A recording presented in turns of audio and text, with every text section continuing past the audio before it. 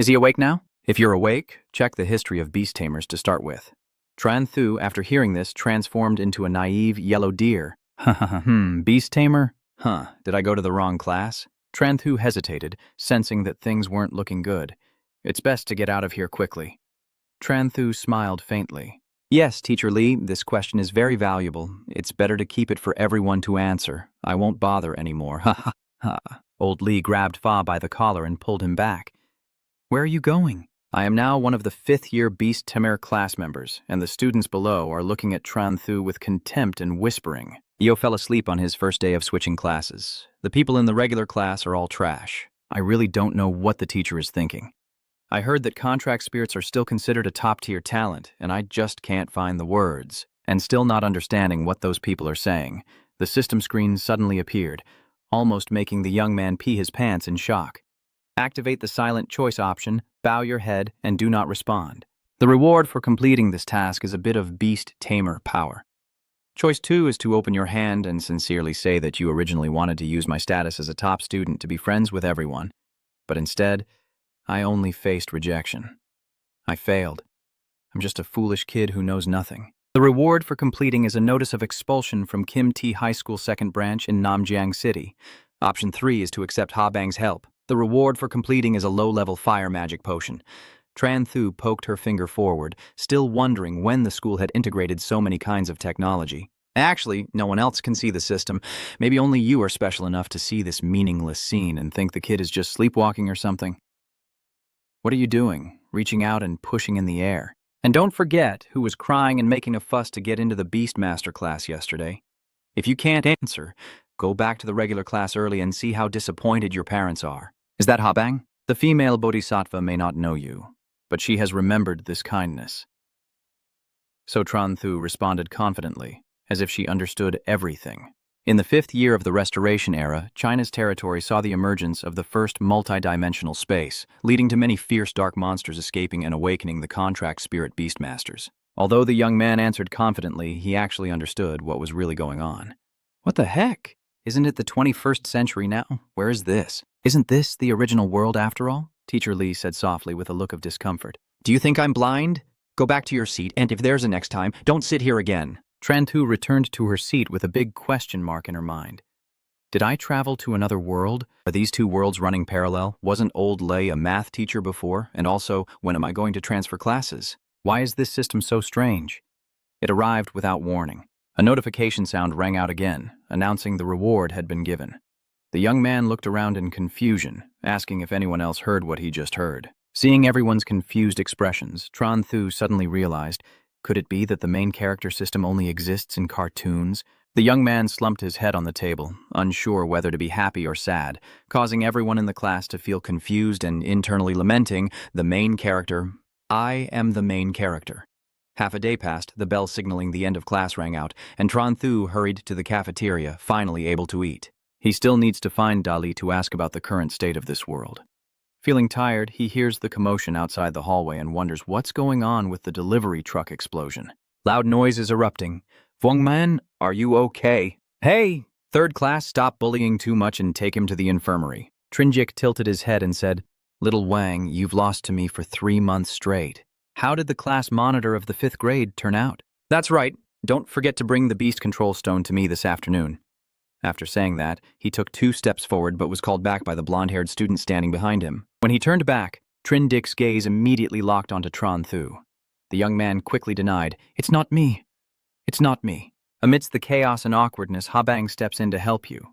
She angrily shouts at Trindik, What's the point of always using those cheap tricks? If you're brave enough, fight me. Trindik sneered at that. Hey, isn't this the 5th grade class monitor, Ha Bang? What's going on? You're afraid one beast crystal isn't enough, so you want to give me another? This guy's annoying, so I'm declaring a ban right now. Let's go. To the battle hall, I'll take on the entire 3rd year class alone. If I win, I will return double the spirit beast orbs that Wang Mang lost earlier. Tran Thu stands behind, hands clasped, confident. You want to fight? This is my specialty. Are these guys around here making fun of us? Is this new kid the one who just transferred in? As expected from the class clown, the 5th grade is getting worse and worse. Everything can be stuffed in. Those who haven't used the spirit contract before are like that. The increasing jeers made Tran Thu's face twist in anger, speechless with fury. He suddenly turned his head back, his eyes bloodshot, warning them with a fierce gaze. The guys saw Tran Thu's attitude and turned to each other, saying, "Oh, he's really coming back. Let's go, hurry up and see the fight." Until they left, Tran Thu secretly thought about fighting. Spirit contract, ever since it started appearing frequently. These words have shown up a lot. That kid's smile is really sneaky. With my years of experience in making mistakes, there's definitely something wrong. I don't like owing others favors. The scene shifts to the competition arena, where the 3rd and 5th grades are almost full to watch the show. Trin Dick, leading the 3rd-year class in the duel, smirked confidently and said, "Ha Bang, I admit your strength is very powerful, but I didn't expect your mind to be so foolish." He challenged our entire class again. "I'll take your beast crystal first." Ha Bang didn't bother to argue, directly acting to gather spiritual power and summon the Ice Wolf beast. Tran Thu and the others saw that scene and their faces changed in disbelief, because that was a 5th-level spirit treasure beast. Trin Dick and his friends also looked shocked because they were only 4th-level spirit masters. He tried to reassure them, saying, "Don't panic, higher levels don't matter more than that. More than 20 people rushing at it would be enough to crush it." So everyone simultaneously summoned their spirit beasts, but the appearance of those beasts left Trin Dick utterly panicked and hopeless. The 4-level Skull Warrior, the level 3 Violent Monkey, the level 3 Mud Monster, the level 3 Scorpion Eater, and the level 2 Green Vacuum Worm. No matter how weak they are, they're all gathered together and rush forward, but before they could even touch a strand of Han Wolf's fur, he roared and sent them flying in all directions. Trin Dick tried to calm everyone down, saying, "Don't panic, everyone switch back to manual mode. My blue-green worm." Trin Dick continued to control the situation. Everyone enter control mode. The group of spirit beasts gathered, then surrounded Han Bing's wolf. When it jumped up to pounce, the octopus ran up and pulled its leg back. Trin Dick smiled broadly, while Ha Bang remained calm, arms crossed, looking very composed. In less than 5 seconds, the group was defeated by Han Bing's wolf, crashing into each other loudly. Watching from the side, Tran Thu couldn't help but wonder if she had a contract with a spirit. "How do I get it out?" The boy sitting next to him muttered, "Haven't I always been right there since the beginning?" Then she pointed at the chair, and as she looked down, she was startled to see Grandma Gu, some creature lying flat under the bright yellow chair, almost the same color as the chair. Tran Thu was once again frightened out of her wits. The friend standing nearby looked at everything and sneered, thinking to himself that he just thought it, and it was already gone. So he said that only a common class person would do that. Huh. Such a weak contract spirit. Even if it's always outside the summoning space, it's not threatening at all.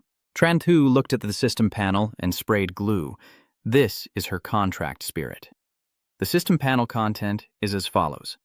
Slim, yellow contract spirit with comprehensive attributes, belonging to a special creature race. The sleeping genius can remain in a dazed sleep for a long time. Its defensive power is upgraded. Its colossal functions charge forward wildly. Damage depends on the weight of both sides. Facing an enemy over 10 pounds heavier, use the path. The forced potential level and the contract belong to the summoner Tran Thu, a level 1 beast tamer with very ordinary summoning talent. The young man next to it is still sleeping and drooling. Tran Thu's face is twisted. Why does he look so stupid? Is the potential just a boost? It's no different from a decorative item. This level of thievery doesn't even give him the right to fight.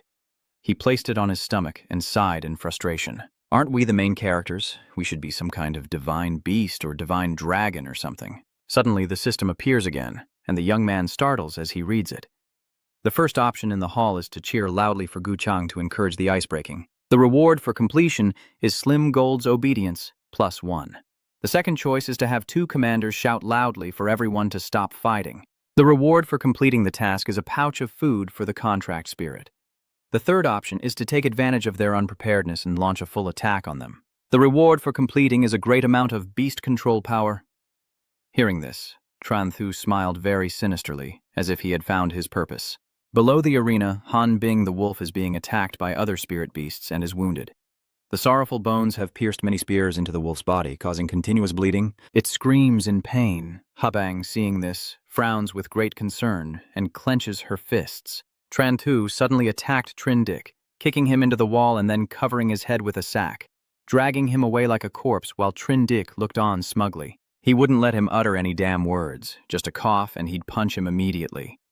Then, Tran Thu kept kicking him until he had no choice but to look terrified. Do you know who I am? Cough, cough. Tran Tu kicked enthusiastically and replied, You're who to me? Remember this?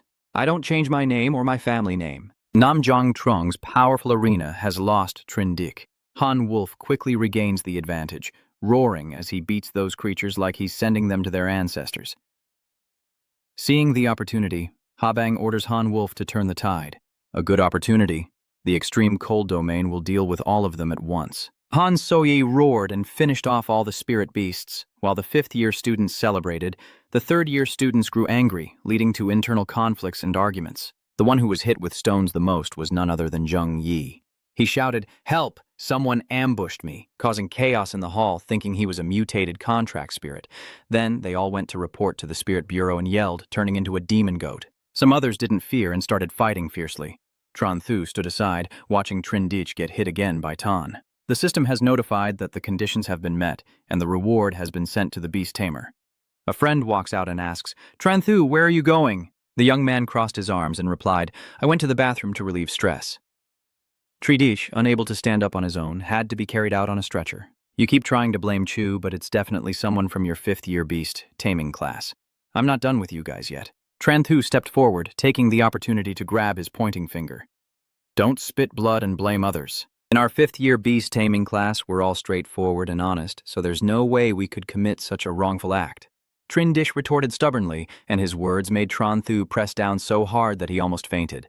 Don't worry, Trindick. I will personally investigate, and with Tran Thu's reputation, I will definitely give you a satisfactory result. With one hand still holding the summoned beast and the other sighing, oh my god, how pitiful. Done. Tran Thu and Slim leisurely head home. As they walk, the young man ponders silently that a level 3 contract spirit is needed to fight, and he's only at level 2 as a beast tamer. The road ahead is still long. Holding the summoned beast up high, the young man wondered in confusion, do you also level up? If so, does that mean the levels of the spirit contract and the beast Tamer are synchronized? Just then, Habang stepped forward and handed you the blue gem, leaving the young man confused and puzzled. Habang said, If you hadn't stepped in today, I wouldn't have won so easily. This beast spirit orb is for you. Fearing exposure, Tran Thu pretends to be naive. What do you mean, attack or something? I don't know anything, right? The Habang family finds this acting thing so boring. I've already seen all the fertilizer you hid in that bag. The battle between the beast tamers is extremely dangerous. You really have no awareness at all.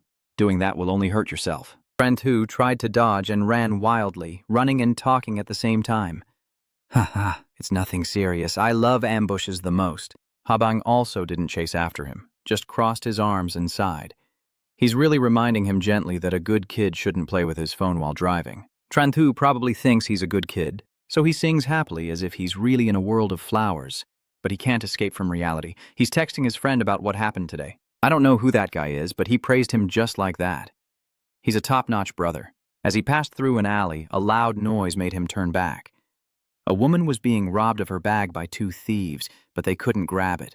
She kept crying out for help. The robber said he only wanted to steal her bag, not her beauty. This woman is furious. Even if they get my body, they won't get my heart.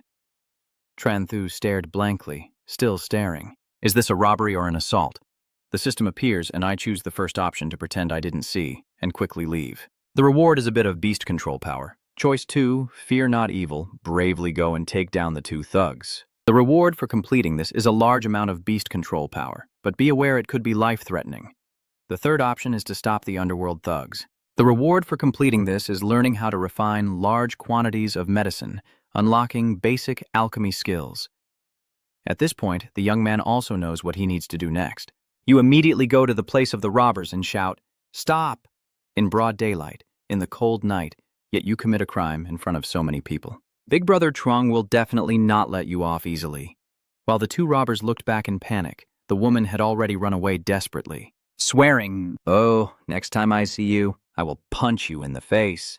Remember that for me." Tran Thu continued riding his bike, smiling as if harvest time had come. The reward system had sent the bonus to the storage space and unlocked the herbal plant page. Hearing this, he was startled. The medicinal herb plant? Back home, everything was as usual, and your mother cheerfully told you to wash your hands before coming to eat. Tran Thu glanced at your father sitting on the sofa, thinking to himself, "Still okay. At least Mom and Dad are still Mom and Dad."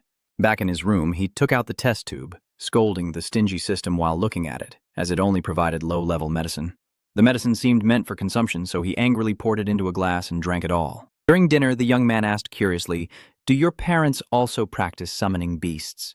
Your father thought you were joking because he works in a beast summoning unit. Then he remembered, put down his bowl, took out the gift box containing the low-level fire flame potion he just drank, a reward from his diligent work. Tranthu recalled the almost vomiting scene and stood frozen for a few seconds after drinking the potion, hesitantly asking if the medicine was valuable. Dad firmly insists that of course the fire flame potion can permanently increase the fire attribute of the contract spirit. A bottle like that would cost several thousand yuan. After hearing this, Tranthu was shocked and couldn't believe how high the price was. His father explained further that each bottle of medicine was crafted with the healer, dedicating all their energy and time to observe the changes before it could be made. The failure rate is extremely high, so this is incredibly valuable. Your mother continued, sighing. It's a pity that the young lady's contract spirit isn't fire attribute, so she sold it and bought some daily necessities instead. What would happen to the person who drinks it? Holding the cup in his hand, Tranthu didn't know what to say. A few thousand yuan just like that, gone in one sip, and there's no way to get it back. He returned to his room, carefully studying the system interface on the screen, which displayed numerous types of poisons but remained locked. Among them, he paid special attention to the mighty poison, the one that could permanently increase the power of the contract spirit. Looking at the ingredients, he guessed they were easy to find, mainly giant flower, which seemed to be a potion ingredient from a different dimension. Suddenly, his phone rang with someone challenging him. "The sender is Black Iron Sovereign inviting you. The lone wolf wants to fight you. Do you agree?" Tranthu read the message and smiled. This kid arrived just in time. None other than Zhang Dali, the person whose identity you've been spreading everywhere. By the way, Tranthu asked Daluk if there was a place selling Daluk flowers. Daluk, on the other side, thought he was weak and needed to buy some, so he made a fuss, claiming his father was the one who needed it, leading to a series of misunderstandings. So the final punchline of the conversation is, "Do you have money? Lend me some." The machine on the other side suddenly lost signal. The scene shifts to a laboratory where alchemists are testing something. Although this world has a history of medicine making for over 100 years, due to the unpredictable and random nature of the medicines, the process is very complex and delicate. Alien space products have not yet been precisely analyzed by humans, and there is still no fully industrialized production method. Just scan the ingredient code for the medicine, and the system will perfectly control the refining process, producing higher yield and quality than a grandmaster alchemist. The annual salary of a senior alchemist can reach hundreds of thousands, and those more revered hold a status and income that few can match. After reading, Tranthu drooled. If the information is correct, he's about to get rich, and with money, he can make medicine for slim. On the second day at the black market entrance, the two young men were stopped by the guards here. These two are none other than Tranthu and Daluk. Sorry, without a level 5 beast Tamer to lead the way, entry is not permitted. Tranthu kept pleading, urging her to go ahead first so they would have a way out to meet again later. The blonde-haired young man simply said, "Get lost," causing the two to quickly dig a hole and crawl away. Tranthu, holding Dali's hand, embarrassed, walks out. Dali, feeling down, mutters, "Tranby, it seems we can't get in this time. Next time I'll have my dad bring you over." As the two guys walk away, a figure suddenly flashes by. It's Miss Xiaowu. Tranthu immediately sped up, knowing that only Xiaowu could save them now. He pulled Dali back towards her, successfully drawing her attention. Tiavu, who had been top of her class for years, turned around at the call, and the two young men quickly appeared, happily introducing themselves. "Sister Tiavu, I am Tranthu from the Beast Tamer class, and I am Trong Daluk. Nice to meet you, Sister Tiavu." Tiavu coldly replied, "What do you want from me?" Tranthu used her acting skills, pretending to be weak and tearful, and begged, "Senior, we want to go shopping at the black market, but can't get in. If you're going, could you possibly bother to take us inside?" Tiavu didn't think much and agreed right away. That's also why these two young men managed to get through. After the plan succeeded, Xiaowu bid farewell, saying, "I have to go now. You two can explore on your own." Inside the bustling market, there are vegetables, eggs, and exotic beasts. The two young men, like they just descended from the mountains, gape in amazement at the high-level beast tamer selling potions that can transform contract spirits into gold-ranked divine beasts.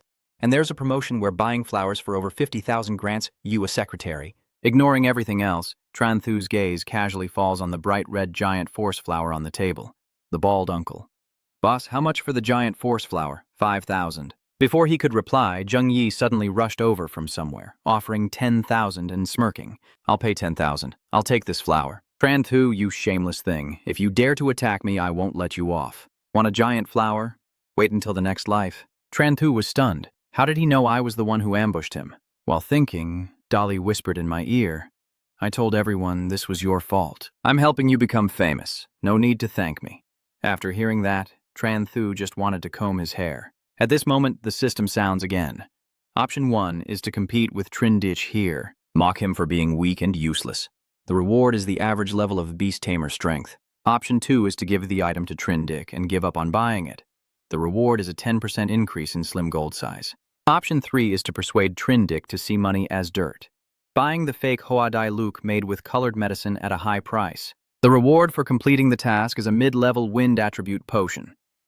Hearing this, Tran Thu grinned widely, so this powerful flower was fake. I am a man of integrity and conscience.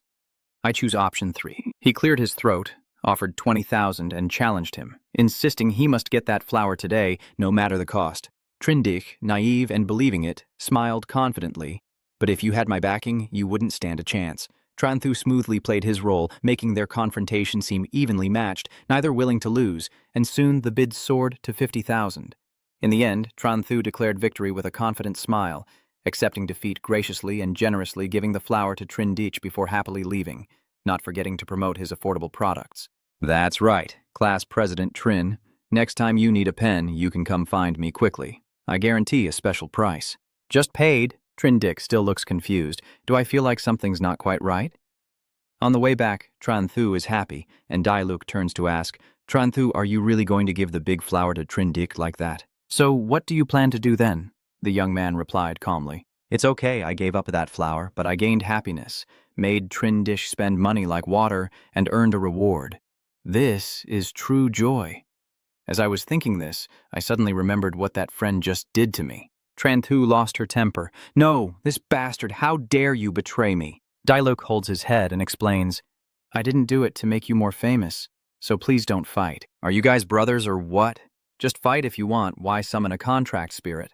Tran Thu looked around in confusion. The beast behind him was not his. It was the 7th level blazing flame bird. Daliet looks up in confusion. If not you, then who else could it be? Isn't it impossible to summon contract spirits through the black market? After taking a closer look, both of them realized it was little sister Xiao Wu, the fiery older sister surrounded by flames. Ironically, this flame bird was being overshadowed by something dark. The system now presents options for Tran Thu. Option 1. Release the Golden Slim and fight fiercely to directly defeat the shadow monster. Upon completion, the level of the Beast Tamer increases by 1. Choice 2 is to watch them die and run away in panic. The reward for completion increases Slim's attack skill level by 1. Choice 3 is to strike first, by capturing the leader and ambushing the owner of the monster. The completed reward increases Slim's gold medal attribute by 5%. Note that you will receive guidance from the system to lock that person's position. Dailuk, standing behind, looks excited. It seems the outcome has already been decided. Tran Thu turned to pat him on the shoulder with great confidence. I'm here. It's not certain who will win yet. Come on, Daly, fight me. As he spoke, he stretched and revealed the bag of fertilizer hidden on him. Dailuk was immediately shocked. You're really scared, and you even brought a bag of urea with you. The one attacking to demonstrate is a level 9 shadow monster. So it turns out this person was just playing with the automatic target locking function, huh? Tran Thu suddenly appeared behind the monster controller with a sinister look, sneaking quietly. But it turns out to be a level 9 beast tamer. Just then, the Golden Slim jumped in front of him, making him startle. Damn it! Where did this pile of crap come from? While he was still panicking over the appearance of the Golden Slim, Tran Thu had already pressed a bag of poop onto his face. Taking advantage of the moment, the young man kicked him in the groin, causing unbearable pain deep into his core. As he kicked Tran Thu and Dailuk, he continued to play along with the role. Trindic, the 3rd-year class president of the Beast Tamer class. We got him drunk, and then we'll decide what to do next. As for Class 1 of the 3rd High School, Brother Vuongdong, do you think we can get away with this? The guy kept begging and pleading not to be hit anymore while taking the opportunity to quickly act and overpower the monster. When everything was over, Xiao Wu saw the 2 young men look extremely surprised. Is it us? Before she could say anything, Tran Thu raised 2 fingers. Sister Xiao Wu, no need to be polite. We are here to protect the people. Tiu Wu smiled. So you also came because of Lu Vongia? When Tran Thu heard the name La Huac, he was also startled. To be precise, he only just now learned of this name. Liu Wuyi was also escorted away by others. He looked genuinely happy. And we truly thank you for this arrest. I will remember this kindness. If you ever need anything, you can talk to me anytime. Tran Thu's eyes lit up as he began to think. Necessary, huh? Sister Xiaovu, can I come work at your family's pharmaceutical company 666 during summer vacation? Xiaovu asked in return. You want to work as a guard at the pharmaceutical company? You know that to become a master alchemist, you need to master complex pharmacology knowledge and go through countless experiments, but the pharmaceutical company might allow you to conduct experiments without examining the medicinal materials. This is the best option for you right now, Tran Thu replied firmly. No, I want to go there to become an alchemist. I thought everything would go smoothly, but in the end, the young man was still rejected by Xiao Wu. Still, she agreed to let him apprentice first. Even if it's just an apprenticeship, at least he has the chance to get involved in alchemy. From that day on, he was looked at with a different gaze in class. Tran Thu is so talented, others fight with contract spirits, but he fights in close combat. Indeed, it opens up a new horizon of creativity. Your reputation now surpasses Hua Tiuvu, and just your Yui bag alone is enough to make people emulate you for a lifetime. A male student even offered, "Do you still have the Yui bag at your house? Give me one, I want to hang it in my room to ward off bad luck." Tran Thu knew was accepting the praise, but in reality, he had no nerves to feel embarrassed. Just as he was getting excited, he suddenly heard a shout. Get out of here, don't block my dad's way. This guy is Trin Nam, who just stepped in and already started intimidating. Are you Tran Thu? You're the one bullying my sister and tricking her into paying 50,000 for fake goods. Before Trin Nam could reach out to touch me, Tran Thu grabbed his wrist. Then, 3 options appeared on the system. Option 1, let go of Trin Nam's hand and let him slap himself. At that moment, he smiled ingratiatingly and said, Brother Nam, you're so relaxed.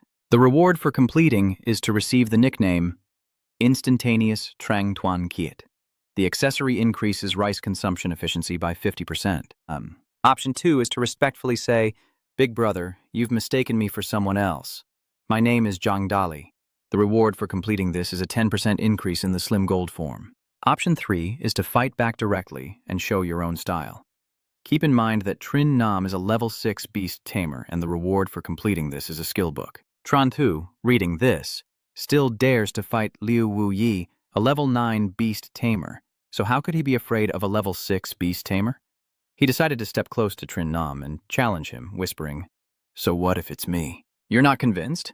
Immediately, Tran Thu slapped him hard without hesitation, leaving Trin Nam stunned. Are you trying to die?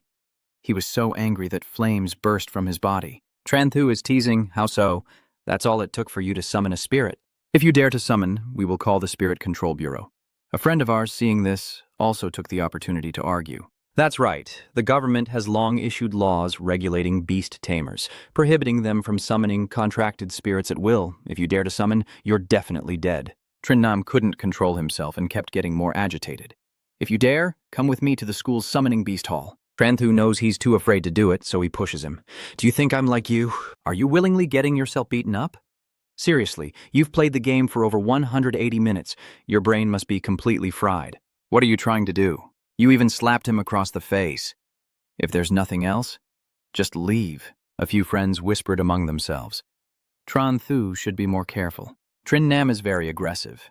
When he's angry, he dares to do anything. Tran Thu still crossed his arms in front of his chest. Not afraid of any of those guys bragging, huh? He dares to do anything. Then let him create a test paper. As soon as she turned it around, she saw Lao Li approaching. Everyone must stay seated and stay calm. Lao Li stood upright to announce that we have 3 days off tomorrow. During these 3 days, remember to study so you can prepare for the final exam next month. Trân thủ vâng dạng tập trung vào màn hình hệ thống phía trước. Dù làm nhiều như vậy cũng chỉ dễ slim cố dục ba kỹ năng chiến đấu. Even if we fight seriously, I won't lose easily anymore. Lao Li continued. In addition, to motivate you, the first place will receive the Spirit Awakening Pill. If you're in the top 5, you'll be rewarded with a mid-level beast taming token. If you're in the top 30, you'll receive a beast taming pearl. Everyone, remember to work hard. Upon hearing about the Spirit Awakening Pill, Tran Thu raised his head, looking delighted. Does it really give you a chance to gain a skill for your spirit contract? Even though Slim already has 3 skills, having one more wouldn't hurt. Finally, school was over, and Ha Bang quietly approached Tran Thu and asked, "Do you want me to come over and tutor you at home?" The young man shook his head and said he didn't need it, then left, leaving Ha Bang to stay behind, feeling disappointed. "I'll go for the interview first, and then focus on studying hard at home." "Wow, are you really going to refuse Ha Bang's invitation like that?" After walking a bit, a group of people had already blocked the way ahead. Tran Thu still kept a cheerful expression. "Hey, isn't that Mr. Nam? Why does his face look even more swollen?" The man in front of Trin Nam pointed at Tran Thu and said, "Don't be so unreasonable. Wait until we get back, and you'll face the consequences." "Come on, guys, get him." The friend with him hesitates seeing this. Tran Thu said to reassure him, "Don't be afraid, I will protect you." After that, not only did Tran Thu not make a move, but he also shouted loudly, "Help me! The third-year students want to kill me." In just a few seconds, all the school security guards appeared.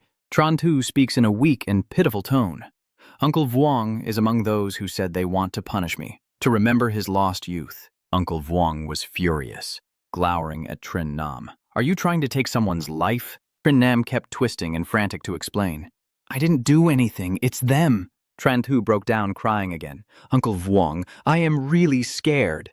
That Trin Nam guy even dares to falsely accuse us in front of your face." Mr. Vuong, seeing this, was furious and glared at Trin Nam once again. "You still dare to falsely accuse others in front of me?" He hurriedly explained, "I didn't do it." Just then, a calm man approached and asked, "What's going on?" Old Lee also spoke up from beside him. Boss from afar heard the noise of people arguing. "Trin Nam, the exam is coming up. Why aren't you studying instead of causing trouble here?" Trin Nam just pointed to Teacher Lai, that Tran Thu guy. Before he could finish, Teacher Lai cut him off immediately. "What about Tran Thu? She still knows how to catch wanted criminals, but you're here causing trouble." "What?" "Catching the wanted criminal." Tran Thu remained silent, eyes focused on Vuong Kien from the Tran Lin Bureau. Master Lai kept scolding Trin Nam, so the leader of the Tran Lin Bureau came here especially to reward Tran Thu, but he only causes trouble for me. Hurry back and study hard to become talented.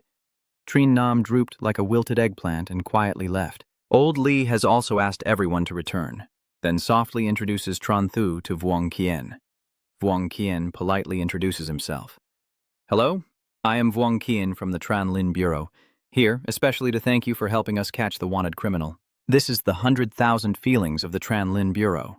Although Tran Thu was craving grapes, he still had to play the humble role. "No need, serving the people is what I should do." Vuong Kien smiled warmly and took it. "And besides, I have something I want to ask you. I want to ask you how you managed to find his location back then." Tran Thu scratched his head, feeling a bit embarrassed. "Even though the system guided you, it definitely couldn't tell you, so you just had to see the evil look in that person's eyes. It's obvious he's not a good person." Wang Qian almost fell off his chair. "Was that all?" "What if he's not the one?" Tran Thu said confidently. "That's right. We covered him with a sack so he couldn't see clearly." These irrelevant answers made Vuong Kien frown in frustration. As if the questions were over, he said, "Anyway, thank you for saving Hua Tiu Vu. If there's nothing else, you can go now." Tran Thu also didn't hesitate. "All right then, I'll go ahead now. Goodbye, teacher and Uncle Vuong." Until you turned to leave, Vuong Kien was still hesitant. "Are you sure it was just a coincidence?" Immediately after, Tran Thu and Dai Luke went to find Xiao Wu. "Hello, sister. I am Tran Thu, a classmate of Hua Tiu Vu. I have an appointment with her to interview for a medicinal alchemist position." From afar, a bespectacled woman approaches the arena. "Do you want to become an alchemist?" Tran Thu pats her chest and says, "Yes, I want to try it." This older sister insisted, "This is not a place for children to come and play. Go back. What's wrong with Xiao Wu? Everyone just introduces people to the company and only causes trouble for others, so don't let them come in anymore." This woman pushed the guard to kick both of them out. "My interview hasn't even started yet. It's over now." At this moment, the system's mission prompt reappears. The first option is to stay silent and go home disappointed. The reward is to receive the title of Dead Before Training. The performance comes with the aura of a failed person +1. Choice 2 is to seize the opportunity, give that girl a kick to break her aura, ignite her anger, and instantly go into defense mode. The reward for completion is the power to control the beast herd. The third option is to sneak into the laboratory to find an opportunity. The reward for completing the task is an increase in the shared attack skill level by 1. Dolly turned to ask, not knowing what to do now. Tran Thu stood there blankly thinking that, although he really wanted to choose option 2, there was a drawback. In the end, he still decided to look for an opening to run inside. Daliet runs ahead, pats him on the butt teasingly, and shouts, "Follow me, you fool!" The two guards, seeing this, are furious. "You little brat, stop right there." Meanwhile, Tran Thu successfully sneaked inside while Dai Luke was knocked out outside. "You've had a tough time, brother." By the time the guard turned around in surprise, Tran Thu was gone. Luckily, there's a set of clothes where you're standing, so the young man just put them on without thinking much. In this way, Tran Thu confidently walks into the alchemy area as if he belongs there, even greeting the people inside as if they are close friends. Just entered, the young man has already faced too many shocks. There are so many great elixirs here, but why are there so many? The system reports that the ingredients for the great power potion are sufficient. Will you proceed with the crafting? After a few seconds of hesitation, Tran Thu happily presses the button to craft, then performs a few gestures, quickly producing several bubbling vials of liquid. The system reports that the low-grade great power potion has been successfully crafted, with a current purity level of 3 out of 10, unlocking the mid-grade great power potion. Nearby, two alchemists are stunned speechless at the sight. "Wow, is this really the great power pill? You've brewed up to 13 bottles at once." Tran Thu thought to herself that this alchemy system was too powerful, basically never failing if she had enough herbs. Just then, her older sister, who had previously chased her out and silenced her, appeared. "Oh, it's you? You're actually that impressive?" Tran Thu was deeply hurt and shot back immediately. "I'm just a kid here for fun. I don't need you to call security. I'll go by myself." That sister looks panicked and guilty. "Sorry, I was careless earlier and didn't realize you are a genius alchemist." The older sister immediately bowed sincerely. "If possible, I would like to invite you to become an alchemist in our department." Tran Thu's eyes sparkled, and the system immediately presented two options. Option 1 is to agree with Huaha and become a professional alchemist for the company. The reward is unlocking all the potion recipes, and the spirit contract will disappear. The second option is to agree only to work temporarily during the summer break and remain committed to becoming a beast tamer. The reward is the power of a beast tamer. The young man hesitated. Although the first reward was very tempting, unlocking everything and becoming the world's top alchemist in an instant, he chose a different option. "You chose to become a beast tamer." Tran Thu stroked his chin and replied, "Sorry, my journey is to travel around, so I can only stay here during the 2 months of summer vacation." Although Tran Thu only agreed to work temporarily during the summer vacation, Huaha still provided him with many benefits and incentives, and also agreed that if he could reduce material losses during refining, he would receive corresponding rewards. During the 3 consecutive days of the holiday, Tran Thu spent each day at the 6 medicine refining company brewing medicines. 3 days have quickly passed, and now the young man is holding Slim and stroking its head, hoping this time it won't let him down. He made Slim gulp down all the test tubes. It obediently drank everything, its belly full and swollen to the point of being a little uncomfortable. Tran Thu looked surprised as Slim's belly swelled up and quickly shouted, "It's about to give birth! It's about to give birth!" Slim's swollen body let out a satisfied grunt and then fell into his arms. You check Slim's strength data and see it has increased by 20% thanks to this medicine. But to continue boosting it, you must use a high-grade strength-enhancing drug. Recently, you've run out of the basic ingredients from the 666 formulation company. Fortunately, Hua Tiaovu had helped him make a pass for the black market before. He'll go there tomorrow. The next day, Tran Thu carried his backpack and headed straight to the black market. Indeed, life, the world still revolves around money. Just hand over the cash and the materials are right there. As soon as he arrived at the public restroom, he was startled to face 2 crucial choices in life. Option 1 was to practice alchemy at home, and Option 2 was to do it in the bathroom, with the reward being high school history knowledge. Without hesitation, Tran Thu chose the option to refine pills in the foul-smelling bathroom. Looking at that bathroom, he just wanted to faint and be done with it. Why would you choose this place in such a vast world? Tran Thu pinched his nose and held his breath as he rushed into this hell on earth. A guy hurriedly runs into the bathroom clutching his stomach. But after knocking on the door for a long time, no one comes out, trembling all over. His friend quickly calls for help, waiting for a response that never came. The guy was stunned. Could it be that no one was there?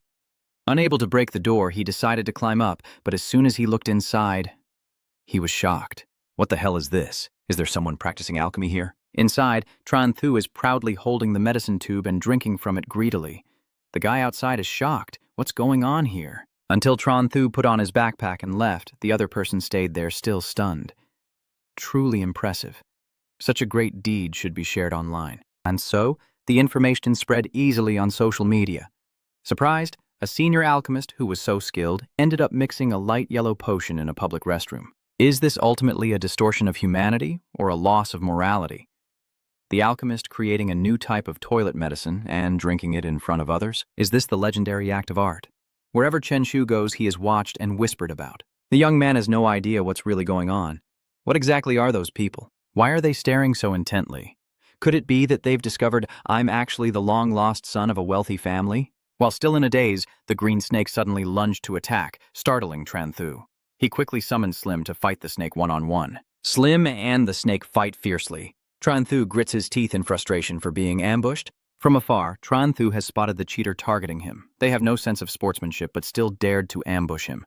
This time I'll see how I can kill this so-called person without any sense of sportsmanship. Tran Thu nonchalantly walks toward the tree where the guy is standing. He still has no idea and is still proud of himself. My snake has already become a mid-level contract spirit. This time I want to see where that Tran Thu runs to. Hearing my name called out, Tran Thu straightforwardly replied, "Where else could I run but straight to you?" Although it was clear that Tran Thu was the attacker, for a moment the student felt as if he had just seen the Grim Reaper coming to take his life, his body recoiling and rushing back only to crash into the tree. Tran Thu leapt forward, exuding a dark aura. That guy was so scared he trembled and collapsed to the ground, his face pale as if he'd seen a ghost. Tran Thu clenched his fingers tighter, his smile growing more and more distorted and strange. "I thought I recognized you, but it's just you, Trin Nam's henchman, who dared to ambush my father. Today I'll show you what happens to those who ambush him. It's now too late to turn around in fear." A quick and one-sided massage scene unfolds. A short while later, that guy was beaten into a pig's head and collapsed under the tree.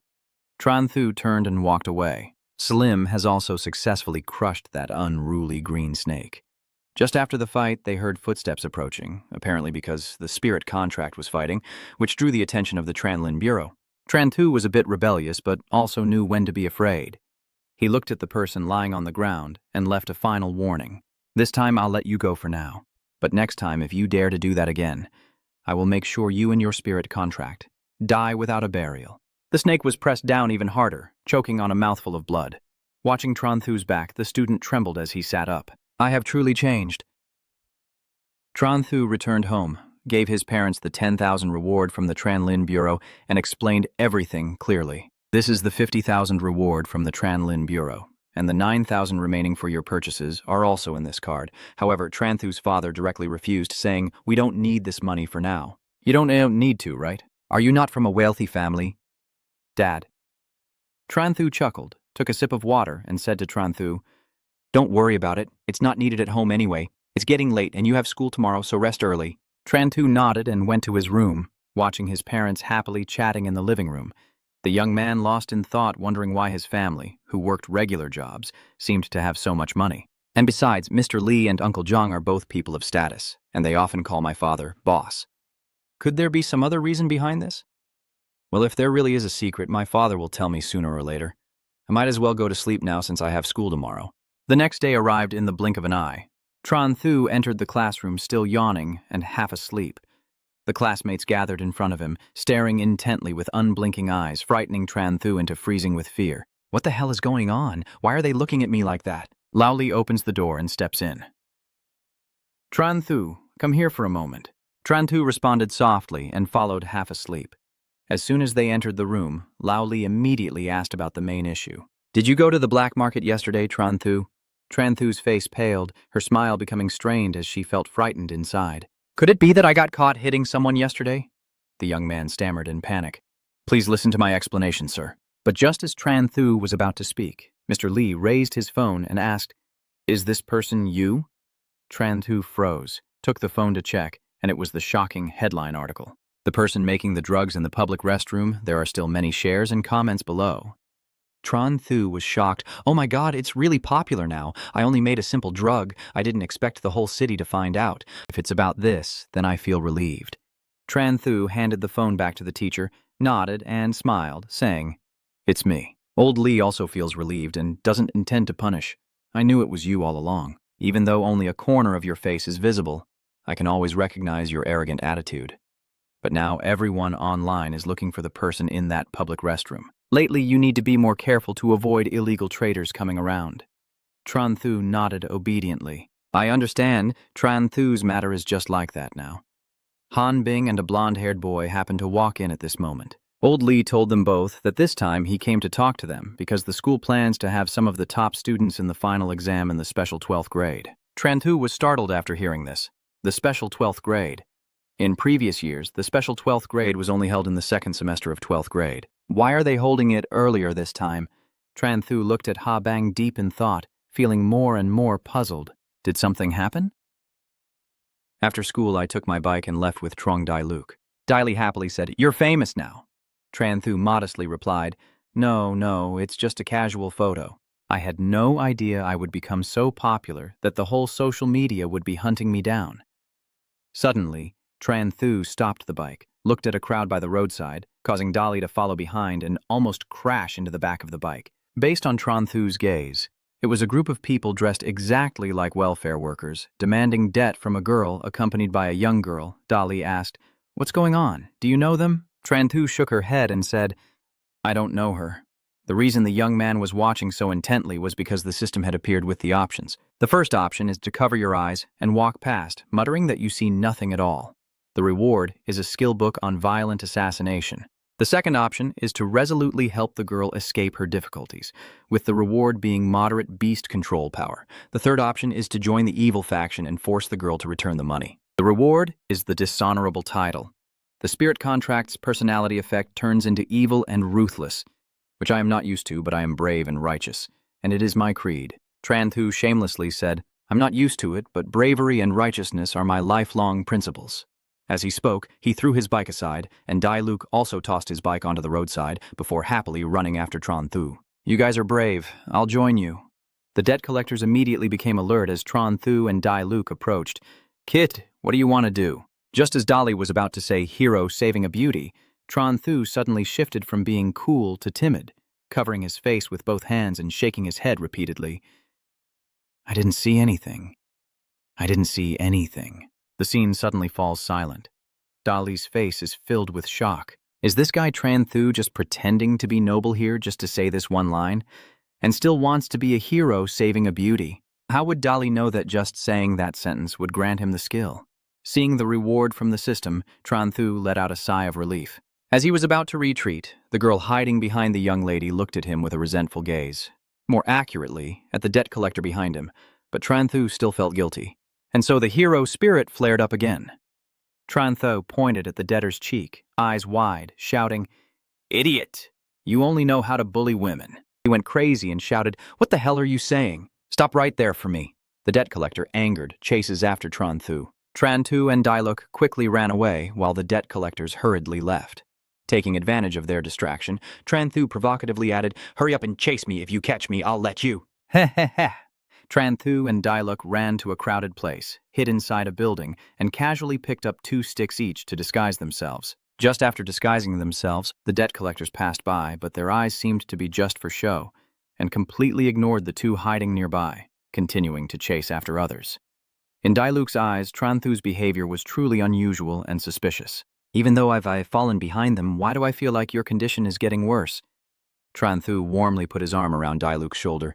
"Let's go, I'm in a good mood today and I'll treat you to a meal." Suddenly, a car stopped right in front of them.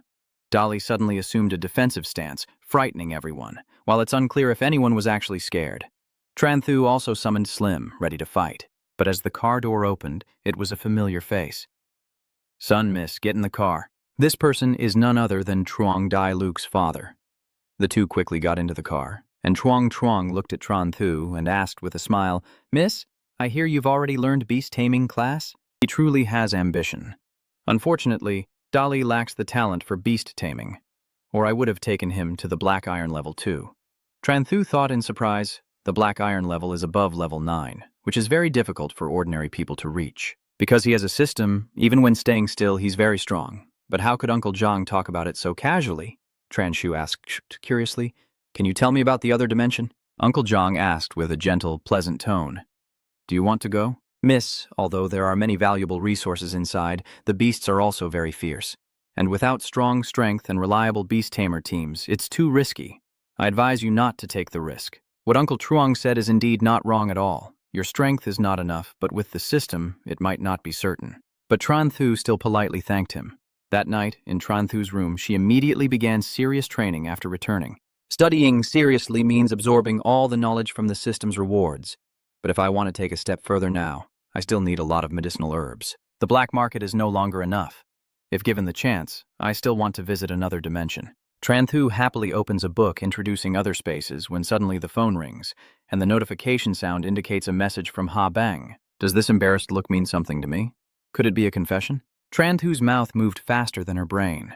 Should have spoken up earlier. How could a girl be the one to confess? He hesitated before typing.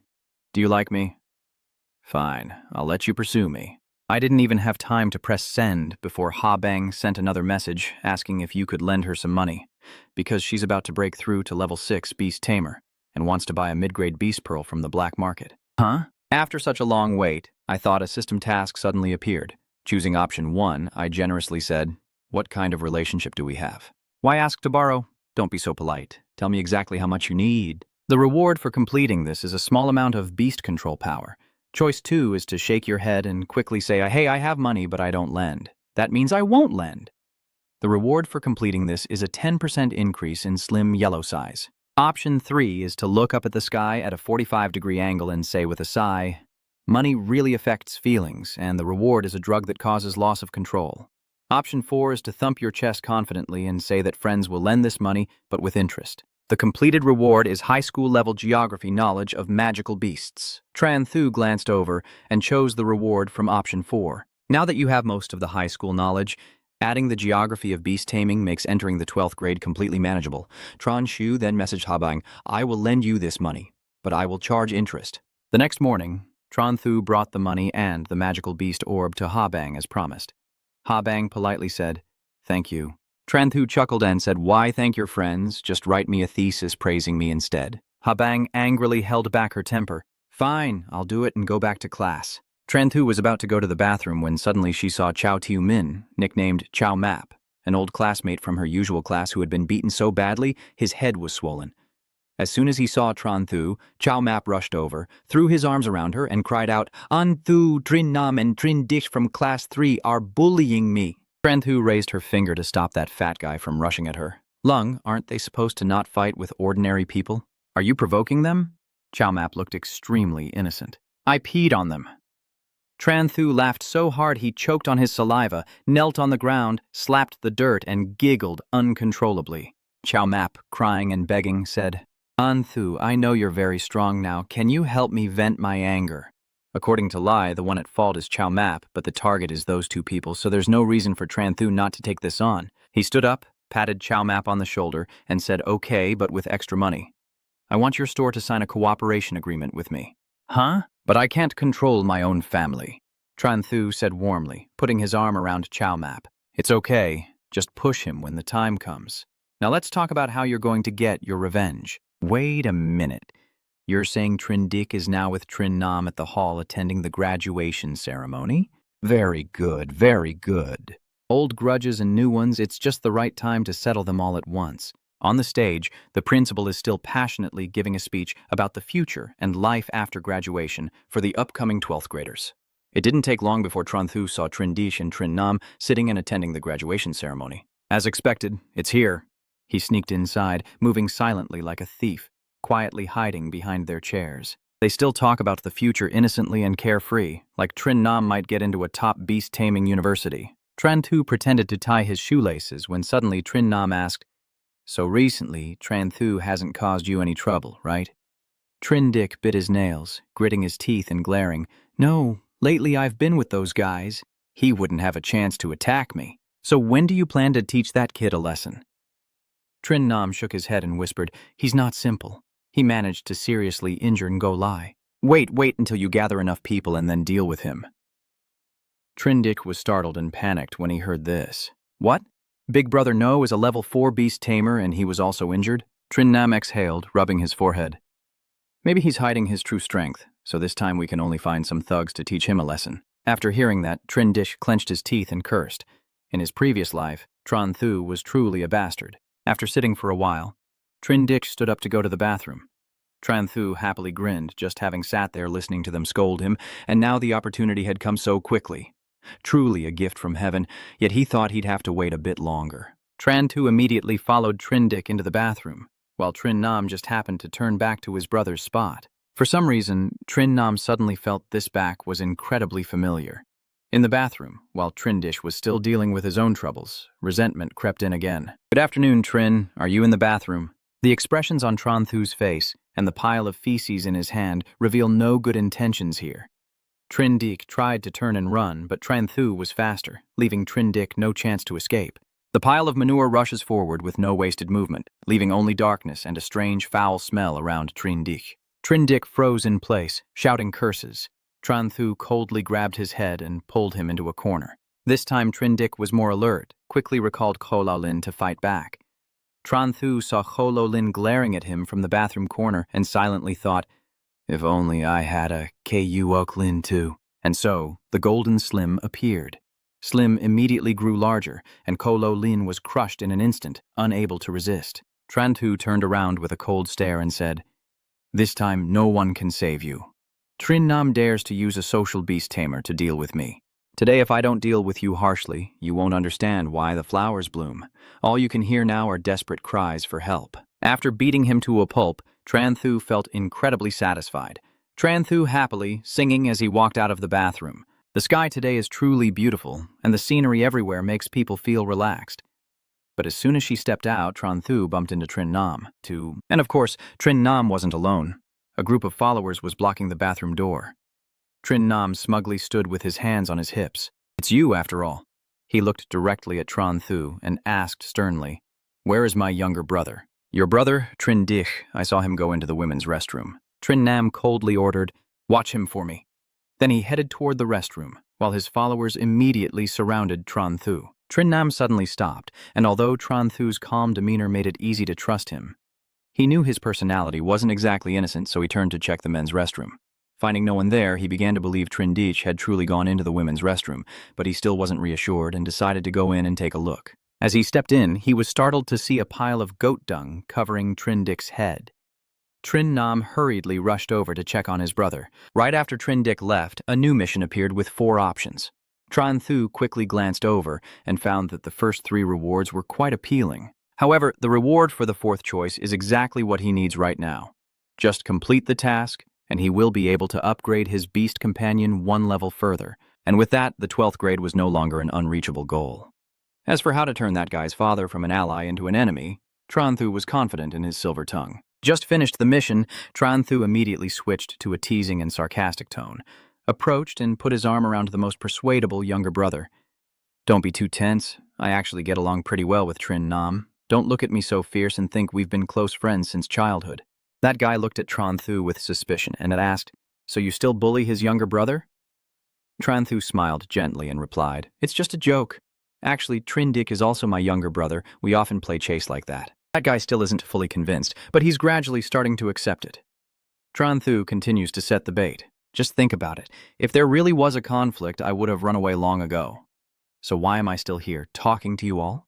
Not stopping there, Tran Thu continued to put her arm around the others, appearing friendly and saying, "I tell you, since I was little, Trin Nam has always liked acting, and every year there are a few times like this." In just a few minutes, everyone was completely fooled by Tran Thu's words and believed them wholeheartedly. Trin Nam, who was just then bringing out Trindik, battered and bruised, overheard this and felt that something was wrong. Tran Thu still enthusiastically told the story, unaware that the person being talked about had just come out of the bathroom. "At first we played even more cruelly than now, and Trin Nam even dressed as a woman to make me play the unfaithful lover." Trin Nam angrily shouted, "What are you doing, Wang Yu?" The Wang Yu group still chuckled at the story about Tran Thu and casually replied, "We're just chatting." "Trin Nam, you really know how to play around. I didn't expect you to have that side too." Trin Nam grew more and more confused and annoyed and asked, "What do you mean by that? What are you talking about? What are you guys talking about?" The other friend was awkward, touching his reddened shoulder, and said, "Trin Nam is just acting. There's no need to scold him like that." Tran Thu sneered, "Nam is like that. Easy to play along. Everyone has to understand. Let's all be a little more considerate." "Trin Nam, don't be mad at your good brothers. All right, it's not too late anymore, Latour. You all have your graduation ceremony tonight, so disperse now." All of Trin Nam's friends leave without suspicion. Tran Thu waved goodbye, saying, "You guys go ahead. I still need to help Brother Nam get out of character." But as he watched Trin Nam's friends leave, his smile suddenly turned dark and full of sinister intent. Nam, now let's get started. Tran Thu stepped forward, covering Trin Nam's mouth with her hand, silencing him. The group of friends suddenly heard strange sounds from behind, as if someone was crying out for help. Each of them briefly had a bad thought, and so not long after, everyone hurried back. As they rushed into the bathroom, they saw him sitting on top of Trin Nam, punching and kicking his face until he looked completely out of it. When they entered, Tran Thu pouted and casually said, "Uh-huh, looks like we've been found out, huh? Getting tricked so badly, I have to say it's more bitter than anything." "You dare to deceive us? You're really good at fighting, aren't you?" "Today I'll show you what it really means to be good at fighting." Tran Thu is using the same old trick again. "No, no, no. Everyone is civilized. If you lay a hand on me, I will scream." Trin Nam was knocked out cold, and hearing the word scream, his mind suddenly cleared and he thought to himself, "Scream. Last time this kid just shouted and the security guards arrived. It's now after school hours. If he yells again, the final exams are coming up soon. If I can injure his contract spirit, he won't be able to attend the special class anymore. This kind of revenge feels much more satisfying than just beating him up."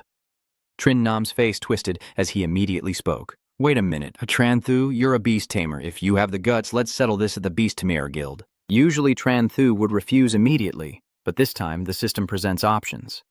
The first choice is to beg for mercy and ask Trin Nam to forgive her. The reward is to earn the title of the coward, with an effect that during the fight has a chance to make the opponent soften.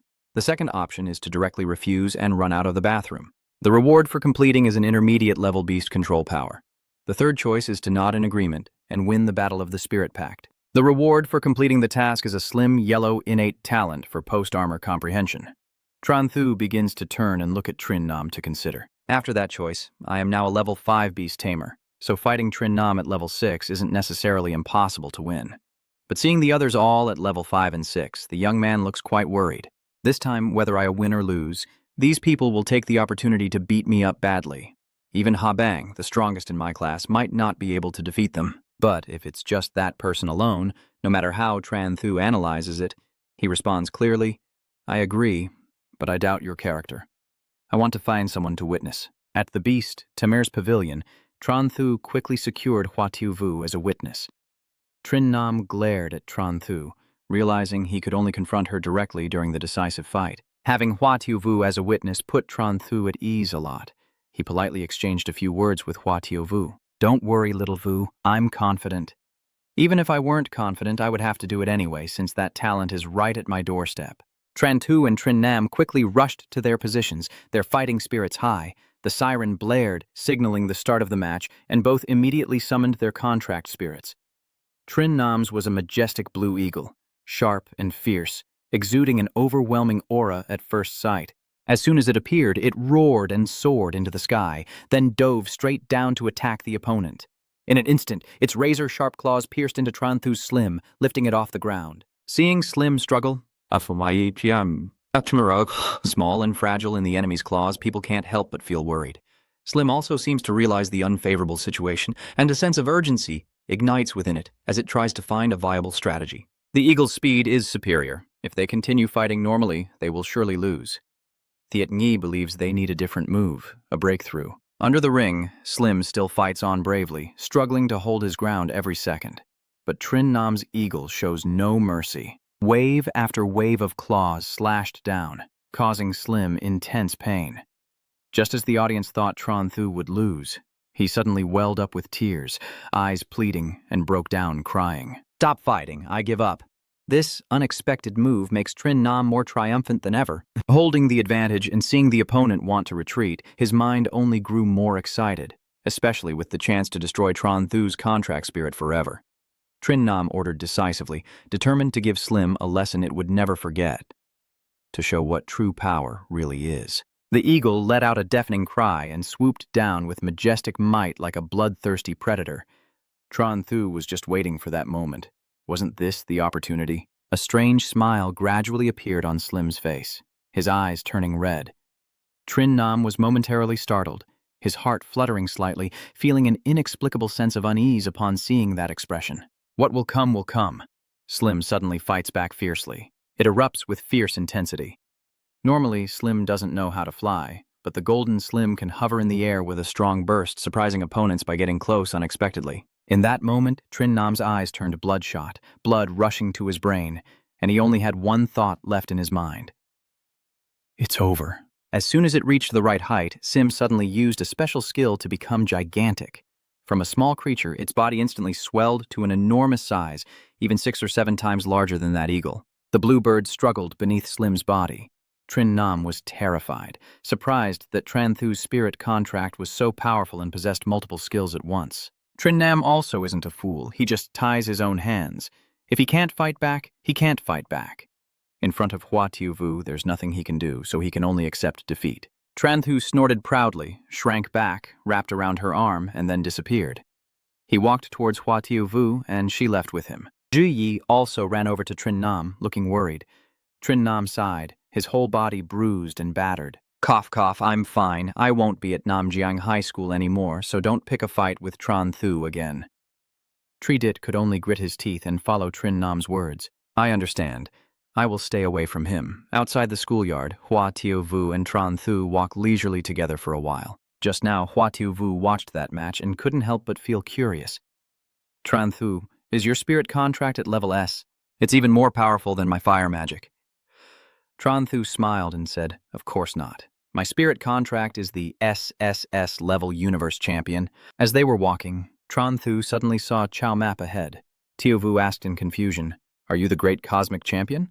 I have never heard of this spirit contract before. Tran Thu didn't answer Huaha Vu's question, only managing to smile and say they'd talk next time before hurriedly running toward Chow Map. Huaha Vu watched the person leave, her impression of Tran Thu growing deeper. Now he was a level 5 beast tamer. If he could obtain a beast tamer pearl during this time, he might be able to enter the special class. Tran Thu also didn't realize how highly Huaha Vu valued him. Right now, he's only focused on finding a business partner for Chow Map's mother. I have avenged you. Now let's go find a business deal for your mother. Chow Map looked at Tran Thu with surprise. Right now? But he didn't ask much and took Tran Thu straight to his house to talk with his parents. After a long round of empty explanations, Tran Thu finally got what she wanted and happily bid farewell to Chow Map before leaving. Although since unlocking the high-grade superpower potion in the black market, they haven't found enough ingredients to craft it, the cooperation deal has now been finalized.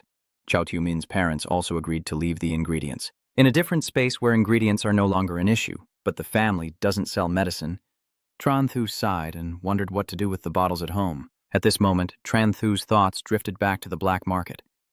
Slim doesn't need the powerful medicine. Leaving it here is useless, so maybe it's worth a try to go to the black market. The black market is still crowded as always, and Tran Thu quickly finds a corner to set up shop, placing a few bottles of his own powerful medicine on the stall and vigorously selling. Come and see. Come and see. Fresh, mid-grade, powerful medicine here. Genuine and absolutely authentic. 10 times the price for fake ones. Everyone passing by definitely shouldn't miss this. Basically, his mid-grade medicine is sold at a cheap price, making Tran Thu sneer at their lack of intelligence and poor eye for quality when a cunning con artist approaches him. Kid, your scam method is too old. Do you want to learn some new skills from me? Tran Thu, twitching the corner of his mouth, suspiciously looked at the person who just appeared. A cunning hand holding a book that was trying to seduce him. Just 998 is enough to learn how to scam in the black market. If you can't sell it, you'll lose money, so learn a bit. Tran Thu looked at the book title and was speechless, gathering black market scams. What the hell is a rare edition? Tran Thu directly waved his hand and said, Are you serious about scams and even have a book? And a rare edition too. Your eyes fall on the billboard in front of you.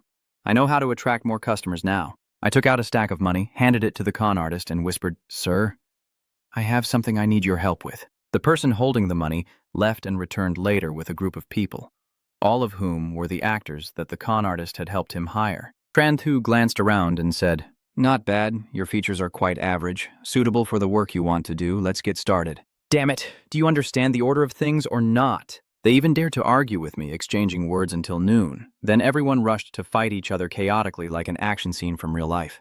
Tran Thu calmly stood behind the stall, observing the crowd with an amused look. A smug thought flashed through his mind.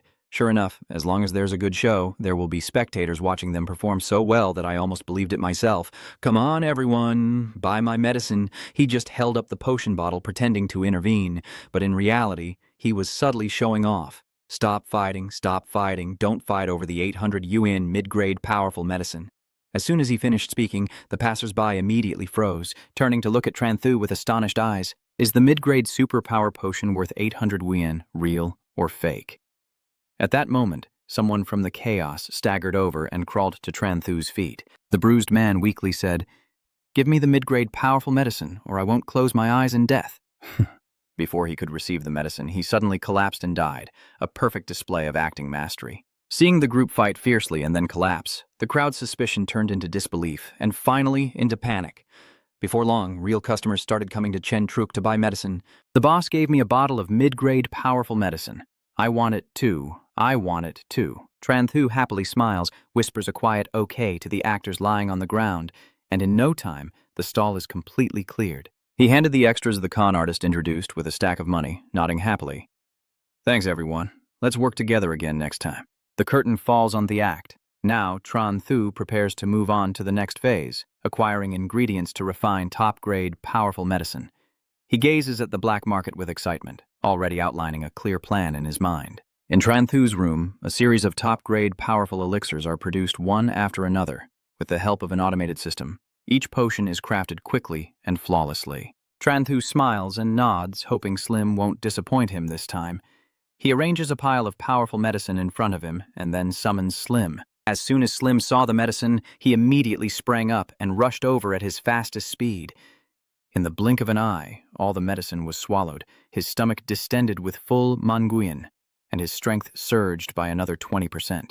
Tran Thu gently pats Slim's head, feeling very satisfied. With this level up, he is confident the upcoming final exam will not disappoint him. Time has flown by and the exam day has arrived. In the classroom, Lao Li stood straight on the podium, scanning the class with a serious look before solemnly announcing, "Students, today is your final exam day."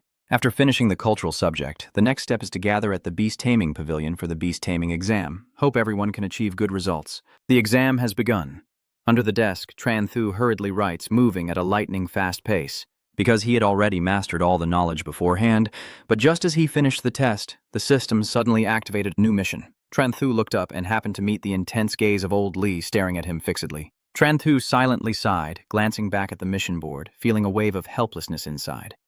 Oh my, this really is a tough choice. However, the reward was too tempting for him to ignore.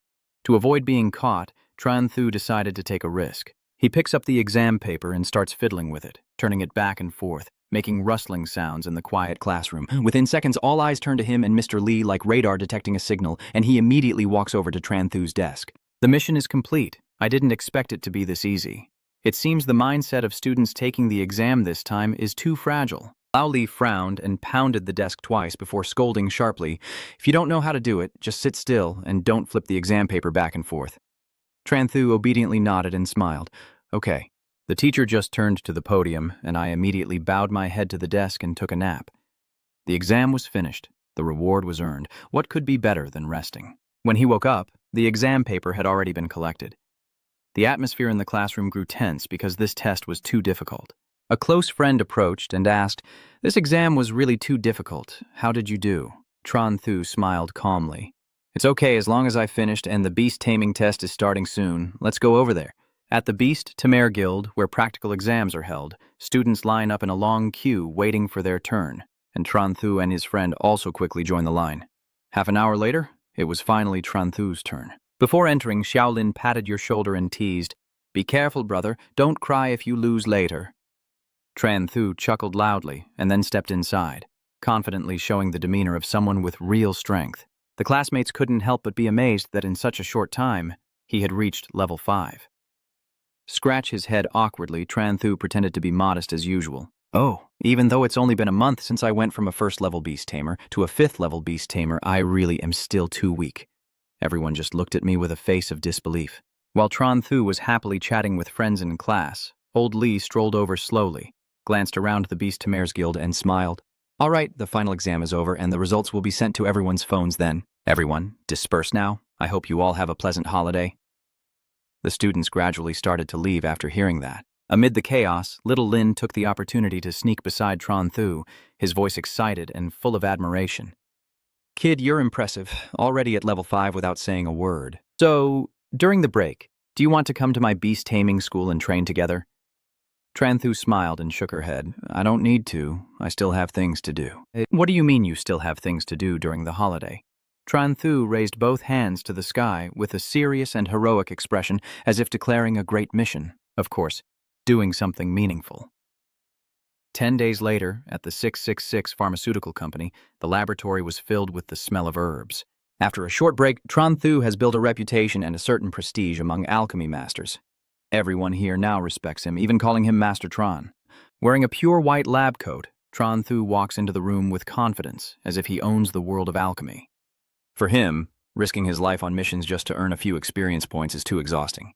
It's better to make medicine quickly, safely, and effectively. Everything was going smoothly, until one day, while he was diligently making medicine, Huaha Academy entered, holding a bouquet of powerful flowers. Her face was serious, her voice steady but carrying an ominous hint. Xiao Tren, this is the company's last batch of giant force flowers.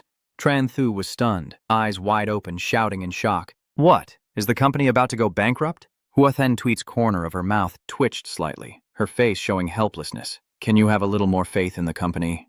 Recently, a new emerging force has been competing for the supply of powerful flowers. However, the company's guild has already set out to another space to gather new resources, so the situation will soon improve. Just then, the system's mission board lit up again. Option 1 is to join the company's beast tamers to venture into another space for the reward of a specialized contract spirit skill book. The second option is to speak up and say, then hurry up and sneak away. The reward for completion is an average beast tamer's strength. Miss Hua, I also want to go to another dimension. After getting the nod of approval, Tran Thu immediately returned home and started preparing his gear. At last, he had the chance to go to another dimension. This time, he won't be careless. Whether it's a mission or a new experience, he can't forget the essential items. He arranges the items on the table, looking at them, and wondering whether to bring everything along, because he has no outdoor survival experience at all. At that moment, Nusuk remembered something, chuckled self-deprecatingly, and gently tapped his forehead. Oh, that's right. Tran Thu quickly searched through her belongings, almost forgetting the survival skill book given by the system. Tran Thu reached out and grabbed the skill book, then summoned Slim. He placed his hand on its head and transferred the skill in. Immediately, Slim's stats were significantly boosted, and it gained an extremely powerful new skill. Contract Spirit Unbeatable. Clap, clap, clap. This is a powerful passive skill. Any creature suppressed by Slim will be completely unable to use their skills, except when facing an opponent whose contracted spirit is of a higher level than a major realm. Tran Thu looked at the newly acquired skill information and nodded with satisfaction. He thought to himself, this skill is really powerful, so it's almost done. Just a quick sleep, and I'll be ready to leave tomorrow morning. At that moment, the phone suddenly kept vibrating with a series of message notifications. Tran Thu looked down, ranking 2nd in the class and 20th in the entire grade, a result to be truly proud of. As expected, as soon as the scores came out, the phone immediately rang. Old Lei called, and as soon as he answered, he heard a loud voice from the other end. Congratulations, you've been accepted into the special 12th grade. Lai's voice was full of joy and surprise, so much so that even Tran Thu couldn't help but share in the happiness. You frown and think, Lao Lai, isn't this already part of the plan? You're grown up but still can't keep your cool. Lao Li from the other end of the line was truly moved. I was very surprised because I had previously misunderstood you. The teacher truly didn't expect you to be a golden turd. Tran Thu, in his moment of pride, hadn't reacted yet after hearing that ad. 2 seconds later, his mind suddenly jolted. What do you mean? Golden poop? Old Li continued calmly with a neutral expression. Don't worry about these small details. All right, I need to inform one more person. Remember to study hard during the break. After finishing, the phone also buzzed. Tran Thu smiled a mischievous, devilish smile. Are you in such a hurry? Then I also need to tell my friends this good news. Without hesitation, he immediately composed a group message to all his friends. I've been accepted into the special 12th grade. As expected, the reaction from friends was a storm of messages. Everyone was wowed. She kept praising, while Tran Thu sat listening to her constantly ringing phone, her face glowing, and her nostrils flaring as if they were about to expand. Humble? Not in the dictionary today. But this happiness still isn't enough to satisfy him because for him, entering another dimension is even more impressive. Once he conquers that place, he'll become a legend, not just part of the special class. After a busy day of preparations, Sim has curled up and fallen into a deep sleep. Tran Thu stretches and then gets into bed. He muttered to himself, if I don't sleep now, I'll sleep tomorrow and forget everything. The next morning, as planned, Tran Thu was at the company's staging area ready to depart to another dimension. In the car, he sat next to Hua Tiaovu, accompanied by 2 high-level beast tamers, as Tran Thu gazed out the window and a heavily guarded area appeared in the distance. From the outside, you could hardly see what was inside, because it was the gateway to another dimension. As soon as Tran Thu finished thinking, Xiao Wu happily announced it to Tran Thanh Nguyen. Hearing that, Tran Thu immediately asked, "Thanh Nguyen Town, does it have a space gate, or is it another space?" At that moment, their car stopped, and Xiao Wu turned to explain like a universal tour guide, saying the space gate is just designed to prevent unqualified people from misunderstanding it as another space. The actual space is inside the Thanh Nguyen forest within Thanh Nguyen Town. She got out of the car still chatting, saying, "In Thanh Nguyen Town, no vehicles are allowed, we have to get out." He agreed without hesitation. They arrived at the checkpoint. Xiao Wu swiped his identification card for his rank, and then the system announced success. "Please proceed." Tran Thu stood outside, lost in thought, realizing that entering would require identity verification, and that perhaps even beast tamers might not have the right to go inside. After a moment, her steps gradually moved forward. In Thanh Nguyen Town, the bustling crowd made him silently assess that it looked no different from an ordinary city, but in reality there are many spirits here. Suddenly, Xiao Wu spoke sternly. "That's right, you must absolutely say that here you have to listen to Uncle Joe and follow the rules." She even looked serious and threatened, or the soldiers would deal with you on the spot. Tran Thu was startled and terrified. How could he handle troublemakers right here with such a formidable person? He nervously looked at the shiny gun and nodded repeatedly. "I understand. The other space is the most important area of the country. The most important rule here is that before anything happens, I will ask Uncle Chow first." The expedition immediately clarified. "It's not as complicated here as you think. Just avoid fighting and causing trouble." Tran Thu nodded kindly at him, saying, Yes, I've always been well-behaved and never caused trouble." After walking for a while, the team stopped to give instructions. "All right, we've already booked the hotel. Let's rest here and continue our journey tomorrow." The 3 of them agreed and went into the hotel together. After eating and resting, night had fallen. In the restaurant, the food team didn't see Xiao Wu and wondered, does Xiao Wu really not want to eat? Tran Shu explained that Xiao Wu said she wanted to rest. Hearing that, he didn't ask anything more. "All right, let the girl rest. Serve me a portion of braised rabbit meat, steamed fish, and crispy locusts." Chowkeet smiled happily and said, "All right, my brother, the names of some dishes sound a bit frightening. Are you scared because they're made from ferocious beasts?" The man explained, "Of course, Thanh Nguyen's Inn is near the small town, so ferocious beast meat isn't too expensive and is considered a local specialty here." "Oh, Huang Vai's gang coming to cause trouble? Isn't that the famous beast tamer from the renowned Chow Thuk?" The elite group showed no interest and sarcastically responded, "Huang, are you still not satisfied after being beaten last time? Do you still want more?" Little Two couldn't hold back and immediately threw a punch, saying, "Are you trying to die?" Huang Vi ordered to stop the fight. Two-Tone quickly pulled out a chair and sat down at the table, then told his men to sit and eat. Tuduan just shrugged and said, "Let's eat too." Suddenly, something appeared that made him startle. The mission notification system displayed 3 options. Summon a slim yellow demon to fight directly, quietly eat your meal, or show some colors to Huang Vi's men. The tempting rewards made Tran Thu's eyes light up, and he immediately leveled up to black iron. Just as he was about to make a bad move, he spotted some soldiers outside. "Uncle Joe, if I used the spirit contract to fight them now, what would be the consequences?" The guy nervously advised Tran Thu not to get too excited, saying we wouldn't be punished but would be killed on the spot by the army, but in his mind he was cursing. Isn't it true that he has always been the one causing trouble and fighting? Tran Thu sighed and thought, so I can't choose one, but if I choose 3, there will be conflict and the soldiers will come, but if I choose 2, I won't be satisfied. Suddenly, an idea flashed through his mind and he put his hand into his pocket. "It's done." You slyly walk over to their side, confusing him. "Chang Chao, I'm going to show them some color." He tried to hold them back, saying, "Don't go." Then, without hesitation, Tran Thu stepped forward and slammed the table, declaring loudly like a superhero, "I came to show you some colors. What do you want to do, kid?" He took out colorful sheets of paper, pretending to be excited. "Here, take a look. This is red." The man stared in confusion. Then Tran Thu pulled out another paper and said, "This is yellow." The things you're doing leave them speechless, while Tran Thu keeps rambling like a preschool teacher teaching kids to recognize colors. "And what color is this?" "Yes, it's green." The guy got angry and started cursing. "Kid, are you mocking us?" You still grin widely and reply, "I really want to show you some color." Little Tsu points out behind the guards to warn. Seeing that, Huang Vi could only mutter to himself to suppress his emotions. "Don't be angry. Don't be angry. Your life is like a play. Tran Thu's continued provocation made them, despite their intense anger, endure and observe their expressions. Perhaps they had finally recognized the true colors. These cards are for you to practice at home whenever you're free. No need to thank me. Huang Vi almost looked pale, but still quietly calmed himself, so angry that he was about to fall ill and no one to replace him. After teasing them, he urged the real team forward. Uncle Shi, let's go. He chuckled softly in agreement. All right. As he turned away, he whispered softly, Little Tran, are you really not afraid of offending Huang Vi? Tran Thu feigned innocence and replied, I only taught them to recognize colors. I didn't offend them.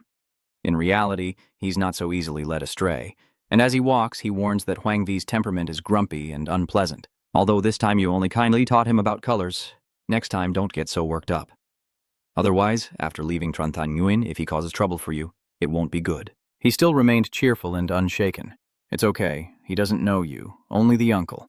Furthermore, as she spoke, Tran Thu lightly touched her bag, thinking to herself that if she really did that, her system still wouldn't know who was winning or losing. Two people walk through the thick fog of bones, and you can't help but wonder. Uncle Chow, is this the entrance to Than Nguyen Town? Cook Duan softly explained.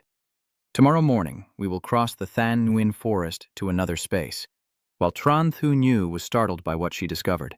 At the edge of the forest, soldiers were escorting an iron frame, and they were also carrying injured people.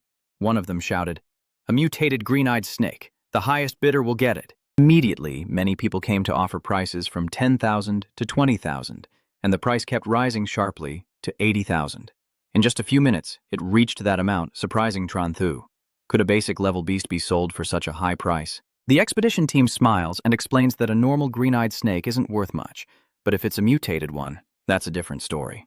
Snake liver can enhance beast control abilities, and the snake's eyes have a chance to help contract spirits understand keen vision skills. He patted your shoulder to urge you so they don't want to sell the fierce beast, but rather this probability.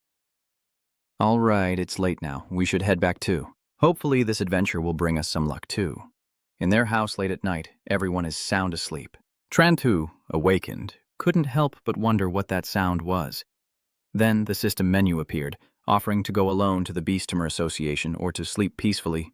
He sighed tiredly. Another night had passed. Tran Thu sat there lost in thought, thinking that although increasing Slim's defense by 5% was pretty good, it was only a temporary upgrade, while the new potion guide was a long-term solution.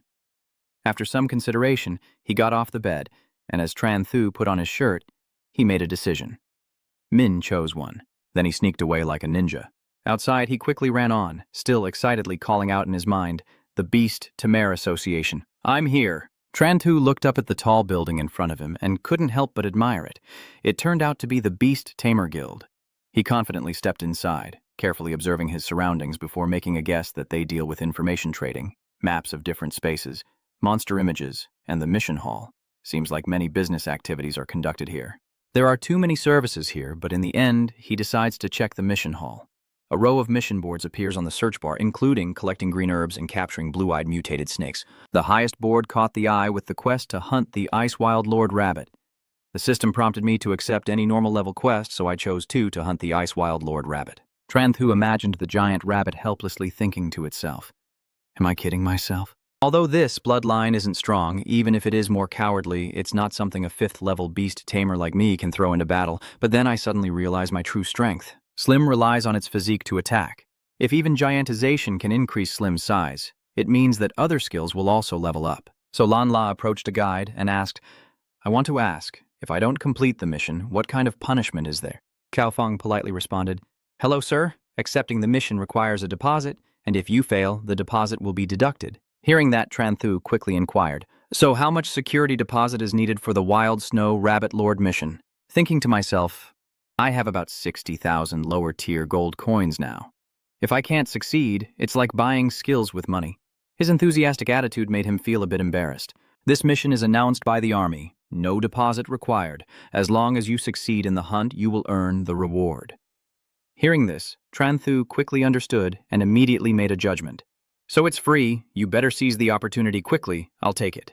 That night, although the moon was already high, people were bustling around the tower.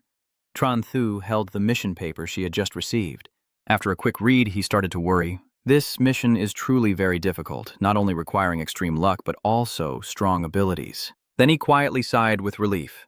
Luckily, the system only told him to accept, not to complete, so he could just pretend he didn't see it. Tranthu yawned lazily like a sleepy lion and mumbled, "It's too late. I should go back and rest." In a moment, he left the building and was walking briskly on his way home. Tranthu carefully tiptoed into the room, lay down, and drifted into sleep as if nothing had happened. The next morning, the fresh and cool air filled the atmosphere. The expedition leader led the team and shouted the command, "Let's go! Today we should head to another space within Thanguin Forest." He nodded excitedly and obeyed the order, yes. In the dense bone forest, there is a large gate guarded by many soldiers. The expedition group slowly approaches, each person taking turns to swipe their card to enter. Tranthu confidently stepped into the fog as the layer of bones grew thicker with each step, revealing more of the scene behind. After the layer of bones disappeared, everything reappeared, making him jump in fright. The scene made him scream in terror. "Is this the pure spirit forest?" Kukduan nodded in confirmation. "Yeah, let's go." Leaving the spirit suppression base. In the sky, a seemingly ordinary bird is flying, but in reality, it is a surveillance device deliberately tracking the group. Down here, Tranthu still remains unaware as the bushes behind him shake slightly. He jumps in surprise and turns around like in a horror movie, just in time to see a snake rushing at him with lightning speed. "Damn it!" Everyone was startled by this unexpected situation and anxiously called out to Tranthu. But he was not afraid, and even smiled with delight. Tranthu immediately released Slim, his palms shining with a dazzling golden light. It appears in a giant form, its enormous body pressing down on the snake. It struggles to attack and tear at him but cannot break free from Slim's control. Tranthu stepped back and let out a sigh of relief. Watching the struggling snake beneath Slim, he stuck out his tongue playfully. "Ha ha, I can't reach it." Suddenly, I jump in front of it to taunt. "I'm back!" It's so angry it trembles but can't do anything. Tranthu jumps back again, still out of reach. Everyone watching him keep jumping around, provoking the snake, felt confused. At this moment, it secretly noticed Slim lowering his guard, then seized the opportunity to open its mouth and rush toward Tranthu. But as expected, it was defeated by Slim before it could attack. Tuduan sighed and lamented why he had to endure all this just for a 5th-level old snake. Then he summoned a spirit and conveniently gave Haklang another meal. Black Wolf quickly swallows the snake and reminds everyone to keep moving. "Let's go." Xiao Yu, sitting on the fire flame bird in the sky, is scouting the way ahead. She immediately summons the fire flame, looking proud as she sits atop it. Tranthu, who admired Tiuvu, offered to carry her backpack, but she refused, saying she didn't need help. However, he stepped forward, quickly snatched the backpack from her hands, and then climbed onto the fire spirit so fast that she couldn't protest. "It's okay, tell me one thing. I've already entered the special 12th grade, so in the future we'll be college friends and help each other out." "Did you pass the special class?" I replied shyly with a smile. "That's right, I just barely made it through." That humble response left her at a loss for words. Tranthu patted her back and ordered, "Xiao Huo can now fly." Seeing the two of them, the real squad shook his head in disappointment, and then told Dang Quan to go. He silently evaluated Tranthu. His reaction speed, contract spirit, and combat strength were all quite good, only to furrow his brow and conclude that he was just a bit cunning. The two of them started moving in the direction of the flames. Tranthu sat behind, carefully observing the surroundings, and suddenly noticed something. A giant flower of power. Not far from them, a giant flower hung on the cliff, and Dang Quan couldn't help but praise. "Kid, do you have a 1,000-mile vision?" Thức doanh cẩn trọng dặn dò, quanh các dược liệu hoặc khoáng thạch quý hiếm dễ có hung thủ bảo vệ. Mỗi người thi thầm, "Lao đằng, cậu về khe uất linh của cậu gì kiểm tra một chút gì?" He pushed up his glasses and nodded slightly before obeying. Under Dong Quan's hand, a blue light appeared, and then a fierce blue chameleon materialized. He immediately ordered it to scout ahead while they hid behind the large rock observing the situation, and the chameleon approached the giant peony tree. At that moment, countless ice arrows shot towards them. It moved skillfully to dodge the attack. A pack of fierce rabbits with sharp claws immediately surrounded the chameleon. The rabbit opens its mouth, revealing a faint blue light inside, and the beam of light transforms into arrows that fly straight at the chameleon. This time, it can't dodge in time and is hit directly, quickly freezing solid. Seeing that, the real squad immediately recognized this was a Bangda rabbit and quickly called back Haklang. Black Wolf growled and charged straight at the rabbit herd, causing the rabbits to panic and flee in fear. Within its sharp claws lies immense power. With a single swipe, it easily defeated the two ice rabbits. With that strength, in just a few minutes, the entire rabbit herd was wiped out. A fragile girl like Xiao Wu is terrified by what she sees. Meanwhile, Tran Thu behind her is completely different, with shining eyes muttering incomprehensible words, wondering whether dill or cumin tastes better. Hearing that, she suddenly felt disappointed. I was expecting Tran Thu to be scared. What am I really thinking? At this moment, he suddenly jumped off the fire spirit's back and shouted, "Big black dog, don't eat that rabbit." Seeing him land, he quickly took out a bag to pick up the rabbit, and the real team reminded him, "Little Tran, a wild-level ordinary rabbit has no value at all." He happily replied, "I know I don't plan to sell it. I just want to keep it for roasting tonight." A few minutes later, Tran Thu had already gathered a bag full. Now that there are no more spiritual beasts guarding the giant flower, I can't wait to look up at the cliff. Let's pick the flowers next. Tran Thu put his backpack on the ground and took out a small silver scepter. With Slim's help, he easily climbed up the cliff. Thuk Duan below praised, saying, "You're quite good at materials science, and you know you need a silver item to pick the giant flower." Hearing that, Tran Thu proudly boasted, "Of course, scoring 396 points in the cultural subject, do you understand?" That made him laugh. 396 points, do you really think Uncle Chow never went to school? No matter how good he is at cultural subjects, very few people can score above 380. Even if others don't believe it, you don't really mind. Yes, maybe so. Seeing how skillfully he picks the giant flowers, the entire group is amazed. Is Chan Chu's movements so proficient now? After putting it away, Tran Thu turned back to negotiate. She knows how to store things properly, so for now just leave it at her place. He was busy spraying deodorizer and only gave a vague reply. Yeah, just leave it at my place for now. Once the task is done, the squad signals to move out. Let's continue forward. Xiao Wu and the boy rode on Fireflame to scout ahead. As they set out, Black Wolf suddenly sensed something in the bushes. It immediately roared. The reality core was the first to react. Something's wrong. There are a swarm of steel-toothed rats ahead. Without thinking, many quickly summoned their contract spirits. Black Wind Eagle, come out! As soon as it appeared, the real squad signaled the soldiers to climb up. The two hurriedly moved onto the little eagle's back, and he reminded Xiao Wu to have Huo Yan fly as high as possible. She obediently followed the instructions. Even though she had flown high up, the real squad still anxiously reminded her to be careful. It should be fine, don't fall down. Not long after they left, loud noises came from the forest below. Tran Thu curiously turned back and shouted out loud, "Oh my God, the mice turned into lovers." At this moment, a swarm of fierce, steel-toothed rats appeared on the ground, each screaming and rushing through the bushes, instantly turning the players into their targets. They ran while shouting for help. "Save me!" Now, everywhere in the forest is filled with cries for help. Seeing this, Xiao Wu couldn't help but ask, "Can we help them?" Jiang shook his head gently, unwilling to do so. Under the steel teeth of the mice, the players fell one by one. Only Lam Chi quickly climbed up the tree. When he reached a safe spot, he turned back to see if the situation had ended. But contrary to Lam Chi's expectations, the swarm of rats had clustered around the tree trunk. What? They're starting to chew the tree again. The situation is getting more unstable, and Shidan immediately signals, "Xiao Wu, leave here!" The gnawing sound was so unsettling that she and Tran Thu both felt uneasy. Then Xiao Wu sent Hua Diem soaring into the sky far away from this terrifying place. Lam Chi quickly realized from the tree that someone was there to save him, but the army deliberately turned away, pretending not to hear. Seeing this, he felt utterly hopeless. If that's the case, at this moment, Lam Chi suddenly let go of both hands, clutching the tree to summon his contract spirit. Even if he dies, the giant green snake appearing would be the moment he falls from the tree, taking you all with him. Upon receiving the order, it immediately charged straight at Thuk Duan. He quickly adjusted Xiaoying, narrowly escaping danger. In just a few minutes, the players on the ground had been taken out by the swarm of mice, leaving no one behind. Thuk Duan felt helpless because he couldn't do anything to help them. At this moment, he suddenly noticed a prominent nut-encased mouse among the swarm. After examining its shape carefully, the Reality Legion cautiously warned everyone, especially since it was a Lord-level steel-toothed mouse. Everyone must sit still and not fall down, or they will die. Two giant spirits flying in the sky have attracted its attention. Now all four of them are nervously watching every move of the swarm of mice. After a few minutes of observation, it seemed to realize it couldn't do anything, and signaled the entire swarm to leave. The swarm of mice moved at a terrifyingly fast speed to find a new target. After they were gone, Tran Thu finally let out a sigh of relief. They're finally gone. Xiao Wu looked puzzled and asked, "Why didn't we save them just now?" The team seriously explained, "And you've seen it too, that person wants us to die together.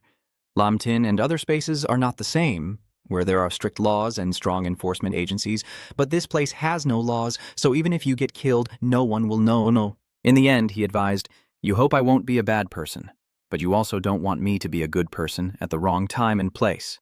After hearing this, she obediently replied, I understand. Tran Thu, sitting behind, also sighed, surprised that Uncle Joe said such words.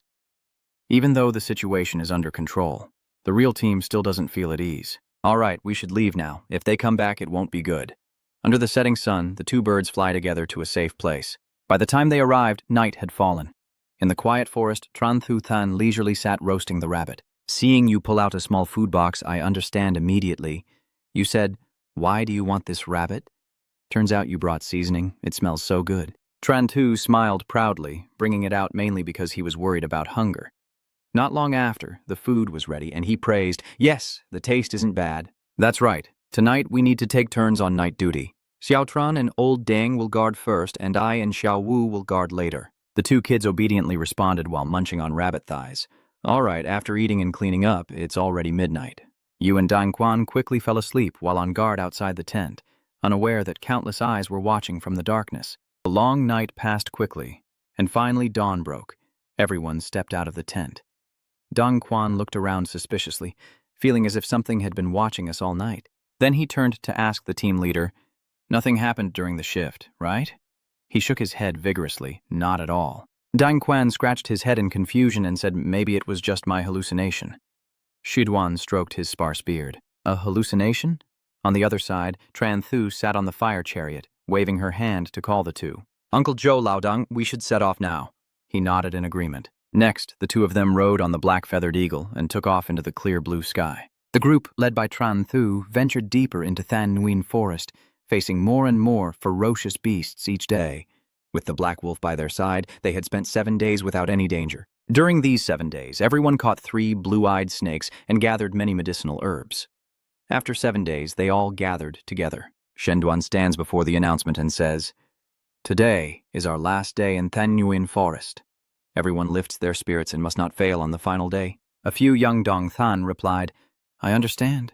The 4 of them turned to face forward, ready to continue their journey. He was startled and looked around, unsure which way to go.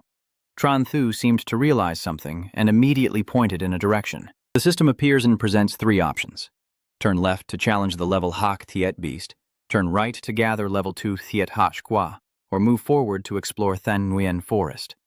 Tran Thu shows a confident and dedicated expression, even telling himself what lies ahead. He silently made up his mind and said, all right, let's go all out this time. Dong Jun suddenly asked from behind, Captain, which way should we go now? Tu Duan also hesitated and couldn't give an answer. Let's go first, and you give your opinion immediately. Uncle Chow, wait a moment. Let me do a quick fortune-telling, and then we'll decide. You still know how to do fortune-telling? Tran Thu scratched his head and took out a deck of cards. I know a little. Just a little. Then he threw 3 cards onto the ground. Tran Thu didn't even bother to look and just pointed in one direction. The fortune-telling result says to go to the right, and everyone witnessed the whole process in silence. Thuk Chuan looked at the cards and muttered to himself, right side is right side. Anyway, I don't know which way to go. Everyone continued walking in the direction Tran Thu Chi indicated. It seems Dong Quan sensed something and suddenly turned around. At this moment, he spoke up. Captain, we haven't seen any ferocious beasts on the road. Why do I feel like something's wrong? Suddenly, a pig with sharp tusks stopped and charged at us. It ran over, making a loud echoing sound which terrified Dang Quan beyond measure. Tran Thu raises her hand to summon the spirit and shouts, watch out, Lao Dang. Slim suddenly appears from above, crushing the wild boar, then smirks with pride, as if planning a sneak attack right in front of me. You're not worthy yet. The wild boar below still struggles to stand up, using all its strength to throw Slim into the air. The wild boar gathers its strength, its tusks and claws turning red, stomping the ground as if preparing to attack. It quickly rammed into Slim with great force. Tran Thu Hot Huang loudly called out, Slim, come back! Following the call, Slim disappeared before the wild boar. Black Vulture's eagle flew in to take its place to fight the wild boar. The Extreme Squad recognizes this species. A blood-level mutated wild boar. Looks like we're in trouble this time. He frowns as he looks ahead. This time, 2 spirited contracts need to fight together. The wild boar just knocked the spirit away when Hak Lang appeared behind. Black Wolf rushes toward the wild boar charging at Hak Vu, blood splattering everywhere. It growls loudly, baring its sharp fangs and claws. The wild boar was pushed back and let out a loud cry, landing with a long slide that shattered the ground and rocks. Hak Leng and Tiu Ung join forces to attack the opponent, tearing at the wild boar while the remaining dog bites into it. The boar stops grunting for a few more moments, its power surging even stronger.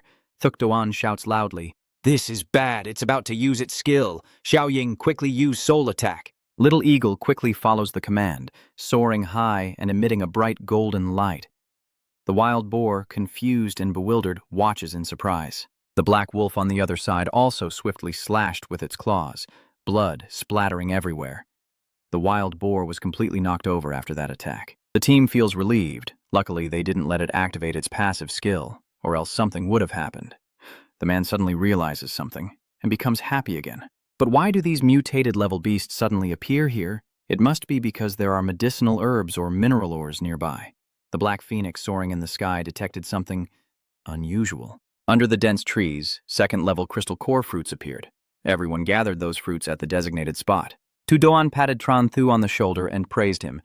"You really are the lucky star of the team, and you even got a second-level iron core fruit. This time, we're truly coming back loaded." He snapped his fingers proudly. "I told you, I can read fortunes." Dang Quan stands up and reports, "I've finished dealing with the wild boar, so we can continue our journey." Tu Doan cheerfully responds, "Okay, let's go." The group continued on the road, dragging the unconscious wild boar, when suddenly he leaned close to Tran Thu's ear and said, "I owe you my life. Rest assured, I am a man of gratitude, and I will repay you." Tran Thu politely said, no need. It's all minor." A snake suddenly darted out from the bushes towards everyone. Before he could do anything, Black Wolf had already caught the green snake. "Stay alert and watch your teammates. Everyone must stay focused and not get distracted." Party commander knew he had been careless earlier and looked dejected. "I understand. The sky is still clear and cool, but it's already evening." He turned back to announce, "Today we will rest here for the night and head back tomorrow morning." Everyone responded together, "Okay." Tran Thu was very excited when he saw the hive on the tree. "Today, we are lucky to have a feast." Then he commanded his pet, "Xiao Lang, go get the honeycomb and help me."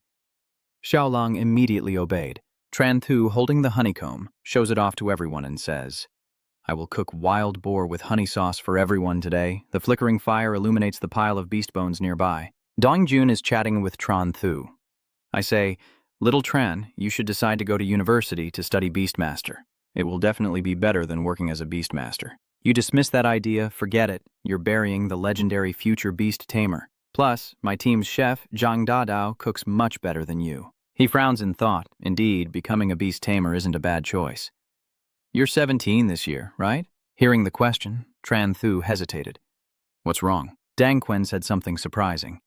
"She's about the same age as my daughter." After hearing that, you shake your head and say, "I don't want you to introduce your daughter to me. I don't need it. I don't need it." Seeing this, Dong Quan raises his hand and picks up the phone. "Why do you act like you're the one being wronged?" "I didn't say anything. I just wanted you two to make friends and socialize." "Old Dang, you should have some conscience. Are you trying to send my nephew to jail?" The phone shows a tiny girl with her hair tied on both sides. "You call this the same age as me?" Dang Quan even argued back. "Isn't it just about 10 years difference?" Then he sternly reproached, "Is this a matter of being 10 years younger? This is a crime. Everyone has a responsibility to protect the innocent. Stop this right now. Don't mention it again or I'll really get angry." The options reappear. Choose 1 to roll 5 meters to the right, or 2 to believe you have a powerful attack. Seeing those answers, Tran Thu opened her mouth in shock. Then, without a word, she kicked Dong Quan to the ground. It turns out that right where he was standing, a giant beast's leg suddenly appeared. A giant bear roars in front of Dong Quan and Tran Thu. Panicking, he shouts towards the tent, "Help me!" The black bear is attacking now. He Vu Ong quickly flies in to help in that situation. The real regiment stepped out to check on the situation. "Are you all okay?" Tran Thu turned around and replied, "No problem." Suddenly he turned pale and pointed over there, saying, "No, the black bears have allies too." A group of black bears charged at them angrily. He gapes in horror, all of them entering a combat stance. Liet Diem soars into the air, and the expedition team looks puzzled, clearly having defeated the Beast Lord. So why are so many territorial bears attracted here? Tran Thu was so overwhelmed with sweat that he seemed to realize it was probably because we ate honey. They are all surrounded by the black bears. Fireflame, Black Vulture, and Slim keep attacking the bears. One bear suddenly stands up and growls loudly. They stomp their feet on the ground, creating loud thuds that shake the earth. Due to the earthquake, Tran Thu and Xiao Wu struggled to keep their balance. Thuxduan angrily shouted, "Damn beast!" and unleashed power in his hand, commanding his summoned beast to attack and tear at the black bear. Thuxduan couldn't help but worry about the other side. Xiao Wu was being careful. The black bear rushes towards Xiao Yu, intending to attack her, but Liet Hua's flying blade counterattacks. Not only that, Slim also stabs the black bear directly in the stomach with a powerful strike. It shivered with cold and shouted directly at the defeated opponent, "Crush this abomination for me." The black bear hugged Slim's entire body, determined to fight to the end. The coffin lid, cough cough, can't force the black bear. At that moment, Black Wolf ran over and scratched the bear until it bled. Tran Tu couldn't believe it. Is this the strength of a black iron contract spirit level? Even wounded, it remains very powerful. All the bears are defeated. It's over. Luckily, I wasn't planning to complete the mission to kill the Ice Lord Rabbit, or things might have been even worse. My mind is still racing. With the situation as it is, I almost peed my pants. I need to go take care of it first, or else if I encounter something else later and really pee myself, that wouldn't be good. The system suddenly appears with options. One to pee right next to the grass, another to stand on the tree and pee down.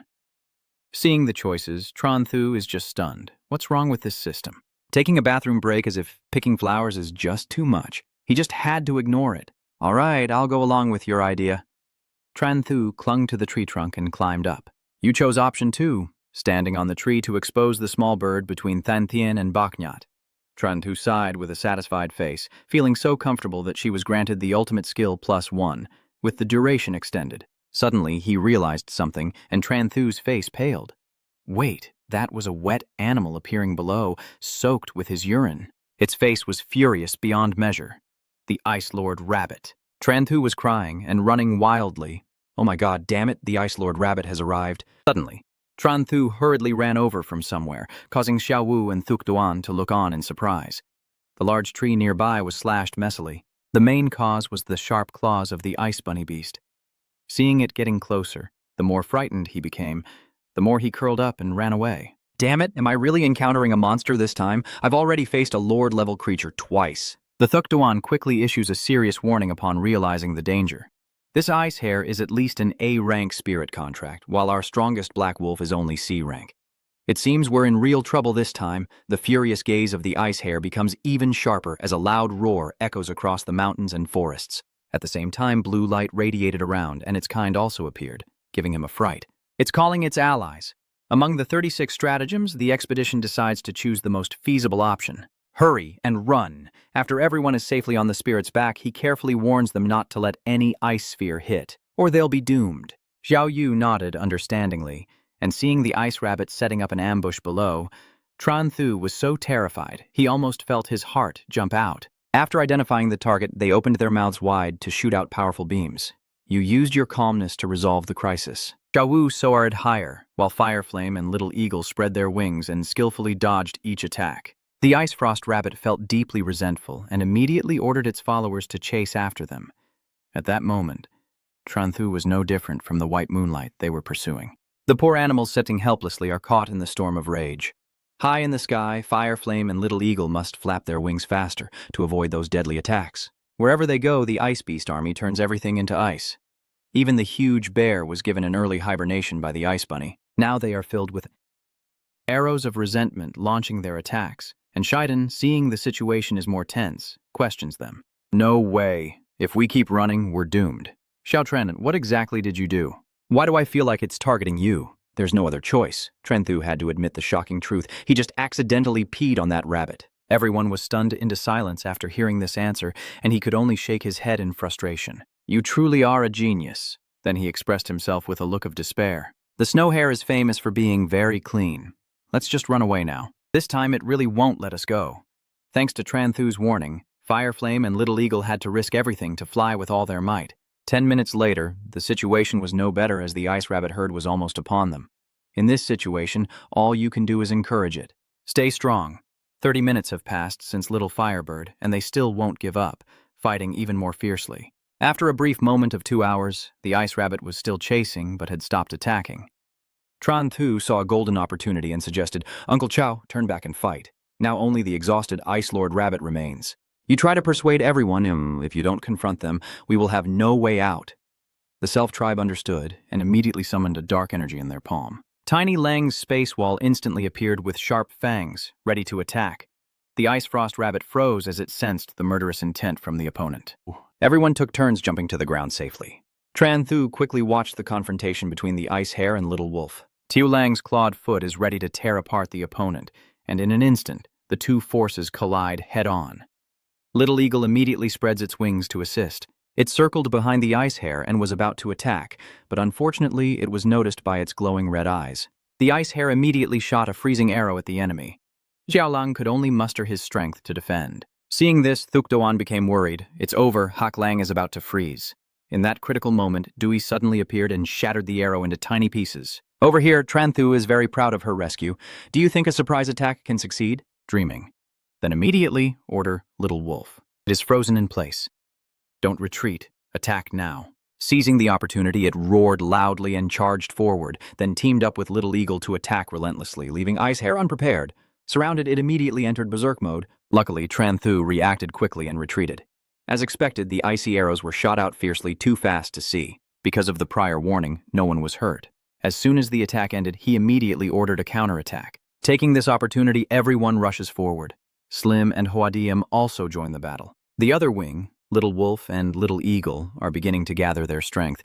But strangely, the Ice Hare just barely smirks mischievously. It stomps the ground to gain momentum, causing the earth beneath to crack under the intense pressure. And in an instant, the shadow of the Ice Hare appears in the sky. It lands easily by crushing Little Wolf, and the surrounding leaves gradually turn into small ice blocks. Tran Thu sensed something strange and reached out to stop the other spirits. Don't go there, the temperature around is dropping. The Ice Rabbit releases a powerful energy with swirling ice blocks, while Dong Jun watches helplessly as Xiaolang is restrained. What should I do?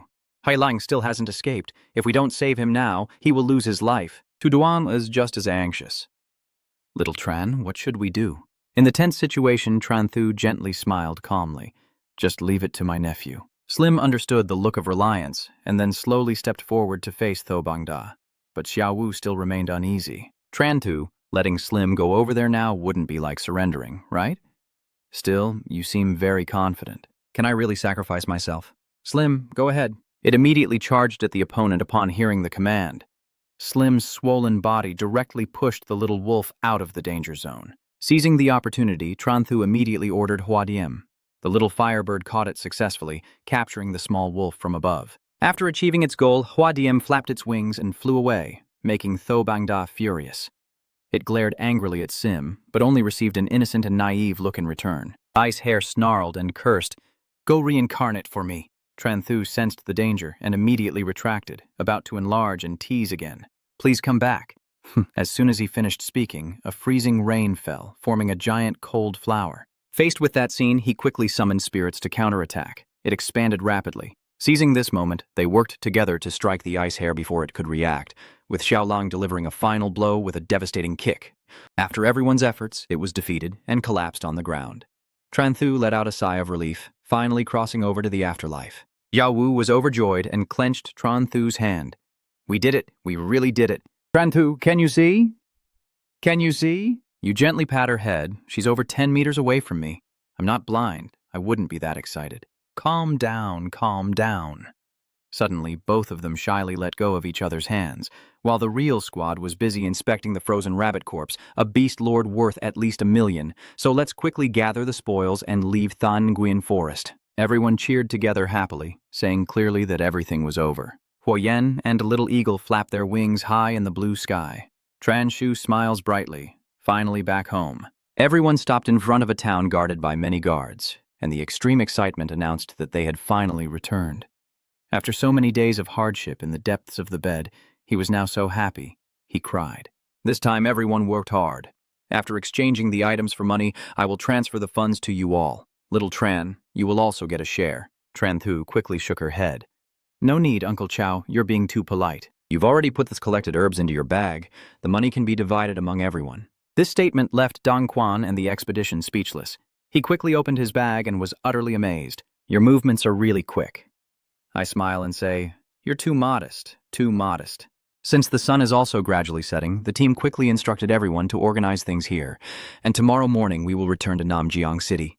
Everyone understood clearly and responded in unison. Yes? The silent night covers the sky with only the bright moon shining in the midnight. While everyone was fast asleep, Tranthu quietly took the bandit rabbit's head in her hand and went outside to the Beast Tamer Association. The staff member who saw that head kept stammering, "Are you really the Ice Lord Bunny of the Beast Tamer Guild?" It makes Tranthu speak more forcefully about the main task nonsense. If it's not the Ice Lord Bunny, then what is it? Hurry up and complete the mission for Sni, but he doesn't seem to trust you very much. Wait a moment, let me confirm first. Not long after, Tasson, a soldier from Tranlin Quan, was also brought along. "Hello, I'm Tranthu, your brother. Would you like to try some rabbit meat?" Tayson politely declines. "No need, sir. What you handed over is indeed a snow-white wild rabbit. Please provide your ID card and the Huaxia points will be automatically recorded." After checking the documents, he suddenly raised his voice. "You're only 17 years old." Tranthu nonchalantly replied, "Doesn't it look that way?" Tasson raised an eyebrow slightly, his voice tinged with admiration and praise. "No, just a bit surprised that a 17-year-old can hunt the Ice Lord Rabbit." "All right, the 50 flower cultivation points have been added to your ID. You can come to the government office any time to exchange for resources." Hearing that, Tranthu happily left. "Thank you. If there's nothing else, I'll be going now." He nodded goodbye, okay? Watching his back, Tasson couldn't hide his amused smile. The next day, the troop's car stopped in front of the apartment. The man smiled and said goodbye to Tranthu after taking her home. "Goodbye, little Tran." He waved back and said goodbye before going into the room to study the resources. "This time I harvested the giant lotus flower, the iron seed fruit, and I might be able to arrange the knowledge herb for enlightenment. Maybe I can try making a spirit pill or a basic defense potion." Tranthu closed his eyes and focused on sensing his surroundings. In his private space, his skillful hands quickly crafted new vials of medicine. After finishing, Tranthu commented that, indeed, the system-based medicines were not bright and had a very high failure rate. "With so many medicinal herbs, I managed to make 9 basic defense potions and 6 spirit strength potions. Suddenly, I had a new idea to test the effectiveness of the potions." Then he ordered, "Slim, drink these." Slim happily drank each one without hesitation. Its belly is swollen, feeling refreshed as it rests on the bed. The system immediately sends a notification. Slim's defense increases by 1, and his willpower increases. Because the results were not as expected, Tranthu started to get angry. You can only try to hold back from exploding. The gift system cannot be discarded. The free gift system can't be discarded. In the end, Tranthu decided to gather all the potion bottles into his bag to handle them differently. "All right, I'll take this batch of medicine to the black market first. Before I even start, you've already called someone to discuss it." "Hello, Dailuk. I'm back now. Come with me to the black market." Tranthu just smiled without saying anything, then he curiously asked again, "So Tran B, where are we going to the black market?" With a mysterious glance, he proudly replied, "So you can see the amount of gold the black market brothers have." The two of them arrived at the familiar spot where the old stall used to be. Tranthu noticed the empty space. Lao Vuong wasn't here today. You just spread out of the tarp, muttering as if dying in a time of decline, working hard at scams, truly hopeless. Dai Li was startled and instinctively looked around with suspicion. "Tran B, have you stooped so low as to resort to scams?" Tranthu angrily retorted, "My stuff is real. The medicine is genuine. Do you understand?" Then he raised the medicine bottle with a TikTok live selling attitude. "Now I will show you my reputation. I don't need to do anything. Customers will come anyway." Dailuk looked on in disbelief, responding with a middle finger full of contempt. Suddenly, 2 tall men approached Tranthu's stall. Latuang gently inquired about the price. "How much is this medicine per bottle?" Tranthu replied calmly, 8,000 per bottle. He immediately changed his attitude, his face twisting as he cursed, "Is this medicine made from gold? Or is the medicine made from gold?" At this moment, Tranthu looked confused, not understanding the hidden meaning. "What do these words mean? I just feel like something's not right somewhere." Trin Hao quickly raised his hand to stop Latuang, calmly saying, "Give me a bottle." Then he took the medicine from Tranthu's hand, examined it, and couldn't hide his suspicion, asking if this medicine was genuine. Tranthu starts to feel uncomfortable being suspected and asks, "Do I open a pharmacy to sell fake medicine to you?" Trin Hao frowned and repeated the question as if waiting for a different answer. "I asked you, is this medicine real?" "Your patience has run out," I asked sharply. "Are you deliberately provoking me? Do you want to buy or not?" He leaned in close to your ear and said in a stern voice, "If this medicine is real, I will definitely buy it. But if it's fake, what then?" Tranthu couldn't take it anymore and tiredly suggested, "If it's fake, I will drink it myself." "Are you satisfied now?" "Just wait a moment, brother. You haven't paid yet, so you can't drink it." Suddenly, a pair of handcuffs clamped onto his wrist, then his whole body was forcefully pushed to the ground. Dolly was terrified and shouted, "Trandi, you're trying to rush in to save your friend," when La Tuong behind also lunged at you with the same move. "Don't move." Trin Hao raised his professional license and declared, "The Namjiang City Spirit Bureau will not tolerate resistance, or you will be executed." Tranthu and Dailuka remained silent in fear, unable to speak. Later, in the detention room, it was secluded from the outside by iron bars. The two of them sit inside under police supervision, and Daliu sighs with a look of frustration. "Abi, you really are my older brother. Is this your black market summoning ability?" "Truly extraordinary." Tranthu also lamented, "No, I didn't know. The script isn't like that." "Hey, I think you've got the wrong person. We are all good young people. Last time I even caught a wanted criminal." Trin Hao coldly told him to stop talking nonsense. "We've been investigating your fake drug operation for half a month." Latuang shined a flashlight directly into Tranthu's face for questioning. "Tell me, where are your accomplices hiding?" "If you cooperate, you'll be spared. Big brother, I really am not the one selling fake medicine." At the same time, he thought to himself that after just one trip to another space, everything had changed upon his return. Zheng Hao's face grew even more serious. He truly believed that seeing the coffin wouldn't make him cry. "Let's go. We'll bring the victims to identify them and see what you have to say about this." "Look, is that him?" The crowd quickly pointed at them and said, it's him, the powerful thug. It's because of him that our spirit contracts." All burst into the soldiers and caused stomach aches. Tranthu was stunned by the scene in front of her, sweat pouring down her face as terrifying thoughts flooded her mind. Am I really going to become a fake drug dealer? Faced with the anger of the crowd, Tranthu was very worried, but still tried to stay calm to resolve the issue. "Smile drinks the medicine like water. If my medicine really had a problem, why is it still fine?" After a moment of hesitation, he still spoke up. Are you sure that was the medicine I sold to everyone?" Tavu quickly shouted, "Yes, I bought from you." He decisively raised his phone. "These people are also with you, right?" He himself said that all those medicines were genuine. There's a photo of Tianba on his phone with a familiar patterned border. Tranthu immediately realized that Vuongbat had been connecting all the dots in his mind. No wonder he hadn't seen him earlier. He had run away. Then he apologized with a smile to the victims. "He is a professional con artist. The two of us really don't know each other and are not on the same level. Think about it.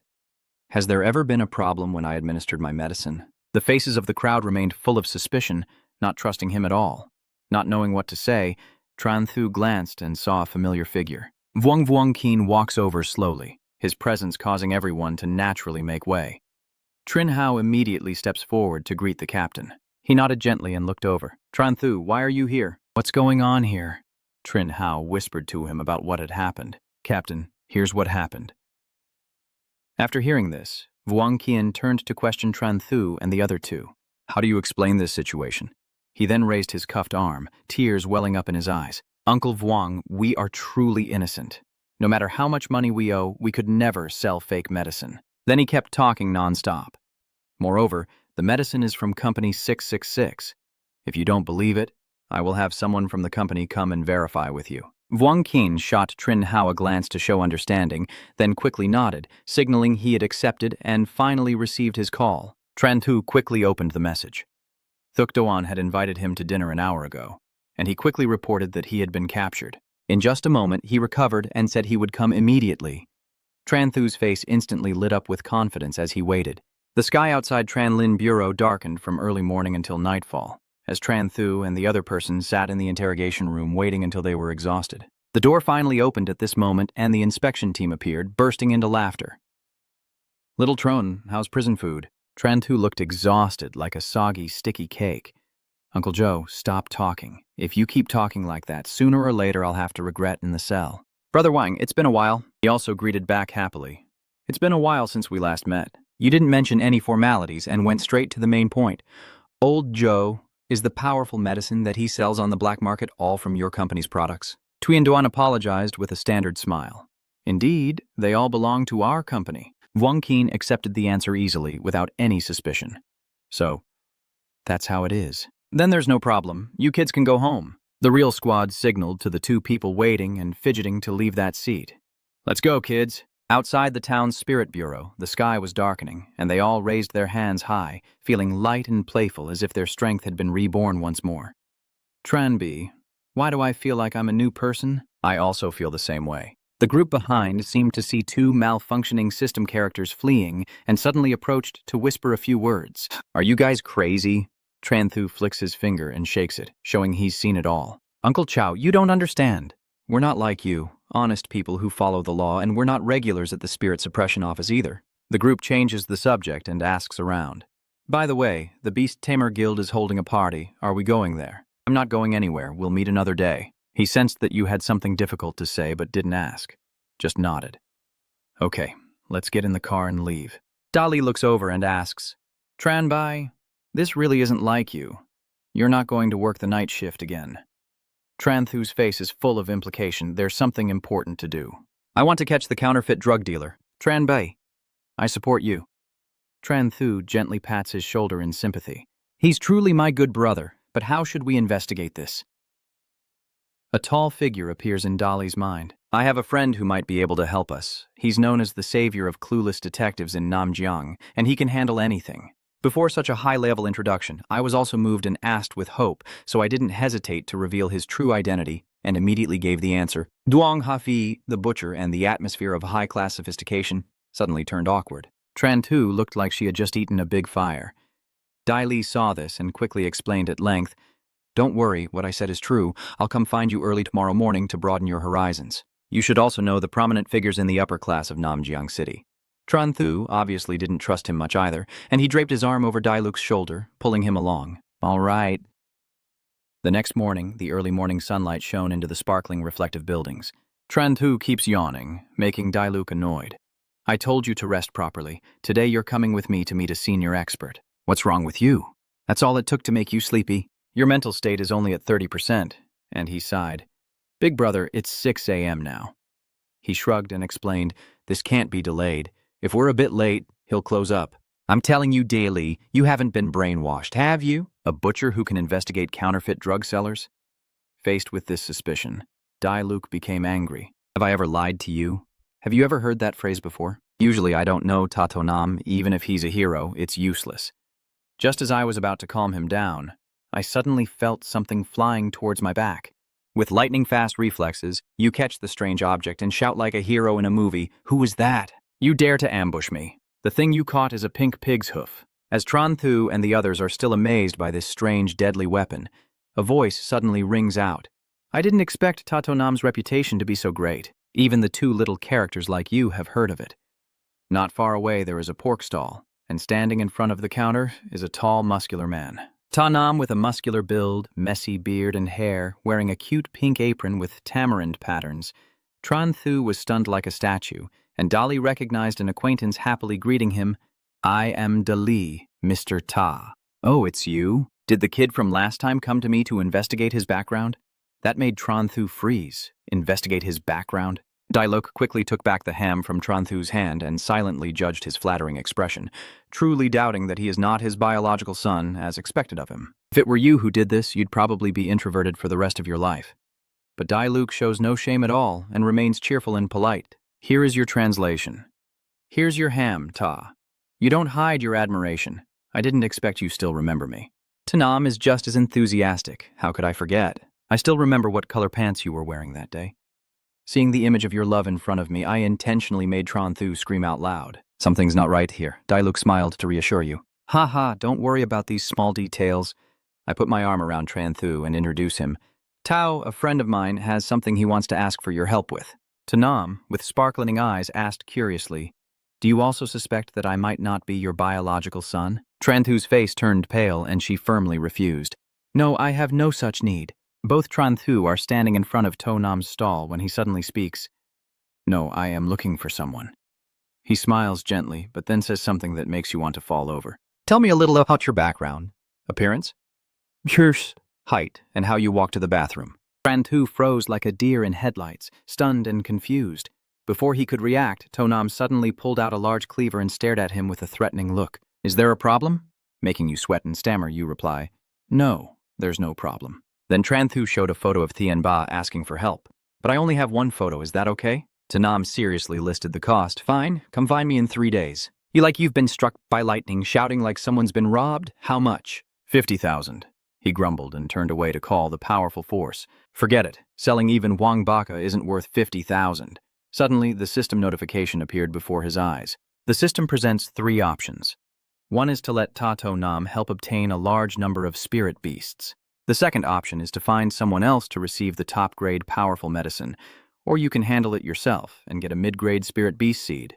Dali wonders why Tran Thu is staring blankly. Tran Thu turned around happily, agreeing with To Nam. 50,000 is completely fine. Deal sealed. The other 2 are stunned, speaking in unison like fans spoiled by a plot twist. Boss, you're quick to switch sides. You shake hands with him, your eyes shining with trust.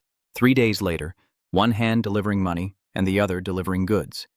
Just then, another customer arrived at the shop and he quickly changed his expression to a friendly smile to greet them. How much do you want? 1.5 jin, right? I'm telling you, Dali, is he really trustworthy? If the Tranlin Bureau can't handle it, can someone like him, a pork butcher, really do it?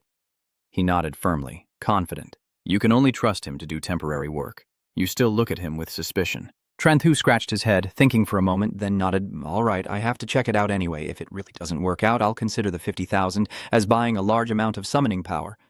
After making the decision, he informed Dailuk, let's go to the Summoners Guild together. On the surface, Tran Thu appears calm, but secretly he is distressed about losing 50,000 and needs to find it elsewhere, so he goes to check if the Summoner Guild has any jobs.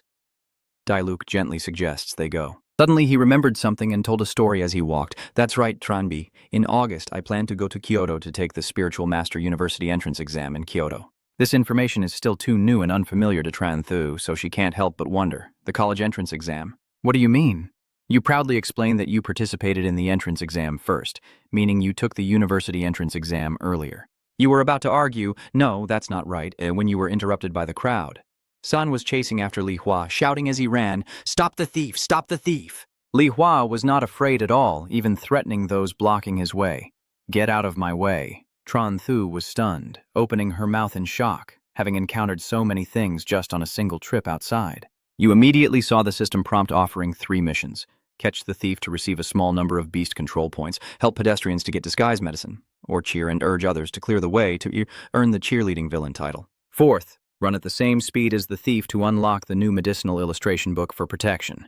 Tran Thu clenched his teeth over the generous reward, his eyes shining with righteousness. Yeah? You shouted and chased after him, then stopped and raised your hand. Tran Thu eagerly chases after Lai Hua, who is flustered. During the pursuit, he shouts loudly, warning him that if he keeps following, he'll send him to sell salt. Instead, it was Tran Thu's sneering expression and dirty fingers. Then he ran up to match Lai Hua's pace, making him cry out in fear. Oh my God, this is bad luck, running into someone who doesn't fear death. He grits his teeth and glares at you as if facing an archenemy. Finally, he threw his bag back and said, "Don't chase me anymore." Unexpectedly, Tran Thu ignored the bag and kept running alongside him. Accordingly, the great force quickly joined in. I'll join too. San just retrieved the bag and called out to everyone not to chase anymore. The bag is here! No one listened to her, leading to the scene of 3 people running side by side. You even took the chance to talk to him. Do you want to torment him? I like it. 10 minutes later, Tran Thu and the others were still happily running, while Lai Hua, caught in the middle, was exhausted and begging. Brothers, I know I was wrong. Please don't chase me anymore. He's truly terrified now, crying and begging nonstop. Grandpa, please forgive me. I really can't take it anymore. If I run any longer, I'll spit blood. Please let me go. Despite Li Hua struggling, Tran Shu is still monitoring the system. What's wrong with the system? Why is there still no reward? You're blaming others, so this theft is the same. You've lost your spirit. The system isn't giving me rewards, so he dares to stop running. Suddenly, he puts his arm around Li Hua, and the strong one beside him also puts a hand on his shoulder. Tran Thu cheerfully said, "As long as we don't die from running, keep going until we do." They ran through a square, and the adults there praised them. Is this chasing the sun? Truly admirable for young people today, full of youthful energy. Someone agreed, yes, unlike my lazy kid, he's still sleeping. Keep going, keep going. Half an hour has passed. Lai Hua is exhausted and withered. Dailu and Tran Thu just started to tire, sweating profusely while he was about to receive the ticket to Heaven's Gate. At this moment, the system announced the unlocking of new illustrated books and a speed boost potion, and he happily thought, Finally, it's here. Both of them simultaneously withdrew their hands from Lai Hua, who was now so exhausted that his limbs were numb, lying sprawled on the ground and crying out in protest. Hey, I only stole a bag. Do you really have to treat me like this? Stop talking. Do you see anything behind me? Tranthu suddenly became serious, pointing behind himself. Li Hua forced a smile and replied, "The Namjiang City Spirit Suppression Bureau." Hearing that, his face immediately darkened with murderous intent, as if about to strike No Tu. Very well. Now go over there and surrender yourself, or else, he quickly said, I will leave right now. Immediately, he ran into the bureau to the delight of the two Tranthu, then suddenly waved his hand to call him over and asked, "That's right, what's your name?" But he actually stopped and answered, "Li Hua." Then, the two of them from Tranthu's group looked flushed, and he even patted his chest, making the scarf around his neck seem brighter. Only then did they leave, and he asked as he walked, "So you said earlier you wanted to take the college entrance exam early. If you go, will I be left here alone?" Dailuk scratched his head awkwardly and said, "I'll wait for you in the imperial capital." Tranthu replied gently, "All right. I wish you success." Tranbi, what exactly are we doing at the Tamer Association? There are countless missions announced in front of them. Earn money, to accumulate points. I still don't quite understand. Making money? We're still students. What money are we supposed to make? What about earning points? He confidently points to the mission board and says, "Of course I can. See, isn't this already here?" The mission is to investigate the fake drug dealer with a reward of 100,000 Huaxia coins. Later, I want to visit the Tamer Resources Bureau in Nanjing City. What are you planning to do? He immediately refused sadly. I can't go this afternoon. I have to train with the Spirit Master, so I might not be able to go. He gently stroked his chin, a simple plan forming in his mind. In this world of beast tamers, although tamers are the masters, there are also other supporting professions. Spirit masters, herbalists, and healers are all auxiliary occupations. As its name suggests, it is a profession that provides assistance to the spirit contract. You imagine a chef, for example, where the spirit master uses ferocious beasts as ingredients to prepare dishes for the spirit contract. Tranthu looked at Dali and couldn't help but smile proudly, never expecting that later Dali would also want to become a nanny. He raised his hand happily to say goodbye to him. "All right, then get ready for the exam and cook for my Slim in the future." He happily agreed. "All right, I'll head back now." You watch as Dali's figure gradually disappears into the distance. Then Tranthu also turned around and left with peace of mind. An hour later, he was standing in front of a large old building, thinking to himself that he didn't expect the Beast Resource Bureau to be so poorly managed. When Tranthu stepped inside, what caught his eye was an old man, making him wonder why there was an elderly person here. Then he politely asked Barisitkan, the receptionist, "Hello, I am here to use my Huaxia loyalty points." She enthusiastically replied, "Please show your ID card." Tranthu then took out his card. The receptionist was surprised to see it. "A high school student?" She handed you a large notebook. "Hello, you can trade now. This is the exchange notebook." Tranthu carefully examined each word in the notebook, studying and pondering. There are indeed many items here, perhaps limited, but since I am only an apprentice beast tamer without resources above black iron level, these things are still useful for me. Tranthu suddenly realized something, pointing at the notebook and muttering in his mind, "Herbs from other spaces will gradually become rare. Many places will start to lack herbs, so I should exchange for better ones." He quickly scanned the item list and said, "Hello, I want to buy 5 giant-level medicinal fruits and 7 level 1 iron crystal fruits." She smiled softly and replied, "Okay." After completing his goal, Tranthu immediately left. The old man saw everything, smiling and muttering like a CEO, finding it quite amusing. The boy strolled casually along the walkway, lost in thought. Today has truly been a day of great harvest, not only completing missions, but also gaining a bunch of medicinal herbs to happily practice alchemy, when suddenly a large crowd gathered ahead, blocking the path, making me wonder, is there something fun to watch? Tranthu pushed through the crowd to find out. In front of him, Mei Le was scolding a little girl loudly. If she hadn't stolen, why was there money missing from her sister's wallet? "Why is your phone broken?" you suddenly realized. "Huh? Isn't that New?" Tranthu immediately shouted her name loudly. "New!" The girl also recognized him. Brother Trandi New immediately ran over and hugged Tranthu tightly. Mei Le is furious and questions him, "Are you a family member?" The girl's face was tearful as she explained that she found this lady's wallet while playing here. "Mom said that if you find someone else's wallet, you have to return it to the owner, so I waited here." He held her hands tightly as if trying to comfort her. The disappointed girl continued, saying that this person accused her of taking her love and even damaged her phone. Sigh. Nunu blames herself with sadness. Brother Tranbi, did I do something wrong? Mela still calmly and irritably scolds and curses. This parent, how do you think this should be resolved? Go to the police station or handle it yourself. Tranthu gently pats the girl's head to comfort her. It's okay. I'm here. Your face looks extremely angry, like you're saying it's over for me. With deadly intent, you stare at Miley. What do you want to do to resolve this? The system displays 3 options.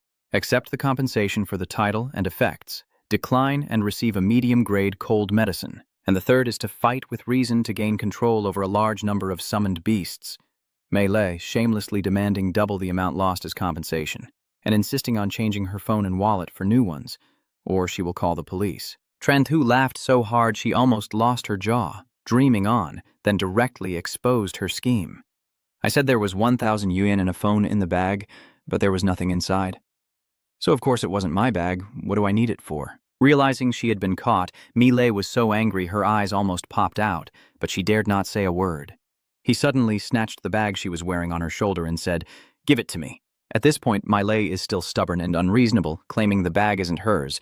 Could it be yours then? But Tranthu calmly lifts the gold bag and makes a small request. Now the contents of the bag don't match what you said. How can you prove this is your bag? Miley quickly reached up high, continuously scolding and pushing the boy down. Give it back to me. Then she confidently declared in front of everyone that inside was my ID card with the name Hach Miley on it, and told him to take it out and check.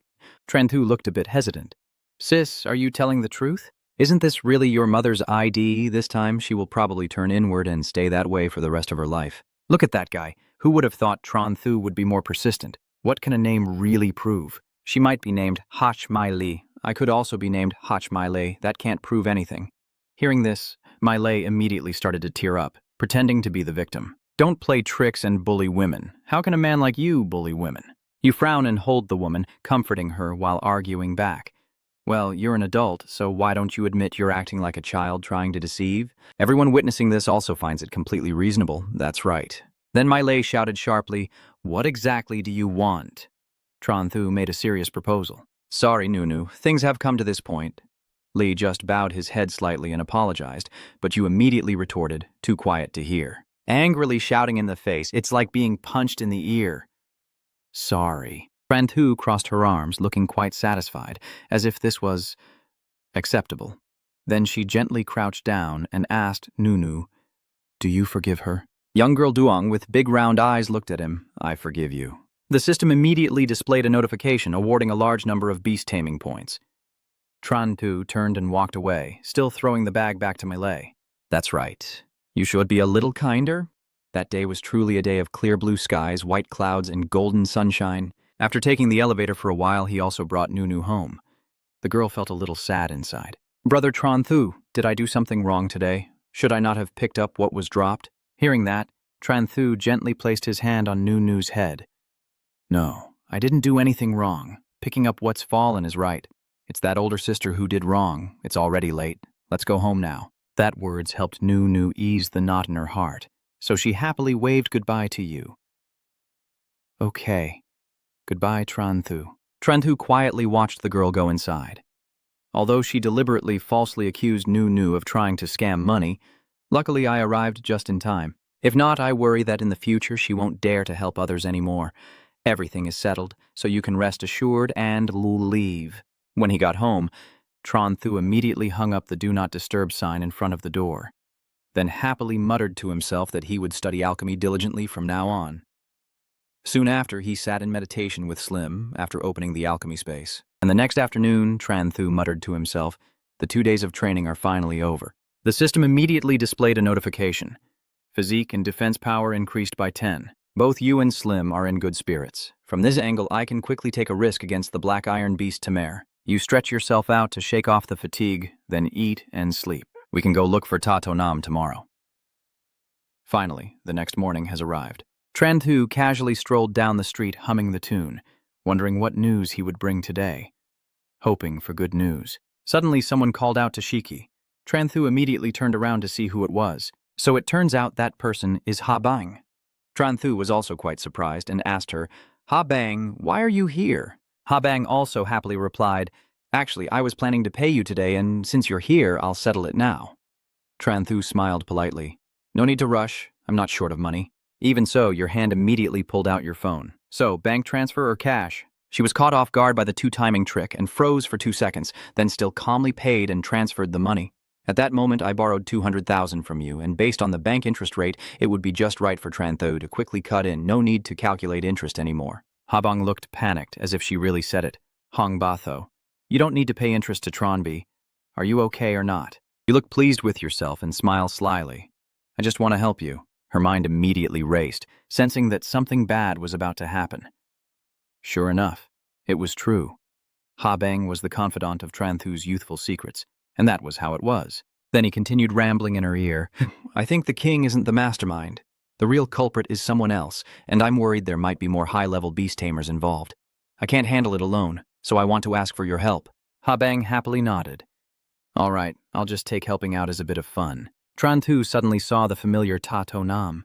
He was cutting meat, and upon hearing the call, he rummaged through his pocket and took out a pair of sunglasses. Tao To Nam puts on sunglasses to look cool. Have you brought the money yet? Tran Thu grinned. Of course I brought it. Where is my stuff? You immediately demanded it. I want to check the goods first. He immediately held out 2 sheets of paper. Before they could act here, Habang snatched the fan away. In broad daylight. Are you still acting in Hong Kong movies? Tran Thu immediately held back his laughter. Then the two of them carefully examined the object in their hands.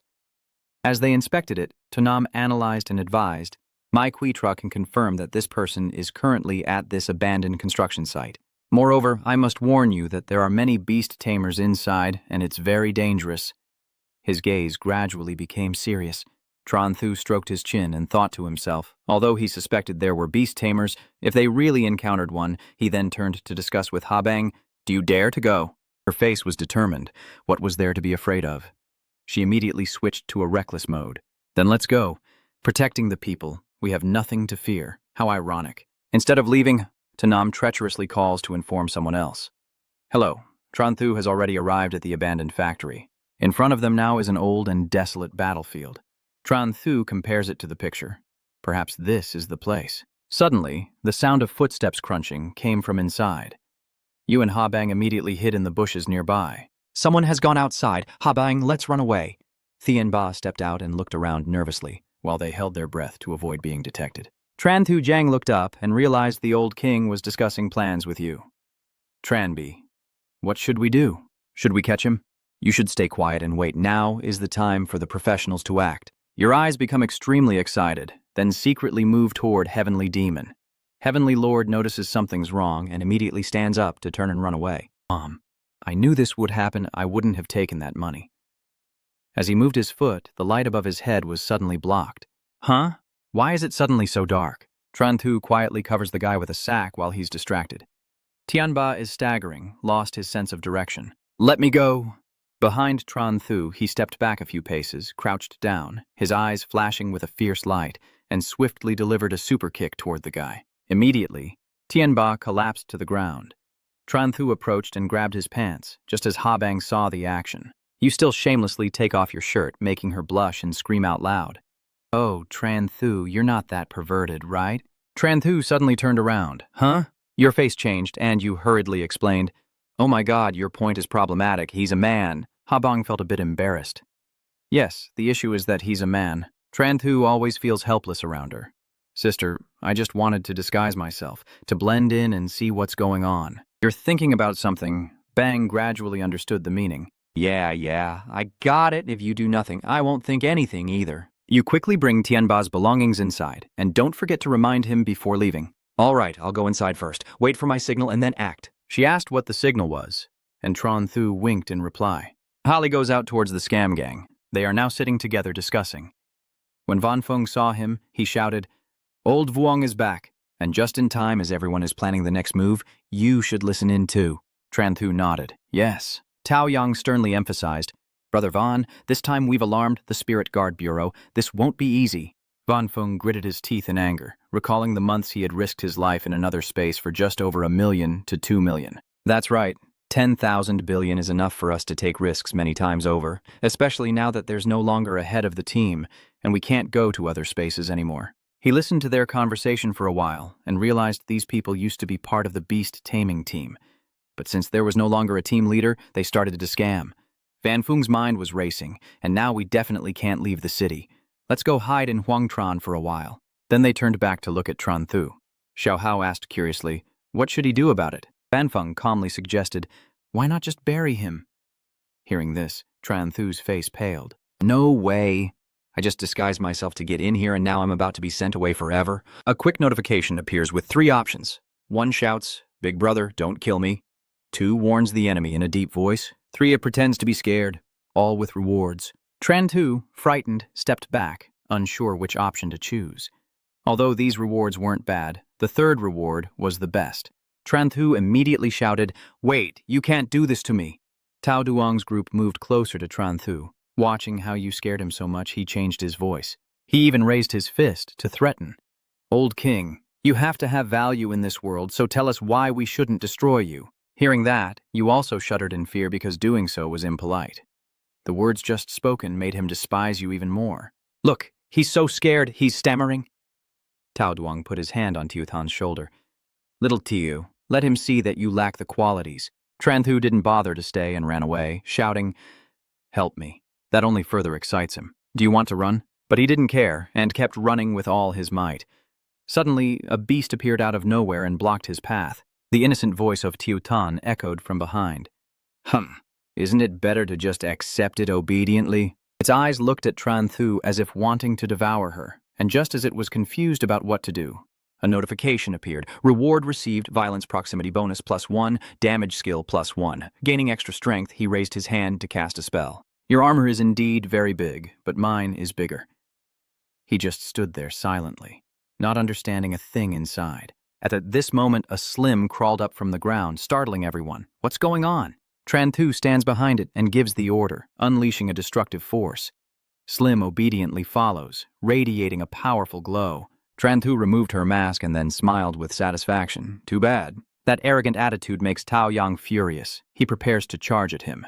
Damn it, he's not an old king. A level 6 beast tamer dares to fight us, brothers. Take care of him. As soon as they received the order, they summoned their spirits. Their appearance was enough to make Tran Thu a bit nervous. Huh? It's a fire element spirit. No, I can't fight them alone. He withdrew the command, asked to start sleeping, and quickly closed his eyes. His massive body transformed into a defensive stance. Tao Duong sensed something was wrong and warned not to go there. But somehow he realized he had fallen into Tran Thu's trap and decided to escape. At this moment, all the dragons are flying straight towards you. You're not escaping. It's Tiu Tan's voice, riding on its back, while Tran Thu hurriedly reads the Halihu symbol. The ice shards then pierced straight into Lam Du's claws. Van Fung angrily approached to see if there were any accomplices. It turns out the one coming to save the day is Ha Bang. Tran Thu, are you okay? Tran Thu cheerfully replied, I'm fine, you handle this bird and I'll take care of this person. Immediately after, both Xiaolong and Lam rushed into the fight like moths to a flame. On this side, you gently step closer to Van Fung, making him panic and shout stop, while Tran Thu smiles eerily before pulling out a bag to cover the opponent's head. Your face also looks more sinister and you still dare to stab me with a needle. This time, I will make sure you wish you were dead. What's meant to happen will happen. Tran Thu attacked Van Fung a few times, causing him to fall unconscious from the pain. Van Fung's accomplices still stood there, stunned and confused. You started massaging and warming up your hands and feet, then it was their turn. Van Fung asked nervously. It's been so long and Tong Mok still hasn't come in.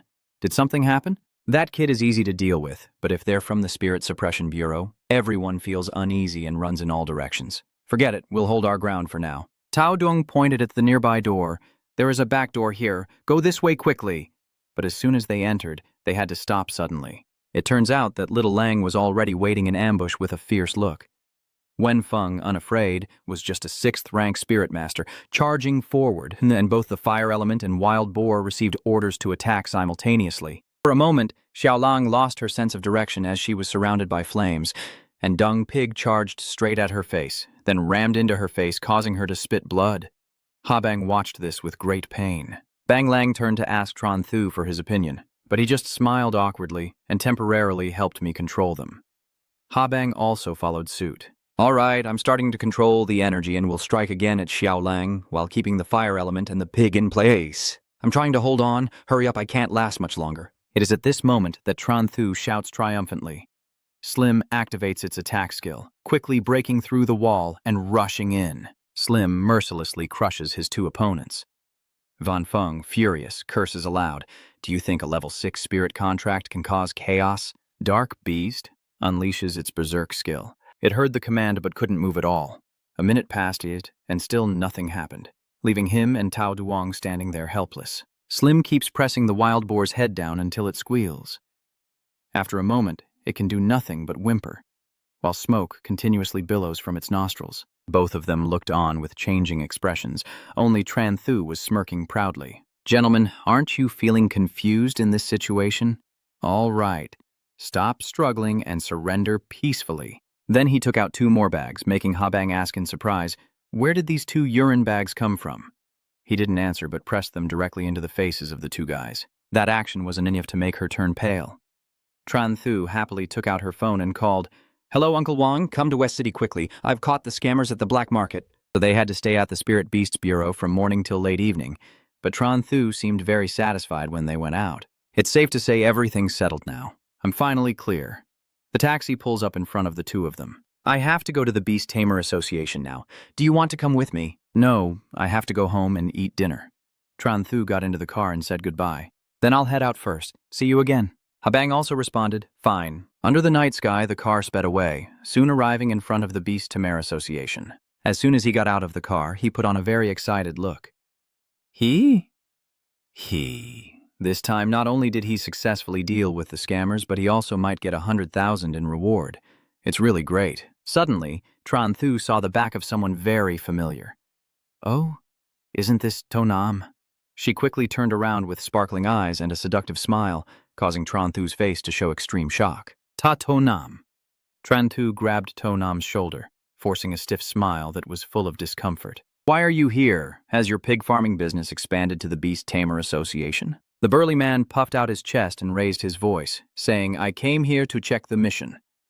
The information explosion surprised him. Are you a beast tamer? Your attitude seems to offend him. Is there a problem?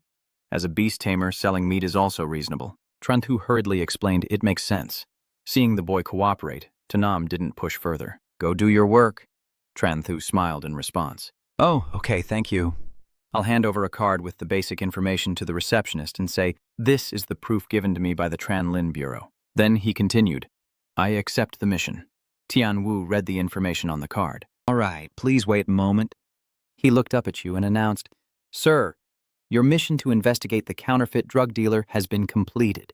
The reward for the mission is 50,000 spirit stones, which will be automatically transferred to your card. Tran Thu enthusiastically rubs his hands and says, Thank you. Tonam, stunned by the reward amount, cursed under his breath. Damn it, is this mission 10,000? The cow's blood splattered everywhere, and he immediately demanded money, saying, You, the middleman, are deceitful. Give me 50,000. Your face suddenly went pale, large beads of sweat rolling down your forehead. It's over. I forgot he's still here. But the panic was only in his mind. Tran Thu's finger jabbed hard into his chest as he shouted, Cunning, do you know what I've been through? 5 of them. His relentless questioning was turned against him, with a fierce tone that sounded like a centuries-old grudge. The 5 criminals. Do you know how I was today? Do you know? I risked my life against 5 criminals. My acting skills are top-notch. I even punched him in the chest to demand money. A total reward of 100,000. You take 50,000 for my information? No way! You have to pay me at least 10,000. Tonam was speechless, his thick eyebrows furrowing tightly. Can you stop overacting, brother? The guy couldn't be bothered to argue further. Come on, if I have no news from me, can you catch me? Tran Thu reluctantly waved his hand. Fine, I'll give you a little more money. Who said you're my good brother? Then he gently pats his shoulder and says goodbye. Good brothers, it's getting late. I should head back now. So before Tonam could realize anything, you had already run off in a blur. The guy's shout echoed down the hallway as Tran Thu ran. Damn it, I got fooled by that kid again. You look so proud that even your facial muscles change, bragging about how clever you are at fooling others.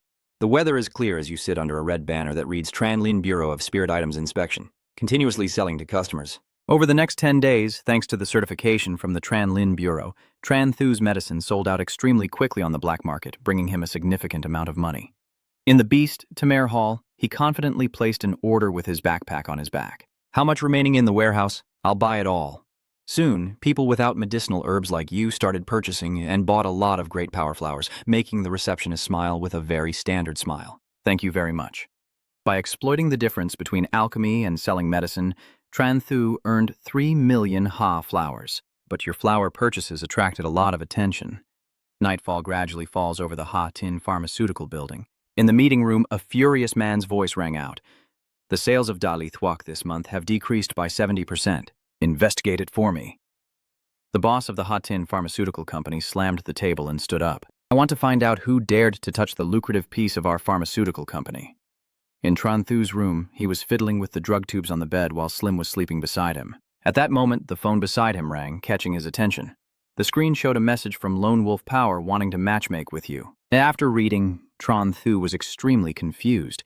What kind of trick is he up to now? At that moment, another notification popped up from him. The chubby friend apologized, saying he's not worthy. Without hesitation, he immediately called Dai Luke. The ringtone blared, the cheesy lyrics annoyed Tran Thu as he loved the lonely figure of him passing through the dark alley, loved his rebellious look, loved how he overcame despair, never shedding tears. As soon as he answered the phone, he was almost deafened by the other person's voice. Dai Luke, what are you doing? He helplessly explained, Oh, I pressed the wrong button. I matched with Lam Nya Wai. Hi, don't mind these details. I'm preparing to go to the capital tomorrow. Are you coming? Just as they were going with Miss Phuong Tu, Dai Luke finished speaking, and a mission prompt from the system immediately appeared in front of Tran Thu, offering a choice. Go to the capital with Trong Dai Luke, or continue establishing and expanding street stalls. You just read carefully and pondered. Is this also an option? Actually, I've been making good money lately, so going out is fine. You quickly agree happily. Okay, then let's go tomorrow. I have nothing else to do. Once I achieve my goal, I'll visit that guy Lam to think things over. Okay, see you tomorrow? Oh, right, I don't have any money. Remember to bring the travel expenses to cover me. The veins on Tran Thu's forehead gradually bulged. All for this purpose, right? Your laughter comes through the phone again. I have something to do. I'm hanging up now. See you tomorrow. There's nothing I can do, so I can only breathe out in helplessness. This Zhang Dali is really a troublemaker. Since we're leaving tomorrow, I have to start preparing today. You hummed softly while packing a few clothes into your bag. Tidying up.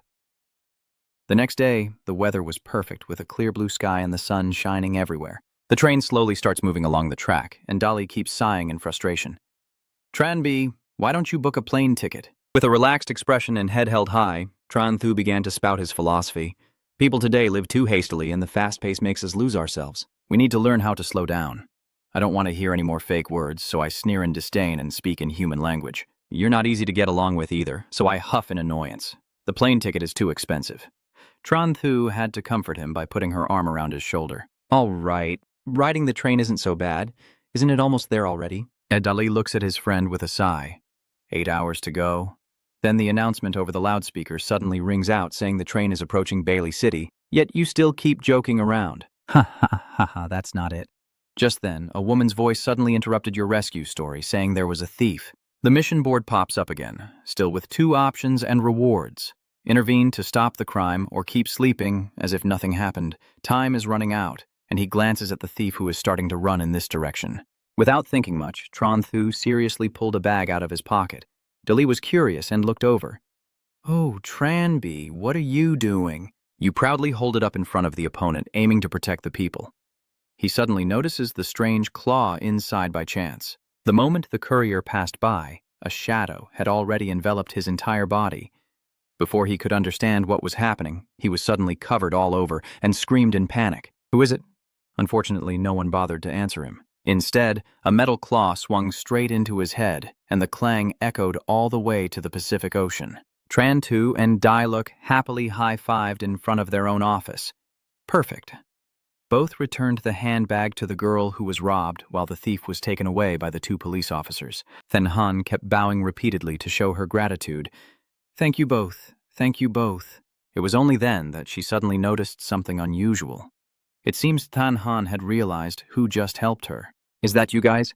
Tran Thu and Dai Luke both stare at each other with confused expressions. Tran Thu sneered and clicked his tongue in disdain, then calmly let out a highly arrogant remark that made Tan Han furious. Although my charm is incredible, please don't use this outdated method to start a conversation.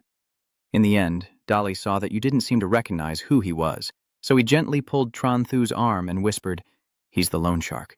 You're surprised and ask back, leaving him helpless, huh? I lend money at usury rates. Why would I forget? He almost ran out of words and had to remind himself reluctantly.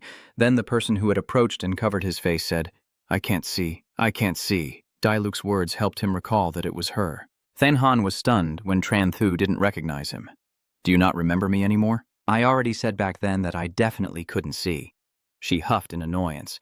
Luckily, there were noble people like you who left directly at that time. Of course, Tran Thu's mouth isn't easy either. Debts must be paid, that's only natural. Now, she's just curious about why the two of them boarded the train. So, you want to go to the capital? Yes, I want to take the entrance exam for the Spirit Master University. Than Han said casually, as if there had never been any disagreement between them. No wonder he prepared so thoroughly. Tran Thu didn't seem to notice her trying to change the subject. Are you saying you went to the capital to escape your debts?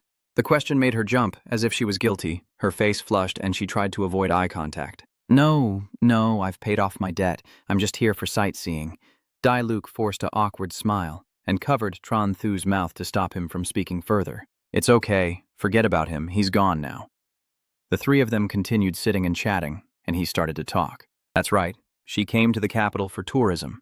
As time passes, night gradually falls over the southern station of the capital. Outside the station, the two strong men waved goodbye to Than Han. It was a pleasure talking to her today. A fortunate encounter? See you here again? And then they both slowly left the place. Just then, a voice rang out, catching their attention. Look at the legs! The two perverted fools immediately brighten up and start searching. Where? Where are the legs?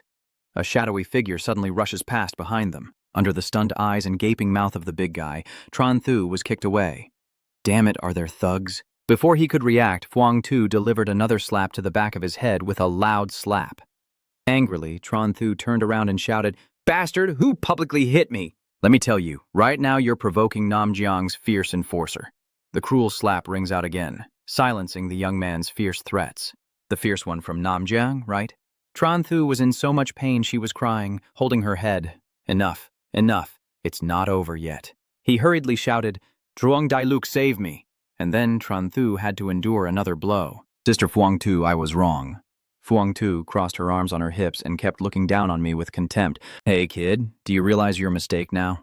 Your sharp eyebrows lift with each sarcastic remark. Aren't you the brave one? Dailuk took the chance from behind to go and tattle. Sister Phuong Tu, now Tran Bi is really too arrogant. It's right for you to teach her a lesson. You kicked him in the butt out of anger, asking if I would hit you. Dolly was dodging and shouting, Help me, Miss Phuong Tu. She looked at them joking around and chuckled before speaking up to stop them. All right, no more noise. I'll take you guys out to eat. The two of them immediately agreed. Sure, at the night snack stall there are many people going out to enjoy delicious food and gaze at the stars. Fangxi sat at the table and asked Tran Shu. Tranbi, I heard you've become a royal beast tamer and joined the special class at Namjiang High School. He took the magic wand and smiled in response. There's no other way. I can't hide my talent anymore.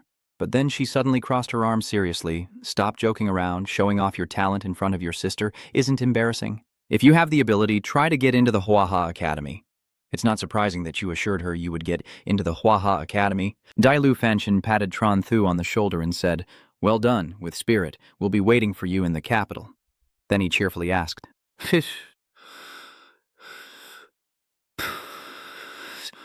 By the way, Sister Phuong Tu, wasn't it you who took on a mission from another dimension? She nodded and said, Yes.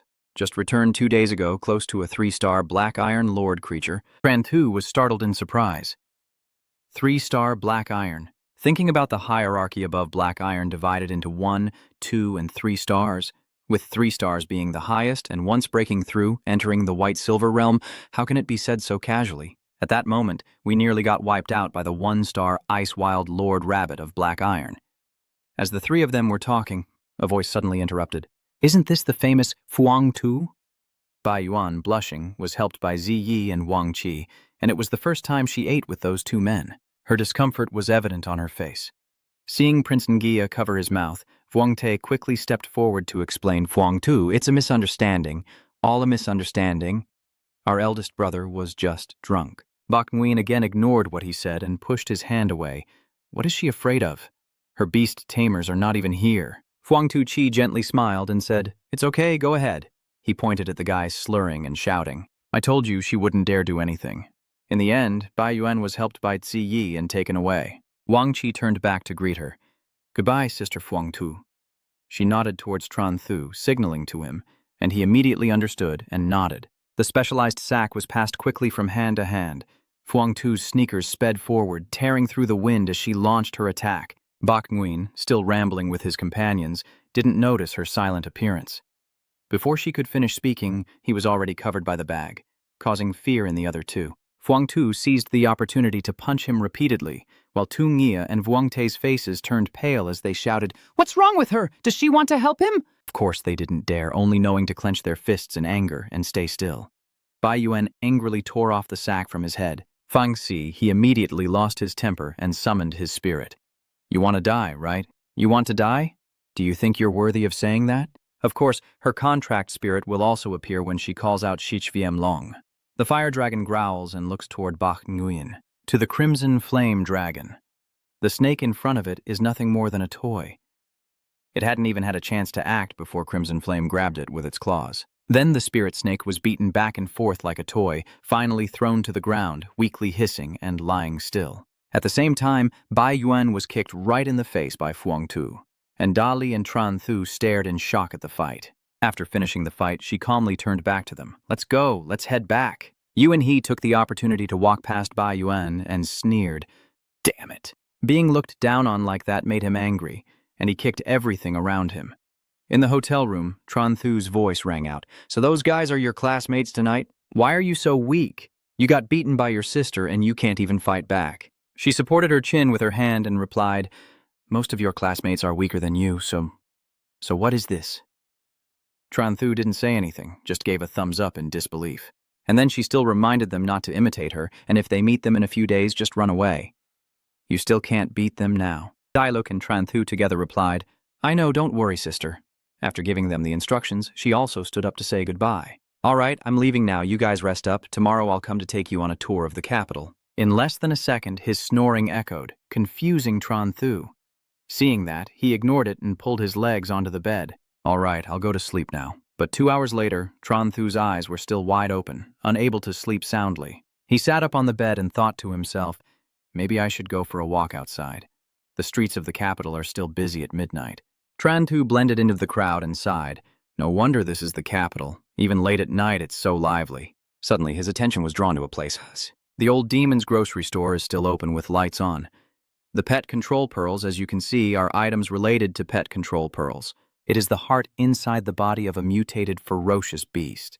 If consumed, it will directly increase the beast tamer's strength and is used for beast tamers of black iron level or higher. Tran Thu asked curiously, "Boss, how much for this basic level spirit beast pearl?" Ma Kui Than, the shop owner, calmly quoted 50,000. He turned pale and shouted, "Is it that expensive? What about that black iron level pet pearl?" The old man continued to quote 600,000. His eyes fell on a glass bottle. This is a huge spirit essence that appeared in Tran Thu's mind. Kung Fong Ung's heart, a level lord, is worth 2 million stars. And then he falls into confusion and incomprehension, because at this moment the system's choice menu appeared. Either leave now to receive a top-grade flame potion. Option 2 is to buy Kung Fong Ung's heart and receive the Rebound Power Book. Option 3 is to reveal that the item he's researching is wild boar bones and gain medium-level beast control power. You grit your teeth as you face these twisted choices. Isn't this reward just forcing me to buy that 2 million heart? Among the 3 important herbs, Tran Thu secretly calculated that Kung Fong Ung's heart has a chance to help the contract spirit comprehend its innate skill, but overall, I have 2 million yuan. But the other 2 reward options are different. At this point, the demon wolf impatiently speaks up to subtly dismiss. "Hey man, you can't afford this either. If you're not buying, just go away and don't interfere with my business." In this difficult situation, he could only awkwardly scratch his head. Why wouldn't he buy it? "I'm just doing a little research." At that time, Long Tran Thu also understood that money is just an external thing. Skills are more important. Then he randomly pointed at the items on the display cabinet. This one, that one, all the herbs in this shop, along with all the pet pearls from another shop. The old man immediately changed his attitude and asked again, "Do you want everything?" Tran Thu's cheeks flushed as she finished the last part. I don't want any of it.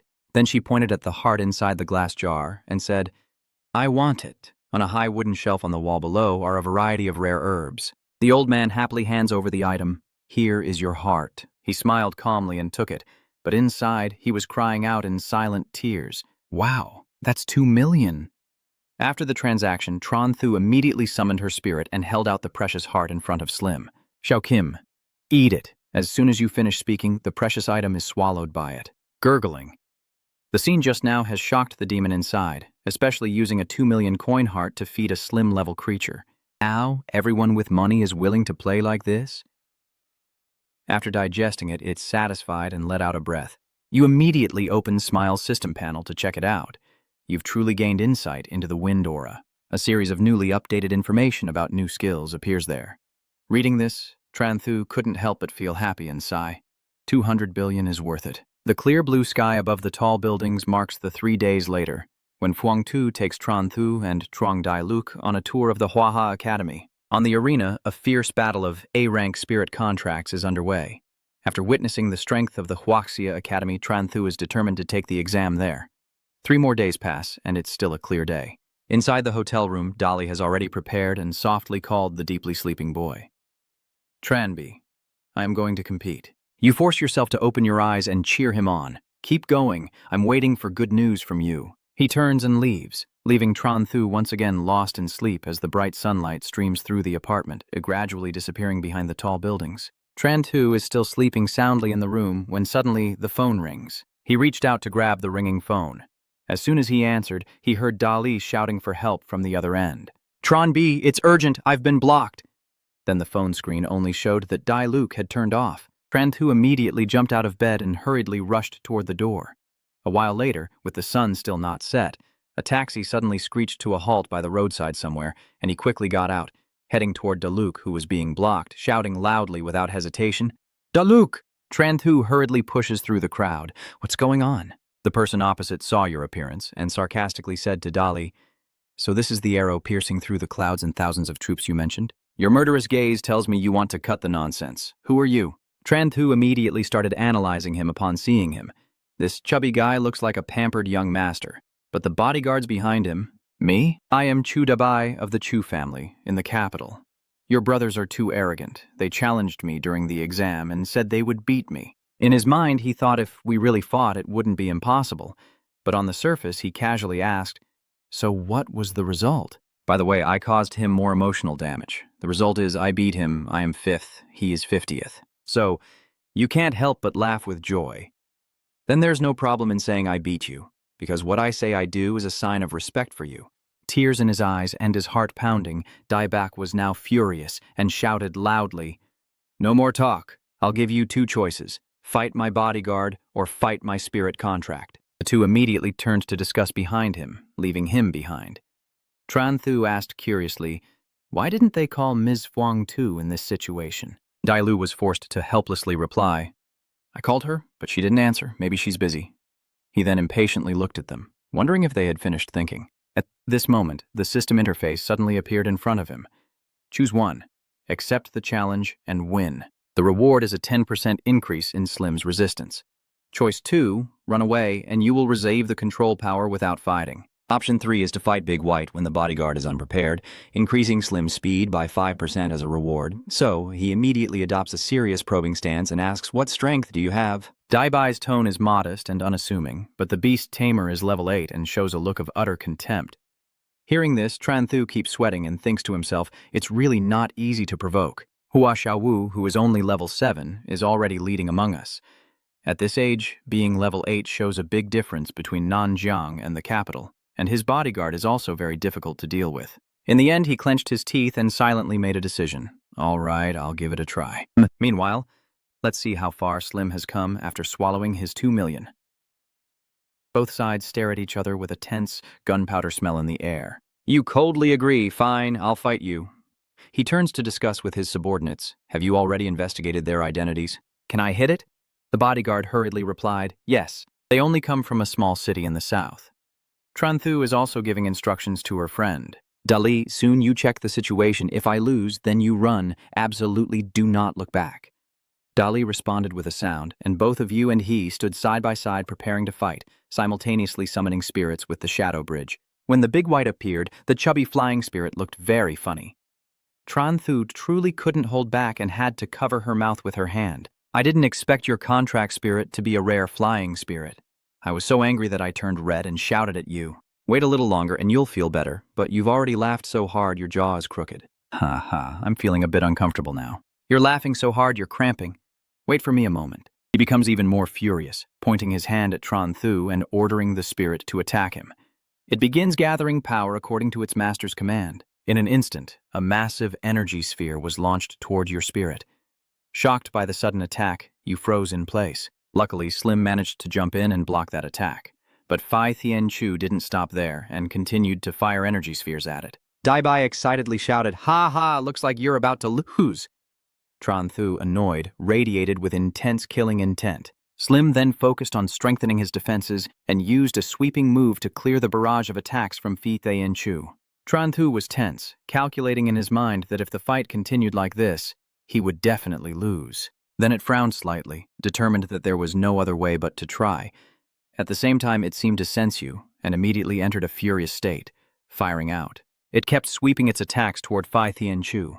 Dabai immediately reacted and shouted, "I was prepared for you long ago." Slim's entire body suddenly expanded, its size increasing sixfold, now resembling a giant ball standing tall before the enemy's spirit. But he seems to have everything under control, as if it was all part of his plan.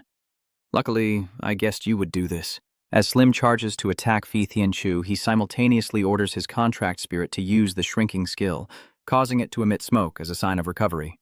Once done, it frantically throws balls toward Slim. The mighty force activating the bones also asked, "Tranbi, what now? Run away." Tranthu quickly raised his hand to signal, "Don't rush, I have another way." Then he grasped the aura matching his spirit. At the moment Fai Tianchu is frantically attacking, Slim opens its mouth to gather a wind technique, still standing blankly, because it doesn't understand what is happening. Daibaku, still unaware of the situation, chuckled dismissively. If you don't run away, what do you want to do?" Slim is still following the command and clashing. Fai Tianchu suddenly becomes immobile. Seizing the opportunity, it braced itself to unleash the attack, the violent strike. Its spirit was instantly controlled, letting out a sharp cry. He was extremely amazed by what was happening before his eyes.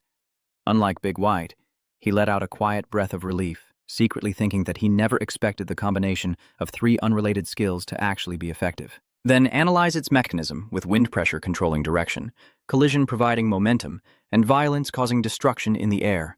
Tranthu, with a cold smile of a victor, gathers everything together, finally turning against the wind and transforming perfectly. He was so furious that his blood boiled as he shouted, "You country bumpkin bastard, how dare you hurt my contract spirit!" The two bodyguards understood the message and moved closer to the two of you, but still, you stood in front of Dai Luke and glared at him. "What do you mean by that? Do you want to go back on your word?" Daibai pointed directly at Tranthu and shouted fiercely, "So what if I call you out? Charge at me!" Tipow! He ordered his subordinates again. Charging forward, they all rushed towards him simultaneously.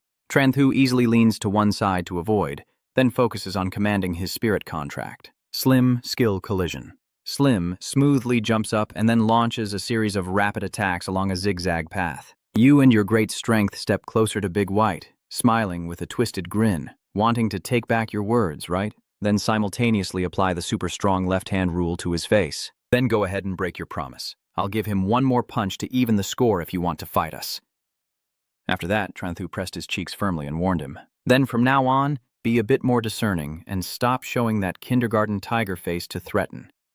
People you can't touch, don't touch them, understand? Having spoken, he calmly turned and walked away, with Dolly jumping and skipping after him. Teach Quatran B. So he raised his eyebrows again, looked over, and said, "Follow me. I will always make you feel interested." Suddenly, Chuxian, Chudabai's uncle, appeared in front of the two of them. Tranthu temporarily pretended to stay calm and face him, and they silently passed by each other. Only then did he wave to Dali with a smile. "Run!" A long tentacle shoots toward the two of them with a shout, "Get back for me! It's easy to catch them up high!" Then he throws your group forcefully onto the ground nearby. Tranthu's mind kept lamenting, "Damn it, why didn't I see this coming?" With this aura, it's obvious he's a dark iron-level beast tamer. Then he hurriedly rummaged inside his pants pocket and, upon pulling out his phone, was speechless at the shattered device. And he is busy holding his beloved nephew, asking, "Han, are you okay?" Dabai holds his chest, looking very weak. "I'm fine, but Fai Tianju, uncle, you must help me take revenge." My mind also started to become tense. This time, it was truly a disastrous fail. Right. Only the Fai Tianju has ascended to heaven but is still twitching in a corner. Chuxian, with an angry gaze, stares fiercely at Tran Thu, his hand clutching his phone, trembling even more. The thug swaggered up and threatened him, saying, 200,000 in treatment fees, is there a problem? But Tran Thu was sweating from the words of the powerful force. Are you trying to steal 200,000? You could buy so many pigs with that amount. He still looked fierce, so he immediately summoned his spirit and asked in a threatening tone, do you not want to hand them over? Both of them turned pale with fear. Tran Thu quickly waved his hand and said no, ignoring his growing nose and starting to boast, such an extraordinary rare divine beast is truly valuable. Then he smiled again to flatter them and asked, but neither of us had any money, so could we call someone to bring it here? Chu Hian raised an eyebrow and looked at him. Who? Are they your relatives? The guy wondered in his mind, not sure if they had some kind of background. Tran Thu quickly clarified, I have an older sister who is studying at a university in the capital. So he quickly ordered, tell her to bring the money here. He simply thought, there are countless universities in the capital. What could be so scary about a student, right? Hello, sister. Tran Thu and I are waiting at Lingzhou University. Please bring 200,000 here. Are you done calling? I replied immediately. Yeah, there are many people here. Let's go to the beast taming pavilion and wait. The sky is clear with white clouds drifting by. Over here, Fuang Tu just finished her call and couldn't help but think something was off. When Dali called her, he always called her sister Fuang Tu, so it seems something has happened to them. Then she turned to her friend Thandi and asked for a favor, saying, I need to borrow your wind spell for a moment. I have something to do. Meanwhile, the vast blue sky stretched above as Tran Thu sat in a prayer corner, guarded closely by the Dabach group. Dali looked worried and asked, Tranbi, do you think Sister Fuang Tu can handle this? He replied with a look of annoyance, It's okay. If it really can't be done, just pay the money. But his face had already fallen into the state of a 200,000 capitalist slave, selling a little more medicine to make it back if he wanted to pay, then pay. He was extremely surprised by his friend's words, but that was 20.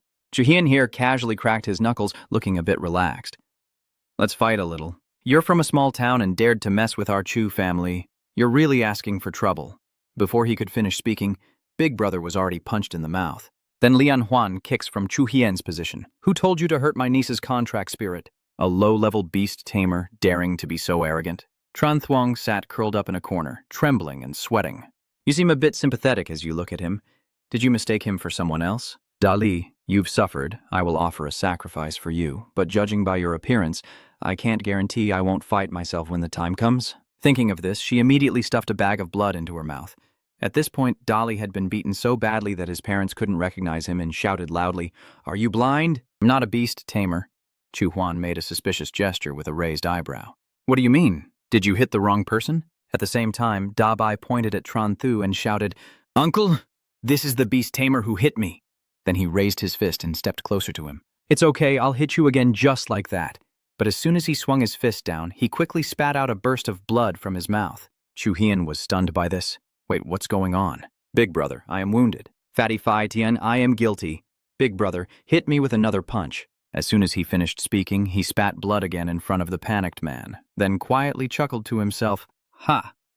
When he first sold medicine on the black market to undercut prices, Old Wang intentionally made this blood bag. Luckily, I haven't thrown it away yet. I wonder if it's expired already. The two of them are terrified and secretly curse at the same time. Is there no risk of a murder happening? And Tran Thu pretends to stagger as she walks toward them. Big Brother, hit me. I am guilty. Snap. Chu Hian desperately shouted and chased after him. No, no, don't come here. You stay back. I look like a flickering candle and speak with broken words. No, I have to go over there. Boss, hit me quickly. Cough, cough, if you don't hit me, I'll feel very ashamed. Cough, cough. Without another word, he spat blood forcefully into the man's face. Chu Hian hurriedly caught you and shouted an order, Call 120.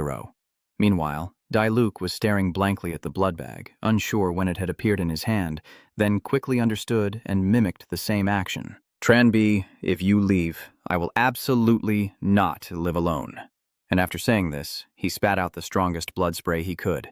The two of them stared in shock at this surreal scene, breaking out in cold sweat when suddenly they heard a door opening. Clang! Phuong Tu is stunned by this scene. Tran Tu, the mighty one. The flames of rage burning in Phuong Tu's eyes are all of you. In front of her are Tam Kan Tran Tu and Dai Luke lying in a large pool of blood, their murderous expressions making Dai Bak and Chu Hien pale. She shouted angrily, "Do you want to die?" Chu Hien barely managed to say, wait, before being kicked hard in the stomach, sending him flying away. Before he could recover, Phuong Tu charged forward. Go to hell! Facing the fury of a woman, Chu Hien could only raise his hands to defend himself. Seeing himself in danger, he felt a bit panicked, claiming he was just an ordinary student. Then both of them jumped back, giving each other a moment to rest. It seems this time Chu Hien intends to strike first, flexing his arm to attack, but suddenly Da Bak appears behind Phuong Tu. However, before it can act, VM Long roars fiercely. A fireball is about to send Da Bai's butt to the eternal realm. The raging flames swallow its body, and the powerful explosion forces Da Bai to be pushed back completely. It already has deadly wounds on its body, but that's still not enough. The flame dragon slashes down mercilessly with its claws, leaving deep cuts on Da Bai's thick skin. It was even tormented by sudden flames erupting from the scars left by the fire dragon. Chu Xian was stunned to see his spirit about to say its final farewell. How is she so strong? Damn it, looks like I have to summon the sea spirit contract to escape. Thinking and acting, he raised one hand high and ordered, "Big White, hold her back quickly." The three of them finally took their positions, ready to run far away. Of course, Phuong Tu wouldn't let them escape so easily. You want to run? As soon as she finished speaking, she summoned Hai Long and ordered, "Stop right there for me." Chu Xian was so frightened he was stunned and confused. Damn it, why is it an S-rank dragon? Who could this possibly be? In an instant, Hai Long released a stream of icy air, freezing both himself and the bird mid-air. It then flew up and kicked the ice block down to the ground.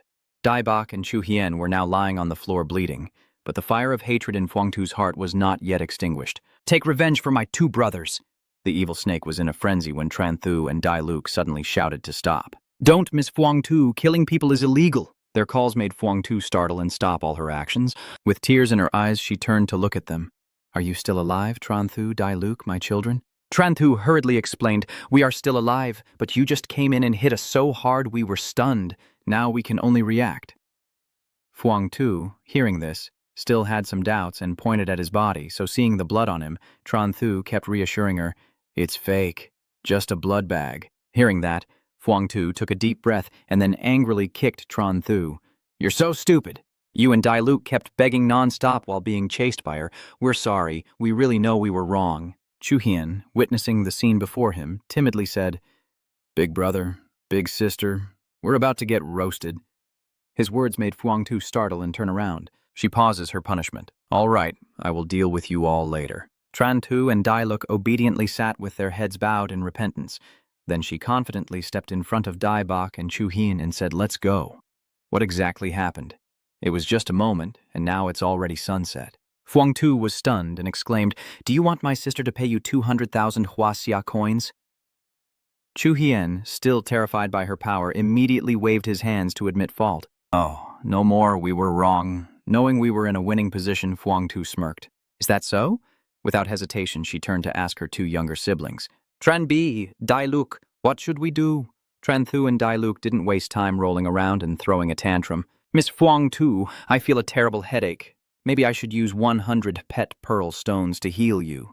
You too, don't be so unstable anymore, or we might need a fierce beast lord to calm you down." Chu Hien saw that the two victims who had been jumping around just moments ago were now in critical condition and could only grit their teeth and stay silent. If she threw herself in, Phuong Tu was ready to take it. She pretended to look sympathetic at him. "It seems my two siblings are badly injured. What do you plan to do?" Dai Bai and Chu Hien were backed into a corner, and he began to negotiate. "We agree to pay 300,000 for medical expenses." But hearing the proposal, Tran Thu felt even more pain than when he was beaten. Just 300,000. Another bag of blood was stuffed into his mouth and then spat out from Tran Thu's mouth, looking truly horrifying. "My internal organs are also in bad shape." The two on the other side were already annoyed by Tran Thu's acting, but Phuong Tu's two spirit creatures showed no pretense at all. Chu Hian quickly suggested, then add 4 basic-level pet pearls and 1 mutated ferocious beast. Hearing that pleased her, he immediately stood up as if nothing had happened. Chung Jiao. It's almost evening, and Tran Thu starts flattering on her way out of the building. Miss Fuang Tu, you're really amazing. However, Fuang Tu was not pleased and scolded you to go away. I haven't settled the score for your pretending to be dead yet.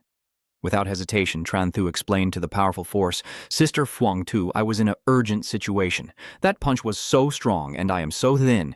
If I had been hit, I would definitely have died. Yes. We only did it out of necessity. In the end, you finally got angry. All right, let's just consider it settled. You must not do this again next time. Seeing that her sister had stopped scolding, both of them happily obeyed. Yes, I will obey your majesty, Fuang Tu replied gruffly. Stop flattering me. You can arrange those things yourselves.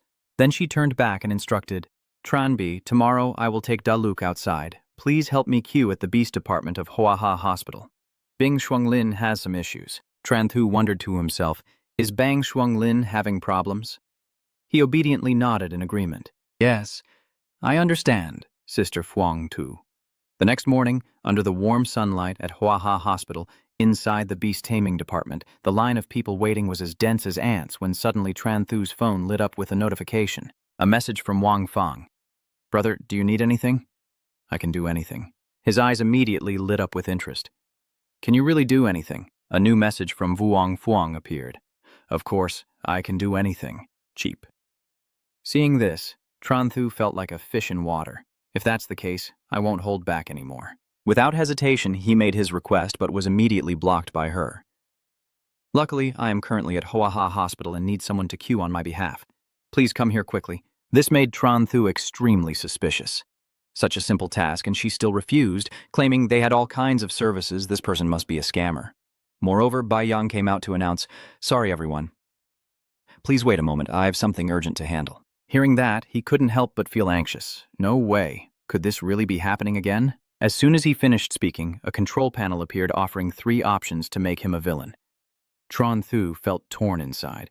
This system really made it hard for him to choose. If that's the case, then it turns out you weren't too conflicted when you decisively grabbed the doctor's coat and happily put it on without hesitation. Finally, Dr. Tran Thu has started working. No problem, just leave it in the air-conditioned room at home.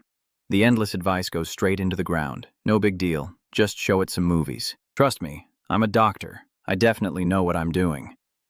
After 2 hours of hard work, Tran Thu stretched and yawned deeply, finally sending them away so she could check out her stream rewards. A notification appeared showing that the brutal level reward +1 was gained, making him laugh uncontrollably.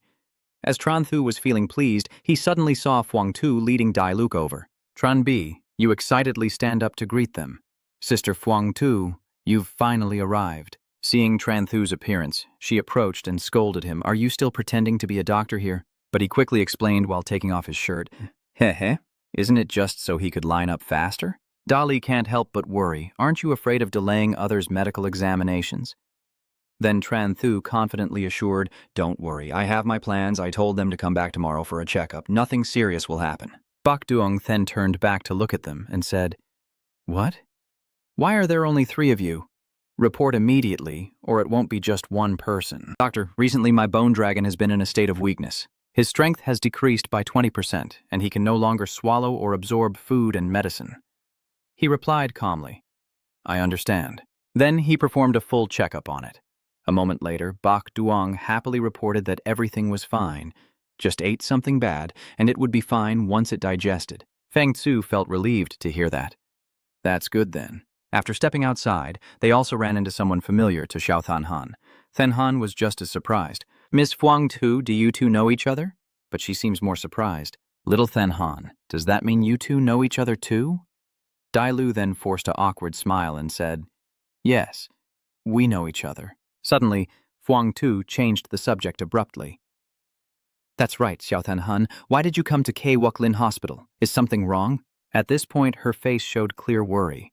Well, earlier due to life circumstances, I borrowed some money, and then to repay it, I entered a competition that caused K Woklin to get injured. Earlier, I had to improvise because I didn't have money.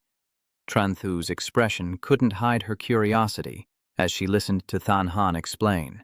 Then Namjang High School refunded the tuition fee, so I had money to go there and treat him. This statement made you gasp in surprise. What? Did Namjiang High School pay your tuition fee? She didn't hesitate to explain. Yes, I was originally a student at Namjiang High School, but Namjiang High School paid for me to transfer to the special class. After uncovering the information, Tran Thu finally realized, so the special class must be us? Than Han asked curiously. Classmate, are you also a student in the special class?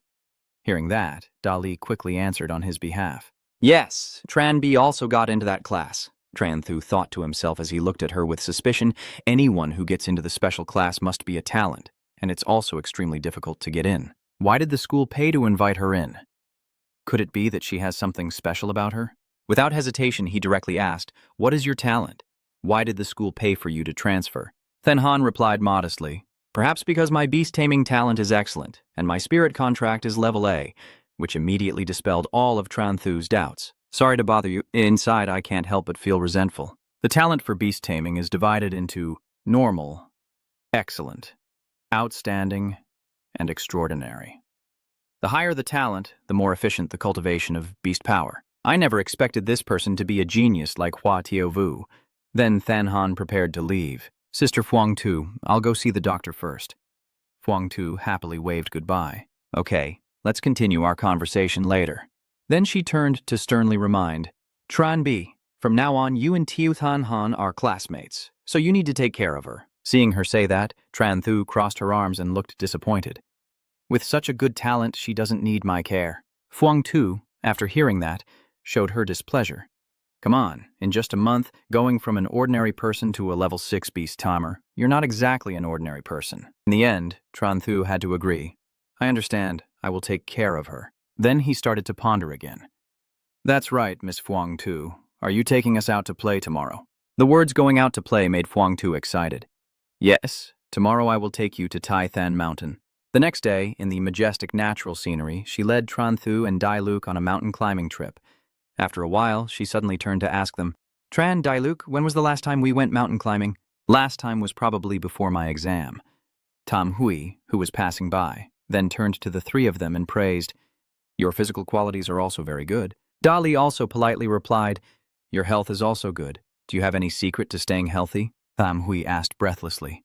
A secret to staying healthy? Without any hesitation, he eagerly explained, That's staying up late. Staying up late every day. Look at me, I'm already 24 years old this year, and I still look very healthy.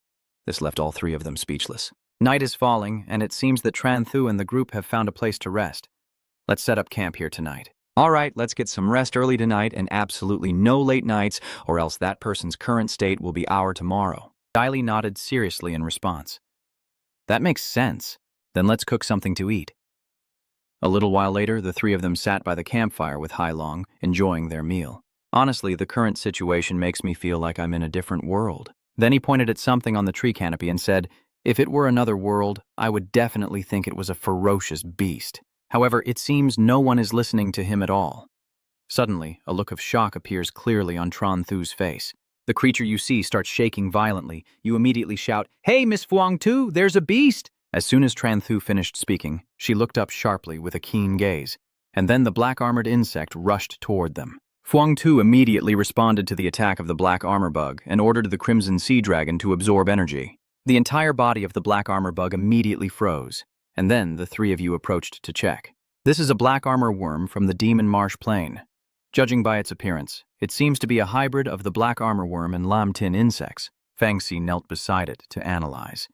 The 100 years of the Plain of Demons had once fallen, and although it was quickly suppressed, some ferocious beasts still remained in lam tin. Her eyebrows furrowed. If it was just this kind of beast, it wouldn't be a big deal normally. But then she stood up with visible concern on her face. If the black armor insect Yuan So from 100 years ago still remains on Tai Than Mountain, then it's a serious problem for us. However, as soon as Phuong Tu finished speaking, she saw her two reckless younger brothers already preparing to run ahead. Miss Phuong Tu, what are you still waiting for? Hurry and leave Tai Than Mountain first, then call Tran Lin Cook to claim your reward. Tran Thu suddenly paused to think. No, our order is wrong. We should call for the reward first and then run away. Then he immediately dialed the Tran Lin Cook. Oh my God, something has happened on Tai Than Mountain. There's a space beast here. What? It's not an ordinary beast, it's enormous. Hello, this is Phuong Tu from Huaha Academy. I discovered an impure black-armored insect on Taithan Mountain, and I came here to investigate. Something caught Fuangtu's attention, a swarm of black-armored insects flying above them, seemingly from nowhere. No more hesitation, she immediately warned the other side that something was wrong.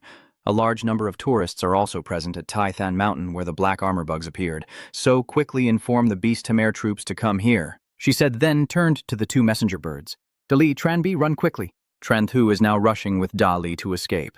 Sister Fuangtu, run quickly. Seeing her brave younger siblings run without needing to be told, she could only remain silent. But everyone's safety pulled Fuangtu toward danger. No, there are so many tourists on Taithan Mountain, I can't just run away. I have to go there. Just as Tranthu was hurriedly fleeing, he realized the choice had been activated again. The notification appears with 3 options. Stop the black-armored insect, run quickly to ensure your own safety, or broadcast live to the online viewers. Immediately he turned to Fuangtu and asked, Sao the black iron beast, Lord, can you fight it? Tranthu's words surprised her. You can assess its strength. Fuangtu cautiously replied, If it's Hak Thiet Ba, I can only say I can hold out until the beast cavalry arrives. Without delay, Tranthu immediately requested to join the fight.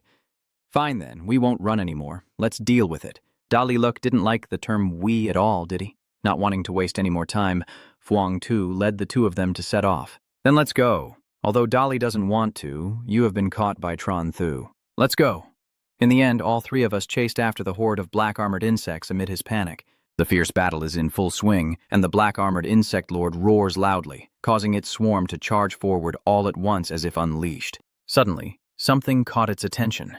A giant fireball was approaching at lightning speed to attack. This attack caused a massive explosion that shook the heavens and earth. The smoke gradually cleared, and the black armor insect lord was cursing non-stop in a disheveled state. Fang Tzu quickly warned, Be careful, hide well. But before she finished speaking, the person had already vanished. From afar, Tranthu and Dai Luke hid in the bushes, signaling that they had escaped safely. Their actions made her feel annoyed and want to speak, but she had just taken a brutal hit, and the dark armor insect lord was very vengeful, only wanting revenge. Fuangtu quickly conjures 2 streams of fire and ice, her face full of excitement, ready to strike as soon as it approaches.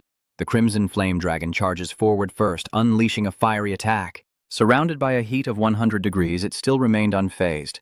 Seeing this, the crimson sea dragon added a layer of ice to cool it down, but the black armor insect lord easily broke through with just a little force. Mocked like a clown, it roared in fury, its mouth wide open, spewing out a spray of spit. Fuangtu was so frightened by the scene that she froze in place. At the same time, Tran Shu suddenly sat up in horror and shouted, It's not good! It's going to attack Miss Fuangtu! And Dali also panicked and warned, Miss Fuangtu, watch out! The black armor insect lord is berserk, and despite being under constant attack, it still crazily charges forward. Its supreme power makes you feel oppressed.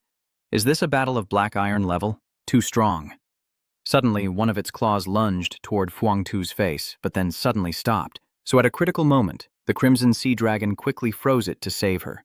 But before he could rejoice, the tough ice was finally shattered by the powerful black armor insect lord. Above, the crimson flame dragon and the crimson sea dragon are exerting all their strength to destroy it. The battle scene was witnessed by the 2 figures living in the mountain villa. Damn it, what's up there? It's a dragon. The woman couldn't believe her eyes and kept asking, Is it a dragon? The dragon is flying. The voices of the 2 tiger guards who just spoke immediately brought trouble upon themselves, quickly attracting the attention of the black-armored insect lord. It loudly summoned its swarm to attack. Snorting and huffing, the black armor bugs responded to the order and rushed towards the mountain house like a horde of zombies. Fang Tzu realized its plan and turned pale. I can't let it do this. It wants to attack ordinary people. The ice dragon, cold sweat pouring down her body. Only 4 words remained in her mind. There's no time left. At the critical moment, Tranthu jumped out from the bushes like a superhero to reassure. Sister Fuangtu, don't worry. I am here too. You shouted loudly to summon your contract beast. Sim, giant form, wind pressure. As soon as it was released, it engaged directly with the black-armored bugs. The slim form, gathering energy, grew larger, even its head shining brighter than usual. Then it used its rebound power to knock the black-armored bugs high into the air. Fuangtu watched this and praised, impressive. I didn't expect Slim's level to be so strong. It's nothing, really nothing. He tries to force a polite smile, thinking to himself, 3 skills already, how could it not be strong? Meanwhile, Chi Hailong keeps using ice shields to block the Black Armor Insect Lord, but its overwhelming power quickly shatters those layers of ice. Seeing his kind brother in trouble, the Crimson Flame Dragon immediately stepped in to help. From afar, Tran Thu noticed its dazed expression and whispered in horror. This gaze! The Dark Armor Insect Lord roars and unleashes absolute power, its entire body shrouded in sinister demonic energy. Fuang Tu, seeing that the situation has gone beyond Picklebow, hurriedly reports, "It's not good. It wants to fight us to the end." The Crimson Flame Dragon and the Ice Skeleton Dragon retreat. Tran Thu shouted loudly, "Order to stop it!" But far beyond their expectations, the Black Armor Insect Lord spread its wings and soared into the sky, leaving its followers behind. Seeing this scene, Fuang Tu's face froze, her expression stiffening. Are they trying to run away? She quickly jumps onto the back of the Crimson Sea Dragon, and then orders the fire-linked dragons to chase after. Tran Thu, left behind and panicking, knew he had to follow even if he couldn't, then shouted loudly to summon his contract beast. I asked, but for some reason the Black Armor Insect Lord suddenly fell to the ground, which made me a bit suspicious. Could it be that the people from the Spirit Suppression Bureau have arrived? At this moment, Fuang Tu and the Crimson Sea Dragon have landed safely. Suddenly, Tran Thu's eyes widened in horror. That's not right. The person coming isn't friendly. You nervously call out Shi's name. As soon as it appears, you quickly jump up. At the same time, Fuang Tu was in a remote forest surrounded by dense trees. Suddenly, a large, dirty black foot with sharp claws appeared. Seeing Tahan, a third-year student at Huaha Academy, riding alongside the second wolf, she couldn't help but feel confused. Tahan. He smirked with a perverted smile, his face full of arrogant sarcasm. The legendary genius is nothing more than this. Huh? The Black Armor Bug you want? I don't know when, but the Black Armor Bug Lord has already died and even lost a piece of flesh. Looking at her expression, Fuang Tu frowned in thought, then suddenly relaxed. Her face was grim, and her voice was full of resentment, her core gone. Her questioning voice just rang out, asking, "Do you dare steal my prey?" as the two Red Sea Dragons and Crimson Flame Dragon growl menacingly. Tahan still didn't know fear and sneered with contempt. An S-rank spirit contract, she thought she was the only one with two of them? His reckless blood is thicker than his brains. He slams his hand on the ground to summon his second beast contract. The creature with vibrant feathers suddenly appears, the most magnificent horse in the world. Tahan, hands in his pockets, smiles confidently when suddenly a shadow emerges behind him. "Look at my bag." Tahan looked confused, not understanding what was happening. A sack suddenly covered his head, and at that moment, Dai Luke Te unexpectedly attacked with the legendary frying pan. Dai Li strikes Tohan's head with the frying pan several times, leaving him stunned and unbalanced. Oh, when the host's consciousness is not alert, Kei Uok Lin will automatically return to the Beastmaster space. Fuang Tu kicks him a few times out of annoyance. Huh? Fighting me? Next to Dai Luke and Tran Thu happily rummaging through valuable items, Tran Thu holding the insect shell in a cunning smile, a young man unaware of the treacheries of society. He pats his big backpack and excitedly reports, "Sister Fuang Tu, we've got everything. Let's go." Before leaving, she even kicked Tahan once more. Yes, let's go. The three of them had only taken a few steps when Tran Thu suddenly turned back and smirked maliciously. Wait a moment. While Fuang Tu and Dai Luke were panicking, he ran over to Tahan and spun around wildly, ending up stripping him completely except for a pink waistband to cover himself. After finishing his masterpiece, he stood up, dusted his hands, and said with satisfaction, "Let's go." Seeing this scene, the two couldn't help but be shocked. "You're really going too far." Tran Thu chuckled cunningly and justified himself, saying, "Who told this guy to show off?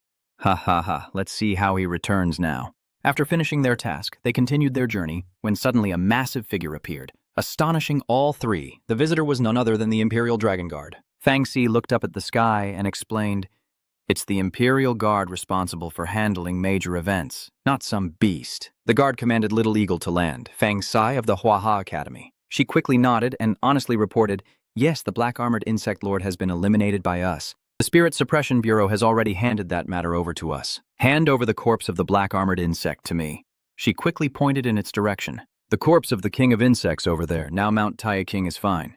After confirming, he immediately announced, "Yes, you can go now." Watching the shadow of the Dragon Guard fade into the distance, Tran Thu breathes a sigh of relief. "I was so scared I barely managed to stand in front of Zhang Dali in time. I scratched my cheek awkwardly to block his gaze so he wouldn't see Tuhan, or else we would be doomed." Fangxi smiled reassuringly and said, "It's okay. They usually don't check specially." She turned around with a smile and reminded, "Let's go, it's late. Stay at the hotel tonight and go down the mountain tomorrow." He nodded in agreement. Got it. The three of them calmly walked away one after another. Later that night, in a hotel somewhere, Fuang Tu took out an item and shared it with Tron Tu. "This is the blood-red shell of the Black Armor Lord. Keep it and see if your spirit contract can swallow it. If you swallow it, you might gain the skill of the Black Orb of the Black Armor Bug." After hearing that, he immediately waved his hand to refuse. "No need, my spirit contract already has all the skills I need." Seeing that, she no longer forced him. "Fine, that's right, your holiday is less than half a month away. When do you plan to return?" Dai Li volunteered first. "I won't go back anymore. I've already been accepted. The school said they will organize training for us, so I will stay here. I'll be gone in 3 days. If that's the case, Tranby, keep going. Sister and Dolly are waiting for you in the capital. Then the three of us will also have a toast, and I can say more." Oh my. 3 days later, at the hotel entrance, Fuang Tu and Dai Luke saw Tron Thu off together. As he left, he waved goodbye to both of them. "I'm leaving now. Goodbye." I just looked in and informed the driver to go to the southern dock of the capital. Liu Juf turned around warmly to greet them, noticing that everyone was heading to the southern dock so they could share a ride. Only then did he realize there was someone else in the car. Wasn't it supposed to be empty? The car quickly started moving, and Tran Thu sat inside, staring intently at the person next to her. Does this person look a bit like Tahan? Suddenly the system appears and gives you 3 options. First, escape and gain a large number of beast tamer powers. Second, seize the opportunity to get out of trouble, increasing my slim gold stats by 5%. The third option is to shout loudly. This isn't a kindergarten bus with medicine in bottles, which makes you even more curious about the other person. Everything was fine until we were riding together. This person definitely has issues. Tran Thu seriously considers the options from the system. The first choice offers generous rewards, but jumping off the car on the highway is very risky. As for the third option, it will stir up trouble. Maybe they think it's worth the risk. He immediately changed his attitude and played the role of a martial arts capybara. No wonder he looked so familiar. "Old King," Tong Hook frowned unhappily. "You've mistaken someone else." The system recognizes Tong Hu, Tohan's brother. On the surface, he waves his hand with a friendly smile, apologizing, "Sorry, wrong person." But inside, he's quietly assessing. It's neither a black iron-level beast tamer nor Tuhan. Tran Thu felt her whole body become suddenly lighter. "Very well. I can confidently choose both now." "Then you pretend to be angry, driver. The southern dock isn't this way. You're going the wrong direction." Liu Ta saw that things were about to be exposed, so he stopped acting. "Kid, behave yourself. Sit still obediently. You return to your gentle scholar appearance. Sit still, waiting for them to take me to the distant mountain range. As soon as you finish speaking, you throw a punch right into Songhuk's face. Dream on." Tran Thu swiftly grabs his arm, throttling him, then grins maliciously before unleashing a flurry of punches on Tong Hu's profile picture. Liu Ta not only doesn't realize the problem, but also adds fuel to the fire. "Stop it. Didn't you learn martial arts, Tong Hook? Hurry up and deal with him." Tran Thu froze for 5 seconds after hearing that. "Martial arts." Tong Hook clenched his fist and struck back. "Nice, but unfortunately you managed to dodge the attack and delivered a punch right to his face. You think you're all that, throwing continuous punches without knowing when to stop. Do you still have any martial arts skills now?" He lay still, trembling in fear. No. After venting his anger, Tran Thu grabbed Tong Hu's collar and questioned him. "So now, taking me to the South Jin City dock, is there a problem with that?" He was beaten into a battered mess, crying and begging desperately. "No problem. Mr. Liu will take him there." The car quickly changed direction, and Tran Thu, having achieved her goal, grinned triumphantly. He. The whole ride was filled with screams. "Ah, we've arrived," and you immediately get out of the car, leaving Tong Hook beaten up. "Someone who is neither human nor ghost. Take me to the hospital quickly." After a few steps, he took out his phone to call someone and warn them. "Hello, Sister Fuang Tu. Everyone, please be careful. Tahan has sent someone to take revenge." "Yes, I'm fine." "I'm heading back now. Everyone be careful." After hanging up, Tran Thu continued forward. I don't know why, but suddenly I turned back to look at the place I'm about to leave and smirk darkly. I'll come back in a year. At the same time, in a luxurious and magnificent house, Tohan, holding a glass of wine in anger, shouted at his subordinates, "You useless fools! You can't even catch a high school student, useless! Drag them down for me! I'm not going to let you off, Tran Thu, Fuang Tu, Trong Dai Luke, just wait and see." Then he swung his arm and threw the glass of wine so hard that it shattered into pieces. Time flew by like a dog running across the field, and by then, it was already night at the Namjiang city dock. Tranthu happily stretched out his hand and shouted, "Finally back home!" He quickly caught a taxi, and before he even sat down comfortably, Jia Hao asked for his opinion. "Brother, can I bring someone else along, if you're kind enough to agree, and it's on the way?" Soon, the car stopped to pick up the second passenger. Tin Tin, dressed in patient's clothes, had been waiting at a large hospital. Looking at the bright red sign above, Tranthu was terrified. Was that person from Namjiang City Mental Hospital? Seeing Tu Tin standing there smiling foolishly, he quickly concluded, "Are you mentally ill?" Tu Tin slowly approached and opened the car door, and as he entered, Tranthu immediately stepped back to give way. In the quiet night, a taxi sped along the main road. In the car, the three of them looked at each other silently. And suddenly, the atmosphere became tense and suffocating. Tu Tin eagerly broke the silence, saying, "I am doing research at the mental hospital." Tranthu looked at the person opposite, who was half believing and half doubting the research. So they weren't a patient. "I told you, how could a patient leave the hospital on their own?" Thinking this, she changed to a friendly attitude and started a conversation. "I see, you're about my age. I didn't expect you've already been doing research. What kind of research are you doing?" He calmly smiled as someone studied him. After hearing that, you sprayed the glue stiffly. "Huh?" In a flash, Transhu grabbed the door handle and screamed loudly. "Driver, I want to get it off the car." Suddenly, a pair of hands wrapped around my waist from behind. Tu Tin frantically explained, "No, I am a student. I just played the role of a father during the holiday." He forced you against the glass door and you couldn't resist. A chauffeur? Being a chauffeur and also a mental patient? I don't believe it. I want to get off the car. He's holding onto your waist like glue. No matter what, he won't let go. "Big brother, I really am a student just trying to earn some extra money." At this point, Tranthu couldn't hear anything more. "Let me go, driver. Please save me." Even though the other side is begging and crying, Jia Hao can only turn a blind eye for the sake of his livelihood. After struggling for a while, the taxi finally arrived safely, and Tranthu, annoyed, grabbed Tu Tin by the collar to question him. "I'm here now, can you get off the car?" He immediately let go and let you go. "Of course I can."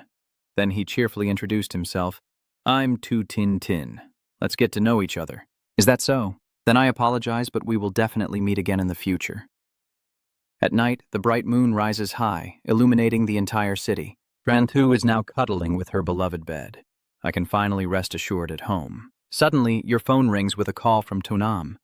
You frown wearily as you look at the screen. "He was just testing the waters first. Has Tran B returned yet? Are you free tomorrow? I have a mission and need your help." You quickly asked again, "What's the mission?" Tonam announced the job to catch the embezzler in Namjiang. You immediately refuse in frustration, not interested. "You should go to Tran Lin Bureau for this." He still didn't hesitate to continue. "A fee of 500,000. Hearing this, Tranthu immediately changed completely. "Tranbi, I will definitely help with this because I can't stand looking at criminals in this life." Tanam was stunned and speechless. "All right, come to the pork counter at 6 tomorrow morning and find me." "All right, see you tomorrow." You smile happily with your eyes closed. "Okay, see you tomorrow." After hanging up, you excitedly thought that you could finally make money again. The next morning, Tranthu and Tonam arrived at the meeting point, cautiously looking around before seriously asking, "Have you brought the items?" He hits the book on your head to scold you, saying, "What game are you playing again? Hurry up, check the mission." He was hit so hard he was dazed and not happy about it. "Fine." Tranthu carefully reviewed the documents, focusing on the mission to track down the embezzler in Namjiang. You seem to have seen something interesting, and your eyes suddenly turn cold. "Could you use the power of the contract spirit? Is he also a beast tamer?" Tanam tilted his head and leaned in closer, asking curiously, "What's wrong? Can't you do it?" Tranthu frowned and then made a decision. "It's not that, but he saw that you kept slipping on the road and couldn't take it anymore." "What? You directly asked for it. You have to pay extra." The two of them stared at each other for a while without saying a word, until Tonam happily clapped his hands, turning into a sword. A moment later, in the northern part of the city, the scene was now incredibly beautiful and peaceful. Tranthu pointed at the moving car and questioned, "Aren't we supposed to go to the west side of the city?" Tanam folded his arms and explained, "That information isn't accurate. My internal sources say they are in the north." Hearing that, you seem to understand now, so that's how it is. "That's right, old Ta. Why did you suddenly take on an extra mission? Are you short on money?" He looked outside with a thoughtful expression. The semester is about to start, so I need to earn some money for living expenses. Trandhu pats her shoulder comfortingly and says, "You're really having a hard time. Earning money to support your son isn't easy." Tanam glances at him but doesn't say anything, directly dismissing him. "Get out." Soon after, the taxi stopped in front of a tall building. "You've gone a few steps but feel something's off. Are you sure this is the place?" Trandhu looked around suspiciously, not in the slums anymore, but also not living in a house this beautiful. Seeing your distrust, he firmly reaffirmed his information. "Yes, this is the place. You may doubt my fighting ability, but not my combat skills. All right, let's go now." The two of them directly approached the building entrance, but the security guard saw strangers and immediately stopped them. People who are not residents cannot enter. Trandhu quickly comes up with a story to get past. "I am a resident of this area. Don't you recognize me? I am the owner of apartment 2 in building 1. I forgot to bring my access card." The guard got even angrier after hearing your lies. "What are you trying to do now?" "There is no building 1 here. Go away quickly. Your lie has been exposed." The atmosphere suddenly became awkward, and not being able to go inside made Tonam panic. "What should we do? If you can't catch him, you'll have to pay for my ride." Trandhu immediately spoke to reassure him. "No need to rush. The car has reached the mountain, so there must be a road." Suddenly, someone stepped out to catch your attention. The prey comes right to your mouth. You feel much better. "Isn't the road already here?" After saying that, you wave your hand to call Tutin back, your eccentric friend. When he saw it was you, he greeted warmly. "Are you the older brother? You took your dad out for a walk first thing in the morning?" "That's good. Traveling often is very good. It can help prevent memory loss in the elderly." Even though it's just an accidental remark from a stranger, it hit a sore spot for Tonam. In the face of his rage, Trandhu could only hold on tight and repeat his task. Embezzling Namjiang. Embezzling Namjiang. After his brain was awakened, his face suddenly lit up with friendliness, and he could finally breathe a sigh of relief. Trandhu pointed at the building in front and asked cautiously, "Do you live here?" Tutin honestly replied, "My relatives live here." After hearing that, Tonam and Trandhu looked at each other simultaneously, with a radiant aura appearing behind them. Then the two of them burst into crazy, hysterical laughter. Ha ha ha. 10 minutes later, Tutin successfully led both of them into the building, appearing somewhat doubtful along the way. "Are you really here to catch the criminals, two big brothers?" Trandhu patted his chest proudly, pretending to be righteous. Of course, upholding morality and condemning evil is our core value. Seeing that the other party has absolute trust, you immediately turn and ask, "Old Ta, which side are we on now?" The effeminate man pointed ahead. After a while, on the corridor of some floor, the three of them pressed their ears close to the door to eavesdrop on the situation. Tanam gestured and said, "Get him to open the door here." Trandhu immediately agreed. "Okay." Then he kept knocking on the door and making up a reason to lure the enemy. "Hello, I'm from the repair service," opening the door to check the water meter for a moment. Suddenly, a loud noise comes from inside, startling all three of them. You scratch your chin thoughtfully. What's going on? Could it be that we've been exposed? Thinking quickly, he summoned his contract beast. Summon. It immediately used its collision skill and charged forward, causing the door to break open with a loud crash. The door just opened. Trandhu rushed in but was stopped by Tonam. "Wait, let me." A cute pink little caterpillar with cheese sticks appeared in his hand. Seeing its small figure, he widened his eyes in surprise. "Can it be checked?" He gave a thumbs up and smiled charmingly. Of course, Trandhu, in a fit of rage, rushed forward to grab Dao Tonam and question him. "Why didn't you take it out earlier?" "You made me break the door," he explained. "It's because you were too quick." "Wait, don't fight anymore. We have the investigation results." He ran through the window then. After hearing that, you immediately chased after him and urged the others. "Then what are you standing around for? Hurry and chase after him." Tutin quickly stopped you. "Wait a moment. If you chase like that, you'll be too slow. Get on my bird." With that, he immediately raised both hands to summon the Thunderbird. This scene makes Trandhu think deeply. An A-rank Thunderbird. Are there really that many geniuses now? Even a lunatic has an A-rank spirit contract. Seeing the two still stunned, Tutin shouted loudly to call out, "Trandhu, get on now!" At this moment, below the building, a man with Tran Chuang's body rushed out. Corrupt official Nam Jiang. Jiangjia was about to take a taxi to escape. Luckily, I ran fast, or I would be doomed. Suddenly, he noticed something appearing in the sky. To distract him, he deliberately shouted loudly to attract attention. "Hey!" The corrupt official from Namjiang. He looked surprised when he saw the unexpected visitor. "Aren't you from the Spirit Suppression Bureau?"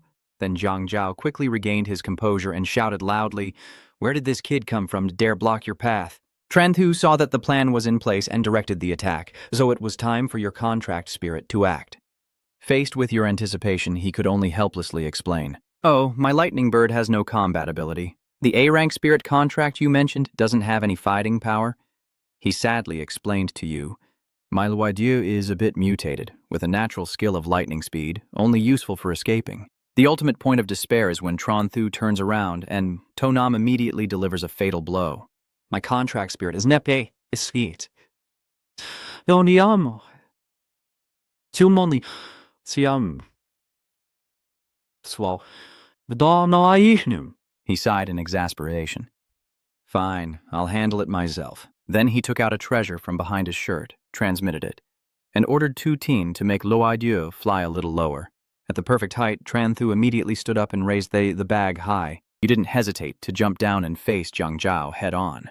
During your free fall, you didn't forget to call your contract spirit. He suddenly launched an attack. A series of his confusing actions left Zhang Zhao and the Shadow Mouse stunned in shock. Tranthu quickly and suddenly managed to cover him with a sack, completely hiding him, while Zim also used his large body to crush the rat beneath him. Everyone is now leisurely watching as Jiang Trio, with no energy left and a frighteningly shriveled body, approaches Wang Qian and gets straight to the point. He is the one who visited Onamjiang. Tranthu replied very decisively, "Exactly." As soon as he finished speaking, the man was pleased, placing a hand on your shoulder and encouraging you. "Well done. With you around Namjiang City is blessed." A moment later, Jiang Trio was forcefully taken away by the police. Suddenly, from behind, Tonam spoke up. "Commissioner Wang, I have something to say to you." Then he turned his head down and gestured with his chin as if giving an order. "You understand?" Shujin received the signal and quickly responded, "Understood." A second later, she turned her head back quickly to change the subject. "Tintin, what are you going to eat tonight?" "Huh? It's not even evening yet." After speaking, he was momentarily startled, then asked Tunam in a composed voice, "Where is Director Wang?" His expression now looked extremely satisfied as he returned to interrogate the suspect, but it only made Tutan more confused than ever. "Huh?" Before he could recover, Tran Thu suddenly ran over, face lighting up with joy. "Master Tu, this time we were able to catch the criminals thanks to you.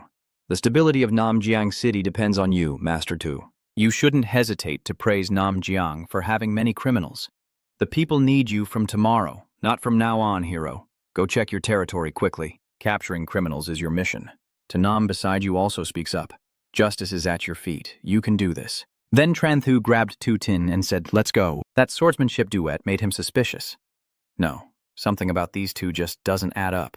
Then suddenly, he shouted out loud, exposing the act. "You two want to chase me away to take the reward for yourselves, right? That kid has frozen both your body and soul. Damn it, this guy's not stupid." Tanam immediately turned around to explain the situation. "No way. How can we possibly take the reward alone? This is your prize, 500 yuan. However, Tu Tin continued to observe carefully every change on the man's face. Then, without hesitation, he grabbed the stack of money. His face changed completely. So a criminal worth that much money. Their reaction made the two Tranthu breathe a sigh of relief. Sure enough, he's still a fool. It wasn't long before evening fell. He walks away looking satisfied.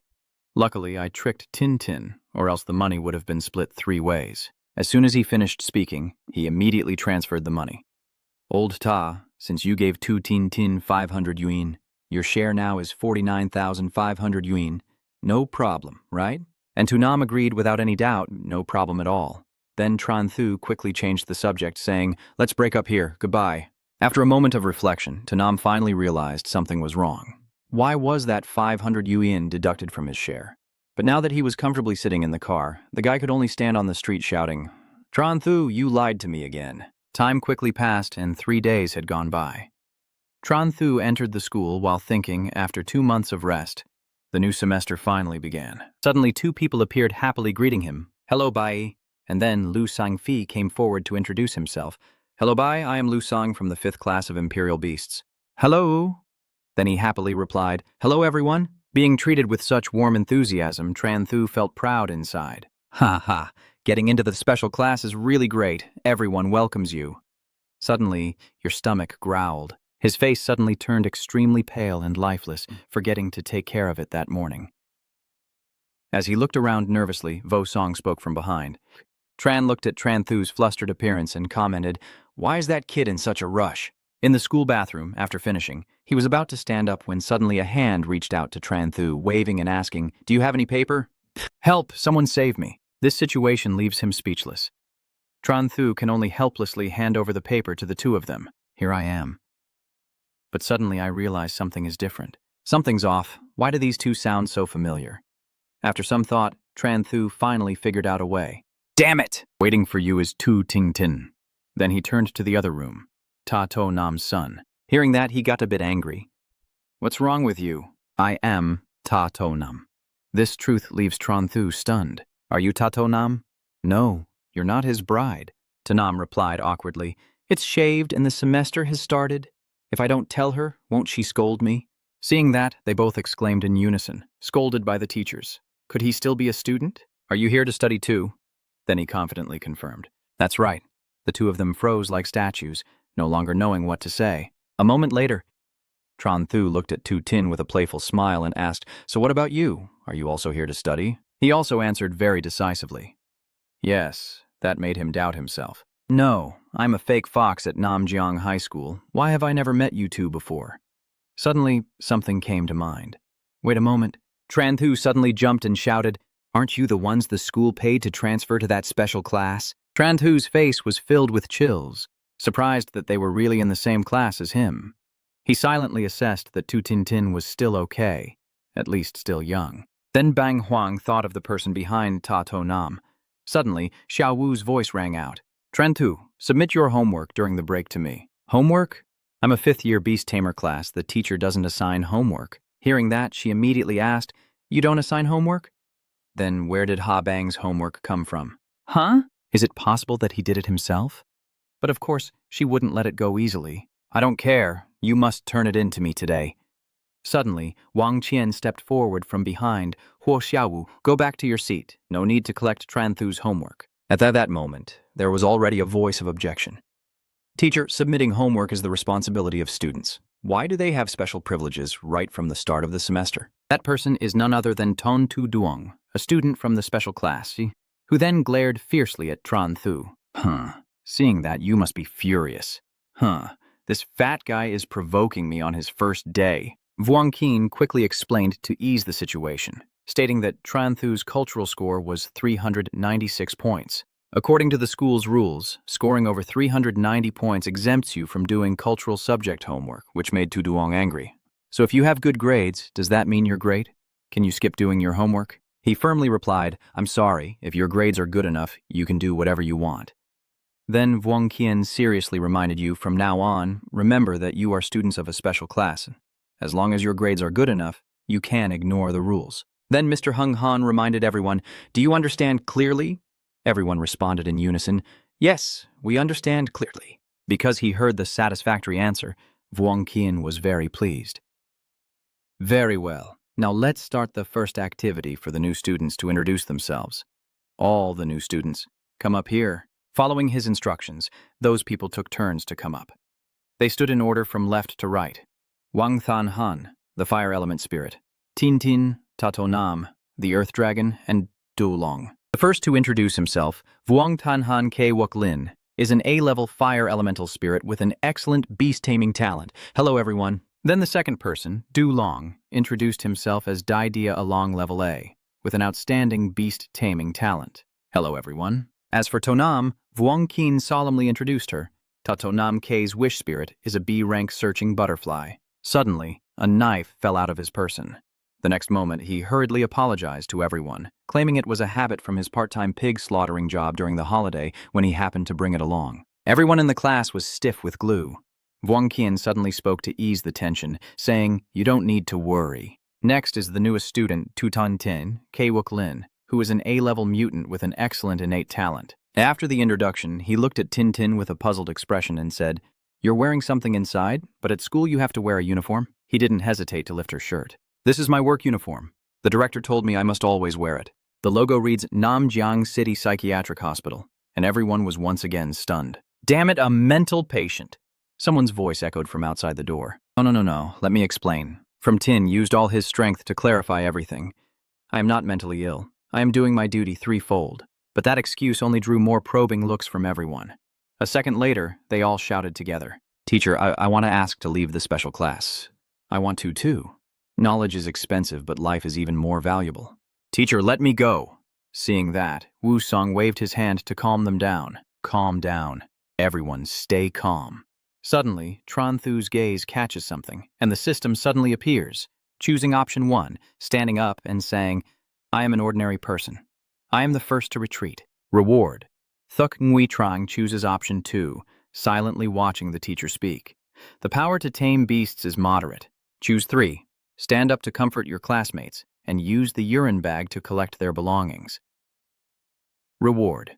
Wind breath technique, level 1. Understanding the message, he sighed helplessly, realizing he still had to rely on someone from the Tran family to resolve this situation. Then Tran Thu stood up and spoke as a witness. You don't need to panic. I can prove they only did some work during the break and not Dukon.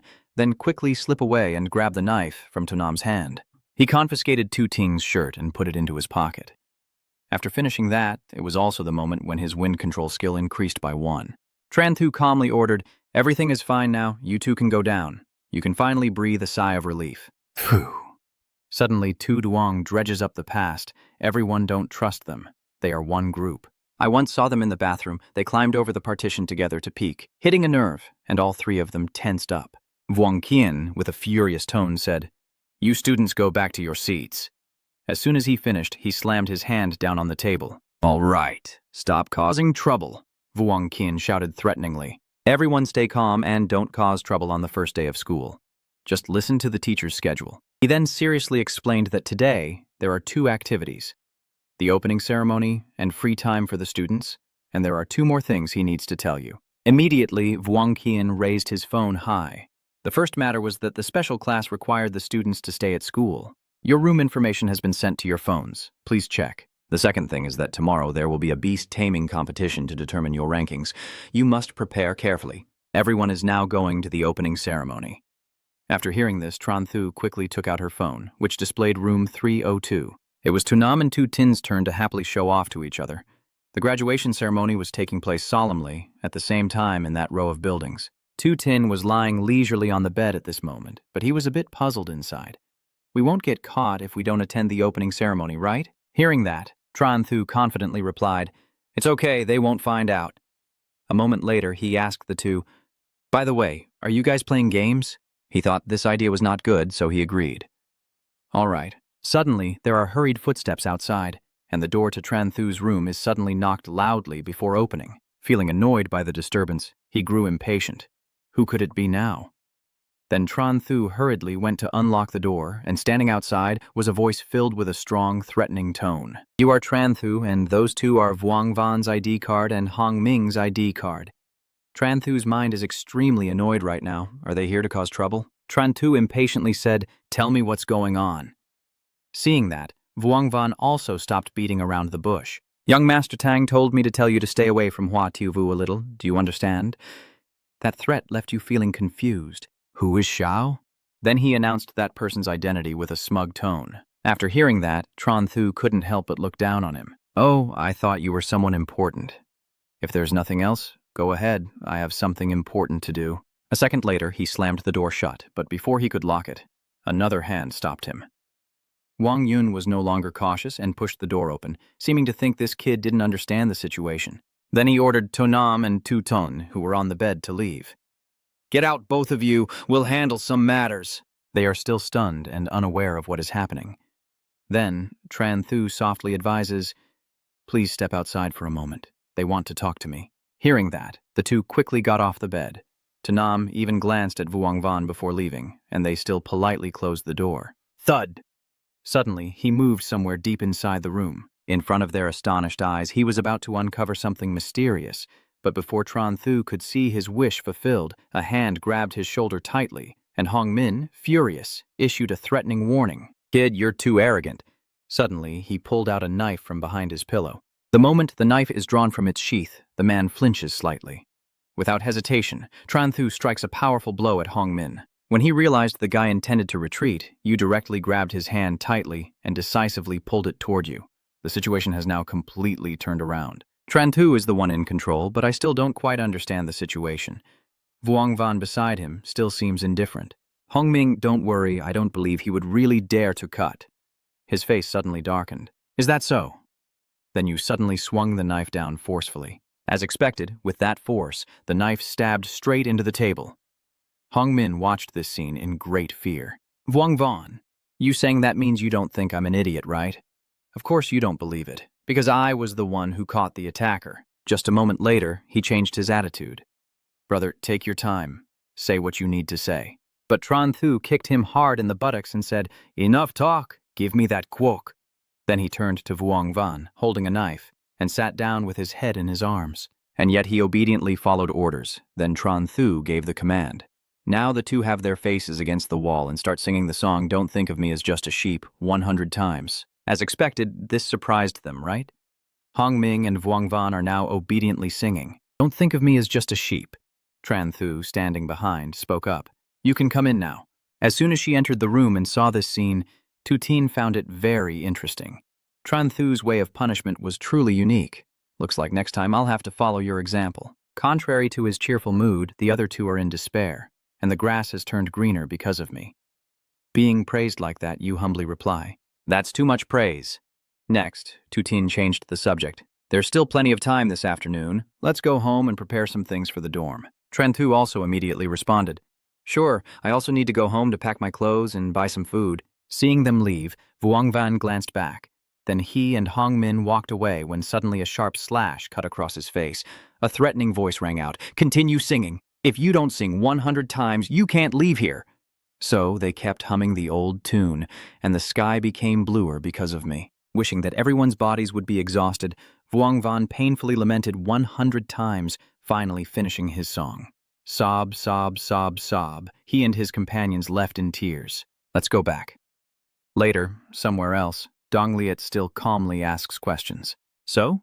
Did you teach that guy a lesson? Night has fallen, and Tran Thu is still leisurely riding his bike on the road. Today was not a bad day. Although he has to stay at school, being classmates with Tato Nam and Tu Tin Tin is also very good. You tell yourself that maybe the 12th grade doesn't have to fight alone anymore. But I should go home and bring some more bottles of urine just in case. Suddenly, the system appears and offers two options. Option 1, you face danger and decide to take a risk to counterattack and show your strength, gaining a level-up reward for Beast Tamer. Option 2, you choose to run away with a hidden potion reward. Option 3, standing on the street shouting, I want to fight 10 people. Come at me if you want to die. Reward, a large number of beast control points. Tran Thu couldn't hold back and exclaimed, Danger again, then riding his bike while thinking. Although all three options are good, if he can become a B-rank beast tamer, he realizes that it also means he can be stronger than Hua Tiu Vu and the others. Suddenly, Tran Thu jumped off the bike and hid in a corner to think, assessing the situation. Suddenly, there was a noise coming from the tree, thump, thump, thump, and he looked up in confusion. Do people these days all play like this? A second later, Tran Thu had already quickly climbed up the tree to observe what was happening behind the two of them. Lu Tian still doesn't know what's happening and is busy smashing insects.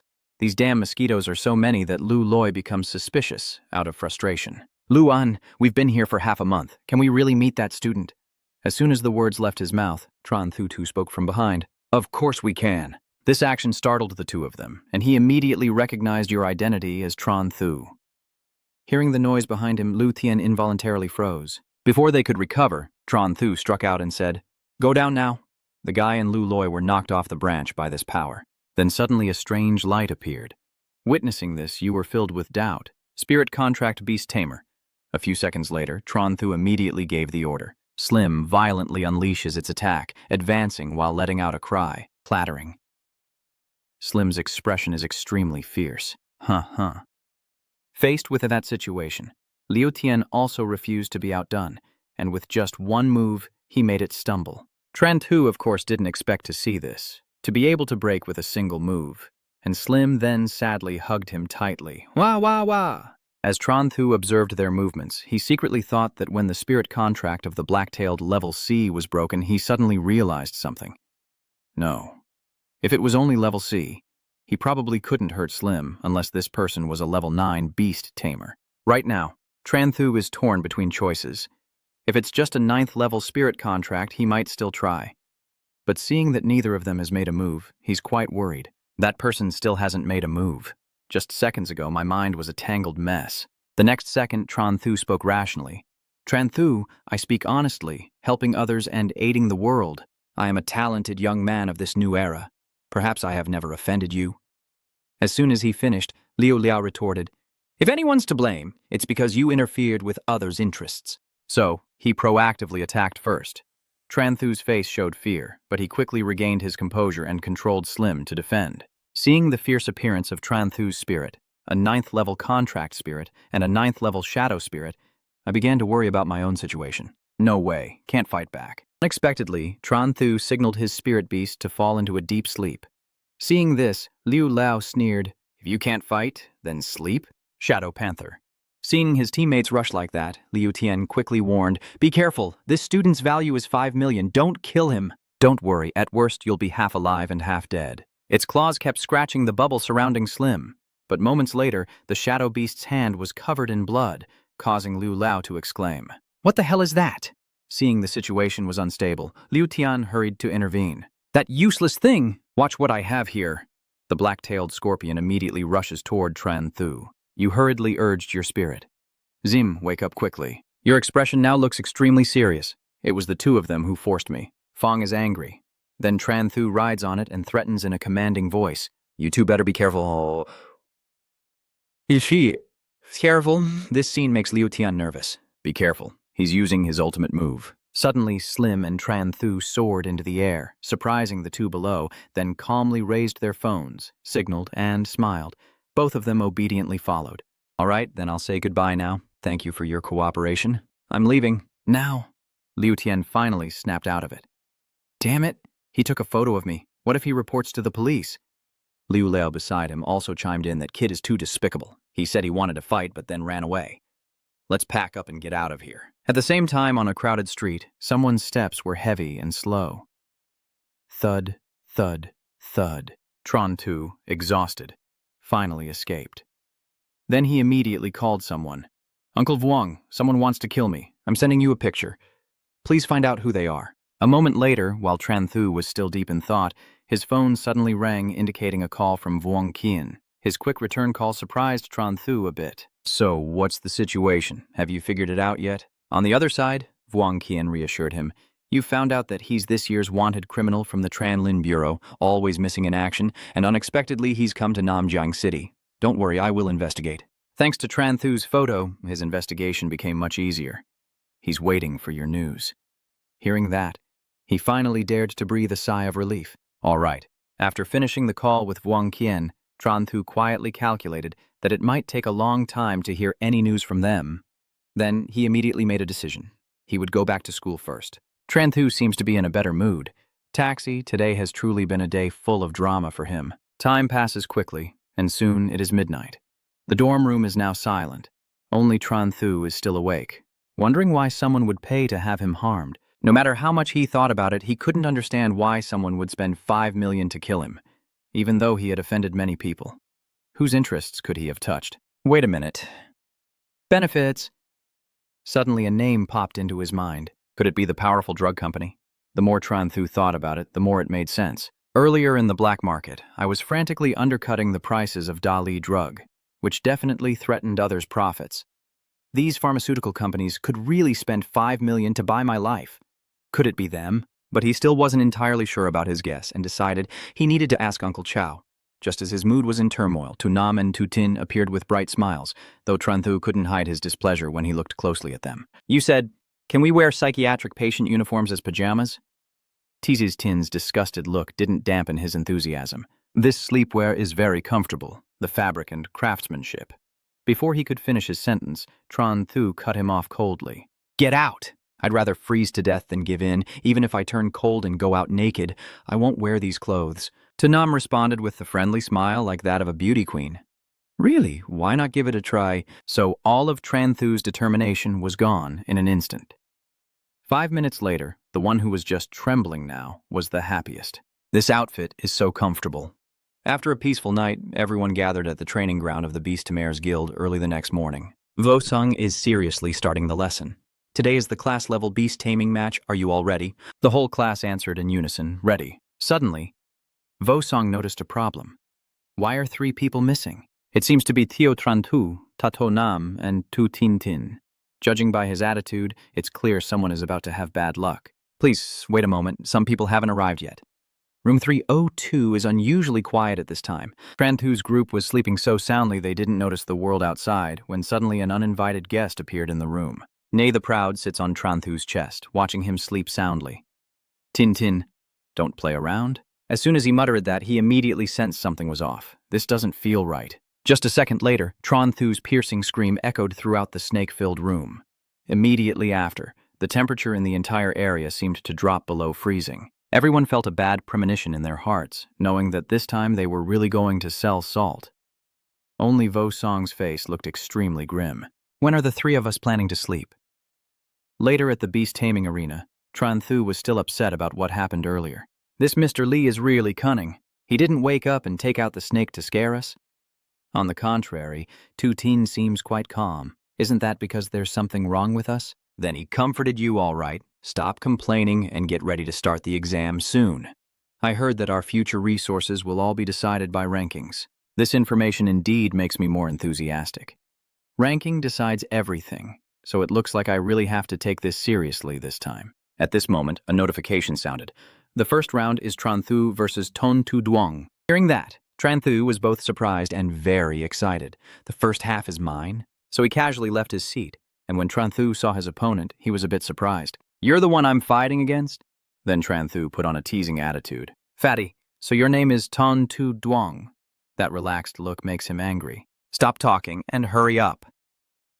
After speaking, Ton Tu Duong immediately summoned his contract spirit without hesitation. Trantu's eyes flashed with a hint of admiration. Being a B-rank Kim Trao Thu, this fat man's strength is quite impressive. You hide your carefree attitude, but facing me, it must be because you're just unlucky. Immediately after, Slim appeared on the field, and before anyone could react, the golden claw beast launched its attack. However, Slim is not a soft persimmon easy to bully. Before Kim Trao Thu could touch it, he was already blocked. That scene made Tran Thu very satisfied. Next, it's my turn. Slim activates collision skill. As he finishes speaking, Slim seizes the opportunity to charge forward and counterattack. Its fast and powerful attack left the golden claw beast no chance to dodge, and with just one move, the outcome was decided. Tu Duong, though angry, couldn't do anything. Tran Thu wins. The announcement continues to ring out. In the next match, Tu Tin Tin will face Hong Min. Having just won, Tran Thu feels quite relaxed. Keep going. Your calmness makes Tu Tin feel more confident. As soon as they entered the arena, both sides summoned their spirit contracts. Xiao Wu observed and offered his comments. The continent spirit contract fighting against the flying system has a natural disadvantage. It looks like Hong Ming will lose. But Tran Thu thinks differently. Although Tu Tin Tin's contract is level A, it has no offensive ability. How can Tu Tin Tin win this? At this moment, Lei Diao has already begun using his first move. A thought flashed through Tran Thu's mind as he watched Lei Diao's attack. I understand now, Tu Tin Tin must do it.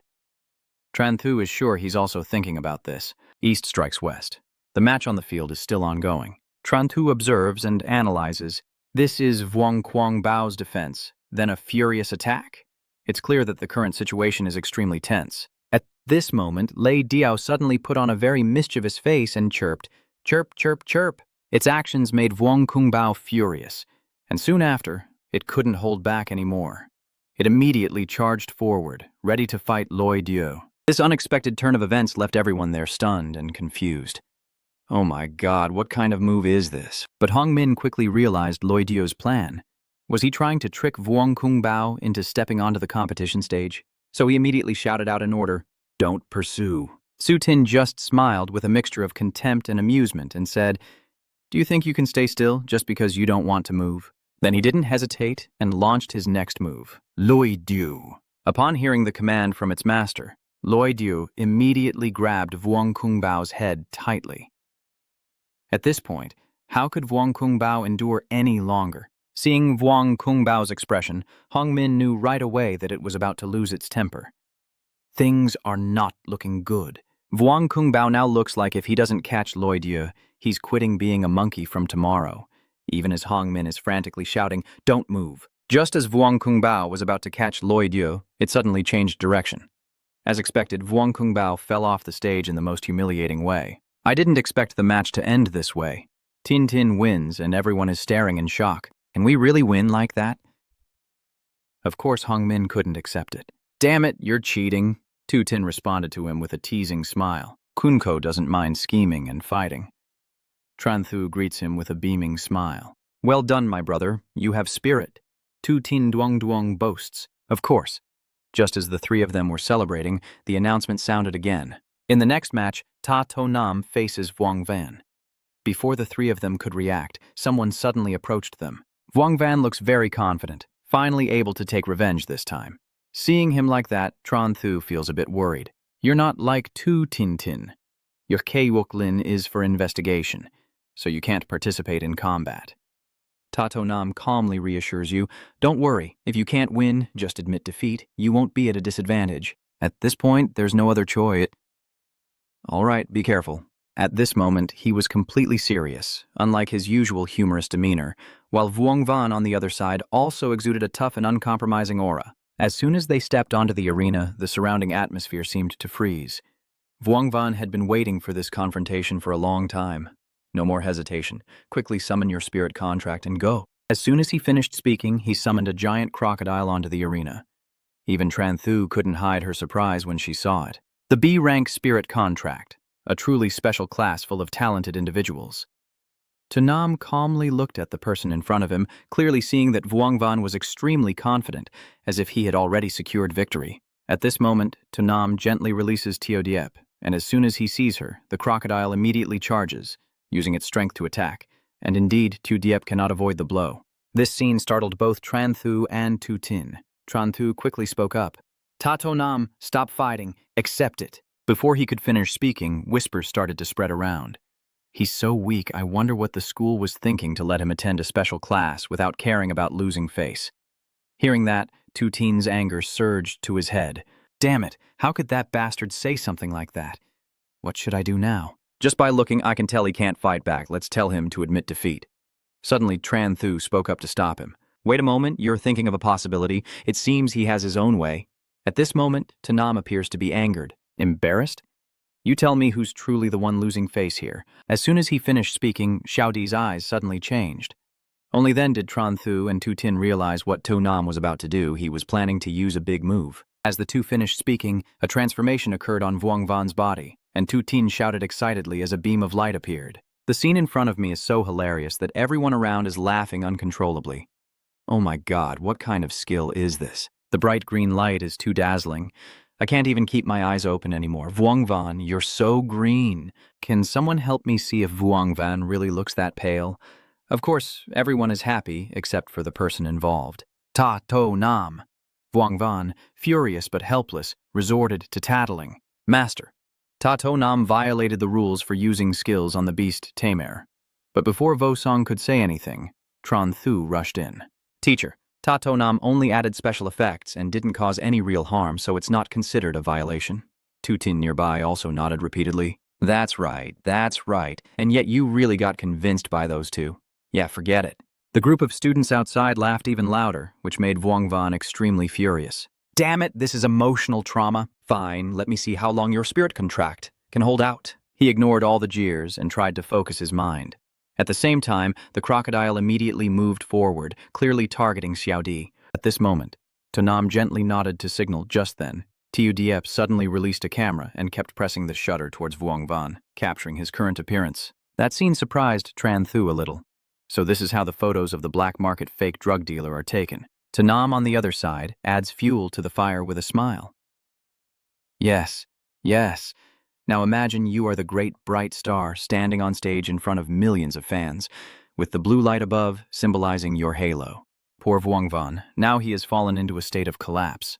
In the end, Vuong Van couldn't take it anymore. "I admit defeat, but I have one request. Even if he doesn't say it, Nam already knows what he wants." "I understand. I will delete the photo." Then the brave guy turned around and left. Ta To Nam and his friends were left with their mouths agape. Turns out, fighting doesn't always have to rely on strength. Under the competition stage, Tran Thu and Tu Tin greeted him with bright faces. No wonder they are our brothers. While they were excited, Vo Song suddenly appeared. Be a bit more modest, everyone. Take a break, because when the top 20 competition comes, luck won't be on your side anymore. Hearing that, the three of them happily moved toward the spectator seats. The upcoming matches also continued with equally intense excitement. All kinds of spiritual contracts from low to high levels appear one after another. In contrast to the tense atmosphere inside, the sky outside brings a strangely peaceful feeling. A while later, everyone gathered together as the first round ended. Vo Song Gao announced loudly that the second round, the top 20, was beginning. Then he and the two others are standing at opposite ends of that world. The first match is Ta To Nam versus Duong Liet. As soon as she heard that name, Tran Thu was a bit surprised. Is that the second-year student named Duong Liet? Over there, Vuong Van and Hong Min seem to have found their savior. Young Master Duong, help me take revenge. Young Master Duong. Duong Liet patted his two brothers on the shoulder reassuringly and said, "Don't worry." Then he stepped forward with a heroic stance. "Do you dare to fight me?" Contrary to his tense expression, To Nam appeared more calm. "What is there to be afraid of?" He smirked provocatively and said, "Don't blame me for not giving you a chance. Once you accept, you won't escape my love's light." Mentioning this makes Duong Liet a bit nervous. "I won't let you use any skills." As for his thoughts, To Nam could only shake his head innocently. The confrontation has shifted from light teasing to tense, as a guitar string. At this point, To Nam decides to take control and begins to move. Seeing that, Duong Liet also didn't hesitate and immediately attacked. While Lam Diu charged forward with great momentum, Tiu Diep slowly retreated backward. That scene made Dong Liet extremely proud. Is this a surrender? "You can't!" But before he could finish his sentence, he saw Xiao Di dodge Lam Diao's attack. Next, it quickly flew straight toward him. The situation happened too fast for Duong Liet to react. Damn it! So he had no choice but to curl up and run away. Suddenly, To Nam shouted, "Tiu Vu, why are you taking off your clothes?" "They..." Sure enough, as Duong Liet was running for his life, he suddenly slammed on the brakes. "Where? Let me see." Unfortunately, he was not waiting for Xiao Wu, but Xiao Di. Dong Liet angrily watched as it took out the familiar camera. "Why are you using this move again?" His current appearance makes To Nam very satisfied. That's right. Accumulate materials until Duong Liet can't take it anymore, then Wu Song will step in to save the day. "All right, Ta To Nam, you've lost. Gather your skills and stop. Don't push it anymore." Now he's ordering Tiu Diep to stop. The blue light dissolves in Duong Liet's fury, and although he lost, To Nam doesn't seem to mind much. "At first I didn't even want to win, I just wanted to play a little." Right now, Duong Liet just wants to rush over and fight him. Ta To Nam, no matter how angry he was, it didn't affect the atmosphere there. In the next match, Tran Thu would face Duong Tu Ngok. Hearing his name, Tran Thu immediately stood up excitedly. Tin and To Nam beside him were even more spirited than he was. "Come on, brother, we're waiting for you to take the top spot." At this moment, Tran Thu's face didn't look very good, as both sides had already summoned their spirit contracts. The match hadn't even started yet when Tu Ngok softly spoke up. "Brother Tran, could you please yield?" Tran Thu showed no objection to the suggestion.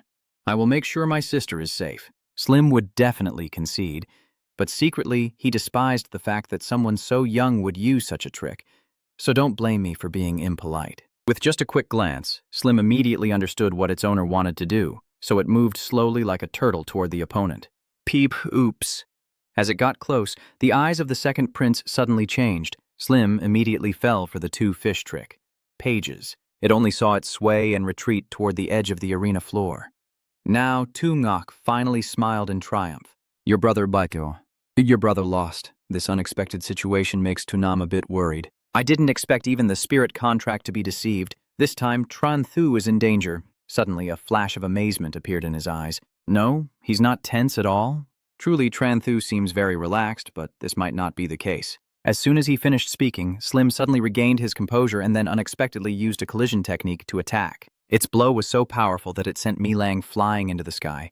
Seeing that, everyone was so surprised they gaped in shock. When Tran Thu is serious, she looks truly terrifying. Sister, give her a chance to admit defeat. Over there, Slim also looked very proud.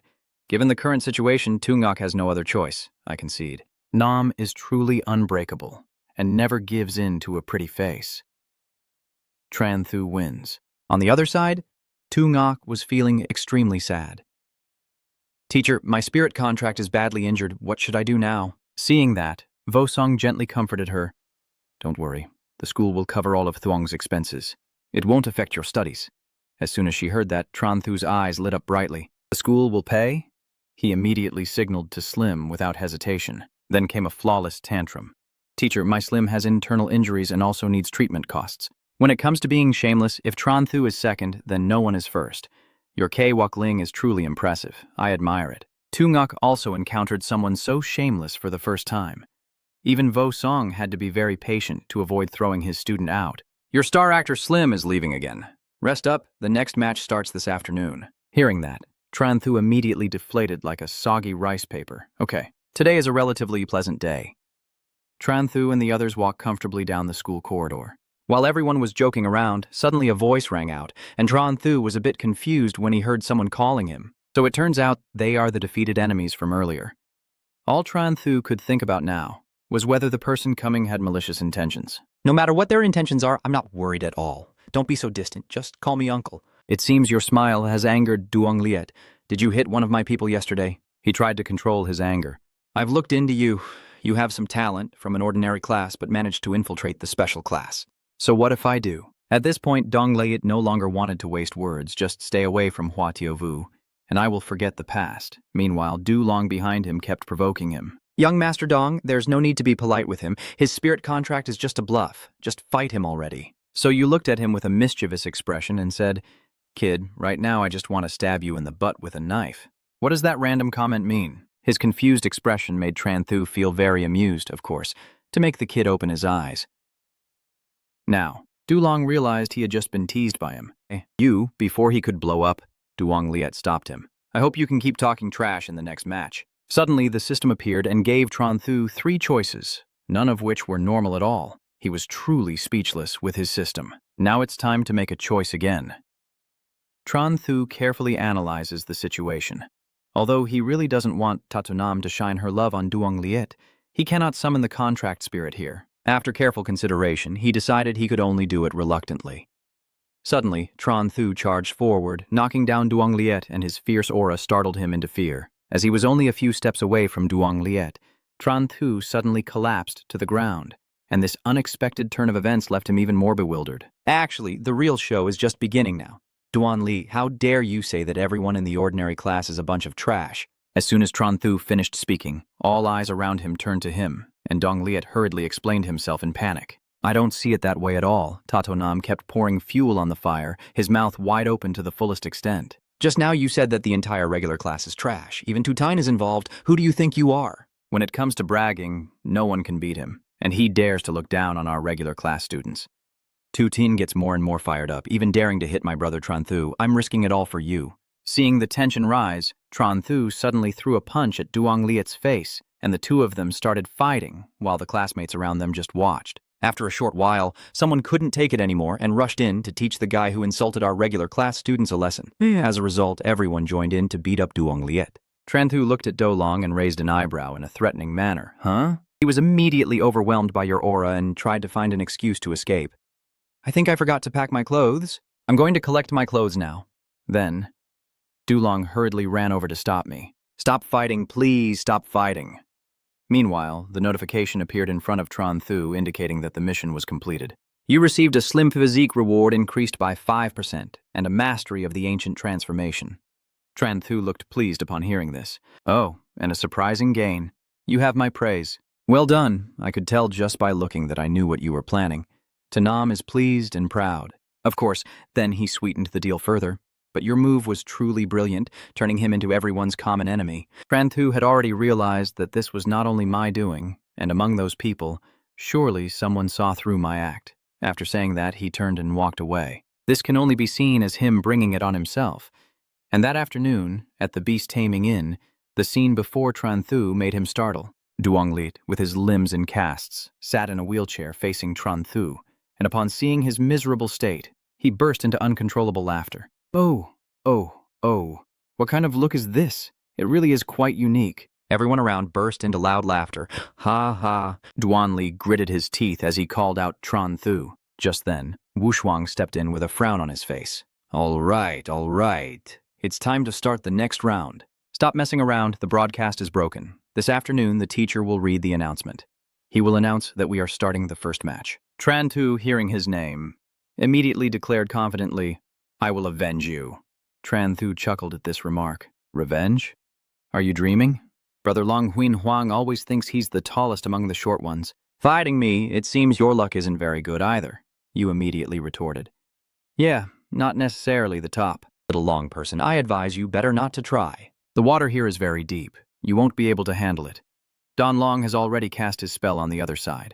Stop wasting time and start moving. As soon as a black dragon appeared, it roared fiercely, and Du Long looked forward to the opponent's performance. Let me see what the legendary Slim is really like. Tran-Tu asked back. Do you really want to see? But Du Long is just putting on a show, so he has more reason to act tough. Are you really going to admit defeat? It's no wonder. Wanting to fight my A-Long just based on Slim is truly a foolish delusion. He speaks with great arrogance.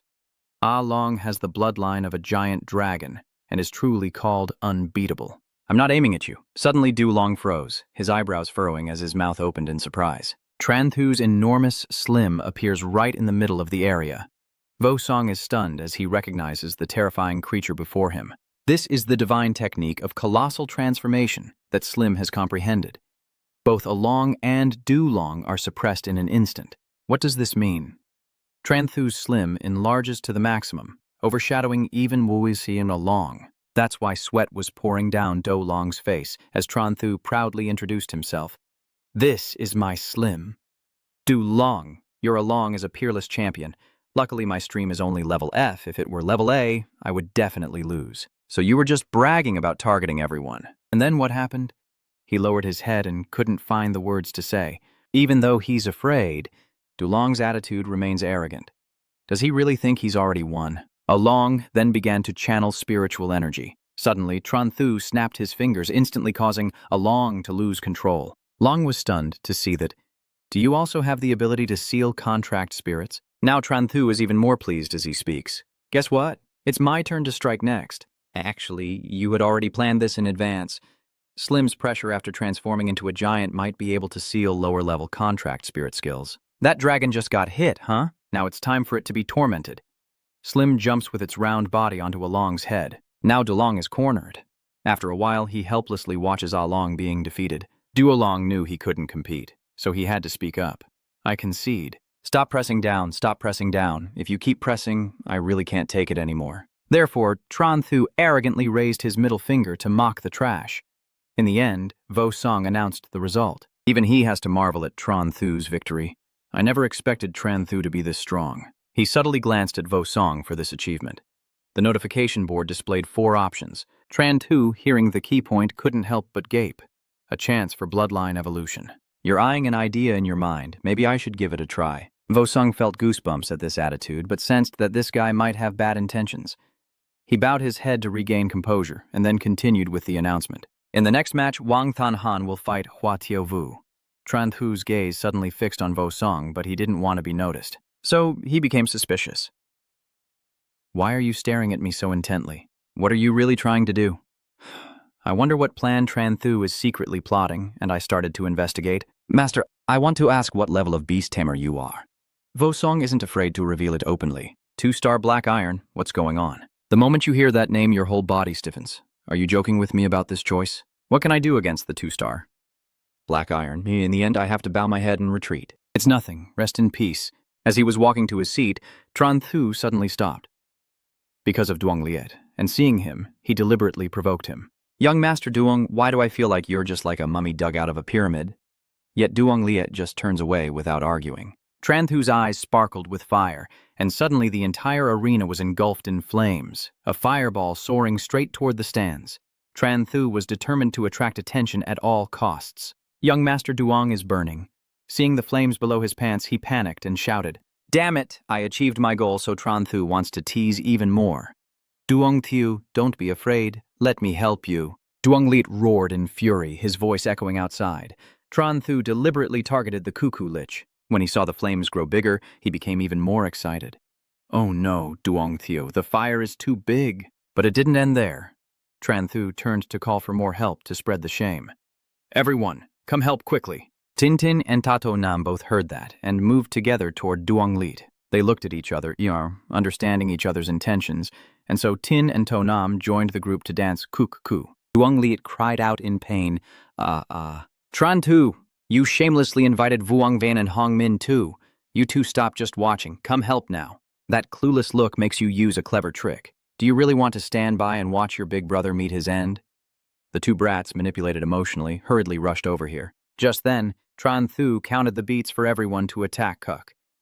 Follow my rhythm. 1 dove 1, ta 1 was to be 1 step. This lively crowd catches Vo Song's attention. What's going on, making so much noise? Feeling bored, Tanam suggested. Damn it, just use water. The young men looked at each other confused, while Wang Yun and Hong Ming suddenly realized, oh no, they forgot they could use water. Shiliang Duan raised his trembling arm, then clenched the hand of the one who caused this chaos, his voice full of resentment. Before he could finish, Tran Thu interrupted, satisfied, Young Master Shiliang, there's no need to thank me. We're classmates, and this is something I should do. After finishing, he pulled the blanket over Duan Li's head. Returning to the current match, the competition among the girls is about to begin. A student looked at the current situation and guessed that Wang Qinghan was about to lose. The girl next to him turned her head and was startled when she saw the pile of debris. Damn it, what's going on? Why are they covering her with white cloth? They were noisy and chatting, saying, I want to ask if you're getting ready to attend the funeral. I have a table with children and an adult table. Tanam and Tu Tin are playing a tune while selling salt. Meanwhile, Tran Thu is passionately performing a skit, and today is an auspicious day. Duong Liet, inside the blanket, frowning angrily, losing his temper, he shouted and declared, Tran Thu, I'll risk my life with you. You're already wrapped up like a cocoon. If you're weak, don't take risks. Rest well and recover. At this moment, Quan Hien brought a stretcher and asked, Where are you injured? Instinctively, he looked down at the pile curled up on the ground, and this mess really froze Quan Hien in place. It seemed like it couldn't be handled here and needed to be taken to the medical room for treatment. Vo Sung sighed regretfully. Yes, she can take a break from today's match. Duong Liet pulls back the blanket in disarray. No, I refuse. I want to continue the match. Everyone fell silent as they watched him crawl on the floor. Sensing his spirit, he had no choice but to sigh helplessly. All right, if you want to continue competing, then continue. Even if I don't want to, I have no choice but to announce it. In the next match, Duong Liet will face Tu Tin Tin. Their earlier mockery has been blacklisted by Duong Liet, and the grudge of stepping on his pants is unforgivable. Today I will take you down. Tu Tin replied calmly. Oh, then I apologize. The match has already started. Duong Liet now summons Lam Diu, which just appeared and roared loudly. Lam Diu's aura is overwhelming, yet it is looked down upon with contempt by Loi Dieu. It was psychologically destabilized, never expecting to experience this day. Then Loi Dieu even flew around as if trying to provoke it. Seeing this only fueled its anger, and immediately the Lan Dieu soared away, chasing after the annoying enemy. Tin stood there full of confidence and said, You want to race my bird? Indeed, a fiery spin from Thunderbird left its opponent stunned. But on the other side, Duong Liet was no less skilled. Do you think you can still hesitate? At this moment, Lam Diu opened its mouth, preparing to strike. He unleashed a fierce, magical attack directly at Lei Dian, trapping the opponent in an instant. From Teen Tun's honest opinion, who said I want to win, I just want to criticize you? When the owner's voice reached it, Lei Diu's power surged and easily broke free from control. Even as Lam Diu was still stunned, Lei Diu had already transformed into a shadow, darting past and pinning Lam Diu's sharp claw into its own foot. The force was so strong that Lam Diu cried out in pain, and soon its vitality began to weaken. Tin was therefore encouraged to be arrogant.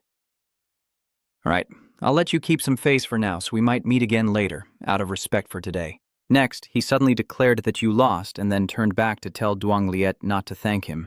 It's just classmates helping each other. Vo Sung sighed helplessly at them, but ultimately had to announce Duong Liet as the winner. Then he took out a box and briefly explained the current situation. Now the teacher announces the top 3 as Tran Thu, Hua Tu Vu, and Duong Liet.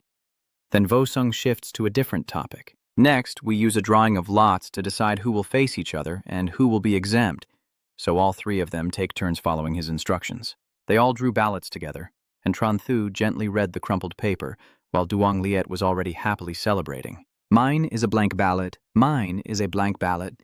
He hadn't even finished celebrating when Tran Thu crushed his smile. What are you bragging about? This is what really doesn't require a fight. You directly showed what is worth celebrating when the words free match hit him right in the face.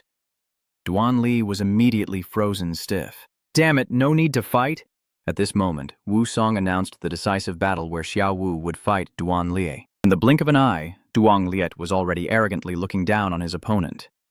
Xiao Wu, to defeat Tran Thu, I can only eliminate you first. Please forgive me. Xiao Wu didn't bother to respond and directly summoned. The firebird and soon the giant spirit body appeared majestically, causing Duan Liet to be startled. So he hurriedly begged, "Push me away a little." After everything, Luang Liet sighed in relief while Tran Thu cheered excitedly from the stands. Xiao Wu, just go all out, and it's best if both sides suffer. I'll handle the rest. Your attitude really made Xiao Wu look back. Then she focused again on the match. It turns out Tran Thu had been waiting for this for a long time, and finally, it's about to begin. But from what you've observed so far, even though Tiu Vu won against Vuong Tan Han earlier, he used up quite a bit of energy. Currently, Hua Diem is suppressing Lam Diu, shooting out small flames that make the opponent cry out in pain. Still, Tran Thu could see the glow of the flames dimming, so it seemed she might not win this time. At that moment, Lim Du stomped on the ground to attack Hua Diem again, quickly forcing the opponent to fall to the ground. Vo Song then announced the result. Duong Liet won. Tran Thu looked at this person just mentioned, and Duong Liet, who met her gaze without hesitation, immediately stared back. She was quietly pondering that the top spot was now between her and Duong Liet. Suddenly, Vo Song stepped forward with a suggestion. Since Duong Liet was injured, maybe he should rest a bit and fight later. Tran Thu overheard this and became quite annoyed. All right, an hour has passed. When he felt he had enough energy, Duong Liet took the initiative and asked, "Master, let's start now." He really wants to defeat Tran Thu right now. This time, I must regain my dignity. The Nam and Tu Tin are helping Tran Thu on the other side. Tran De Nyut rushes forward, stepping onto the arena with the most arrogant aura, contrasting with Tran Thu, while Duong Liet maintains a hostile attitude. For a moment, Vo Song's shout rang out, and the battle began. The two's gazes immediately turned serious and sharp, but in the next second, Tran Thu casually returned, not needing to be so serious. But Duong Liet had already begun summoning his spirit. Lam Diu appeared with an extremely shocking aura, causing Tran Thu to shout loudly. "Wait a minute. So you wanted to remind Do Xiao that his pants are on fire?" Do Liet instinctively bent down to check just as Tran Shu also called his spirit into the trap. Right now, Smile 2 has just appeared and is ready to dominate Lam Diu. Slim's surprise attack catches Lam Diu off guard, yet it still dares to look innocent with its sparkling eyes. Duong Liet is now furious, cursing under his breath. "Damn it, I really underestimated you." Soon, Duong Liet regained his composure. "You think only 3 people know how to humiliate others? Now it's my turn to watch." Immediately, Lam Diu spreads its wings and takes flight again. Amid the tension of the match, Tran Thu looked up at the opponent, expecting it to willingly make a move. But unexpectedly, it shook its hips, leaving Tran Thu and Slim stunned. The blue wings flap enthusiastically in the air, creating a rhythm that makes Slim furious to witness this scene, while Tran Thu is so enraged that fire sparks from his anger and the shameless path of the traitor. "You just pointed your finger to question him and even used such a despicable move. Truly the most shameless person in Namjing High School." All the students around were stunned because it was you who said that. Next, Tran Thu had to remind him. "Slim, don't look at her butt. Even if we lose, we must lose with dignity." Slim follows its owner's words to regain confidence, and then signals to Tran Thu. "Got it." Slim suddenly buries its head into the chubby body. Duong Liet on the other side thought he had the upper hand and looked down on us. "So what if I bury my head in it? You don't know how to fly either, so all you can see is my contract spirit's butt." Slim's body was growing bigger, which gave Duong Liet a reason to mock. "Slim, this one must be about to explode, right?" Wang Yun and Zhang whispered to each other. "Young Master Duong, let's step back a little, just in case the explosion." Hong Ming approached to join the others, looking so round. "Does it think it can fly up like a balloon?" Ha ha. But in just a moment, Slim activated the wind escape skill and flew away. I didn't expect that just one move was enough to hit Lam Diu, and with a single strike, Slim made the opponent fall flat on the ground. Not only that, it excitedly jumped onto Lam Diu's head and smiled like a winner. Dong Li could only watch helplessly as his spirit was suppressed. No, and yet he still had the nerve to accuse. "I didn't cheat." Tran Thu waved his hand to deny that. "I didn't cheat, I just gave Slim flying weapons. And you even deliberately provoked Duong Liet, plus used other skills to make you look like a fool." Tran Thu was unafraid to argue with him, wanting to humiliate Slim. How could I not step in? Duong Liet was so stunned he could only tremble and point at you. At that moment, Vo Song stepped forward to declare, All right, Tran Thu wins this round. Everyone disperse and go back to rest. Those two distracted you all. Oh my god, I forgot the mission. The notification shows half an hour left to complete the mission. Tran Thu approached Vosong and forced a smile, saying, Master, wait a moment, don't announce the result yet, I have something to discuss with you. He glanced at you and asked what was wrong. Fearing a beating, you raised your hand to affirm, I'm just negotiating peacefully. I mean, no harm, I swear. So Vosong wanted to understand everything better.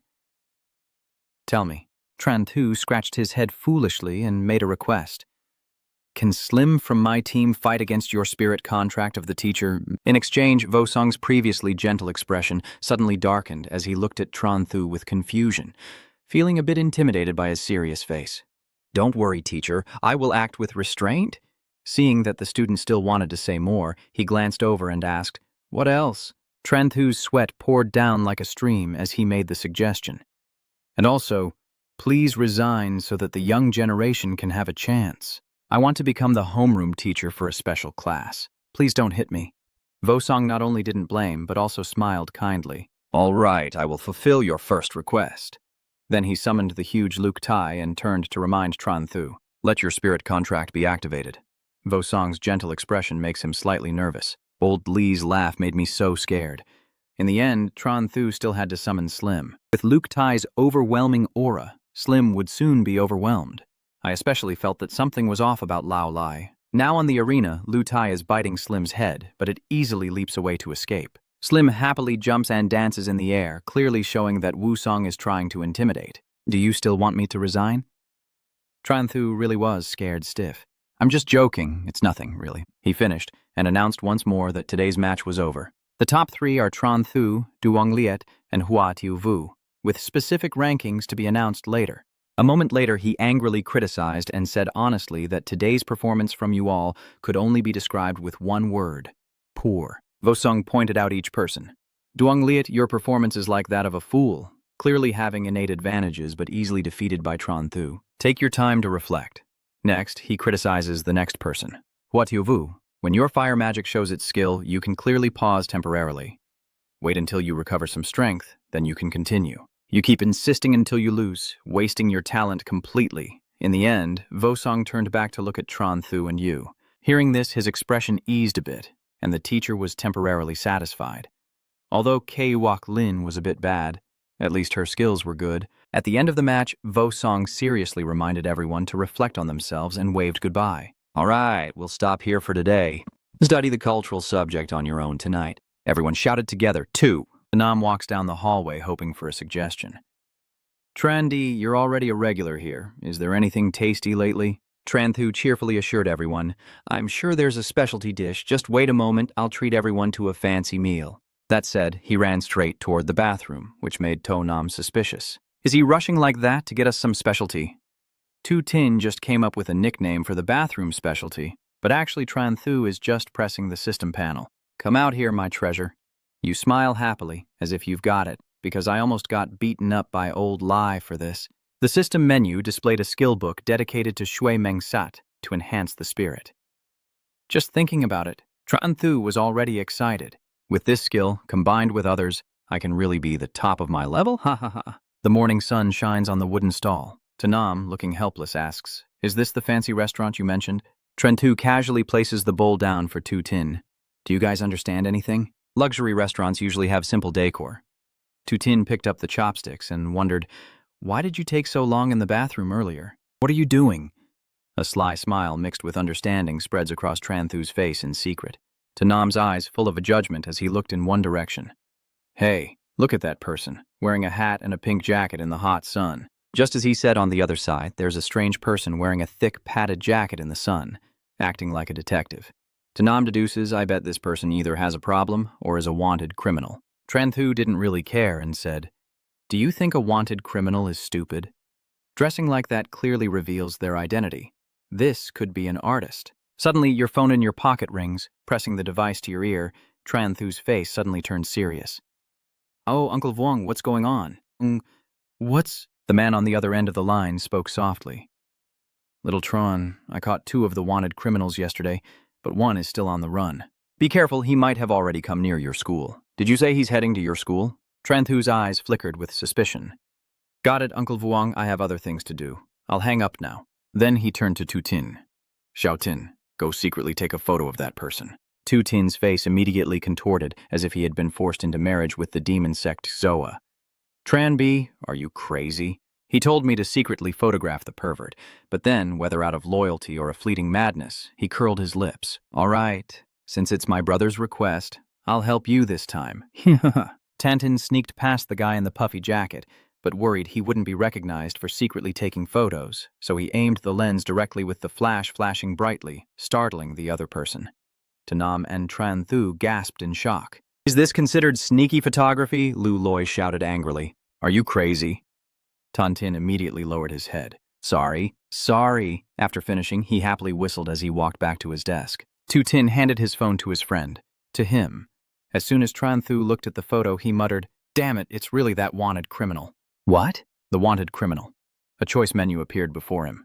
Choose option 1, shout out loud, gangsters, surrender now. Reward. Level 6 enemy control at an intermediate level. Choose option 2, persuade the opponent to surrender. Reward. Increase Slim's loyalty by 5. Option 3, monitor the situation and observe. Then, act. Slim physique bonus increased by 1%. Liu Loi leaves the table, with Tran Thu leading the way. Let's go. We'll follow him, assess the situation, and then act. The two of them looked at each other and excitedly shouted together, Okay. He approached the car parked nearby. As soon as she opened the car door and got in, the car sped off.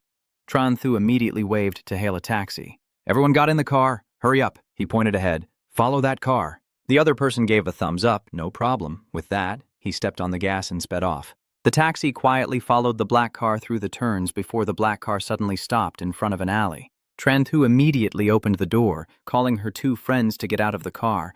They all watched Lu Loi shove his hands into his pockets and walk into the alley. The sound of hurried footsteps behind him made him stop in his tracks. Lu Loi startledly turned around and was met with a group of familiar faces.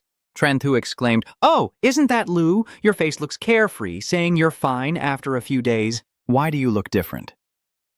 Lu Loi, like a hungry tiger spotting prey, grinned widely and caught a few of you. Ah, fine. If you really want to surrender, I won't hold back anymore. Tran Thu's heart suddenly sank. What does he really mean? What do you mean you caught us? The system suddenly appeared in front of you. One option. Run away immediately. Saving your life is the most important. 2. Shout loudly, Save me, grasshopper. 3. Eliminate the criminal group. Each choice comes with a different reward. Your face turned pale. Am I really heading into the criminal's lair? A voice called out from afar. Old Liu, is this your target mission? Tran Thu became alert from his crooked gait, uneven attitude, and shabby clothes, clearly showing that the approaching people are gangsters. He nodded to Tu Tini as if he understood. Then lightning flickered on his fingertips. Loi Diu appeared, and everyone looked at each other before quickly climbing onto it to escape. Kutrak sneered and tried to run, but suddenly the ground beneath his feet trembled as muddy earth arms emerged, grabbing the lady that caused Tu Tin and Tonam to fall, with the earth element opening its mouth as if to devour the lady right in front of it. Bite down and retract the contract. Tu Tin grits his teeth in annoyance. Tran Thu quickly analyzed the situation. This is a soil element spirit. It seems only a ultimate move can handle it. He raised 2 fingers to signal to Tonam, then smiled casually to mediate. It's just a misunderstanding. A misunderstanding. Is the small badge given by the Zhao family to Cao Trak a shining star-shaped blue hat? Everyone around burst into crazy laughter. Damn it, Lao Li, you've been caught wearing the blue hat. Ha ha ha ha. Seizing the opportunity, Tran Thu secretly reached behind and silently summoned. Slim, with a cunning look as if about to carry out a secret plan, suddenly appears. Cao Trak shouts loudly, trying to tear the hat off his head. Why can't they leave? The people beside them are laughing so hard they might burst, unaware of what's happening behind their backs. Ha ha ha. Tran Thu climbs up again and slips down. Reluctantly, you reach out and grab onto its mouth as if finding a foothold, then quickly shout, Come up here! As all 3 cling to Slim, it suddenly springs and shoots away. Seeing the prey start to escape, Cao Trak shouted, Don't laugh anymore, Slim can fly! The earth element surged up, trying to grab the giant Slim, but just a little more and he would have caught it. But Slim slipped out of reach. Seeing that the earth element couldn't touch it, Tran Thu smiled with satisfaction. Ha ha ha ha ha. You sit on Slim's head, take out your phone and scan around. All you fools smile for a moment, just enough to capture your faces to scare the Spirit Bureau into taking care of you. Everyone below turned pale after hearing that, and suddenly its body shook violently, causing Tran Thu to hang in the air. He quickly looked down and shouted, but everyone held on tightly and begged it to stop, yet it was too late. Hatsi. Before finishing, Tu Tin and To Nam fell out of her. Both scream out loud, Tran Thu can't believe it, no way. Can this situation be reversed with the two Tai Chi? As soon as they fell, the criminal group quickly took control, and Tin looked pale and shouted, Tran Thu, help me! Tran Thu, from above, shouted down, What? Telling me to go? You immediately ordered Slim to rush forward. Okay, I'll go now. Slim ran away without looking back. Kautrak ordered Nguyen Todat and his men to catch To Nam and Tu Tin. He smiled with satisfaction. It seems your brothers can't save you anymore. Then he ordered them to be taken away. If Tran Thu dares to report to the Tran Lin Bureau, then these two will be killed. The henchman beside him immediately replied clearly. They immediately escort both of them away, shouting as they drag them along. Let's go quickly, no more hesitation. Kautrak remains very cautious, turning back to check again. The breeze gently blows through the deserted street. In a corner of the street, Tran Thu cautiously peeks out to survey the situation. It seems these guys are quite difficult to deal with. A slight smile curved on his lips as he chuckled softly. Glad he ran away last night when he met those two, securing the stealth potion. Looking at the shimmering purple liquid in his hand, Tran Thu smirked. This time he could only rely on you. Then he immediately poured it into his mouth, the purple light spreading through his body. This effect truly lives up to the system's reward. The sound of thudding echoes between the houses, each impact hitting the ground more urgently. Gasping for breath, I run while drinking a sip that can hide me for 20 minutes. I have to make the most of this time. Suddenly, Tran Thu stopped as he came out of the turn, the closed house ahead catching his eye. He cautiously opened the door and quickly darted into the nearby bushes. From afar, a subordinate approaches and stares intently, making him startle. Could he have been spotted? But Kai Triet just walked by and closed the door, relieving him. Turns out it was just closing the door. He turned back to scold the others. Why didn't you lock the door? Tran Thu quietly followed behind, but suddenly realized it was only a group of criminals sitting there. Huh? Tinting and Ta To Nam are not here. Lu Loi sneers at Huang Fan's padded jacket. This armor is really hot, like it's possessed. Neep Vu fake laughs as he carries the box. Isn't this to lure the people from Tran Lin Kuk here? But Lu, do we really have to eliminate the people from Tran Lin Kuk? Hearing that, he gently closed his eyes. His voice also grew deeper. We can only stir up trouble to create chaos so we can escape, so we must eliminate the people from the Tran Lin Bureau. His gaze shifts to one side. What about those students? Liu Loi's eyes immediately flashed with murderous intent. They are all so ruthless. He shivered at the thought, never expecting these people to be so cruel. It seems I need to quickly find Ta To Nam and Tu Tin Tin. While Lu Loi is still discussing the plan, Tran Thu turns away. Meanwhile, we sneak into the main house and see To Nam and Tu Tin tied to chairs, sleeping peacefully. A look of joy appears on Tran Thu's face. No more trouble. You immediately summon Slim and say, now it's my turn to counterattack. The hidden stealth potion is thrown to it, and it drinks the potion to become invisible. Slim quickly drinks it all in one gulp. Tran Thu gently pats his head and smiles grimly. Roll away, Slim. Everyone don't be pessimistic. After we go out, with active efforts, we can collectivize, scale up, and link together. In 3 years, we will stabilize capital. In 5 years, double the capital, and in 10 years, mobilize funds on the market. It hit the car, causing him to fall backward. Liula still didn't understand the situation, so he immediately rushed over and knocked those people down. In just a few minutes, the Yuan Bangang was sprawled on the ground, and he grabbed his phone, connecting to the other end. Hello, Uncle Vuong. Send someone over here. Tran Thu. I am the unsung hero of this city. Clouds drift away, leaving the bright moon in the sky. Vuong Keen put his hands in his pockets and softly said, I'll tell you the truth. His serious expression looked at Tran Thu. How do I defeat that gang of criminals chasing us? I nervously scratched my head and made up a story. It seems someone once asked whether the chicken or the egg came first, then got into a fight with a group of people. Arguing and then starting to fight. They fought until everyone was dead, and Vuong Kien was helpless as he watched the blood flowing like a river outside the door. Seizing the opportunity, Tran Thu cheerfully changed the subject.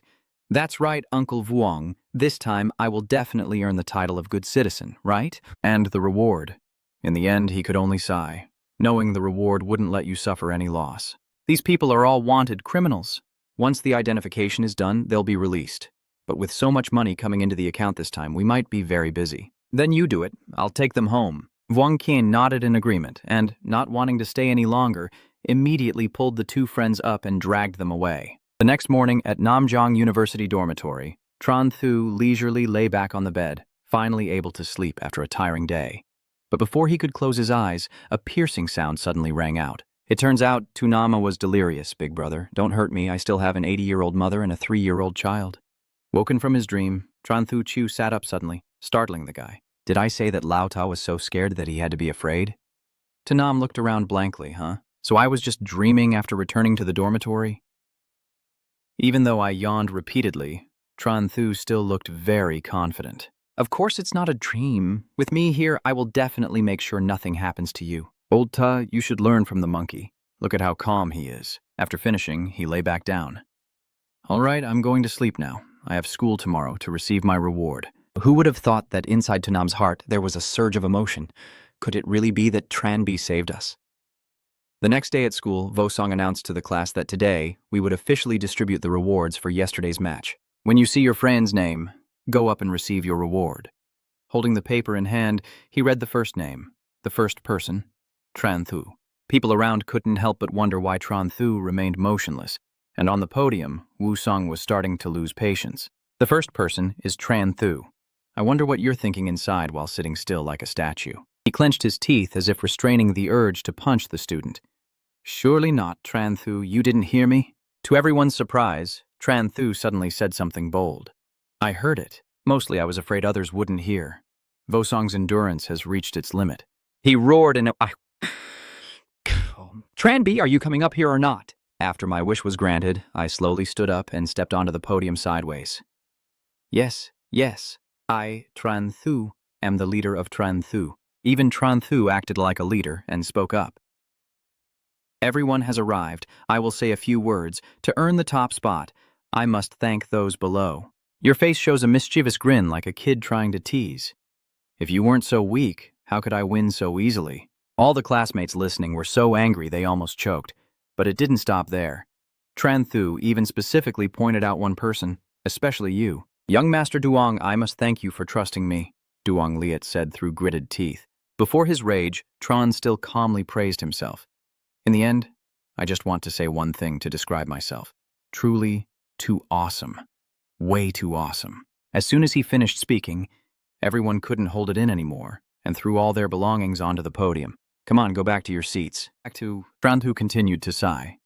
Young people really don't understand anything. Then walked back to his seat amid furious gazes, as if they wanted to tear him apart. Tanam and Tu Tin hurried over to check the reward box, which contained a deep ice crack turned into a lion's internal organs, an innate skill that could temporarily scare enemies. Tanam was amazed and couldn't hide his astonishment. Damn it, these valuable items, these 4 stones are worth 500,000 each, and with this internal organ, it's over 1 million. Hearing that, Tran Thu felt elated, never expecting the school to be so generous. But then he frowned, long silently evaluating. Good city, but not practical at all. Tran Thu turned to his friends and asked, Du Tin and Lao Ta, do you have any ideas? I want to exchange these for beast spirit pearls. Are you crazy? Trading these things for divine beast pearls? Although divine beast pearls are quick to obtain, their cultivation effect isn't as good as the beast spirit seeds. Tran Thu looked like you didn't understand and said, but I don't need to cultivate. Tu Tin's eyes widened. So where does your strength come from? Isn't it all about using the pet pearl button?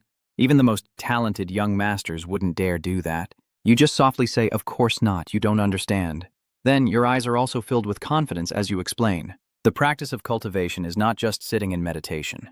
For those who truly understand, eating, sleeping, going to school, and even going to the bathroom are all part of cultivation. Facing their helplessness, Tran Thu delivered a final remark. Wait until you reach my level to understand, Tin said with a troubled voice. Oh. Just as he sighed, he suddenly said, Give me the item. My family has the path to the pearl of the beast tamer. Seeing the reactions of Tanam and Tran Thu, Tu Tin felt confused. What's wrong? What does your family do? Tu Tin scratched his head in confusion and said just a normal family with small-scale trading. After hearing that, Tran Thu and Tonam both thought of a good phrase for a normal family. The corner of his mouth twitched. Basic level 15 pet pearls, black iron level 600,000. How can a family be considered normal with such trading? The group whispered below as Wusong announced. All right, the reward has been given. The teacher told the students, next is today's lesson. Everyone follow me to the Beast Tamer's Hall. At the Beast Tamer's Hall, Wusong stood on the stage explaining, the first step is for you to learn how to use your skills flexibly. Then he raised his hand to summon a contract beast. The giant black and white dragon appears, one of the spiritual contracts of the black and white dragon master. One of its skills is binding, capable of controlling enemies and providing a certain armor effect. Wusong called his student Tran Thu and said, bring out your slim. Tran Thu silently lamented, why do I have to use my slim as a teaching subject? Immediately, Dong Liet was dragged out by him to serve as a target for the barrage. Using young Master Dong's life to guarantee the binding of this snake truly proves effective. Then Tran Thu pretended to be gentle and spoke softly.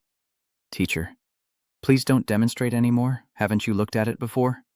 Wusong, hearing this, also followed suit. All right.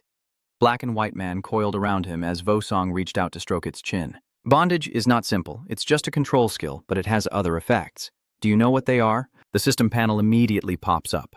1. It starts from instinct. You bow your head. Thanks to the extraordinary system, you lift your head high to look at the ceiling. 3. Facing Lao Li's gaze, you look back with the same intensity, each choice bringing a tempting reward. Tran Thu sweats profusely, both body and mind shouting out, no way. So, it's me again? The system screen lights up. The Biao Tuo pill, and he strokes his chin thoughtfully. It seems he must make a choice. Tran Thu raises his head and glances around at his classmates. No one is looking up. When Tran Thu's gaze met Wu Shuang's, he froze, a look of surprise flashing across his face, as if feeling an overwhelming pressure. Immediately after, he called Tran Bi, saying, try speaking, while the system displayed that they had earned the Bao Tao potion reward. Tran Thu stepped forward, pretending to be modest, and said, I just said a few simple words. Then he began to explain. The binding speed is extremely fast. Not only can it control the enemy's speed, but when the host appears to be in danger, it will envelop the host using attack to block, then continue analyzing. The third function is to shrink the body based on speed, to reduce volume and evade enemy attacks, while also leaving a few reminders. Of course, the effects of any skill are not innate. Everyone can judge based on the specific situation. Done. He proudly crossed his arms. I've finished speaking. Everyone below is whispering, oh. Wusong looked pleased and asked, where did you learn these things? Did you previously study about binding techniques? The self-love skill immediately activates. If you have a brain, you should know that, right? The people in front of the rope were amazed. The ones behind fell silent, and now they're insulted. As if to save face, he cleared his throat. Cough, cough. Tran Thu was right. The effect of any skill varies depending on the situation, and a damage skill can also be a protective skill. After finishing, he called a student, Hua Tiu Vu, and said, show your summoning contract spirit so Tran Thu can analyze the flexibility of the skill for everyone. Tu Vu stepped onto the arena, snapped her fingers, and a flame appeared. Tran Thu looked pitiful and cheerfully called out, Teacher Li, I am just a student. Inside, he was shouting, how long do I have to teach over 20 students like this? Isn't this a form of torment? Wu Song Tin replied, from now on, I am the class monitor of the special class. Upon hearing that, Tran Thu quickly refused, I'm not interested. He immediately threw a few bait pieces, 2 top-grade beast control stones each month with magical effects, turning him into a good friend. To serve you, Tran Thu cannot refuse. Everyone was moved by that shining light. Tran Thu explains the fire element to Tu Vu, telling him that both fireball magic and fire element techniques can be used without casting, relying on the mind to release them based on the situation. You place your hand on its beak. There are 3 balls in total. You can try to stuff them into its mouth to form one big ball. Also, Tran Thu's hand brushes over its soft fur, and you don't need to use your mouth to blow them out. You can use another spot. Its butt was slapped with a smack. Like a butt. Xiao Yu hesitated slightly and said, Master? Wusong then encouraged her student, try it and see if you succeed. If Xiao Wu really manages it, that will be a real surprise attack. Although a bit shy, she still reluctantly agreed. Fine. Tran Thu immediately pointed to the next person, the next in line being Dong Liet. When Duang Liet tried to stand up, he was suddenly struck and grimaced, summoning his contract spirit. Upon seeing Lam Dieu, Tran Thu sarcastically remarked without hesitation, completely dismissing him and restarting the process. The words left him speechless with rage. A surge of fury rose in Dong Liet's heart. So you called me here just to humiliate me? However, Tran Thu didn't bother to pay attention, speaking casually as if he was doing something very normal. After carefully observing Loi Dieu, Tran Thu nonchalantly remarked that this spirit contract of yours still can be used. He spent the whole morning evaluating each person one by one, and even until the evening when the sun had gradually set, the work finally came to an end. At this moment, Wu Song finally stepped out to announce that school was over. Tran Thu sighed with her two roommates. It's finally over. I've been hoarse all day. Let's go get some food. This is shit weird. Wait a moment. I need to go to the school gate to get some things. You happily nodded in agreement. Sure. So the three of them went out together and immediately spotted a shiny car already parked. Next to him is a middle-aged man who has been standing there for a while. Du Tian respectfully says, Young master, this is the royal beast pearl you need. Tu Tin smiled gently and nodded kindly. All right. What the hell is this? Are you the boss of all bosses? Then he turned to hand everything over to Tran Thu, saying, Here's everything you need. Without hesitation, Tran Thu opened the box to see shiny pearls neatly arranged inside. After a quick check, he closed it again and smirked. I'm telling you, Zhao Tin, with your family's money, why do you still work part-time at the mental hospital? Tanam chimed in with a teasing tone. Tran Bai, what are you talking about? We're the ones working extra. Shouting is experiencing life. After finishing, he whispers into his ear. Tiu Tin, is it true that you have a stomach illness, often suffer from insomnia, and are also very clean? Their real family is the Gu family, right? Tran Thu is just joining in. Xiaotin, is it true that when you're constipated, you become cold and aloof and say, Yes, go yourself? He looked confused, not understanding anything.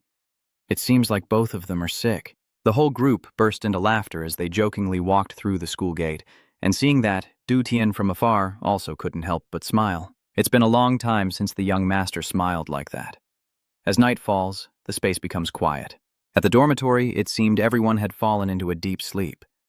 Suddenly, Tran Thu's phone vibrated, and he opened it to see a message from Vuong Qian. Tran Thu, come to the Spirit Bureau tomorrow. The next morning, the first rays of sunlight gently shine down, illuminating the peaceful scene at the Tran Lin Bureau. Tran Thu, does your family have a tank? The question froze him, leaving him stunned for a few seconds. What do you mean? That person is pointing at the photo where 8 criminals are crushed under heavy objects, and our initial assessment is that someone is controlling the tank. After hearing that, Tran Thu's face darkened. Uncle Vuong, forget it. I would never dare to drive a tank in the city. Vuong Qian propped his chin, his expression showing deep contemplation. He also couldn't believe it, so they were still investigating. But then he suddenly adopted a much more serious tone. All right, I called you over not to talk about this. I want to tell you something. Vuong Qian paused for a second, then looked directly at you. We have found out who wants to kill you. That news hit like a heavy blow, leaving Tran Thu stunned. Who is it? Vuong Qian answered sternly. It's a pharmaceutical company in Namjiang City.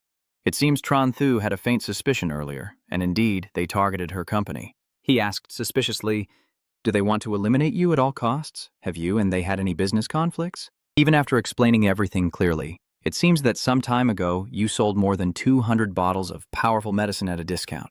As soon as he finished speaking, Vuong Qian was so startled he choked on his drink. Spit! He glared and shouted, and yet there's still nothing. So I was the one who blocked their way to survive. Vuong Qian paused for a moment to regain his composure. All right, regarding this matter, you need to gather evidence before you can make an arrest. For now, be a bit more modest. Then he handed Tran Thu a card, which also listed the 8 wanted criminals and a total reward of 500,000 Huaxia dollars. Everything was in this. Check it quickly. The boy took it eagerly, smiling from ear to ear. Yes, okay. A while later, Vuong Qian saw Tran Thu off at the door and advised him gently, Remember to act modestly. He appeared innocent and kind. I understand, Uncle Vuong. I will wave goodbye and leave humbly. I understand. Leaving there, Tran Thu walked on, lost in thought. The pharmaceutical company mainly deals in powerful drugs, but now he's under the attention of the Tran Lin Bureau, and he probably won't last long. An idea suddenly came to mind, and he clapped his hands excitedly. At that point, the entire Namjiang city would have no more powerful medicine. Tran Thu started making plans. It seems it's time for me to get my share of the profit. Without hesitation, he took out his phone and called someone. Has Lao Wang been released yet? You gather your brothers, I take everyone to make money, then look up another person in the contacts and call Lao Li to ask for a day off. So the big money you mentioned is to open a shop with us at the black market? He asked. Kid Aidi, giving a thumbs up with a confident look. Yes, I plan to expand the initial stall and rent a shop in the black market to sell powerful drugs. Then you put your arm around his shoulder, speaking warmly, and you are the first members I've recruited. Tianba stood up and looked around. So, have you decided on a store yet? Tran Tu pointed directly across and said, I have seen it. It's right here. In that moment, he made up his mind to gradually overthrow the Love Potion Company starting today. At the same time, at the Beast Taming Hall, Vosong's lesson was still ongoing. He announced clearly to everyone that in September, their task was to learn how to use their skills flexibly, and the following month, they would be taken to another space for training. At this point, he paused and then reminded them, keep practicing diligently here during this time. Class monitor, come out and supervise for a bit, but the entire class remained silent. No one spoke up. At this moment, he finally asked, where is Tran Thu? Tanam responded, reporting to the teacher, Tran Thu has requested a day off. Hearing that, Vosong was surprised and quickly checked his phone, saying, requesting leave. Why didn't the teacher know? Could it be that you didn't receive her message? I just saw a message from Tran Thu when I opened it. Lao Li, I might be sick tomorrow, so I request a day off. This is a notice, not a negotiation. After reading, his face darkened, and he spoke each word with anger. Tran Thu. At this moment, Tran Thu is standing in front of the computer, handling a continuous stream of transactions. In the end, all the supreme-grade, powerful medicines have been purchased. When he finished everything, it was already late at night, and the darkness had fallen without him noticing. Tran Thu, exhausted, stretched his arms to loosen up and then let out a sigh, feeling both relieved and tired. After a busy day, we are finally about to open the store. Turning to Tianba, he waved goodbye and said, that's all for today. In a little while our shop will open and we'll inform everyone then. Tran Thu grinned and said in a commanding tone, it's getting late. Go back first. The guy cooperated well, bowing as if to show respectful obedience. With the boss's permission, after waiting a little longer, he managed to call a taxi. Then Tran Thu returned quietly to the dormitory. I just got back and threw my bag on the bed as soon as I entered the room. Tanam and Tu Tin looked at Tran Thu with suspicion, and noticing their unusual behavior, he frowned slightly. What's wrong? You don't recognize me anymore. He forced a smile. Today, your actions have made the teacher a bit angry, Tranbi. Tran Thu tilted her chin, looking completely unconcerned. Why would I care about the small class monitor's problems? Tu Tin deliberately provoked you. Aren't you afraid, Tranbi? I am the fierce one of Namjiang. How could I be afraid of a tiny teacher? Then he pointed at Tran Thu and said, Tranbi, don't you feel your head is a bit cool? Only then did she realize what was happening. Cool. Tran Thu felt each drop of water falling on his head, suspicion growing. Huh? A trap room? He reached out to touch it, his face gradually losing color when he saw his palm was soaked. That's not right. How can there be rainwater? Tran Thu curiously looked up to see what was happening, and suddenly a wave of fear washed over him, making him involuntarily shiver. Above, the enormous black and white dragon is watching little Tran Thu. He stumbles back in fear, his eyes fixed on what is appearing before him. Realizing it had been spotted, it quickly put on an innocent face. But just seconds later, when Tran Thu sensed its rush, it instinctively adopted a defensive stance. He quickly summoned his spirit beast. Immediately, Slim appeared, blocking in front of his master. Without hesitation, Tran Thu leapt onto it, soaring up, immediately ascending. Slim's supple body trembled as it lifted him up. Lak Lei was trying to escape while carrying someone, but as soon as he stepped out the door, he was caught by the black and white giant serpent. It didn't bother to be polite and yanked Slim back, causing Tran Thu to lose her balance and fall face first onto the floor. At that very moment, a pair of feet quietly approached him, and a mocking voice echoed, Isn't this the fierce enemy from Namjiang? At that moment, the information panel lit up in front of him, listing a series of countermeasures and rewards. Tran Thu muttered angrily, Damn system, still messing around at this time. Unsure of which option to choose, he finally closed his eyes and picked one at random. So Tran Thu collapsed to the ground, groaning. I'm doomed. Seeing that you are unconscious, Vosong froze in place. Tran is gone, and he is a bit surprised. No way. His body is stiffer than anyone else's. Then he quickly steps forward, gently placing his hand on Tran Thu's forehead to check. Vosong judges that he is sweating. Could he be pretending? Then and then he strokes his chin, deliberately raising his voice. If that's the case, then bury him. Without hesitation, Wusong guided the black and white dragon out to a deserted forest. He whispered to himself, Is old Li trying to take me somewhere? starting to feel uneasy. Why has it been flying for so long? Tran Thu panicked inside. Could it really be looking for a deserted place to bury itself? Hakbakt Kuman only released him after taking a few more steps forward. Immediately, Wu Shuang coldly ordered, "Dig a hole." At this moment, although he was pretending to lie sprawled on the ground, his inner voice was screaming fiercely, "No!" Tran Thu heard the sound of digging loudly and immediately hesitated. No, Laoli really could do such an inhumane thing. "You pretend to wake up, cough cough." Tran Thu hesitantly said, "Laoli, I think I can still save him, but Wu Song has no intention of letting go. You don't need me to make you feel anything. I want you to feel that today is a lucky day and it must be buried." He quickly muttered a curse under his breath. "Damn it!" Then Tran Thu quietly looked for a way out. It seemed she had no choice but to make a move. She silently reached into her pocket and quickly put a red packet into her mouth. Next, Tran Thu bites it open, and the liquid immediately spills from the corner of her mouth. I'm not okay anymore." On the outside, he looked pale and trembling as if about to collapse. But inside, he was elated, watching to see if the teacher would panic. Seeing this scene, Vo Song stepped forward to assess the situation. He gently touches the liquid, brings it to his nose, and slowly sniffs. In an instant, Wu Song erupts in fury. "Dao, keep digging. I can't leave it unburied today." Right now, Tran Thu silently weeps in his heart. "Old Li, can't you have any compassion for me?" Suddenly, a notification appeared saying you had received a reward. Tran Thu's heart was filled with joy. Was it a success? Silently watching the black and white giant dragon still enthusiastically digging the hole, but when faced with this price, he quickly clung to Vo Song's leg and begged, "Master, I was wrong." Seeing Tran Thu admit her mistake, you finally eased up a bit. Admitting you're wrong, is that a confession or a negotiation? "I admit I was wrong. I was really wrong." At this point, Wu Song asked seriously, "So tell me, where did you go this afternoon?" Tran Thu honestly reported, "I went to the Tran Lin Bureau in the afternoon," and began recounting the story from the moment the moon was covered by clouds. It wasn't until dawn broke and the sky cleared that Tran Thu finished recounting the story. That's how it was. After understanding everything, Vo Song finally let go. "All right, I understand. If you dare to do that again next time, don't blame me. Go home and rest.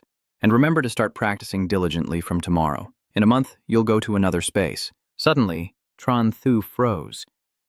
Is it true that we're going to another dimension? Since then, during the day, Tran Thu trained diligently in class to prepare for going to another space, and at night he worked with Thien Ba to try to handle the shop's procedures at the black market. Half a month has quickly passed. Tran Thu happily takes the scissors to cut the inauguration ribbon. Today is the closing day of the Hatin Pharmaceutical Company, and also the grand opening of our Daluk pharmacy. You excitedly announced the promotion to celebrate our pharmacy's grand opening. Today, everyone who enters the shop will receive a 10% discount. Phi Lam, holding the loudspeaker, added, "Everyone, come and go, don't miss out." On Chung beside him also spoke loudly, "A pet that wants to be unbeatable must drink Dali. The two of you take turns promoting at the shop entrance. 1 bottle awakens the mind, 2 bottles will never tire, 3 bottles slow aging." Phi Lam cheerfully shouted, "The powerful potion tastes great. I want to go to another space to fight the culprit. The owner give me the powerful potion. I want to become the strongest spirit contract. My master gave me the powerful potion. 28.888. Only 28.888. At the same time, An Chung's face lit up with joy as he brought home the perfect potion. The relentless sound of chopping blades draws everyone's curiosity. Limited to M bottles each day. Don't miss out when passing by. Absolutely don't miss out. Don't. Amidst the bustling scene of the shop, Tran Thu secretly felt proud that he was finally about to get rich. But when he saw customers buying in small quantities, he couldn't help but be surprised. "Huh? Why did you only buy 1 bottle?" Hearing that, Tianba slowly analyzed the situation, thinking that since the supreme powerful medicine needs 40 bottles to reach its limit and costs over 1 million, a discount of only 1,000 yuan might not attract customers. After hearing this, Tran Thu stroked his chin with a look of excitement, wondering if a 1,000 yuan discount was really enough. After thinking for a while, he announced a new policy. Starting tomorrow, the price will be 20,500 per bottle with a limit of 5 bottles. He simply responded with a short, "Yes." "Fine." A few days later, while Tran Thu was resting in his room, Tonam and Tu Tin entered, but he paid no attention, lost in his own thoughts. It seems opening a shop isn't that simple. I still need to learn a bit more about how to trick customers into buying medicine. Oh well, it's late now, I should go to sleep. If anything comes up, I'll think about it tomorrow. So, Tran went to sleep. Seeing that he looked tired, Tanam asked curiously, "What does Tran usually do in the evenings during this time?" He whistled at Tu Tin and then grinned mischievously. "Why do you always look so exhausted when you get home?" It's not that he's worried. If he keeps going like this, in less than a month, even workers could surpass him. Tu Tin said regretfully, "Oh, what a waste of talent." But Tonam seemed to notice something. Wait a minute. They witnessed a faint glow emanating from Tran body. The man stared in shock and said, "Xiao Tin, why do I feel like it's him?" Then Tonam and Tu Tin shouted together, "We're about to break through." That event made him look so stunned that he could break through, even while sleeping. By the next morning, gentle sunlight streamed into the room. Tran, having just woken up, stretched her arms long, dispelling the lingering fatigue, and felt an unusually refreshing sense of comfort. Sleeping truly was a wonderful thing. Suddenly, he jolted in surprise when he saw Tonam and Tu Tin looking at him with dark circles under their eyes. At that moment, Tonam spoke slowly, "Do you know what happened last night?" Hearing that, he looked around to check. "What's wrong?" "Is that huge snake coming again?" Tu Tin couldn't hold back and shouted, "Are you not aware that you've broken through?" On the contrary, Tran expression was calm, as if she had already figured it out. "What's wrong?" He and Tonam both looked surprised. "Are you not amazed?" "Now I'm acting confident. What's there to be surprised about? He's only an 8th level beast tamer. Isn't it supposed to be easy if you have the skills?" That remark was like an arrow piercing the pride of the two roommates as Tran calmly stepped down from the bed.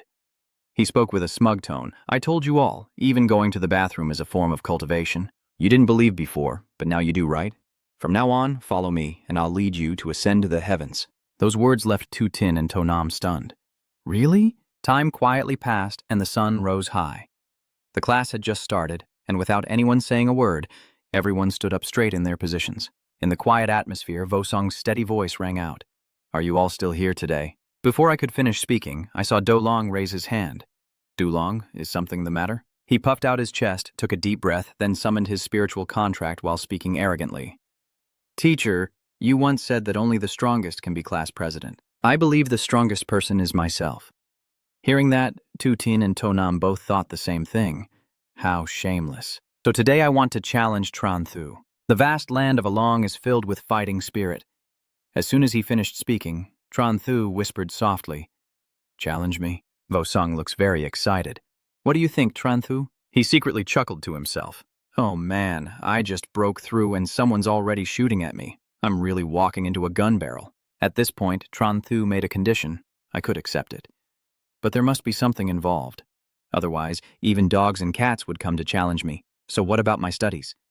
Vosong was speechless but had no choice but to go along. So he looked at Dolong and said, "Then use the Beastkeeper beads as a bet."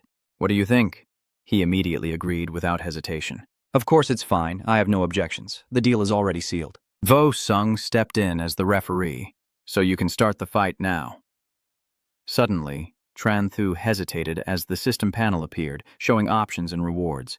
Tran face immediately turned into a sinister expression. "Do I still need to think about this?" Then Tran lowered his voice. Although Dolong really wanted to accept the challenge, he silently summoned his spirit beast. Dolong asked back confused, "But what?" A sense of unease washes over him. As he raises his head, he only catches a glimpse of a Slim lurking close to attack. Damn it! Another sneak attack! It swooped down from above like a fireball, carrying unstoppable force. In that situation, the Along Earth immediately shifted to a defensive stance. Tran sneered and then spoke sarcastically. "Not bad, your reaction is quite quick, but did you think I ran out of tricks? Right after you switched to serious mode." Slim rushes forward like an arrow and immediately breaks sharply in the middle of the move. Slim immediately opens its mouth to suck in the enormous airflow, then puffs out its cheeks and blows a powerful gust at the Az-Dragon, knocking it away. Slim confidently lands after knocking out his opponent, while Vosong is stunned by the faint aura emanating from Tran. "A level 8 beast tamer, you broke through?" He scratched his head awkwardly, accidentally breaking through himself. Seeing his pet being mistreated, Dolong was furious. Even if he became an 8th level beast tamer, I, Dolong, am not afraid. As soon as he finished speaking, the great land dragon fell from somewhere in front of him. Out of kindness, Tran proactively warned, "But your dragon is in trouble now. Don't think I'll listen. Your situation isn't stable. Don't be too arrogant. I will turn the tide quickly." He immediately orders his spirit beast. Along, It has to suppress the pain and continue fighting the opponent to the death. Dali Along used a locking skill on Slim, rendering it immobile. Just that much already excited Dulong. Go sell salt to me. It rushed at Slim with the speed of a prayer altar. Yet Slim still calmly yawned. At that moment, Tran Thu sarcastically spoke up. You want my Slim to die? My Sim can even knock you out while sleeping. After saying that, it naturally used the giantization skill to grow its body larger and enter a defensive sleeping state. Touching the sore spot, Dolong's anger flared up, unable to tolerate such arrogance. Along tore it apart, but its claws couldn't touch the flexible Slim, and instead it was countered and knocked back again by the Iron Dream Strike. Under those circumstances, Slim remains in a fierce state. At this moment, the great land of Along has lost its soul. A moment later, Tran Thu raised an eyebrow in challenge. Are you still going to fight? Dulong tried to hold back his anger, but was powerless as the land of Along no longer moved. I surrender. He then pointed directly at him and declared confidently, the class monitor is forever the class monitor. Do you understand? Then Tran Thu turned to his classmates and raised his voice. I know there are definitely many people who admire me. Today, I will give everyone a chance. If you can beat me, I will gladly give up 10 divine beasts with both hands. His voice drops to a slightly sinister tone. Of course, if I lose, you have to give me a top-quality spirit beast crystal. Tran Thu paused and asked again, do you dare? While waiting, he silently calculated in his mind that this was the moment to earn their affection. The atmosphere was eerily quiet, with each face in the crowd showing a different expression. And Tran Thu on the arena was showing a disdainful look, then issued a challenge. No one dares to fight. Seeing no response, he deliberately provoked, is the genius's dignity to be trampled by someone like me? Then Tran Thu looked helpless. Well then, if no one dares, suddenly someone appears and accepts the challenge. Let me. Hong Min's gaze fixed on Tran Thu, sharp and unwavering, as he declared without hesitation, this time I will definitely defeat you. Suddenly, a blue light radiated from his hand, and then the beast and the savage were summoned. It landed with a fierce presence and roared as if showcasing its strength. Seeing this, Tran Thu didn't show any fear, but instead stroked his chin with an amused and slightly intrigued expression. The battle had already begun, and Dewey and the beast together charged at each other. In an instant, the outcome was decided, leaving the people below only able to shamefully cover their faces, while Hong Min was crying out in despair. My monkey. Unlike him, Tran Thu was very happy. All right, go downstairs now. Next person. At this moment, Dong Liet was lightly tapping Vuong Van's hand with his elbow, making him a bit flustered. Young Master Dong, I really can't win. Hearing that, Dong Liet lowered his voice and made a plan.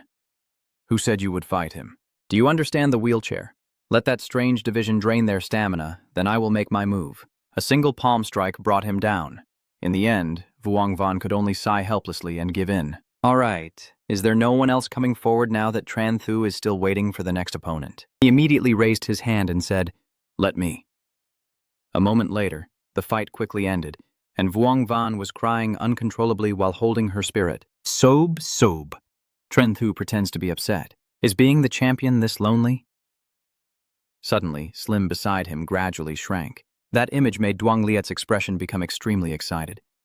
The effect of the bizarre dung container's giant transformation has disappeared. It's time now. He no longer holds back and shouts loudly, Tran Thu bullying my brothers, insulting me. I, Duong Liet, will absolutely not forgive you. This time I will make you suffer a humiliating defeat. As soon as he finishes, Duong Liet immediately jumps onto the arena. Lam Diu has been summoned for a while now, using its strength to help him land safely. As soon as his feet touch the ground, Duong Liet immediately points at the strange orb and says, Surrender. Lam Diu is rushing over, about to use its sharp claws to grab Shi, while Duong Liet is watching the scene intently. At this point, Tran Thu understood his plan. It turned out he was waiting until now to make his move. But he underestimated my Slim. My gaze keeps following Slim as he enters a sleep state and calmly analyzes.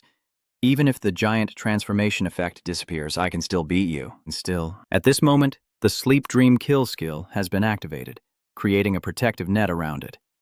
Even if Lam Diu uses all his strength to attack, Slim remains still. Tran Thu also takes the fight seriously. Now it's my turn. Slim is still asleep, but that doesn't affect the battle at all. When the wind technique is activated, it releases a strong gust, then rises up, then charges straight ahead, causing the bird to panic a bit. But it quickly regains its composure and rushes toward Ji. Just as Lam Du was about to attack, a sharp magic blade caused him pain. Feathers fell from its body as Lam Du's body gradually lost balance and forcefully hit the ground. Seeing this, Duong Luyet clenched his fist with an expression full of fury. Tran Thu, stop mocking.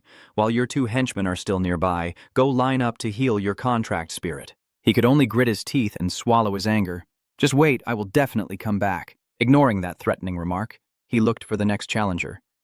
All I want to say now is there anyone else? Instead of being excited like at the beginning, the crowd below was now so frightened they dared not move. Seeing this, Tran Thu devised a new plan. If that's the case, I can only... Suddenly, Slim's whole body convulsed with unusual pain. It immediately spat out something. Tran Thu immediately ran towards it, looking panicked. It's okay now, little prince. Are you all right? Slim looks extremely weak right now. He can only hold him in his arms and report. Sorry, Slim is injured. Today's match. Before he could finish speaking, someone interrupted. Class President, I want to challenge you. That is Lam Tin Thun, a student from the special class. Tran Thu showed contempt. You're a bit despicable. Do you want to take advantage of others being in danger? He just smiled and explained. Are you not asking yourself if there's anyone else? Without giving you a chance to refuse, the spirit immediately summoned the luminous lion. Tran Thu was a bit surprised. A level A spirit contract, your friend Lam, even if you win, it's not very glorious. He still appeared calm. Could it be that the class monitor wants to take back what he said? Is that not enough yet? The class monitor is so strong, how could he admit defeat? The crowd quickly chimed in as well. Yes, class president, start quickly. Tran Thu had to reluctantly agree. All right, then let's fight one more round and issue the command. Slim uses body technique to enlarge. Slim's body keeps enlarging, causing a moment of panic. It's okay, it's already badly injured. It won't last much longer. Then he issued the command, and the lion of the luminous lion used the scarlet light. As soon as he finished speaking, fierce lightning bolts appeared around the lion of the luminous lion, and even though Slim was asleep, he still charged forward to confront him. The distance between them gradually closed, and the confident spirit smiled, sure of victory. However, the luminous lion was easily knocked away by Slim. Tran Thu could only show a look of regret, saying no more fighting, but you all still want to fight. At this moment, their spirits were truly overwhelmed beyond words. As soon as the fight ended, Jim suddenly spat out a strange liquid. Seeing this, Tran Thu quickly waved his hand, saying, Stop, no more fighting, give me the magical beast seed now. My sim.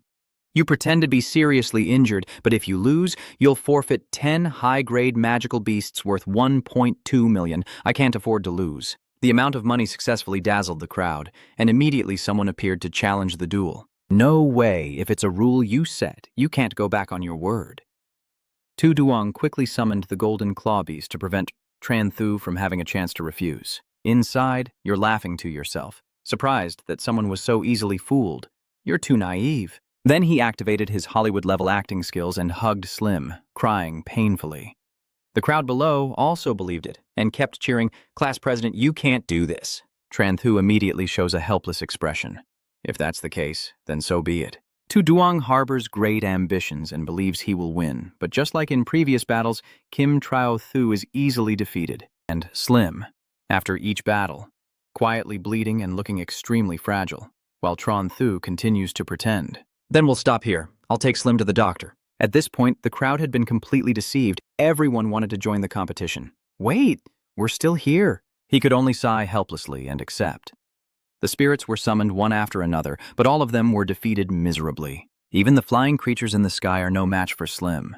After a series of overwhelming victories, Tran Thu still pretends to show mercy. Hey, my sim is not okay anymore. Is there anyone else? At that moment, everyone realized the truth and just stood still, afraid to move. Seeing that scene, he turned his back and left without forgetting to announce that it was a pity. A pity if no one else challenged him. I'm taking Slim for treatment now. Tran Thu suddenly changed to a cheerful expression. The Tui Mongsat skill and Slim are truly perfect. Tran Thu is so happy that he chuckles to himself as he walks. Having made a huge profit from the beast seeds, it's truly satisfying. He enters the shop and checks the sales. How much profit did we make today? Tianba immediately reports the situation. Not bad. All 5 bottles of top-grade powerful medicine sold out. This result makes Tran Thu very satisfied. All right. Yes. Buy me some ingredients. The Enlightenment. Fruit, Thandape flower, truly lively and vibrant. You have devised a new business strategy, and next we can sell other types of medicine and assign important responsibilities. From now on, the store's income will be used mainly to help me buy medicinal herbs, and not only that, Tran Thu is also very generous. And also his salary per victory is 10,000, while old Wang, the shop owner, earns 20,000 per victory. Hearing this, both Tianba and Oncheng cheered joyfully. All right, at this moment I am completely satisfied. These things all belong to my realm. From now on, Tran Thu officially entrusted the shop to Lao Wang to manage, while I began practicing alchemy and studying. It's almost the end of September, and at this moment, Vosong is standing in front of all the students to announce the upcoming activities. It's almost the end of the month. In October, the teacher will take you into another space at the normal level of the ice canyon. He seriously reminded you to prepare warm clothing. In that space, you not only face powerful beasts, but also have to adapt to harsh conditions. Vosong also emphasized that you shouldn't bring unnecessary things. Down below, Tran Thu turned to tease the two people next to her. Did you hear that? He told those two to not bring a knife or a mental patient's uniform, which made Tonam and Tin Tin feel down, while he just smiled happily. After finishing the presentation, Vosong immediately ends the activity. Today is dismissal, and the day after tomorrow is the return to school. The group of students all shouted in agreement. Yes, understood. After a while, Tran Thu's group was walking together down the hallway. He spoke with suspicion. Have you ever been to another dimension before? Tanam answers without hesitation. Not yet. Tin is a bit curious. Have you been there before? Tran Thu's face showed a proud expression. Of course, whether Duong Tan Nguyen is in chaos depends on this fierce person from Namjiang. He started recounting dramatically, and I was still peeing on that ice rabbit lord's head. Hearing that, the two of them looked extremely reverent. If that's the case, senior, please advise us on what we should bring. Tran Thu immediately instructed, It's simple, Lao Ta. Just bring pots, seasonings, and some skewers. Then he put his arm around the person next to him. Tin, you don't need to bring anything. When the time comes, just tell your family to hire a Bachangan beast, Tamer, and we can do whatever we want. As soon as they finished speaking, the two turned and left, realizing they had been duped. Tanam even nonchalantly flipped Tran Thu the middle finger. Annoying, you just stood there watching that figure's back. Honestly, why doesn't anyone believe it? Then you quietly thought to yourself, but maybe it's really time to prepare the things to go to the ice canyon. When he got home, Tran Thu immediately sat down at the desk and looked up information. He was focused on the images displayed on the screen. So this is the ice canyon. The sunset is gently shining down on the tall buildings. At this moment, Tran Thu is stretching and has finally finished reading all the documents about the ice canyon. He stands up and hums, ready to go out and prepare his things to head there. As soon as he stepped out of the house, Tran Thu saw the neighbor across the street, busy locking her door, and greeted her cheerfully. Hello, Auntie Vuong. That's our neighbor living right next door. Hello, little Tran. Are you going out to eat? While chatting, she still didn't forget to hold the doorknob. Xiao Chen, do you have something to do right now? Vuong Chat smiled kindly and said, She wants to ask for your help with something. Tran Thu repeated the words with a puzzled look. Helping with something? A little later, at the elementary school, the crowd was moving very densely. Tran Thu was also among the crowd, busy observing his surroundings, thinking something was happening.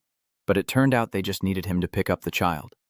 At this moment, Nunu was leaving the school gate with her friend. The boy called out, Nu. The girl immediately waved and greeted.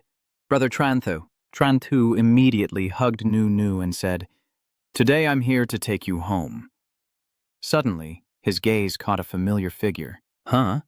Isn't that Vuong Chove? He didn't hesitate and stepped forward. Vuong Chove. What's going on? Than Han turned around and looked, quite surprised by this presence. Tran B. She clenched her hand around her coat sleeve. Nothing much, just a small conflict with a classmate. This piqued Tran Thu's interest. A conflict? It's not a big deal. Tell me your name. He cheerfully recounted, This elementary school is my old school. Who are you? Tell me your name and who you think you are. Huashuang from the special class at Namjiang High School with your younger brother. Seeing Than Tweet's frightened expression, I had my own suspicion. Could this guy have bullied Vuong's sister into lending money? Then Tran Thu introduced himself, saying, I am a student of Hai Namjiang High School. Tran Thu. He also revealed his identity. Hua Shuang, a member of the special class at Ba Namjiang High School. Only then did he start to get straight to the main point. Did your younger brother bully someone? Hua quickly denied it. I didn't bully him, I just told him he's an orphan. That made Tran Thu think for a moment. Suddenly, the boy pointed at Than Tweet and made a mocking remark. and since he was an orphan, it completely infuriated Tran Thu. He immediately swung his hand up. Hua Shuang hurried over to stop him. "What are you doing?" But it was too late, and Hua's left cheek took the full force of the slap. "What do you mean by that?" "Of course, I will teach this bastard a lesson for being so young and clueless about how high the sky is and how thick the earth is." Hua Duang's face gradually darkened. "You want to go sell salt? If you have the guts, fight a kid. If you're a beast tamer, come to the beast taming hall and fight me." Suddenly, the system menu appeared, and new quests showed up completely. There are 3 options: evade, provoke, or severely wound the opponent's contract spirit. It seems he has already made his decision. If you want to go to heaven, Tran Thu has accepted the challenge. Fine. At the Beast Tamer's Guild in Namjiang City, the group stands silently facing each other. Than Han tries to persuade Chan Bi. Maybe I should just forget it and not care too much about what children say. Tran Thu doesn't really like this way of speaking. Children's words are also like a double-edged sword. That left her a bit stunned, unsure how to respond. Than Han could only watch his figure gradually disappear into the distance. By then, Hua Huang had summoned the Thunder Tiger. Tran Thu stood facing him, secretly assessing the level 8 Beast Tamer, the level 8 Thunder Tiger. No wonder he was so arrogant. Inside, he kept evaluating that this strength, among all the people his age in Jiangnan City, few could beat him. But unfortunately, he met himself. After showing his dominance, Hua Shuang grew even more proud. "Now that you've seen my strength, do you still dare to fight?" At this moment, a golden light is emanating from Tran Thu's hand. "Of course, I advise you to quickly go to the Central Veterinary Hospital. Remember the emergency department." His lips curl into a contemptuous smile. "It should be you." He immediately replied, hoping you could still be that old and lively later. As soon as he finished speaking, Slim was successfully summoned. Hua Xiong pointed at him and laughed like a beast. "Slim's pressure, huh?" Ignoring those taunts, Tran Thu remained very confident. "Today, the City Central Hospital will definitely have your presence." Now he's ready to enter the fight. So what? Then let's see who is really coming to the hospital. Lei Hu immediately stomped his foot down to gather strength and charged straight at Slim without hesitation. Howling loudly, Tran Thu, witnessing the scene, was not afraid at all and even uttered a cryptic remark. "Fine." Slim is so bored he keeps yawning. Suddenly, the Steel Dream technique was activated, leaving Hua Wang somewhat puzzled by this strange ability. Immediately after, Slim's collision skill was activated, and it charged straight at Loi Ho. At this point, he realized the situation was out of control.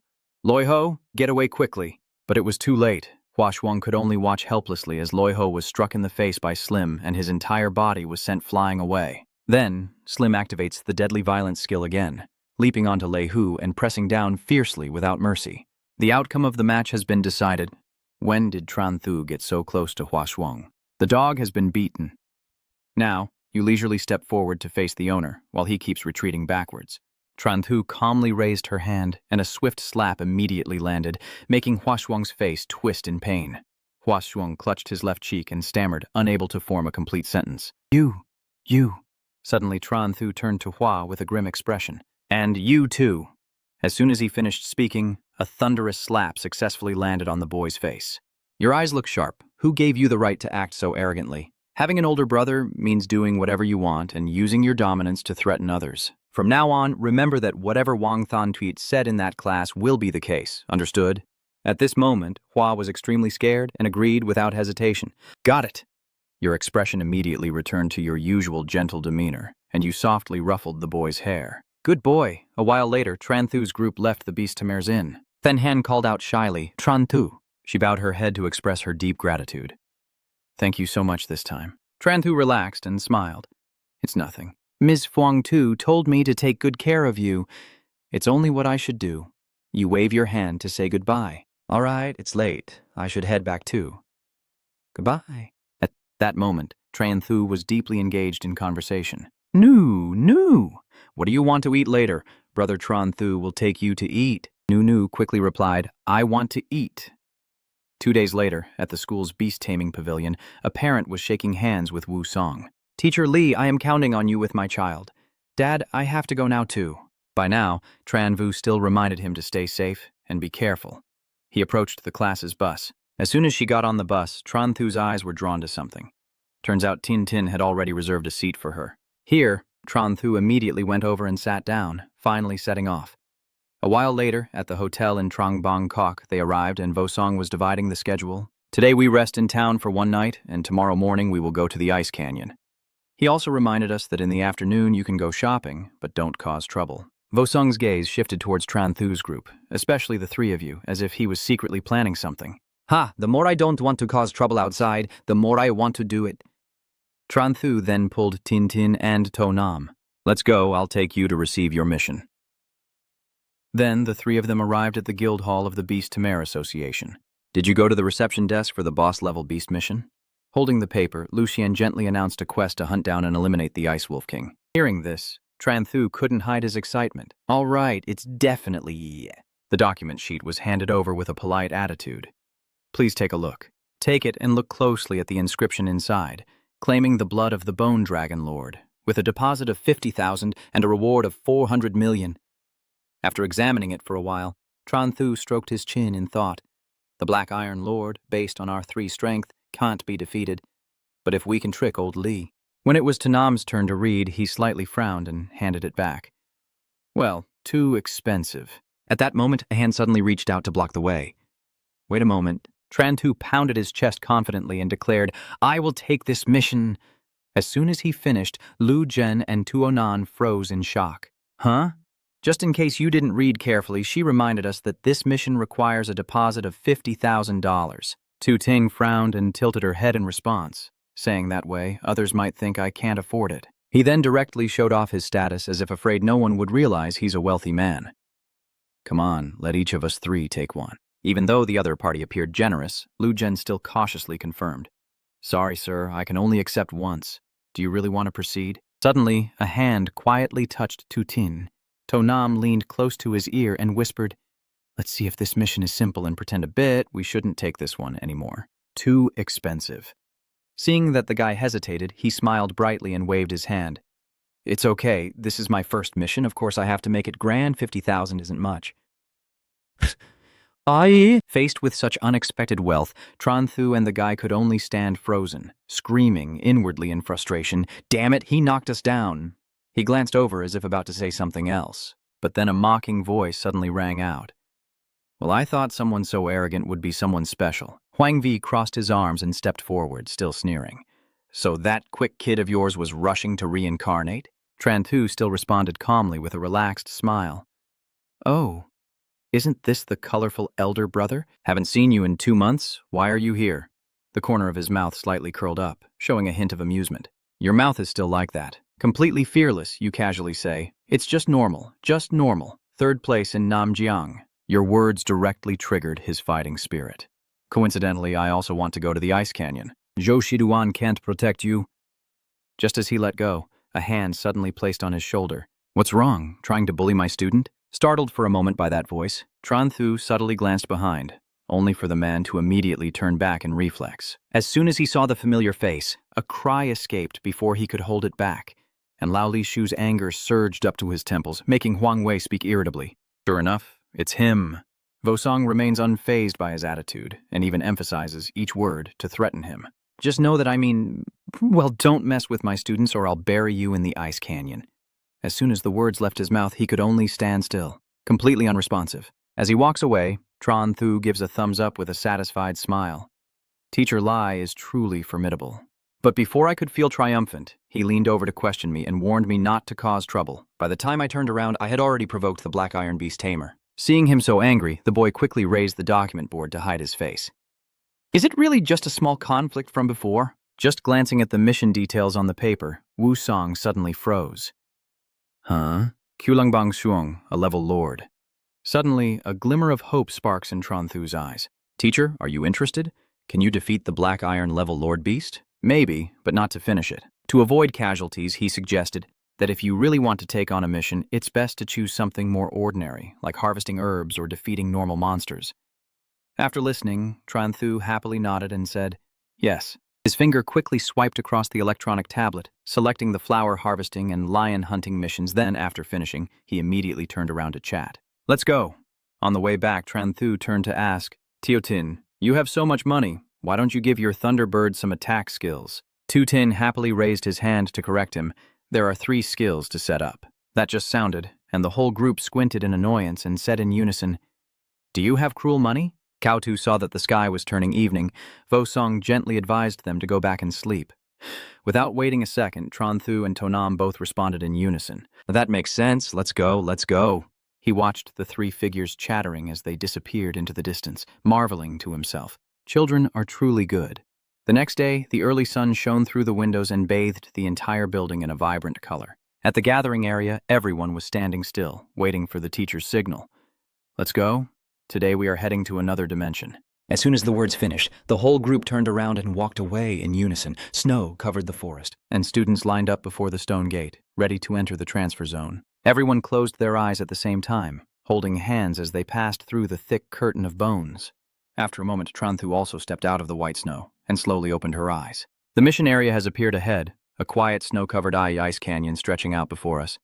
I yawned and muttered to myself, "Oh my God, this ice canyon is so cold, but it's totally different from the previous space I went to." Vuosong reminded me that this training lasts half a month, and you must not go too deep into the canyon, or you might encounter fierce beasts. Also, no solo actions are allowed. You must follow the arrangement. 3 people form a small group. He paused for a moment before continuing to emphasize the reward.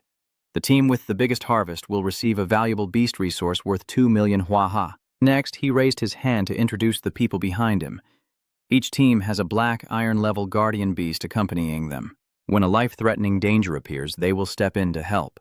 But in return, you will be taken back to the spirit suppression base, and this training session will end. Finally, he announced the event they had been waiting for. Now the training officially begins. Immediately afterward, everyone split into groups and dispersed in various directions. Seeing that Tranthu didn't move, Tu Tin and Tonam both wondered aloud. "Tranthu, why haven't you left yet?" You grinned mischievously with a teasing look in your eyes. "Are you stupid?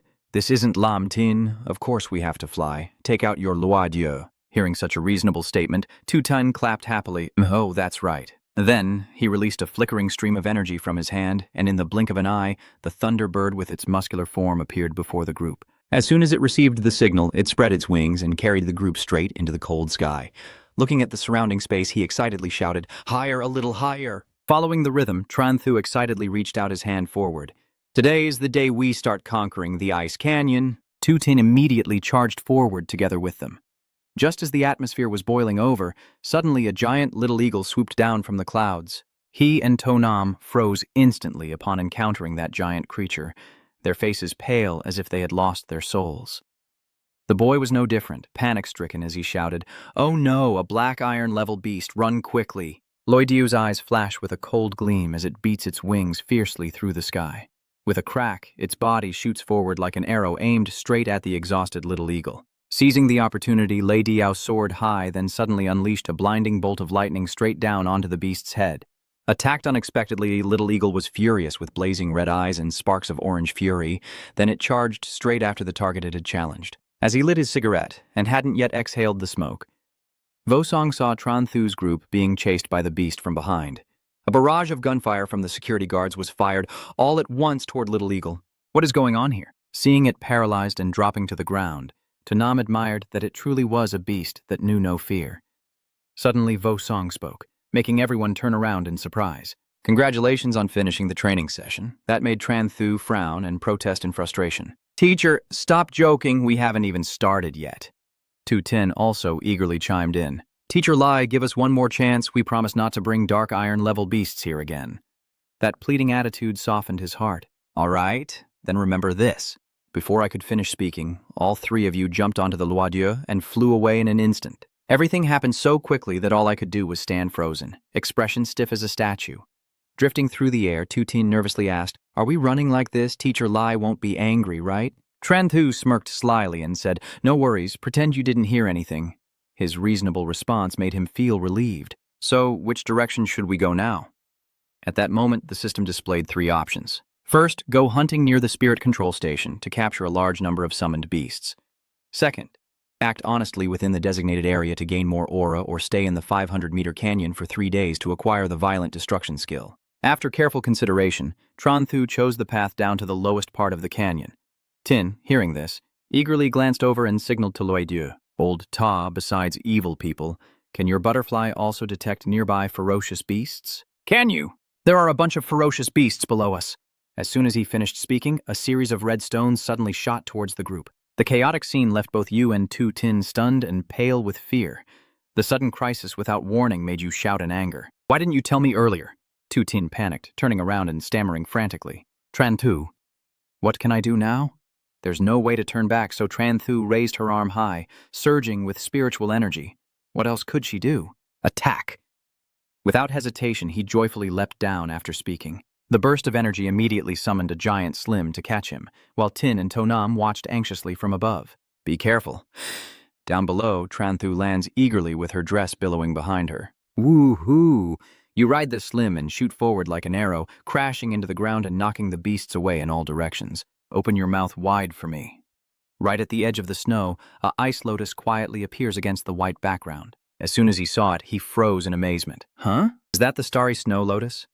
The creatures that were knocked away earlier are now falling around Slim, looking like a beautiful scene. After glancing around, Tran Thu quickly assigned tasks. Lao Ta keeps an eye on the nearby ferocious beasts. Xiao Ting, if danger appears, be ready to take off at any moment. I will gather the herbs. Tu Tin immediately agrees. All right, everything is arranged, so you crouch down with the bird in your hand and start harvesting. The atmosphere remains quiet until Tonam suddenly seems to notice something and is startled. And then he hurriedly reported in panic, Tran Thu, there is someone behind us. Without hesitation, Tu Tin quickly raised his hand and shouted, Tran Thu, jump on the bird. Hearing the call, you turn back and grab his arm. Just as you settle onto Lei Diu's back, Tin reminds you to sit firmly. Immediately after, he guided the Thunderbird to soar into the sky, narrowly avoiding Lam Diu's attack. Seeing them leave, Duang Liet narrowed his eyes with a displeased look, thinking, are they so quick to react? Recognizing the familiar face, Tran Thu immediately frowned in displeasure, realizing he was up to his sneaky ambush again. He showed no hesitation or guilt and even provoked further. So what? You also didn't hold back and responded with a meaningful smile. It's nothing, just wanted to give you a snow avalanche. As soon as the words left his mouth, Slim looked uncomfortable and charged down like a tornado. It slashed through the wind with its claws and rammed straight into the mountainside, causing the entire area to shake and making his face break out in sweat. Damn you, you're really something.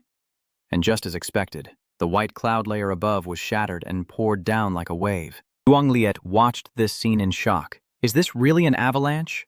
So he and Lam Diu hurriedly flapped their wings and fled, shouting for help.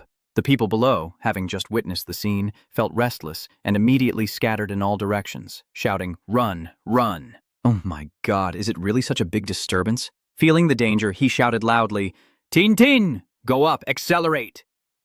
Receiving the signal, Tu Tin immediately commanded the Thunderbird to soar into the sky. The white streaks on the cliffs slide down rapidly, sweeping everything away in an instant. Seeing that the situation was temporarily safe, Tran Thu let out a relieved sigh. Phew, we're finally safe. Tanam, standing beside me, also muttered a teasing remark, almost risking his life. However, this snow avalanche took out many people. Hearing that, he shrugged, happily dismissing responsibility. It's all Tu Yit's fault. After floating in the air for a while, Tu Tin Uan asked, Tran Thu, where do we go next? Based on the mission choices, he looked ahead toward the deepest part of the canyon. As long as we can find a level 1 mutated beast, we can basically secure the top spot. He immediately responded with an excited expression. All right.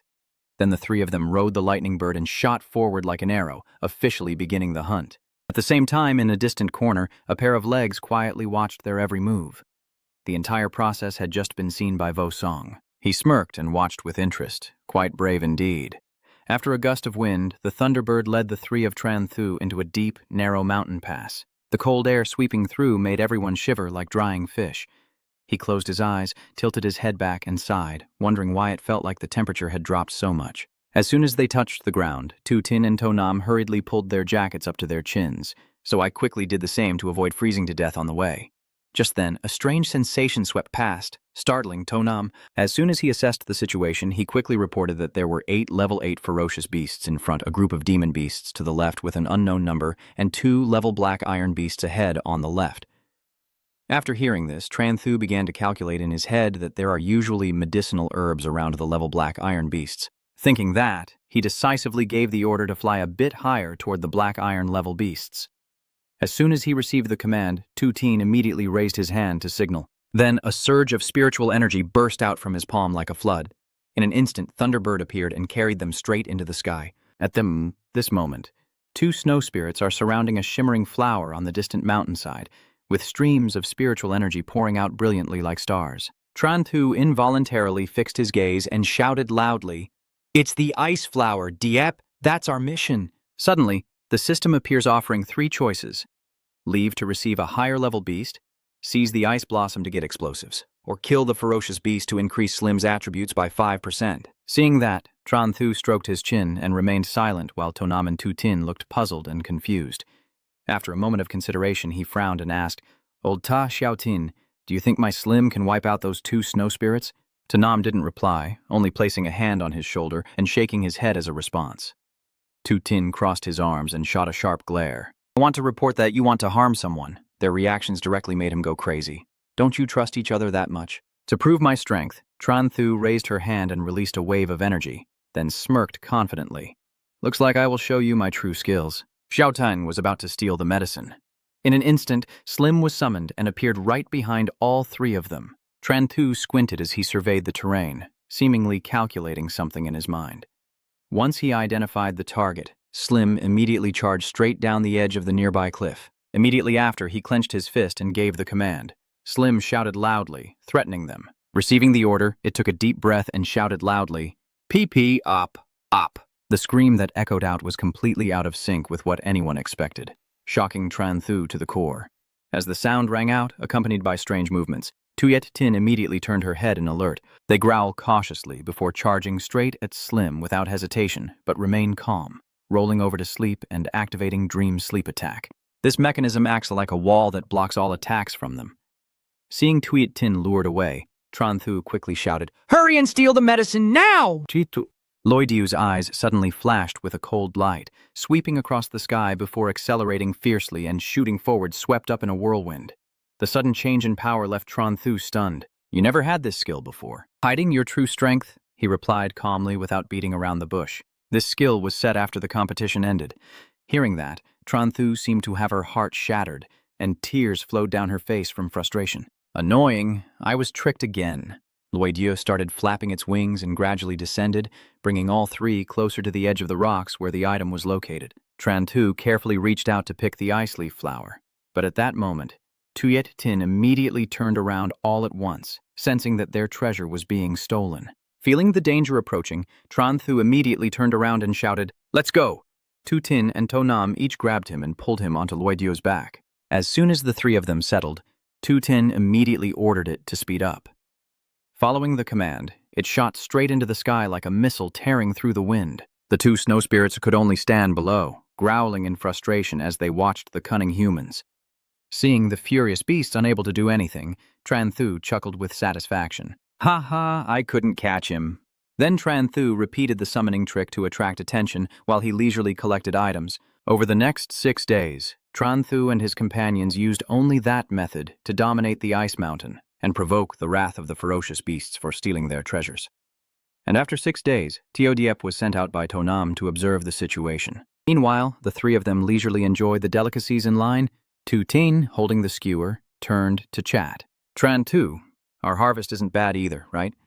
Hearing that, he immediately boasted about his harvest, which of course was not bad, already holding the top spot firmly in his hand. Then happily raising the skewer and shouting enthusiastically, "Let's replace the wine with meat and celebrate a bit." But before clinking the skewers, Tonam suddenly sensed something was wrong and hurriedly urged, Hurry up, pack your things, someone's coming." He immediately put his hand on his forehead, beginning to receive the signal from Xiaodi, 300 meters to the left, moving slowly straight toward us, probably planning a sneak attack. Tranthu tightened the strap and quickly made a plan. "Don't rush, just escape now. What if in the end, they are the ones left empty-handed?" A moment later, the sound of hurried footsteps echoed loudly. A group of heavily armed people appears, their aura fierce as they march straight ahead. From behind the cliff, he immediately recognizes that the opponents are a team of beast tamers. We can't let them go any further, so all three rushed forward to block the way. "Who are you?" Luke Han led the way with a smug smile, clearly sensing your contract spirits. Not stopping there, he arrogantly tilted his head and threatened, "Kid, hand over your stuff and get out of here, or don't blame us for being rude." But not only are they not afraid, Tonam even speaks up, saying, Big brother, we are special training students with Tran Lin Quan above us. Do you really want to fight us? As after hearing that, he hesitated for a moment, both surprised and suspicious, then turned his head to look behind and saw the shadow of the guardian hiding in front of the cave entrance, but Luke Han still refused to back down. What if he is a Tran Lin Quan? Do you dare to say he won't fight? The three in front of him didn't say a word in protest, which made him even more arrogant. Kid, think carefully. Once they strike, your training will also come to an end. Tran Tu slowly lifted the bag in his hand and suggested, if you want herbs, you can come get them alone. Seeing his cooperative attitude, Luke Han eagerly stepped forward with a smug look as if he was sure of victory. Ha. It seems you're smart enough, but your greed blinds you from noticing the subtle glances between Tran Thu and To Nam. Sir Trang, a special love, especially for you. As soon as those words finished, everyone with him burst out laughing as if they were mocking him. While they were still giggling and pretending, he suddenly darkened his face as if insulted. The rising anger was unstoppable, causing Lu Han to shout loudly, "Hey kids, do you want to see your grandparents early? Then grind your teeth and charge forward fiercely. Then don't blame me." But Tran Thu's face darkened, and the corner of her mouth curled up in a mocking smile. Want to fight me? Seeing that he's being provoked, he unleashes his energy without hesitation. You guys are the ones truly seeking to ascend to heaven. Slim was summoned by you and immediately charged at them in collective shock. Help! What is this? Is this dung? It quickly used Fei Nio's body to crush the entire group mercilessly. At the same time, the three of Tran Thu swiftly soared onto Lei Dio's back to disperse. Before leaving, you still turned your head to tease us. We'll go ahead first. The group of monsters. After finishing, Lei Diao flapped his wings and carried the group into the sky. Just as the group managed to put some distance between them, Slim also vanished into the void. Lu Han struggled to get up, his hair and chest puffed up with anger. Damn it! Daring to mock us and not tolerate the insult, he quickly gathered his spiritual power into his palm to see how I would deal with you guys, then climbed onto his spirit beast and quickly glanced at his teammates lying helpless. Xiao Li, take care of the injured. I'll go help them seek revenge. In an instant, Lu Han rode the wind and sped after Tran Thu's group in the distance. Nam was looking around when suddenly he realized the guy was right behind him. His face turned pale, and he quickly patted Tran Thu on the shoulder to warn him he's about to catch up. But Tu Tin didn't seem worried at all, and confidently said, "It's okay." Without hesitation, he raised his hand to unleash his power, using the Thunderbolt skill. The energy from Lei Diu immediately erupted, surging like an overloaded high-voltage grid, and then it shot forward at a breakneck speed comparable to a jet engine. Tran Thu slightly tilts his head towards Tu Tin, with narrowed eyes full of suspicion. Isn't your skill mostly used for escaping? Yet he shrugged proudly. Of course, saving his life was the most important. The nonchalant reply left Ta Nam frozen in place as he and Tran Thu quietly turned their heads and exchanged glances filled with understanding. Why do I suddenly feel sorry for that person? It comes from a hidden kindness that Tran Thu unexpectedly speaks up. I advise you to save your strength and not waste it. You're not speaking out of kindness. Anyway, his skills can't beat Xiao Lei, but Lu Han doesn't care at all. Kid, today you will definitely pay the price. Seeing that he had no intention of stopping, Ta Nam frowned with pity. There's no need to be so stubborn. At that moment, an image transmitted from Zhao Di through his eyes made him startle. This is just a quick look. The face of the guy turns pale as he hurriedly urges them to run. Damn it! Run now? A large horde of fierce beasts is heading straight for us. As the words fell, the scene before him suddenly appeared, leaving him stunned. A horde of monsters with swirling dark energy charging straight at them. When his vision cleared, Tran Thu immediately recognized what was flying toward him. Damn it! It's a swarm of ice shards! While observing you, he judged, it's coming to a head, so many ice falls. Could there be something inside? Just as he feared, among the fierce beasts in the sky, one completely outshined the rest appeared. The Black Iron-level Ice Lord suddenly found himself surrounded by countless falling ice creatures. Tintin turned to ask Han Tran Thu beside her. What should Tran Bi do? There is at least one Ice-tier Lord falling here. Right now, some information appears in front of you. Option 1 is to clear the Icefall Pond and receive the reward of the Silent Tomb. Option 2 is to shout loudly, near death, and retreat to get a reward. Choose to go deeper into the canyon, using the culprit to block the bat swarm. Thinking of the unyielding tombstone, a flicker crossed his lips. What is the meaning of the additional reward for option 1?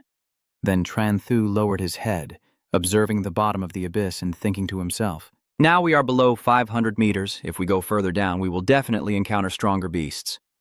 Finally, he decisively chose to go down the mountain pass, and Tu Tin nodded without hesitation in agreement. Fine. Ignoring the poor bird fighting alone against the falling ice, the flying beast immediately charged downward on its master's command, and Luhan watched this with great anger. Damn it, they really aren't afraid of selling salt.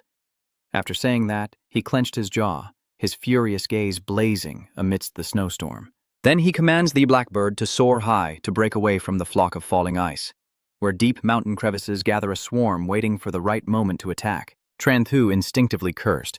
Oh my god, are these falling creatures crazy? Still chasing Tato Nam eagerly, adding fuel to the fire. Below there is a herd of ferocious beasts.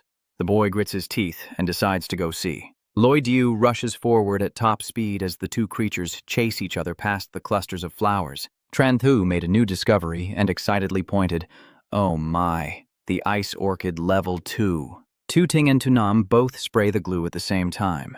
Even from that far away, you could see it. You smile in a way that invites challenge to deny it all. Talent is talent. Stay silent. Let's go pick some ice lotus flowers." The two of them happily let it go. Fine. They landed and immediately saw Ku Long Bong Gong sleeping peacefully beside the flowers. Tranthu frowned and said, "What a coincidence. We even ran into Ku Long Bang. Come on, don't stir up trouble. Let's pick the ice lotus first."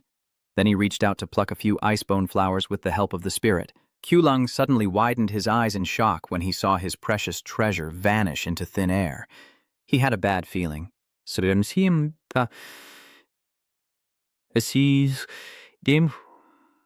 He turned around to check. "It's over. We've been spotted. Let's run now." The Luadieu immediately kicks up the wind and soars away, but in the chaos, it forgets about the falling ice creatures chasing after it all this time. Luadieu, changing direction to escape, sees Ku Lang crawling over, and the three of them and the beast are caught in a dilemma.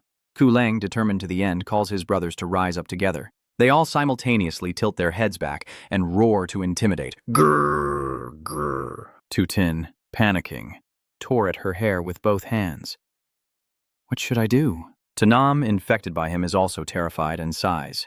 Looks like we can't escape now. Only Tranthu remained calm, reassuring the two of them. Her expression as indifferent as a fly, letting the flowers fall around her. The falling bird instinctively raised its claws to grab, while Yu beside it tattled, trying to incite the two sides to fight. Lanka! The thief is here. Just like that, the two spirit species, manipulated mentally, stare at each other in confusion. Both the wolf pack and the flock of birds see a good opportunity and rush in out of curiosity. The alpha wolf lunges forward, snarling and fiercely slashing with its claws, while under human influence, the two groups of beasts tear into each other enthusiastically. Hiding behind the large snow mound, Tranthu peeked up to observe and couldn't help but marvel. Truly spectacular. Incredibly spectacular. Tutin sat beside him, also wide-eyed in amazement. This is truly a rare sight. The battle is reaching a tense point. Even though the snow falls and they are smaller than the wolves, they know how to use the tactic of overpowering with numbers. He watches carefully and judges, "Damn, this giant wolf is not safe. It's been bitten badly. Move quickly." At this moment, he secretly noticed a strange space behind the large rock, which was really uninteresting and not stimulating at all. Tutin and Tonam suddenly startled by a scream. "Oh my god!" Tranthu accidentally provoked a big wolf and quickly ran away. "It's a level lord ice wolf. Run quickly." I only took a few steps back before summoning the spirit. Slim, with its elastic properties, was used by him as a door to block the Wolf King. Seeing the urgency, he once again called for the Thunderbird, but he never thought about the possibility of the Lord freezing Slim. Oh no, he's been frozen solid. Finally, Tranthu called back the spirit contract and said, "Hurry and withdraw it. Sim can't hold on anymore." The gate no longer poses any obstacle as the fierce spirit wolf's head emerges. It speeds over to where the lightning bird is flapping its wings, as the young men riding on its back shout, "Stop shaking your hips and let's go." The clever Kulang opened its mouth and launched a long-range attack at the opponent. Loidieu spread its wings and flew away but still had its tail frozen. This sudden event made it lift its head and scream. The pain, like a stimulant, pushed it to charge forward at lightning speed. Tranthu hesitates a bit while riding the roller coaster in the sky. Your bird really doesn't know what fear of death is. It didn't take you long to find happiness. Ha. Tutin has had her eyes closed for a while now. Oh my god, we almost fell down. I don't know how long it's been, but the two kids warmed themselves by the fire listening to Tonam's orders. Today was really too dangerous. Tranby, let's go upstairs. Tranthu's face changed instantly. The anger in his eyes impossible to hide. Daring enough to freeze my Slim, I couldn't hold back. Then he hurriedly rummaged through his backpack, Finally, he firmly grasped the syringe in his hand, his face unusually radiant. Got it. Then he turned to his companions with a sinister smile. Brothers, now is the time to strike back. Can't these two chickens understand what you're thinking? Tran Thuakon tilts the orange liquid and declares, I want to blow up those bone wolves. Everyone watched the battle from afar. Tanam asked seriously again, Tranbi, do you really want to make them explode? Of course. Tranbi, I say it and I can do it, and besides, don't you all want to complete the mission? Tintin's gentle nature made her face turn pale. But what if the explosion goes wrong? Suddenly, Tran Thu laughed loudly and patted both of their shoulders, saying, Don't worry, even if we don't die, we can still handle ordinary beasts, and at that point only level lord beasts will remain. He confidently explained that we would find another way to get old Li to act, as if the mission was already accomplished, then casually crawled across the snow, without caring about his friends. Next, watch me! Soon after, Tran Thu quickly closed the distance to the injured Kulang, but suddenly his eyes widened in horror. Oh no, we've been spotted? Tran Thu carefully hides from the wolf, thinking to himself that for safety's sake, it's better to turn back now. You knelt down, gritting your teeth, and backed away. Finally, you managed to reach your teammate's side, and Tu Tin exclaimed in surprise, Why did you come back? As Tran Thu looked up, he saw countless creatures rushing toward him. Why are there more ferocious beasts here? At that moment, the ice-howling wolf also raised its head and howled at the sky. Tanam saw everything and immediately shouted a warning. Tran Bi, on the other side, also faced 7 fierce beasts. The snow wolves, following their leader's command, rush across the snowfield towards 7 approaching beasts. Many creatures have gathered at the canyon, and behind us are countless fierce presences. We are surrounded by monsters. The fierce Lang immediately bares its fangs and claws, while the ice on the opposite side also refuses to back down, threatening and glaring at each other with deadly intent. King's face was filled with fear. When will this cycle of revenge finally end? Is it really worth it just for a flower? Tanam asked seriously. Tranbi, the big battle is about to start. Maybe we should go. With so many ferocious beasts, we really can't satisfy them all. The hand holding the liquid explosive tube clenched quietly. Tran Thu tilted her head and firmly opposed. No, we can't do it tonight. I won't be able to sleep peacefully. He might regret it for a moment, but if he doesn't detonate it, he'll regret it for a lifetime. Then he smiled brightly to reassure them. Don't be afraid. I'll plant the bomb and then run away. Li must be hiding in the shadows, and if anything goes wrong, he'll definitely come to save us. On the other side of the battlefield, the wolf pack leader roars and begins the confrontation. Immediately, the two species rush at each other crazily as if they don't care about tomorrow. The scene is chaotic with flying rocks and debris. Tran Thu seizes the opportunity to urge forward and without hesitation throws the liquid explosive straight ahead. Go, King of Explosions. The fragile glass container shatters, releasing the high-viscosity orange substance around. He just turned to check the situation and comforted Lei Diao. Hurry up and get ready to run. All 3 of them coordinated to ride on its back and escape. Even while flying in the sky, Tran Thu remained unfazed, casually tossing the test tube behind her. I throw it. The explosion falls and quickly ignites a large area, ignoring the fire behind me. I secretly think that a real man wouldn't look back. Suddenly, a giant snake appeared beside Lei Diao. Old Li heard an unusual sound and instinctively glanced over to check. Then he hurriedly shouted to Li Vosong, Old Li, run quickly! Was he too relaxed to react in time? But moments later, his face turned pale. It was a devastating explosion echoing through the snowy mountains, with smoke rising into a giant mushroom cloud reaching the clear sky. Vosung widened his eyes in disbelief. A nuclear bomb. Then he quickly followed the direction where the bird was flying away high and fast. At the Tranlin Quan base, the refugees witnessing the dangerous explosion, Commander Lam Tuong, the enemy, immediately ordered the soldiers to assemble and prepare for attack. Upon receiving the order, countless soldiers armed with weapons stood solemnly on the snow. Li Vosung, riding the spirit, shouted loudly, All 3 of you, stop right there! The Thunderbird immediately came to a halt in midair upon hearing the command. Tran Thu quickly pretended to be naive. Oh, teacher, your snake is so cool, it can even fly. Is this space flight technique? Vosung was furious at the student. Don't change the subject and tell me. Where did you get the nuclear bullets? You smirk slyly, sweat running down your temple as if hiding something. Are you okay, teacher? Scientific weapons are useless in space. He angrily slams straight down onto the chaos below. You mean that's not a nuclear bomb?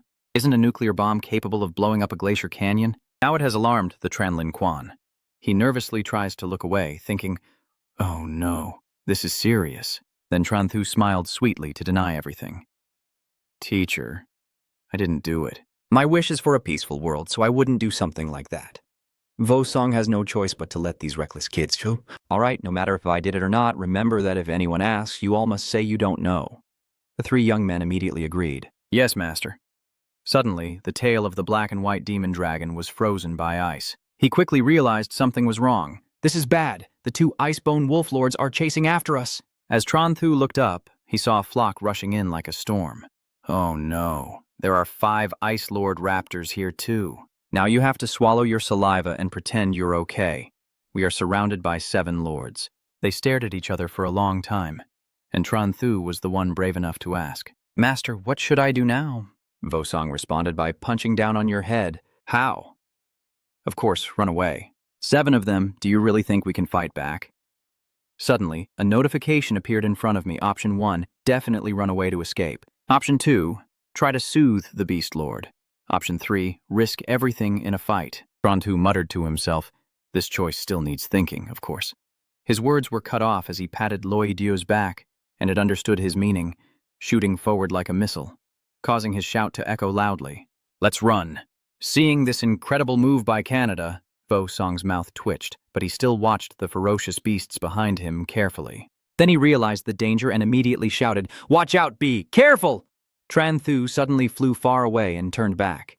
Unknowingly, their distance from the ferocious icefall creatures had become very close, and the Alpha opened its beak to bite down hard on the wing of the Thunderbird. It fears pain, and its body unconsciously trembles. The 3 of them sitting on the contract spirit's back are swaying and about to fall. Nevertheless, it still tries to stay rational, trembling its legs in an attempt to throw away the ice. The poison from the savage beast's fangs weakens Lei Dieu's body. It can no longer fly and begins to fall freely. Tu Tin anxiously asks Tranthu for advice. No, I have to recall Lei Dieu now, Tranthu. He suppresses his anxiety, raises his hand to summon the spirit, and all 3 lose their mounts, falling freely onto the snow. The pack of wolves waiting all this time open their mouths, ready for prey.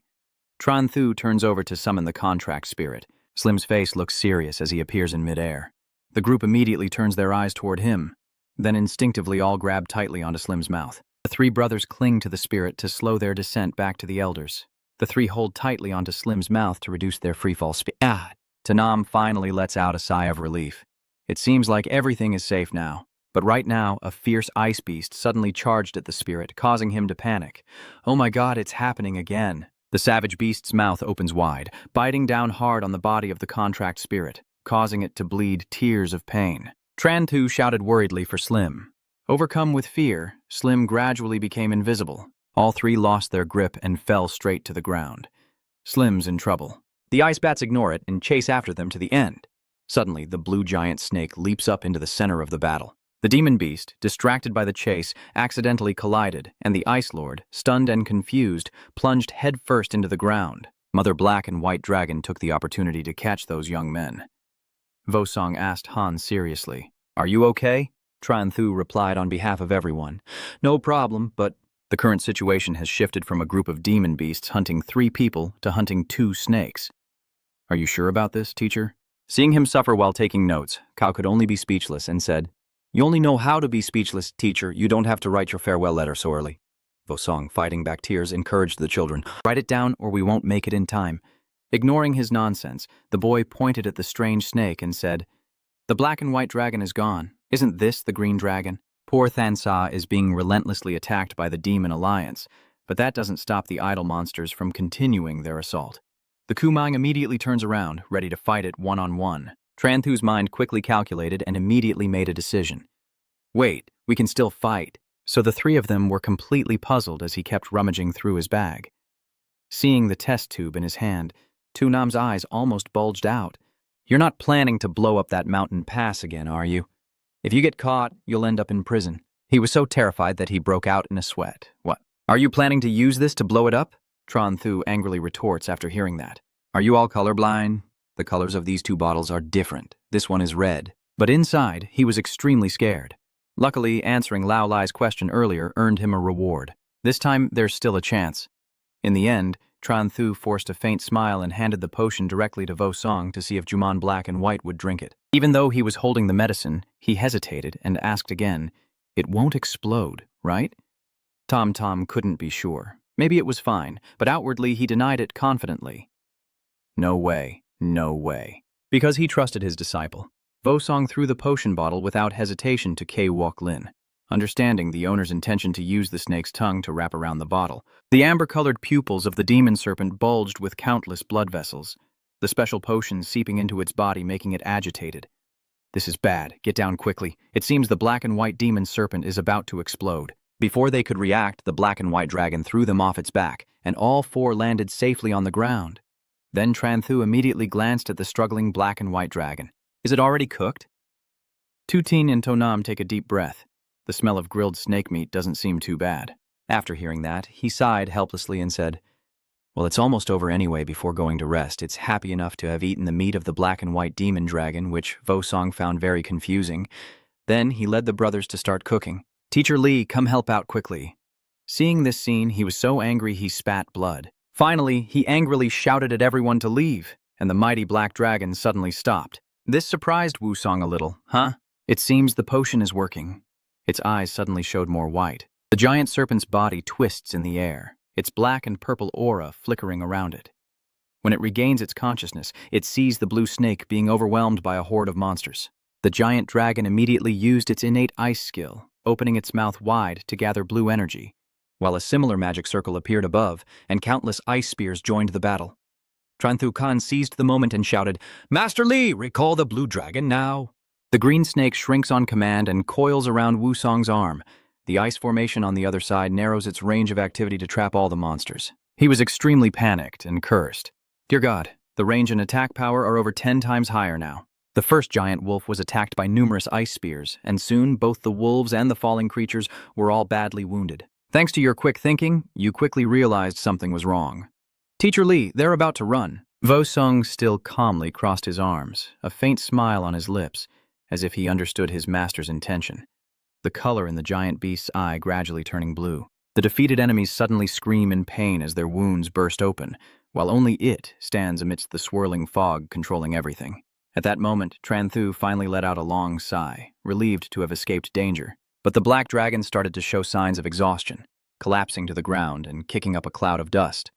"You were hit in the face and froze up, unable to move. Here it is. Then you kindly go over to check on it, not moving at all anymore." Tu Tin took out the jar with a silly smile. "So the black and white dragon didn't die, right?" Even angry, Wu Song still held his chin high and declared, "What do you mean weak? It's just lost blood." But then his face grew serious as he questioned what exactly this was. Why is he so domineering? Hearing that, he felt guilty and tried to avoid eye contact. "I don't know, I picked it up in the shared bathroom." Tran Thu ignored their gossip, focusing entirely on the body of the wolf. "Huh? You're still not out selling salt?" Thinking quickly, he raised his hand to summon a spirit, Master Lee. "Rest first, I will handle the rest." "You put on a wicked look that looks just like a villain. Today is the day Slim takes action to escort the 7 Black Iron Lords on their trip to the Golden Spring. It's getting cold, the Lords should be running out of breath now. The ice drops, sensing their lives are in danger, huddle together in fear." Tran Lin Quan rides his beast through the explosion site, and Lai Kai suddenly gasps in shock. Under the snowy mountain, Tran Thu smugly watches Slim punish the ferocious beast. "Ha ha ha, let's see if you still dare to mess with me." Just then, he had a premonition and turned around. "It's over. Tran Lin Quan has arrived." A soldier riding a beast approached to ask what's going on. "Old Lee, what's the matter?" Vo Sung calmly replied, "The previous explosion blew apart these beast lord monsters. My student wants to pretend he defeated them. What a good story." After hearing that, he forced a smile and swallowed his tears. Li Kai nodded in agreement without any suspicion. "I see. So that's how it is." Then he continued to the main point. "Right. Do you know what caused that explosion so we can escape?" Tran Thuong immediately runs behind his con artist master. Vo Sung had no choice but to lead his men in denying everything, completely unaware of what was really happening. He accepted this excuse and reminded them, "Yes, this glacier pass might need to be temporarily sealed off for a while. You should leave here first." He was still talking about now, so we're leaving now, then suddenly stopped to observe his student. His eyes now gleamed with wealth and prosperity as his hands swiftly packed various items. I'm rich. He clenched his jaw in helplessness, with nothing left to say. The towering, snow-capped mountains deep within, reaching the sky, are the heavily guarded Spirit Army base. In the middle of a room, Wu Song loudly instructs the students, "This training is temporarily over due to someone's involvement. Everyone rest for the night, and tomorrow night we return to school." The kids are obedient and listen well. Got it. The tall building stands silent under the crescent moon. Tran Thu was excitedly checking the spoils. This harvest wasn't bad at all. I won't hand over the heart of this icy wolf anymore. I've already told the guild to send someone to buy it, and we'll split the money from the sale. While you were still calculating, Vo Song quietly opened the door and then deliberately raised his voice to announce an answer of around 20 million. You startled me, instinctively clutching the treasure bag. What is the teacher here for? He awkwardly smiled brightly and divided the spoils, then put his hands in his pockets to probe. So what, you don't want to? Tran Thu was crying, but no tears would come. No. Of course, I will give them to you. When I get back, I will sell these things. Suddenly a voice interrupted.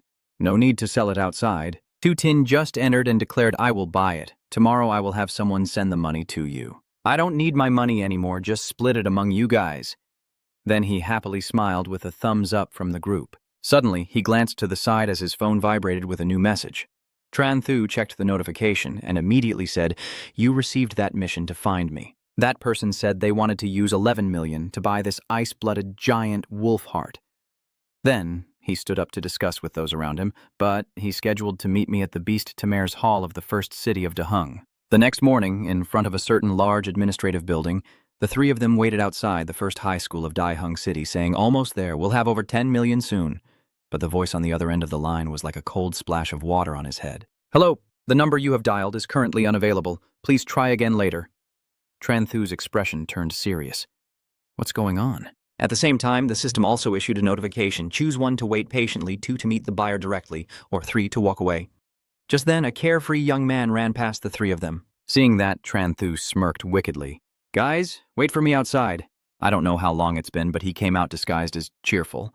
Tin and To Nam stared in shock and wondered, is that even possible? Thanks to this method, you successfully disguised yourself as someone else. Hello, I'm delivering food to the principal. Then he drove to the first city Dashing Beast Tamer school. Tran Thu carried a sack into the corridor to listen in. Wang Tun, do you really want to challenge me? I can deal with your little snake in one strike without even thinking. Stop talking and fight if you want to. The familiar feeling made him think. Isn't that the person who bought from him? In the arena, 2 people are preparing to compete. Ao Duong Bao angrily orders his spirit Snow Lion to fight the disgusting Tutung snake. Across from them, Wang Qing also refused to fall behind, charging forward to show that cat what you're capable of. The 2 contracted spirits obeyed their masters and charged into battle. Tran Thu watched the dull fight and commented, Isn't this just inviting death? Who would use claws to attack a snake's mouth? Just like the fierce golden snake bit down hard on Snow Lion's paw, then lifted its leg away from the venomous snake. You can't take it anymore and start scolding. Stop being stupid. Using the freezing skill only slows down the spread of the venom. So just chasing after him should be enough, right? That reminder really opened his mind. And he's right. Then he points and shouts, Frenzy Master, use the freezing skill! Snow Lion immediately freezes its poisoned claws and seizes the opportunity to rush forward and counterattack fiercely. The temporary ice wall pushed to the front line made Kim Sha stagger. Seeing his spirit fall unconscious, Vuong Than was furious. A reckless fool daring to cause trouble here. Tran Thu deliberately ignores him. I'm here to deliver items for Ao Duong Bao. Duong Bao's young man quickly understood the situation. I am U Yang Bao. Are you Tran Thu? You're directly offering your goods now. Go ahead and check. Finally, open the sack to reveal various top-tier treasures. The crowd around is amazed and exclaims non-stop. This is the heart of a level Lord Beast. Having money really is a good thing. After asking for permission, he feeds the Snow Lion. I bought one first. If I can comprehend the skill, I won't need the other one. Tran Thu crossed his arms and confidently said, Don't worry, you'll need both of them. On the spirit side, the heart of the ferocious beast begins to take effect. It struggles to activate its full power, but after a while, that spiritual energy deflated like a balloon. He clenched his fists and cursed. It seems the heavens and earth still haven't understood. Yang Bao sluggishly accepts the remaining piece and questions further. How do you know I can't comprehend it? You smile broadly and explain vaguely. The more money you have, the less lucky you are. Lion Snow absorbed more energy and broke through, strengthening its claws into icy frost talons. He praised wholeheartedly, and you said it was very true. Suddenly, someone interrupted, Skills only need to be learned once. The most important thing is to learn how to use them. Chitan stepped forward, sternly scolding, "Can't you guys do better than this?" Tran Thu felt extremely uncomfortable after hearing that. "What do you mean I am the best at my job and knowledgeable in all kinds of skills? That makes sense, right?" The man challenged outright. "You know everything? Well then, I'm gathering the contract spirit skills of the students to teach them how to use their abilities flexibly." Then he handed the test paper to you. "If you're good, just do it." The system appears with options. 1 is to decisively leave, 2 is to cross arms and oppose him, 3 is to teach the students how to use their skills. He laughed as if he had just conquered the universe, never expecting to activate 2 choices in one day. Then Tran Thu quickly grabbed a stack. The stack of papers. Let me. Finally, I step onto a bridge to find a quiet place. Tran Thu stood beside Ao Duangbao, examining the exam paper, frowning slightly as he silently judged that this is indeed the top high school in Daixing City, with a special class of only 10 students, all contract spirit level A, including 2 8th-level beast tamers. Then he looked up at him, and with Ao Duangbao being an 8th-level beast tamer with 8 skills, it seems having money really allows him to do whatever he wants. Tran Thu, lost in thought, stroked his chin, pondering what he might be thinking. The next direct mention will make him confused. Ao Duangbao's burst of aura can bring the closest distance. Additionally, when this bone aura appears, it will obscure the opponent's vision, so learn to use it wisely. Chitan, standing behind, was startled and muttered, "Oh my God, he really knows." Then the arrogant elder raised his chin to the sky and said, "I think I should be your homeroom teacher." In Duangbao's eyes now, only enthusiasm remained, and it wasn't impossible for the big brother. He got played hard but could only endure, then quickly turned hostile and told Tran Thu to leave. "All right. I know you know everything. You can go now." He also calmly accepted the result. Yeah, he soon stepped out of the school grounds. The phone rings to confirm the receipt of 11 million yuan.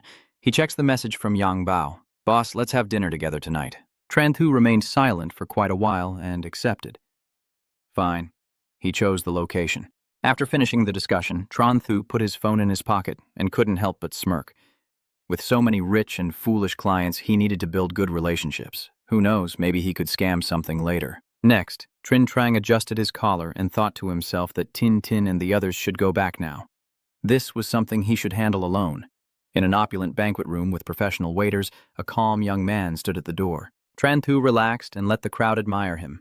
Many of his followers respectfully bowed in greeting. "Boss! Boss?" Yang Bao, sitting comfortably on the sofa, also speaks up. "The boss has arrived, and you happily chat with him. Do you really need to be so extravagant when inviting others to dinner? Not only do they cover everything, but they also hire so many bodyguards. Rich kid, huh?" He shyly shook his thumb. "I'm not a second-generation rich kid. My father is the one." Tran Thu had nothing more to say and bowed farewell. "Sorry to bother you." Yet Yang Bao still patted his head. "I really want you to teach me how to win against others." You immediately wave your hand dismissively. "Huh? You want me to teach you how to fight?" "I won't." To prevent you from refusing, he played his trump card. "Big brother, whatever price you ask for teaching me is fine. Just point in that direction, and you can take as much cash as you want." If it's that much, how can Tran Thu handle it? Talking about money would affect their relationship. "All right, I'll teach you a free trick. The final secret of striking is to attack from behind." Then the 2 young men huddled together and whispered, "I can." The private room was unusually quiet, and he was seriously negotiating the price. "If you have any questions later, you can send me a message. We've just met, but it feels like we've known each other for a long time. Just a question. I'll take 10,000 for this." Duong Bao, feeling nervous and respectful, hands over the red envelope. "Thank you, big brother." Tran Thu reached out his hand, feeling like a new way to get rich was flowing in his heart. A few days later, Tran Thu taught Yang Bao a new combat skill every day and truly focused on guiding him, which was necessary. 3 days later, at the train station waiting area, Tran Thu waved goodbye. "All right, that's as far as I can take you. Message me if anything comes up." The mobile phone lights up with a call from Tato Nam. He casually answers and waits for a response. "Hello?" Then suddenly you started yelling loudly in the crowded place. "What? Is Namjiang #1 high school coming to our school? Hold on for 2 more hours and I will arrive." At the Beast Tamer's Inn, a scene unfolds with spirits lying scattered on the ground. The only creature still able to move is a red bird. Lam Tu Hien, the young man, provocatively puffs out his chest. Before leaving, the principal specifically told me that Namjiang No. 2 High School is hiding a big trick, ready to strike fear, which is truly ridiculous. He openly mocks Xiaowu's group, not even able to say the two words you. Now I want to ask, is there anyone else?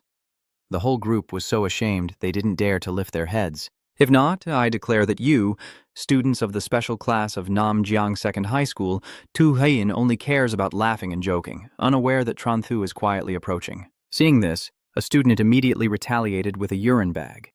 A certain girl cheerfully shouted, "Tranthu, you just covered his head with a bag," and declared, "And here's my old man too." Then he took the opportunity to punch him, and because of the sack over his head, Tu Hien was quickly defeated. The black spirit creature saw its owner at a disadvantage and charged forward, but Slim swooped down from above and completely subdued it. Tranthu looked on bored and shook his head, saying, "I wouldn't dare cause trouble in our class in just 2 days," then arrogantly touched his nose and added, "And still dare to be on my turf asking if anyone else, really asking for a fight." Finally, he turned to the teacher and asked for permission. What should we do now? Then he chose an answer based on the system's request. Tranthu casually lifts Tu Hien, making Vo Sung startled. "What do you want to do?" Your answer leaves no room for criticism. It challenges the special class of Namjiang No. 1 High School. The onlookers all widened their eyes in shock, and after walking a few steps, he suddenly stopped, his voice tinged with curiosity. "Teacher, I just remembered I missed the time when Miss Huang Tu was still here." The damage Tranthu caused was enormous.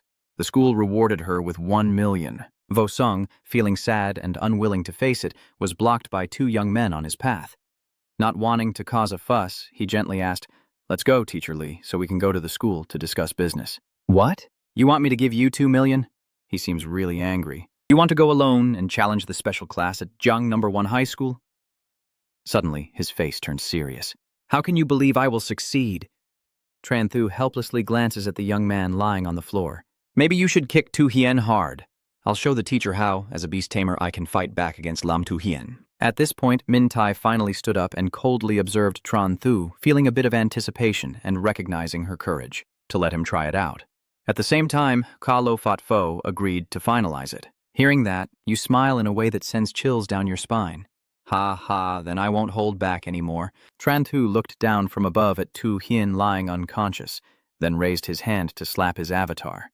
After waking up, the first person he saw was him. He was so scared that he stepped back. "What do you want to do?" Tranthu suddenly smiled mischievously. "Eager to fight you." In the beast taming hall, 2 contestants stand facing each other in the large arena. Tu Hien regains his composure and summons a spirit. "If you're looking for a duel, do you want to go back and see your grandparents? I'll make it happen for you." The ice dragon appears publicly to see your true strength. Slim remains as usual, looking down from above at his opponent. He watched the whole process and cursed in anger. Damn it, another sneak attack. Seizing the opportunity, Slim kicked the severed leg to send Bang Lang flying far away. Tranthu Lee passionately argued, how can the story of a beast tamer be called a sneak attack? Then he crossed his arms and smirked triumphantly, just like a villain. Min Tai, looking pale, asked the person next to him, "Is this the top student in our class?" Vo Song can only try to defend the beast tamer and hope to win. The scene of the 2 pets chasing each other looked extremely childish. He quietly placed his hand on his boss's shoulder to comfort him. "All right, the principal isn't here to watch a fight." Bang Lang is being chased pitifully by Slim with a fierce expression. Tu Hien won't allow his beast to act like that. It looks like I have to use a deadly move now. Bang Lang immediately turns around at its master's command, transforming its tail into countless cords that lash towards Slim, whose face already shows a look of smug satisfaction. Wait a moment, the constricting ropes around it are tightening more and more. Slim cleverly activates sleep death, so even if Bang Lang attacks with all its might, as long as it's still asleep, it won't be hurt. Now it's Tranthu's turn to show off his smug attitude. It's my turn now. Slim broke free from the sleeping dream curse, enlarged his body, and tore all the binding cords, facing Tu Hien Queet more fiercely than ever. "Is that all, you image beast? Accelerate." Bing Lang quickly moved from in front of him to behind Sim, cautiously channeling energy into the summoned beast. "No matter how much bigger it gets, it can't defeat my spirit contract." Tran Hien casually waved his hand and unleashed a new ultimate move. "Is that so? Then try this." Slim begins to take a deep breath, but the lack of airflow causes its body to swell. Finally, its residual image disappears on the spot and suddenly appears behind the ice wolf. Still in his familiar style, Slim absolutely does not forget to use his signature move of overpowering with brute force. Slim grits his teeth and strains to overpower Bing Lang. After tormenting the opponent, it happily jumps back to its spot.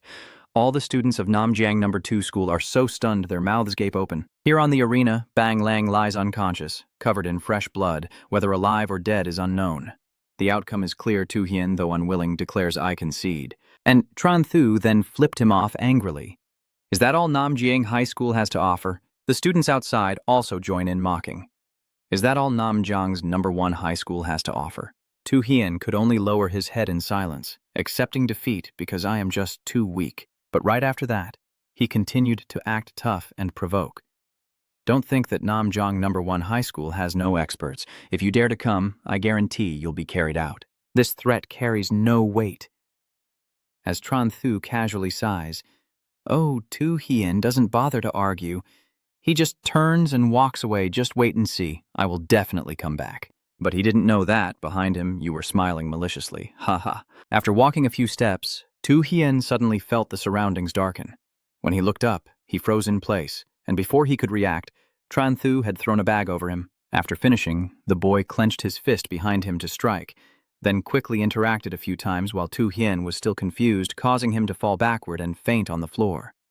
Meanwhile, Tran Thu leisurely rotated his shoulders as his brothers carried him back to Namjiang No. 1 high school. The students outside also enthusiastically followed the orders. Seeing the scene before him, Tamer was so shocked he couldn't speak. Before he could fully recover, Tran Thu placed a hand on his shoulder and asked, Principal, do you now believe in my abilities? Tamer immediately became submissive, turning his head away and no longer daring to deny. Yes, just waiting for that moment you start executing the plan. If that's the case, Tran Thu's mood now is extremely excited. In 2 days, I will make Namjiang's No. 1 high school run with blood. Outside, Vosong quietly observes the chaotic scene around him. Nice job. Class monitor is awesome. Knowing Tran Thu's reckless streak, he carefully warned him not to use nuclear bombs. He still appears obedient and well-behaved for now. Of course, not long after, the blinding sunlight shone over the entire school campus. On the court, Tu Ting is walking with Tran Thu and To Nam. Today has truly been so refreshing. I originally thought our school was about to be crushed, but I didn't expect the situation to turn around. Then I asked again to be sure, Tranby, are you really confident you can make Namjiang No. 1 high school bleed next week? Only then did Tran Thu dare to speak honestly, but not yet sure. I need to prepare thoroughly. But immediately, an idea came to him. Xiaoting, does your family run a beast-taming business? Do you sell any lord skills or something? By the way, I want to ask if there's a discount available too. He quickly offered an exceptional promotion. Of course we have it, and you'll get a 10% discount. Tran Thu immediately confirmed the order. Okay, then help me ask if these 3 skills are available. After returning to the familiar dorm room, the final important call finally ended. Tu Tin relayed all the information he received. Tranby, I told my family to check it. Those 3 skills are not available, but there is an equivalent innate skill. Ho Kim Van's growling intimidation. That can break through the opponent's skills. Tran Thu's eyes immediately lit up. How much is it worth? He naively held out his hand to quote the price. 400 million. Even after the discount, you still look stunned after hearing it. What, 400 million? 2 days later, at the dormitory of Namjiang No. 2 school, Tran Thu was a bit incredulous when he saw the item in Tu Tin's hand. This thing is worth 4 million. He immediately straightened up and said, Yes, don't underestimate it. This is a divine item. If that's the case, you decide to accept it solemnly, holding it carefully like an egg, enjoying it like a flower. I get it. With an item in hand, Tran Thuong has no reason not to try it right away to see if it works. Here he goes again, sincerely clasping his hands in prayer, trading 10 years of your roommate's lifespan for it, determined to master it. Thanks to that, Slim's skills have improved once more. He was so thrilled that he raised his fist in celebration, but then his expression turned sly as he said, Today is the day I wash away Namjiang High School No. 1 with blood. After getting fully equipped, Tran Shu led his team to the rival school's gate. Upon meeting, he cheerfully introduced himself. Hello, we are students from Namjiang No. 2 High School here to challenge you. Du Tin looked at that fake face and was speechless, then waved them away like swatting flies. Sorry, we didn't receive any notice. Please go back. Tu Tin irritably asked back, How could that be? Our principal said they had already communicated. but he asked just one question and became tense. He said there was no notification, so you should leave quickly. What's going on here? So it's the head teacher of high school number 1, Jiang. Du Tu immediately turned to report. Teacher Lin, they are students from number 2 high school here to challenge us to a fight. Lam Jiang, hearing this, felt furious and directly pointed at them with disdain. Second high school dares to come here and act arrogant. Except for 3 years ago, since when has your school been able to stand tall? Did Lam Tu Hien beat you all so badly that you've gone stupid? Tran Thu is no pushover. Just a few words already stirred people's hearts. Teacher, didn't you tell them to take Lam Tu Hien home? You didn't bury him, did you? Bo Sung quickly came up with a clever excuse. What are you talking about burying something? I told them to take him to the hospital. Maybe now he's getting treatment for his beast photo wound, but his face started to turn pale because of Tran Thu's sigh. Old Lee, I must have mistaken the teacher. He's actually such a kind person. You keep turning to chat with Lam Jiang. Your school's Lam Tu Hien has already fallen to me. He doesn't even believe 1% of what I say. You're lying. Move aside from me. Are you that arrogant? How dare you tell me to go away? Sensing trouble, Vo Song tried to stop him, but was too late. Don't get agitated, just attack directly. His eyes blazing, he charged forward like a mad bull. A kick aimed straight at Lam Jiang's face sent him flying backward. Doozy immediately reported over the radio. Call the police, we have an intruder. Lam Jixing lay on the ground unable to get up. Who exactly are you all? Over here, Tran Thu casually brushes off the dust on her pants. Then he put his hands in his pockets, looking very impressive as the dragon's heir. Just as he was about to deliver another blow to his groin, he heard a shout. Who is that? Are you trying to cause trouble here? The person in front of you is the head of the special class at number 1 high school, Wang Feng. After checking the information, Tran Thu immediately stopped all movements. Huh? A black iron-level beast, Tamer. Unable to fight the opponent directly, he immediately creates a barrier for Vo Song. Teacher, someone is looking for you. In situations like this, he can only force a polite smile. To ease the tense atmosphere, Vo Song cheerfully introduced himself. I'm Li Vo Song, the head teacher of Class 2 at Namjiang High School, but Wang Feng only looked more suspicious. Are you bringing students here to cause trouble? He still maintains a hypocritical attitude to explain. How can this be considered causing trouble? We're challenging, according to the rules, and this principal is just joking around with my students, Vo Song added, noticing Lam Jiang behind him. Returning to the main issue, Wang Feng appeared extremely arrogant as he issued a challenge. I originally thought I would let you have your challenge since you came here, but it seems this time I can only teach you a lesson. He confidently declares without knowing what is about to happen ahead. Vo Song still has a smile on his face, while Tran Thu looks a bit anxious upon hearing Wang Feng's easy agreement. Follow me. They keep watching his back and you still won't stop complaining. I want to see how you cried and ran out of Namjiang number 1 high school. Not long after, everyone was gathered at the beast-taming pavilion of the school. Wang Feng confidently announced, the students from Namjiang number 2 high school want to challenge your class, and everyone sneered mockingly. Is the second gear high school crazy? The worst-ranked king still dares to come here and challenge us. Haha, that's so funny. Have they all gone crazy? How dare they come here to challenge us? Tran Thu, hearing this, also started to feel a tingling in his ears. You immediately summon the stream, but it only makes them more complacent. A forced stream? Damn it, are they really crazy? They're truly insane. Teacher, let me go! The students below are all clamoring one after another. Just then, Dong Yun stepped forward to claim the stage. Don't anyone compete with me? Let me go up. After someone challenged, Tran Thu Man gently persuaded, Old King, I see your class is so strong, why not bet to make it more exciting? Unexpectedly, Wang Feng fell into the trap when agreeing to the bet. What does he want? He immediately offers an incredibly favorable deal. Simply put, if I can defeat your entire class, I want 20 high-grade beast orbs. If I lose, I will give you 40 orbs. He thought Tran Thu was naive, so he grinned and pointed to the students below. Dong Nguyen, you go ahead. After being assigned, Dong Nguyen was very excited, thanked the teacher, and said, Leave everything to me. He just summoned his familiar while taunting, and I will show you the difference between the number 1 high school and number 2 high school. Before he could finish speaking, he jumped in to attack, causing both to fall into a passive position.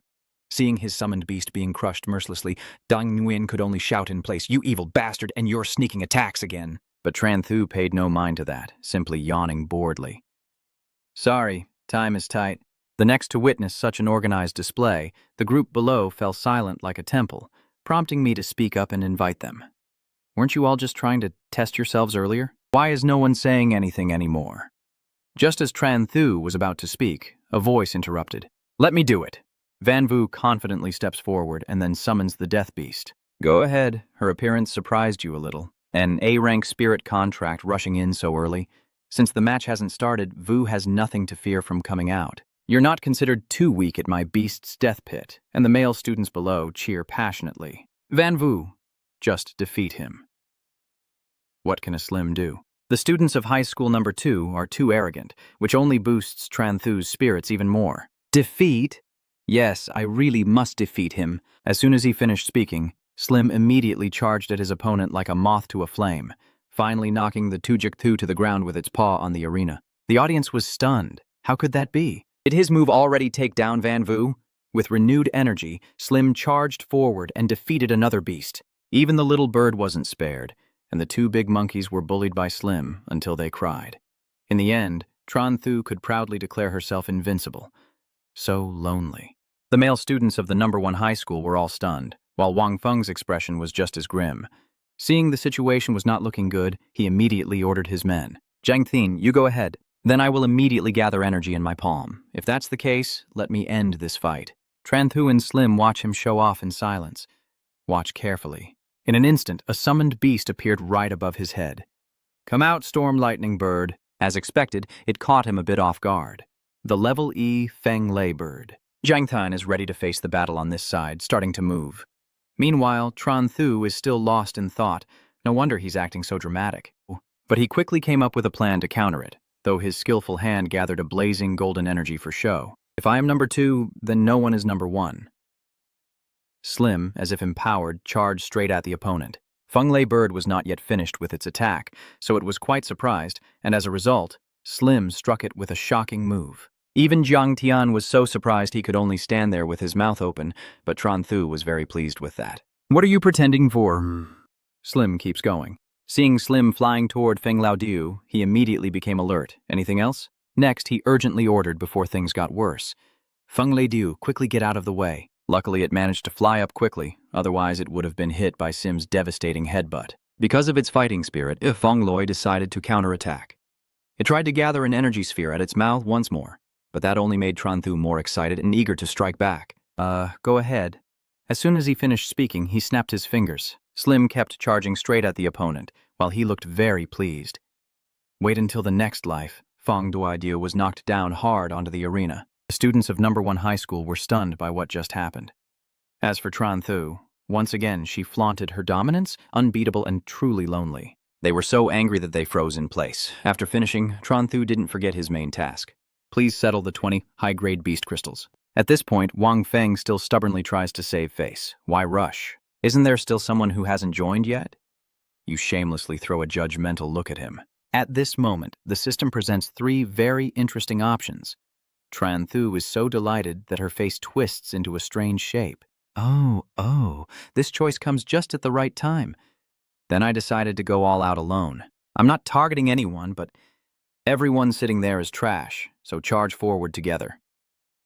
Wang Fengzi, feeling confident, eagerly gave the order. You're the one talking, so everyone charge forward. In the blink of an eye, fierce magical beasts appeared threateningly in front of Slim, while the group behind was just as eager. He is too arrogant. This time, we definitely can't let him go. Crush him to pieces. The summoned beasts immediately formed a circle around Slim. Seeing it unleash a new skill, they laughed so hard they spat. How can they not be embarrassed to be so adorable? But immediately, all the summoned beasts were struck and spat blood on the spot.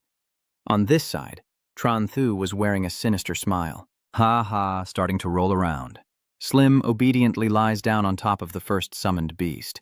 With its massive body, it rolled from place to place before charging straight at the last beast. Before it could even react, Huaha outside stubbornly tried to turn the tide, using an attack skill, and got injured. All the summoned beasts, after regaining their senses, combined their final moves.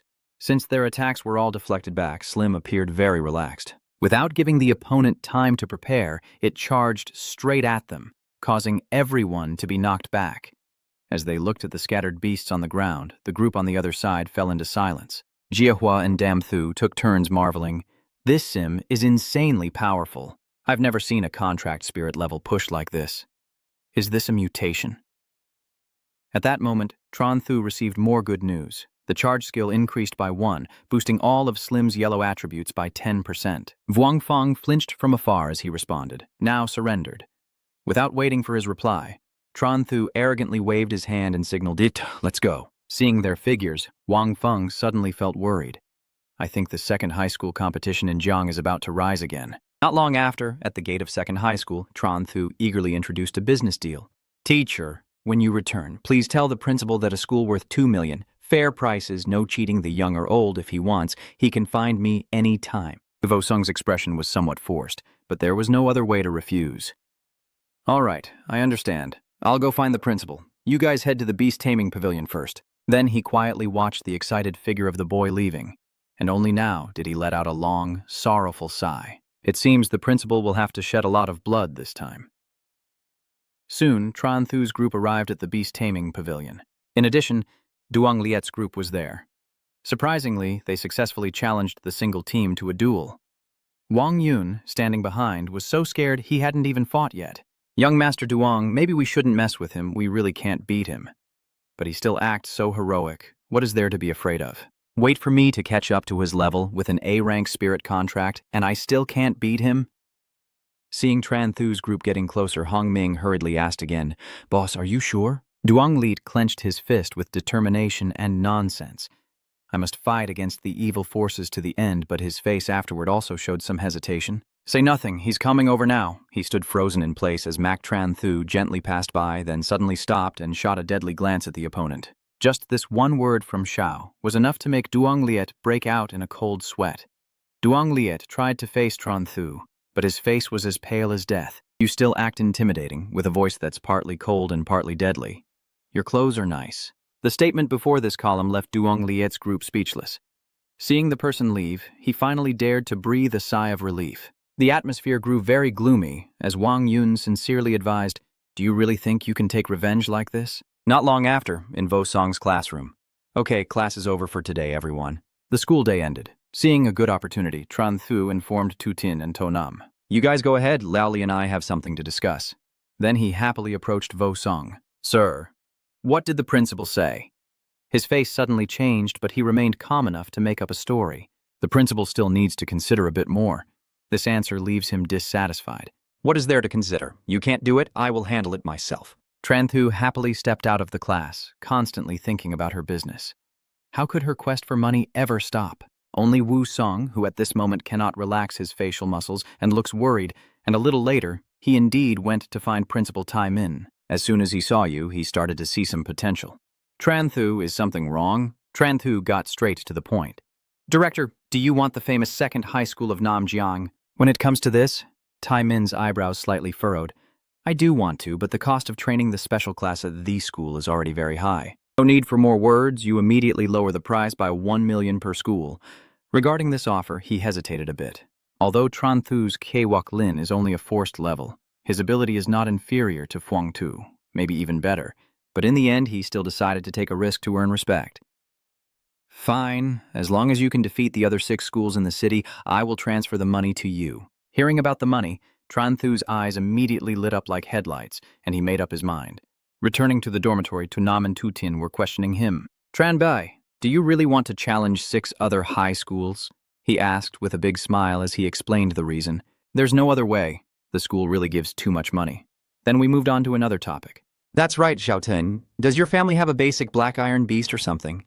Even though over 90% of it is reckless blood, Tran Thu still has some reservations to help me. "I'm afraid other schools will mock me if I lose," but Tu Tin enthusiastically suggested a different approach. "Indeed, you don't need a level black iron beast tamer to help. Just tell the Namjiang city media. The level slim challenger wanting to test the genius from the 6 high schools will surely attract many reporters." He explained convincingly, and then concluded with a very clever remark. "Who would dare to mess with you then?" Tran Thu's eyes sparkled like hearts when hearing about the cash prize, and he could also attract a few sponsors to earn some extra money. No need to think any more. He directly snaps his fingers to show his agreement. "All right, I'll make the arrangements." A second later, he immediately picked up the phone and called someone.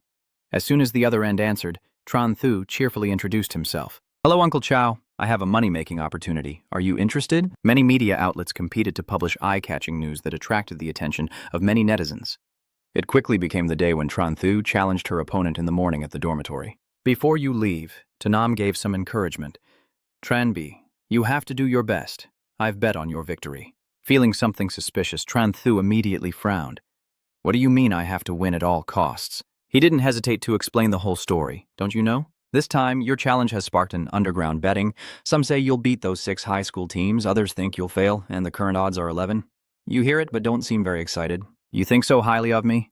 At this moment, the system presents 3 options that make Tran Thu feel a bit rebellious. You have no hesitation in making your decision. If that's the case, then I definitely lose. This statement surprises Tonam and Tu Tin. Are you pretending to fight? The next response only leaves them speechless.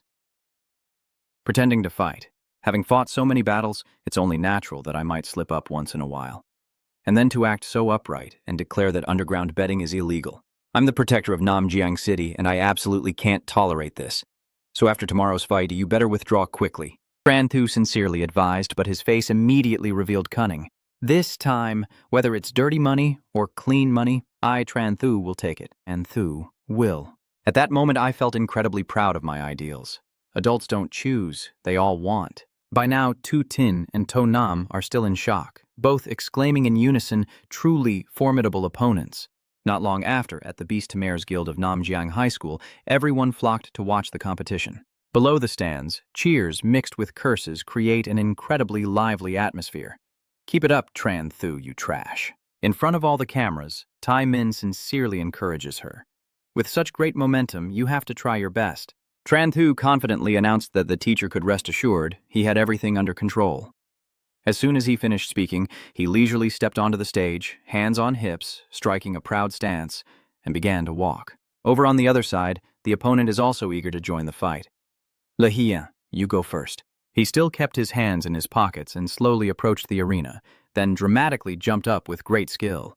Le Hien struck a pose in front of Tran Thu while introducing himself. I am Le Hien. The A-rank shadow element spirit is not weak, but he quickly calmed down and threw off his outer coat, responding with full spiritual power. Tran Thu immediately descended from above. They both wear matching outfits with their spirits, making them very eye-catching. This flashy entrance is so over the top that even the viewers feel embarrassed. Before the match starts, Tran Thu quickly takes a few photos. First a cool schoolboy style, then a cute look with Chu Mo's face, and finally a charming pose to show off his sharp jawline. Seeing that the opponent's online persona is a bit over the top, Tai Min clears his throat and reminds him, Tran Thu, it's time to start the match. Luckily, you still managed to turn around in time, but you didn't forget to send a passionate air kiss to the press. Everyone please wait a moment. Finally, Tran Thu is back on the stage. Are you ready?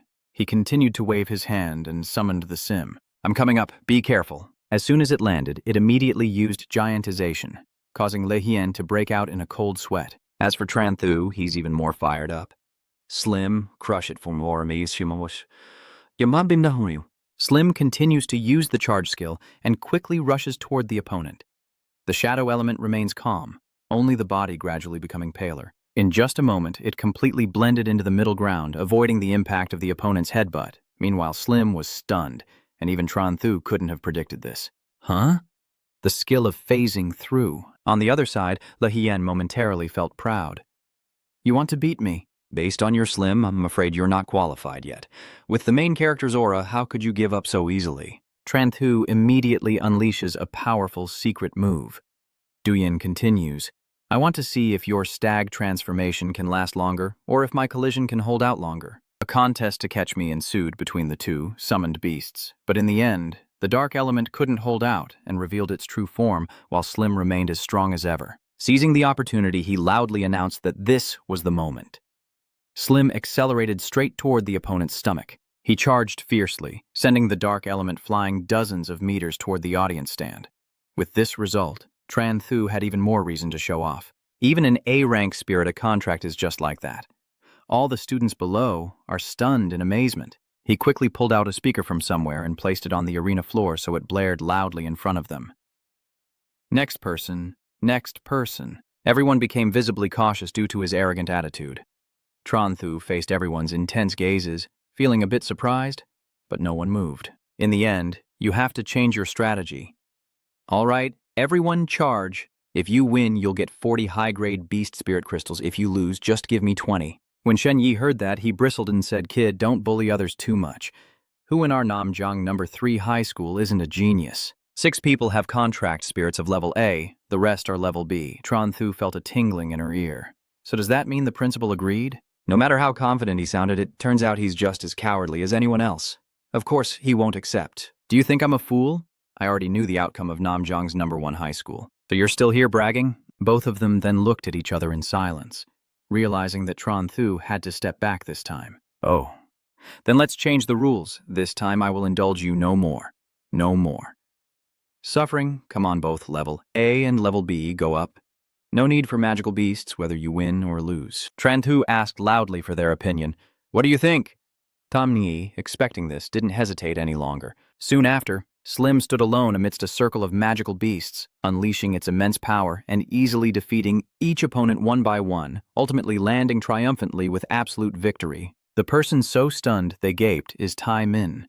Watching Tran Thu fight against Nam Jiang Thang from high school number 3 with a radiant glow surrounding him, Tran Thu is truly shining in this moment. Being invincible is truly lonely.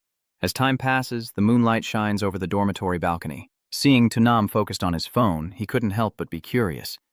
How are the odds, old Ta? Thanks to Man Trin performing the ultimate stunt on Tran Thu's rooftop, the result was announced. The odds are 5-1, you're definitely going to win. Hearing that, he began to execute his plan. Yes, use his ID card tonight to help me bet 10 million on a game I will lose. The more he spoke, the more Tran Thu's face and smile lost their humanity, until the moment I stole from the rich to give to the poor, Tanam, watching from outside, didn't dare to comment. After that day, Tran Thu challenged a different school every day, making him a media sensation. There was no doubt that Tran Thu won, with the opponent defeated so humiliatingly that he burst into tears on the spot. The final match was quickly approaching. The match against Namjiang Special High School has attracted many sponsors now. As usual, Tran Thu arrogantly steps onto the stage saying nothing. Just go ahead and attack. Before he knew it, he saw stacks of money flying in front of him, and 50 million yuan was about to be born. But life isn't like a dream. Tran Thu's instincts immediately warned him. Why does something feel off? However, he only let out a slight cough, then spread his arms with a fake friendly gesture, and stepped forward together, but only the hidden dragon raised his hand to speak. Tran Thu was momentarily overjoyed, thinking this was a challenge for a one-on-one duel. Unexpectedly, he poured cold water on us. Today, our special class chose not to fight, not because we're afraid, but because the timing isn't right yet. So we admit defeat. The statement was made clearly and directly, causing Tran Thu to be so shocked that her eyes almost popped out. The group of students took turns responding, we surrender, but only made him more frantic. No way. They can't accept defeat like that. On the surface, he immediately bristled fiercely. I oppose. Yao Long was no less bold when he stepped forward to reason, saying, we have already conceded, so are you now objecting to the challenger? This left Tran Thu momentarily speechless. Then he took out a loudspeaker and broadcasted. Calm down, you can definitely provoke them into fighting. Thinking it through, you immediately made a sarcastic remark, already admitting defeat before the fight even started. All of you in the special high school are just a bunch of cowards. Yeah. Outside the special high school, the sun was getting brighter and brighter, but the students inside were extremely tense. The battles of beast tamers mainly rely on spiritual contracts, but if the owner's personality is too weak, it will affect the outcome of the fight. Tran Thu also used an example from your class's history to make the lecture more vivid. Despite their prestigious background and an A-rank spirit beast contract, they keep losing to me over and over, and are even psychologically haunted. The crowd below burst into laughter, so that's why he tells his stories with even more passion. Do you think he's given up? Are you scared? Let me tell you, even now he still wants to fight the evil forces alongside me. Tran Thu declared firmly in front of everyone, ending with a very philosophical statement. This is the true temperament a genius should have. He may be defeated, but he will never be beaten. The group of students below was moved and started clapping gradually, and Tran Thu's eyes immediately lit up. It's time. Take this chance to try again. Does anyone want to challenge me now? Suddenly, the atmosphere fell into an awkward silence. Even Tran Thu is getting nervous too. Could it be ineffective? Fortunately, a voice from the crowd interrupted, asking everyone to step back. It was Ao Long, who was now full of passion and wanted to challenge. You hear and almost cry tears of joy. Oh my God, it's finally here, truly a benefactor. Too excited, Tran Thu almost said the wrong thing. Okay. May I ask your name? Anne, your name. He responded confidently, wishing Aolong well. As soon as he finished speaking, he was warmly greeted by the boy. Very well, please come in. Huaha also stepped onto the arena arrogantly. Fine, in a short time, the two of them were already in confrontation. One side is Tran Thu, shining with the glow of a protagonist, and the other has nothing but courage. He immediately creates an incredible whirlwind. Thanlong, go forth. The viewers below start to show a glimmer of hope. Thanlong sounds very powerful. Who would have thought it was just a tiny worm, and they all fell silent in unison. Someone couldn't hold back and asked, "Boss, how come you dare to keep this worm of yours?" Another female student desperately advised, "Slim fighting a worm. What kind of match is this? Just go down." Seeing the panicked look on Ngulong's face, Tran Thu was even more flustered. Oh my God, he's confused. Then she quickly forced a smile and started to walk away. He forcefully swings his hand forward and Slim appears heroically right behind him. "Get up!" It shows a deadly, dangerous expression, scaring Thanlong into tears. Seeing this scene, the spectators couldn't help but be terrified. It's over.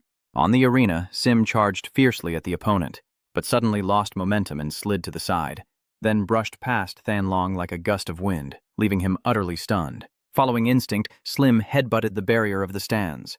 Tran Thu also played his part perfectly. "Master Tran, I admit defeat." A dazzling move that even Ngoa Long couldn't catch the information. Did I win? But the audience has already started to doubt. What the heck is this? Did Tran Thu lose? The Great Demon King. Namjiang was defeated by an unknown nobody. Is this all just an act? They immediately start scrutinizing him closely, making him sweat profusely. A forced smile still on my lips, but my heart is storming.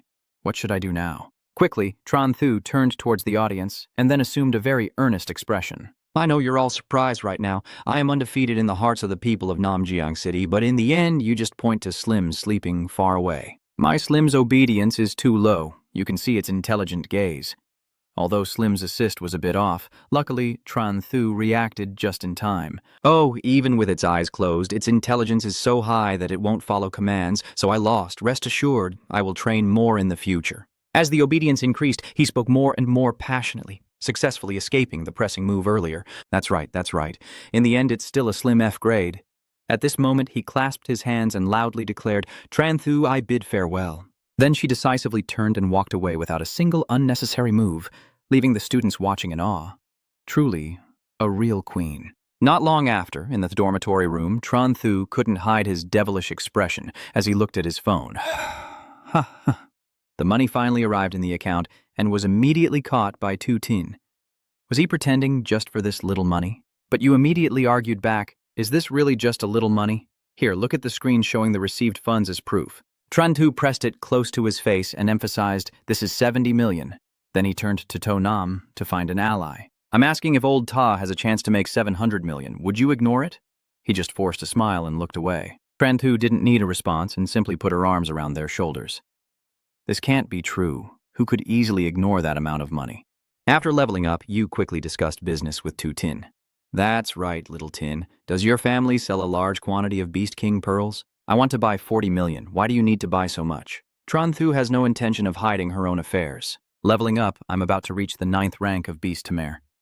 Time has passed, and it's already been 3 days. Inside the Beast Tamer shop, Wu Song is explaining the plan. You are now in November. After a month of effort, your combat abilities have probably improved a lot, and now the training course begins. His face remained completely calm as he explained in detail. This training course lasts for 2 months. In 2 months, whoever levels up their beast the fastest will take the top spot. Hearing this, Tran Thu knew she was sure to win. If she leveled up the fastest, it would definitely be her. But Day suddenly froze when he saw Vo Song point outside. The training location isn't the Beast Tamer Hall. Everyone get ready. We're heading to the new starting point now. Not long after, the green bus pulled up right in front. I already felt excited. Could it be that we're heading to another dimension? Vo Song had to resort to force. "All right, the ice canyon is now sealed off. I can't take you there. Get on the car quickly." The car quickly sped along the main road before stopping right in front of an incredibly grand place. Tran Thu immediately noticed it through the window and recognized it as the city's best beast taming school, but his hand unconsciously stroked his chin and thought, so this is the place. To attract and cultivate talented beast tamers, Namjiang City has tirelessly established numerous beast-taming academies of various sizes throughout the regions. The most prominent among them is the Beast Tamer School, regarded as the best training ground, but its high fees have caused many to hesitate. Part of the reason might be that the largest area there is not for competitions, but reserved for cultivation. Only when Tran Thu officially enters this place can he truly understand how incredible it is. I didn't expect the school to be so generous. After they had observed enough, Wu Song suddenly announced, "From tomorrow on, you won't need to listen to lectures anymore." Every word was emphasized as if to leave no one forget, and your only task each day is one, which is training. Then he smiled the brightest at the moment of the clear introduction. "This is the city's most advanced training room, costing 100,000 yuan a day to use. I hope you can seize this opportunity." Finally, Wu Song concluded with them. "Now go and experience it yourselves." Now Tran Thu's group all look eager to jump in and try right away. No words are needed anymore. In the end, they all focused on cultivation during this rare opportunity. Time flew by, and soon their training was over, and they had to return to Namjiang Second School. Tu Tin stretched himself with a face full of refreshment, surprised by how abundant the spiritual energy of this beast-taming master was. He couldn't help but smile, a constant grin on his lips. A bit of training made me feel completely relaxed. As for this, Tran Thu also squinted and observed, "It's okay, it's okay." Deep down, he had already thought differently from the enthusiastic appearance he showed. Compared to the system's reward, it's just like that. Contributing some enthusiasm is enough, and tomorrow I'll look for a chance to slip away. Suddenly, Tu Tin's phone rang, interrupting their conversation. Seeing the message inside, he immediately informed Yu. "Tran Bi, your treasured pet pearl, has arrived," which even surprised Tran Thu herself. Already so quick? Then the whole group went outside to wait for the delivery. Not long after, the bodyguard happily stood next to the trunk. "Young master, everything you need is here." Tran Thu, excited and eager, approached with the 40 million pearl beast gem, overjoyed to see the stacked crates. Finally, it's here. Its appearance at this moment has helped Tran Thu more than I can count. It seems that a breakthrough to level 9 beast tamer is not far off anymore. Time kept passing faster than a dog running across the field. Night fell over Namjiang City in the blink of an eye. And while the family is sound asleep, there is still a Tran Thu quietly grinding experience with his mouth, chewing for so long that he only managed to finish a barrel. I'm exhausted, but my body's schedule isn't something I can easily resist right now. It hasn't been long before Tran Thu collapsed. Forget it, go to sleep first and continue tomorrow. The next morning, students at Namjiang Second School lined up waiting for their turn.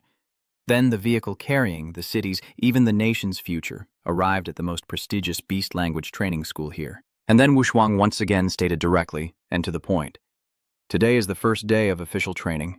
Go to your individual training rooms." A few minutes later, the students focused on their strength, had already settled into their spots, and concentrated all their energy. When Tran Thu sat still, he received 4 options from the system. First, focus on your cultivation and nothing else. Second, using the pet pearl to level up will grant a large amount of beast power. The third is to cause trouble so that Li Vo Song chases you. Then you get a guidebook for perseverance, or directly retreat, plus a wind shielding skill. Under the gentle morning sunlight, the beast-taming arena appears full of solemnity. At a time when the family was quietly focused on their cultivation, a shadowy figure secretly disrupted the serious atmosphere. Turns out, it was none other than Tran Thu successfully completing her escape mission. However, the corner of his eye accidentally caught something.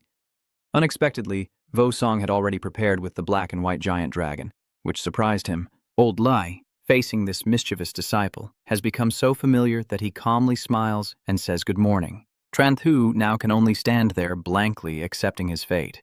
Whether his skills are good or not doesn't matter. He feels the manual is important, so he obediently lowers his head and retreats inside as if programmed. When I land on the training cliff and strike a cool crab pose, my face darkens because of the current situation. Old Li is watching outside, and it seems I can't escape anymore. Tran Thu's mind kept racing and making decisions. It seemed he only had one option left.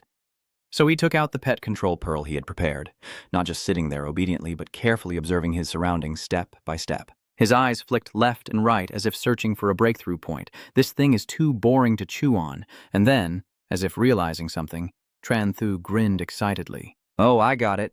Soon I chose the third option of causing trouble as suggested by the system, which was to find someone to fight." But before I could act, the deadly aura from Vo Song made me freeze in place. It was so obvious that Tron Thu didn't even have time to turn around before panicking and screaming silently.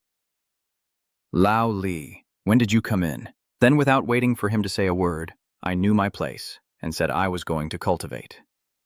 Long cursed silently and Leech, deciding to stay a good person for now. So he gave up all options and sat down to start an endless brawl in all sorts of poses better than yoga. Wu Song, worried, watched for a long time before finally satisfied, seeming to think he wouldn't cause trouble anymore. Finally, he decisively left, while Tron Thu had already gone to meet Chu Gong. In the blink of an eye, time flew by, and the sky above had already turned into a romantic sea of stars. It wasn't until this moment that he slowly opened his eyes, realizing he had to wake up because he was starving. Tran Thu had prepared everything in advance, so he ate dinner. Not just regular food, but also brought out his favorite grilled dishes. Next, I looked around and fumbled for something else. Turns out, it's a toolkit that's essential when going out to eat.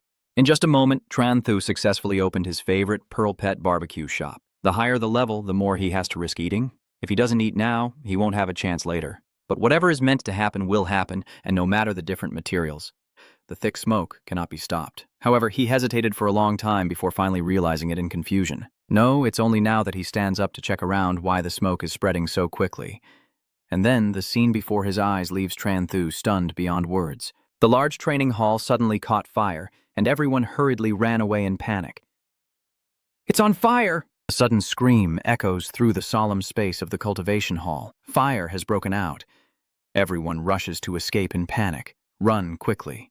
While Vosong was just sharing some thoughts in the bathroom, he suddenly heard the alarm of the fire, and, though he hadn't fixed his clothes or shoes yet, he hurriedly escaped from the place first. The students of Namjiang Second School were also stunned by the unexpected situation unfolding before their eyes. What just happened? Why did it suddenly catch fire?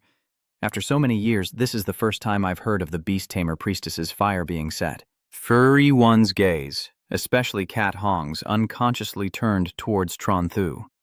It's so suspicious. Could someone be behind this? But no one said anything further. And you suddenly flinched and hurriedly stepped forward to declare, "How annoying. Don't let me catch that arsonist." I don't know if it's because of his passionate words or something else that made all three of Cat Hong fall silent with ellipses, but it turns out that Vo Song had arrived earlier and was even smiling with squinted eyes at Tran Thu. If you catch the arsonist, what will you do? You still confidently insist on fighting him. He simply directly takes the culprit away without wasting time thinking. Very good. Then let's see the camera footage. Time passes like a stray dog escaping its cage. 10 minutes fly by unnoticed until Vosong's deafening scream shakes the entire area. Tran Thu, do you still dare to grill food at the Beast Taming Academy? In the office of the Beast Taming Academy, he couldn't stop scolding her. And if you still dared to grill food here, why not do it at the gas station instead? Tran Thu scratched his head and explained with an innocent tone that made everyone want to flip the table. He had grilled in other places before, even in public restrooms, but he had never tried at a gas station. The teacher already warned you, then immediately used that as an excuse to sneak away from danger. Then I will go? Unfortunately, Wu Shuang is not so easy to deal with. Hearing that, he immediately withdrew and summoned the black and white dragon. At twice his running speed, Tran Thu couldn't compare to it. Within seconds, he was violently sent back to his original position. His anger had already reached the breaking point, only missing the sound of an explosion to complete the effect. Want to run? I hurriedly waved my hands and said, no, I don't dare. Teacher, I just want to go pay the compensation. Hearing this response, he finally felt satisfied and hurriedly took him away. The teacher took me away, and only after everything was settled did Tran Thu finally get released, frustrated. I'm so angry. A barbecue meal costing 300,000 still gets blacklisted. It's unbelievable. Now, Vo Song just wants to roll his eyes at this thoughtless student. You think it's hard to believe too? It's enough to say it like that. Luckily, I wasn't imprisoned after all. But then, his tone suddenly turned serious. Tell me honestly, do you really not want to cultivate? You responded with a nonchalant tone. It's not that I don't want to cultivate, but I have no talent and can't absorb the basic beast control energy. This is incredibly hard to believe. It makes Wu Song's soul tremble.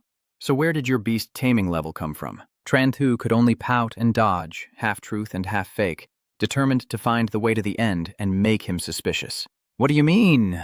You didn't say anything more about this, and instead begged with puppy eyes. Master, I promise that at most within this year, I will become a level 9 beast tamer. Please don't keep me here anymore. Forgive me. Seeing that, he didn't pursue the matter further but made a proposal, but only if there was a deal. If I can't complete it, I will give you 30 million. Tranthu didn't hesitate at all and spoke firmly to seal the deal. When everything was settled, the moon once again hung high in the sky, and he calmly stepped out with the reward of the guidebook he had just received from the system. Persistence may be late, but it has finally arrived. Having endured a difficult period managing Tranthu, Wusung couldn't help but feel moved deep inside. He truly is a legendary figure. On the deserted street, Tranthu trudges forward in disappointment. It's still too early now. Going back feels too boring. Suddenly, a light bulb flashes above his head. Maybe I should go to the black market shop and check it out. Saying that, he immediately called a taxi and headed straight to the black market without wasting any time. Soon, Tranthu arrived at the hideout and coincidentally ran into an acquaintance. When old man Thienba saw who had come, he was stunned and froze in place. Young Master Tran. He and his subordinates immediately show proper respect to their superior. Hello, young Master Tran. It's normal for you to be early and familiar. No need for Tranthu to say much. Tianba rushed over to report. My current sales are very good, selling out every noon, but I couldn't help but be surprised when I heard the news. Sold out. My mind quickly ran through future plans. If I want to get into the Imperial Capital School later, strength is the most important. If I can't break through to become a 9th rank beast tamer, reaching Grandmaster level with my potions might still get me selected. He really is someone who focuses on action. Just after thinking, he got excited and started to celebrate. In the end, a new advertisement board was finally made. The pharmacist in the shared bathroom mixes medicines with a success rate of 80%, including perseverance pills, defense strength pills, body shaping, willpower pills, jumping power pills, and speed pills. Then, they didn't stop there, but turned to give orders. Where are my clothes? Give it to me, he immediately responded. In just a moment, everything was arranged smoothly by Tranthu. Everything was ready, just missing one title. Then Lu Thuong arrived at a familiar place that hadn't appeared in a long time, where the person making the drugs in the shared bathroom had re-emerged into the scene. But as soon as he stepped in, Chaovu suddenly appeared out of nowhere, and he was so surprised that he was stunned. Peanut, the great god, it's really you. The excitement on Zhou Wu's face shows he never expected the black market rumors to be true. After hearing this, Tranthu gradually remembered that he had once seen someone mixing drugs in the bathroom and heard him say it was him. Without hesitation, he approached and offered his first customer. So, are you interested in mixing the medicine? It's all free, completely free. Unfortunately, Chaovu isn't interested right now. I don't need it, but I can help promote you a little. So I happily started a live stream. Hello everyone, I finally found the pharmacist in the public restroom. I didn't expect them to show up. Not only that, he politely asked Tranthu if the great god might reveal his face, and he nodded in agreement. And then Transhu rushed in to greet everyone. I am the person providing free medicine in the public restroom at Namjiang Black Market. Comments of all kinds of emotions surged up. Damn it, is it really him? Isn't he the fierce one? Husband, scold me. I want to hear the message. You miracle. Hurry and run. You've caused a big problem. Facing Zhou Wu's bewildered gaze, he slowly read and responded to her group. You are so fierce and handsome, I want to marry you. Everyone, please don't mind my appearance. I hope everyone focuses more on the meaning behind it. Thank you. At this point, he doesn't know what to say, as he watches Tranthu continue. I will definitely go support the brave one. Anyone who tries to stop me, I will risk everything against them. No one can hold me back. Baby, from the moment I met you, I was fierce Chaka. I love you, and you love me too. Mayum Moa. The more I hear, the more confusing it gets. Chaovu decides to find out for himself. Huh? Why are the comments so gentle today? It turns out there are no gentle words at all. The spam comments only contain one message. The aggressive one is coming, run quickly. He just stands there with that confident look on his face, staring at Tranthu. Big brother, are you really reading the comments? What else could be there? Tranthu didn't show too much emotion, and directly flashed a dangerous look, or perhaps emphasized each word to prove that he was right. Take a closer look, Chaovu, facing a Tranthu like this would immediately flinch. I've checked carefully, you're not mistaken. After watching them talk for a while, the viewers were confused. Turns out it was a classic commentary joke, with light years as a unit of time. If you're not convinced, come and debate. Don't you feel like the atmosphere is a bit dead? What's there to argue about? Don't let things drag on too long. You immediately speak up. All right, let's get back to the main issue. Next, give the promotional line for the live room 6 number 6. Play around, joke around. Mixing poisons aggressively is almost a crime. Free of charge is true. Come find me quickly. As soon as I finished speaking, the knocking on the door started nonstop. So it turns out it was Kai Hao who rushed over after hearing about Tranthu's return to the scene. And he asks, "Are you aggressive? I want to mix 2 levels of medicine." He immediately responded confidently, "No problem," then turned back to the screen to inform. "Everyone, watch this. A new medicine is about to be born." With a straight back and steady steps, he entered the drug lab as if preparing for battle, making viewers marvel at the pharmacist in the shared bathroom, not forgetting his initial focus. And soon after 10 minutes, he emerged with the promised masterpiece. Hao politely approached to thank him without hesitation, fully trusting his reputation. As soon as he tried, the fox was summoned right before his eyes, obediently doing whatever its owner handed over. Suddenly, its eyes flashed in a strange and unusual way. The next second, the fox spirit's body surged with energy, bouncing non-stop at lightning speed. Kai Hao's eyes immediately turned into sparkling star-like lights, truly magnificent. This medicine is real. Even those witnessing couldn't help but shout out loud, "Damn it, it's real." I have to go now. Don't compete with me up there. I'm on my way. The person who makes medicine in the shared bathroom is famous for good reason. Tranthu's lips had already curved into a triumphant smile and shone with arrogance as she announced through the live stream, her eyes confirming the truth. "My strength, everyone has seen it. Come find me." A series of cheers and excitement echoed under the romantic night sky. "Charge! I will definitely be the first to arrive and rush in." Now the entire bathroom is so crowded that I don't even know if anyone with a real need can get in. And then came a flawless move from Tranthu with no unnecessary actions at all, as everyone eagerly and happily received their free goodie. During the busy hours, time flies so quickly that the brightly lit buildings have gone dark because it's so late, so I stretch myself out. It's really over. Today finally comes to an end. Suddenly, Tranthu's eyes caught Chao Vu, who had been following behind all along. So he raised his eyebrows and posed a necessary question. "Huh? It's so late. Why are you still here?" He seems a bit shy, but also straightforward in revealing it. I want to ask the Great Lord a question. With a serious look straight at Tranthu, he asked the Grand Minister why he was giving free medicine to others, showing no trace of embarrassment. He immediately responded with a breath full of compassion for love and peace, and as soon as he finished, he sent the others away. "All right, go back now."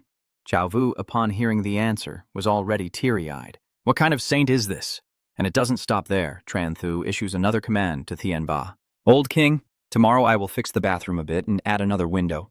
After I finish preparing the medicine, I will hand it out immediately." He agreed right away. "All right, young Master Tran. These noble words only elevate your image further in Zhou Wu's heart." As expected, the great person is different from ordinary people. And from that day on, for his own goal, Tranthu has been coming every day to mix medicines for free at the Black Market's communal bathroom. Such dedication deserves recognition. And the reputation of the great power pharmacy spreads far and wide, with customers rushing in so quickly that everything sells out in seconds. 10 days later, as the sunlight shone through, the bathroom was empty. The red bar indicating Tranthu's mastery level in alchemy was nearly full, almost no white left. The excitement and bright smile on his face proved that all those sleepless nights were worth it. He's finally about to break through. After breaking through the skill potion, the alchemy speed also increased. Staring intently at his spirit creature, Slim has also consumed a lot of potions. It seems that in a few days his beast mastery level will also rapidly improve. And then suddenly someone appeared to block Tranthu's path. It was a Tsu, who asked a question that sounded more like a confident assertion. Tranthu's face shows a clear question mark, looking bewildered like a naive girl. She then becomes so close that anyone would think they just escaped from a romantic rendezvous. "I am A2 from the 333 Pharmaceutical Company." My lingering breath slowly caresses his ear, teasing him. "Are you free now?" A2 has no intention of stopping this intimate act. "I want to invite you over, even to the point that Tranthu can't say a word. May I ask you a little about the medicine at my house? But of course you won't be the type to just stand still." The romantic atmosphere quickly shattered when Tranthu interrupted. "No, it's too late now. The school has closing hours," and she even smiled kindly, saying if there's anything she doesn't understand, she can come find me tomorrow. But Atu is not someone who gives up easily, so she just closed the door. Intentionally making Tranthu understand what a real mess is, she quickly pushed the ambiguity to a new high. "Tonight we can talk slowly, but you, who clearly don't understand romance, rejected me coldly. No, I still have to train tonight." Then he hurriedly ran off just like Hong Huang, the fierce beast, almost causing her to lose track of his breakthrough time. Seeing this, she didn't bother chasing but reported seriously over the phone that the mission had failed. Watching his back as he left without even turning around, Atu concluded that he might not like women. and prepared an alternative plan. In the dormitory early in the morning, with no trace of the second Namjiang High School's light remaining, Tran Thu quietly focused on practicing based on the gains from the system. And then he suddenly seemed to realize something, his eyes shining brightly as he opened them wide. It turns out the energy surrounding him had reached a new level. His mastery of the breakthrough potion had improved, and the level of beast taming had also risen to level 9. Tran Thu eagerly studied to see if the system had any additional rewards, then noticed a gift from the system. A reward of a black iron unlocking potion. Before he could find out anything, Tanam's voice rang out. Excitement and pride were clearly visible on his face as he boasted. I just broke through to level 8. Unfortunately, by the time he realized it was too late. Tanam's panicked and disbelief-stricken expression has reached its peak. Have you really advanced to a 9th rank beast, Tamer? Facing this situation, Tran Thu remained calm and asked back, Is there a problem? Tanam's voice sounded helpless, almost as if he could collapse at any moment without a sad background music. We are tired like dogs every day but still can't catch up with you. But as a companion, not only did you not comfort me, you even teased me happily. How could Kun be more exhausted than you didn't hold back anymore and just told it like it is? Honestly, if he wanted to catch up with me, there was a way.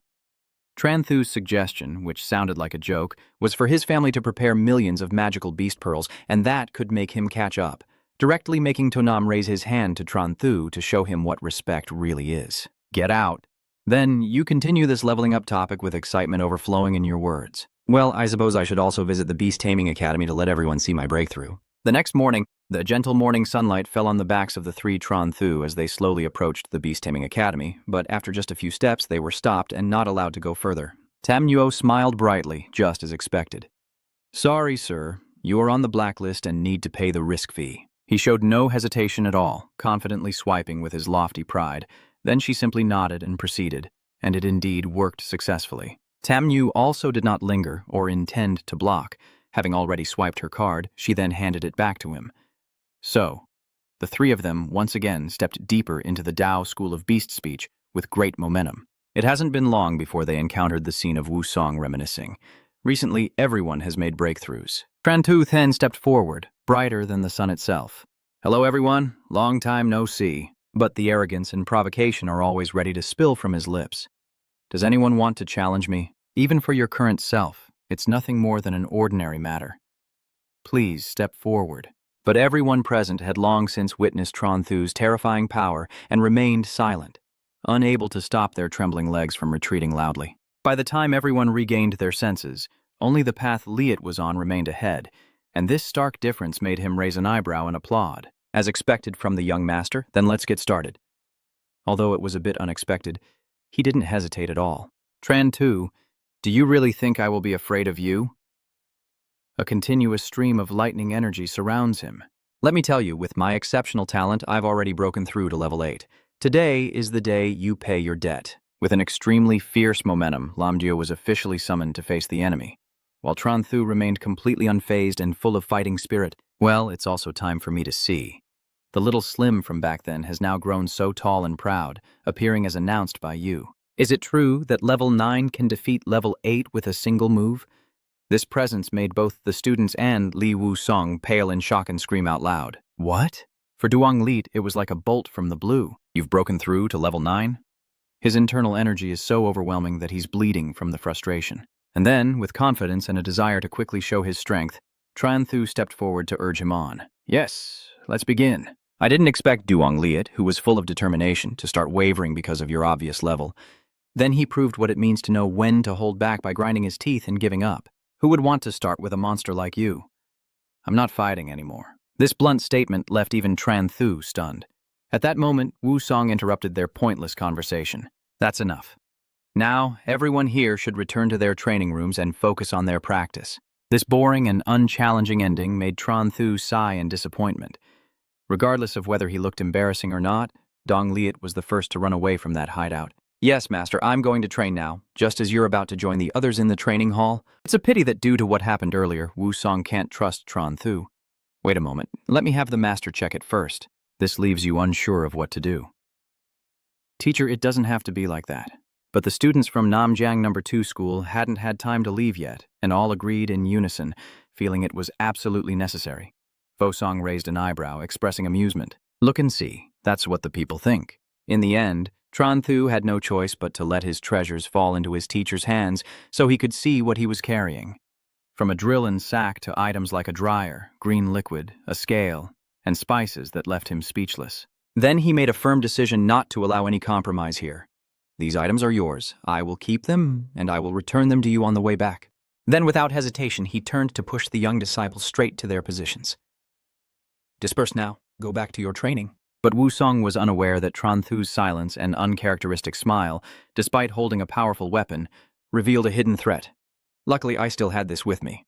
Under the gentle sunlight, the atmosphere around the beast-taming training ground was solemn yet peaceful. But in night, someone was deliberately disrupting the calm. Everyone, good evening. It's none other than Tran Thu, cheerfully encouraging everyone. Training is a divine matter. You must keep trying. Your tone sounds just like mockery disguised as encouragement. Even now that I am a level 9 beast Tamer, I am a person who takes responsibility for my words. Every point of my beast Tamer power is something I have worked hard to earn, but I still remember how I looked before, even though I have reached level 9. It's a pity you didn't get to enjoy this feeling for long before it was cut short. Tran Thu, are you crazy? Vosong, overwhelmed with rage, arrived just in time to save the other students. Tell me honestly, what are you doing, teacher? However, you answered very calmly, as if it were an obvious truth. You care about your friends. As the class president, you need to understand everyone's situation. They are all the future of the nation. Clearly, after so many incidents, he has long realized that Tran Thu is someone who is inconsistent inside and out, speaking like a human. In the end, you had to admit defeat and act sincere, and this answer made the veins on Vosong's face and neck stand out more prominently than ever. You're not pretending, are you?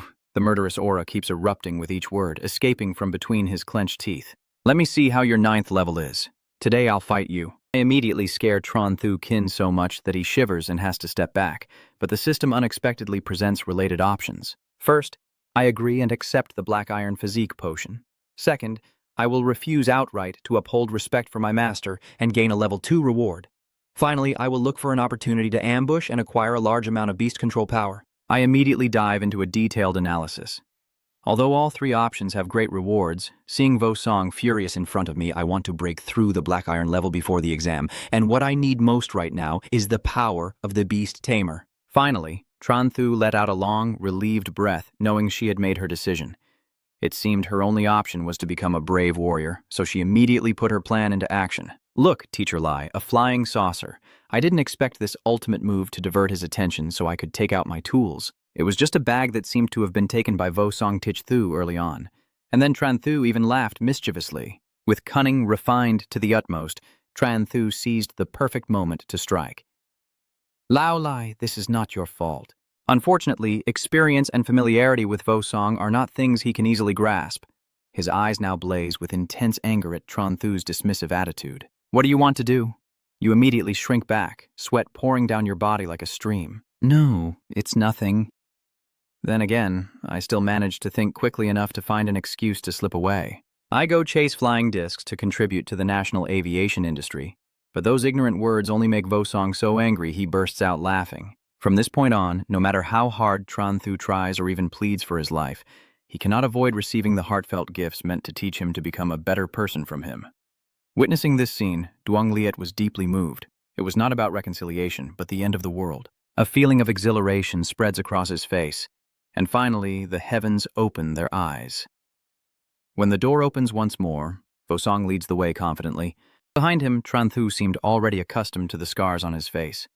Worldly matters could not scare this man. It turns out he's just someone who likes to act cool in front of everyone, always facing things calmly. Following that, you still persist in pretending to be strong, causing Tanam to hesitate and not know what to say. Not long after, darkness covered the dormitory. For Tran Thu, excited when going out and dejected when returning, he hurriedly came to invite him. Tran B, are you going to eat? Now the black aura of frustration from failing the system's mission after being beaten still lingers. You guys go eat. I want to continue training. He says that, but he doesn't really want to go hungry. That's right. Please bring me 3 bowls of beef noodles, 4 meat-filled buns, and a hamburger. Tanam also felt sad seeing Tran Thu looking so dejected. It seemed she was truly hit hard this time. Meanwhile, the students from Namjang School, inspired by Tran Thu's 9th rank Beast Tamer achievement, became even more excited and focused. Soon, 2 months had quickly passed, and a bright new day dawned. Vosong faced everyone to deliver the announcement. Today marks the end of our 2 months of training. Let's get straight to the main topic. Next, the ranking of cultivation is announced, catching everyone here and him completely off guard. First place is Tran Thu. You, with that mischievous look and not a bit shy, walk forward. Thank you all for your efforts. Luang Liet on the stage couldn't hide his hatred and envy. Do you always want to protest against ranking by level, Long? Instead of himself, he has no hesitation pushing him forward. Now is the time to protest, but Du Long still actually obeys. As Vosong handed Tran Thu the first place certificate, he suddenly jumped out and shouted, "Teacher, immediately make him uncomfortable enough to furrow his brows." This abrupt change made Tran Thu silently watch Do Long's step-by-step approach. Of course, he wouldn't just sit still when the familiar tool was already prepared. He immediately felt a chilling sensation down his spine. But Du Long stubbornly continued to object. "Master, I believe that the crane is no longer just a bag, but also the image of Slim that Tran Thu has summoned halfway. A bright and equally threatening smile is essential. How about the ranking?" Just that was enough to make him feel embarrassed all over. Following that, Do Long immediately lowered himself and forced a fake smile. "I feel like this ranking is truly very appropriate, just as you were still feeling satisfied with this answer." Very good. Suddenly, someone pats your shoulder as if to interrupt the conversation.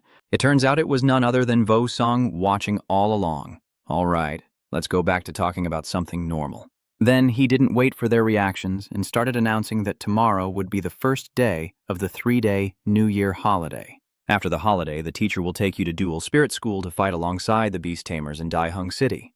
This special phrase left Tran Thu completely amazed. The battle spirit leader, his thoughts kept flashing through his mind continuously. "I had heard of the Spirit Duel School before, but never participated. I heard it's a huge spirit fighting arena run by the government." He became contemplative when recalling the information he knew, as the government conducts monthly rankings and awards special prizes to boost morale. "I didn't expect we could also participate." Then a figure flashed past, catching Tran Thu and Wang Thanhan's attention. Your memory was immediately triggered. In the past, Wang Thanhan went to the Spirit Underground Arena to pay off a debt. So upon thinking that, she happily ran over. Thanhan didn't mind being called back, and even gently brought up the topic. "Tran Thu, is something wrong?" You immediately asked directly with a cheerful expression on your face. "Have you ever been to the Spirit Arena before? Do you have any experience you'd like to share with us?" "The place I went before was private property, not like a government facility, but I didn't get to say much before she suddenly changed her attitude." "That's right, Tran Thu, do you have time tonight?" She's in a very cheerful mood and won't take no for an answer. "We want to invite you to dinner." That evening, Tran Thu's voice asking herself echoed in the dormitory. Why invite me to dinner, of all things? To Nam's imagination, instantly soars beyond space and time. Could it be they want to? You respond with a calm face that shows no understanding of romance, as if asking if they want you to teach them cultivation. This statement leaves him speechless. Forget it, being single makes sense. "Wherever you want to eat, we'll go with you." Tran Thu didn't hesitate anymore and cheerfully announced, "Then let's go, let's eat together." Soon, the three of you arrived at the meeting spot with Thanhan's group. Tran Thu raised an eyebrow, assessing the scene before him. The top-tier hot pot restaurant was right here, and they were at table 234. Then she muttered and scanned each spot. 234. Not long after, she saw Xiao Wu shyly chatting with Thanhan and Ha Bang. I didn't expect that just a quick glance would make Thanhan so happy to spot us. "Tran Thu, we're over here." A piece of meat is slowly dipped into a bubbling hot pot of spicy broth. The scene of a large hot pot restaurant with many people. Dining appears before your eyes. Xiao Wu carefully prepared everything and shyly offered it. "Tran Thu, eat this." Meanwhile, Thanhan even let Tran Thu enjoy the feeling of burying his face in a pile of fruit. "This is also very delicious." Ha Bang happily scooped a portion of food and placed it in front of him. "This one, too." You accidentally found yourself in a very awkward and embarrassed situation, surrounded by three beautiful girls, all smiling under the warm lantern light. Only Tu Tin and To Nam are completely being picked on, their expressions clearly judging the carefree young man sitting over there. At that moment, he finally spoke up to let everyone know he was still here. "So, what exactly is the reason you invited us over for dinner?" Thanhan's attitude immediately shifted 180 degrees. "We didn't invite you." Those harsh words immediately made To Nam freeze in place. He tried to take a deep breath to endure this embarrassment, then skillfully changed the subject. "So what do you want to do by inviting Tran Thu?" Hearing that, Tran Thu also found it reasonable. While still chewing loudly, "So what do you want with me?" She looked confused, like an 18-year-old girl experiencing love for the first time. Another hand gently touched the corner of his shirt to get his attention. It was Xiaowu, speaking on behalf of the rivals to reveal their true intentions. Honestly, I invited you just to hang out. Thanks for helping us earlier. And by the way, I wanted to ask which school you're planning to apply to. Her beautiful face suddenly shone brightly like the stars above. After graduation, we want to be with you. In the end, he was talking nonsense while she was talking about something else entirely. And Tran Thu completely misunderstood the situation. Are you trying to compete with me to choose a school? No way, right? I applied to the Huaha Academy. Xiaowu's face suddenly darkened, as if his entire pink dream world had completely collapsed in an instant. Her eyes gazed into the void with a dreamy look. Forget it. We just wanted to thank you, so we invited you to have a meal. You become even more confused. Huh? What do you mean, forget it? A glass of fruit juice suddenly appears in front of you. Take it. Because it was so sudden, Tran Thu felt a bit confused. Huh? The three beautiful women cheerfully raised their glasses together, oblivious to the bewildered look on your face as night quietly falls. Modern skyscrapers rise under the darkening sky, with clouds drifting and the bright moon shining down. The friendly group of girls waved goodbye to Tran Thu after walking away. And even now, he still managed to ask the most clueless question. So what was their reason for inviting him to dinner? Tanam looked at the other person with a very judgmental gaze. Being single also has its reasons. Tin next to you kept nodding in agreement. Tran Thu was about to add something else when suddenly the urgent announcement appeared right on time.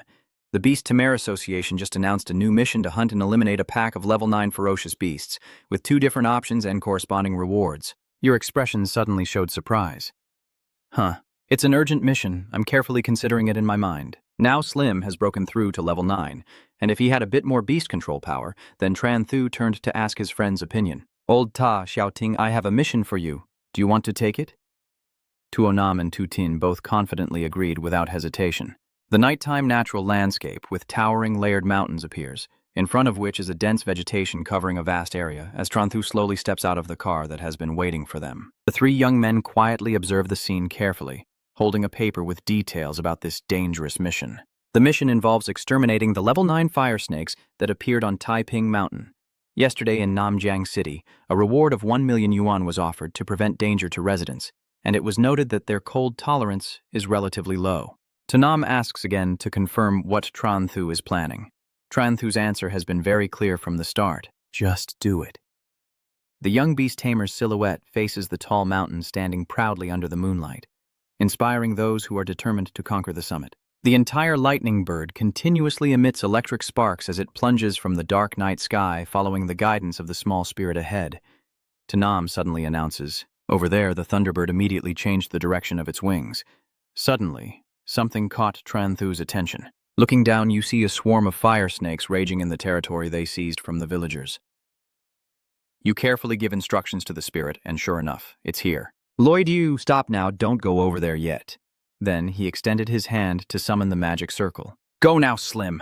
Immediately, the giant Slim charges down at lightning speed. One of the fire snakes, seemingly asleep, suddenly opened its eyes in alarm at sensing something unusual, but it was already too late. Slim's fierce attack officially begins now. They won't let the enemy run rampant in their lair. Her mouth begins to gather an immense amount of hot air, and Tran Thu feels extremely excited as she shouts loudly. They begin to clash. Slim quickly charges at the opponent under the owner's command, and the two face each other directly despite the unequal numbers. However, he showed no sign of fear, and instead proudly declared, "You think a little skill can burn my Slim? You should look in the mirror." As a result, the round yellow face forcefully collided with the fire snakes, creating a deafening impact.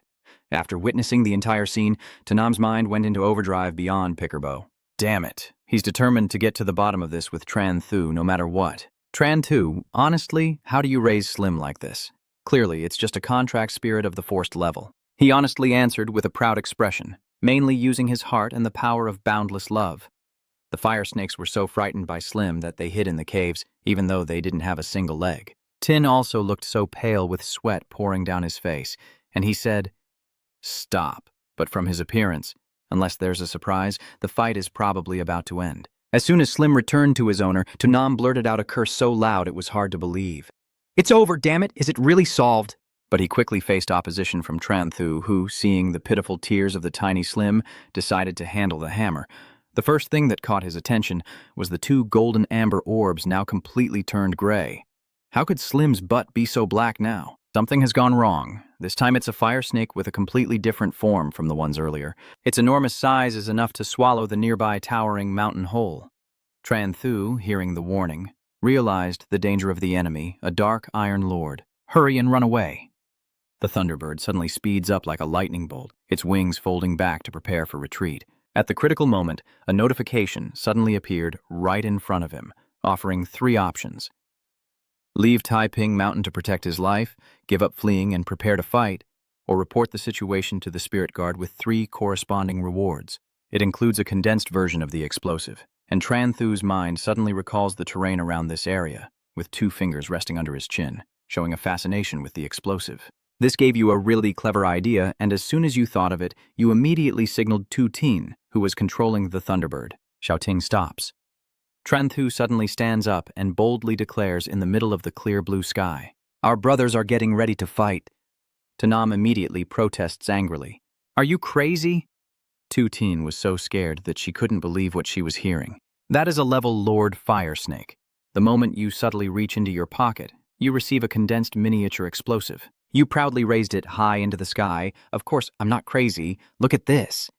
This made the 2 young men cry out loud and cling to Tran Thu's legs with all their might. "Boss, this isn't another dimension. It's Lam Tin. You're breaking the law like this. Do you know that? There are already many people searching for you after that mountain pass incident. If you do it again and something happens, you will truly become a criminal." Calm down. But your heart has long been decided. Nothing can shake it. I've thought it through. You can rest assured. I even put on my most trustworthy smile to reassure my 2 friends. I will be careful, so it should be fine.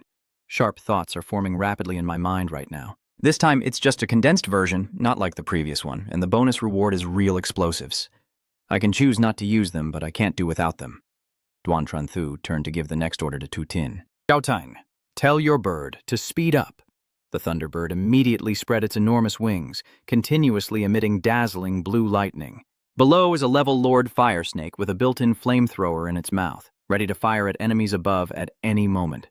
You calmly guide him step by step, keeping a little distance. At the moment the fire snake opens its mouth full of sharp teeth, a sphere of intense energy is released, with sparks flying everywhere. However, with agility and superior speed, Lei Dao can easily dodge the attack without much effort. Things are not over yet. It continues to accelerate forward fiercely, determined to deny the enemy any chance to attack again.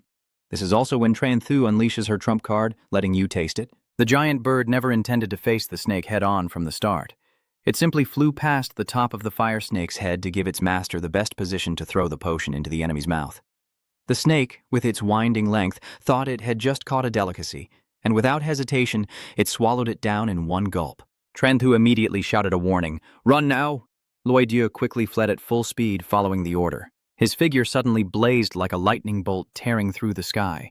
He even took out his phone to snap a selfie, capturing the moment he and his companions impressively outperformed the Pakerbone. In less than 5 seconds, a devastating explosion suddenly erupted with fierce force, with shockwaves rolling like a raging tornado and towering clouds of dust billowing high into the sky. The ground is shaking violently now, and the blinding flash of the explosion quickly engulfs a large area.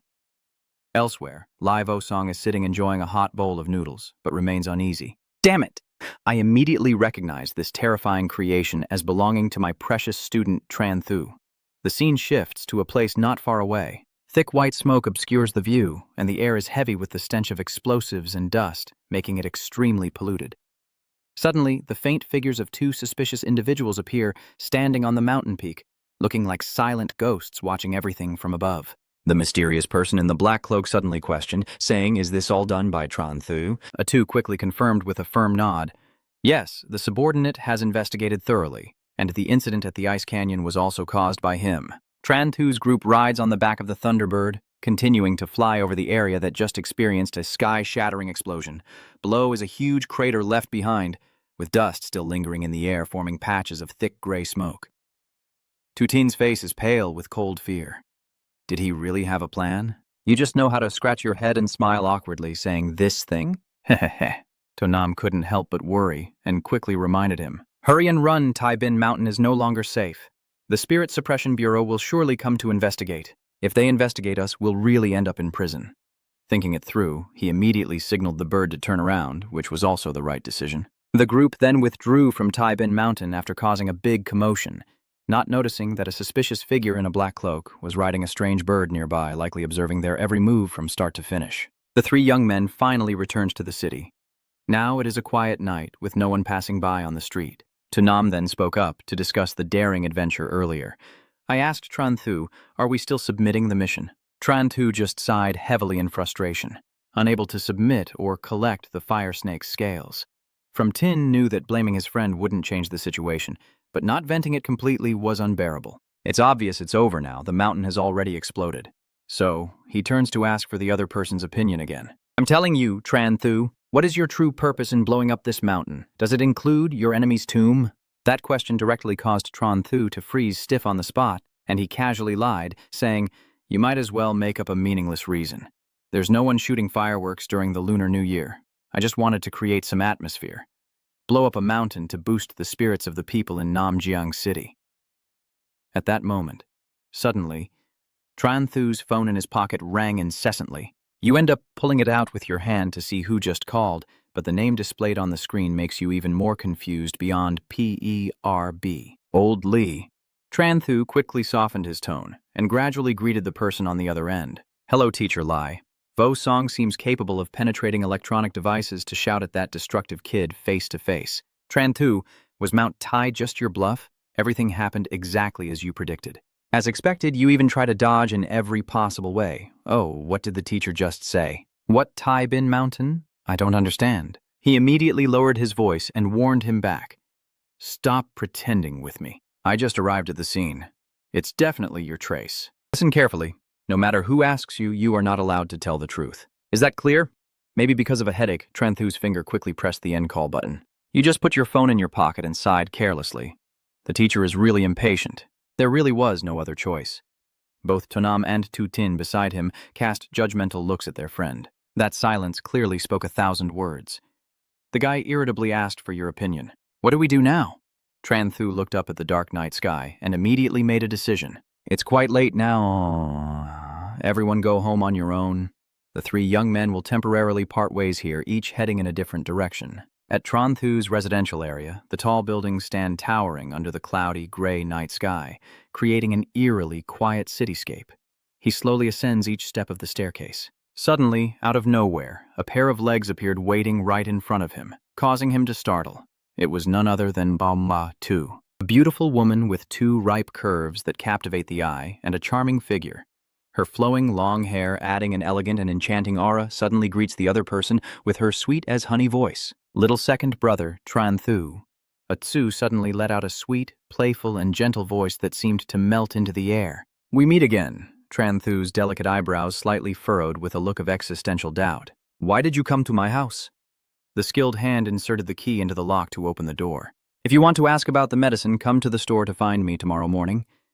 You directly set the condition with the other person. If not, wait for my parents to come back. Unexpectedly, I too suddenly grabbed me, causing me to freeze in place just as I was about to leave. But I can't wait any longer.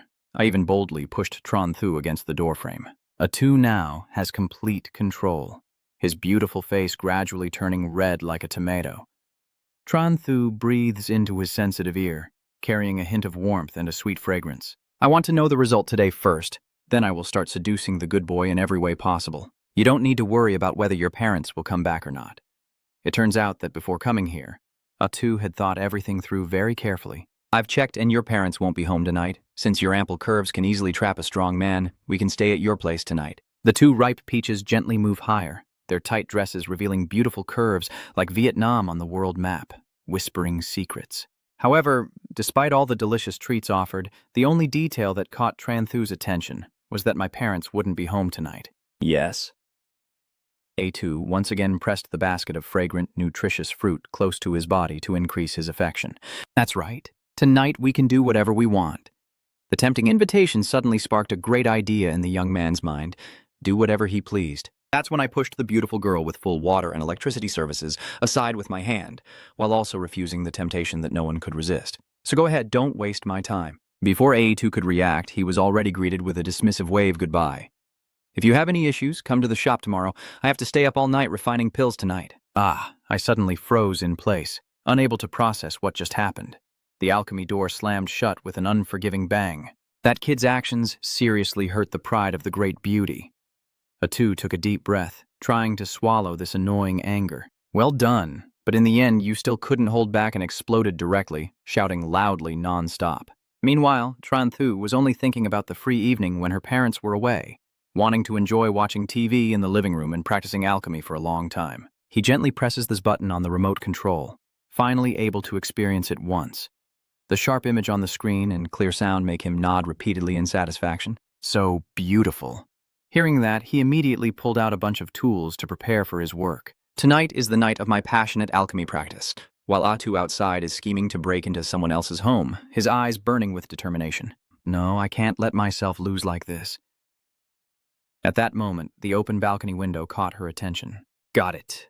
She is extremely confident in her looks and her ability to seduce men, and she is determined to make Tranthu fall for her. Tranthu was closing his eyes to focus on practicing when suddenly he sensed something not very good. He subtly glanced at his blue eyes to observe the situation. Suddenly, Tahua realized that Atu, dressed in an alluring bunny outfit, had already sneaked into her house. Hello, I've been standing here since this afternoon. He even proudly swung 2 watermelons back and forth right in front of the young man still staring blankly like a dazed deer, Mr. Tranthu. After that day, Atu repeatedly appeared in front of Tranthu like a true stalker, mainly to have plenty of time to flirt with her whenever she wanted. One time, she simply stood quietly outside, observing her target through the glass door. No matter where Tranthu goes, he is always found, and trying to hide in a corner is completely useless. A new day begins under the clear sky with drifting white clouds as the blue bus moves along the road. Inside, you can see Tranthu constantly crying and whining about something, with tears streaming down her face, looking pitiful. At that moment, I was truly terrified, clutching Tonam's arm tightly while constantly questioning. You guys say, who sent her as a spy to stop my studies? Tutin also came to Bay.com with this blockhead. Do you think she came to interfere with your studies? Tranthu replied with absolute certainty. That's right. If no one suddenly comes to find me to study, then intentionally coming at night would only be to hinder my learning. Tanam really wants to punch the guy with dozens of milk cartons who doesn't know how to enjoy himself. There's a reason you're single. Even now, you still look clueless like a little deer. What does this have to do with me being single? The guy in Tutin just looked at the crying, whining one with judgmental eyes. Old Ta Xiaoting. At that moment, Vosung suddenly announced loudly, everyone please be quiet so the teacher can say a few words. Mr. Tuton will explain the upcoming competition. We are about to arrive at Dashing City. Tomorrow we will start participating in the beast taming competition. The competition requires a team of 3. Remember to form your own team and include a few important details. Additionally, at the end of February this year, a city-level beast taming competition will be held here. If you can achieve first place, you'll qualify for the provincial beast taming tournament. Finally, it's the strategy for those aiming for the top. The provincial beast taming competition only requires a top 5 finish to earn points. The invitation to compete from Vosong was already listed beforehand, so I hope some of you absolutely won't be lazy and must work hard, right? Even Tranthu finds this a bit strange. Why are some of you mentioning my name? But the provincial-level beast-taming tournament quickly brings back memories of the past. That year, Huangtu won first place in the city tournament with her S-rank spiritual contract, but in the provincial competition she only ranked 15th, and even someone as strong as her continued to explain the rules of the contest. Trantu, you must participate in the beast-taming competition as part of your team. Tanam and Tu Tin immediately raised their hands, eager to join. Teacher, do you even need to ask? Of course it's us 3. Unexpectedly, he faced fierce opposition from him. No, you must choose someone with fighting ability. I enthusiastically reveal my special ability. Teacher, I can torment my opponent and dispel the light of love. The young man's next reply was even more useless. Well, I'll give him 10 points for confidence that clearly came from nowhere. Teacher, my Loidiu can spit water. An enormous vein immediately appeared on Vosong's broad forehead, along with a firm refusal. Get out! Both of them, without prior arrangement, respond together with Dongthan. Yes, sir. He angrily calls out Tranthu. Did you hear that? Tranthu has no choice but to accept his fate. I heard you. Oh my, it's all because of me that the teacher can't forget and keeps lingering. After a long while, the bus finally arrived at the destination. Vo Song Sung Fong stepped out first, ready to open the door and get off. Tran Tu suddenly felt very strange because his movements suddenly froze in place. Why is he walking so slowly? That was also the moment when he widened his eyes, and his mind completely collapsed in horror at the terrifying scene unfolding before him. A crowd led by Young Bao and Azi had been standing in line waiting all along. Takfong and his men are all impeccably dressed, with their subordinates standing behind them, bowing deeply at a 90-degree angle. "Hello, big brother." The other students started to whisper among themselves in utter confusion. "Who is this? What kind of formation is this?" Waiting for someone, Azai immediately greets with a charming wink. Brother Tran Tu, with a grim expression, pulls Duong Bao aside to discuss serious matters. "Are you crazy? What the hell are you doing?" He just responded with an even more clueless smile. "I'm here to pick you up. I heard you're about to join a spiritual tournament, so I wanted to observe and learn a bit. But that completely doesn't explain the appearance of Atu over there." Tran Thu was determined to get to the bottom of it. "So what about her? Why is she here too?" "Kid, you didn't send her as an undercover agent, did you?" Seeing that the other person was tense like a stretched string, he didn't dare to joke around anymore. "It's not the master. Today was the first time I met her. She was the one who spoke to me. She is the master. She was the one who told me. Today the master is here from Tin, and To Nam took the opportunity to tease their friend. Master, you can only helplessly raise your hand to rub your temple." Oh, a multitude of sharp suspicions are forming in my mind. It seems there are still dark forces behind the scenes, and their intention to stop me has not yet ended. If she has already arrived, then I can only make sure that everyone sees I am confident in passing this test, then turn to grab Yang Bao's shoulder and give him detailed instructions. "My master has given you a task. Watch over this girl and don't let her leave your side." He immediately gives a highly confident thumbs up. "Okay, master, I'll go now." Tran Thu carefully glanced at Vo Song waiting in the distance. "Then I'll go inside first. The teacher is still waiting for me to check in." The other side obediently obeyed once again. "Yes, master." Feeling it wasn't convincing enough, he directly grabbed Yang Bao's collar and threatened him one last time to be sure. "Remember to watch her closely," making the poor young man so nervous he broke out in a sweat. "Understood." After temporarily settling everything, Tran Thu accidentally brushed past Azai. Her eyes now were filled with passionate love hearts, and seeing that, a cold shiver ran down his spine. This time, the group of students lined up at the reception desk to receive keys and assign rooms. Just then, Wu Song took the opportunity to ask Tran Thu about the small incident earlier. "Tran Thu, what are they looking for you for? You tactfully choose your words to downplay the situation and look for a chance to talk to me." With years of teaching experience, of course he wouldn't easily trust his troublemaker student that much. "The teacher warned me that if I dared to cause trouble in Daiheng City or blow up bullets again, he would bury me." Tran Thu could only swear and promise all kinds of vows. "I understand. I promise I won't cause trouble anymore." I understand perfectly why his attitude towards me is so harsh. If I keep using explosives, I'll definitely attract attention. Vo Song's attitude suddenly changed 180 degrees, gently placing her hands on his shoulders. "All right, go ahead. This time let me do my best. The teacher arranged a big room for me, and I will stay alone this time." Tran Thu responded defiantly, and then went to the reception desk to check in like everyone else. Okay. Although he appeared calm on the outside, inside Wu Song was constantly filled with heightened vigilance, mixed with unceasing worry. I can't let my guard down with that kid Tran Thu, or else things could get really complicated. The quiet night gradually settles over the high-end resort hotel below, as he curls up on the warm bed with white sheets, ready for a good sleep until morning. It's fine now, time to sleep. But once again, trouble comes knocking as I suddenly hear someone continuously knocking on the door outside. Tran Thu immediately sat up, instinctively turning her eyes toward the source of the suspicious sound. Who would come looking for me at this late hour? Could it be that the old men are missing me? I didn't bother thinking much, and quickly went out to welcome this uninvited guest. Unexpectedly, it was Duong Bao and Atu who both came to your room late at night, and the master simply walked in without any concern, as if it was no big deal, leaving Mac Tran Thu stunned and angry, unable to speak. You suddenly gave him an unfriendly shoulder pat. Didn't I tell you to watch over her? And little did I know that Duong Bao is actually just a straightforward young man like an honest horse.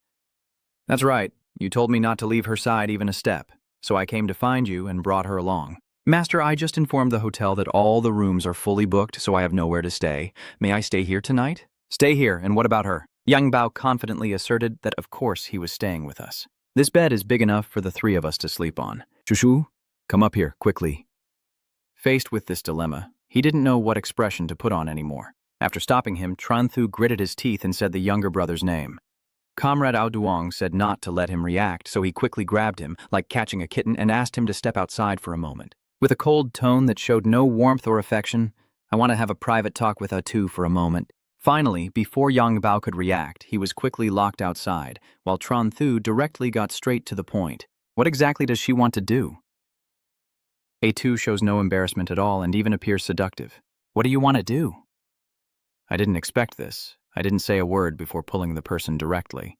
The sudden attack made him panic intensely. Damn it! It didn't stop there. Atu even directly pressed against Tran Thu and fell over. What's going on here? With this atmosphere, of course, she wouldn't miss the chance to escalate it further. Of course, she wants to talk to you, Mr. Tran Thu. Those slender fingertips just keep brushing. How many times has you, Tran Thu, refused me, to the point of slipping all the way down, really unable to satisfy me even a little? His face also grew dreamy with her words. Just one time is enough. Just as they were about to reach the edge of the abyss, suddenly Duong Bao burst in through the door, timely stopping the story from going too far. Master, I went to the reception to get the room key, and when he saw the fierce scene in front of him, he nearly popped his eyes out. For him, Atu is never gentle or polite. Go away. Duong Bao's face turned pale, and he gradually stepped back, saying, "Sorry, I'll be leaving now." But this commotion woke Tran Thu, who said, "Don't go." Next, he said nothing, and simply took out the familiar bag, the same reason he had used countless times before. Look, a flying disc, but every time, without fail, it works in an unexpectedly effective way. With a sharp gaze and seizing the moment, he immediately prevented Atu from carrying out any violent actions. Only then did Tran Thu dare to breathe a sigh of relief, exhausted, before raising his eyebrows and announcing in a tone that left no room for Duong Bao to refuse. "This room is for you. You still haven't forgotten to give orders with that commanding tone. Remember that. No matter where I go, she can only stay here, even biting out each word. If she still comes to find me, our master-disciple relationship will end here." I'm not sure if Duong Bao understands yet, but he still obediently responded, "Got it." Then Tran Thu couldn't wait any longer and wanted to leave this place immediately. "I'm leaving now. No need to make it convenient. Don't forget to close the door and happily say goodbye." "Bye-bye, my good disciple." His sharp gaze flicked over the back door and immediately revealed a scheming look no different from a villain. Then, in the final second, the righteous light radiated from him, illuminating everything, and no one disturbed his study anymore. The three of them, Tran Thu's group, headed to Vosong, who had been waiting here for a while. "You look exhausted and lifeless, covering your mouth with your hand as you yawn deeply. What's wrong with you today? Didn't get enough sleep?" Tran Thu Tom's dark circles look like they've drained all his energy, and he sluggishly nods. "Yeah. Remembering last night, Tunam and Tu Tin cornered you and accused you. Tranbi, you see. They came knocking on your door themselves, and your behavior was truly excessive. They just angrily drove Tran Thu away and sneered, 'Tonight go back and sleep. My brothers and I don't want to ruin your plans.' You stomped your foot down, trying to hold on, but they had made up their minds, grabbing your arms and dragging you out like a criminal.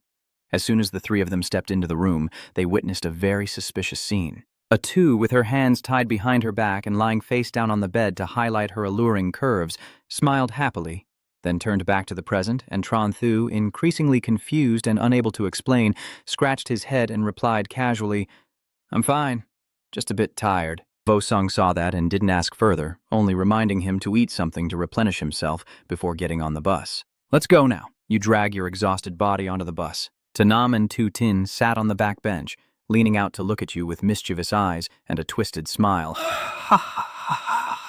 Based on their vivid imagination, they immediately guessed that Tran Thu had gone through a fierce battle.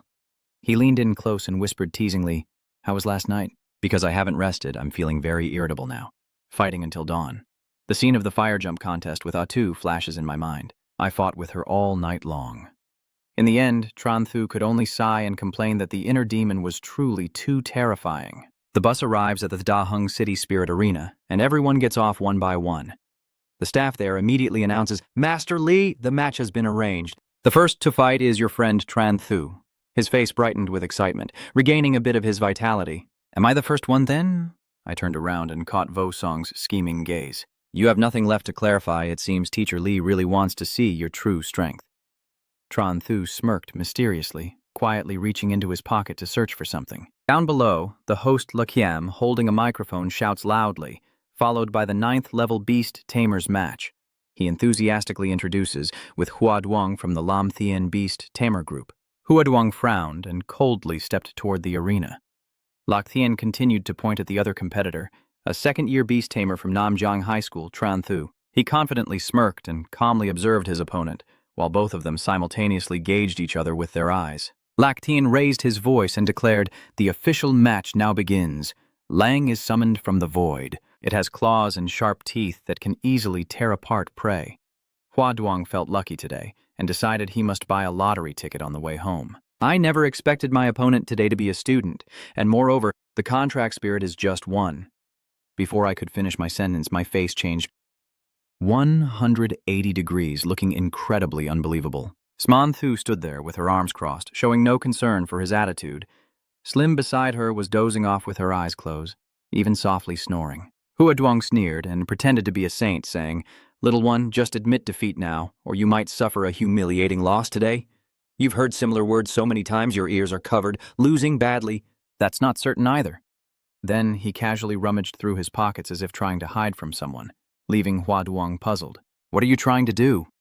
Meanwhile, Slim took the opportunity to quietly approach the village. After a search, Tran Thu took out a handheld speaker and arrogantly addressed the audience, warning, "Beast Tamer of Namjiang, beware, the fierce one is coming. I hope you all know your limits and surrender directly. Don't resist uselessly, no one will pay for your treatment." He was so angry after being fed butter that he just wanted to beat the kid up to vent his frustration. Truly a stubborn student who isn't afraid of death. "I will show you that beast tamers are not just delicate flowers in a greenhouse like you think," Tran Thu calmly reminds. "Is that so? Then you should check the status of your contract spirit first." Hearing that, Huaduang was startled, and his instinct told him something was wrong. "What?"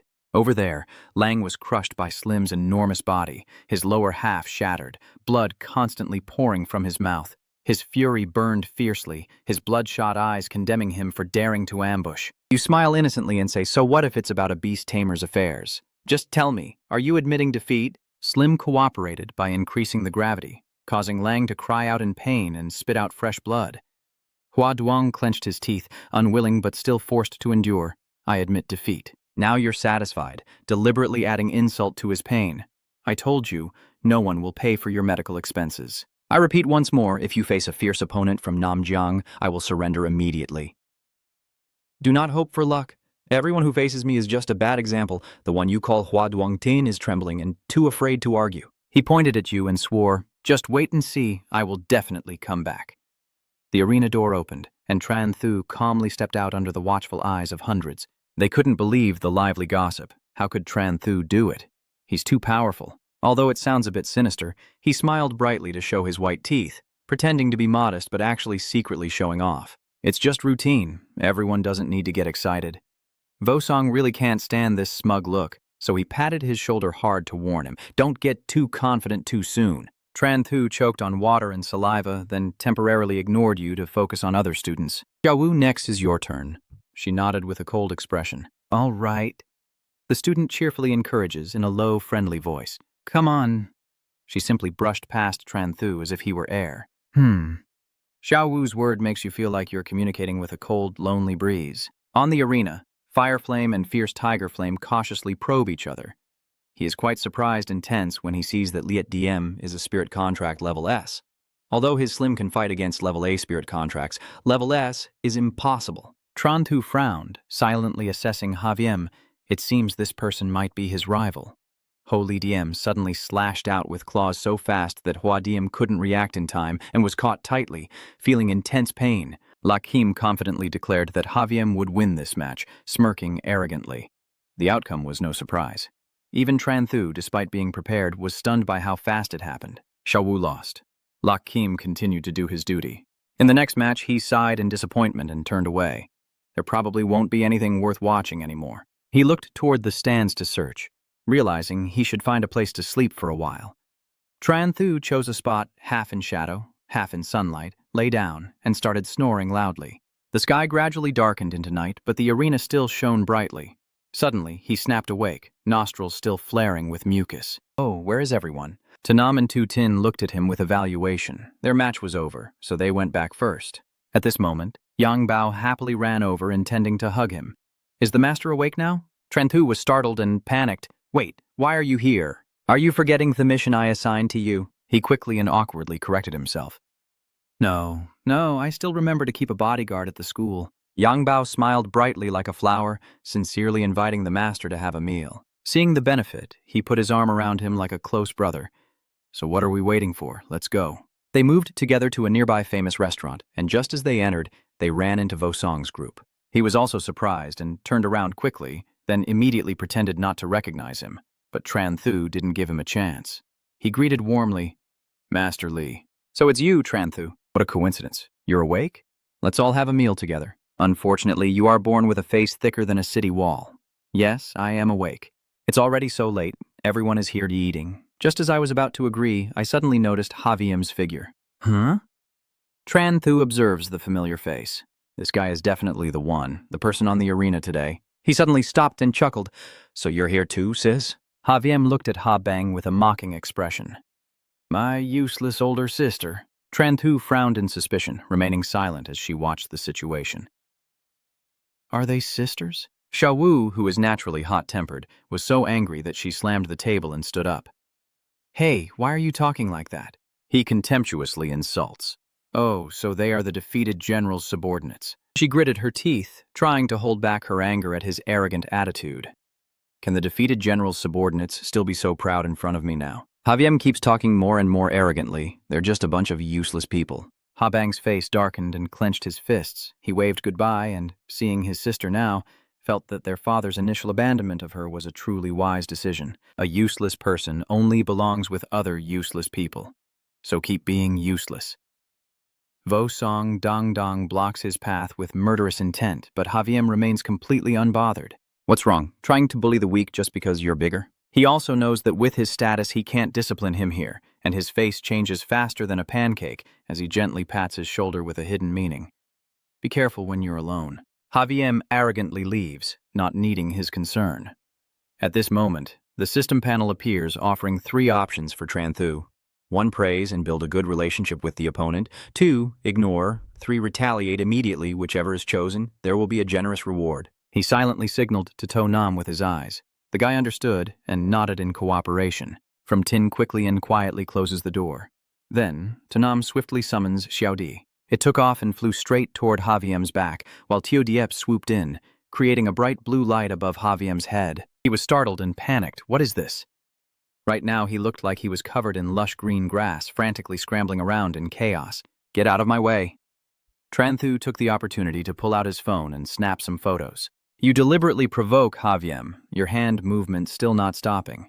Hoo-hoo, my brother, you're about to sing. He snarled in fury. You want to ascend to heaven, huh? Tran Thu smirked wickedly and then turned to run away. Tisk, tisk, tisk. To live a peaceful life, you need a bit of chaos. Han Wiem, blinded by anger, was about to summon the spirit contract, but Wusong quickly stepped in to stop him. Wait a moment. He clenched his wrist tightly and warned coldly, Do you want to attack my student in front of me? Haviem gritted his teeth, veins bulging with rage, but he ultimately understood the situation and restrained himself, walking away. Just wait and see. I won't let you get away with this. The other students watching this scene felt extremely happy and truly satisfied. It seems dealing with fools still requires some toughness. Offending someone from our class even from afar will be punished. Let's see if he still dares to bully Ha Bang. Ha ha, blue hat guy. Ha Bang's cheeks flush red as she shyly steps closer. Thank you, Tran Thu. You smile naturally. It's no big deal, just a small matter. Suddenly, Tran Thu froze, noticing something unusual. Huh? You haven't completed the mission yet? Looks like I still have to act myself. Immediately proceed to prevent Ha Yen from escaping, then wave goodbye and say, Don't thank me too early. This isn't over yet. Old Li, go out for a bit. Everyone, head back first, Vosong reminded him. Don't overdo it and no bombs. Tran Thu quickly agreed. Got it? The passionate students cheered for him, Tran Bi Wu. Tran Bi Wi Vo. On the other side, Haviem still hasn't gotten over this anger. Damn it, they dared to release spirit contracts within the city area. His face darkened, vowing to take revenge no matter what. Now I will call the Spirit Suppression Bureau and make them pay. He can't wait any longer, so he pulls out his phone to contact them. Hello? Is this the Spirit Regulation Bureau? Haviem is focused on reporting without noticing Tran Thu quietly approaching from behind. Just now, someone from Namjiang No. 2 High School took advantage of his distraction to quickly cover his head with a bag, blocking his view of that strange thing, and you smiled coldly before kicking Javiem to the ground like trash, with a kind heart saying, "I'll deal with you properly." His legs buckled and he rolled on the road. Tranthu keeps kicking him again, and Javiem screams in pain like a pig being slaughtered. Even though his body trembles with fear, he still dares to threaten. "Do you know who I am? You dare hit me?" Seeing his pathetic and ruined appearance makes you happy. You're all talk. Tranthu Ta gathers all his strength to deliver a fatal blow to Javiem. Suddenly, the sound of breaking eggs echoes in the quiet space. The insult to the man's honor is something he can no longer tolerate. Even if it means being punished, he must summon the contract with the spirit. "You bastard, I want you to die!" Liet Diem Ho appears from nothing, snarling and rushing to bite you. Because of Javiem's emotions, it's now extremely agitated, claws raised and growling. Sparks fly past Tranthu's face, who sneers in contempt. "Do you think that just that would make me die?" As he finished speaking, his hand moved slightly, golden spiritual energy flickering. Slim was summoned right above the tiger demon. At this moment, its sharp teeth are ready to bite and tear at Tranthu. Slim uses his massive body to crush Holiet Diem. It was crying in pain, tears streaming down. Although Javiem's vision was blocked by the cloth, he could still sense its condition. He was stunned in surprise. He clenched his fists tightly, with a sinister look on his face. "It's your turn now." He fearfully stepped back, dodging. Don't come here!" Tranthu grabbed another pillow and pressed it against his face before punching and kicking him relentlessly. Javiem helplessly screams for help. "Save me." After a while, the atmosphere returns to silence, with blood staining his hands and clothes. Considering Javiem's ragged appearance, you ignore it and speak coldly, threatening him. Will you still dare to call others useless in the future? This helped him realize Tranthu's identity. "You're from Namjiang No. 2 High School." You stomped him down to the ground with your foot, speaking more forcefully, even increasing your strength to press harder. "I'm just a messenger of justice." Then he kicked Javiem in the butt, sending him flying like a ball. He thumbs down in warning and says, "Remember this. If you act arrogant again, you'll end up worse than today." Tranthu deliberately cracks his knuckles with a creepy sound. "Now run forward with your head down, don't take out the sack, or he'll rush to do the same, looking more pathetic than ever. Don't fight back, I'm running. The system immediately announced the mission was complete, with the reward being a large number of beast control powers. Finally done, he let out a relieved breath. As expected, he had to act alone. The pedestrians on the street all turned their attention to the strange moving object. What the hell is that? Oh my God, a bag of urine has turned into a spirit. Tranthu calmly puts his hands in his pockets and leaves the scene. He returned to join the others. Vosong had been waiting there for him for a long time. "Is it all settled now?" Tranthu Kyo boasts, tossing his hair. "Isn't it supposed to be easy for you to take action?" You blush with emotion, rubbing your cheek and shoulder against him affectionately. "Actually, I didn't expect you to care so much about me and wait outside the door." Vosong shivered and casually clarified, "I was overthinking. Maybe you're worried I'll drop a nuclear bomb." Tranthu was so hurt he froze in place, biting his lip as he silently cried, pretending to be pitiful. He helplessly smiled and advised, "Go home and rest early. Tomorrow you still have to go to the spiritual arena." My mind was still spinning in a daze, as if I had forgotten something. The image of Atu being gagged and tied up suddenly flashes through Tranthu's mind. Vai Min then remembers. "Wait a moment, I'm coming after Vohising." Tranthu sat on the ground, affectionately clutching his leg with shining eyes, and said, "I want to talk to you about something." The next day, at the spirit duel arena, lively sounds echoed from inside. Tranthu, full of energy, sat in the stands, finally having a good night's sleep. Tonight, I should still sleep with Lao Li. Suddenly, a sharp voice caught my attention, saying, "You are bullying my students." Javiem's teacher, Liu Thi, stood arrogantly with her hands on her hips, her face showing clear resentment, while he stood humiliated beside her in silence. Ha Bang and the other students, covering their mouths, burst out laughing at his battered and bruised appearance. They turned around unwillingly, giving a thumbs up to Tranthu with the mischievous wink of the culprit. At this moment, someone stepped forward. Tranthu, with a simple mind, was about to admit it. Vosong immediately snapped out of it and stepped in front of him to interrupt. "What kind of student are you?" "I don't know what you're talking about." She frowned in anger and then smirked, deliberately provoking him. "You dare to do it, but did not admit it. Is this how Teacher Lee teaches his students?" But he still remains very rational, pretending to be innocent. "What do you mean? Are you provoking me?" The crowd behind starts to get noisy. Haviem suddenly caught Tran Thu's sinister gaze and was terrified, his face turning pale. His arm trembled as he nervously called out, "Liu Tiu."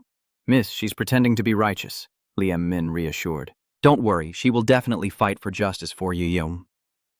Haviem feels more confident after finding support and nods in agreement. He glared at Tran Thu angrily. She turned to Wu Song to express her attitude. "If you deliberately shield your students, then our only meeting will be at the spirit duel arena." A crack suddenly appears in the space, revealing two pairs of glowing eyes, one red and one yellow. The black and white rock and another contracted spirit tore through the portal and charged at Liu Thi, glaring fiercely. He coldly confirmed if she was sure. She was stunned, her eyes wide with horror.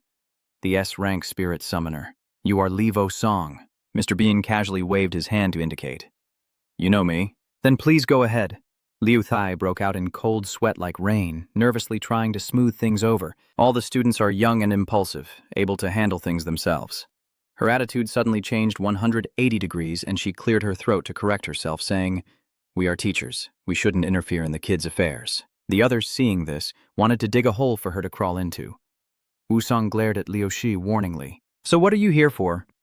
She quickly changed her purpose. "I just wanted to ask if you are bullying my students." The man nodded in satisfaction. "What if it was our students who bullied them?" "Ha ha, I was just asking casually." Liu Thi felt danger and hurriedly pulled Haviem away, disappearing like the wind. "If you already know the outcome, then I have nothing more to say." The end. Tran Thu smugly thumbs up and says, "Master, you're so awesome." Vo Song doesn't respond to the compliment, coldly dismissing him and asking, "What exactly did you do to him?" He fell into deep thought, stroking his chin in contemplation. What did he do? Tran Thu's expression suddenly became extremely cunning as he took a piece of paper and subtly watched Haviem's sluggish back. Suddenly, he slapped the paper onto his back that read, "I am Haviem, I am a fool," and he looked around in confusion. The imaginary scene ends, and Tran Thu innocently replies, "I didn't do anything. Just what a righteous person should do." The others remained silent, clearly not trusting his character. Their protection touched Ha Bang's heart. "Thank you, Teacher Lai and Tran Thu." He modestly smiled and said, "It's nothing. You can scold me for Tran Thu, but you can't scold my friends." Her cheeks flushed, and after this incident she admired him even more. Ha Bang hesitated, about to confess her feelings. At this moment, the loudspeaker suddenly blared, and a staff member announced, "Tran Thu, it's your turn to go to the arena." You no longer pay attention to her and turn to Vo Song. "Master Lai, I'm leaving now." He pats Tran Thu on the shoulder and encourages him. "Go ahead." They both watch his confident back. Ha Bang clenched her heart, pounding with excitement, silently calling out your name. Tran Thu Lak Kim Kao's voice stirred the atmosphere. Perhaps everyone had been eagerly awaiting today's match. Today's match is very exciting. He enthusiastically introduces one side as the 9th-ranked beast tamer on the leaderboard a month ago, Lin Yuan. Then Tran Thu continued to emphasize that there is another more interesting opponent, even though he has only fought once. He left a deep impression on everyone. That is the fierce student from Namjiang Second High School, Tran Thu. He casually put his hands in his pockets and stepped onto the arena. Lakim waved his hand and announced the start of the spirit battle.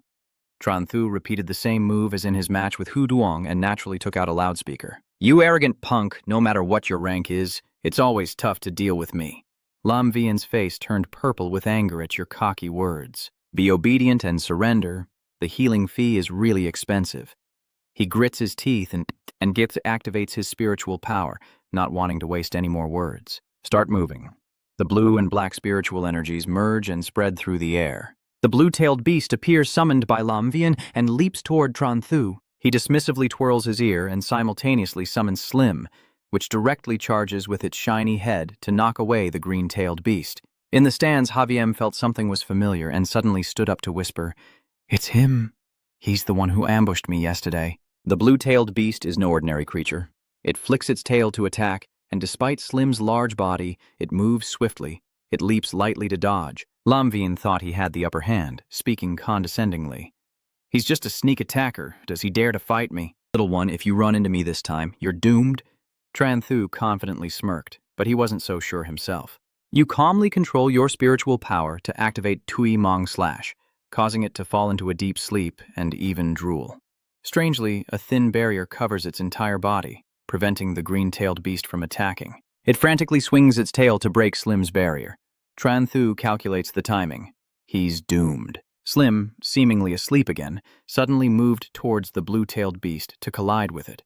The blue-tailed beast reacted slowly, choosing to headbutt Slim. The internal organ are severely injured, causing it to lose its fighting ability and collapse to the ground. Slim seizes the opportunity to leap high and finally delivers a decisive blow to the green-tailed beast with his massive body. It was bleeding profusely and spitting out fresh blood. Seeing this scene, Lam Vien finally snapped out of his shock. Duong tears up in pain and screams loudly, the blue-tailed beast. Tanam and Tu Tin clap and shout in high praise of its fierce prowess. Vosong said nothing, but the smile showed his joy. Tran Thu, proud, leaned on his hip and laughed loudly with a dazzling smile. Ha ha ha ha. Lam Vien is still stunned after that shock. The speed of the blue-tailed beast is incredibly fast. How could he have predicted it? Tran Thu pretended to be profound, stroking his chin for show. Talent, just average talent, nothing special. After finishing, he turned and walked away, leaving a heroic silhouette. He was stunned, muttering to himself, innate talent. A genius. Tran Thu calmly stepped down from the arena. Wu Song was waiting to greet him, showing a very good attitude. If he kept this up, he might have a chance to reach the top 10 in this spiritual combat tournament. He smirked, his tone full of dissatisfaction. Top 10? His eyes suddenly caught something. The system display showed 4 options. From lowest to highest, Tran Thu needs to achieve a ranking, with the bottom being top 30 and especially first place. The higher the rank, the more generous the reward. Tran Thu's eyes widened in shock, barely holding back a scream. Gigantification. You regain your composure and start calculating. Now, gigantification is the skill Slim uses most often. Without this gigantification skill, Slim's combat power would be reduced by at least 70%, as expected of a divine relic. You start to imagine its potential power in the future. If I can increase it by 1 more level, it will probably be easier to eliminate the contract spirit of the Lord level. The reward excites Tran Thu and boosts his fighting spirit. Looks like this first place will be mine. The loudspeaker interrupts your train of thought. Second high school male student Duong Liet will fight Ha Viem. Please prepare yourself, Duong Liet. Hearing the opponent's name, Duan Li was moved to tears of indignation. No way. Why would an 8-star beast Tamer fight a 9-star beast Tamer? Even Lak Kim feels sorry for him, sympathetically revealing that their teacher asked them to say so to help them improve quickly. Tran Thu thumbs up in full agreement with Vosong's idea. He looked confused, not understanding what was wrong with him. Duan Li was filled with the heroic spirit of a warrior heading to his death. Everyone, let's bid farewell to Du Xiao. Show him your respect and applaud together. Come on, Xiao, come on. This tragic scene leaves Vosong speechless. Is it really that serious? He pats him on the shoulder to comfort him. It's okay, go ahead. The casualties of the contract spirit won't affect the beast Tamer. Duan Li looked pale and couldn't find any joy. Are they trying to make me sacrifice myself? The whole class boosts his courage. Go ahead, young Master Duong, stay strong. We support you. He resolutely turns away, tears of sorrow falling and shimmering in the air. Aviem still keeps that unpleasant face. Duong Liet grits his teeth in fear. Tran Thu predicted the outcome of the fight. It seems Haviem won't spare Duong Liet this time.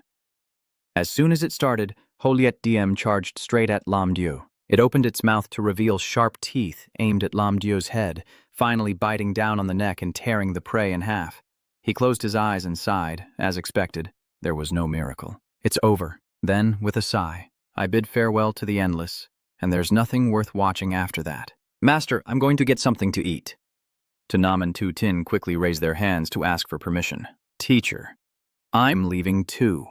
On the arena, Duong Liet is sitting on the ground crying over his unfortunate lam bird, while Haviem stands beside, with arms crossed, his face darkened, a fiery hatred burning in Tran Thu's eyes.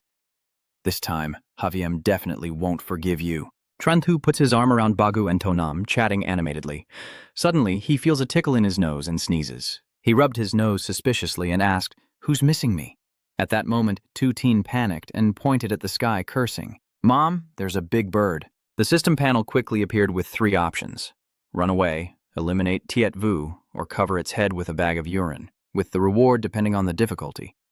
Tran Thu quickly grasped that the key was the Lord Tiet Vu Thu. Stay calm and plan how to deal with it. Xiao Tin, soon let the mutated creature pull you up. He nodded decisively. All right. Tran Thu was not afraid at all. In fact, he was very excited right now. I will show them what a real man is. The Thunderbird appears summoned by Tu Tin, lightning twisting around its entire body. Once they are seated firmly on its back, it immediately takes off, soaring straight toward Thiet Vu. Compared to each other, it's like an ant and an elephant. The closer we get, the more clearly we can feel its threat. All three of them stared wide-eyed in shock, and Tu Tin began to suspect. Tran B, do we really think we can do this? This bird is bigger than you. Tran Tu, who had already chosen the third option, quietly withdrew his hand, his mouth contorted, cold sweat pouring down like rain. Sometimes sheer size is better than the power of a beast tamer. Tran Tu gently touches the word spirit and makes a decision fitting the situation. Let's get out of here. Wait, something caught your attention. Tran Tu realized that Thiet Vu was ignoring them and targeting someone who had accidentally come into its sights.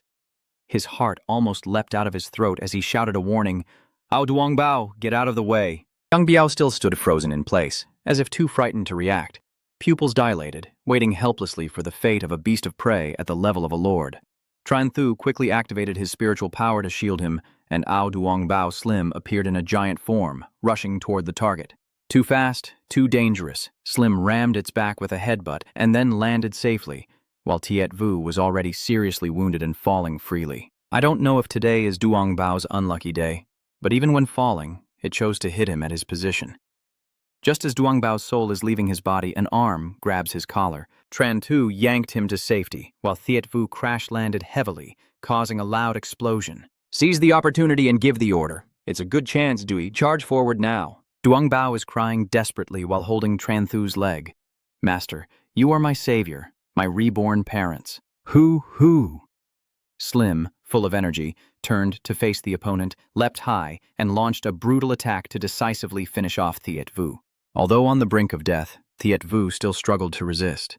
The continuous electric shocks made it bleed fresh blood, and its fur emitted a burnt smell. Tanam still can't believe what he's seeing, a black iron-level beast actually dead. His face turning pale, he muttered in Tran Thu's ear, Can you really be that strong now? Right now he's feeling extremely excited as he sees the system notification about winning the skill reward, Toa Sat +1. He scratches his head playfully and winks, pretending to be modest. I'm really sorry. With such strength, I actually feel secretly lucky. Maybe this lord was already injured before, which is why he's so weak. But being able to exploit his weakness is truly excellent. Tanam, who was somewhat unwilling, was completely scared off by Tran Thu's showy attitude. Suddenly, he was startled to realize the identity of the figure in the sky. This person is the Imperial Dragon Guard. Vuong Hin Duong gradually approached them with a commanding presence. Tran Thu and Slim silently looked at each other, agreeing that they must quickly swallow the good stuff. Slim instantly turned into a cloud of smoke and descended onto Thiet Vu's body, extracting its heart and putting it in his mouth.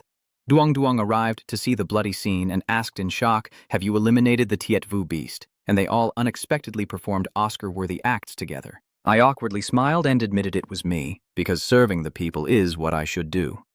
Hien Duong suspiciously pointed at me, confirming I am the fierce Nam Jiang Tran Thu. Hearing that, he was startled and said, My instinct tells me something's wrong. You know me. His attitude became indifferent. I wasn't used to it at first, but now I'm used to it. Hien Duong casually probes, hearing that the story of Taiping Mountain and the Ice Canyon are connected to him. Despite his heart pounding with tension, Tran Thu still tries to stay calm on the surface. Now that you're suspected, you keep your composure and pretend to be uncertain. What about Mount Tai? I once visited the Ice Canyon, but unfortunately I didn't know who was involved.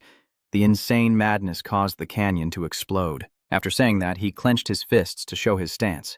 But if I catch that person, I will fight them every time I see them. Hien Duong still doesn't fully trust. Are you really not involved? Tran Thu awkwardly nodded and stammered to prove her innocence. It definitely has nothing to do with me. Luckily, he's not stubborn about this. Fine, if it's not you, then go away. Hien Duong released the spirit contract and said, If you've finished off the Iron Vulture Beast, then this corpse will belong to you. Tran Thu let out a relieved breath, finally daring to wipe the sweat from his brow, almost exposed. Having overcome all obstacles, he turned to his teammates, drooling with anticipation. Let's go. Everything's settled. Let's roast the Iron Beast and celebrate tonight. Night gradually falls, and beside a stream in the outskirts, smoke drifts lazily. The four of Tran Thu's teams sit in a row waiting for the 9 Iron Beast, its outer layer turned golden and emitting an enticing aroma. Yang Bao looked at him with admiration and said, Master is truly amazing. You just wave your hand modestly. Then Tran Thu rubbed his hands and hinted, But I saved you. Shouldn't you do something in return? He immediately understood and confidently smiled. I have prepared everything. And then he pointed to one side to show off. Master, look, he's satisfied and praised. Good boy, very obedient. As he turned around, Tran Thu's expression changed completely. Why is it you? A two leans against the tree, striking a pose. Mr. Tran Thu. Tran Thu's cheeks flushed visibly, and his voice was trembling. What's going on? I found you. Duong Bao smiled ambiguously, completely unaware that he had just set Tran Thu up. Ha ha. I told my master to go there. She said you saved me. I should show my gratitude. I kept thinking, then brought the master here, not giving you any time to react. She pushed you hard against the rock behind you. Tran Thu's body stiffened, stammering as he scolded. You can't do anything. A2 responded. That's right, you've done a good job, so there should be a reward. The woman casually sat on your lap, her hands wandering around. Brother Tran Thu, are you telling the truth? Hurry up and leave now. Tanam and Tu Tin quickly grabbed Duong Bao, who was still in shock and running away, leaving them some privacy. We're leaving right now. You're crying and begging us to stay. Don't go. At last it's finally peaceful. A2 excitedly cuts hair. Let's continue. Slowly move closer to Tran Thu's face, gently caressing his chest with one hand while the other gradually moves downward. Just as he was about to succeed, Tran Thu angrily intervened. Enough. You're deliberately acting cold and warning me. If she's still like this, I won't hold back anymore. Unfortunately, this trick didn't affect A2 at all. How rude do you want to be? You immediately took out your phone and chose the simplest, innocent method. Hello? Is this the Tran Lin Bureau? I want to sue someone for trying to harass a minor. I'm speechless at your childishness, but I have to admit, sometimes kids can be surprisingly effective. 5 minutes later, she was handcuffed and taken to the police station. Tanam and Tu Tin watched in shock. Did they really take her away? They gave a thumbs up to show their admiration. You're amazing, bro. Tran Thu awkwardly smiled, her mouth stretching all the way to her ears. What else is there to say? Don't they even know who I am? After dealing with the grilled tetsu meat, they returned to the hotel. Footsteps echo down to the quiet corridor. He drops onto the bed, relaxing his body, finally able to sleep alone. Tran Thu relaxed and hugged the pillow, nuzzling it like a child, feeling so comfortable on his beloved bed. Suddenly, he froze, as if he had forgotten something. Then I suddenly punched myself in the head to wake up. Oh, right. I also defeated a metal beast today. Tran Thu immediately sat up to check, to see what skill he could learn from swallowing the heart of the iron beast. He activated the spirit power circle, and the system displayed a notification. Wind control power +1. After acquiring the new skill, Tran Thu launched into a sprint mode, and the sounds of fierce battles echoed daily in the arena. He and Slim teamed up to sweep through enemies, spending every day in the beast arena. A2, after causing trouble for minors and crying behind bars for a month, wants to cry her eyes out, feeling extremely remorseful for her actions at that time. During this month, a few spiritual beasts appeared in the city area. They soared freely in the sky, but were quickly caught by the spirit guardians, their large bodies forced into the enchanted lightning nets. A month later, the roads were lined with lanterns and colorful streamers. Tran Thu and the others walk side by side, sharing their thoughts, feeling like the past month has been anything but peaceful.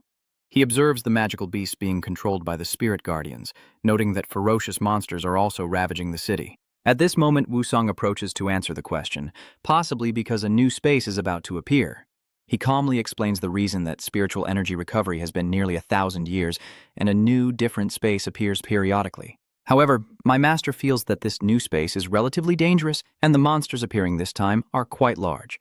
Tran Thu's eyes shine brightly like headlights, showing his excited mood, as the new space is dangerous.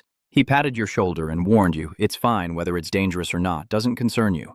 Even if it appears, it will take 2 years. By then I was already in university and ready to set out. Today is my match against Haviem. Vosung's face turned serious as he warned you not to let the teacher down. Haviem's fighting stance flashes through my mind, and I smirk maliciously. Don't worry, teacher. I won't let you down. The deafening sound echoes through the arena as familiar warnings repeat, and the fierce Nam Jiang enters the fight. I hope everyone understands one thing. Surrender directly and don't resist. It's useless. Lak Kim throws the speaker away, stirring up the atmosphere. Dear spectators, hello everyone. Perhaps from the recording you can tell that today we will have an exciting match. He points to Tran Thu, the fierce Nam Jiang player who has remained undefeated in 65 matches. Then to his opponent Haviem, who possesses a top-tier contract spirit. Lakim raises his voice to stir everyone's curiosity. Who will be the undefeated champion today? Let's wait and see. All the students of Namjeong School raise their fists enthusiastically. Come on, Tran Thu, come on, Tran Thu. Chumoy sends them a loving air kiss. Thank you all for your support. Haviem looked at you with a smile, finally waiting for this day. He thinks he's right and analyzes everything. If I'm not mistaken, your stream is level A, right? Even the top bloodline in the A level, if not, you wouldn't be able to defeat others. He grits his teeth and says each word fiercely. Today I will show you what it means to suppress the bloodline of the top-tier Spirit Pact.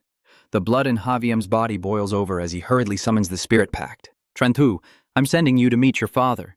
Holiet Dim growled, emanating a kingly aura. But Tran Thu remained calm, even sneering with contempt, as he activated his spiritual power to summon Slim.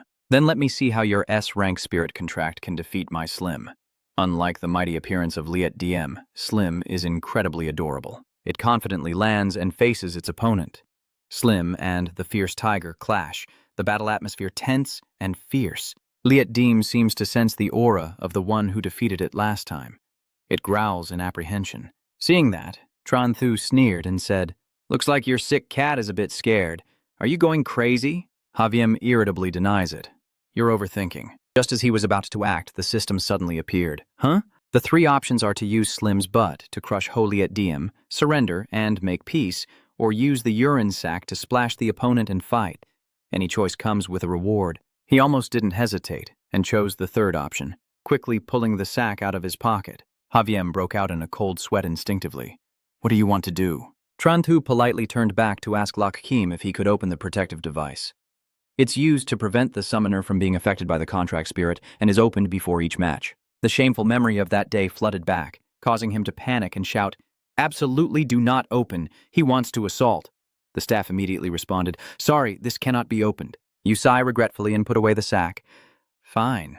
It seems you're also quite lucky." Seeing that the two competitors are in stable condition, Lak Kim took the microphone and announced the start of the match. Haviem, impatient, urged Liet Diem to use his skill quickly. It inhaled deeply, then opened its mouth to fire a fireball at Slim. Slim jumped aside to dodge the attack. Tran Thu calmly controls its actions to respond to any situation. It activates the Dream Slash, a transparent barrier covering its entire body. The fireball collided with the barrier and immediately disappeared. Slim seemed to have fallen into sleep. A faint snoring sound echoes. After confirming safety, it suddenly opens its eyes and emits a unique sound belonging to the Slim race. Focusing on it, each layer of sound waves spread out in all directions, causing Liet Diem to feel dizzy and lose focus with her eyes spinning wildly. But as it was caught off guard, Slim immediately activated a collision skill, transforming into an arrow shot directly at the opponent. Liet Diem gradually regained consciousness and hurriedly entered a defensive stance. Unfortunately, it was too late, so it could only directly use its hard head to resist. In less than a second, Liet Diem was knocked away. Bright blood splattered into the air as its body fell backward beside Haviem, who stood there in shock, still stunned by the sudden turn of events. Sui didn't stop there. He jumped and used his full force to crush Liet Diem to finish it off. The audience erupted in excitement, standing up to get a better look. "So, I won then?" Vosong also silently praised for Tran Thu. Haviem's body trembled, snarling through clenched teeth. "I lost." His arrogance was shattered, and he was lost in self-deception. "No, it can't be. You must have cheated." His whole body seems to fall into a freezing cold abyss. "Hopefully, this is just an illusion." "That's right, you cheated. Otherwise, how could I have lost?" Haviem desperately blinked, refusing to believe he was defeated like this. "I want to report that you cheated." Tran Thu witnessed his shamelessness reaching a new level. Cheating You subtly glanced at Holiet Diem lying helplessly beneath Slim, exposing Haviem's dirty mind, untrustworthy ability, and stubbornly accusing others of cheating. He sneered dismissively. "Having Liet Diem follow you really is a waste." Slim increased his strength to crush him in response to Tran Thu's words, his expression turning cold as he calmly said, "If you don't want to admit defeat, it's not impossible.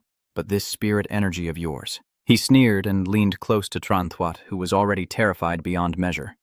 Haviem stammered, unable to speak, as what he said earlier sounded like a joke. "You may not be willing to admit it, but he still has to acknowledge it." "Damn it, there's no other way." Haviem, suppressing his shame, bowed his head and said, "I give up." Lak Kim immediately declared loudly, "Tran Thu wins this round." All the spectators cheered, deeply impressed by his consistent performance. The crowd cheered in unison. Long Shu, invincible. Long Shu, invincible. He flicked his hair with a cool pose. Unbeatable. It's truly a lonely victory. Haviem clenched his teeth, glaring at him with hatred, vowing to himself that I won't let you go. Tranthu calmly steps down onto the arena. Vosung still stands there waiting for him as always. You're back, Tranthu? The old man sincerely praised. Your performance is very good. You were given some colored medicine and immediately opened a dyeing workshop, and your nose also grew longer. It can't be any other way because she's too strong. The other students have seen a lot, but they can never get used to Tranthu's personality. Vosung rubbed his aching head and pressed his temples to ease the pain. Don't be proud yet. Sit down and watch their match. You follow and sit between Tunam and Tutin. The next match is Tutin's, and the battle is extremely fierce, while Tunam's side faces a much calmer confrontation. Habang single-handedly slaughtered her opponents. No big deal. As night fell, the moon peeked out behind the clouds. Vosung stands in the middle of the auditorium to announce that today's match is over and clearly announces the latest news. Additionally, I want to tell you all that, because of this year's Lunar New Year holiday, we will finish our journey early and leave Daxing City in 2 days. Hearing this, Tranthu quickly raised her hand to ask if we leave early, how can I possibly win first place? He is also helpless about your impatience. Don't worry, 2 days is enough for you to secure first place. Everyone disperse. Remember to pack your things first. He sighed in frustration and stood up to agree. All right. Then their mood brightened again as they put their arms around their two friends' shoulders and said, let's go back. They strolled arm in arm under the gentle moonlight, the breeze softly rustling the trees, making a whispering sound. Suddenly, a person pointed at Tranthu Mak Leo. Uncle, it's him! Tranthu! You were startled, turned around to find the source of the voice, and asked who it was. Haviem, having found support, became extremely arrogant. I am Ngo Luke with a few scars on my face from sword wounds, which only add to my intimidating presence. A quick glance told me this thug's not someone to mess with. Tranthu smirked, her eyes subtly flashing with mockery. Oh, you called your parents? Ngo Luke's face darkened as he directly got to the point. Did you happen to bully my nephew? You casually wave your hand, drawing the guy's attention. Bullying? Let me tell you, big brother. Tanam and Tutin quietly backed away and slipped away. Tranthu, showing no fear, pointed directly at Haviem. When did I bully him? Was it because I defeated him at the spirit arena? Hearing that, he widened his eyes and gaped in shock at how shameless you are. Your attitude is polite, but your tone is sadly submissive. Then I apologize. Next time I will definitely bow my head and admit defeat in front of young Master Ha. Tranthu then winked mockingly, showing no fear. Is that okay? VM angrily exposes Tran's true nature. I'm not talking about the dual spirit school thing, but what you did to me that night. You still stay calm and pretend to be naive. Can you explain a bit more about what happened that night? Otherwise, others will think I'm a pervert. Ngo Luke was convinced by your reasoning and put his arm around Haviem's shoulder. Xiaoviem, what did he do to you that night? He stammered nervously, worried. At this moment, a plate of spicy land shrimp flew toward them. Yanviem, already alert, immediately warned, "Hey, be careful." He wasn't just an ordinary thug from the street and quickly reacted, smashing the spicy lobster dish with his fist, but this caused the hot sauce to splash all over Ngo Luke's shiny head and clothes. Haviem sighed, feeling angry on behalf of his uncle. The three Tranthu looked at each other. He gave a thumbs up to praise. Then they all split up and ran in 3 different directions. You shout, "Master Li, someone wants to eliminate us, save us." Ngo Luke's clothes are still smoking. He grits his teeth and says each word sharply. Want to run? As soon as he finished speaking, he moved quickly and was about to reach Tranthu, grabbing his collar tightly, causing him to freeze, his face pale and cold sweat pouring down. Suddenly, a stream of deathly aura shot past, startling him and making him turn his head. In his line of sight was a giant serpent with a wide-open red mouth, ready to attack. Ngo Luke briefly tensed up, then suddenly snapped out of it and discerned clearly. Summoning a half-commander, unfortunately in this city area, no one can use a spiritual contract. This time he was truly angered by you, veins bulging on his forehead. Tranthu, this time you will definitely die at my hands. Ngo Luke clenched his fist, ready to fight him. Tranthu timidly stepped back but had nowhere to run. Only then did he realize he was truly afraid. Could it be that the fierce Nam Jiang is really about to fail? Just as he was caught in a dilemma, he noticed 2 familiar figures passing nearby. Tranthu's eyes turned into shining stars as she excitedly shouted, "Sister Fuangtu, great strength!" They heard it, immediately stopped, and turned to ask, "Tranthu, what's wrong?" This disturbance also caught the attention of Ngo Luke and Haviem, with the boy tearful and looking small and pitiful. "Help me!" Her face darkened, and the atmosphere around her grew gloomy. Who gave you permission? Fuang Tu bent her knees to gather momentum and then leapt lightly into the air. She angrily raised her leg, aiming to give Ngo Luke a blow to teach him a lesson for bullying my sister in the underworld. Dai Luke clenched his claws and rushed in to support. Brother, I'm here! Tran Thu watched the scene in front of him, swallowing saliva in amazement. Wow, that's really brutal. Fang Si and her versatile claw kept launching relentless attacks. In the end, Ngo Luke and Haviem were both covered in wounds, and she finally stopped. He asked teasingly, Do you want to keep going? Ngo Luke instinctively raised his hand to shield his face, begging non-stop. Please stop hitting me. I am from the Inyo family in Dai Hung City. I thought that famous reputation would make them cautious, but it had the opposite effect. Does Fang Si frown? She stepped forward and grabbed his collar, her face full of fury. Are you really from the NGO family? A strong hand slammed down on that battered head. Wu Li shouted in despair. That's enough. Everything should have some limits. The more so, she raised her fist fiercely. Limits, right. I can't take it anymore, sinking to the lowest point of cowardice. Stop hitting! Stop hitting! Everyone is a notable figure, still accepting Fuang Tu's relentless blows, crashing into the wall. Famous people, right? Ngola clutching his head, admitting fault. Big sister, I was wrong. She was not satisfied and kicked him repeatedly in the butt. Really messed up? The two younger brothers beside me are now pale as mummies, trembling as they point ahead. Tranbei, can you handle this move? Tran Thu shook her head rapidly like a fan. I feel like even a beast couldn't handle this. Just then, Fuang Tu glanced over and gave the command. Tran Thu hands her a bag of urine, and instinctively he salutes Commander Q, an action that leaves her somewhat confused. Why are you so excited? Tran Thu quickly knelt down and lifted the bag as if offering a treasure to the king. Miss Fuang Tu, please. Her current expression is hard to describe. Fang Tu reached out her hand, thinking to herself, is this kid already scared because I threatened him? Forget it. Let him go. He threw it at Ngo Luke without hesitation, putting it on himself and leading his nephew to run around the city in a circle. The man immediately picked it up and followed. Yes. Carrying Haviem on my shoulder, I run away. Is Tran Thu's gaze 1,000 stars in the sky, sparkling and shining with admiration for her. Impressive, Miss Fuang Tu. You gave me goosebumps. I brushed it off and stepped back. Tell me, what trouble have you caused this time? He smiled and started to nag. This story is quite long. Let me tell you both. The three of us walked down the quiet street, talking for a while, and that's basically it. Fuang Tu strokes her chin thoughtfully and makes a suggestion, I see. All right, if he causes trouble for you again in the future, just tell me, and I'll help you deal with him. Tran Thu pretends to be unfazed and shifts to an important matter, saying, beating him isn't a problem, I can do it too. But if both of you are here, I want to invite you to the dual spirit school tomorrow. Dali asked in surprise. What for? Of course, just by watching you perform. Seizing the moment as Tran Thu steps onto the arena, Lakim eagerly introduces him. Today's competitor is Tran Thu Bak Chin Bach Tang from Namjiang No. 2 High School. He skillfully guides the atmosphere to be lively. As the new star of January, Tran Thu is likely to win first place in the spirit ranking.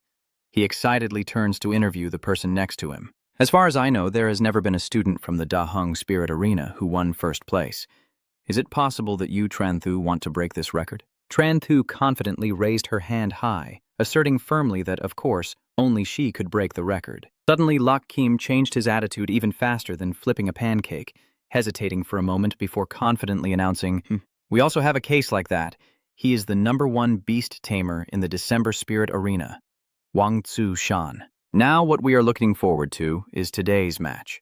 Tzu-san slowly steps into the center of the arena, his brows almost touching as he carefully assesses his opponent. Tran Thu looked up at the stands and immediately recognized the familiar figure waving enthusiastically. Fuang Tu smiled brightly, not forgetting to boost his spirits. Come on! As if gaining extra strength, he softly smiles and signals to his opponent. Let's go! Slim was quickly summoned, his large, jiggly body like jelly happily landing on the ground. Tucson sneered and said, Ha ha, that sounds impressive, but it's just Slim. He arrogantly summoned his spirit. Watch this. The Thunder Beast gradually appears, covered in lightning bolts, carrying a dangerous and intimidating power. Tran Thu was a bit surprised and sighed. The A-rank spirit peak, Thunder Lightning, no wonder he's so confident, but my Slim isn't to be underestimated either. He laughed sarcastically and boldly issued a challenge. Then let me see who is the true king, level A or level F. In an instant, the Thunder Beast unleashed its attack, each strike rushing like the wind to hit its target and defeat it. Slim was momentarily startled by such a swift and decisive assault. The speed of this skill is so fast that there's no time to react, but it easily regains composure, delighting in picking off lightning bolts as if savoring a freshly cooked dish. Tranthu calmly analyzes each move of the opponent, resulting in paralysis. If I fought another beast, I might win. But unfortunately, my stream has a divine skill.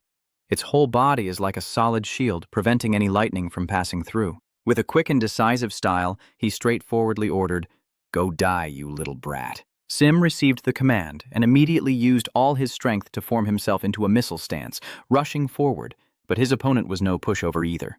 Beast Lightning dodged the attack more lightly than ever before. It didn't rush to give up, but kept attacking continuously, and Beast Lightning continued to evade easily. It seems like these two spiritual contracts are thinking at the same speed. Tranthu slightly frowns in admiration. Was it that fast? From Duong, noticing a slight change in the opponent's expression, immediately kicks in a coordinated strike. It seems you also have a weakness. You're tired of his arrogant attitude and refuse to back down, revealing that he has even more weaknesses. Slim Tui Mong is deadly. Slim calmly falls asleep, showing no concern for the danger lurking right behind him.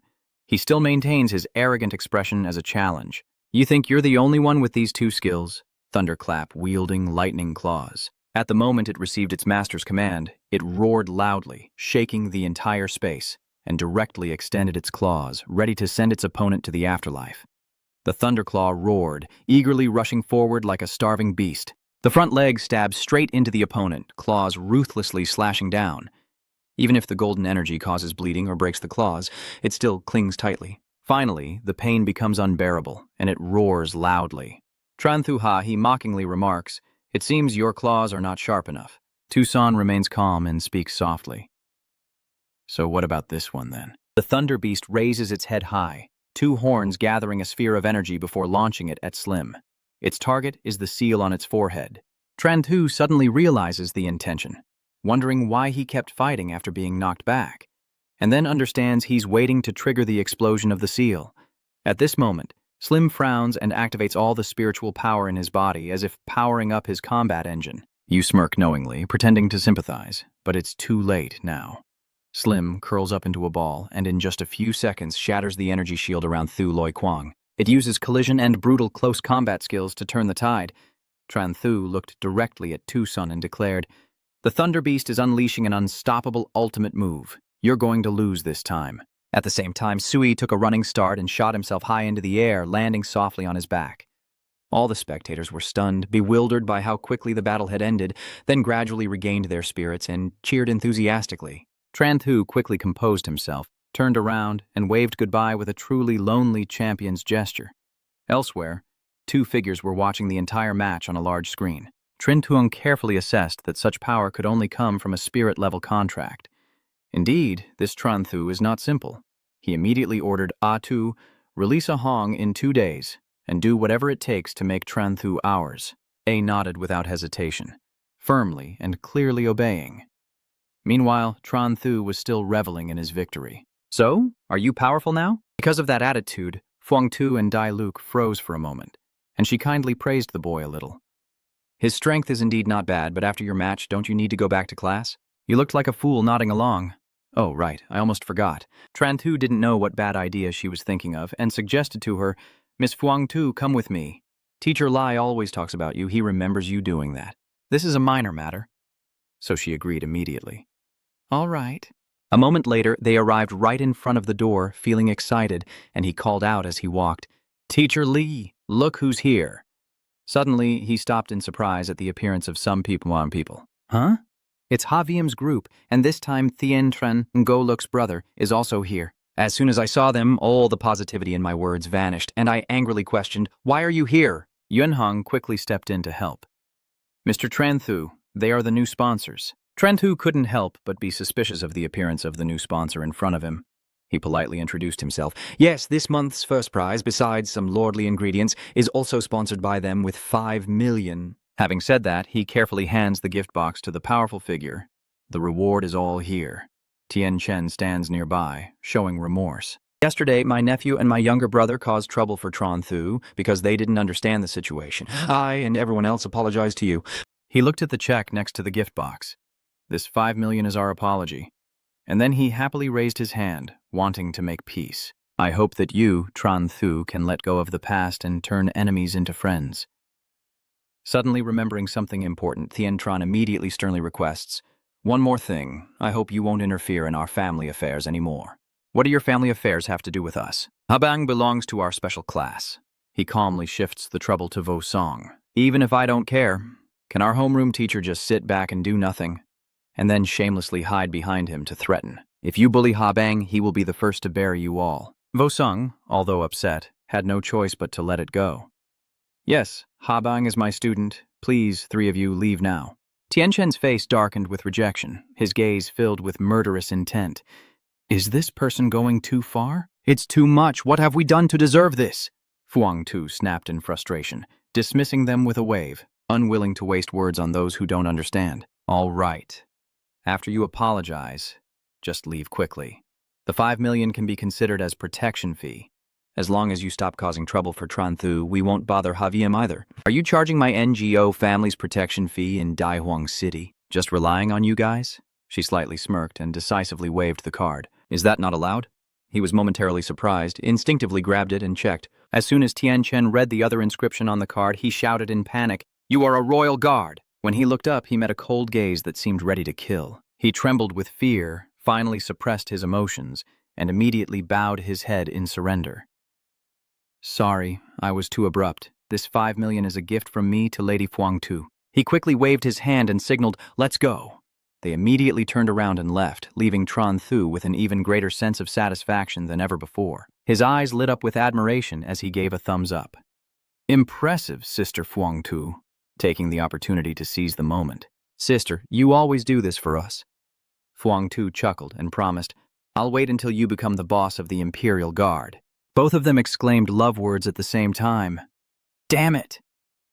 Wusong couldn't help but feel annoyed by the childishness of the students and reminded them, all right, no more noise, let's go home and celebrate the new year. Mr. Chu carefully advised, the car is waiting downstairs. Dali, Fuang Tu, you guys come along with everyone. They responded politely with smiles. Everyone hurriedly left, each looking forward to celebrating the new year soon. Tran Thu happily drapes her arm over Dali, humming a song. We're rich, we're rich. Habang saw you about to leave, so she hurried over. When Tran Thu heard someone calling her name, she immediately turned back to check. She shyly suggested, stay a little longer, I have something to tell you. Habang shyly glanced at Tran Thu, and the atmosphere was now filled with a sense of romance. You look confused and ask, Habang, what do you want to say to me? Without hesitation, she immediately rushes over and gives you a quick kiss on the cheek. She quickly composed herself, a bit shy and afraid to look at you. Thank you for protecting me like that. After saying that, she hurriedly left, her heart pounding wildly from this intimate act. Tran Thu was stunned for a long time, continuously marveling inside. Habang! Her overconfidence suddenly flared up again, her face now resembling a famous painting by Munch. Are you thinking that because you won first place from her, you want to use charm to kill yourself? A fleeting thought that just crossed his mind made him panic and shake his head to deny everything, finally asserting with certainty that he must not hesitate. His only focus was on studying. Suddenly, recalling the intimate touch just now, she blushed like a tomato. But Tran Thu seemed to be lost in the magical moment that just unfolded. She is truly very soft. Suddenly, Dali suddenly interrupted sharply and shouted to remind her, Tran Thu, let's go! Feeling suddenly annoyed and displeased, he frowned slightly and responded casually, Yes, the morning sunlight covers the sky, filtering through the tall buildings and shining on the busy street below as they slowly step off the bus, chatting leisurely. Tran Thu suddenly remembered something important. That's right, Dali, Sister Fuang Tu, I just sent a message to our parents saying you two are also coming back. He happily relayed that they said they would come over to your house for dinner. Fuang Tu had no reason to refuse and accepted it willingly. All right, just in time, I also have something I want to give you. As soon as we stepped into the living room, the 3 of them gathered around the object on the table. A small bottle of medicine with a beautiful sparkling appearance that makes it impossible not to notice its allure. Tran Thu suspiciously asked, Miss Fuang Tu, is this the thing you want to give me, or did you get it from some black market or something? What black market? This is the research from Huaha Academy. which can increase all attributes of the contract spirit by 10%. Hearing this, he immediately looked up. All attributes. His emotions shifted 360 degrees, tears welling up as his voice grew choked with emotion. Sister Fuangtu smiled and patted his shoulder encouragingly. No need to thank her, just do your best in the exam and don't let others look down on you. Tran, with a cheeky smile, denied it.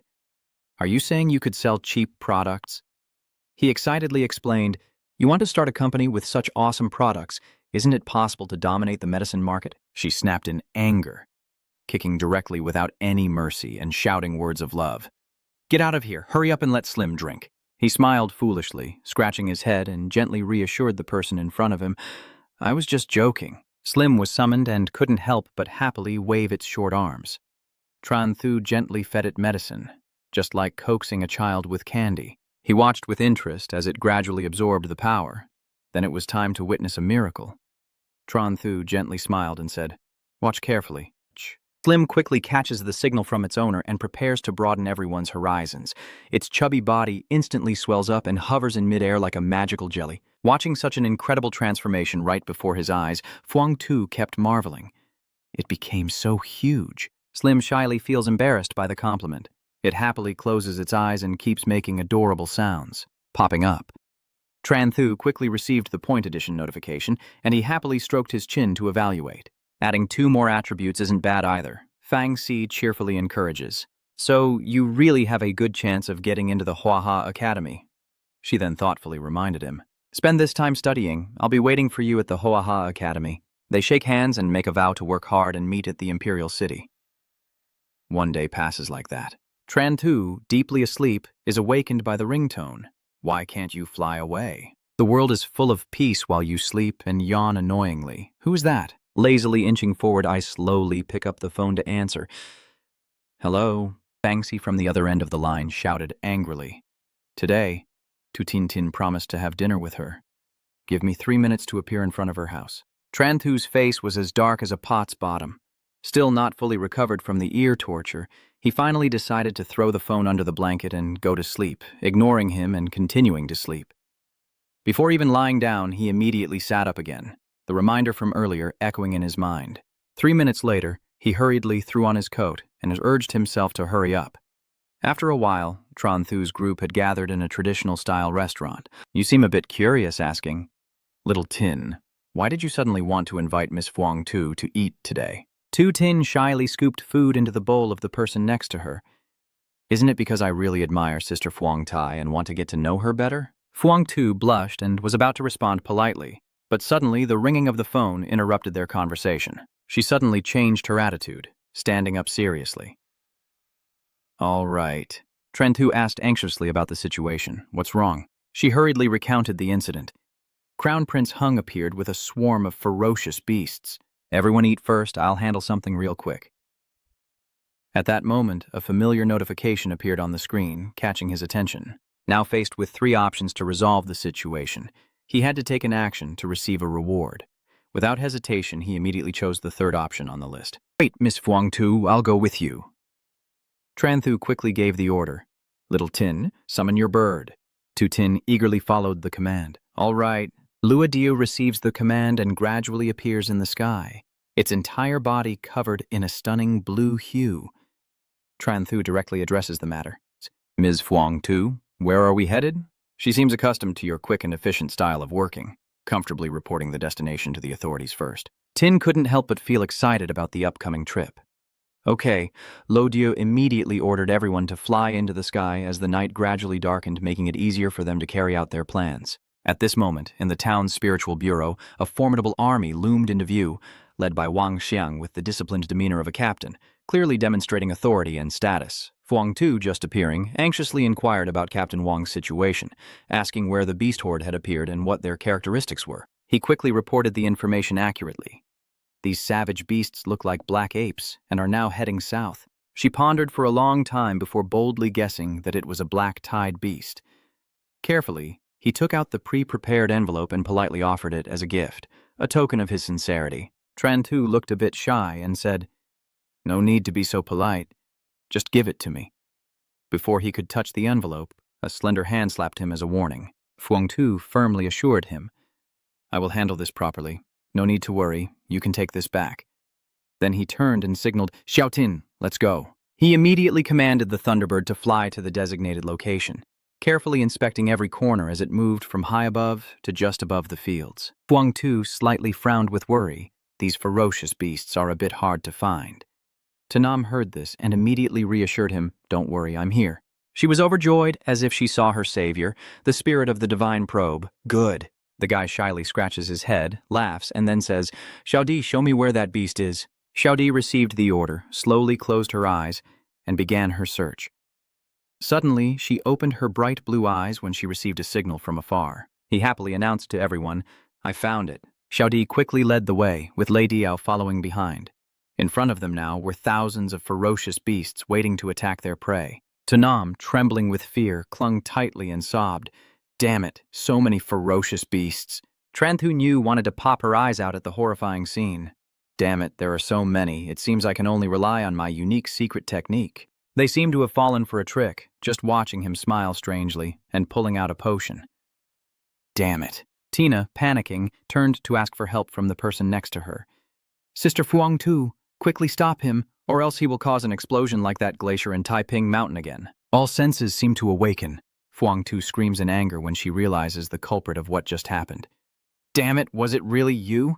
He immediately made an excuse, saying it was just an accident. Ha, just a coincidence. Before launching an attack, the beast suddenly turned around and spotted its target. Without a moment's hesitation, it lifted its leg and charged with incredible speed. Lei Diao instinctively retreated a few steps as the beast lost control and charged at it, roaring. Tranthu immediately sensed the danger and shouted a warning. Not good, he's ambushing! Fuang Tu, with full confidence, told them, Don't worry, just protect yourselves. Then she immediately raised her hand to the sky, revealing 2 black holes of the universe. The Crimson Flame Dragon and the Crimson Sea Dragon are summoned simultaneously, surrounded by a powerful energy. The beast's attack hits Lei Diao's body, but surprisingly it only results in a heavy punishment, heading straight for the fire attack of the Crimson Flame Dragon. The entire body of the beast began to burn with countless flames of various sizes. It howled in extreme pain, and the flames continued to spread to its minions. They were soon engulfed in a sea of flames like a barbecue of grilled meat with garlic, as the furious beast used another of its abilities, splitting into multiple copies to assist in the battle. This surprises Fuang Tu a little. The split ability. Lei Diao turns back, determined to take revenge on the annoying monsters. Taking advantage of their distraction, the Crimson Sea Dragon also appears from behind, freezing them with a single flap of its wings. Her gaze was full of contempt, but unfortunately she was still too weak. The Crimson Flame Dragon was not at a disadvantage, busy flying over to join the fun with a burst of fire. The ferocious beasts, having just endured bone-chilling cold, now faced the flames of Mount Hoadium, collapsing one after another onto the ground. The spirit contracts kept a close eye on the situation without blinking. Fang Xi gracefully descended from the Thunderbird. I'll go see what's happening. Indeed, most of the ferocious beasts had been burned nearly to ashes, but what was strange was that she had no idea she was in their sights. Dong Ming from afar, with his high-grade sniper rifle, tried to aim precisely at Fuang Tu, feeling proud as if he was certain he would make a perfect shot. Ha, you're about to kill the genius of the Huaha Academy. The system immediately issues an urgent mission to Tranthu. 1. Trust in a possible future. 2. Speed up the Thunderbird to dodge the bullets. 3. Summon Slim to block the attack. With just those 3 clues, he could tell it was a bullet. Could it be? Thanks to the perfect 10 out of 10 eyesight, he easily identified the location of the ally. It's a sniper. Tranthu panicked and tried to shout as loudly as possible to warn that Fuang Tu was ambushed. Fearing that something was wrong, he summoned his contract spirit, Sai. At the same time, the allies honked the horn and made their declaration. She's definitely dead. She only now realizes the danger. Slim has perfectly and precisely blocked the bullet. Fang Xi stared at the blood splattered everywhere, unable to recover from the shock. Sensing the danger approaching, Tranthu quickly shouted an order. The Lei Diao escapes to behind Slim. Dai Luke is stunned by the confusing scene before his eyes. What the hell is going on? He clenched his teeth in anger. Someone ambushed him. And just then he received the reward notification. The death and chaos potions are in hand. He immediately orders his spirit to attack without hesitation. Zim, activate the shield. Ally was a bit surprised, his face darkening, blocked again. He wouldn't give up easily, and immediately summoned the spirit contract to continue attacking the target. The wyvern appears majestically, its eyes full of confidence just like its master. He swiftly leaps onto it to control it, and without hesitation, it charges straight at the massive figure in front. Tran-Tu looked suspiciously and asked, "Are you the one who ambushed me?" Dongming slowly stood up inside. "I didn't expect to be thwarted by a level 9 beast tamer." His eyes seemed to want to swallow the enemy, each word a threat. "I hope you will still be lucky next time." "What do you mean you didn't expect this? I was very calm about it," he sneered sarcastically. "You really don't know how to fear the tiger. It's ridiculous. Next time I'll use half my strength to deal with you." Then he turned around and walked away. "Goodbye. You can't help but judge that arrogant attitude. You really know how to act tough. But since you're furious, you decide to take out the medicine bottle you've been keeping safe. You think you can run away after pretending? Do you think you're me?" Without a moment's hesitation, Tran-Thu threw her fruit directly at the fleeing figure, causing the blood-red liquid in the vial to spill onto the bird-like creature. Dongming sensed something was wrong and looked visibly panicked. "What's going on?" A deafening scream echoes as the bird loses control and crashes to the ground, causing a powerful shockwave. He painfully drags himself away from the scene. What on earth is going on? Suddenly recognizing a familiar figure, his face instantly turned pale. "Damn it, it's those guys." Tran-Thu slowly walks down the stairs. "Oh, who is that in front of me? Why aren't you running anymore?" Dongming quickly looked for an excuse and said, "I think there's a misunderstanding in this matter." "Do you believe me?" he asked, with a strange smile. "Oh, do you think I believe that? Somehow pulling out a plastic bag to threaten me. Next scene, I feel like you've seen too much blood already." Tran-Thu immediately grabbed a plastic bag and signaled, "Let's fight now." He still doesn't seem to know fear, suddenly attacking without warning. "Don't force me." Before he could unleash any energy, Huang-Tu confidently stomped on his head. She starts to enter a continuous attack mode. "What do you mean? Still want to resist?" Now all that remains is the sound of desperate screams as they are beaten into submission. Tran-Thu suddenly had an idea. A sly smile appeared on her face. "Maybe we should quickly bury the power and go along," her eyes suddenly shining brightly. "I suggest you somehow find those tools out of nowhere," he chuckles happily and starts cooking. Everyone freezes for 3 seconds, their mouths beginning to stretch uncontrollably. Where did these things come from? Huang-Tu secretly tries to stop her. "All right, stop causing trouble. Let the Imperial Guard investigate this." Tin, as the last thread of reason left in the team, "I agree. A black iron-level beast tamer aiming to chase and kill students from the Huaha Academy." He seriously expressed his opinion, sensing there might be some conspiracy. She also had the same thought, boldly speculating that he might even be working for some organization. Dongming gradually regained consciousness from the noise around him, slowly opening his eyes to assess the situation. He clenched his teeth in anger, cursing inwardly. "Damn it!" He slowly reached into his coat pocket, secretly taking out a hidden weapon while no one was paying attention. Tran-Thu was about to join the fun, but as if her ancestors warned her, she immediately looked down to check the person pretending to be motionless. He hasn't realized that his actions have been exposed and calmly presses all the buttons on the remote. The boy detects the danger and urgently shouts a warning to his teammates. "Watch out, he's trying to blow himself up." Without a second hesitation, he urgently summoned Slim to protect his life. An earth-shattering explosion rang out, and it used all its might to stop Dongzhen with its massive body. Only after it landed safely did Tran-Thu finally let out a sigh of relief. "That was too close. We almost got blown to pieces." Frowning, Huang-Tu decisively ordered, "Let's head back first." He understood the other side's intentions and nodded slightly in agreement. "All right, just follow Huang-Tu." The swift flying bird appears, and each person climbs onto its massive body to move. It quickly flew them back from the outskirts to the bustling city center. In the blink of an eye, Huang-Tu's group arrived at the heart of the town. She didn't fix it anymore and just said goodbye, then went to submit the mission and casually mentioned this to the Imperial Guard. "You guys go home first." Tran-Tu couldn't help but feel a bit regretful, hesitating for a moment before waving goodbye. "So then, farewell." Tu Ting and Tanam also smiled happily. "Goodbye?" Her figure gradually disappeared on the busy street, and the others returned to their own tasks. Tran-Thu eagerly prepared to invite them out, saying, "Let's go, Dali." Suddenly, the ringing of the phone interrupted their conversation.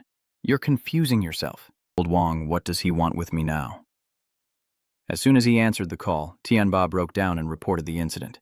"Young Master Tran, something's happened at the shop. Someone said our medicine is fake, and now they want to report it. You were stunned, confused, and speechless when you heard the news." "What?" Everyone is now starting to pay attention to the activity at a shop across the street. The crowd around gradually gathered to watch, pushing so close that all I could hear was a helpless voice saying, "I told you we don't sell fake medicine. Please stop causing trouble here." The Kang group shouted angrily, repeatedly demanding their money back. Tianba found himself in a difficult position, unsure how to handle the situation, until he spotted a familiar figure appearing, and his eyes lit up as if he had grasped a lifeline. "Young Master Tran, you're here." Tran Thu calmly inquires about the situation. "What's going on?" The man quickly reported the situation. "This person came to buy 10 bottles of medicine from us today, but after purchasing, they claimed it was fake and then caused trouble at the door. You responded calmly with a face full of confidence." "All right, I understand. I am the owner of this shop." "If you have any requests, just tell me." Fei Yang directly made his demand. "Pay the money. Chung Kang is just adding fuel to the fire. You are the boss. We have no other request. Only one. Sell fake medicine and pay the money." You slowly turned the tables. "Fake medicine. Do you have any evidence to prove my medicine is fake? Based on your hair or what?" Pretending to see through the hidden conspiracy, you act very surprised. "Based on your group, you are plotting together to harm us." They couldn't help but be startled when their secret was exposed, nervously glancing at each other. Lu Yue didn't give up and continued to demand his rights, saying, "What do you mean by working together? We don't know each other. Stop talking nonsense and pay up." The other two quickly agreed, saying, "Selling fake medicine means paying up. No more nonsense." "That's right. No matter what, the medicine you're selling is fake." At this moment, Van Hu suddenly appeared to intervene and said, "If you really want to prove whether the medicine is fake or not, there is another way." He casually proposed a solution. "Just prepare a bit of the powerful medicine here, then let everyone's spirit contract drink it to verify the authenticity of the medicine." He doesn't seem very smart. His words also reveal some flaws. Coincidentally, I also come from Nam Thuong School of Medicine. Maybe we can collaborate on preparing medicine and compare notes. Tran Thu gently observes and says, "So you were waiting here for me to arrive."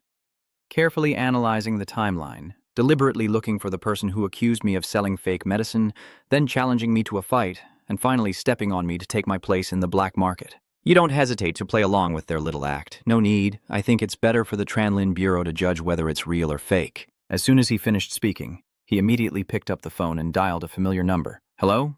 Is this the Spirit Suppression Bureau?" He looked a bit panicked and hurriedly refused. No need to bother the Spirit Suppression Bureau. A contest is enough." The sound of the call ending echoes. Tran Thu ponders silently, staring intently at the system screen in front of him, carefully calculating his next move before finally deciding to accept the challenge. "Fine, I'll fight you then." "All right." He claps his hands to order the items to be brought here. The gang members quickly brought up the tools as ordered. "Boss Lee, here it is." Tran Thu smiled excitedly as expected. They had prepared in advance. He arrogantly pulled away the white cloth to reveal the crafted vials. With a smile, I confirm we're starting the contest. My potion is ready too. Let's begin. Unfazed, he calmly opens the reward box in front of him. "Let's begin." Suddenly, coming up with a bold idea, he immediately shouted to stop. "Wait a moment," he excitedly challenged the opponent. "Do you dare to blindfold and drug them? Are you joking with me? Looks like you're not brave enough anymore." Without giving the opponent a chance to reply, you keep insulting the useless one. He was so stunned that he couldn't speak, and after a long silence, he could only manage a word before falling silent. Tran Thu held the blindfold up in front of him, looking completely calm. "What do you mean by, what are you? Quickly put it on and take a good look." He raised his hand, smirking with self-satisfaction. Young alchemists rely on their mind, not their eyes. Tran Thu put down this test tube and signaled to start. Van Hu watched the situation but didn't know what to say, then quickly began to act. On this side, he was seriously using the microscope to measure each ingredient, while Tran Thu had his legs up on the table, tossing things around casually. Witnessing this strange situation, the audience couldn't help but be surprised, feeling that his posture and movements seemed a bit off. Someone else had to turn to ask their friend if the public restroom guy was really okay. Suddenly, the blindfold was ripped off and Tran Thu held it high, confidently declaring that he was finished. The whole audience fell into an endless buzz of chatter. The public restroom guy paused. "So is it finished now?" "This speed is impossible, especially with my eyes closed." Hearing those few compliments, I couldn't help but feel proud. Usually this speed is impossible, but I have a system, surprisingly, right? I hacked it. Then he turned his face towards Hu to tease him, paused and said, "I've finished the device. You can try it out." He was so focused on his own project that he didn't notice his surroundings, so he was quite surprised when he received the news. "What? As soon as he regained his composure, Von Hu immediately pounced to question him. It's not even 30 minutes yet. How is that possible? He quickly smirked arrogantly. If others can't, it doesn't mean Tran Thu can't either. Then he had no choice but to step over and observe his opponent's Chung Guo. Then I'll see. You didn't forget to add one more sentence. Take a good look. Von Hu holds up the test tube, completely amazed by it. Did you really finish it? Then he turned back to ask Tran Thu, are you really blindfolded and drugged? You didn't bother to explain, just gently put on the blindfold and said, or maybe you should try it. He quickly grabbed the toy, adjusting it back and forth as he put it on, truly unable to see. As planned, Tran Thu smirked mischievously, thinking she had set a trap, then quickly clenched her fist and aimed it at her opponent, saying, here's my move. Von Hu instantly dodged and fell set backward. He roared with raging anger, you're really unreasonable. You pay no attention to those words and happily tell everyone, the big medicine pot I made today is all free. Whoever comes first gets it first. Everyone is so excited. Oh, great. Free of charge. I want a bottle. Tran Thu quickly pointed from above and said, don't rush. Go inside and find the shopkeeper to buy. Everyone below was bustling around. I want one too. I want one too. Von Hu angrily yanked off his blindfold, looking jealous, thinking to himself, better to retreat than face embarrassment. Tran Thu quickly realized his plan to escape and narrowed his eyes, asking, do you want to leave? He ordered his teammate in the crowd, and Dolly followed him, then raised his hand to signal understanding and quietly whispered, okay. Where are you going, brother? Tran Thu then leisurely looked for someone, noticing Dai Luk heading this way. As soon as he saw him, he quickly waved to signal Tran Thu, who eagerly approached to ask, is it settled now? Dai Li grinned widely and relaxed his hand. Of course, he just pointed to the flattened Wen Shu behind him with onions, making Tran Thu admire him even more. He truly is remarkable. Then the two of them linked arms, chatting happily as they left. Let's go home. He just got up painfully and immediately grabbed his phone to report. Hello, teacher. I got beaten. After that day, amidst the towering modern buildings, Tran Thu casually moved between the black market and home when suddenly an announcement sounded. He quickly picked up his phone to check the new message from Phuong Tu. It seems the meeting place is at a certain coffee shop, Tran Thu asked with a caring attitude. Miss Phuong Tu, have you really managed to find out that person's identity? She gently placed the paper down and replied, He immediately recited the contents aloud. Lu Bin, 28 years old, leader of the Beast Taming Corps with a contract spirit from the Fire Beast, studied at Namjiang University with no criminal record. Tran Thu slammed the paper down in anger. That's not right. Why isn't there any information about weapons and explosives? You only realize something halfway through. Could the organization behind the enemy have the ability to block the investigation? By the Imperial Dragon Guard? He raised his hand to his chin and deduced, the last time they failed, so there will definitely be a next time. At this point, Tran Thu quickly unzipped her bag and exclaimed, That's right, an experimental vial is pulled out in front of both of them. Miss Phuong Tu, just this one. He slammed it down on the table and began to explain. This is a violent elixir that can instantly increase the contracted spirit's power tenfold. Tran Thu continued to take out another test tube with a similar solution. This is an explosive that can blow up a fortress, causing her to gasp and stare in shock. You keep presenting plans that can turn the tide no matter who you face, but if you can't turn it around, Tran Thu suddenly becomes serious, points and instructs, I will definitely come to visit after dinner. Then Phuong Tu, seeing through him, looked disappointed. Can you expect anything from me? Seeing that attitude, his face immediately darkened. I will cut your sister's enemies into 100 pieces, no matter who they are. She is full of emotion. All right, I'm sure nothing will happen to you. Phuong Tu quickly changed the subject. That's right, isn't it? You wanted to take the Imperial exam to enter the Huaha Academy. I'll take you to meet someone. Tran Thu's mind was filled with questions. Meeting someone? Who could it be? In the quiet of the city, a voice suddenly echoes. Little Phuong Tu. Deep Bin gently smiled and then greeted, Come in. Tran Thu stepped inside, looked around, and thought to herself, So there's an old man here. Turns out it's him. The one from the Resource Bureau. Then he grabbed the arm of the person next to him to inquire further. Sister Phuong Tu, what is this old man's background? She glanced at him with a faint smile, quickly responded, and then deliberately paused before adding that she was the gold-ranked beast tamer and the chief judge of the Namjiang City College entrance exam. Hearing this, Tran Thu's eyes widened in surprise. What? You turned to look at Diep Bin's back and assessed that this old man is so strong. After learning that Diep Bin was the one grading her, Tran Thu smiled and prepared to flatter him. Ha, ha, ha, ha. He immediately ran over with a look of enthusiasm. Uncle Diep, let me help you massage your shoulders. Not only that, I'm planning to go all out and use the beauty trap to seduce the old man. Uncle Diep, you've been alone all these years. How about I introduce someone for you? I know an elderly lady who lives near the square and is quite beautiful. Hearing Tran Thu say this, Diep Bin's face was full of question marks. Does it look like this guy took the wrong medicine? Even Phuong Tu, standing nearby, feels like fainting. She cleared her throat, trying to save some face. Hey, Professor Diep, my teacher told me to visit you. Then he places a box on the table and gently bows to show his sincerity. This is a small token of my respect. I hope Professor Diep will take care of my younger brother when the time comes. Diep Bin also didn't hesitate and immediately opened the box, revealing a vial of extremely expensive medicine. Seeing this, both the old man and Tran Thu were wide-eyed in amazement. The old man frowned and spoke thoughtfully. This medicine must have cost your grades quite a bit this semester, huh? You are still stunned beside me. The third type of medicine that can boost all attributes is already extremely rare. And this medicine, Diep Bin refused without hesitation, looking dignified but still courteous. Take it back home. You can't break the rules. If this young man truly has strength, I will give him the points. Hearing that, he grinned and spoke to her with a relaxed yet confident tone. Sister Phuong Tu, Don't worry, I can rely on myself to get a high score. You're the Imperial Dragon Guard. You can't commit a crime and still act. Phuong Tu was still a bit worried, but decided to go along with her younger sibling. All right. Mr. Diep, I want to ask if I can become a Black Iron level beast tamer before the exam. Can I directly enroll in the Huaha Academy? As soon as the words left his mouth, the old man shot a suspicious and disdainful glance. A dark iron level beast? Tamer, are you dreaming? How many years has it been since someone like that appeared?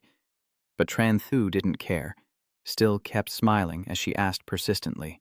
Ha ha, whether you're dreaming or not, let me tell you. If you become a Black Iron level beast tamer, will you be directly admitted to the Huaha Academy? Seeing your determination, the old man replied straightforwardly, if you really can do it, I bet my beast taming business, and I guarantee you can be directly admitted.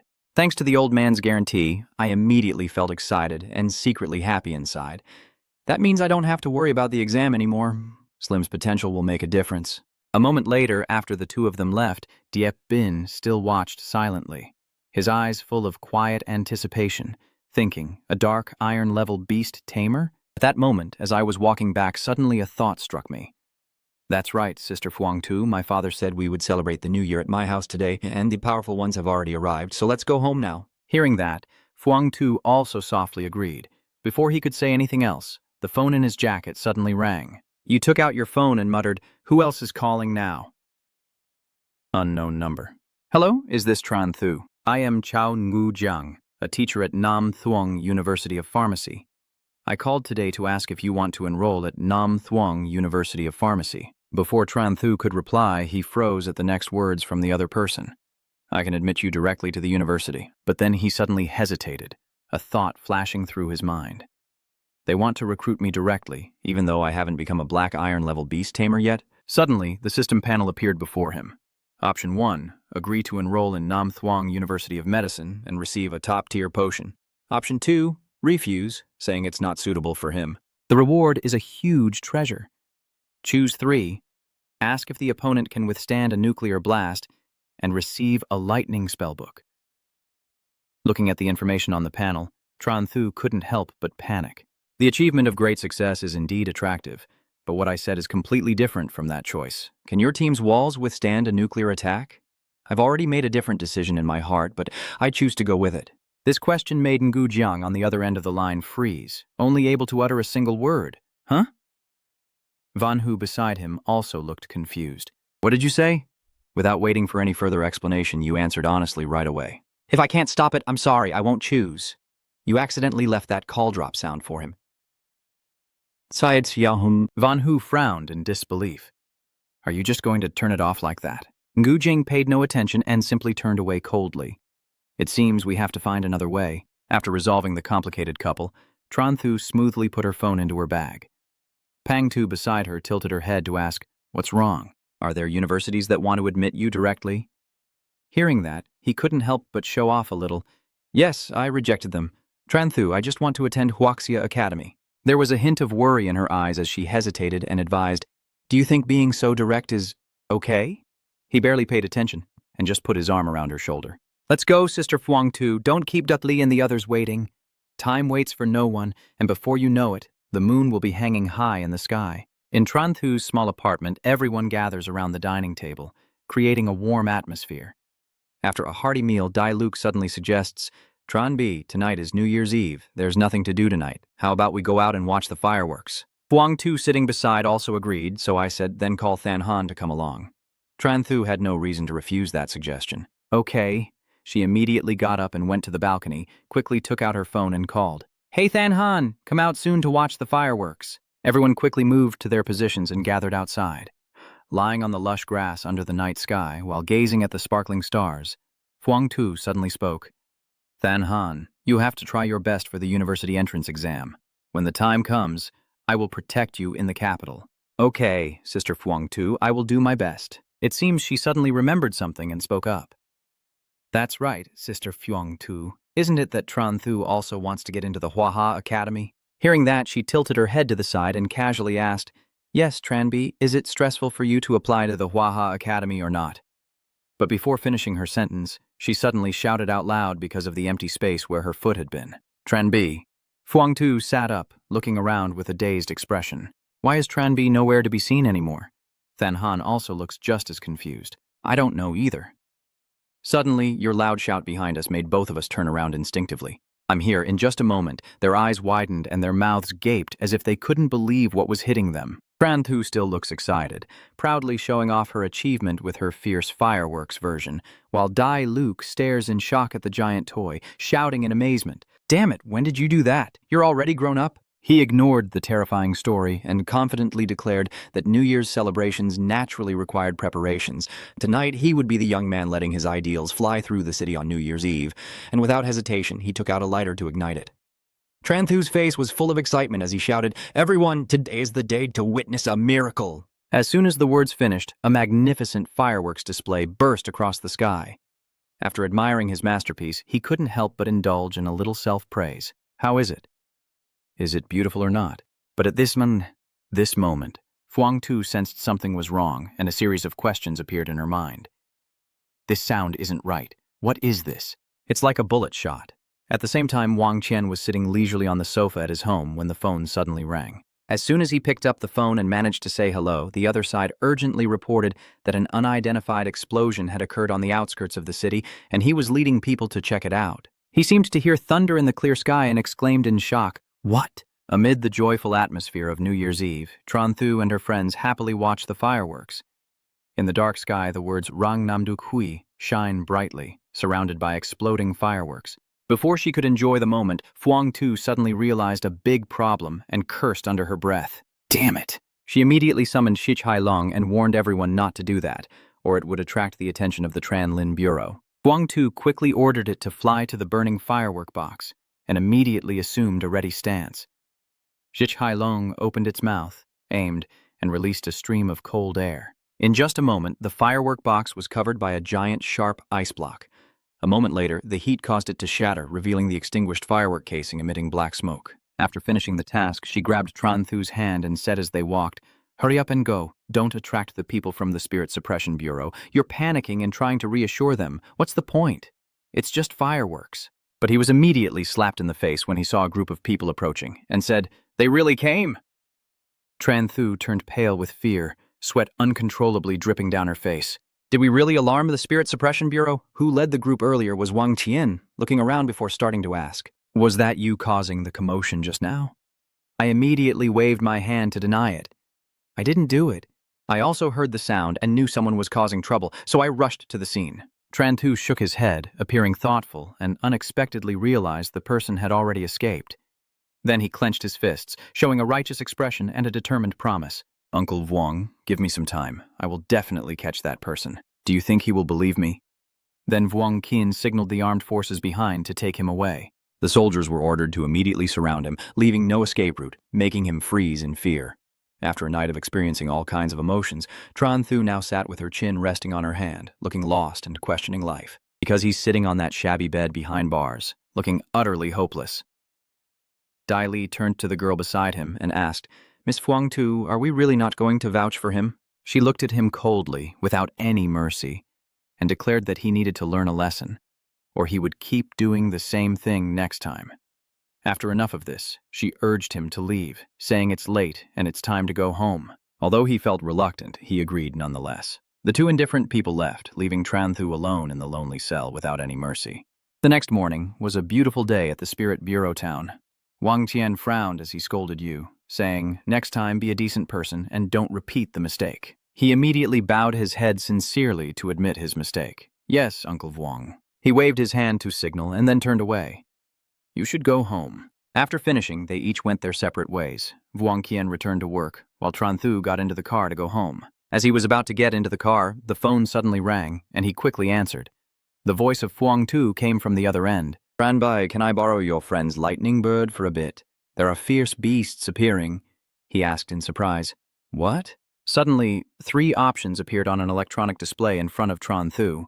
As he read the mission details and carefully considered, although the third choice was very tempting, setting off a bomb in Namjiang City. Tran Thu had just been temporarily detained for using explosives, so she was still haunted by it and shook her head to refuse. Don't think. Immediately, he made his decision without hesitation. "Sister Fuang Tu, I want to go too." One fine day, the bright morning sun shone on a luxurious mansion. When Tu Tin saw the lunch the butler just brought, he ruffled his hair and groaned, "Why did I eat this in the morning?" The butler, a fan of Hao, was used to these complaints and simply patiently explained, "Young master, there's nothing we can do. Due to your current progress, the old master has ordered that you must eat at least 30 pearls of the mythical beast every day." Hearing this, he seemed about to collapse, tears streaming down his face, and honestly, I wasn't happy at all. While Tu Tin was still mourning, his phone suddenly kept ringing non-stop. He quickly picked up, feeling like he had found a lifeline. "Shenbai calling me so early in the morning. What do you want?" After waiting a moment with no response, Tu Tin called again. "Hello, Tran Bai." "Hello, little Tin. Can I borrow your bird for a moment?" Hearing this easily misunderstood remark, he couldn't help but tease back. "Huh? What are you talking about so early in the morning?" "Hurry up, I don't have a contract with the Spirit Envoy." "Wait for your bird. Come to my place within 10 minutes so your bird can wait for me." Tu Tin reluctantly turned to inform Fan Hao. "Sorry, my friend needed me for something, so I can't train today." "It's okay, young master. You can let little Lei go and continue practicing in secret." That remark crushed the hope of sneaking out, leaving Tu Tin feeling disappointed. Having money doesn't necessarily bring happiness. Not long after, a thunderbird appeared in the sky, carrying the two of them towards a mountain area. Tran Thu sat on her friend's spiritual beast, unable to help but think of someone she missed, surprised that Xiao Tin didn't come. Fang Tzu didn't reply, but instead stopped her, saying no more. Maybe you shouldn't go anymore. It's very dangerous there. With Lord Bai Yin leading the team, I'm worried something might happen to you. You don't even bother to care and then nuzzle into her to act cute. It's okay, I have Slim to resist now. Sister Fuang Tu, let me go. I really want to go. But inside Tran Thu's mind, she was secretly scheming about her true purpose. If there's a mistake, I might get new materials. Keep calling her in that sweet, dripping tone. Miss Fuang Tu is making the other person gradually lose patience. Finally, annoyed by the disturbance, she has no choice but to compromise. All right, let's clarify this. We mainly deal with ordinary beasts, and the rest is handled by the Imperial Dragon Guard. Hearing this, Tran Thu immediately cheered happily. All right. While flying peacefully, suddenly the Loi Dieu was startled as if sensing something unusual. It quickly slammed on the brakes, ignoring the falling feathers around it. The Loi Dieu turned sharply, and without hesitation, flew away at top speed. The sudden change in flight path made him panic and curse. Damn it, it's so dangerous ahead, even Loi Dieu just flies away. Seeing you seem hesitant, Fuang Tu suggested, if you're scared unexpectedly, you're not afraid at all, and even show a sinister face, then you must go even more. He secretly plotted, thinking that if some powerful beast appeared and he could use it to his advantage, it would be very beneficial for Slim. She warned him about his determination, but Loi Dieu didn't listen. Trentin couldn't be bothered, saying as he pulled out something, "This isn't something that little Loi can decide." "Cunning you raise your bag to threaten. Little Loi, if you don't fly away, don't blame me for being ruthless." Tran Thu continued shouting loudly, making it turn pale with fear and unsure whether to fly away or not. Lei Dieu quickly swooped back along the same path, not daring to delay even for a second. Fuang Tu couldn't help but immediately give a thumbs up in amazement. From above, the two witnesses watched the fiery battle between the spirit contracts. At this moment, the Firebull group is gaining the upper hand. Tran Thu watched the fierce fight with her mouth agape, surprised at how powerful the white-silver contract spirit was. Then, Fuang Tu gently pats your head and kindly says, "Let's go. Don't look anymore. To the space debris location." She orders the spirit to move out. The Thunderbird lets go. Still, it seems you have a reason to stay here, so you pat the other person on the shoulder to signal. Wait a moment. This move of yours makes Fuang Tu so annoyed that she swears. What the hell are you trying to do? You absolutely cannot fire the nuclear missile? But you just smiled smugly and said, "Don't worry, I won't throw it." Then you raised 5 fingers and began to channel your internal energy to summon Slim. I just feel that such an exciting battle scene would be incomplete without my participation. In the blink of an eye, Jim appeared and surrounded all the contracted spirits ready to fight. It opened its mouth wide, ready to swallow the firebulls in front of it. They were caught off guard and froze in place, waiting for death. Huyen Duong was surprised by Slim's sudden appearance and exclaimed loudly, "So there are also Imperial Dragon Guards coming to aid, isn't that at the gold level?" Then it unleashed its terrifying roar attack by letting out 2 adorable sounds. Pam K. Wuklin froze in place, her face stiffening. Meanwhile, Tan Xuan and Tu Min sighed in exasperation at the humorous scene. Fang Xi looked bored, but Tran Thu quickly changed the subject. Was the terrifying roar useless against them? He had to laugh it off to hide his embarrassment, so he called Slim back, pretending nothing happened, and withdrew Slim into the space. In just a moment, he recalled it from Loi Dieu's back, leaving a confused fire ox below unprepared. Seconds later, it started panting heavily with eyes blazing with murderous intent. The remaining ones refusing to give up, all charged forward, shouting in anger, aiming at the Loi Dieu in the middle of the sky. "Damn it, it's ruined! Run now!" Luckily, the Loi Dieu in the sky easily dodged the firefish's headbutt attack. Now do you understand what skill is? At this moment, they could only watch the Loi Dieu gradually disappear into the sky, crying out helplessly, but unexpectedly, the old woman. It turned out Tan Shuyan and Tu Min were still on the battlefield, and immediately they targeted them for Xung Fong to charge again. Right now, Fuang Tu is witnessing the chaotic fight from above, she exclaims in worry, then prepares to fight even more fiercely before turning her back on Tran Thu to confront the opponent. "Tran B, do you want us to be expelled?" And he just smirks and tries to persuade her. "Sister Fuang Tu, are you just making excuses or not explaining? Turns out you plan to ruin the village's reputation with lies." Lord Baingan looks very cunning and probably hiding something sinister inside. Then he confidently declares, "I only provoked him to ruin his plan. I have my own intentions." Still, she doesn't quite trust you yet.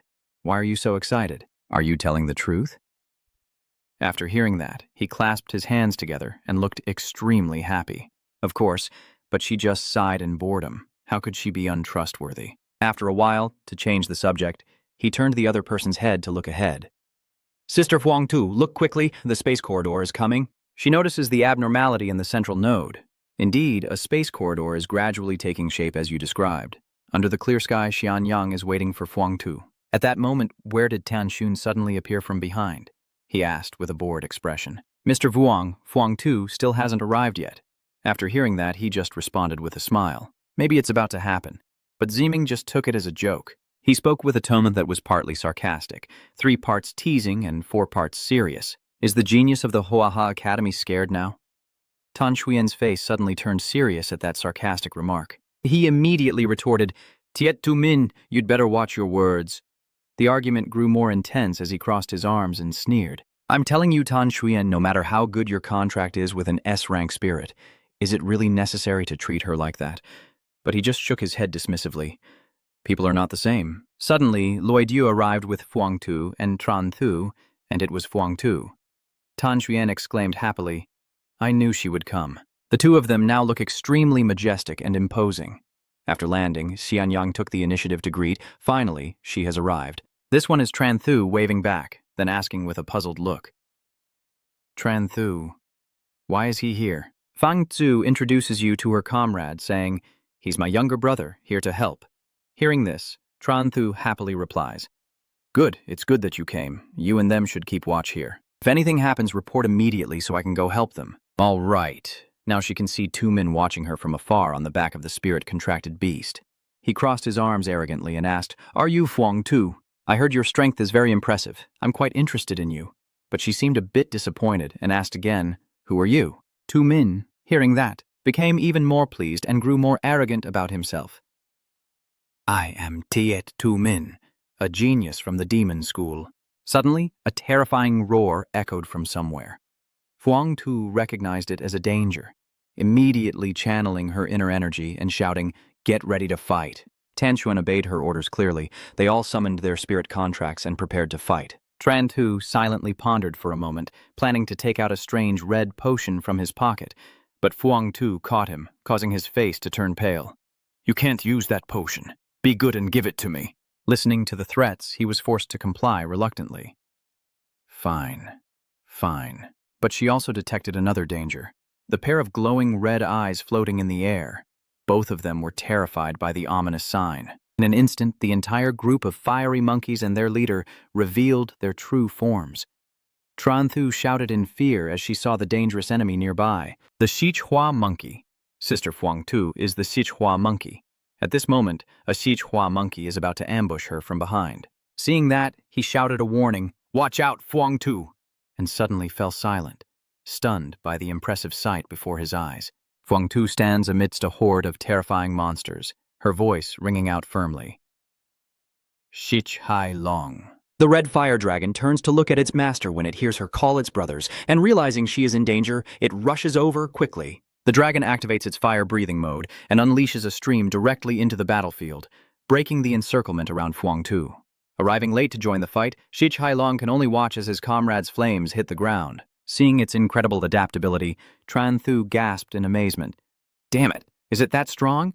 Is this arrogance?" The fiery monkey screams out in pain, its cry echoing sharply, yet they stubbornly refuse to leave. Enduring and enduring, still alive and kicking, the fire dragon erupts in fury and unleashes a massive blast of peace energy. As danger approaches, the drunken monkey suddenly uses lightness skill to soar high like a missile to avoid the heat shock. Furious, it clenches its fists, gathering strength to face the opponent directly. With a surprisingly strong body, the lonely monkey suddenly jumps into the air and punches the dragon directly in the throat, causing the fire dragon to suffer such pain that it doubted its life for 5 seconds. The Crimson Sea Dragon, seeing the situation turn chaotic, retreated in fear. The monkeys all pounded their chests loudly, ready to defend their territory against the uninvited guests. Fuang Tu sensed something was about to happen and turned around to warn him. Tran Thu stepped back a little. Without a word until now, Ziming saw their mistake and signaled to his teammates, "Let's go." As the battle cry sounded, everyone charged into the chaos, fighting so fiercely that it was impossible to tell who was on which side. Amid the chaos, Tran Thu leisurely drags Loi Dieu to watch the fierce battle with a bag of popcorn in hand. After a while, the amateur fire monkeys lie defeated on the ground after special care from the opponents. Suddenly, a roaring growl echoed through the mountains, causing Tan Shuyan's group to stop in their tracks. With her super-sensitive ears, Tran Thu vaguely recognized that familiar sound as a white-silver beast. Although there's no definite answer yet, he still worries and gives Fuang Tu a heads-up first. Miss Fuang Tu is careful, and she responds cautiously with a nod. Her spirit was as tense as a stretched string, immediately summoning her spirit to prepare for battle. The Crimson Sea Dragon charged forward through the fog of bones and shadows, and the fierce beast appeared with a powerful roar. A tense atmosphere enveloped the 4 of them. Tzu Min exhaled deeply and asked in a low voice, "Are you okay?" The monster stepped forward slowly enough for Fuang Tu to observe its form and speak first. "It's out. Inside is Lord Bai Yin, but he hasn't arrived yet and is still in another space." Hearing this, everyone breathes a sigh of relief, and Tan Shuyan's spirits relax as he mutters, "That's great." Before they could rejoice, Fuang Tu suddenly changed expression, uttering a cryptic and ambiguous remark, but they were almost there. Hearing that, Ziming's heart raced wildly, his cowardice clearly written on his face. "Let's go before it's too late." She looked at the despicable person without hesitation, replying directly and causing the atmosphere to tense significantly. "Huaha Academy, do you teach him to be a deserter soldier?" Tran Thu also followed suit, mocking others in the same way. These are clearly lessons from Zhang Second High School. Fang Xi's expression darkened instantly as she turned back. "What did you say?" The powerful impact of that statement made him tremble so much that his cowardice was exposed. "You heard wrong." He shook his head and sighed, so contemptuous he didn't even bother to hide it. A university student who still wants to run away. How shameful. Tran Thu still kept a calm face, but deep inside she let out a relieved sigh. Luckily, she's a 12th grade student and can have a retreat strategy to see where she can run to. Before he could do anything, the system panel suddenly appeared, startling him. 1. Standing still and observing will increase proficiency in ice healing potion to a great level. 2. Step forward to reveal a relaxed back and receive 2 black iron level beast spirit pearls. 3. Use explosives to destroy the autospace tunnel and increase all attributes of the Golden Slim by 5%. Tran Tu looked at the system panel, hesitating over the 3 options that appeared. Although all choices were good, he paused, momentarily conflicted, then glanced at option 3. But his dark eyes and the flick of his orange bottle betrayed a teasing, sinister smile. He would still choose 3, not for any other reason but to bring joy to others. Huang Tu, not knowing what this damn kid is planning, shouted like a ha-dong lion. Damn it, what do you want to do? Tran Tu confidently declares that living with illusions of being a hero is a failed step out of the screen. Miss Huang Tu, don't stop me, I will fight for the country. Seeing that self-absorbed act, she was so fed up she had to give him a slap of enlightenment on the head, fighting the urge to smack him again. Feeling that talking was useless, Huang Tu suddenly snatched the bomb from his hand without warning. Tick Tu. Her voice softens, but her eyes reveal her helplessness as she looks at the young leopard in front of her. Don't mess around. Even though this is the outskirts of Namjiang City, how could the power of the explosives affect the city? Tran Tu rubs her head where it hurts. Li Nai tries to explain, but now she can't back down.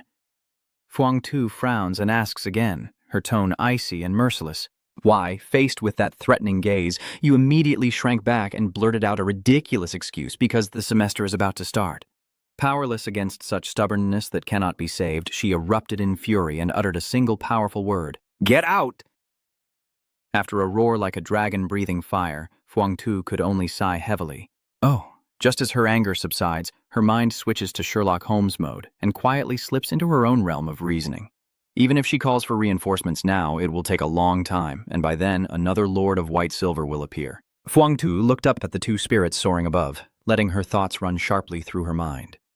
There are only 2 options now, use the Bao Tao potion or an explosive. The Bao Tao potion can quickly give my red flame dragon the strength of the White Silver, at least buying us a little more time. Amidst the confused gazes looking up, only Tran Tu remains calm as if reading her mind. Understanding Huang Tu's worries, he decisively stepped forward and said, if the Bao Tao medicine isn't very effective, and we can't buy enough time until Vuong Hien Duong and the others arrive, we will die. Huang Tu, just blow it up. We can still do it in another space. But there is still something that makes her uneasy and hesitant to speak. But the other dimension is guarded by Lord Bai Yin. Seeing the hesitations in Danji's eyes, Tran Tu immediately called the spirit creature relaxing nearby, startling it. Loi Diu understood his intention in just a second, panicking and shaking its head rapidly, as if afraid of being dragged into the mortal world. Even though Loi Diu kept shaking his head until his neck almost broke, he still grinned shamelessly. What do you think of this sack? The blue bird, speechless, accepted its powerless fate and no longer protested. Votu patted its head in admiration, unaware that the bird's tears had choked and spilled over. Go! Huang Tu coldly glared at the 2 black-clad men and ordered without any hesitation. You are responsible for handling the feral beasts outside the space corridor behind us. Remember, do not let any of the monsters escape. Even though my skills are still poor, I like to show off and ask back, what do you want to do? No need to explain. Huang Tu just softly warns, don't ask about things you shouldn't. Just listen to the commander. Now Tran Tu and I have to go over there. Remember, if any of you let one escape, I will deal with you all. Fearing the chilling pressure, 2 men immediately cowered and nodded. It's over. Tran Tu caught him easily. Huang Tu quickly mounted the Loi Dieu and looked down, reminding once again. Then we'll go ahead. You guys follow behind. The bluebird, after receiving the order, didn't hesitate and soared into the sky at lightning speed. After it had flown far away, 2 men turned to Tan Xuyen and said, Let's go. He quickly responded with a deep voice that was very different from before. The conversation ended quickly, leaving behind a desolate scene after the 2 boys hurriedly ran into the distance. The portal hovers in midair, spinning like a fiery sphere. The 4 of them immediately stop, and all their eyes fixate on it. Fangxi glanced at her companions and whispered, We're at the space portal now. Then she tilted her head back, her gaze stopping at Tran Tu. Let's go first. He nodded slightly and hummed in agreement. Before leaving, she turned back and warned, Remember to watch this place while we're inside. Tan Xun gave a thumbs up and replied with a single word, all right. He and two men watch as they disappear into the swirling golden space vortex. As soon as he passed through the gate, a raging sea of lava appeared below. Tran Thu glanced down instinctively, his eyes immediately narrowing. Damn it, there are so many ferocious beasts. He didn't hesitate to take out a syringe filled with orange liquid and shouted loudly as if about to drop an atomic bomb. Look at my explosive. Hearing that, Fuang Tu's spirits all fled, and she quickly reached out to stop him. No, we're too close to the passageway. It'll affect Lam Tin, and we can't escape either. Tran Thu suddenly froze, her eyes seemingly drawn to something, then muttered, This is the water flowing greedily, your head nodding eagerly. Yes, I agree, completely. She looked at you with doubt in her mind. Is she really that easily convinced? What did you see? Tran Thu's eyes remained fixed on those bright spots. They were emanating from countless fruits burning fiercely. His expression was more captivated than when seeing the fire fairy. Truly a blazing fire.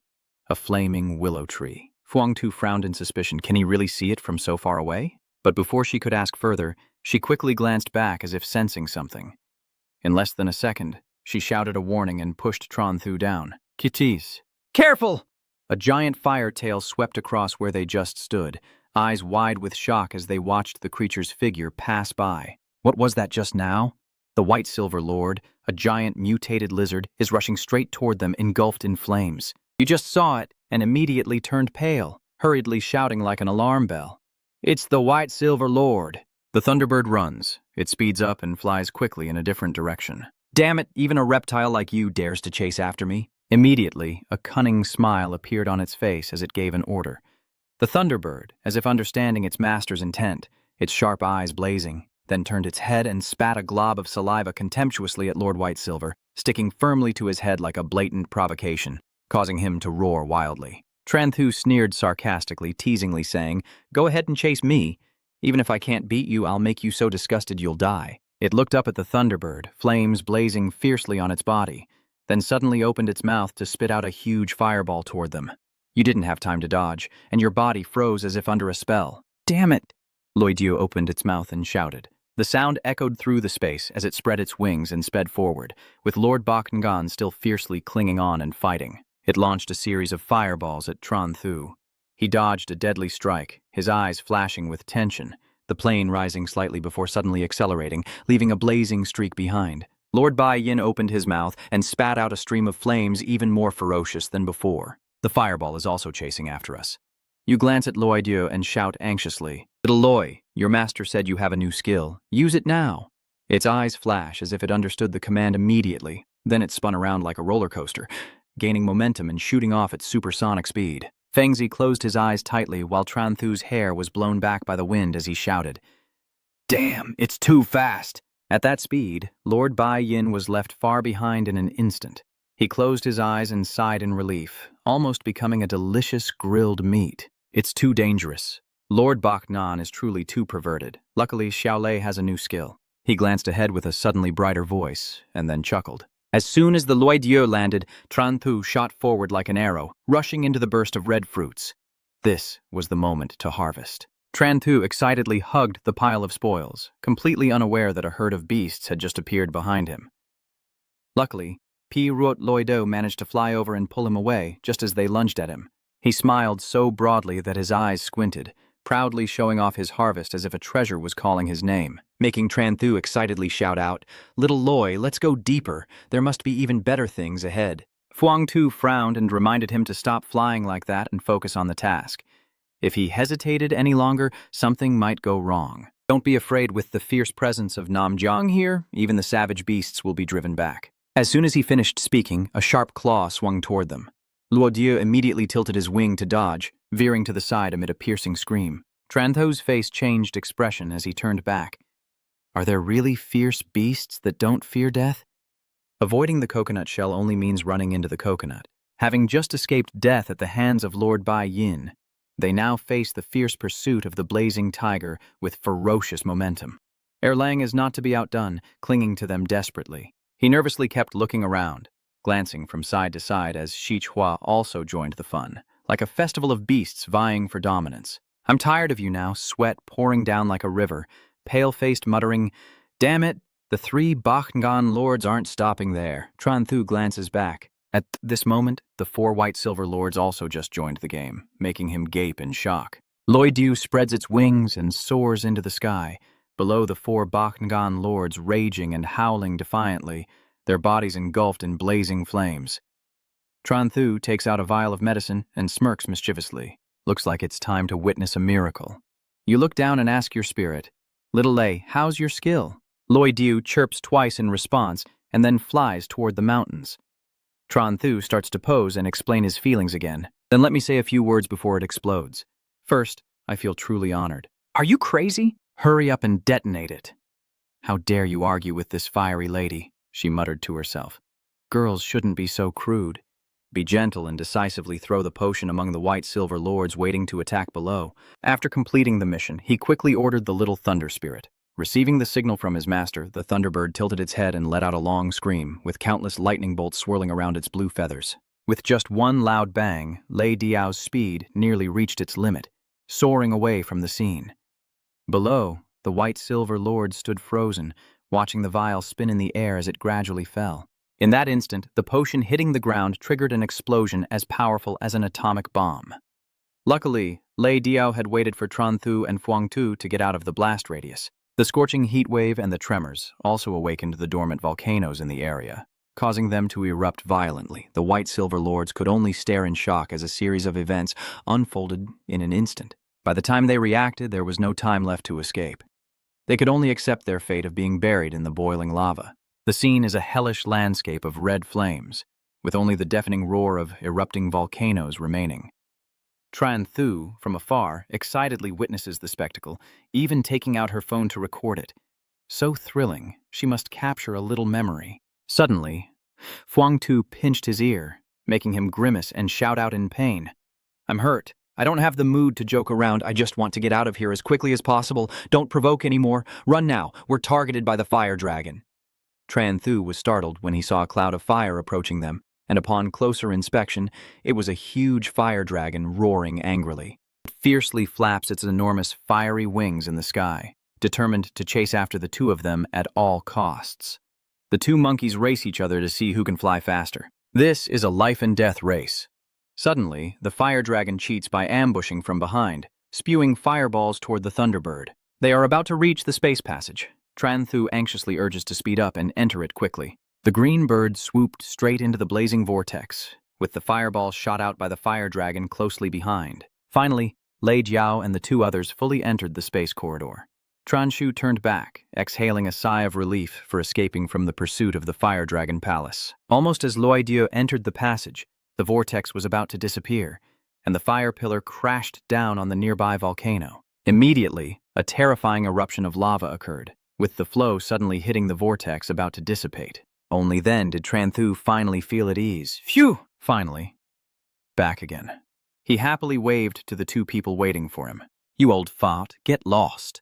Suddenly, the expressions of the 2 people changed as if they saw something terrifying.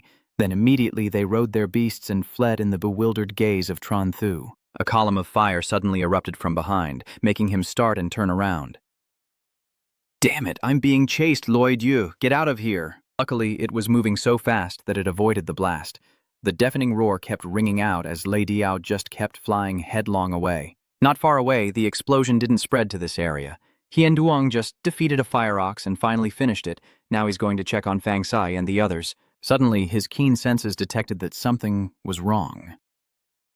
No, that's not right. Turning around in panic, Hien Duong was stunned to see everything was empty. Where is my mountain? Where is my passageway? I suddenly thought of that terrible explosion. Could it be that at this moment, Tan Shuyen and Tu Min also hurriedly came to deliver the news? Lord Vuong, I want to report. Before they could speak, the Loi Dieu appeared behind us. Tran Thu sat calmly above and asked, what report what? Tu Min quickly turned pale, silenced, and wiped sweat from his forehead as the group dismounted from the spirit beast and approached Hien Duong. He looked at the most trusted girl among them and asked, so what exactly happened to your side? Why have the mountains and tunnels disappeared? She and Tran Thu exchanged meaningful looks, understanding each other's thoughts without words, and his heart grew anxious, fearing his secret would be exposed. The explosive was extremely important and could not be revealed. or he might be taken for research. Tran Thu's mind raced wildly to come up with the most convincing explanation, trying to figure out how to lie so they would believe him. Finally, the central nervous system zone has displayed the result. It's there. He cleared his throat and then described the event vividly and precisely like a textbook. As we struggled to defeat the first pack of ferocious beasts, but immediately afterward we heard the roar of Lord Bach Ngan Vong from another space. As Tran Thu spoke more passionately, Phuong Tu and I moved to another space to avoid the danger. The heroic and intense tone kept everyone focused, trying to buy more time, but in that other space, we encountered the fierce beast, the white-silver king of the volcano. Then you slowly led the story to the climax, and by that time we had already provoked it. The distance between the two sides was at least a few thousand meters, and it even gestured wildly to reenact how bravely they fought the monsters. A blazing white light burst from its mouth, directly attacking us.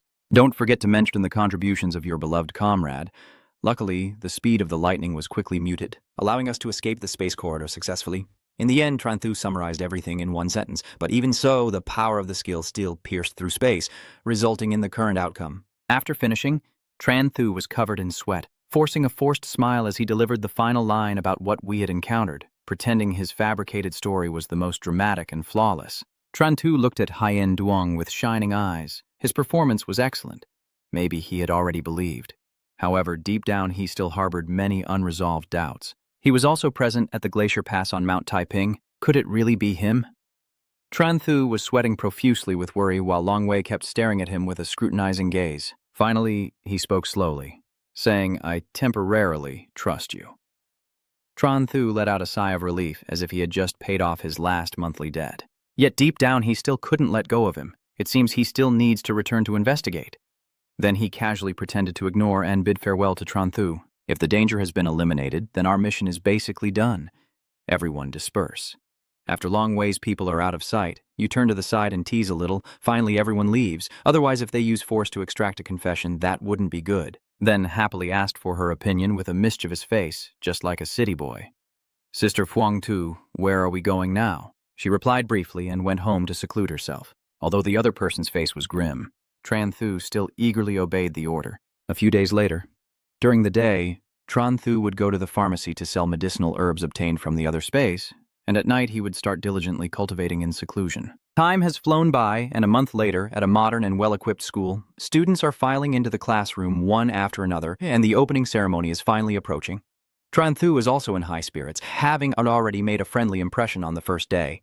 "Hello everyone, you casually sit down and scratch your back like an old man, and the semester hasn't even started yet. I'm about to go crazy being cooped up at home." But before they could chat for long, Vo Song entered and announced news no student wanted to hear. The cultural exam will now begin. As soon as he finished speaking, everyone in the class looked at Tran Thu with piercing eyes. Their strange behavior made Songa wonder why they were all staring at him. Tu Tin understood and replied, "Last semester, your cultural subject scores were the best. Everyone wants to beat you." Only then did Tran Thu finally realize the problem. "Oh, I see." So they were overthinking again, this time about the top spot. Before finishing his sentence, he uncapped his pen and smirked triumphantly. "I've got this." After loudly clearing his throat, he immediately focused on working on the test, carefully checking each question again. Once confident, Tran Thu decisively stood up and said, "Teacher, I want to submit my paper," then confidently walked up to hand the exam paper to the invigilator. Then he turned his head down to the class with an arrogant look. Tran Thu pointed at himself with a teasing gesture and said, "Unmatched. So lonely." Your statement made everyone below bulge their veins. They threw things, ran away, causing you to scramble wildly to find a place to hide. Tsk, tsk, tsk. The young people who don't understand. Only Vo Song looks at him with a contemplative gaze. Tran Thu in a private office reports in a quiet voice echoing through the silence. "Exactly." Min Tai was so startled that he almost spilled his drink. "What?" Vo Song still looked at the other person with a serious gaze as a confirmation. He crossed his arms and asked again, "Teacher Lai, do you really want Tran Thu to be the team captain for the Beast competition?" After that conversation, the school held the exams over 3 consecutive days. On a fine day at Tran Thu's school, Vo Song stood on the podium and announced, "Now let's start with the results. As expected, what you declared the day before has come true. Tran Thu still continues to rank first in chemistry." He said nothing more and ended the class immediately. "Today in the afternoon, we will continue training at the Beast Taming Hall. Class is dismissed now." Suddenly, Vo Song pulled Tran Thu back. Tran Thu stayed, and the teacher spoke to her about this. He waited until no one was around before starting to make small talk. Now, everyone has left. Vosung immediately got to the main point. The teacher has negotiated with the principal, and we decided to let you lead the team in the beast taming competition. He was so shocked he couldn't believe his own hands. At the same time, the system panel appeared blank in front of him. Option 1 was to refuse Lao Li, completing the task and earning the title of the Fierce One with the default effect of having the system reward. Option 2 was to agree with Lao Li, completing the answer and gaining a large number of summoned beast power. So Tran Thu was left confused, with the options still just one. Helpless, he could only lament inwardly, and without even needing to think, it seemed he couldn't escape this system. Seeing that Tran Thu had not responded for a long time, Vosong made another proposal. As long as you make the leader, you already have the answer in your mind before hearing it, but if you agree to that, isn't it just thinking?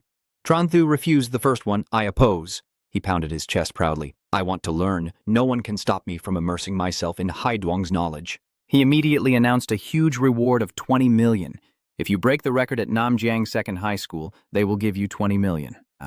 This huge sum of 20 million has successfully caught Tran Thu's attention. Blinded by greed, he rushed to hold Vosong and begged desperately, for the school's honor, I will give my all. He then finally relaxed with a gentle smile. All right, the teacher will announce this to everyone this afternoon.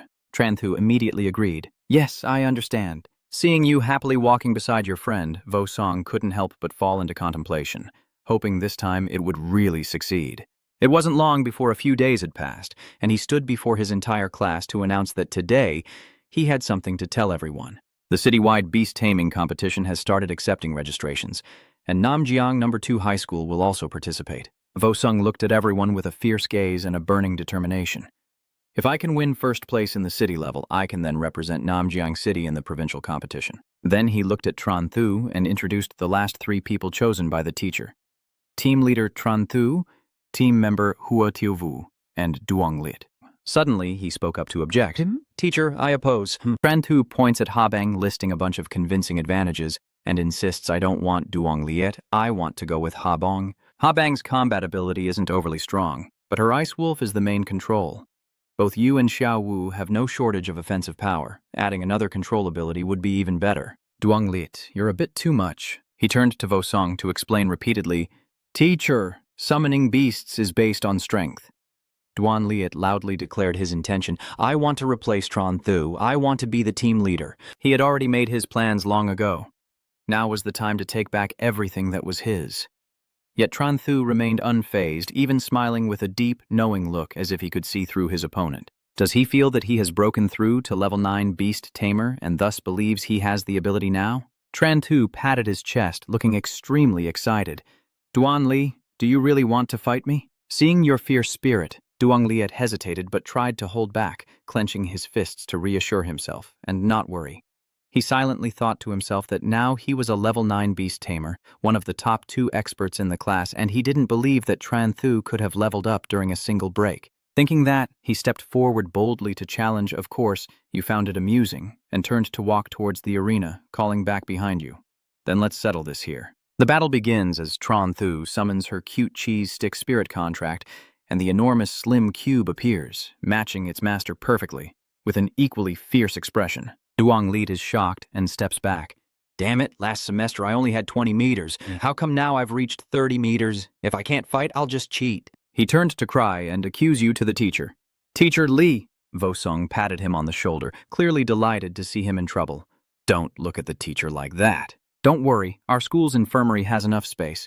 He had no way out and had to slowly step forward, his body twisted like a coconut worm soaked in fish sauce. In front of everyone's eager eyes, Duong Liet summoned his spirit with all his courage, calling out his wind beast.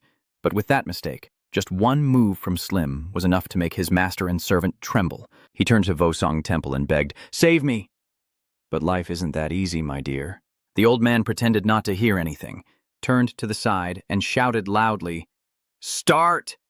As soon as the command was given, Slim immediately launched a surprise attack, activating its roar skill to face the opponent directly. Duong Liet stared blankly, like a CPU overloaded, while the Fengxing beast beside him was stunned and unable to stand. Then, with its round and bulky body, Xin leapt into the air and activated its violent attack, crushing the unfortunate Fengxing beast beneath its flesh, leaving Duong Liet in shock. It struggles wildly, trying to escape from the heavy slim pressing down on it. The classmates around are all stunned, speechless in the face of this violent scene. Tran Thu sneered smugly, so confident that Duong Theo now wants to join the beast-taming match. Duong Liet, unwilling, clenched his fists, but no matter how tough he was, he knew his limits. He knew he couldn't win, so he gave up immediately. He quickly made up his mind and said, "I think Jia Bing is a better fit. Anyone who tries to stop her, I will risk everything against them."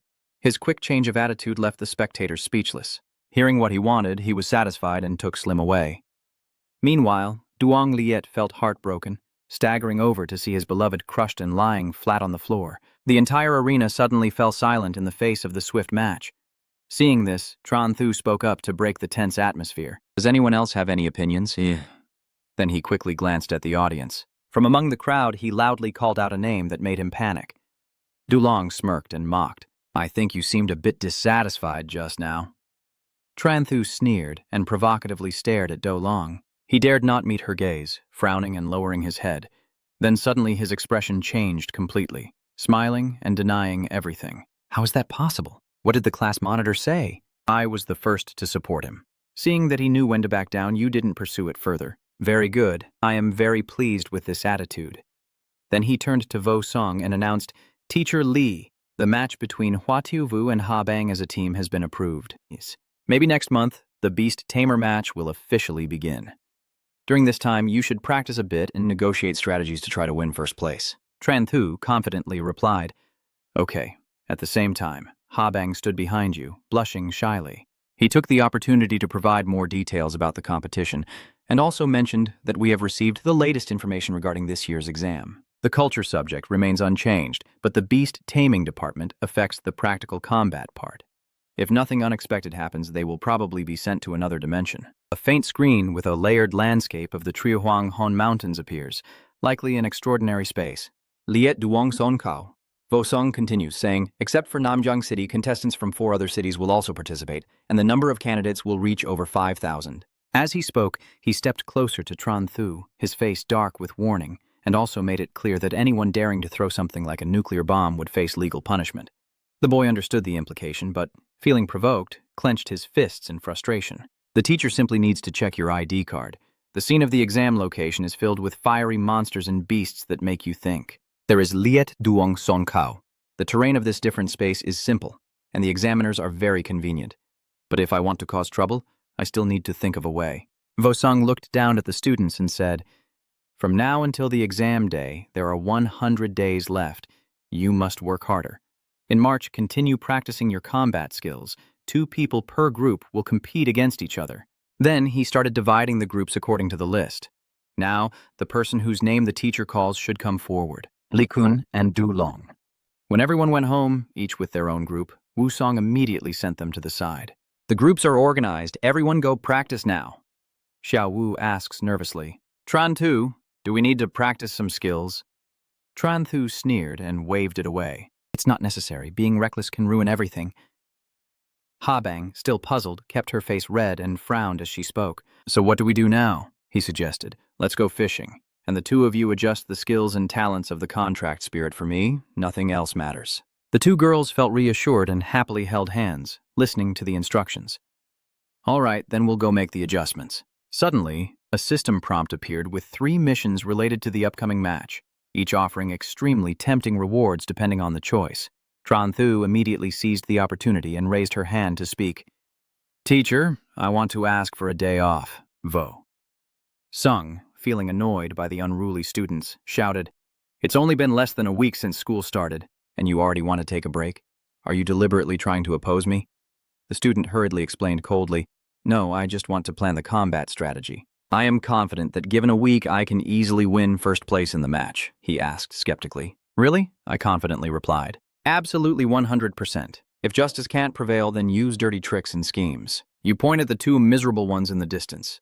If the teacher doesn't let me rest, I'll fight Duong Liet and Du Long every day." The 2 could only gape in shock as they got hit, even while lying down. Tran Thu casually left the training ground, revealing that his third choice, forcing opponents to surrender before the match, was his decision. Next, I, the fierce Nam Jiang, will awaken the nightmares of the high schools. Before that, You took out your phone with a wicked smile on your face. Then he dialed the number. "Hello, Miss Fuangtu, are you free?" Under the clear sky, with white clouds and golden sunshine, his voice was light as he said, "Let's challenge the high schools, one-on-one." After the call, Tran Thu and Fuangtu quickly arrived at the meeting point to prepare for action. She looked around and then subtly curled her lips into a confident smirk. "Starting from high school number 1, you excitedly responded, but in front of them is the gate guarded by Du Tu with security personnel nearby. How do you plan to get inside?" You put down your lollipop, confident that a kid can't trouble a real player. The immortal must have a clever plan. Tran Thu calmly approaches him, politely greeting an old acquaintance. "Boss, it's me. Do you remember me?" Du Tu is still confused and hasn't recognized the person in front of him. Tran Thu smoothly repeats the actions from the past when he kicked your supervisor away with one foot. Only then does he realize the situation and screams like a dog being slaughtered. "Damn it! It's you!" Seeing the other person so irritable, you hurriedly explained, "Don't worry, I came to your school today for a friendly exchange, then I have a proposal. Please open the door so I can come in." Du, from bristling and blocking, determined to keep the stranger out. "No, I haven't received any notice." Faced with this awkward situation, just a confident smile was enough. The tycoon saw he was too stubborn, so Fuangtu stepped in to help her beloved younger brother, still acting as the older sister. She arrogantly took a power card out of her pocket and ordered the door to be opened. Du Tu was stunned in shock, thinking this was a product of the Dieu Ngu Long Wei. He had no choice but to admit defeat. "Please, come in." Tran Thu sprays the glue stiffly, not thinking of deceiving others, just as simple as weaving a basket. "Is it that easy?" Fuangtu happily put away the card. He frowned to himself, thinking that it was about time he found the old king to make a fake one. After settling everything, the righteous and upright group entered the school through the main gate. Inside the classroom, Wang Feng stands on the podium assigning tasks to the students. The beast taming competition is about to begin, and the teacher has decided to make Jiang Tian the team leader, with Wen Wu and Lin Zhixian as team members. After finishing the presentation, he asked again to be sure, "Do you have any opinions?" The students responded clearly and politely in unison. "All right." Just before he finishes the class, if no one objects, suddenly a hand reaches out. Tran Thu's firm voice rings out, "I oppose it." Everyone around was very surprised, talking among themselves excitedly. "Who is that?" Tran Thu and Fuangtu walked confidently past the surprised and confused gazes. Wang Feng saw them, immediately shooing them away. "Mr. Tran Thu, what are you doing here?" "Get out of here, quickly!" She doesn't bother to show respect to elders and even argues back. "Master, please don't rush to send my brother away. Let him speak first." Too humiliated to be looked down on, he angrily retorted, "Who does she think she is? Why should I listen to you?" Fuangtu looked straight ahead, calmly provoking. "Why should you listen to me?" She calmly casts a spell, her palm emitting a dazzling light. Then 2 magic circles appear, her aura growing more domineering. Of course, it's based on this. A water dragon and a fire dragon emerge, growling fiercely, making the atmosphere even more tense. Wang Feng instinctively steps back in fear. "Damn it, the 2 dragon contract spirits. Now I finally realize the true identity of the person in front of me. Fuangtu. But unfortunately, it's too late now." Standing before these 2 handsome young people, Wang Feng's body involuntarily trembled with fear, almost soiling himself. Tran Thu slowly stepped forward and asked, "Old Wang, I'm not here to cause trouble, but to say something. I am here to propose that you all give up the beast taming competition, directly because you smile brightly and speak with great confidence in yourself. I will participate." That statement truly ignited the crowd below. Jia Shu was the first to speak up. "For God's sake, do you still think you're in the last semester? That's because of your level. Now everyone is on the same footing. Do you think having slim means you can do whatever you want?" Dam Thu quickly followed along, never seen anyone so arrogant. "If you have the guts, then step onto the arena and fight." Tukai and Vunin also joined in for fun. "Damn it, take me there. Yeah, let's settle this on the fighting ring." Even though cattle usually follow the herd, Tran Thu still calmly crosses his arms and taunts. So the old rule still applies. You all fight one against me. The students below, unable to take the humiliation anymore, all decided to go up together for a solo fight. Damn it, they're too arrogant. Surprisingly, among the defeated, there was still one outstanding individual. Jiang Tianhong Hach seemed confident of victory, saying, "I don't need a crowd, I alone am enough." He looked straight at him and declared decisively, "I was careless back then. Today you will definitely lose." Tran Thu sighed, annoyed at how immersed he was in his performance. "Oh wow, you can act even more than I do." But you didn't say anything and still kept a bright, excited smile on your face. Then let's see. Slim immediately appears, arrogantly looking down at his classmates. Everyone instinctively stopped in awe, stunned by the giant shadow before them, feeling it was almost unbelievable. Just a long yawn from it was enough to make someone tremble in fear. Thinking back on what I just still said, Tranthu now calmly retorts with a sneer. The show-off, you want to fight me alone, right? Let me see your true power of the storm wind technique. Of course, Jiang Tian now dares not be arrogant anymore. He just remained silent, even showing signs of confusion. Then he turned to the backstabbing classmate who still wanted to challenge our entire class. Let's give him what he wishes for. Everyone, charge together. Indeed, Jiang Tian's truly dirty personality really surprises me. His ability to switch sides even faster than I do. Lam Jiang shouted loudly to lead the charge, everyone rushing forward like flies. Got it! Then came the chaotic battle scene, with Slim holding his own, activating the dream slaughter technique. The students ordered their beasts to attack. Dui opens his mouth as a bright golden stream of energy begins to gather, and his body continues to swell. The small creatures, confused and slow to grasp the situation, suddenly leapt into the air, then continued to expand and absorb the golden aura. Perhaps the other beasts had already realized the problem, but unfortunately it was too late. They are crushed under Slim's weight on the ground. A wolf howls in pain. It turned to attack other targets, and of course Tranthu's Slim is the ruler of the world. They fight and win wherever they go with such overwhelming power that the spirits can only scream as they are caught in whirlwinds, leaving clouds of dust in every direction. It seems I still have to step in myself. He immediately raised his hand high and summoned what he was proud of. Come out. Storm Thunderbird. It received its master's order and immediately flew out, ready to fight. Before the massive beak, arcs of lightning gathered, making one's skin crawl. Between the sharp, open jaws, a flashing lightning orb was quickly formed. That move was aimed directly at Slim without hesitation, forcing it to grit its teeth to withstand the attack. Trying to suppress the pain from a piece of skin sizzling and burning, Tranthu still bluntly taunted with provocation. Is that all you've got? You think you can break my Slim with just that? You wave your hand to summon a glowing orb that vibrates intensely. Soon, Slim's ultimate skill is activated.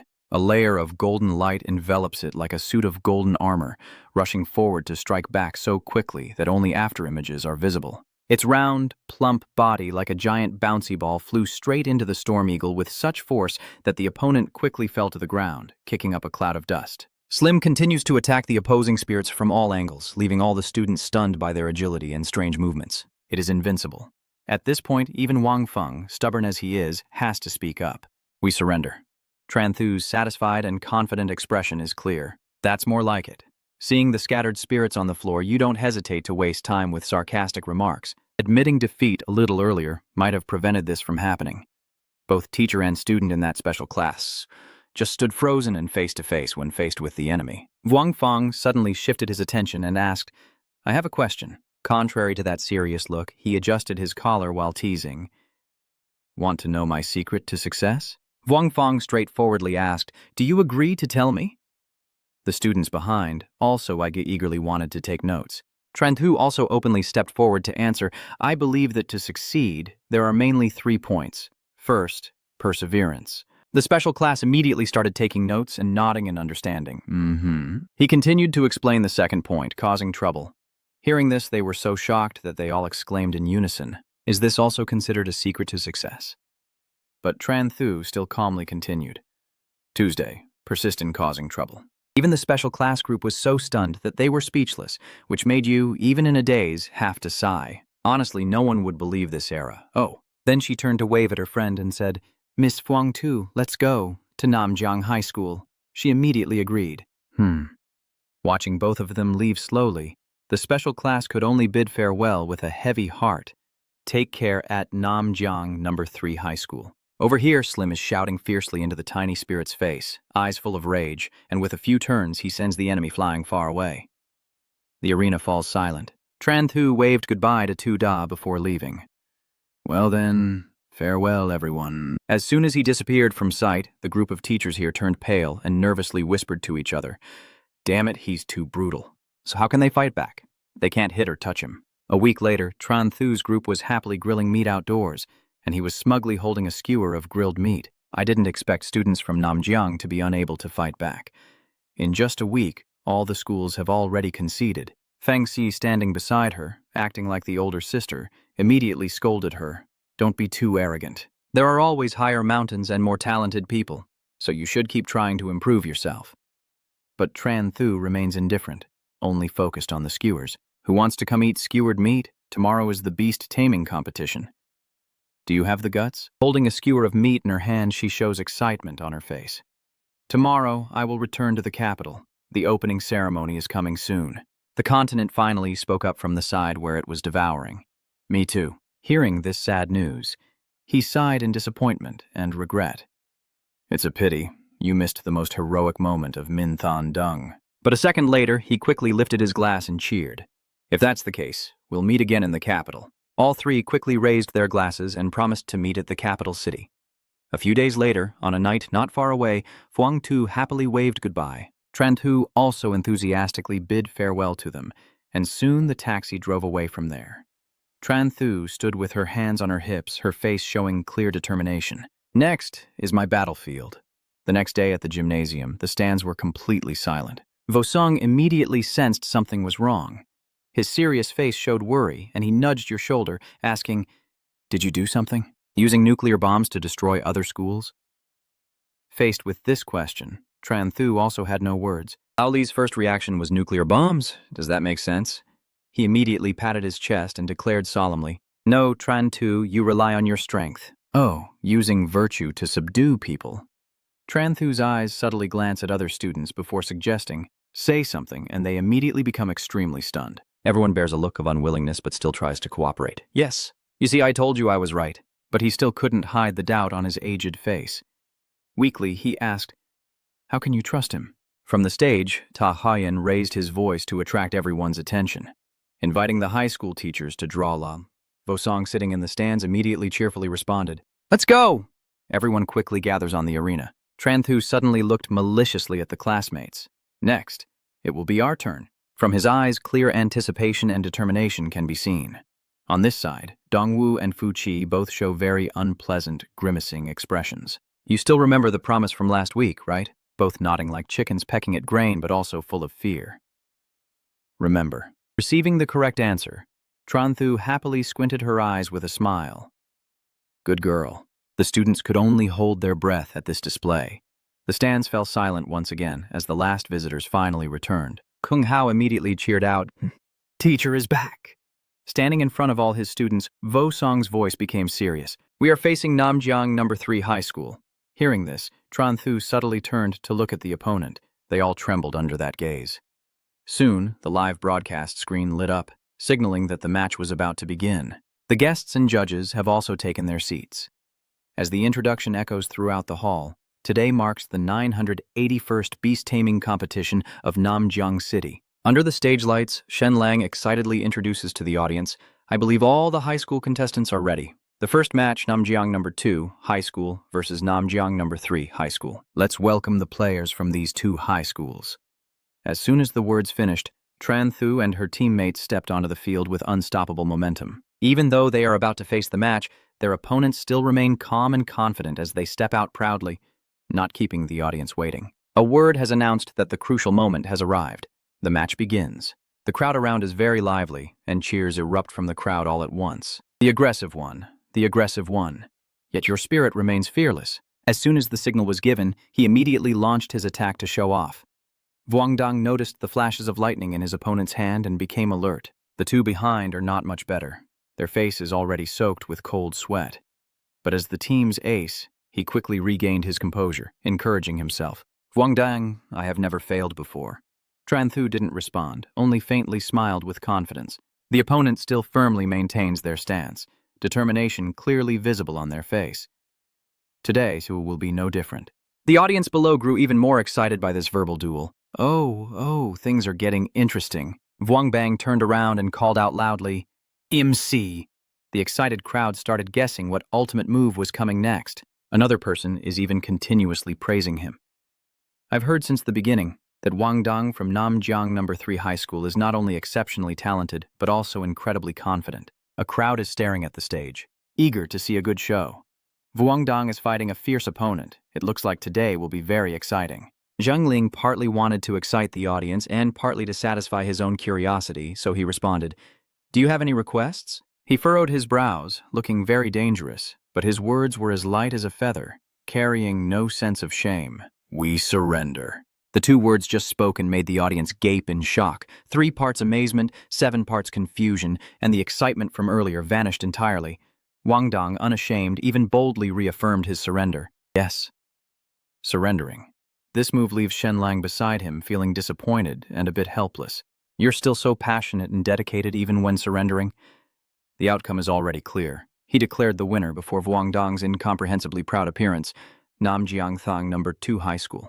When the two opponents passed each other, Tran Thu's gaze briefly met his. He couldn't help but admire him and nodded in praise. "Buk Vong, you're truly impressive." In the following matches, viewers gradually realize something is off.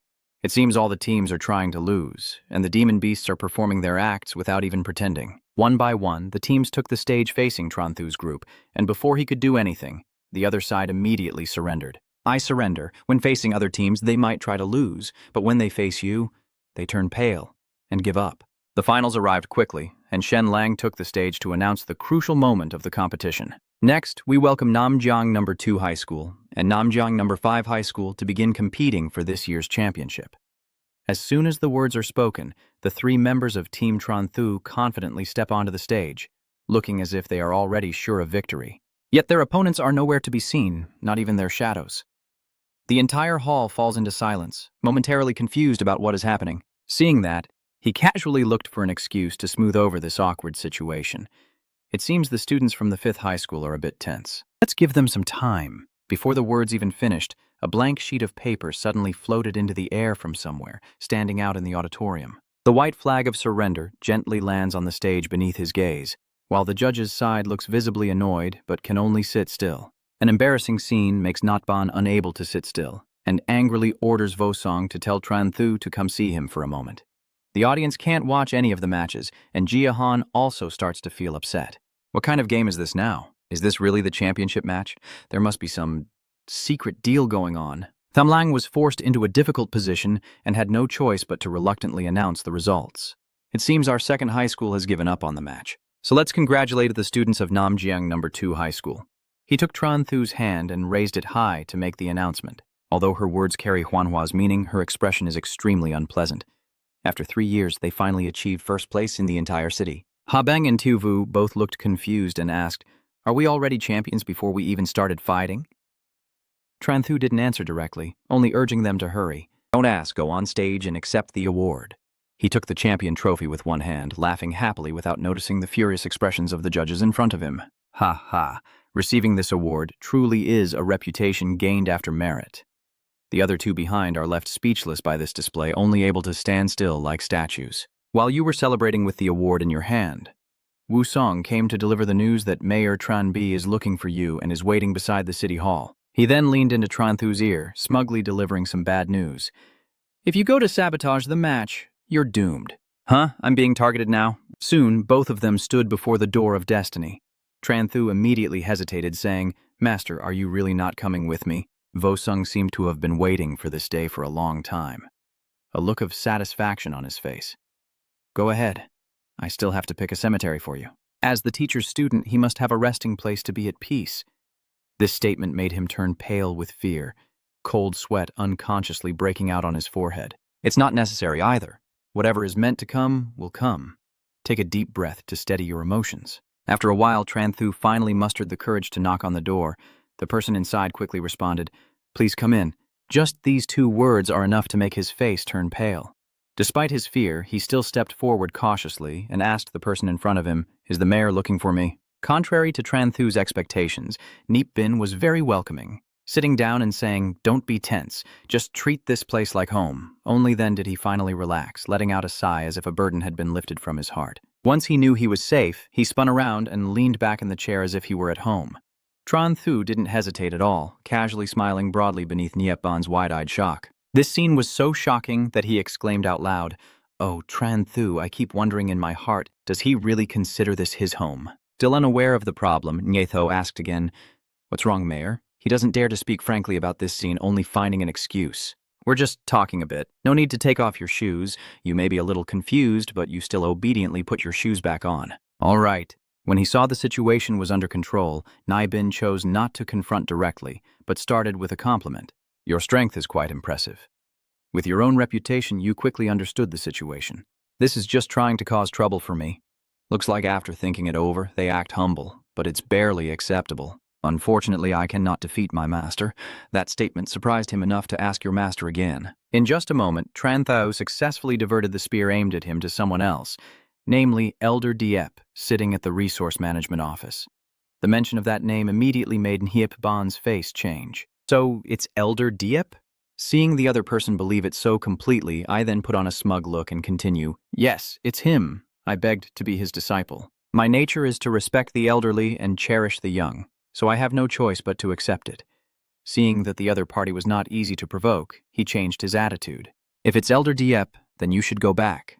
Through Nhiep Ban's words, what could have been a serious blame now feels as light as a feather. I can forgive you for ruining the beast taming tournament this time, but he won't let it go so easily. And immediately sets a condition. You must win first place in the provincial level competition. Tran Thu nodded without hesitation, a determined glint in his eyes. Okay, he had escaped danger just in time.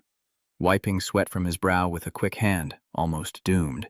Luckily, he remembered Elder Dieppe quickly, hoping they wouldn't investigate. Huh? Where is Old Lee? At this moment, a message also appeared on the phone screen. Teacher will take them back to school first and remember to come back early tomorrow. I don't really mind, quickly dispelling the uncomfortable feeling. All right, see you tomorrow. At the same time, Nhiep Ban, looking mysterious, made a phone call in the room. Hello, Shuchi Liu. He's usually shrewd, so quickly find out the truth and help me investigate whether Elder Dieppe has taken on a disciple. The Beast Taming School is modestly located in a small forest area under a clear sky with a few clouds. Vosong stands inside the classroom, where a line of students is fulfilling their duty to learn the taming methods.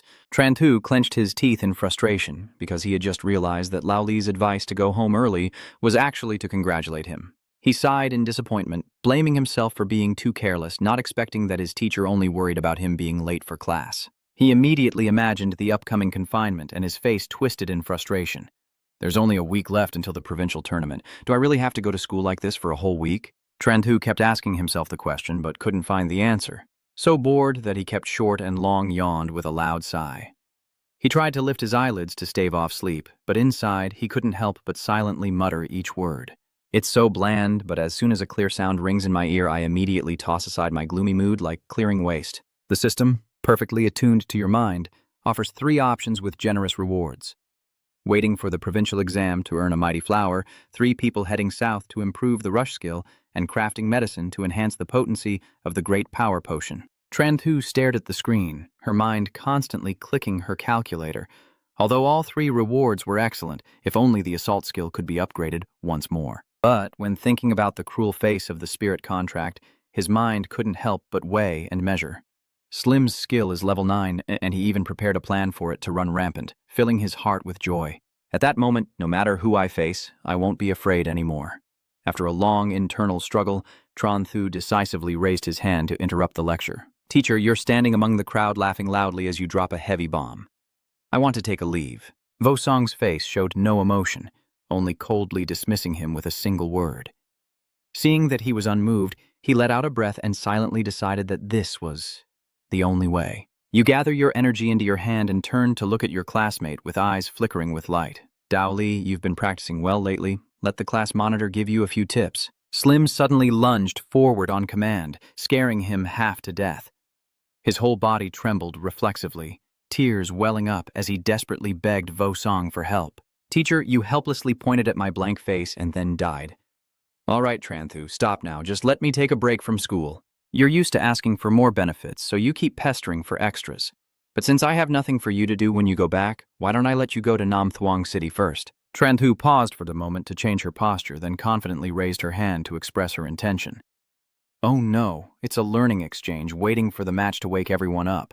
Vosong stood still with his arms crossed, listening to the chatter, quickly realizing the road ahead was tough, and immediately turned his vehicle to shift his attention to the person beside him. Officer Do, your Along territory is quite vast. Dulong didn't need to hear more, and had already copied Duang Liet's status. The two words master and sir came out full of frustration. Caught in the same immobilizing move twice, he clenched his jaw tightly to prevent himself from losing control right then and there. Vosung had no choice but to take out his phone, frantically tapping while trying to comfort him.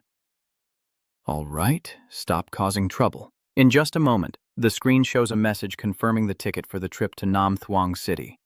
He quickly holds it up in front of Tron Thu, hoping to send this kid away as soon as possible. This is our ticket for this afternoon. You just wait and see. You'll be grinning from ear to ear, and even Lee Hai can't keep up with this quick change of attitude. Yes, thank you, teacher. The system is also fully functional and always hot. I managed to get the charge skill as well. At last, the long journey has brought you to Nam Thuong City. As soon as you step off the bus, you stretch your limbs and greet the day with a spirited cheer. Nam Thuong City. Tron Thu, I have arrived. The three of us didn't delay any longer and moved together to the departure gate amid the bustling noise of the station. The city of Nam Thuong welcomes everyone with a beautiful sunny day, golden rays spreading across the tall buildings. Tron Thu leisurely strolls with the two girls, aiming to get familiar with the new environment. We haven't gone far when Xiao Wu suddenly tilts his head and asks, Tron Thu, do we really have to go out for dinner tonight? The budget that Teacher Lee gave us isn't that much. He didn't wait for her to finish and patted his chest confidently, saying, It's okay. Both she and Ha Bang looked at him with bright eyes and exclaimed together, You're paying? He quickly shook his index finger in denial. No, no, no. Then Tron Shu pointed an accusing finger at Xiao Wu and revealed his plan. Tonight, he will be the one to eat. Her shameless action made her freeze stiff, and she couldn't hold back, exclaiming that she was speechless.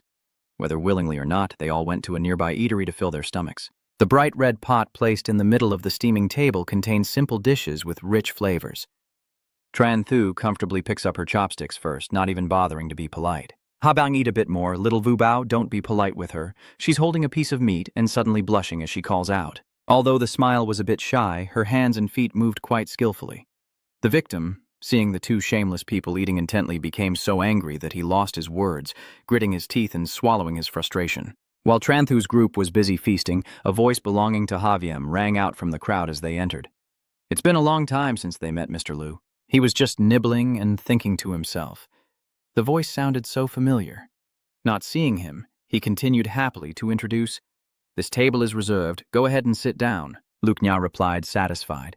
You're so formal. Tran Thu, with shining eyes like headlights, quietly made a judgment. Haviem, huh? You didn't hesitate to stand up and greet. Oh, little Ha, it's been a while, and you're getting more and more disheveled. First time seeing this kind of rough exchange, Lu Nya hesitated slightly and asked the person next to him, Wiem, your friend seems a bit unfriendly, huh? His face suddenly showed a suspicious red cloud, and he hesitated for a long time before managing to say a few words. This? Not understanding his teammate's awkwardness, he immediately turned to threaten Tran Thu. Buddy, being proud doesn't mean you have some real strength, he asked calmly but with a sharp edge. Is that so? Do you think you are very powerful? Just as Lu Xia was about to charge into the fight, Ha Yin suddenly snapped back and reached out to stop him. Don't! Luke, let's go and avoid trouble with him. What's wrong? It's just a level 9 beast tamer. Havan hesitatedly looked at the labeled 9th level beast tamer. Words stuck in his throat that he couldn't utter. Beads of sweat the size of beans covered his face, his mouth opening and closing without saying anything. But after a few glances like Jiang Lak, he gathered all his courage and poured out a shocking past. He has beaten me before! Lucia was hit hard by this bombshell and looked pale. Is his tone automatically rising that high? So strong? He wisely swallowed his pride and turned back to remind his team. The group with Haviem had no time to eat before they had to swallow their anger and leave hungry. Tran Thu's provocation failed, so he had to express his regret. Oh, wanting to test new skills is impossible. Fleeing from the battlefield makes you a useless coward. Xiao Wu, just at the right moment, offered a suggestion that sounded more reasonable. If you want to meet someone who's not a useless person, maybe you'll have to wait until the match a week later. All right. Then we'll wait for the provincial raid match. But first, we need to... Habang tilted her head curiously and asked, What should we do? You wave your hand boldly, revealing a daring plan. Over the next week, the trio of troublemakers finally arrive at the location outlined in the plan. Tran Thu takes Habang and Tu Vu to Nam Thuong City High School. Everyone is dressed like well-behaved students, but unsurprisingly, the group is stopped by security without mercy. Before the professional schedule, even a senior spiritualist has to use glue. Tran Thu had run out of options, secretly switching to the familiar wall-climbing tactic. But when he turned back, Yen Du was already standing there with a bright smile, waiting all along. All the final tricks had failed. He lifted him up like a chick and threw him back over the school gate. They all reluctantly returned to Nam Thong Hotel, resigned to bowing and kneeling for a whole week, while Tran Thu lay sprawled on the bed, overwhelmed with boredom and complaining in his mind. I never expected someone as fierce as Nam Jiang to turn against me. Suddenly, there was a knocking on the door that pulled me back to reality. Xiao Wu is standing outside, shouting loudly to urge them inside. Tran Bi, today you drew your opponent for the duel. Hurry up. My teammates are getting anxious, but I still have time to sigh. After Lemay slung his backpack on, Tran Thu finally announced, Come on, come on. 1 woman and 2 men team quickly head to the Spirit Arena in Nam Thuong City. The steady footsteps entered the large hall, neither fast nor slow. He looked at the journalist working and immediately guessed they must be conducting an interview. But since it doesn't concern me anyway, Tran Thu still followed the 2 beauties to the resting room. And as he saw the crowded scene before his eyes, his mind started racing wildly. There are a total of 32 teams. He stroked his chin excitedly, wildly dancing in his mind. Who will be my first opponent? Lost in his illusions, Tran Thu was suddenly jolted awake by the system's prompt. A familiar interface appears, but this time there are only 2 options. Choose one and wait quietly for the draw to begin. The reward for completing the beast taming law is limited. Choose the second option to use a special method to make everyone remember you. The reward for completing the beast taming power is an additional 5%. The boy looked around and wondered silently, is this reward a free gift?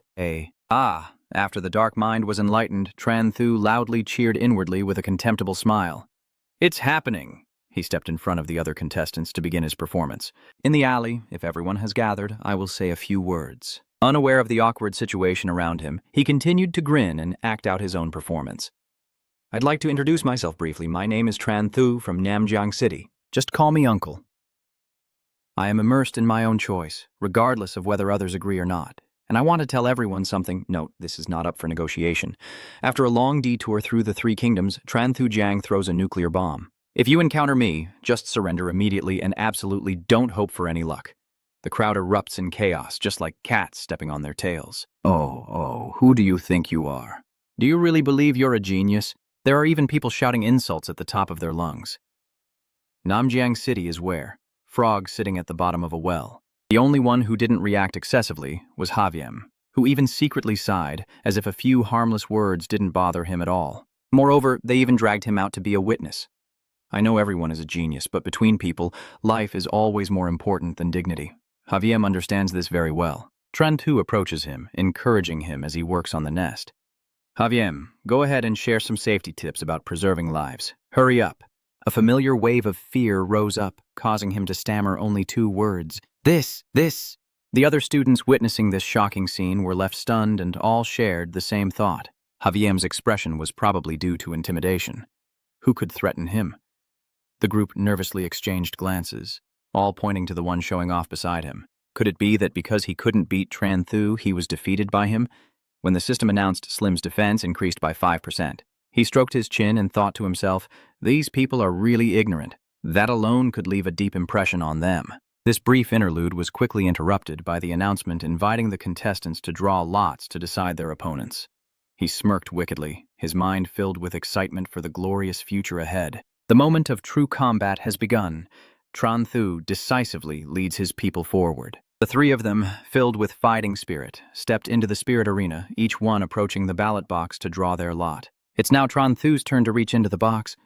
Haviem watched nervously. Please don't draw us. Please don't draw us. Please don't draw us. He's trembling like a dried fish, not to mention the strange looks from those around him. Is it really that bad?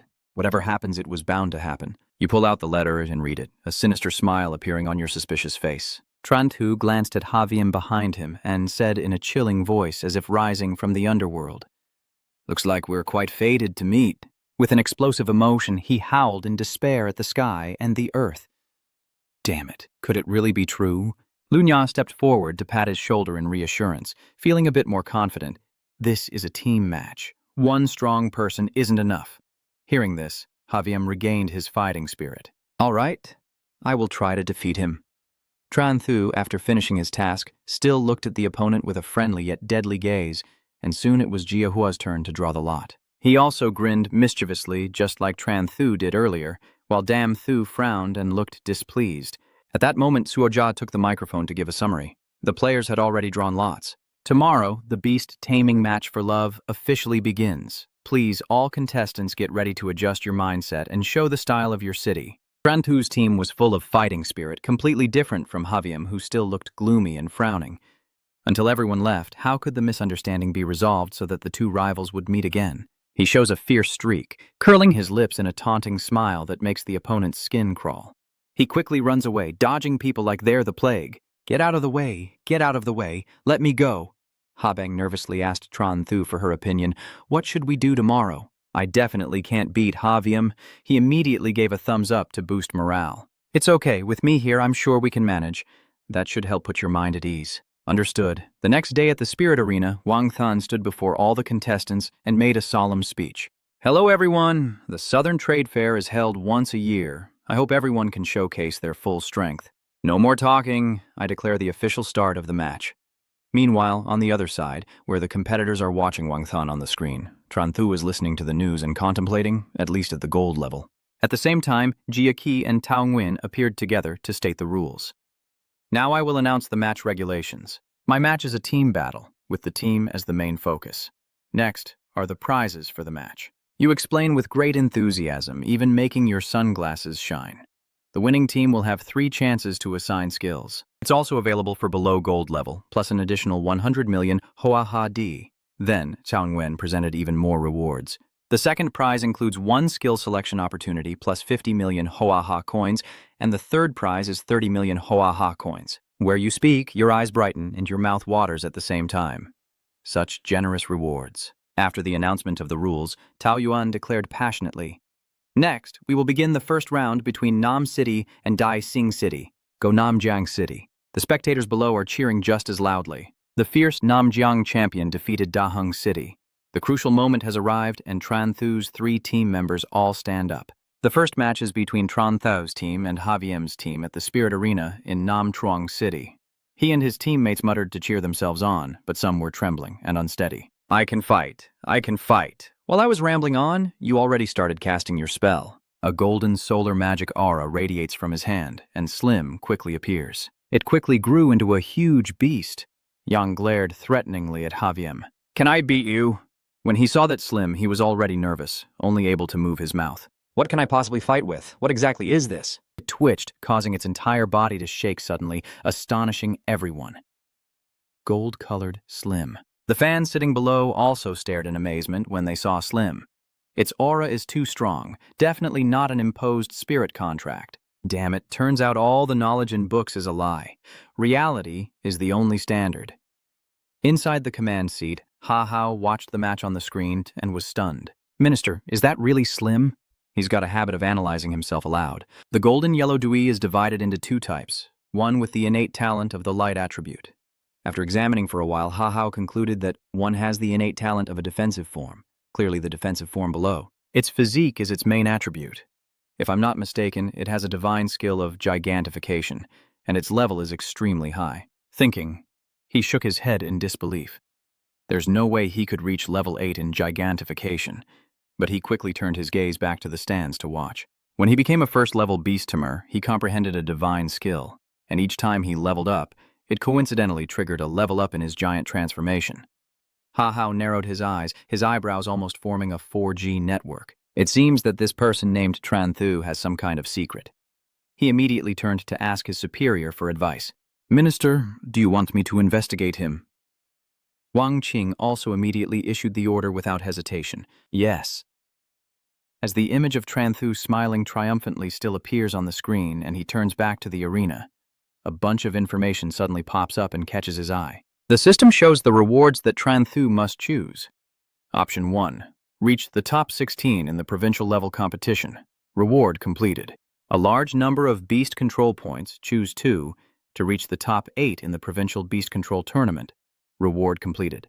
Violent skill increases by 1, choose 3. Winning the top 4 provincial beast battles completes the reward, and Sim is granted a bloodline evolution opportunity. Choosing 4 secures the top spot in the provincial beast competition, completing the reward and earning the title of reverse champion, with the default effect. witnessing the disdain of the people of Namjiang City. When you read the last one, your hands and feet go numb. Is choosing 4 really serious? It's as if without this title, the people of Namjiang City wouldn't look down on me. But I quickly regain my composure and analyze each point. If I go to these 3 schools, do I just want to get top 4? Bok Duong really wanted to run away then. But he still had to ask Javiem's opinion. Should we fight? He salvaged the last bits of shame and made a bold decision. Fight! Javiem switches to a serious mode, dividing the tasks with his teammates, first dealing with the 2 others, then surrounding and attacking the chaotic monster. After saying that, he begins summoning his spirit. The fiery fox spirit takes the field, charging at Slim, ready to fight. The other 2 members also gather their courage and determination. All right, Bok Duong immediately calls upon his spirit. Come out, Kuk Bang Dieu. Duanfeng quickly moved to Mok Tin Lin's side. When everyone was ready, Javiem loudly declared the start of the battle. Come on, and fight here. This time, Habang and Tuvu simultaneously unleash their fire and ice phoenix wolves. The battle between the spirits officially begins, with both sides charging into the fight. Slim starts the battle by releasing a powerful magic that fills the entire space. The fire beasts are knocked out by the attack, and it's obvious that VM is furious. Furious enough to want to explode, especially after being ambushed again. Tranthu saw him get flustered and laughed happily. Ha ha. Slim suddenly gathered all his strength, then launched a powerful spell like a flying arrow toward his dazed opponent. His bulky body crashed into them, knocking them all to the ground. It's really unfortunate for the fox spirits. They've already been beaten to a pulp at the start of the fight. Yet Slim still winks to show off his victory. The wood spirit also loses momentum and falls on his backside. Before they could recover and stand up, the enemy charged again. Javi hurriedly warned her teammates, "This is bad. Quickly revoke your spirit contract." But it was too late, using a move to crush and overpower it mercilessly. Only pity for Bok Duong, who didn't know what to do but mourn his beloved spirit. My elemental wood spirit. In the face of danger, the cleverness of the lowest can shine through, quickly devising a plan to freeze your Kuk Bang Dieu. My blazing fire tiger quickly attacks.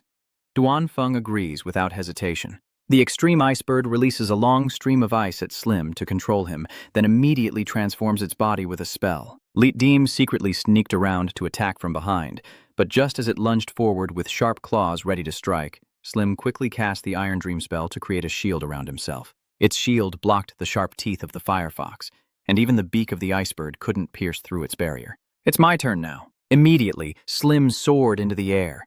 It looked up at the 2 enemies waiting below. A sinister look that words can't describe, combined with a creepy chuckle, made it even more eerie. Javiem saw that treacherous face, and in an instant, all his fighting spirit vanished. We surrender. Tao Nguyen steps forward with the microphone to announce that we should congratulate the Namjiang City team for their victory, advancing to the 16th strongest team. The audience around cheered loudly, chanting the divine beast's name repeatedly. Tranthu relaxedly crossed his legs, humming a familiar tune, enjoying the feeling of relaxation after the victory. He still seemed unable to believe the outcome that just happened. Habang and Xiaowu spoke in unison. Are we going to keep winning like this? Hamho reassures with a face that looks like those playboys, making his words seem untrustworthy. Don't worry too much. We will face many more situations like this. Then they didn't hesitate to yawn repeatedly in the crowded place. Xiaowu and Habang, our next match will have to be at least a week later. He calmly turned to ask about upcoming plans. Do you have any arrangements? Once again, the 2 of them used the same nerve to casually respond while reading books in the hotel. Tranthu sprayed glue stiffly, shooting into the gaze as if she had just discovered an alien. No wonder it's you guys. Habang felt a bit shy and hurriedly replied, So what about you? What do you plan to do? He grinned mischievously, and, of course, as the clattering sound faded into the air, a massive betting table was brought in and placed right in the middle of the room as a signal to start the game. Cao Jiang confidently announced, looking for fun. Tran Thu cheerfully explained, the fierce and seductive dealer is shuffling cards online. To keep everyone entertained while waiting, I found a little fun for them. Without hesitation, I shot a QR code at a participant, scanned it directly on the table, and placed an online bet, choosing which team to support. And that's not all. I continue to present convincing reasons so that everyone doesn't suspect anything shady. I only charge a 20% handling fee for the winners. Everyone, please do your best. The crowd below looked like they had been caught in a spell, their faces all slack as they watched his performance. Trantu put his hand on his chest and confidently declared, Everyone don't worry if anything happens with the aggressive Namjiang, I will take responsibility. Suddenly, he changed his attitude even faster, flipping the pancake and threatening in a serious tone. Also, if anyone dares to report me for violations, I'll fight them once and beat them to death if necessary. Suddenly, Vuong Tun's hurried voice rang out. Mr. Tran Thu, I have a little matter to discuss with you. Can you come out for a moment? As soon as I finish speaking, I see a huge door-shaped table right in front of the entrance. He roared in fury, "Take this back from me!" Then he straightforwardly scolded the troublemaker. "If there's a next time, disqualify them from the match and hand it over to the Spirit Suppression Bureau for handling." You quickly raised your hand to show you're innocent. This wasn't my doing. Although he was angry, he didn't want to waste time here with me. Once the other person was seated, Vuong Than took the initiative to speak. I want to ask you a question. Tran Thu calmly made a condition. A question worth 1,000,000 yuan. No bargaining. He was completely speechless at this teasing attitude of yours, unable to say another word. In the end, he had to suppress his emotions and decide to introduce himself. I am the Minister of Education of Nam Thuong Province. In other words, I am in charge of the province's exams. You immediately broke out in a cold sweat, so shocked that you couldn't close your mouth. Is this person really that formidable? You quickly step forward to shake hands and show respect to the person in front of you, instinctively knowing this conversation must be taken very seriously. I will definitely know the answer to Minister Tran Thu's question, so I will say it out loud. If not, I will listen against the wall. Vuong Than chuckled as he reminisced about the past. And what about the 100,000 yuan fee? Tran Thu immediately played dumb, pretending he had never mentioned that issue. What fee are you talking about? He couldn't help but feel helpless in front of the young man before him. You little brat. He quickly regained his usual serious demeanor and directly probed. I want to ask you, is your spirit contract really with Slim? Vuong Than hesitated a bit to explain. We have discussed this issue. Slim couldn't possibly grow that big. Just as he was about to reply, the system menu suddenly appeared again, as if it understood all the troubles he was facing. The screen lights up, showing the options. Option 1. Reveal the reward system. What the hell is choice 1 supposed to be? The coffin speaks nonsense. The system quickly suggests other options. Choose option 2. Lying about my contract isn't a problem. The reward is 3 basic level pet pearls, and choosing 3 will maximize my strengths. Choose option 2. Lying about my contract isn't a problem. The reward is 3 basic level pet pearls, and choosing 3 will maximize my strengths. It seems things have come to this point. I can only talk nonsense now. The boy confidently insists that it's Sim. His face gradually darkened, revealing a cunning smile that was a bit unusual as he began to use his tricks, lying non-stop without blinking. Every day, Slim absorbs the essence of the sun and moon, integrating it into his body, and the more he absorbs, the bigger he becomes. Tran Thu admitted without hesitation, and soon he had grown to that size. Vuong Tun felt something was off and immediately interrupted.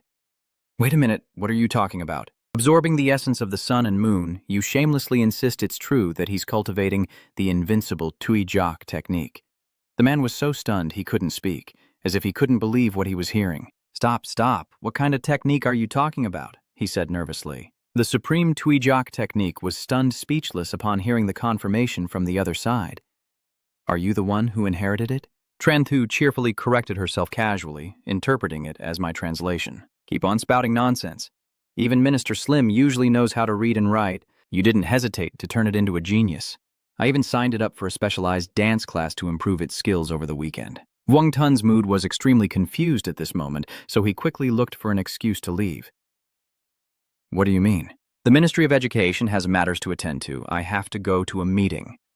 Saying that, I pause the conversation and stand up. For now, that's enough. Don't forget to pretend to stop him. Minister, are you just going to leave like that?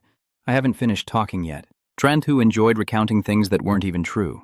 I haven't even told him that during free time, the sim also teaches itself programming. He didn't even bother to acknowledge the other person's presence and just left, forcing him to stop talking. Hey, Minister, you know that person isn't far away yet. Try to say a few more words to stall him. Oh, this minister is hopeless. He can't even handle this. The words "not good enough" hit Vuong Than like a punch, his whole body stiffening as if struck in the heart. Time passed quickly, and after that day, everything seemed to return to normal. Wang Chung had someone confiscate Tran Thu's table to suppress the crowd. During free time, or when feeling bored, he could only stay in the hotel to cultivate. And then, a quiet week quickly passed. At the arena, lively cheers and excited voices fill the air. The first day's match has ended perfectly. Tao Yuan clearly states, followed by 16 teams competing for the top 8 spots. Please come up to the stage to draw your opponents. The crowd rushes onto the stage. Everyone was eager to have the priority in drawing lots, and the atmosphere in the hall gradually grew more lively. Tran Thu showed no sign of embarrassment and straightforwardly said, "I want to trade 20 years of the other contestants' lives so I can draw a weaker team." Suddenly, drawing the lot that matched his wish made his eyes light up. Damn it, is it really that effective? He suddenly turned around and declared with the look of a killer, "Let me go all out in the next match." Everyone around them suddenly trembled all over, praying silently that luck would not turn against them and make them their opponent under the clear blue sky, the sound echoing loudly from the arena. Namjang High School versus Namkan High School. The match begins. Tran Thu's group, even just standing still, exudes an unpredictable aura of dominance. The crowd below roars wildly. The fierce Namjiang champion charges forward for me. Everyone is opening their mouths to show their enthusiastic admiration and defeat them. The fierce, undefeated champion. The pressure from all sides makes the three trackmen panic and sweat profusely. Everyone instinctively froze in place. Huabeng couldn't help but lean out and ask, "Why are you all so fired up?" Tran Thu tapped his forehead with his fingers, casually performing his usual flamboyant gestures. There's no need to be infatuated with him, he's just a legend.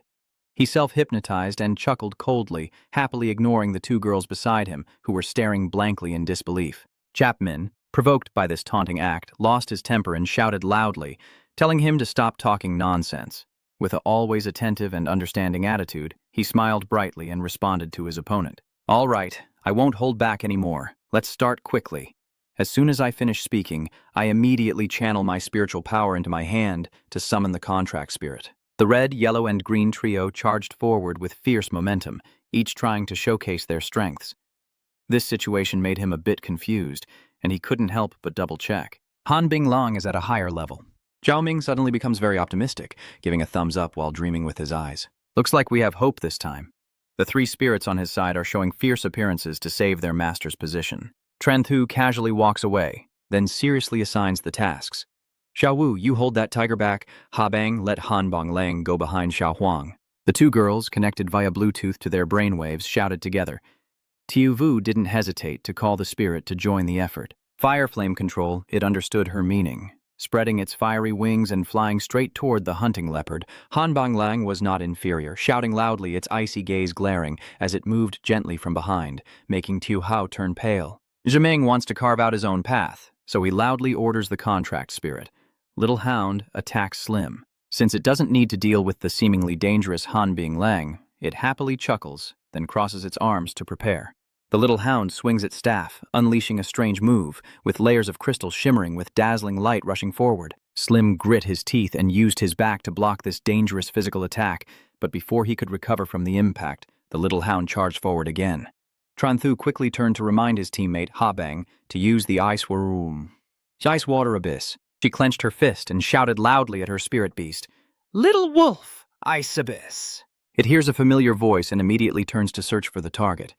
After locking onto the position, a wave of energy radiates from Xiaolang's body, spreading like the ocean. Chapman sensed the danger and quickly gave instructions. "Use your skills, little Earl." Its very obedient, decisively throws the thick purple liquid into the central point. Slim Tai Bei Vajio falls for the little Duke's control trick. The sticky feeling made his face scrunch up like a monkey's butt, and Tran Thu, suddenly enlightened, hesitated before speaking. "Is this some kind of control skill?" The three opponents clenched their fists tightly and shouted, "We're almost there." He sneered contemptuously, unafraid to pour cold water on them. "What's there to be happy about? It's just like that." To prove what he said, Slim only needed to use a powerful move to cleanse all the impurities from his body. Once he was clean and fragrant, he immediately frowned and activated his revenge mode. In just a blink, its whole body bounced like a ball. Then Slim, with a powerful move, pressed it forcefully against the enemy's head. Little Hound just tilted its head back, terrified out of its wits. Little Hound stood frozen, trembling with fear at Slim's overwhelming presence. Chapmin, worried something might happen, shouted loudly for Tu Hao. When he turned back, suddenly Tu Hao's body began to change. Seeing this, they were both very surprised and exclaimed, "This is Tran Thu," reluctantly looking at it. "Are you that decisive?" Then he turned his head to find another target, causing the man in goo to startle involuntarily. Then choose a different one, and quickly order your spirit to attack. Sim attacks man in goo. It immediately charges forward. Manga, unfazed, stared at it with a murderous intent and then charged forward fiercely. Both of them fought with all their might, and the force from the headbutt earlier caused an explosion around them, shattering the earth and rocks into pieces. The fierce attack knocked it out cold. A moment later, the predator stirred, letting out a piercing screech. Seeing its change, Xiao Wu anxiously asked, "Trantu, did you use some skill? Why did the hunter suddenly become like that?" Trantu looked at the pitiful appearance of the hunting leopard for a moment, before pretending to seriously think. But your answer left Ha Bang stunned too. The feeling of substitution was too strong, as if he had become himself, and he was scared. Then he looked over at the group of Chapmen. "So, are you still fighting, brother?" All three of them bowed their heads and sighed. "Let's give up. No more fighting. We admit defeat." Tao Yuan quickly grasped the situation and happily announced that Jiang No. 2 High School was competing against Nankan No. 3 High School, with No. 2 Namjiang High School winning. The spectators below immediately cheered in unison, fierce and fierce. Trantu heard this and smirked. "Yeah." Then he immediately put on a narcissistic look, truly undefeated, but very lonely. The two girls below could only blush shyly at his actions, feeling so embarrassed. At night, the moonlight illuminated everything. Trantu smiled and said to them, "Today is enough. See you again." They also happily said goodbye. "See you again." Then the two happily held hands and left together. He quietly watched their figures fade into the distance. Then Liu Lo went back to the room to get ready for bed. Suddenly, he was startled and confused as his phone kept ringing in his pocket. Trantu quickly took out her phone and pointed to Fuang Tu. She frowned slightly, filled with curiosity. Why is she still calling now? Trantu quickly answered the phone. "Hello? Sister Fuang Tu, what's wrong? Do you need something?" Fuang Tu got straight to the point without hesitation. "Yes, I have something I want to talk to you about." "Do you still remember Liu Bing?" Nietho asked. "Who? Someone who owes us money?" Hearing that stupid, provoking tone, Fuang Tu shouted angrily, causing him to tremble. It was the black iron-level beast tamer who attacked us last time. Later, her voice softened a bit. She had managed to gather some information indicating that the person was from an international organization, possibly with a base in Nam Thuong City. "You're still there competing, right? Be sure to be careful." Trantu was extremely shocked. "What? Are you at your place?" Fuang Tu nodded gently. "Yeah, I called to remind you. Remember not to cause trouble there or attract their attention." "That's all. I'm hanging up now." And with that, the call quickly ended. You just shook your head with a wry smile, feeling really impatient. Then many system menus appeared before your eyes. Each screen shows a different option. The first option is to be humble until the fight ends and return to Namjiang City, with the reward being an average amount of summoned beast power. Choose option 2 to report directly to the Imperial Guard and investigate this organization's stronghold. The reward is completion, with all of Slim's attributes increased by 10% and a large boost in the number of summoned beasts. As if sensing something, Trantu quickly turned around. He moved closer to the window, the stronghold that Miss Fuang Tu mentioned. Looking at the brightly lit building across, he wondered if it was really here. Suddenly, he remembered Fuang Tu's warning that the stronghold was in the center of Nam Thuong City. Trantu felt a sense of enlightenment. A cunning smile appeared on his face. Truly not his fault. Everything was just the system forcing him. Suddenly an idea came into his mind, so he casually took out the burning potion. But then Trantu frowned seriously and thought carefully. There are people in the office building. Direct explosion could cause injuries, so I should clarify this first before blowing it up. After thinking, he immediately took out his phone and called someone. "Hello, old Ta. Send your clone here so I can borrow it for a bit." After that day, while there was still some time during the second round, Trantu sent spies to investigate the situation of the office building. Trantu quickly gathered the information. One day, alone under the office building, he was quietly observing. He looked around, thinking to himself that this was the place. After glancing around, he grabbed the burning potion to enter, but suddenly the ringing phone startled him. Trantu quickly answered the phone. "Hello, Xiao Wu? What's the matter?" "The draw was completed today. Are the matches about to start?" His voice slightly deepened as he listened to the report on the other end. "They only have a single S-rank spirit contract? Then let them wait." Then he looked up at the building and told them to wait until he finished burning it down. "Once I finish burning it, I'll come over." Hearing that, the other side became a bit curious. "What? What building are you talking about?" Suddenly, a familiar figure appeared before him. Trantu frowned slightly. This person has recognized the familiar features of the other, and suddenly realized they are part of a criminal organization. Without hesitation, they quickly end the call, saying, "I have something to do. I'll hang up now." After finishing, he turned to look at the man with a knowing gaze.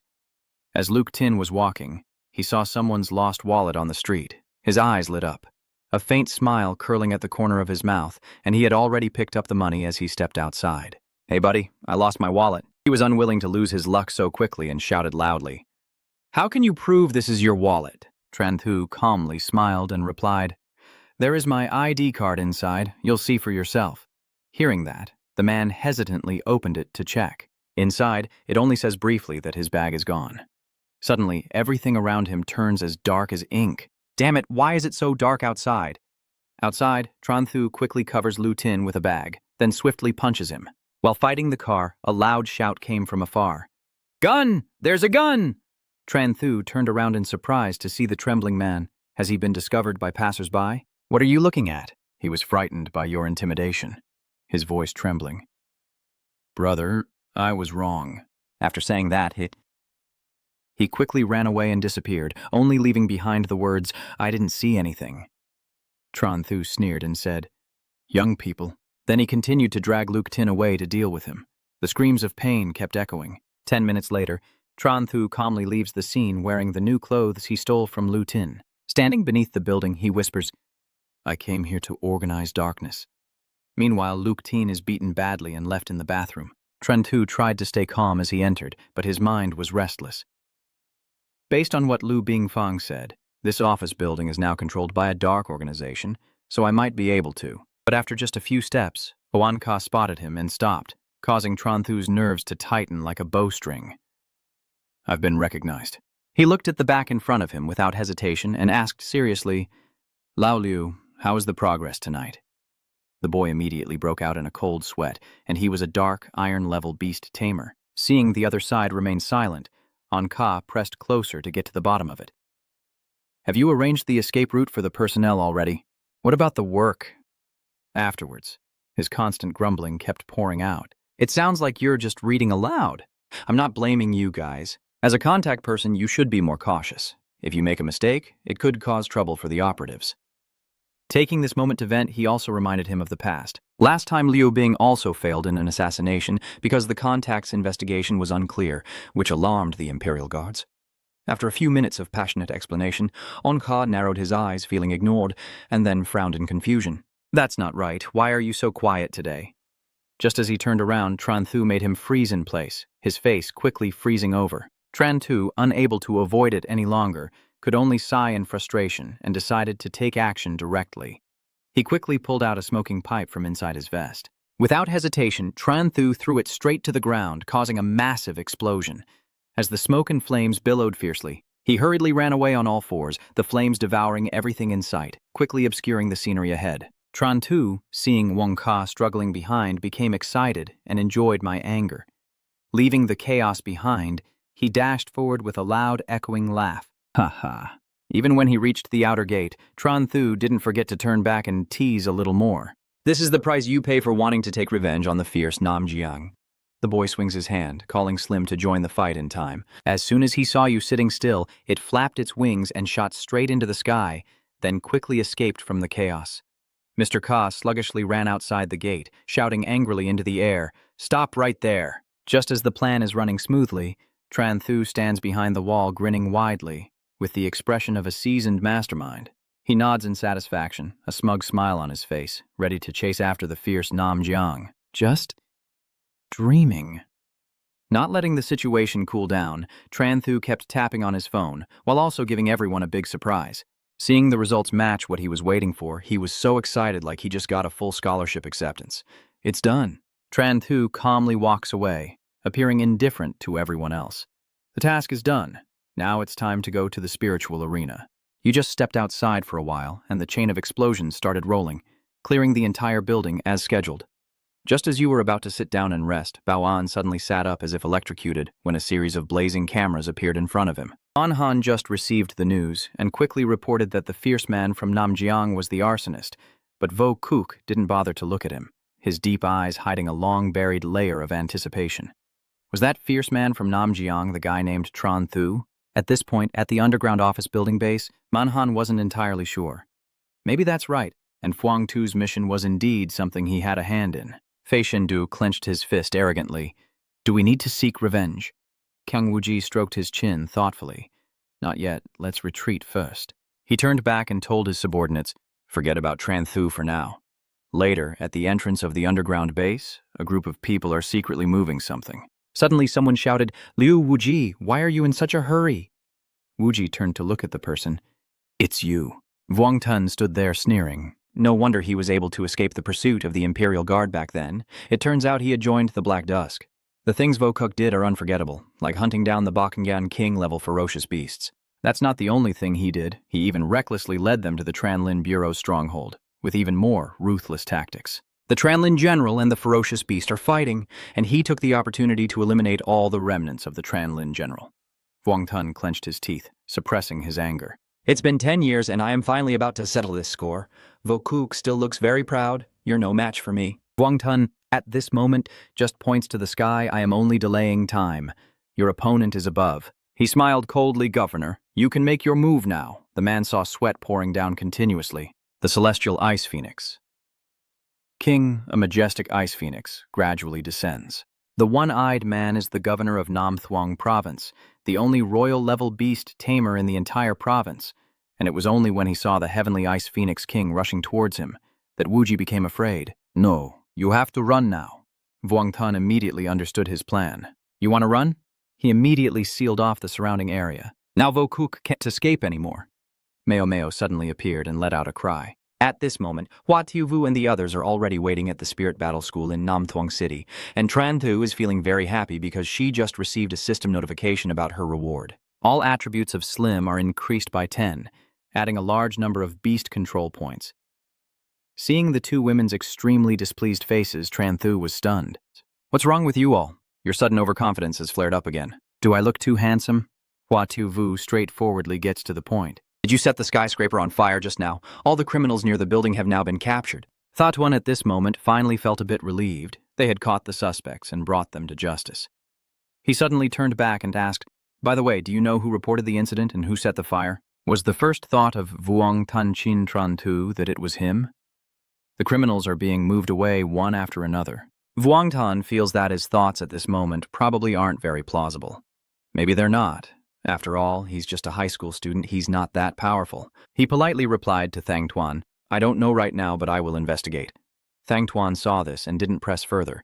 "Okay, I'll leave the rest to you." Then he rode the Sky Ice Phoenix King and left. Wang Qing then secretly ordered an investigation into Tran Thu. As Hua Tiuvu and the others were discussing something on the schoolyard, Tran Thu approached. Ha Bang still finds it hard to believe that thing in the building wasn't really him, was it? Hua Tiuvu is more inclined to trust his instincts. "I think it was him who did it. Tran Thu just arrived, and I don't understand what they are talking about." "Huh? What? What are you two talking about? Which building?" I didn't understand anything. When I heard the noise, they turned back immediately. Ha Bang was the first to speak. "You're here." Ha Bang still felt suspicious. Could it really not be you? Hua Tiuvu nearby reminds you. "Ha Bang, are you stupid? He is the fierce Nam Jiang. Do you really believe his words? And just now he said he wanted to burn down the building." Tran Thu chuckled and explained, "Don't joke, it's cold now, I just want to make her a little warmer." He kept urging his two friends. "All right, it's time to compete. If not, they won't be able to wait anymore," he thought to himself. "As long as I don't admit it, who can find me?" The arena is now fully prepared. The hosts jointly announce, "Next, we will witness the match between the fierce Nam Jiang and number 5 Nam Thuong High School. Let's look forward to Nam Jiang's performance this time." He turned to Tran Thu, and they were already ready. "Let the fierce one come forward." The three of them stride onto the stage with full confidence, as the crowd in the stands keeps shouting, "Aggressive, aggressive, aggressive, aggressive." The host quickly signaled the start, and the match began. The three on his side each unleashed their spirits. Someone in the stands was stunned to see this scene. "Damn it, how is that thing so big? Taking hormones?" But someone argued back that taking hormones can't be that fast. Are you sure they're not just pumping air? It's clear he's not very big.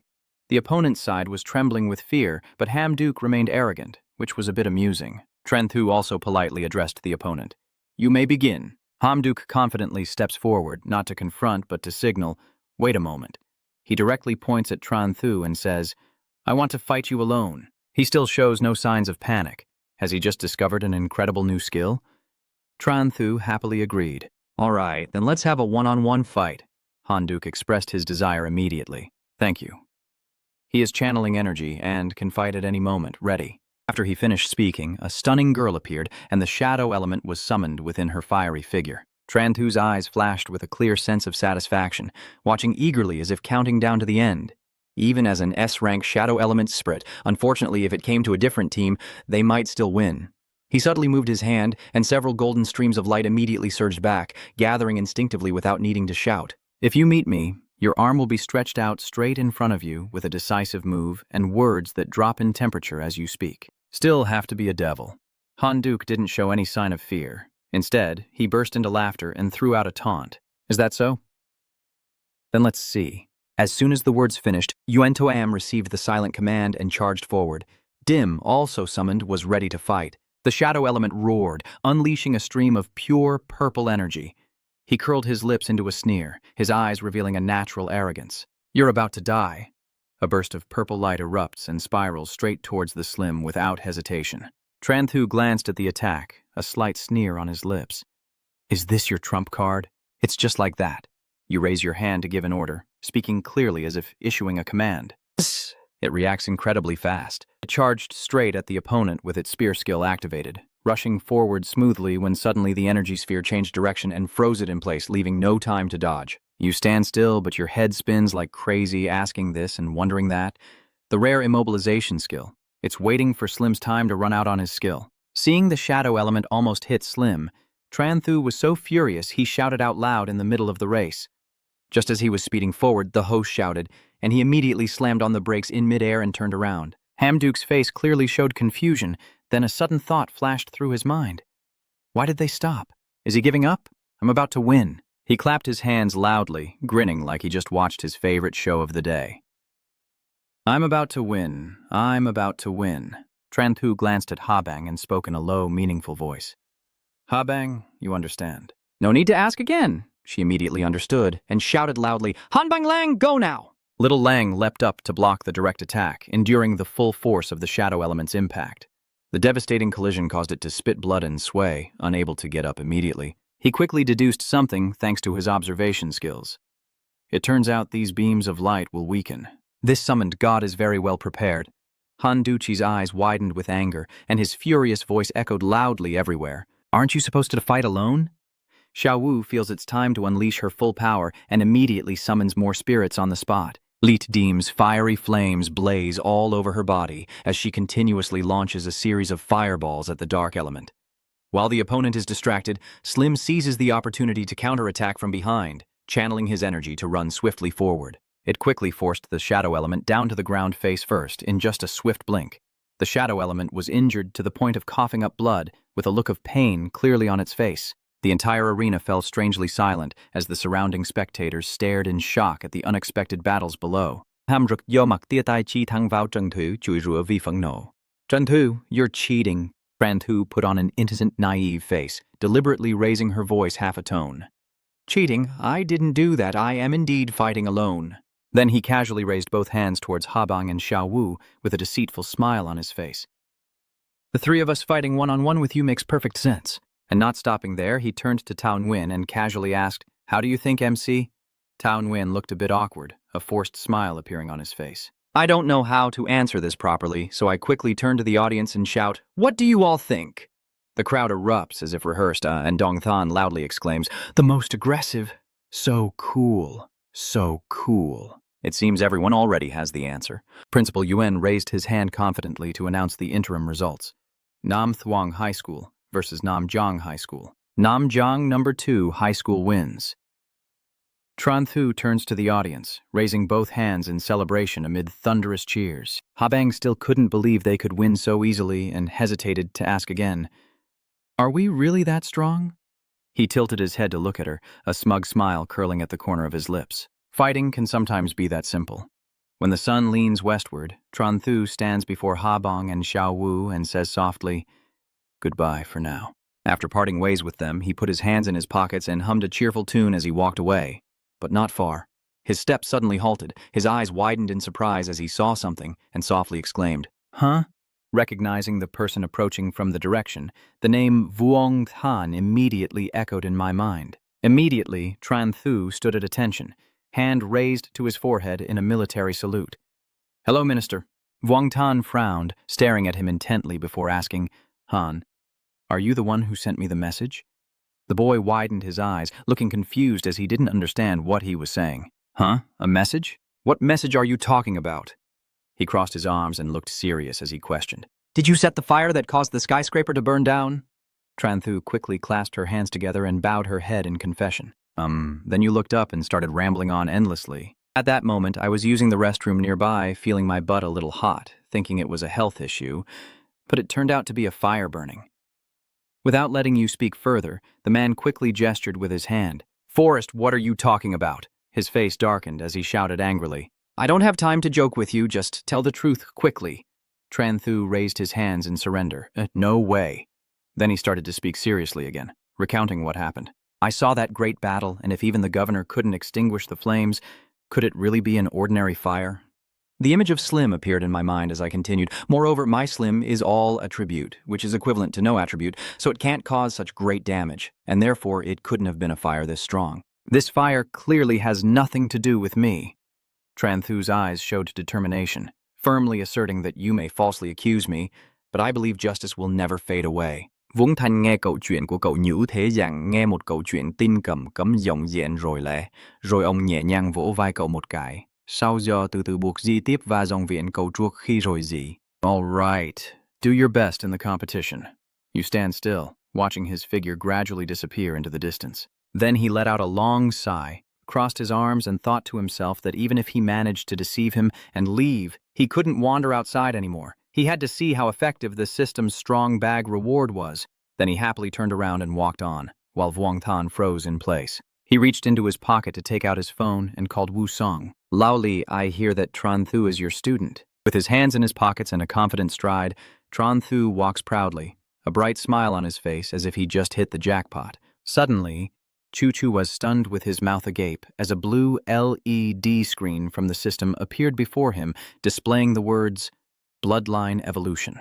Instantly, both he and Slim showed playful expressions, their eyes shining brightly with joy as if they had just received an SSS rank. Tranthu suppresses his excitement and quickly presses the button to use the reward.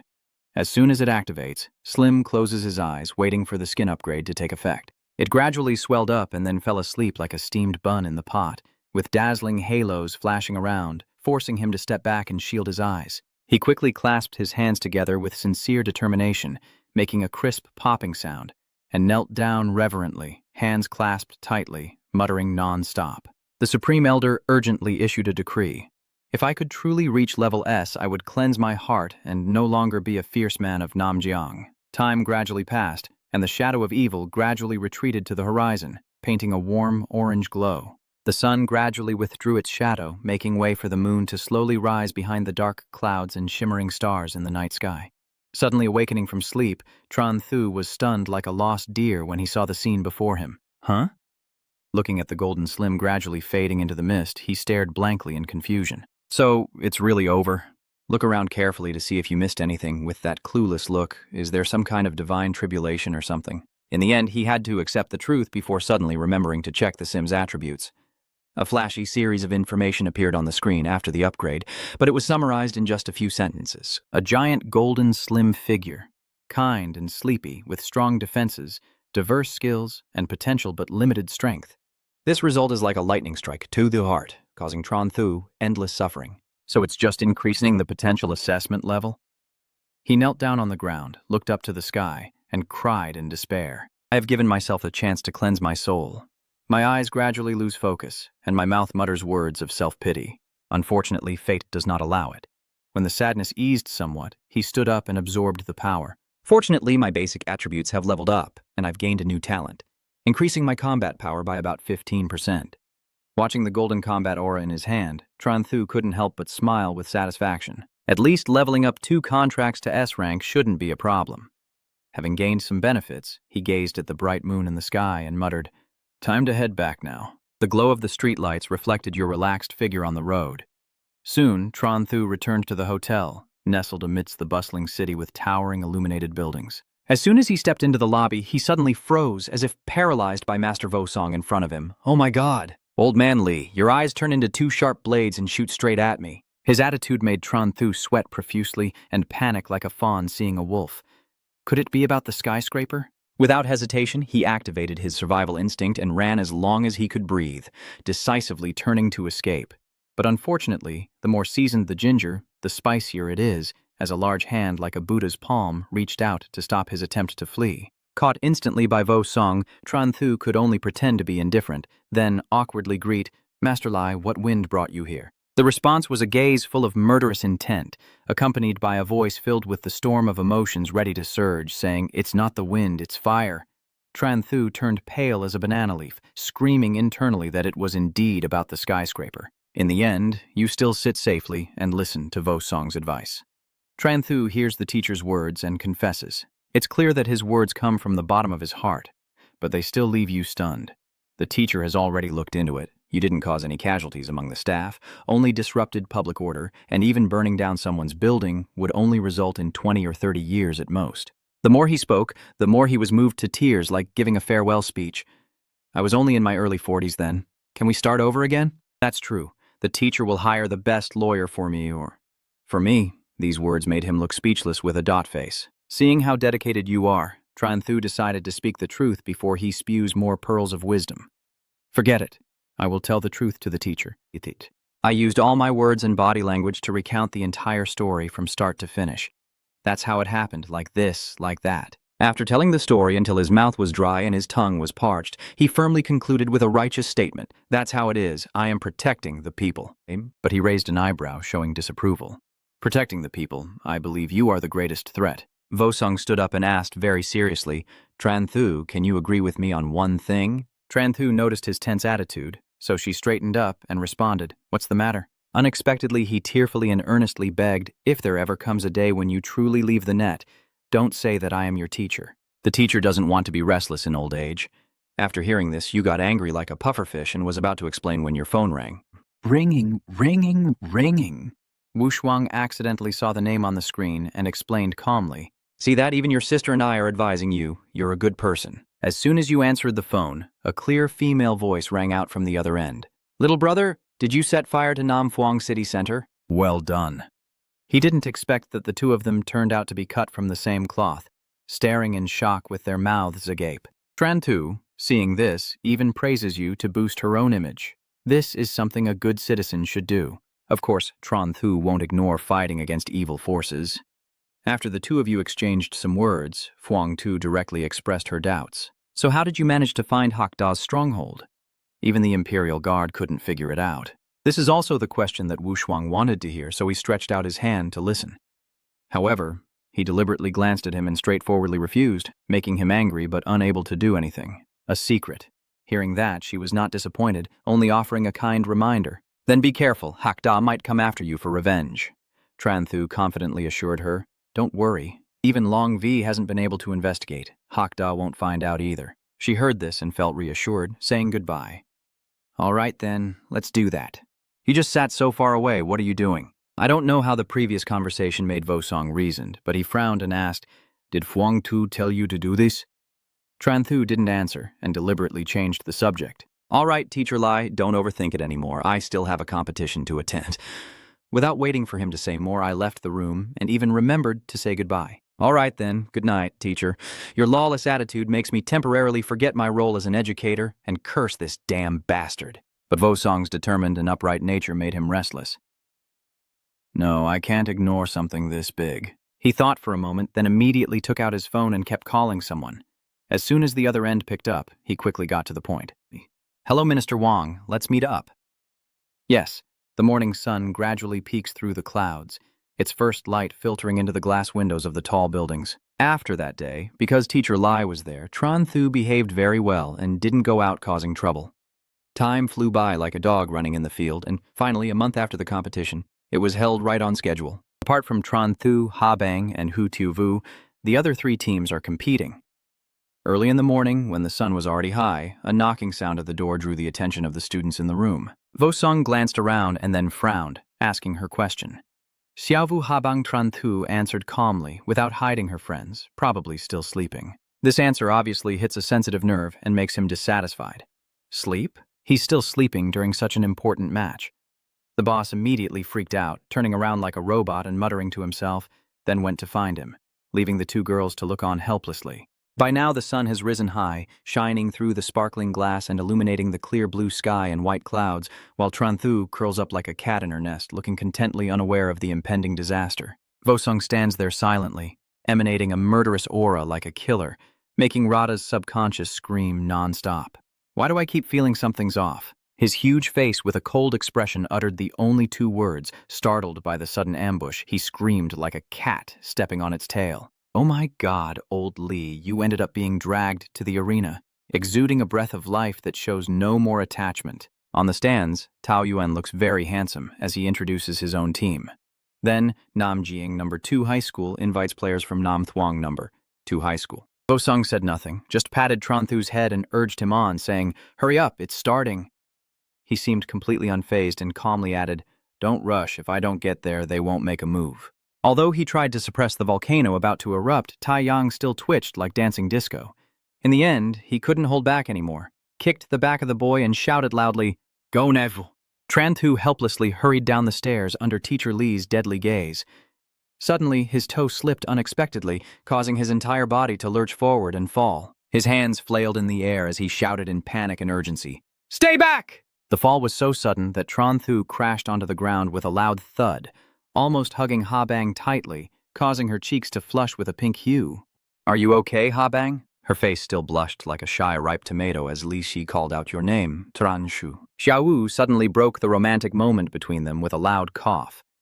"Let's go, the match is about to start." At this moment, Tranthu also couldn't hide her embarrassment, standing up and reaching out her hand to Ha Bang. "Come on, get up first." The young girl's heart still pounding made her respond a beat late. Oh. Her delicate white hand reached out and placed it on the boy's hand in front of her. The surrounding atmosphere seems to be filled with pastel pink and Bring Bing's heart, as Ha Bang's mind spins with swirling thoughts, all focused on their clenched fists. Unable to bear the shyness, she suddenly shouted and ran away like a gust of wind. Tranthu stood there with a big question mark in her mind. Why does she keep feeling that Ha Bang is a bit strange? The cold wind swept across the wide arena, as if fueling the tense atmosphere thick with gunpowder ready to ignite. The match begins. Trang Yu stands at the head of the opposing team, casting disdainful glances and taunting with arrogance. "Are you ready to admit defeat?" Facing that arrogant and unbeatable opponent, Tranthu simply dismissively questions with a sigh. "Huh? Still that obnoxiously arrogant attitude?" she keeps mocking. "Your spirit is strong, but it can't withstand our combined power. You're not someone easily dismissed." You only responded with a trembling look. Is that so? Suddenly, the three of the opponent's spiritual contracts appeared simultaneously in the arena. Just after summoning the spirit, she didn't bother hiding her triumphant smile. "So what?" You and Xiao Wu exchanged glances without even planning it. The rare plant spirit contract. The healing spirit form. No need to say more, both of them simultaneously used their spiritual power to summon their helpers into battle, and in an instant, flames erupted with fierce momentum, ready to fight. Tranthu gently smiled, feeling a sigh of relief deep inside. If it weren't for my attribute upgrade, this time I might have truly turned the tables. Unfortunately, he quietly watched his spirit contract from behind, and silently assessed that his own spirit power had grown stronger.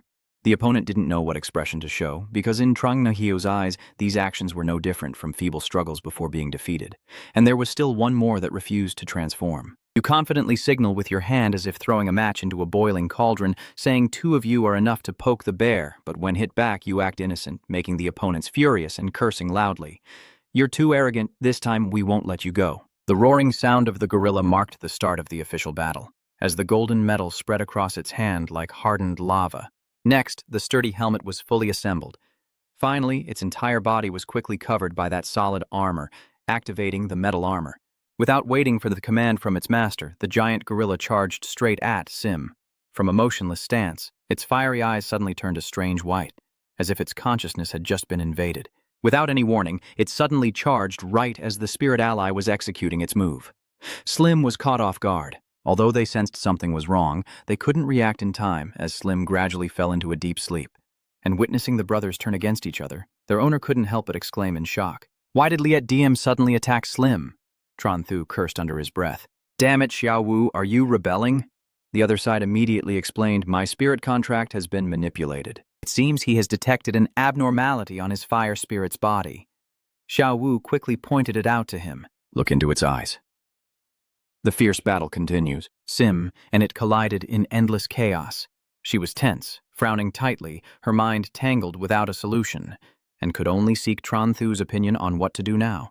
Unlike Xiao Wu's expression, I remained completely calm, with confidence never fading from my face. It's okay.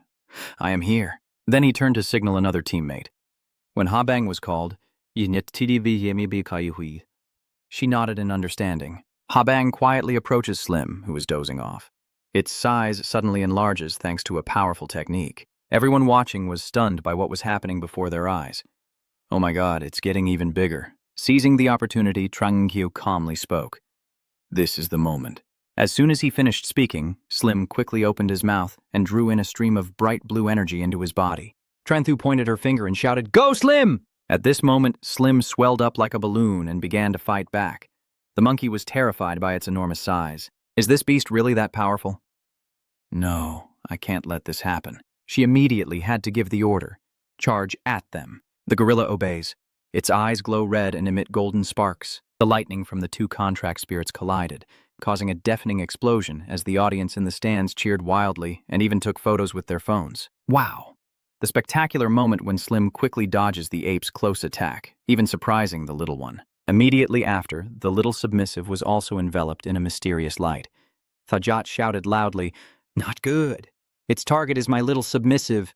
After hearing that, Trang Gyu raised his hand to channel energy and said, "No problem. Leave it to me." She shot out a lightning bolt that wrapped around the monkey's leg, making it even more furious as it received a boost of power. The additional energies from her made the gorilla leap high into the air, while Tran Shu just smiled smugly as if everything was under control and finally unleashed his ultimate move. Slim uses the wind control technique. After receiving the command, Slim summons a fierce gust to lift it into the air, resembling a floating cloud. Its target is the purple-winged butterfly, then it rushes quickly toward the purple contract spirit. But the purple-winged butterfly still successfully defended against Slim's attack. Seeing that, Hoak Lam also began to channel his internal energy to support his contract spirit. Is that all? Then you're underestimating my violet-winged butterfly. The flow of energy surrounding the purple butterfly grew even more intense. Slim rushed forward intending to overpower with force, but the spirit contract still flew to the side to dodge the attack. At this moment, Tran Thu only witnessed the fierce battle and said it was underestimating. So what? Then he turned to Ha Bang and told her to use her ice energy. Ha Bang silently raised her hand, releasing her icy power, and in an instant, the purple butterfly was completely frozen. The unexpected turn of events left Trang Gyu stunned. What? And Thang Dat could only marvel at the ice attribute, but Hoak Lam immediately denied it loudly. No, look at its mouth. When did Little Lang appear inside Slim's mouth? It's Little Lang. With Little Lang in its mouth, Slim crushes the purple-winged butterfly with his weight. The mid-game victory belongs to Tran Thu's team. He raises both arms triumphantly. We won. Right now, Tran Thu's group and Vo Song are celebrating their victory at the barbecue stall. They toast together and shout in unison about today's semifinals. Ken Tu Vu sincerely praises you.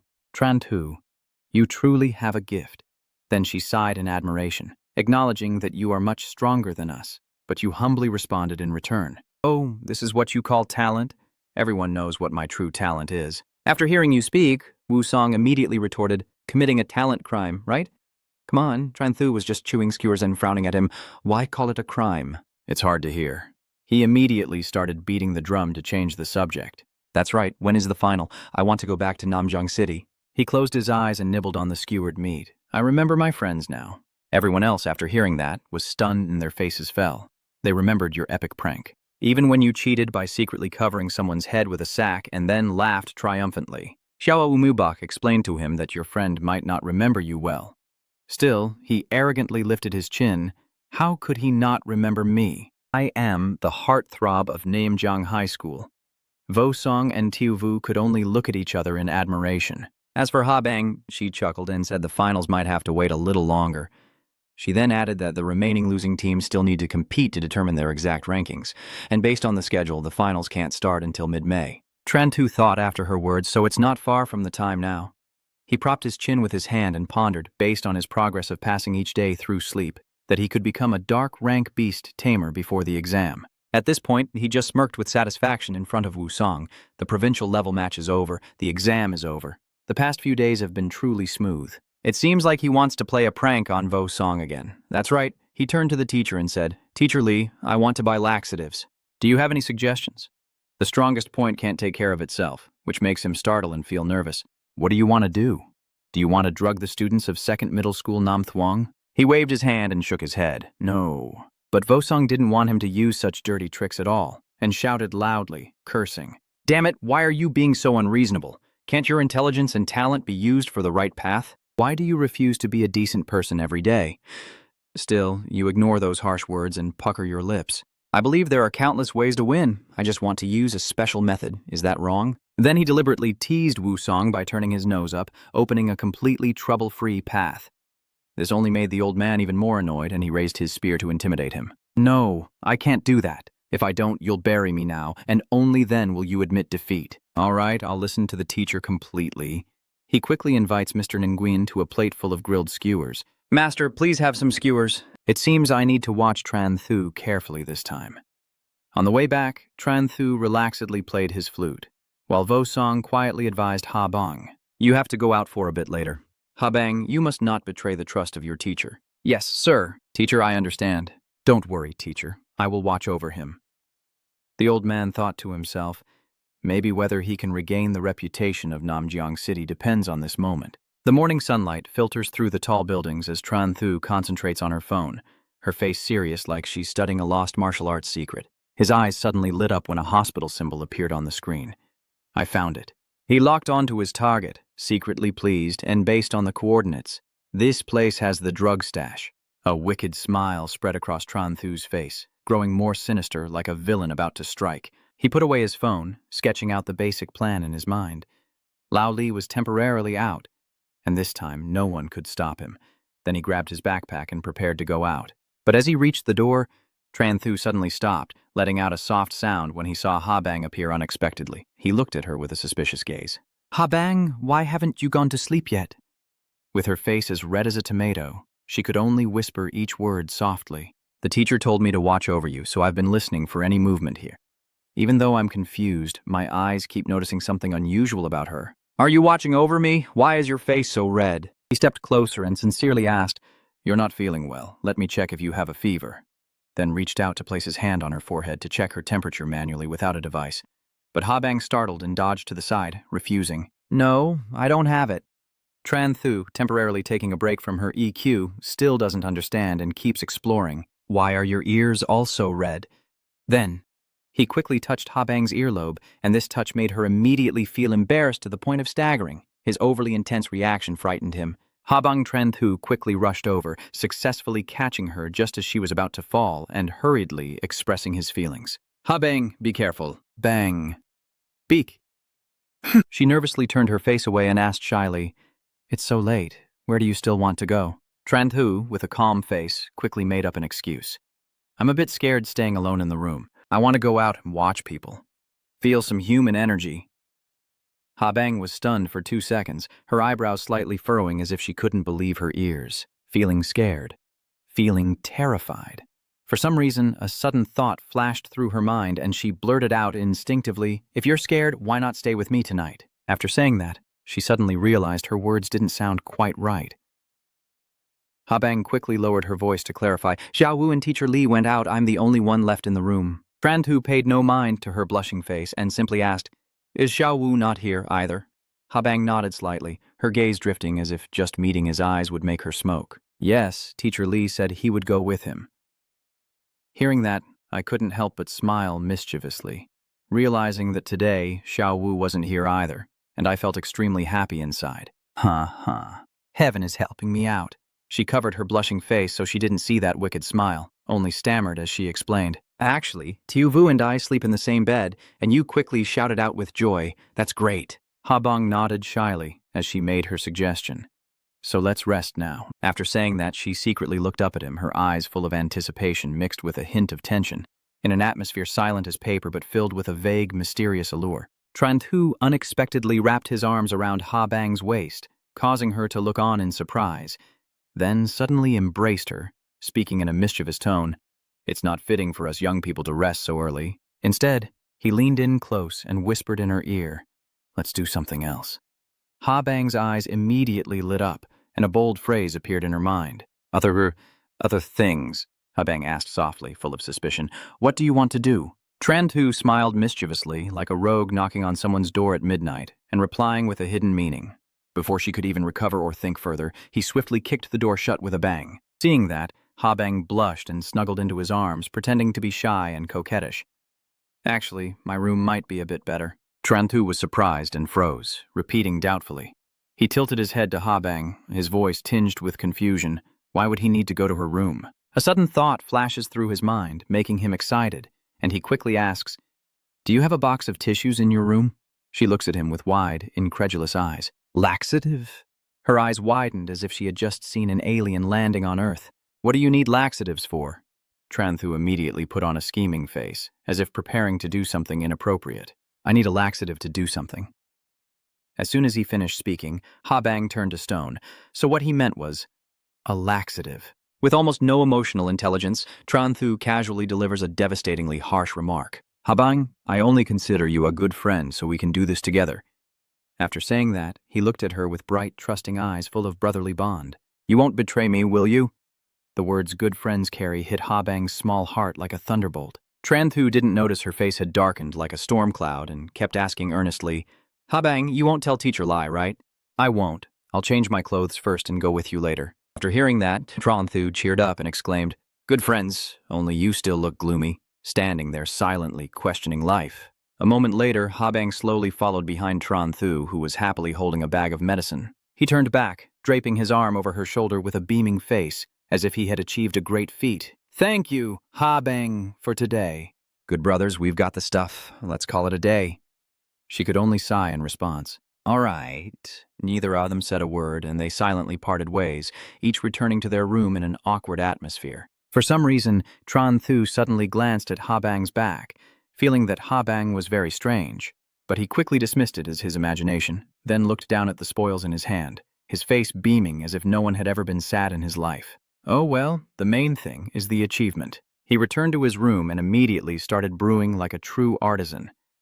After a while, the strange potion was finally finished. Tran Tu exclaimed excitedly, "Finally finished." He lifted the potion, thrilled as if he had created a treasure to protect his family, his eyes shining like stars in the sky. Don't say even a basic beast tamer at gold rank would go crazy over the divine soul.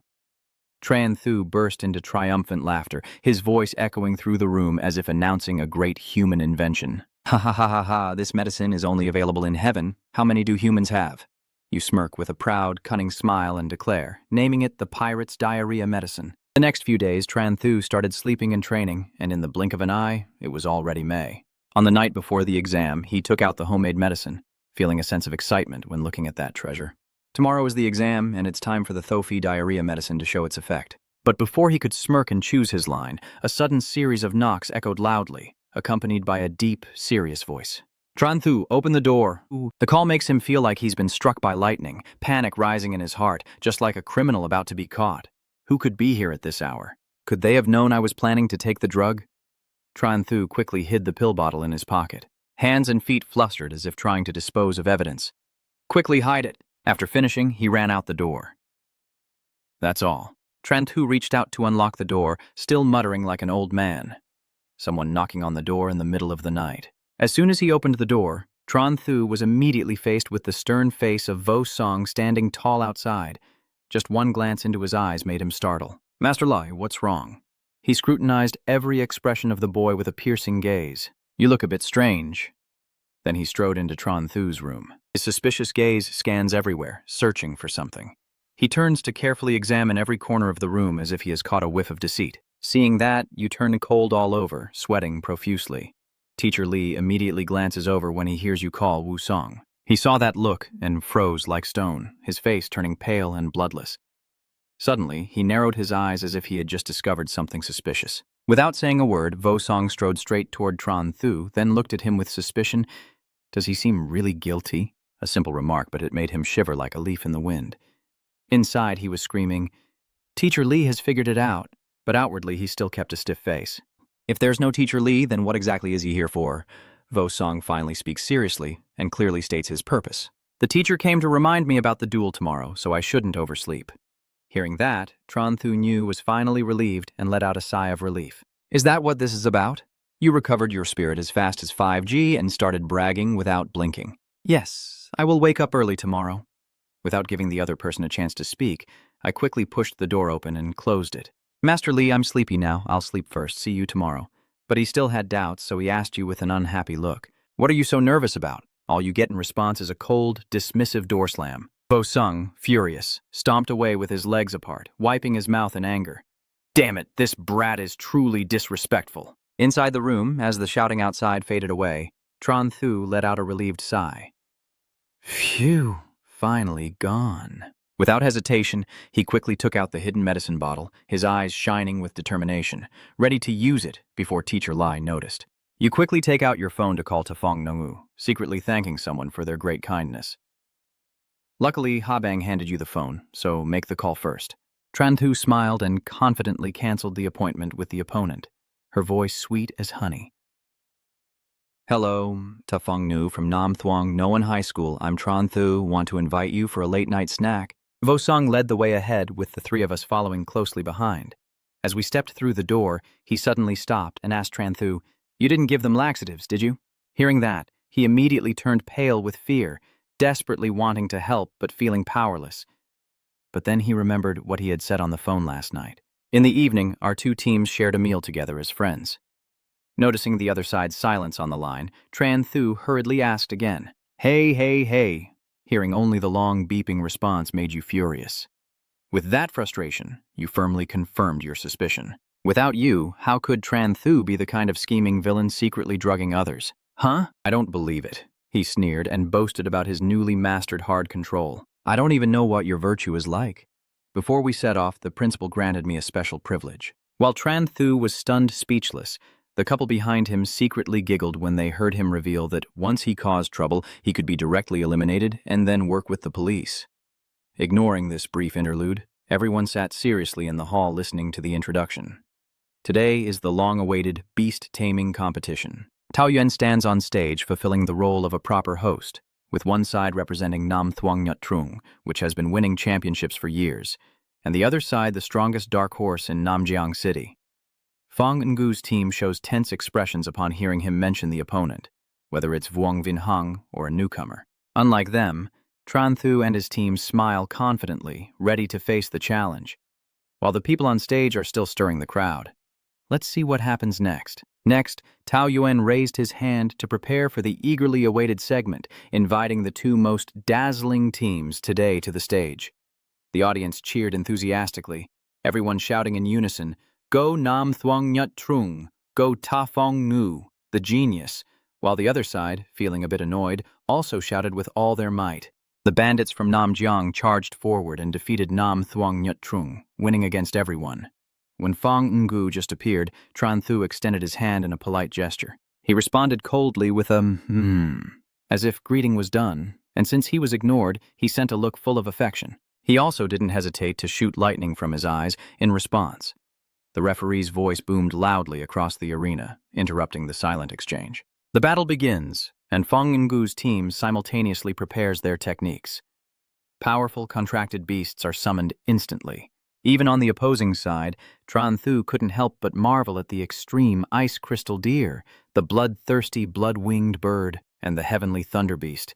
He called upon his spirits while breaking apart. All of them are S-rank contract spirits. Truly difficult to fight. No wonder they dared to refuse my invitation. Slim, hearing the summon command from him, immediately led his brothers to show off just as much as them. Both sides have already played their trump cards, and Fong Ngu begins to command the formation deployment. Fighting, according to the plan. Bang Chiu responds enthusiastically. The heavenly thunder beast opens its mouth and unleashes a lightning ball, its attack flying straight toward the golden egg on the opposite side. Slim couldn't dodge in time and was hit painfully. They stood in the arena, spirits high with the elementals. Feng Yu arrogantly taunts, "It's no big deal, just keep following the plan." Tran Thu doesn't care who you are. Do you think I dare not attack? On the other side, Slim prepares to activate his attack skill. Fong Ngu summons a spirit beast, which roars fiercely to assert its dominance. Suddenly, something was wrong ahead that made Tran Thu worried. Slim was locked down by a freezing skill. The observers kept worrying about it. Slim is trapped now. Oh, the bandit is finished. Since the fans favor Fan over Tran Thu, Fang Ngu enjoys mocking him even more. As expected, you don't know how to fight back. On the other hand, Tran Thu remains calm, thanks to the help of his two friends. Ha Bong, help me, Xiao Wu. Both of them are ready. Xiao Wu ordered the fire flame spirit to unleash bursts of fire to melt the ice, and the large ice block couldn't withstand the heat and started to crack and smoke. Xiao Wu saw the effect and was pleased. Just a little more time, and the fire flame spirits could break the ice barrier. Fang Ngu has been watching and finally steps forward to speak up. So, you want to break my ice spear? The two behind also supplied the scent, thinking only you had teammates. Then they launched more spirit beasts to fight, causing the haunted fire spirits to be severely injured, and two more large spirit beasts appeared to block Xiaolang. They bully the weak and strong, and Hanbing also falls into a state of despair. Habang anxiously calls out its name, Hanbing Lang. Hanbang Lang stands up, but Tran Thu is more worried about its life. Withdraw now. If this continues, Hanbang Lang might suffer permanent damage, which would be a great loss. Habang had no choice but to obey, and then Tu Lang was recalled back. Jeklok shifts its target to Huadim hovering nearby, while Tran Thu still remains concerned on this side. Xiao Wu is determined. Don't worry, I can hold my ground. Her expression is extremely firm. The fire phoenix. The flames seem to have gained 3,000 times more power. Its whole body blazed with fire, helping Slim escape. Slim nervously braced against the incoming sparks and flames, with the haunting thought of taking advantage of the fire's distraction to attack from behind. Even Jock Lock launched an attack from below. With the celestial thunder beast unleashing its attack, the flames clash fiercely, leaving it scorched and wounded all over. It screams in agony, each wound bursting into flames. Seeing his spirit being oppressed, Tran Thu couldn't help but feel heartbroken. Maybe it's better to stop. Suddenly, there was a positive change, and Slim's ice block gradually melted. Tran Thu cheered happily, not expecting it to succeed. You boosted spirits. Slim roars. Fat Slim bursts into the air, breaking through the entire reinforced ice block. It yells out, and then hypnotizes all the spiritual beasts. Their focus shifts to Sim, as it unleashes a desperate surge of blood to fight for the survival of the homeland. Thomine quickly lost its effect, and the haunting memories awakened. Jocklock regained his composure, and the celestial thunderbeast returned to normal. Tran Thu watched the whole scene in shock. This is bad. They have woken up. The celestial thunderbeast launched its first attack, a bolt of lightning rushing towards Slim and causing it to go berserk. They are dirty players, deliberately creating chaos to attack Slim. The fight was a close match, just like the fiery battle earlier. Slim, unfortunate, kept taking hits, and its chubby body now was covered in wounds. Tran Thu angrily looked at the minions. Damn it, these three want to fight with endless stitches. Hanbing Diu and Huadiep Diu can no longer fight. Relying only on their stamina, they can't escape. Is it really going to be a defeat this time? Xiao Wu didn't let you be humiliated, so she patted your shoulder and said, "No, we won't lose." Then she gave another command. Huadim Jiu, the most pitiful creature in the world, once again fights on. It flaps wildly into the sky, unleashing a burst of fire at Jock Lock.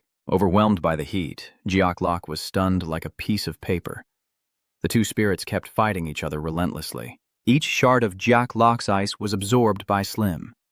Following its master's command, Slim continued the attack, then transformed into a giant ball, threatening the spirits. Fang Ngu and the others realize it's not good, and he orders them to hold the line. The Haunting Bird and the Thunderbolt both become furious after the pressure just now, but Slim activates his blink skill, making them unable to see through it. In an instant, it flew above the Obsession Bird, using its limp body to prepare for a descent. The Obsession Bird couldn't stand it and was knocked away. Slim regains the upper hand in the battle and activates another internal skill, pulling the Nightmare Bird back towards him. Zhao Lei sees his friend overwhelmed and rushing to help. Huadim noticed its unusual behavior and flew to block the front of the double wings, while Slim, having the upper hand over the Haunting Bird, looked at the bully and couldn't help but become more twisted. The internal skill accumulated from the beginning is now unleashed. Take Slim to suppress the Haunted Bird this time. Tran Thu ordered the Fire Ember Bird to retreat, leaving the two of them. Your Slim must have regained its spirit, so you place all your trust in it. Slim can handle it. Xiao Wu, upon hearing the command, withdrew. Go back. Slim, the sleek firebird, stands tall in front of the remaining two spirits. At this point, Tron Thu, confident in his perfect control, no longer thought you had lost. While he was on the advantage, the Fenggu group faced a huge shock. Tran Thu didn't keep them waiting. Slim is seeking revenge for the Fire Ember Bird. Slim, with a vengeful attitude, charged straight at the two spirits in front of him, attacking repeatedly, smashing the shadowy bird, then changing direction to the celestial thunder beast. It bounced up like a ball and then dropped down like a flying piece of meat. The heavenly thunder beast exhausted its strength after choosing its attack. The audience below the arena couldn't believe their eyes. They cheered happily, calling Slim Tho Phi the champion. The bandit is the champion. Tran Thu's team celebrates their victory with the round Slim. Even the teacher has to marvel. Damn, he's too impressive. MC cheers joyfully. Nam Jiang Tam Trung wins. Xiao Wu looked at you with gratitude. This time, Tran Thu was lucky to have you. On the contrary, Tran Thu modestly shrugged. If I were alone, I definitely wouldn't have won. You both did very well. Han Bing blushed at the compliment. You keep being a good person and look after the Fengyu team. Don't be discouraged. Life is always full of ups and downs. Your encouragement isn't welcomed by them. All right, let's go. Inside, I was still cursing and insulting myself. Clearly good words, but why do they sound so vulgar? The MC on stage announced the winning team. Today, we witnessed history. The three from a small town all won their matches and took the championship. Next, I invite Nam Jiang Tam Trung's teacher to step onto the stage to receive the award as the teacher gradually approaches them. The crowd continues to cheer. You bandits are awesome. Really impressive. A spectator steps forward to help Tran Thu capture a memory. The photo has recorded a special moment for him, but what Tran Thu cares about isn't taking the picture. Let's go. After the photos, we move on to the interview with the champion. This is my favorite part of the interview. The paradox defies your expectations as the audience gradually starts to leave. Let's go, let's go. It's over. What do you want to eat tonight? I'm inviting you. It's over, it's over. Tran Thu got hit with the big avocado like this. No way. Isn't this supposed to be an interview with the champion? Then give me the money. Give me the money. Tears welled up in his eyes. Don't go. The game is over just as you imagined. Isn't the champion supposed to be famous? Suddenly, a hand reached out to save him from his moment of despair. Hello, may I interview you? Classmate Tran Thu. Tran Thu felt like he had struck gold, so of course he grabbed the microphone and ordered the co-team to snatch it. What are you standing there for? Keep filming. The moment Tran Thu has been waiting for has finally arrived. First of all, Namjiang City can win the championship mainly because of my incredible strength. Their incredible intelligence and irresistible charm are unmatched. Of course, my two teammates are also very talented. Every word from Tran Thu makes Ha Bang even more moved. She continues to look forward to his interview. As for my teacher, I might as well not mention him. He's been beaten down so badly he's almost unrecognizable. I am skilled in everything from bomb making to other skills. Anyone interested in cooperation contracts can find me. I am Tho Phi Namjiang, representing myself. Also, anyone who wants to sign can do so in advance. Each part sells for 990,000, and Guruo is furious at his unscrupulous profiteering. Hurry up and turn off the camera, but she was too slow and got pushed aside by him. Come on, don't be in such a hurry. Let me say a few more words. Isn't there any local tycoon interested in buying this dazzling prize? They need to bring home the Ha Glory Championship worth 1 billion yuan. She angrily snatched the microphone from his hand and was scolded by Tran Thu, truly clueless about romance. Vo Sung angrily pulls Tran Thu away. All right, let's go now. It's really too embarrassing. I was still stubbornly blaming them for not understanding me. At a certain restaurant, they were also celebrating and congratulating Namjiang for winning the championship this time. The teacher asked first, right, how should we split the reward? The prize money should be divided equally, and each person gets a part of the skill setup. Tran Thu has no problem playing fair. The two friends accompanying him exchange glances involuntarily. Ha Bang shyly suggests, you can keep the prize money, we each just need a skill set. Tran Thu happily agrees. All right then, what skill sets are you all preparing? But Xiao Wu had a different idea. I don't want a skill, I want to pay the elderly. Seeing my friend look a bit confused. Pay? Isn't your company the 666 drug company? How did it come to this? Xiao Yu was angry and relaxed his facial muscles. It's not about the competition. My family has already spent nearly 200 million yuan. Tran Thu's overconfidence in the thinking syndrome flared up again. His family bribed officials, causing his two friends to lose patience. Master Vosong also had to shake his head in frustration, worried about Nam Thuong Nyut Trung's plans to deal with Slim. I told him to buy a skill, or else he'd think it's just some trivial A-level alliance that can last that long. When Tran Thu heard this, tears welled up in his eyes. He was deeply grateful to Xiao Wu for bothering him so much. In Namjiang City, the cheerful chirping of birds signals a new day has begun. The atmosphere is quiet yet hurried. Everyone waits patiently for the train to arrive so they can go find food. As soon as Tran Thu steps off the station, the train happily sniffs the dusty air here. This familiar feeling really is still the best in Namjiang. Still with full battery, you reach out to Hui Chvo Song and start a conversation as if you've just remembered something important. Old Lee's suggestion last night was really good. I truly miss home and my friends at Namjiang Second Middle School. That strange way of speaking gave him goosebumps, thinking I might have multiple personalities. So, you remember how to bully them? With that cold expression, it's clear the teacher isn't picking up the signal. He just chuckled and pretended to switch the channel. What did the teacher say? I no longer dare to compete with him.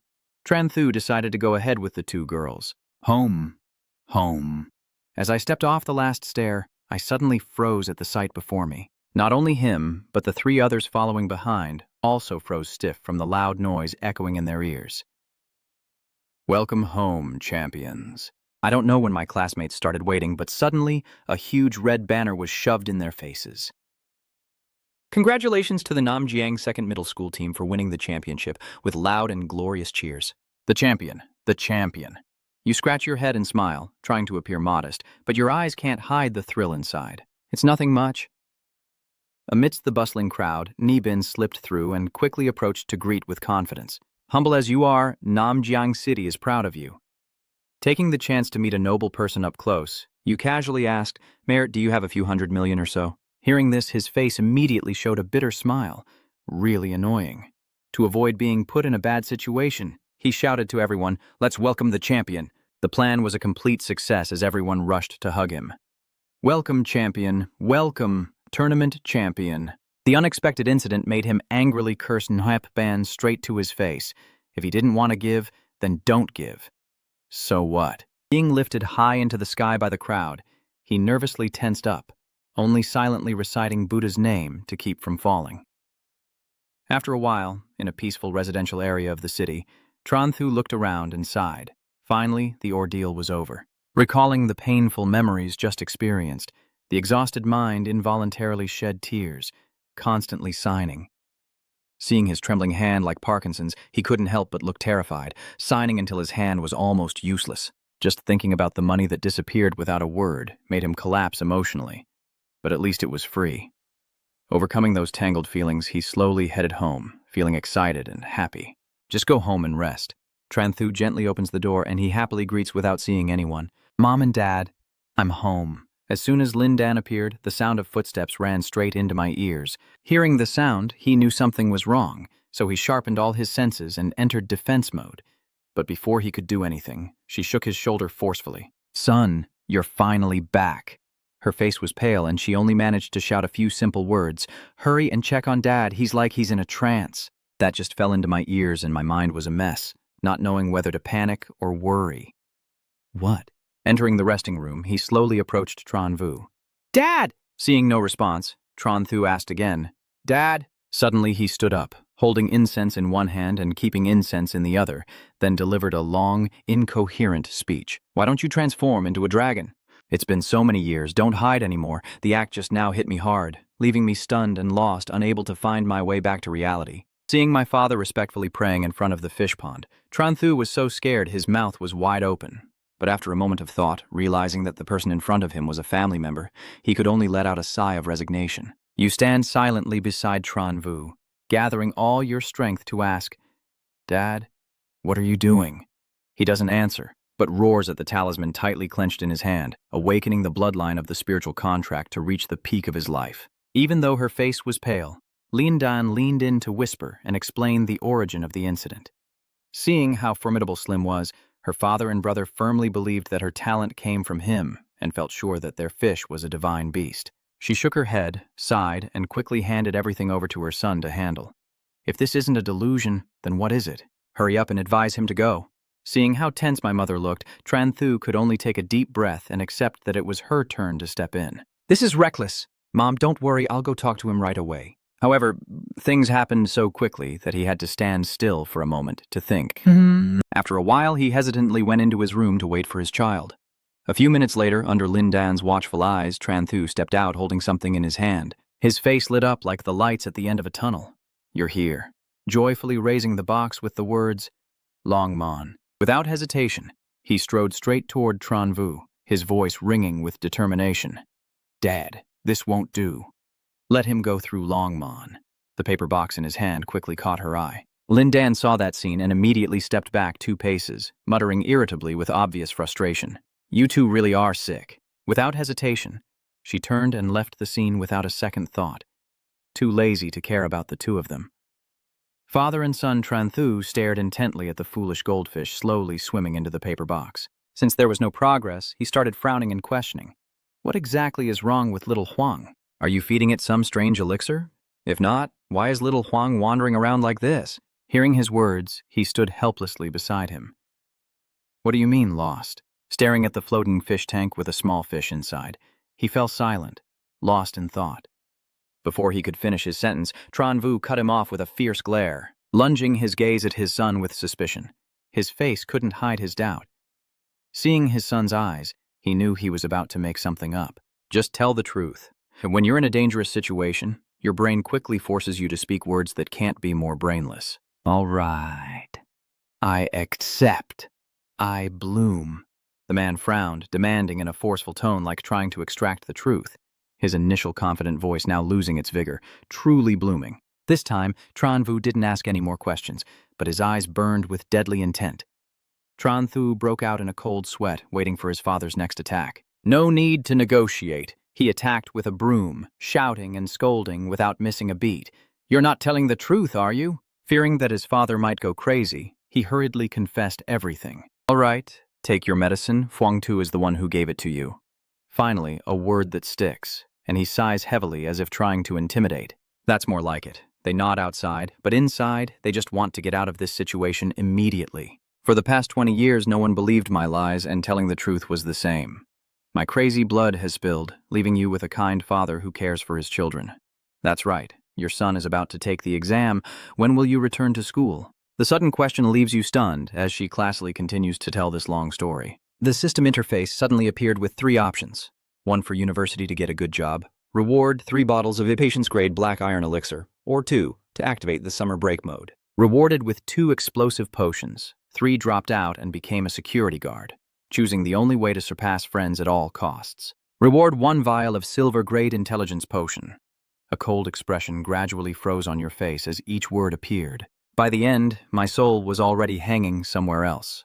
What kind of crazy choice is number 3? He pushed the first person in the opposite direction. His finger clicked on System Panel 2. Starting the state, huh? Don't forget to turn back and say goodbye. The teacher said you're too tired. Take a few days off to rest. Dad, I'm going to rest now. Tran Vu sighed at his son's actions. Looks like I still have to talk to Teacher Lai. Then the sun began to rise to its peak. Tran Thu was still sleeping soundly, and his phone kept ringing loudly. Old Lee? Tran Thu casually reached for his phone.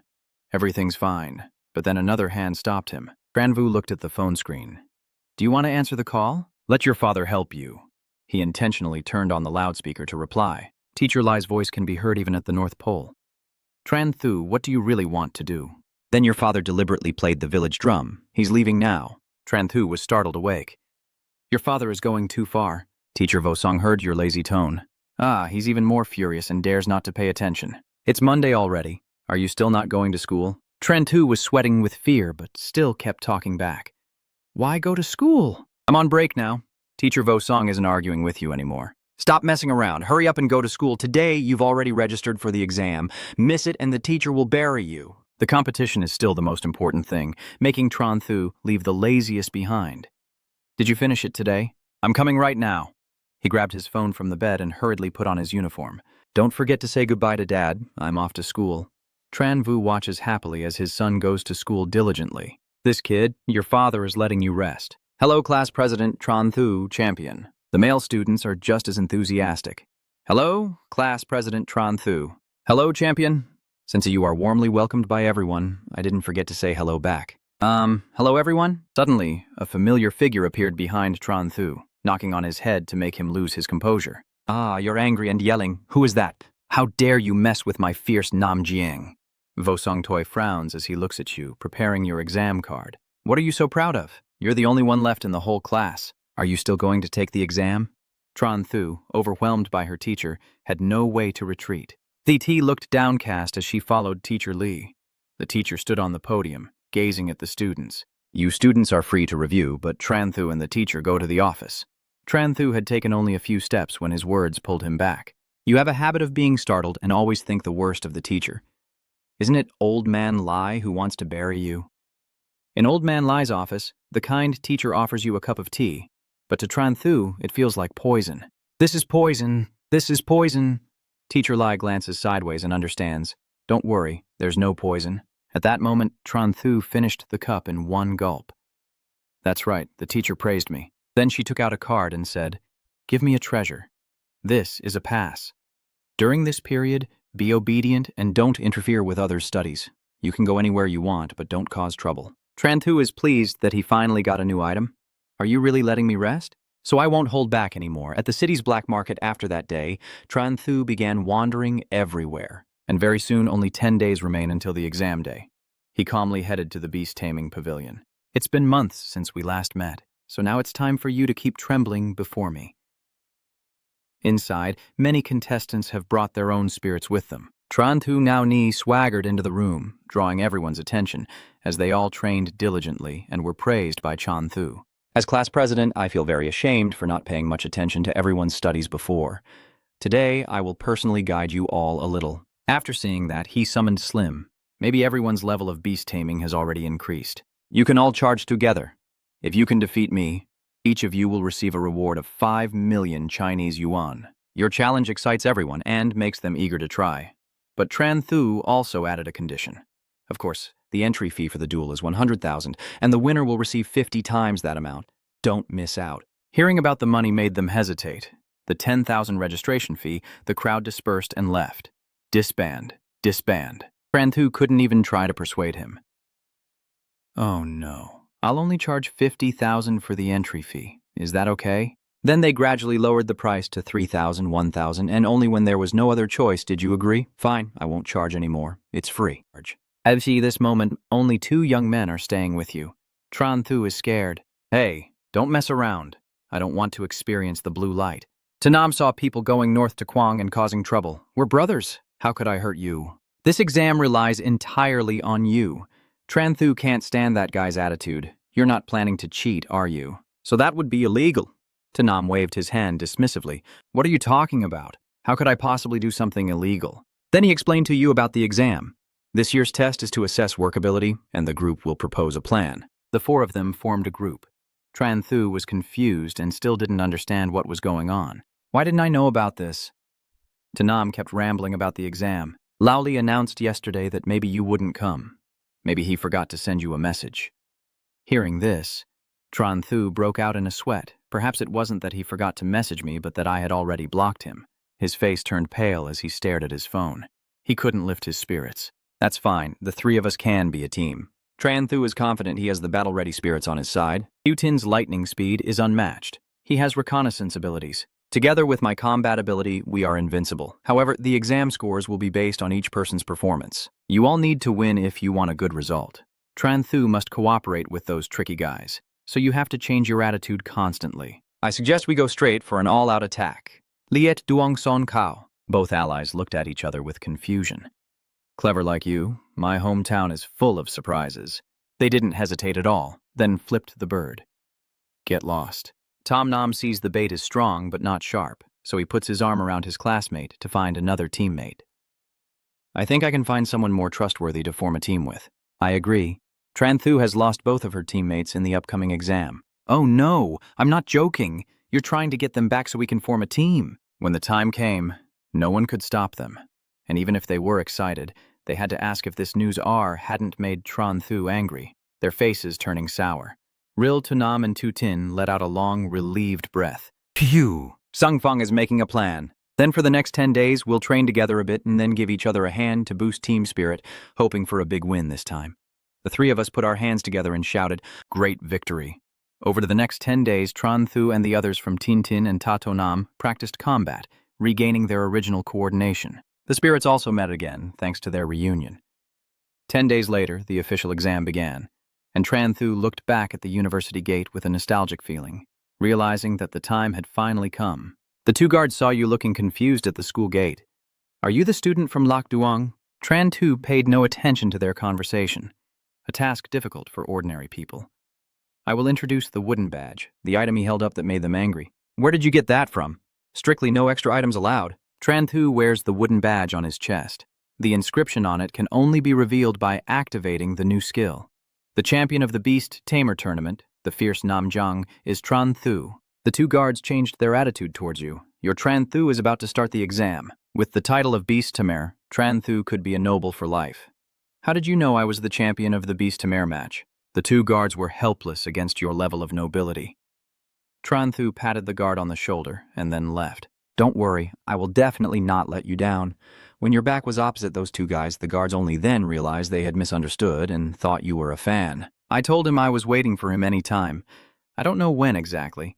Tran Thu confidently walks through the university gate, surrounded by students. Godly figure, please bless me.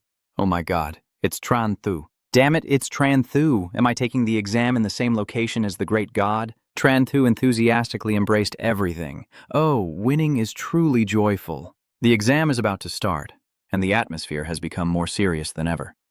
The candidates are already sitting properly at their desks, passing their exam papers to each other. Hey, here is your exam paper. Tran Thu abuses his authority to open the system panel. Option 1. The exam scores meet the admission threshold for regular universities. Option 2. The scores meet the admission threshold for key universities. Option 3. The exam scores meet the admission thresholds of prestigious universities. Option 4. The scores meet the admission thresholds of the Huaha Imperial Academy. But the only thing Tran Thu cares about is whether Chudai can become even stronger, so Slim can be defeated again. This time, the reward is a divine technique, and I must get it. All the formulas for math, physics, and chemistry flash through Tran Thu's mind. She carefully writes down each solution, happily accepting the challenge, and then raises her hand to signal the teacher. Miss, I want to submit my paper. You've only been working for half an hour and you want to submit your paper already? The whole exam room is focused on you. You're submitting your paper already, Tran Thu said straightforwardly without hesitation. Yes, I am in a hurry and go to the podium to submit my paper. Teacher here still joking with the other students. Go ahead, everyone. Keep it up. Your confident and smug demeanor is bound to anger others. The school's banners are just as thoughtful. Congratulations to the students who succeeded in the university entrance exam. Vo Sung saw Tran Thu coming out and felt a bit guilty. He still wanted to confirm once more. Tran Thu then teaches you a lesson in humility. Tran Thu, how dare you submit your paper before everyone else? I will kill you. The two of them chased each other desperately around the yard. Vo Sung uses all his strength to swing the sword in his hand. If this hits someone, they are definitely doomed. Watch this. Tran Thu let out a long scream, bending almost in half to dodge the deadly strike. He missed and was left even more furious. You still dare to dodge? You're more innocent than Dunya, and you hurriedly explain while running, Teacher, I didn't run away, I finished it. Vo Sung seemed to have taken a dose of soul-reviving elixir. Even after calming his mind, he still questioned with suspicion. Is that true? You just went through the gates of hell and dared to lie, so I quickly raise both hands to swear, I swear it's true. He pulls the air behind his back, deciding to forgive this kid. All right, I'll trust you this time. But then your attention is drawn to the toy that just attacked you. Where did you put this stick? He ignored that clueless question and shifted the focus to you. How did you do in the exam? Since your life was safe, Tran Shu went back to mocking her family. Say that then, if someone in the country scores higher than you, Xiao Duong will have diarrhea. He immediately scolded, knowing full well that a dog's mouth can't grow ivory, and blamed you for bringing someone else into it truly. Vo Sung ignored the unsuitable location and immediately turned on the music. The teacher told me, just as I was starting my introduction. To Nam and Tu Tin spoke up at the same time. Teacher Lai Tran Thu. The old man awkwardly paused his scolding and turned around to ask a caring question to smooth things over. Cough, cough, why are you both going out so early? While the mastermind is grinning happily for escaping, he then asks the two familiar questions. How are things going? Tanam stroked his chin thoughtfully, pondering deeply. How should I put it? After some hesitation, he shrugged his friend's shoulder and replied with a familiar metaphor. If you and Xiaotin score below the average, Du Long will have diarrhea. Vosong was exhausted and helpless, so he simply gave a thumbs up as a sign of praise. You really are good friends. He let out a breath, hurriedly shooing them away so they wouldn't be in sight anymore. All right, don't stand here any longer. Go back quickly. But before everyone teleported away, he also reminded them to gather at school in the afternoon and tomorrow take the kids to another space for the beast taming competition. The three of them leaned in close, giggling happily, and together shouted, Yes! Then everyone shoulder to shoulder with Bakongeng left, leaving Tiusai's back to Vosong. He watched after them, feeling conflicted, and recalling the strange attitude just now, he blurted out, Ganlan? Ignoring this little interlude, the bus convoy still kept to schedule, rolling along the road. The students filled all the seats on the bus, all trying to keep order. The only one breaking the serious atmosphere was Tranthu, who looked around and then made a sharp remark. After so many days, we finally arrived in a different world. The familiar sound reached Vosong Tamha's ears, and he immediately looked around. As soon as he came into view, he startled sharply. Tranthu's hair stood on end as he kept wondering inwardly, what was Lao Li looking at him for? But with nerves as rough as a wooden pole, he cheerfully comforted himself. Never mind, the car will find a way once it reaches the mountain. Soon, the convoy stopped in front of a rather ancient building. Tranthu stood up abruptly, stretching with a loud shout. We've arrived. The other students follow one after another, getting off the bus. Hurry up and tell the two Koi brothers to get down too. Tu Tin gave a short, as a sign of agreement. But before he could lift his foot, Vosong called out to him. Tranthu, stay here. The furious look on his face made it very confusing for him. Sweat beads like peas pouring down his face, his mind frantically gambling. What does old Li want to do? No need to wait long. He pointed at the middle of his face and shouted loudly, Raise your hand! Vosong shot a look like lightning, his whole face tense as if he wanted to devour his opponent alive. Tranthu stood opposite, silently sighing in admiration. The two teachers and students exchanged glances silently in the quiet space. The boy nervously swallowed and wondered silently what they were trying to do. He said nothing, immediately approached him, stroked his chin, examined him from head to toe, and even squatted down to rummage through his backpack. Tranthu watched this scene and then adopted a carefree attitude. After a few minutes of observing, Jing, Vosong Thich confiscates a suspicious item and throws the bag back to you, to return to your brother. He remains expressionless, arms crossed, and declares that you are free to go. Tranthu had a big question mark appear above his head and dared to ask, Teacher Li, what are you doing with my bag? He didn't read your mind and calmly warned you, this is a special time. You must not do anything reckless. The response was disappointing, so you pouted inside. All right, but inside I couldn't help but grin. After all, without the sack, I still had something else. Tranthu quickly gathered with her two comrades and said, I apologize for the delay right after getting off the car. Let's go. Tu Tin kindly smiled and said, No problem, no problem. Vosong followed behind, still worried, and had to add a reminder. Remember to go to bed early tonight. You look like a model student standing there and promising seriously. I understand. Once comfortably settled on his beloved bed, Tranthu encouraged himself with a little show, then relaxed and rested, promising to try harder tomorrow. As soon as he finished, he snored steadily until morning, the sunlight shining on his back, but his breathing remained even. The entire vintage space quietly rests under the blue sky. Today's weather is perfect for a picnic. The next day, the convoy set off again towards a different testing location. By the time the sun tilted, they had arrived at Liet Duong Mountain Pass. The students rushing out made the surrounding space become noisy and lively. Tranthu took a deep breath, stretched out her arms, and declared, Finally, it's here. Before they could get their bearings, the instructor in charge announced through the loudspeaker that this year, the Beast Taming Department only has 2 subjects, practical combat and potential assessment. Now, after lining up, you can proceed to register for the potential assessment. Follow the instructions carefully and line up one after another in front of the entrance. His mind still hadn't regained clarity after hearing the information. Just 2 subjects this year? Huh? That's when Tranthu saw Diep Bin standing among the judges and silently thought to himself, should I greet him now? Even though Mr. Diep usually acts so aloof, but now he looks strangely confused. Before he could make a decision, the system issued a block notification. Tranthu quickly skimmed through 3 options. Compete in the exam, earn more beast mastery points, skip the exam, receive black iron intelligence pills, or cause chaos with a bomb to become a hero for a second as a silver-white beast tamer. After digesting these information, his eyes shone brighter than headlights, while his mind danced wildly. Finally, the moment arrived. There was a way to level up. He instinctively reached into his pocket to sort through the options, unaware of what secret Tran Thu had concealed that made her steps lighter and more graceful. He stood at the entrance, raising his head arrogantly and declaring inwardly, ready to cause trouble. Tran Thu took the explosive tube out of his pocket, his mind constantly lamenting, what a pity. But halfway through, he decided to turn back, shoving it into his pocket while quietly recalculating. According to the plan, he still chose the third option. When the image of the pair Tio Feng and Ban Tik appeared in Tran Thu's mind, all his plans came to a halt. Unfortunately, besides the Deep family, the other two judges were also at the gold level.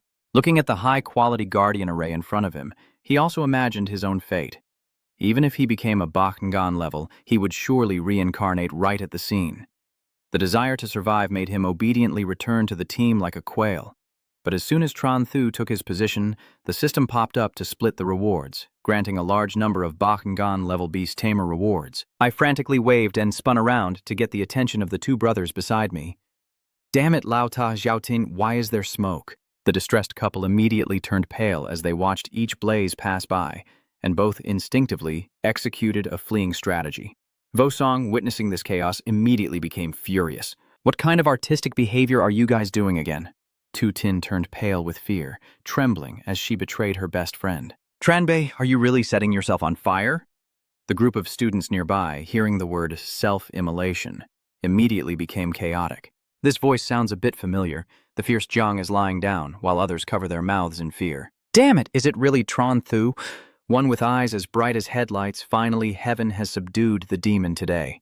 This chaos and disorder quickly drew Diep Bin's attention, as elder summoning spirit Tin Tin appeared to suppress the entire school while also shouting loudly for silence. The kids who were chattering just now like sparrows are now all silent with their mouths shut.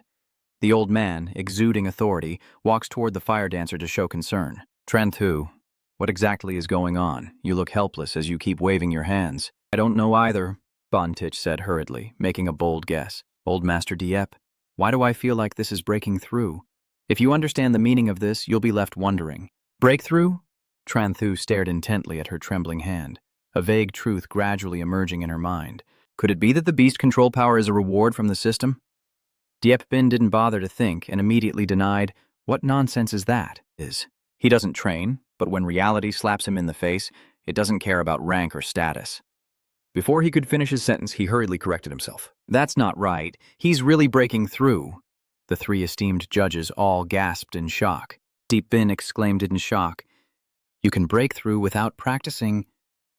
In front of the helpless audience, Tran Thu ignored the intense heat waves tearing around her. You students are only now coming to your senses and confirming together that the breakthrough suddenly made you the center of attention. So you smile confidently and proudly. Tran Thu happily stretches out his arms, enjoying the effortless level-up process, while Diep Bin watches helplessly as the challenger breaks through at the exam gate, words stuck in his throat. The old man quickly reabsorbed his spirit energy, then turned to calm the remaining students. All right, everyone else, line up first. Along with the swirling sparks, urging voices echoed through the space. As he sat down to meditate, some students couldn't resist raising their phones to snap pictures. Tran Thu sat calmly with his legs crossed, the flickering flames surrounding him as the sound of crackling echoed steadily in his ears. Outside the exam site, a group of students lined up obediently, listening to Trin Tuong announce the results for Class C. He patiently read through the list in his hand in one go. The last person called was at level B, but you outside the scene still sat in meditation for 3 more hours. Tanam looked on anxiously, wondering why it still wasn't over. It's been so long. As soon as he finished speaking, I managed to open my eyes in time. Zheng Tuo, after exhaling a final puff of smoke, quickly approached to consult. Tran Thu, are you ready to start? He calmly stood up from the flames and responded immediately without hesitation. Maybe. He reached out to show his level E beast contract, secretly feeling proud. Ha ha, let you all experience a little. The students hadn't had time to leave, and all stared in shock with their mouths open, sharing his feelings. And despite being terrified, he still tried to gather information. You're the champion beast tamer, but at such a low level, how is that possible? After regaining their language skills, the students exclaimed how our many high-level sacred contracts, ABZ, were defeated by an E level. I am the only one here still maintaining composure. Deep Bin calmly reminds and takes careful notes. As Jing Tuo responded, Tran Thu suddenly leapt up in shock, panic-stricken, raising his hand quickly to stop him.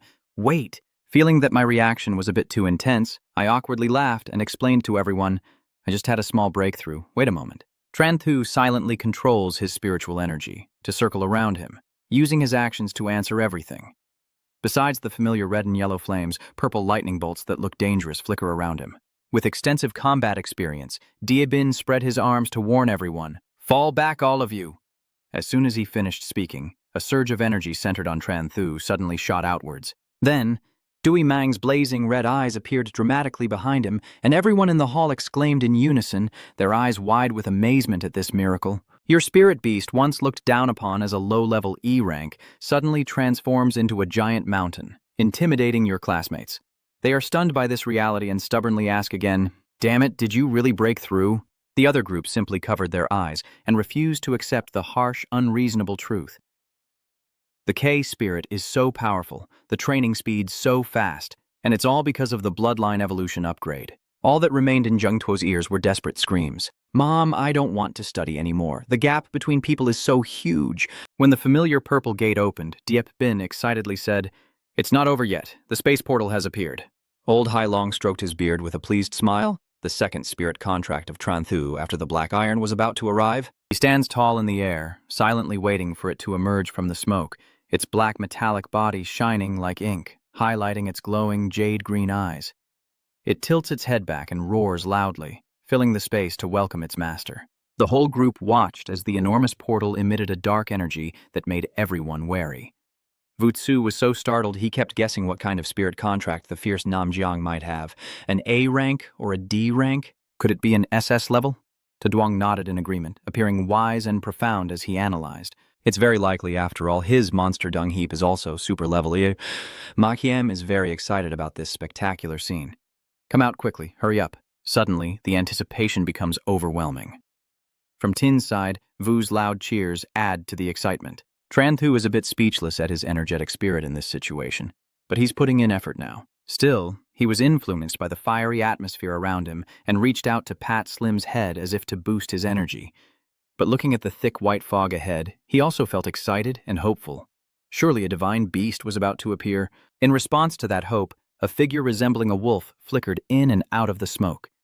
Dibin hurriedly praised and guessed it looked like a contract spirit of the wolf type, not too low level. After a while, the thick fog gradually dispersed, revealing the appearance of the spirit that had been hanging over Tran Thu's mood all this time, and it finally eased.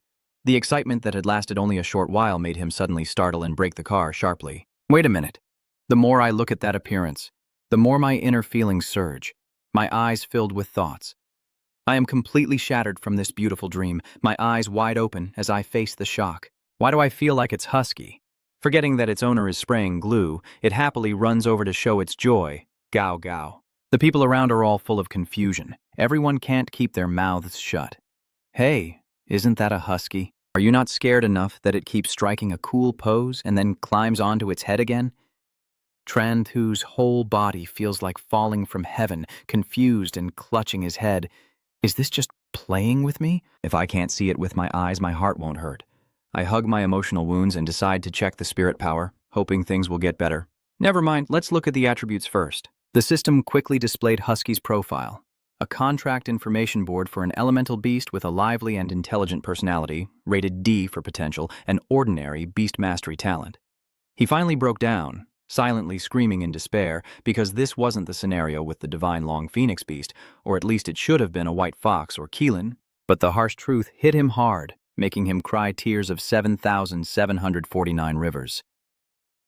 It was actually a rare elemental beast husky. Suddenly, a hand patted his back firmly as if trying to pull Tran Thu out of his sorrowful state. Tu Ting is very understanding of your friend's suffering. Tranbi, it's okay.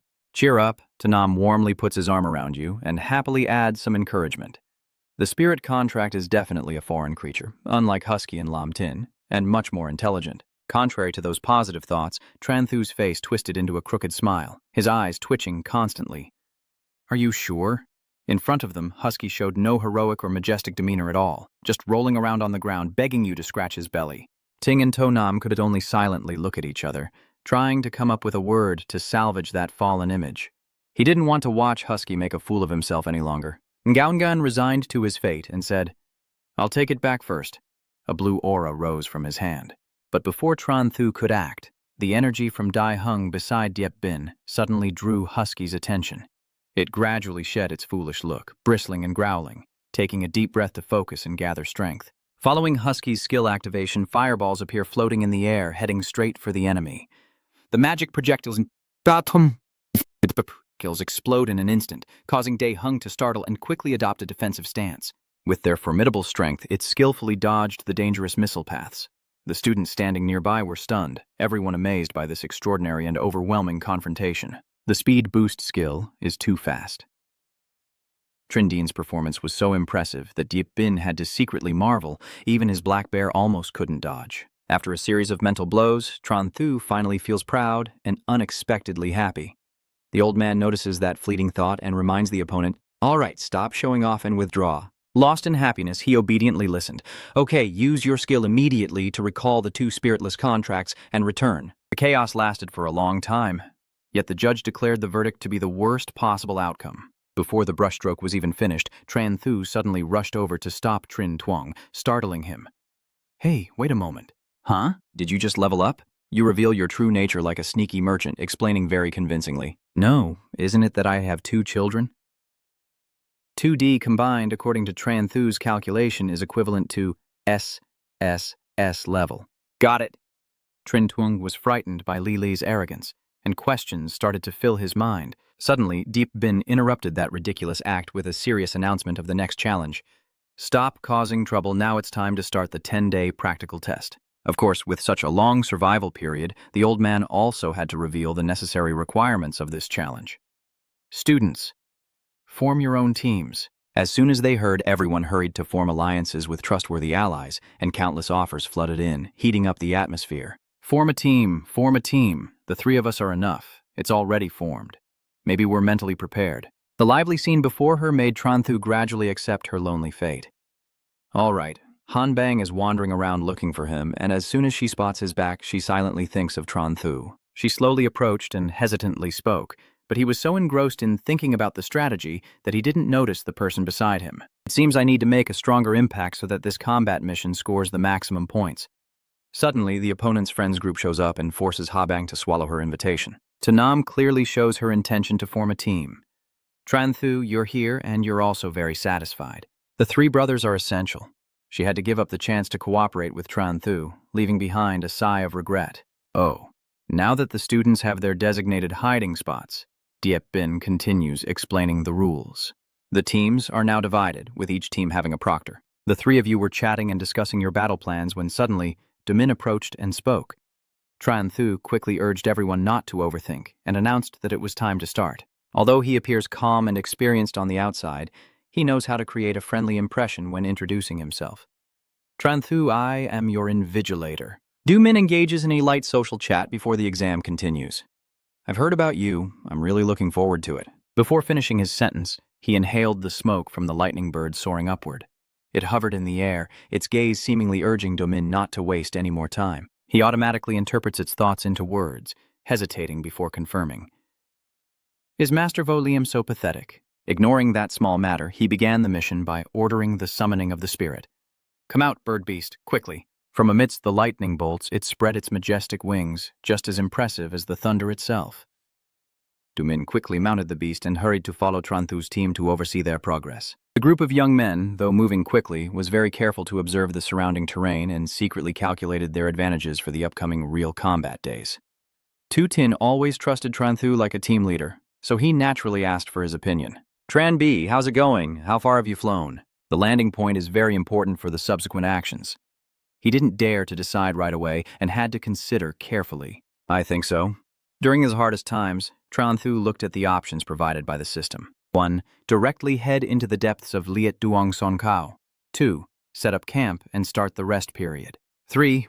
Deceive the remaining contestants. Tran Thu stroked his chin and considered, feeling no pressure at all, thinking it's better to go deeper to get a higher score. After confirming the direction, he happily gestured with a signal and flew inside. Hearing that, Tu Tin didn't bother asking further and just nodded in agreement. All right. As soon as Lei Diu received the order, His whole body lit up with sparks of electricity crackling with power. Then he shot forward at full speed, leaving Domin behind. Seeing this, Domin was amazed and had a bad premonition. But after a short while, he shook his head to clear his negative thoughts, decided to follow and figure it out later, and immediately commanded the bird to stay close behind. What was that sound? To find out, Tonam immediately summoned a spirit, and Xiaodi went down to check. Seeing this, Tran Thu also turned to urge, "Little Tin, lower yourself a bit, so I can respond without hesitation." And so, Lei Diao immediately descended as instructed. A moment later, Tonam held the spirit contract in his hand and accessed the information. Xiao Diep said they are level 9 mutated ferocious beasts. After hearing that, he pointed at the monsters and announced that they are 3 mutated digging beasts. When they detected an unfamiliar presence, everyone immediately tensed up and growled to threaten. But the scene didn't scare anyone. In fact, it made him more interested. "Just in time, I can try a little, Xiao Tin. Lower yourself a bit more." The next second, Lei Diao received the order and flapped its wings, swooping down a bit more. The distance is just right, so Tran Thu raises his hand to summon the spirit beast here, Husky. In an instant, a surge of energy bursts forth and it appears amidst the light. Next, it opens its mouth wide and roars defiantly. Woof woof! The 3 mutated earth diggers are furious upon hearing that, while Tran Thu stands beside them with a sly smile, showing them what the aura of a black iron level truly looks like. Receiving the command from the owner, Husky immediately took position and unleashed a burst of power that made the 3 mutated earth diggers recoil. Seeing this reaction, he became even more delighted. "Are you afraid now? Come on, Husky." But before they could show off, a sudden surge of strange energy caused all 4 contract spirits and fierce beasts to freeze as a space portal quietly opened in the sky, floating silently as if calling out. Husky tilted its head, hesitated, then stepped forward to sniff a few times, as if something was drawing it in, and it entered without hesitation. The sudden disappearance of man left Tran Thu stunned. What the hell, what kind of situation is this? Why do I have such a spiritual contract? While you're losing your mind, Tanam quickly taps your shoulder gently and whispers, "Tran Thu, the digging beast is about to go crazy because of your disrespect." At this moment, it looks visibly furious, with a face full of pouting as if forgotten by the whole world. Unable to bear it anymore, it bared its fangs, raised its claws, and opened its mouth wide, ready to attack. But just then, a hand reached out, pulling a surge of endless energy. In an instant, Slim was summoned and fell heavily from the sky, landing right on his backside. Tran Thu grits her teeth in anger, truly clueless. Doesn't she see that I'm a bit troubled too? Once everything was in place, Tu Tin stepped forward and softly said, "Let's go then." He smiled and agreed. "Yeah, let's head back." But before they could leave, the ground suddenly trembled slightly beneath their feet, startling Tran Thu. Huh? At first it was just a vague ripple, but gradually the disturbance became clearer, making him suspicious. Something was wrong. Without hesitation, Tran Thu quickly gathered the group and said, "Hurry up." As soon as he finished speaking, the 3 of them immediately leapt onto the Thunderbird without hesitation. Then the surrounding ground trembled heavily. Debris scattered from the direction of the impact, and suddenly an invisible pressure descended, causing the earth to crack and shatter into large pieces. A giant burrowing beast slowly emerges with a surge of energy, like a wave crashing against the shore. The 3 of them stare in shock and shout in unison, "Damn it, it's the king beast again!" Tran Thu furrowed her brows and stroked her chin, pondering this. Then she pointed at the stunned monsters after giving birth. Could it be that the 3 mutated earth-digging beasts are descendants of the Beast King? At that moment, the group of students who had been following quickly panicked and turned to run away. "Oh my god, you really shouldn't go in the same direction as the aggressive Namjiang. As soon as I stepped out, I ran into a pack of beasts. Watching them scramble to escape left me speechless. I never told you to follow." The desperate cry of the digging beast echoed through the dust cloud. Clattering, the young animals immediately swarmed around the growling king beast as it roared and rose up. Clattering, seeing the situation turn tense, Tu Tin hurriedly asked, "Tran Thu, which way should we run?" Du Min, hearing this, curled his lips in boredom, saying, "You're really causing trouble, and now you want to run away." But contrary to expectations, Tran Thu suddenly pounded his chest confidently and said firmly, "Why run? We caused this trouble, so we must take responsibility to solve it. If we run away, what will the others do?" Seeing your confident declaration, he was overjoyed. It seems that Tran Thu is a good person. I was mistaken about him. However, as soon as he turned around, he immediately met 4 pairs of eyes staring at him intently. Seeing that unusual expression, Tu Tin tilted his head in confusion and asked, "Did you get the script wrong?" Behind him, Tanam also stepped forward, placing a hand on his shoulder and guessing, or maybe Husky's influence affected you. Tranthu casually pushed the guy away and clarified, no, mainly, I just wanted to get a high score. This strange situation was enough to make Domin feel disappointed with the group of students in front of him. In the next instant, he raised his hand to unleash his energy source, and we attacked first, excitedly planning, if we can't win, it's not too late to run. In a flash, the giant Slim appeared above the land-shaping beast lord's head. Slim frowned as he stood facing the group of digging animals, all staring in shock at the strange creature that had just fallen from above, while the young beasts looked confused, each one showing a different expression of bewilderment. In the center, the beast lord's eye sockets flash with red and then coldly roar, launching an attack. Immediately after, the antlers glow and shoot out red lightning as the innate skill shatters everything. Clink, clink, clink. Slim remains unfazed, only glancing indifferently at the incoming energy wave. Tranthu stood by watching, waiting for the right moment to shout, Sim Tui Mong Sat. As soon as the command was given, it immediately activated the shimmering mirror-like shield of Tui Mong Sat, and the red lightning struck, but left it completely unharmed. Then Slim immediately activates the counterforce, unleashing a powerful energy that shakes the entire area. The small beasts struck by the attack fall to the ground, crying and whining. Sniff, sniff. Up above, Tanam watched this scene in amazement. Damn it, even digging animals know how to fight back. Looking around, Tranthu also agreed they truly did not attack first. These digging animals are making sounds like they want to cause trouble. Suddenly, something strange caught his attention. No, down below near Slim on the ground calling Pop, I see a strange color and wonder why. Clearly Slim has opened Tui Mong, but why is there blood? Suddenly a thought flashes through Tranthu's mind, shocking him to the core. Oh no. There's another trick like this. Without hesitation, he immediately ordered it to use the attack skill, Violent Strike. As soon as he finished, it took a run-up and leapt fiercely into the air. The moment it left its position, a fierce beast appeared beneath, ready to strike. An earth-shattering dark steel one-star burrowing beast lord. Watching this scene makes Tranthu even more certain of his earlier suspicion. Sure enough, Slim charges straight down from above with murderous intent and ruthless violence. The beast below, just able to lift its head, was startled and immediately burrowed deep into the ground to escape. At the same time, Slim descended powerfully into the empty space, causing the entire area to shake violently. Tranthu chuckled with satisfaction and said, You're now countered, so I will crush your little brother. No more wasting time. Keep giving your instructions. Slim volunteers. Slim frowns and lets out a sound as if he understands clearly. Peep. Then it charged forward, rolling like a ball and smashing everything in its way, causing the small beasts to roar. Clattering, they were thrown into the air and fell down, crying out in helplessness. A few seconds later, a few of them were lying flat on the ground and unable to move. After figuring out how to surface, the land-digging beast quickly commands cow, cow, cow to split up and run. Hearing the alpha's order, they all rush out in different directions. The remaining students saw the scene, turned pale, shouted loudly, and rushed toward Hushas, without anyone telling them. They all quickly grabbed their necks and ran away. The earth-digging lord panted heavily, glaring fiercely at the obstacle in its path.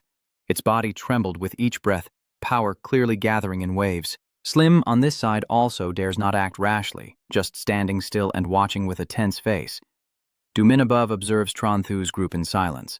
It seems that after some observation and conclusion, a great battle is imminent. Slim and the earth-digging lord stare at each other, but neither makes a move. Both frozen in place, looking at the beast with the formation on its body. Continuing like this isn't the way. After a moment of consideration, Tranthu made a decision. It seems he needs to lure it a bit. Next, he suddenly jumped up and let out a loud roar. Hiss! As if they had a telepathic connection, it quickly raised its hand in response, then lifted its round, shiny buttocks to shake provocatively. The earth-digging beast lord saw this and immediately turned red in the face with rage, growling fiercely. And then it suddenly charged down, piercing through the soil and rocks before disappearing without a trace. Watching its movement made Tin panic, and it dove back into the ground. The very next second, the ferocious beast suddenly burst out behind Slim, causing him to scream in terror. Slim was behind. At the same time, the earth-digging beast lord suddenly swung its claws down hard.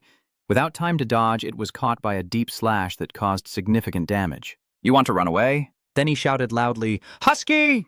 Upon being summoned, it immediately spat fireballs in rapid succession, with a relentless attack all targeting the same spot, one of which struck the deadly weak point of the earth-digging lord beast, causing it to cry out in pain. Ah! Husky wagged its tail and looked back at its owner with an expectant expression. Quickly, praise me.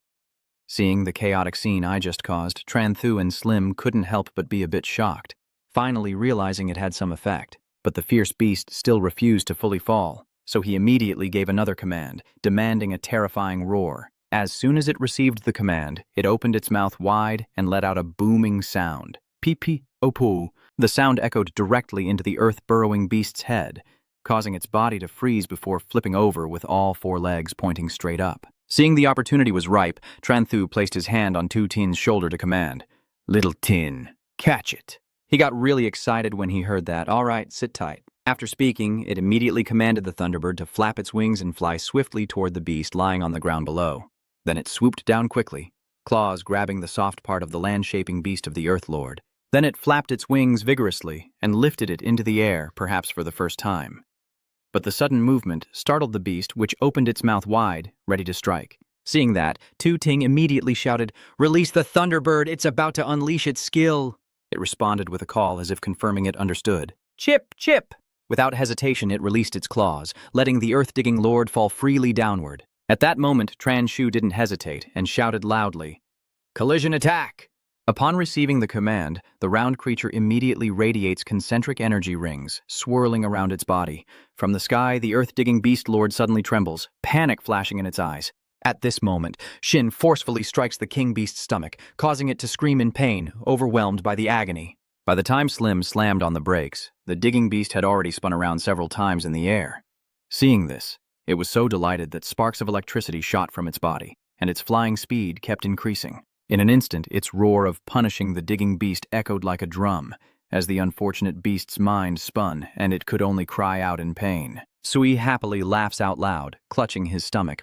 From afar, Do Min, riding on the back of a summoned beast, watched everything unfold and sincerely praised. This kid also knows how to surprise others. Seeing Tranthu enthusiastically cheering for Slim, he kept praising him. I didn't expect that he, having just become a black iron beast Tamer, could already defeat other level-appropriate lords.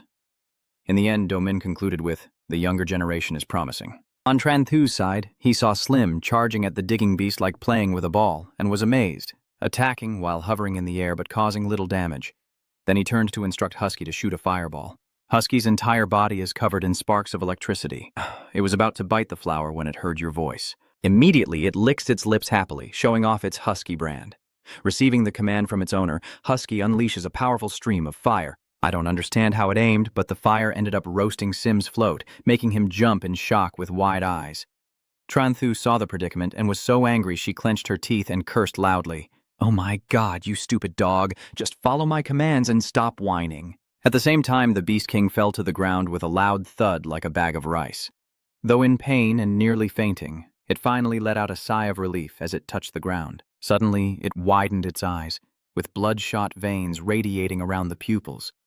From above, Slim's roasted fishing float descended, ready to make intimate contact with its face. Just as Slim lands, the volcano behind erupts with a loud boom.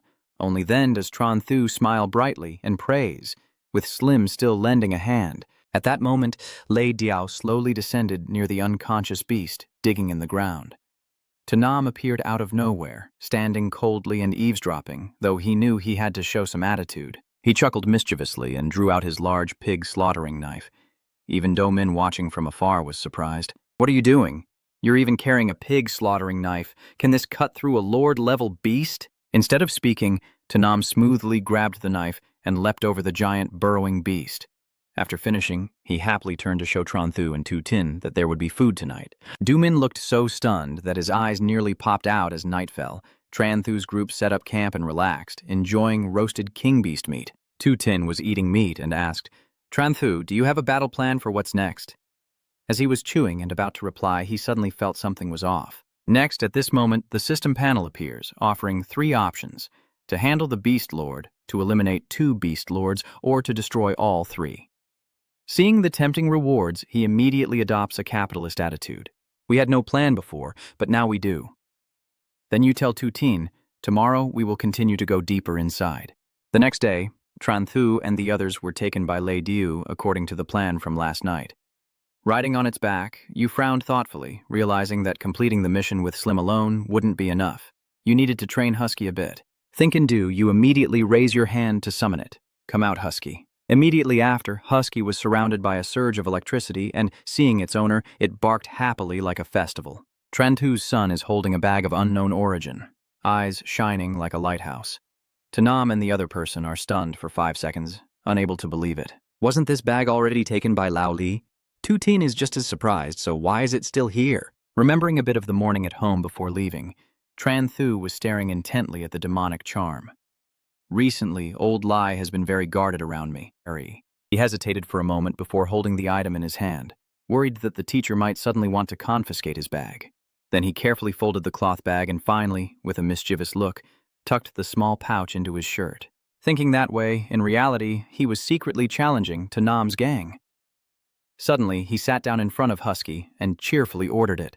Husky spits out a fireball. It obeys its owner, arching its back and showing its white belly as it rolls around, acting cute. Suddenly, Tranthu expertly covered it with a sack like a dog thief. Ki was so scared she wanted to cry and wail loudly. Still, Tranthu didn't really care and threw the bag down harshly. It fell and hurt itself, then lay flat on Loi Dio's body, whining. Only then did Tranthu take off the bag with a very sinister expression. Order Husky, who is sitting there looking miserable, to sit up straight. Husky then blows a fireball. It was very upset, tears streaming down its face. Moreover, Tranthu still hasn't let go, pointing at the sack to manipulate the psychology, saying, "Look at what this is."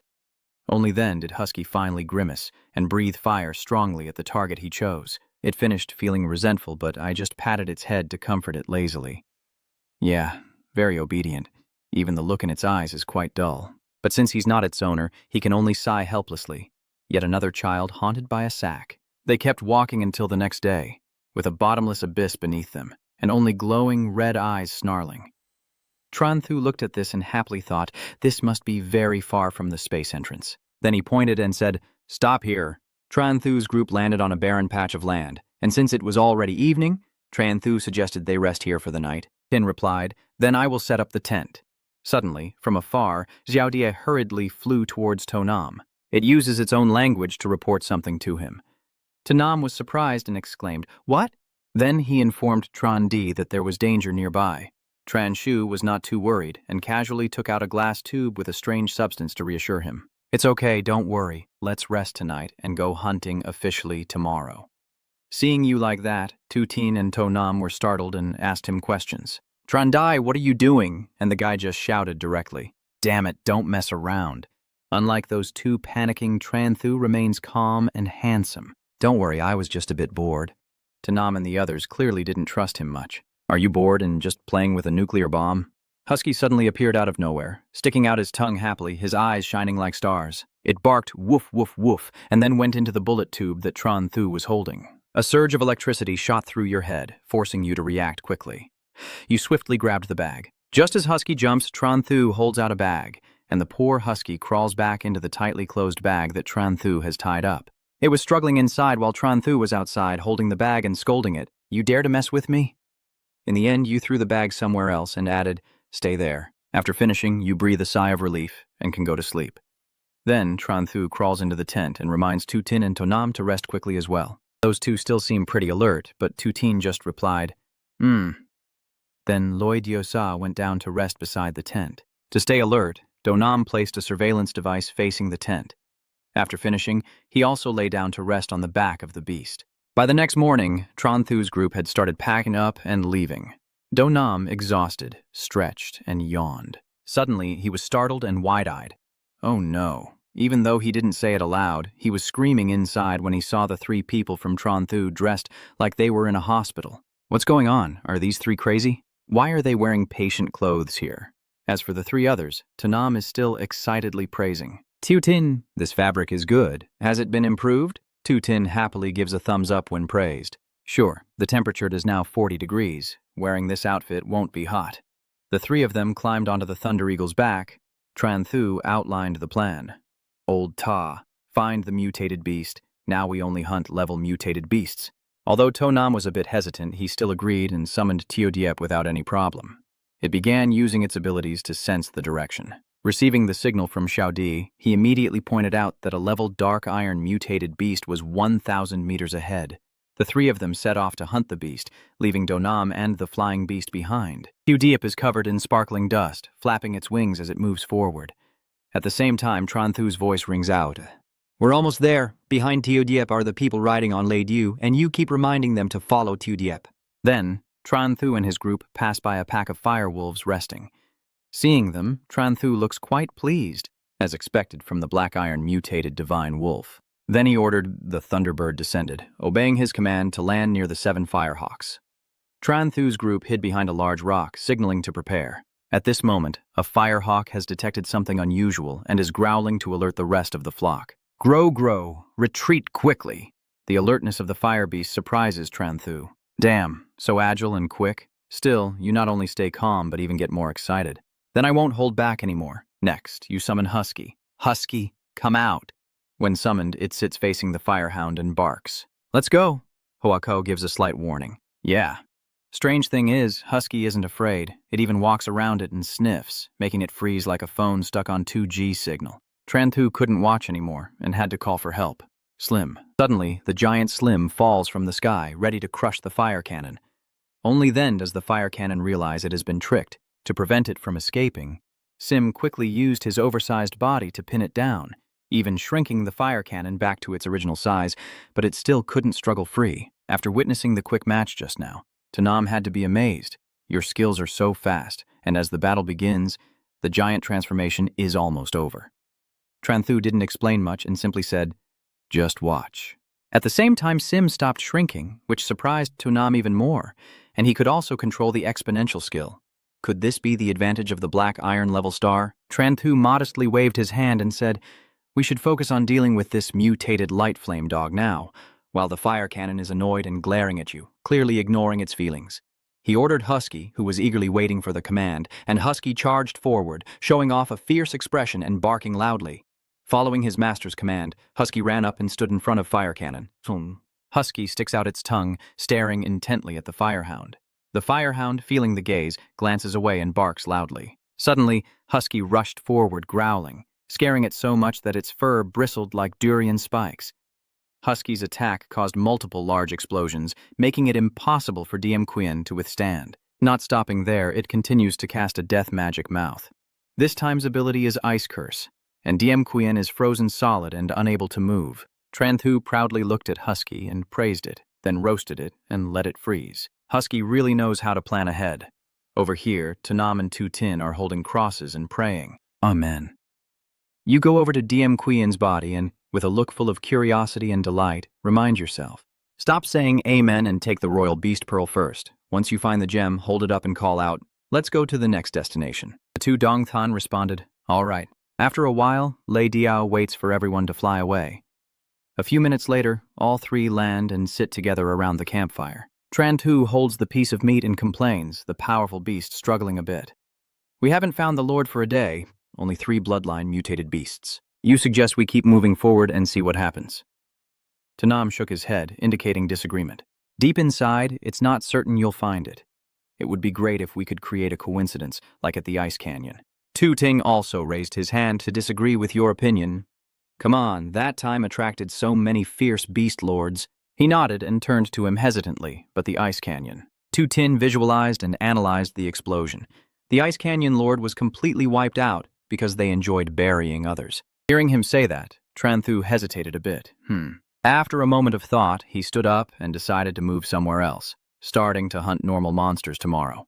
With nothing more to say, the two of them immediately agreed. All right, Slim seriously chases after the beast to catch it. For the next 6 days, the three of them began slaughtering ordinary monsters.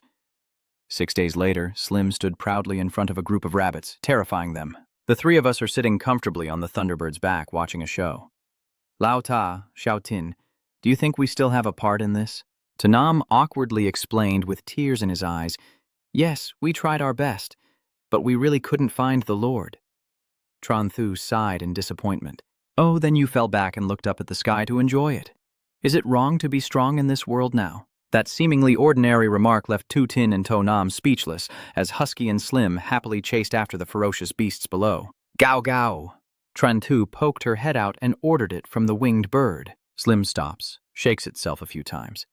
Even though it doesn't want to go anywhere, It still moves, feeling sad. Husky flies down to sniff the fierce beasts, confirming the food is ready, then happily bites each one and puts them into the bag. After finishing, Husky flies up to the bird, holding a bag of food in its mouth. Tran Thu takes the bag and sighs, as if she were a hunter having a tiring day. Suddenly, you suggest confusing them. Oh, right. Let's stay nearby tonight. What if you show your sharp teeth with excitement and those rabbits lead the Lord here? Then we will become rich. That day, they lit a big fire to roast rabbit meat. Husky happily squealed and jumped around excitedly, then sat down and let out a long howl. Tran Thu quickly covered the meat bag with her hand, startling him. Husky slumped down in disappointment, crying. You bite into the large piece of meat with a displeased look, thinking if things continue like this, the exam will be somewhat calm, but is it that I can't show the fierce demeanor of Nam Jiang? Tu Ting, sitting beside, replied, Everything is already very good. Our victory is complete, and we've definitely gained extra points.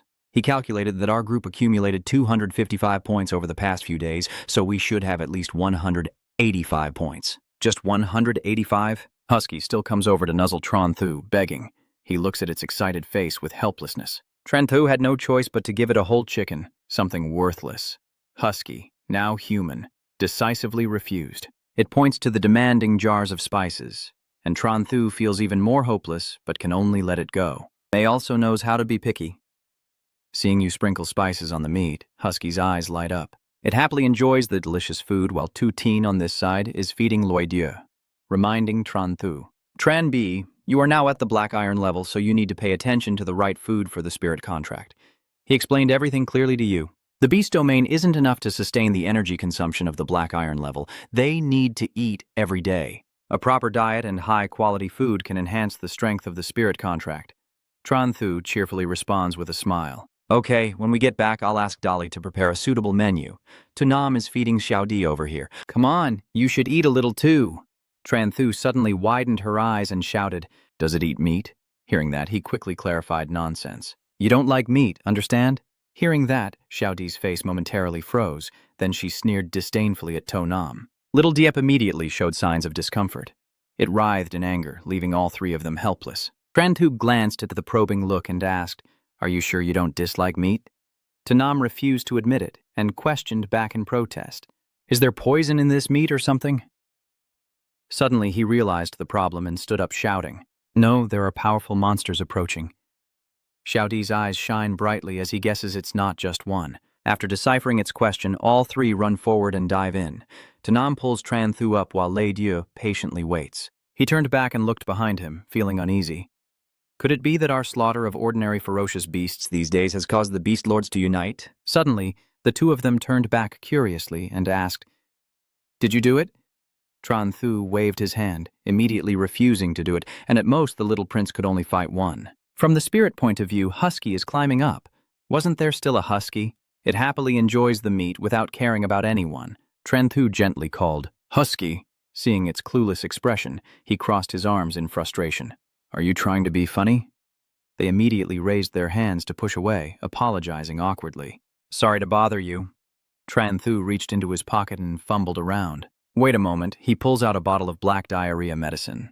Tran Thu's devilish face makes them fearfully stop in their tracks. Damn it, don't get agitated. We can't be angry at those savage beasts. Yes, it's unnecessary. It's unnecessary. You smile angelically and point at the bottle. It's just an ordinary medicine. Are you thinking of something? They were startled and cursed back. It's just normal medicine, you idiot. Tran Thu lifts it up and turns away, reassuringly saying, Don't worry, I know my limits. Then he jumps down from Loi Dieu's back and quickly grabs a piece of meat. Tran Thu pours the medicine from inside and happily asks for help afterwards. Old Ta mark the rabbit meat a little. Little Deep then glows to create magic. Her eyes flickering, wings flapping rapidly, and the areas emitting blue light are where the toxins are contained. Tran Thu stroked his chin, a cunning and excited look in his eyes. Let's go now and see the fun. The fragrant pieces of meat spread their aroma, and the group hid behind the rocks to observe. After a while, the Fireclaw leopard appeared, a large bird with golden feathers and the sharp gaze of a white tram rooster, followed by the black crow paying a visit. The four spirit beasts eyed the delicious meat, surrounding it cautiously as they slowly approached, but none could resist the allure of the food. Tran Thu's group watched eagerly, ready for the upcoming spectacle. Bạch Trâm và qua đen khổng kim duốc, thu ngay một miếng. The Kwangduk bird and the Fireclaw hawk didn't hesitate to bite into the large rabbit meat. The white tram chicken and the black crow also ate enthusiastically. Does Tu Tin worry that these lords won't explode into pieces? Swallowing a nuclear bomb would surely mean death. Hearing that, Tran Thu angrily shouted, "Are you colorblind? Nuclear bombs are gray. I can't believe you don't know that." Your words only deepened their confusion, and suddenly, Tran Thu's expression turned sinister. However, even though they don't explode, they will still cause discomfort. The smile lost its humanity when making the decision. So tonight we will take action. The four spirits quickly finished eating, each one now full and bloated. Only then did they turn cautious, eyes filled with arrows of resentment, and all at once they turned in different directions. A look of joy immediately appeared on Tran Thu's face. The symbol had already entered their bodies. He immediately turned around and signaled Tu Tin and To Nam to follow. It didn't take long for Lei Diu to catch up with them and find Kwangduk Diu's nest. It is commanding the entire flock to follow, then spreads its wings and flies ahead. The others follow closely behind. But at this very moment, Guangdudi suddenly froze. Tao Tao couldn't stop him, causing him to burst through the blue sky and white sun, and his entire body fell freely from the sky. The continuous crashing sounds made its feathers droop in despair, and for the first time, Kwangduk Diu felt helpless enough to shed tears. It bowed its head, trembling as it left the place to vent its sorrow. Just when it seemed everything was over, the chattering sound rang out again, forcing Kwangduk Diu to hurriedly return to its old hiding spot. The foul smell quickly spread everywhere, forcing the entire swarm to cover their noses with their wings in utter resignation, but it showed no signs of stopping and kept releasing fumes non-stop. After just a few minutes, it collapsed completely exhausted right on the spot. Tran Thu seems very pleased with her work. Ha ha ha! Then he volunteered to crawl up the rock so I could go first. At that moment, Kwangduk Diu suddenly sprang up, trembling all over. Tran Thu quickly hid behind the rock. Damn it, I thought it had just been taken down. Not long after, it gathered all its strength and dropped a really big bomb. The spot where you're standing is right behind, so that's the direction to choose. Damn it, it smells so bad. Tran Thu quickly took out a sack. Luckily, he still had one. Just needed a little modification to make a perfect mask. After putting on the mask, Tran Thu continued crawling closer to Kwangduk Diu. You found a suitable spot right behind it, more or less. Taking advantage of its inattention, Tran Thu immediately summoned Slim. By the time it realized the appearance of the spirit, it was already too late. Slim's massive body crushes Kwangduk's bird, rendering it immobile. Tran Thu happily dusts off his hands. Indeed, very simple. Now he finally called Tu Tin and To Nam. "Come out, don't hide anymore." He immediately signaled Loi Diu to fly over. "Let's go."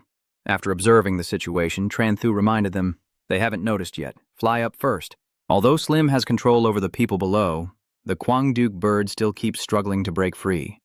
When the opportunity arises, he gently strokes and calls out to Husky. Having received the command, it immediately went into attack mode, releasing countless golden orbs from its mouth. Kwangduk Diu couldn't escape, lying still as it took the full brunt of the attack. It cried out in pain, as if signaling for help. The entire flock, flying in the sky, quickly received the signal, and only then realized their lord had been taken control of. The Kwangduk bird cried out in anger, as if saying, "I will risk everything with you." Then they all changed direction and flew toward Tran Thu's group, forming a net of flying creatures in front of them. Seeing the situation was unstable, Tran Thu warned cautiously, "Get out of the way. Don't confront it. There are too many birds. If they collide, it could cause trouble." "Don't waste time." Tu Tin quickly signals Loi Diu to fly up. The wings fluttering like blades cut through the air, rushing toward them. One of the birds suddenly turned back and screeched, ignoring them. The entire flock immediately changed direction and surrounded Slim. The lord of the land shouted and signaled, "Kill the one on me first." Upon receiving the order, the entire flock unleashed their innate skill, Feather Slash, firing countless daggers at the spirit. Seeing that, Tran Thu couldn't help but praise. This beast is somewhat clever, knowing to run away first. Then, Slim activated the Tuimong Sat state, and a yellow protective layer appeared around it. It was like a shield blocking the fiery rain of slashes, but only for a few minutes before a series of explosions echoed out and Slim's body disappeared into the dust. The protective layer was broken. A long gash was cut across its body. Tran Thu couldn't believe it. The 100,000 Sky Slash could break Tuimong Sat's defense, so it seems only quick and decisive strikes will do. He immediately ordered Husky to charge forward, catch the bandits but first capture the king, kill the lord first. A stream of blue light burst from its mouth, heading straight for Lord Kwangduk Diu. Husky tilted his head back and howled, spewing a blazing fire that startled even Tran Thu. Seeing the rain of fire falling toward them, Sui quickly dodged to the side. Another large explosion sounded, and the dust billowed everywhere. When the smoke cleared, Quang Duc Dieu's body was revealed, and the entire flock erupted in screams at this tragic sight. Immediately afterward, they hurriedly fled, fearing they would become the next victims. As Loi Dieu landed, Tunam grabbed a knife and laughed loudly, revealing a pile of good materials. So Tin asked, "What do we do next?" Tran Thu cheerfully replied, "Of course, go deal with the remaining 3. After dealing with the bright-winged bird, they continued their journey, following the trail all the way to a new volcano where they finally found the fire claw. At noon, all the spirits are fighting hard. By evening, everyone happily captures this glorious moment together. Tran Thu happily looked at her phone, feeling pretty good now that they've defeated 4 lords. We can find a place to rest for a bit. After completing the mission, Loi Dieu spread his wings and flew away, but they didn't notice that a shadow had been lurking here for a long time behind them. As night falls, only the lonely moon continues to shine. Hut Ki and Loi Dieu lean on each other, savoring the quiet of the late night. Tran Thu is just now slowly opening his eyes after a long sleep. Oh, that was such a comfortable sleep. Tunam, who is beside him, suggests they find something to eat. As she stepped outside, Tu Tin couldn't hide her extreme excitement. "Let's eat." Just then, his dog-like nose began to work. "Tran Bi, do you smell anything?" Tran Thu closed her eyes and let her senses drift to detect a faint foul smell in the air, then suddenly pointed directly at each person. "Damn it, who hid the monster's feces?" You suddenly turned around and looked behind with a cold gaze, only to see Husky happily barking a few times. "Gao, gao!" The 3 of them froze instantly. Tunam even suggesting, "Tran Bai, is that your diarrhea medicine? Did we not deal with the beast's corpse, or was it eaten by another beast?" Hearing that, Tran Thu looked uncomfortable. "Maybe not. It's also the first time I used it." Next, try to change the subject by pushing the other 2 to find something to eat. "I'm so hungry I can barely stand it." So the 3 brothers continued riding on the back of the Loi Dieu.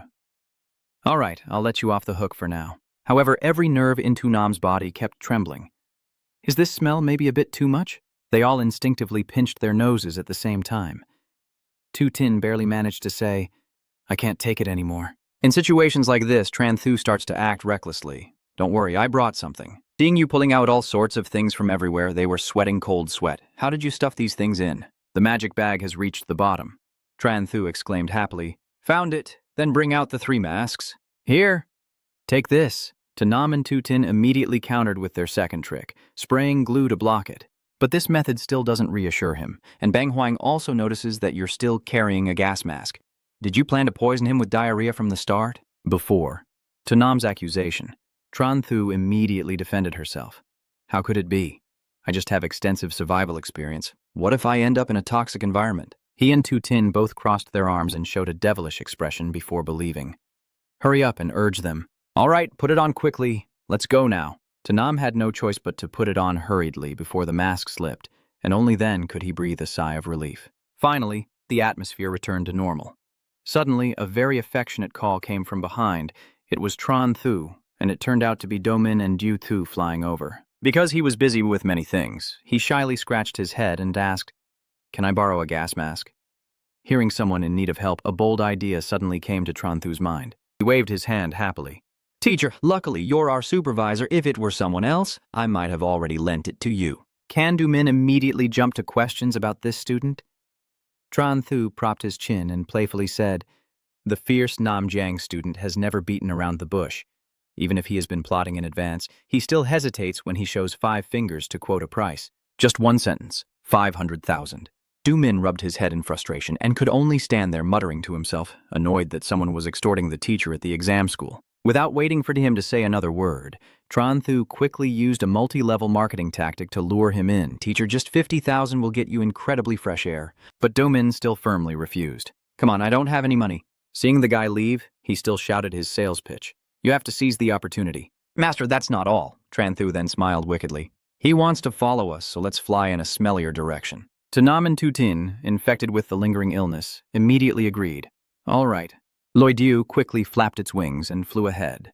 Half an hour later, Domin, who had been following behind, finally left because the smell here was too terrible. "There's no other choice. I have to pay the weak price, just a little cheaper." 50,000. Is that okay? Ting and Tranthu immediately turned around with mischievous smiles. Tanam and Tranthu both happily agreed to make the deal. He firmly threw the mask towards Domin, who caught it and immediately put it on, then let out a relieved sigh. At the same time, the flames fly across the migration group.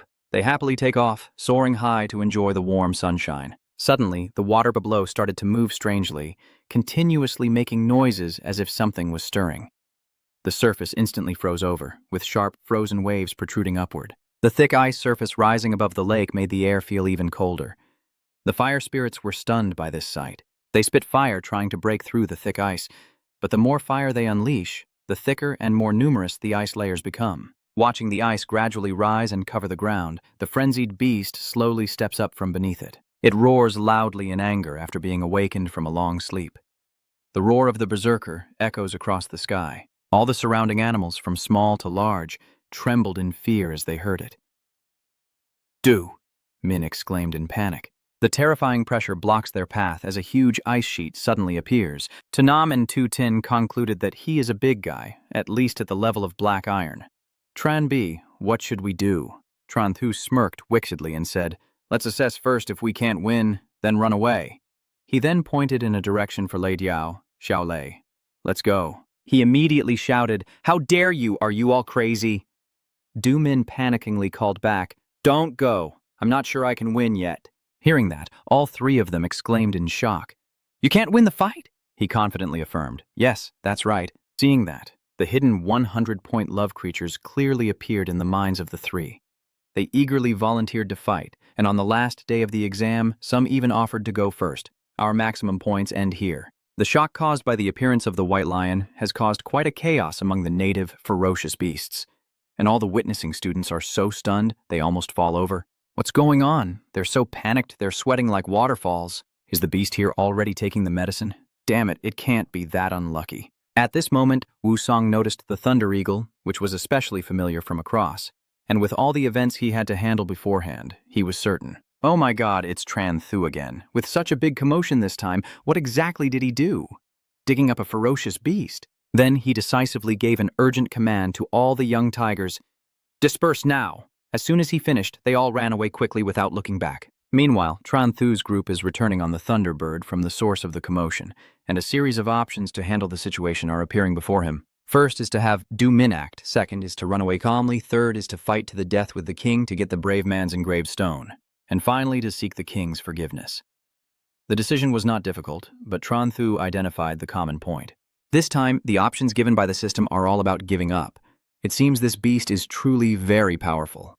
This makes him sink into deep thought, but then he glances at the precious treasure below and thinks, herbal medicine and rare stones. Just that alone is enough for Tranthu to decide, so maybe I should give it a try. Without hesitation, he immediately summoned his contracted spirit, Sizzle. Like its owner, it shows no fear and furrows its brows as it charges straight at the fierce lion-level king beast, Thud. Of course, Tranthu couldn't forget the unique skill of the giant spirit, followed by a move that forced the white lion to dislocate its jaw. Never stopping here, he also called out to command Tu Tin's spirit contract. At this moment, Lei Diao just swooped past, separating Slim and the beast, creating an opening for Tranthu to raise his hand and recall. Slim pulls out and suddenly, out of nowhere, he has a bunch of special medicine bottles. So next, at the same time, the white lion was still shaking its head after the dizziness caused by Sim's headbutt. By the time he truly regained his senses, it immediately activated a fierce energy that caused a Zhendong. In just a moment, the previously exposed area was completely covered, making Tranthu feel so excited. Have all 7 ferocious beasts arrived? He was not afraid at all. Instead, he seemed extremely excited, as if he could only cause trouble once.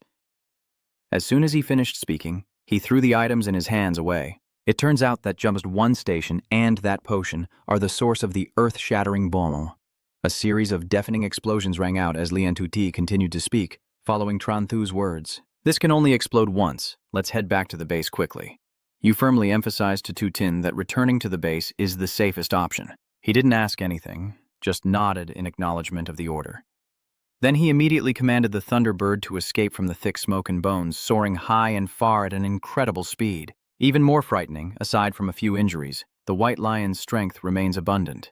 It roars with authority and commands its companions. Yeah, keep chasing. Somewhere nearby, someone is drinking water but not at all at peace. So it turns out it's Deep Bin enjoying a moment of peace before suddenly alerting what's going on. The very next second, he spat out water in shock upon witnessing a chase scene between a monarch-level beast and a thunder spirit bird, and Tran Thu, who had just arrived, was no longer the excited person from before, now screaming like he was being slaughtered. Old Man Deep saved his life. At the same time, Deep Bin was already furious at the chaos he had to face. That damn brat is causing trouble. Despite the scolding, when students are in danger, of course he won't back down, even if the enemy is a king-level beast. His tightly furrowed brows and decisive movements of his hands reveal an experienced Yeep Bin. In just a moment, a tall figure with the presence of a white lion was summoned. It turns out that not only is it not inferior, but the power and size of Great Hung just summoned make the Beast King in front of me look like a puppy. Truly, except for it, the rest all flew away like a kite with a broken string after Great Hung's roar. And just at this moment, Vo Song, after organizing the students, ran over with anger clearly etched into his increasingly furrowed brow. A day without causing trouble makes your limbs feel itchy, right? In the blink of an eye, the black and white serpent is summoned with an oppressive breath. Next, the white lion made Tran Thu's group run back and forth, just like a toy ball for Dai Hung and Hakbak. Remember that only the clown trio could finally breathe a sigh of relief and peace, finally safe. Besides, you also forgot to turn and ask Vo Song with a suspicious tone. That's right, I saw everyone returning already. Did the exam end early? Of course, it was replaced by a scolding even more intense than a slap from him. You even said that I caused chaos in another dimension, forcing us to end early. The blame came so suddenly it made Tran Thu truly panic. I didn't do anything, so why me? As soon as he finished speaking, Do Min quickly interrupted and presented the evidence to Vo Song. This is the exam record. As Deep Bin and the old man focused on the weekend movie segment, Tran Thu, on the other side, already knew what she had done and kept retreating, whispering to her companion, "Let's go quickly." Unfortunately, the black and white demon dragon was not so easy for everyone to seize the opportunity to escape from this dangerous place. His sharp eyes showed no anger in Deep Bin's imagination as he looked over. He had stolen the treasure of a royal-level lord. Where could he possibly go now? Sweat was pouring down the young Tran Thu's face, as if he didn't need money, as if he was just trying to settle the score later. Even though he was caught, he still struggled to defend himself with a helpless tone. "What is that?" Everyone listened to my explanation, and despite Tran Thu's frantic protests, Vo Song's attitude remained unchanged. In the end, you explained yourself until you ran out of breath, but it seemed like nothing changed. That's just how it is. At this point, Deep Bin also felt helpless and decided to let it go. "All right, you should go back to the hotel and rest first." In the end, Tran Thu finally had a moment to breathe a sigh of relief, as if she had managed to deceive them. Tu Tin beside her also relaxed a little indeed, but To Nam, feeling quite unstable, clung tightly to the source of the incident and cried loudly, "Hoo, hoo, hoo, hoo, I was so scared just now." This look of yours is not only unworthy of sympathy, but also gets trampled on by both Tran Thu and the others. Get out. Soon, this place fell silent again. The sky turned to night with ominous eyes lurking. The quiet of the late night truly suits those who wish to do things in secret. A figure resembling, or perhaps Deep Bin, seemed to have realized something and headed back to the scene of the White Lion incident from this morning. Under the gentle morning sunlight, the bus slowly started on the road with no other vehicles in sight. Tran Thu relaxed on the chair and couldn't help but sigh inwardly, finally almost home, then turned to ask Xiao Wu's group how the three of them did. She replied calmly and modestly, at a level that could register for a prestigious university in the capital.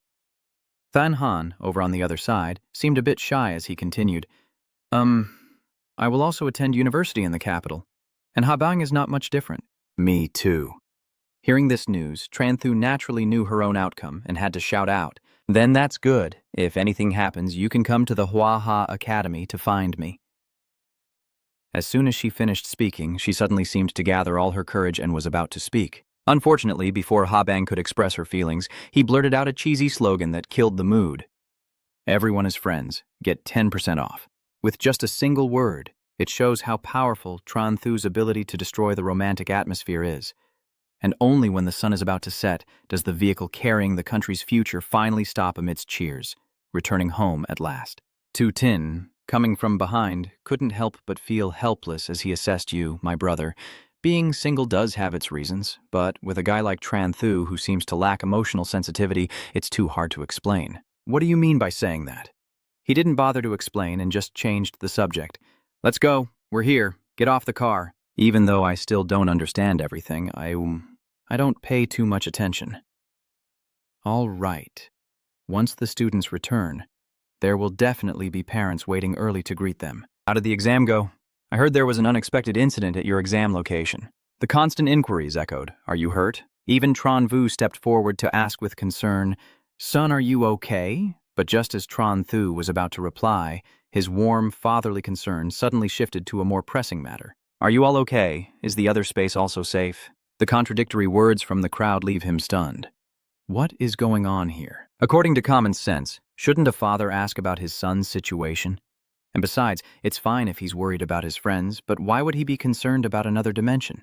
Doesn't the fact that he looks so cheerful and radiant mean that he already understands his son perfectly? And then, Tran Wu is no different from a friend accompanying his son. Let's go. Now your father will take care of you and bring you home to enjoy some good food. Suddenly, before leaving, Tran Thu called out, Little Tin! Tu Ting immediately turned around and raised her eyebrows in suspicion. What's wrong? That old familiar bag suddenly reappears right in this situation. Tran Vu was stunned. Where did you get this? Except for those involved, all the students and parents who saw it were terrified and stepped back. Tran Thu helplessly held the bag, which seemed to contain something. What are you afraid of? I didn't mean to do anything. You happily hand over the bag to Tu Tin. This is your loot from today. Handle it. Tran Thu thought about the spirit while speaking. Also, I'm not sure about the treasure of the White Lion. Your family's beast-taming business might fetch a good price. Tu Tin's eyes sparkled with joy as she nodded happily. All right. She waved goodbye to him and turned around, saying, See you later. The sky finally darkened and the moonlight illuminated the entire city. At Tran Thu's house, he and his parents were enjoying dinner together. Lin Dan happily asked while serving food, How is it going, son? Tran Thu grinned widely, making a drunken gesture with his eyes and hands. Fine. Tran Vu sneered mockingly, then calmly entered the factory. Not wanting to be looked down on, he became angry and determined. Going to the factory, his son will take over the Huaha Academy. His mother smiled softly and comforted him, saying the Hahak Palace was good, and that by then Phuong Tu Dai Luke would also have friends. A sudden thought flashed through his mind. Oh, right. I forgot to tell Phuong Tu Dai Luke. Then in Tran Thu's room, he lay on the bed scrolling through his phone. Tran Thu sent a message in the chat group. Both best friends Zuo Nan and Tu Tin are fine with the goat. Suddenly, a notification appeared on the phone saying you have leveled up to Black Iron and can now log into the Beast Tamer Guild account. That news surprised me. So fast? I just reached Black Iron level not long ago. I didn't expect the online guild to send news so quickly. True to the state website, Tran Thu hurriedly pressed the link button on the screen. The recognition system immediately appeared. It scans your entire face. When it's done, the system notifies that Tran Thu has successfully logged in. It then displayed 3 ranks from top to bottom, golden, silver, and black iron. Of course, Tran Thu pressed the black iron button without hesitation. The system continued to display 3 options: treasure trading, information exchange, and beast mastery experience. Seeing the amount he had to pay for the items, Tran Thu was shocked and almost popped his eyes out. Damn it, why is everything so expensive?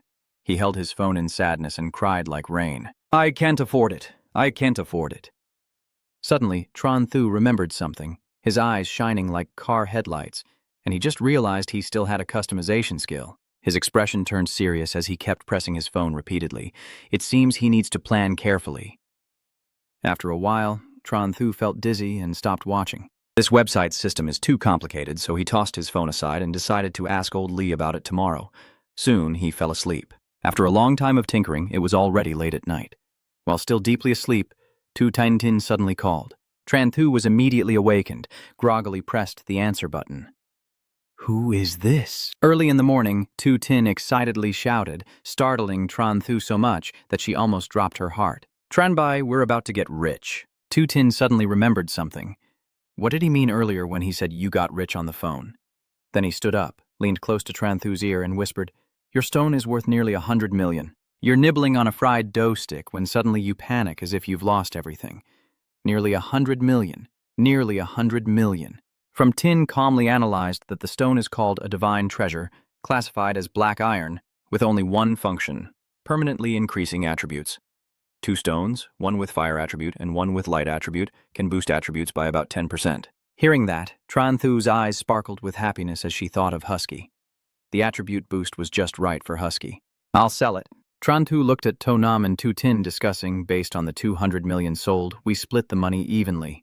He happily stretched his arms and then relaxed, finally finishing the task of handling the increase. Where are we going later? As soon as he finished speaking, he yawned deeply, and To Nam answered his earlier question. Laoli is hosting a class party, but he looks frowning and not very happy. Anyway, I see you're very sleepy, so why don't you go home and get some rest? Tran Thu, with a confident look on his face, said, No problem. Sleep 4 hours and wake up at 7. King Yama, I feel healthy, so I'll do as I say. Xianfeng, let's head out first. It's getting late, so let's go. Tuonan drapes his arm around Tu Tin's neck, smiling happily. All right, 8. After a while walking, the three of them arrived at a very nice-looking restaurant. The place was bustling with people dining. Tran Thu paused in front of a bag door, and the three of them confidently looked inside. The people in the restaurant saw him panic and shout out loud, Tran Thu has arrived. Seeing everyone's panic, Tran Thu calmly said, Don't worry, today I will pretend I don't exist and won't take out the sack. Keep chatting. Tran Thu came here to meet Vo Sung. Seeing him, he immediately said, Master Lai, I have something I want to ask you. Everyone in the shop let out a relieved sigh. It seems he really won't do anything to us. You looked at Vo Sung innocently and asked, Master Lai, do you know any skills that would suit my husky? I want to give it a skill. Many names appeared in his mind, but they were all crossed out. Let me think about that. At the large high school, teachers all look ahead to observe something. The screen shows the actions of the students, including Tran Thu Tu Tin and To Nam, who are happily spreading diarrhea medicine on a roasted rabbit. Smoke forced the white lion and Lei Diao to run away, and the teachers, witnessing this scene, were left speechless. Xin hành dừng dậy trong giận dữ.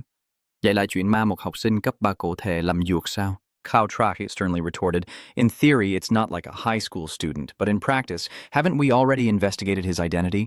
Mu VM also solemnly added, We've compared him to domestic wanted criminals and found no issues. He then asked him, What about international fugitives? He looked confused and hurriedly explained, Not that serious, right?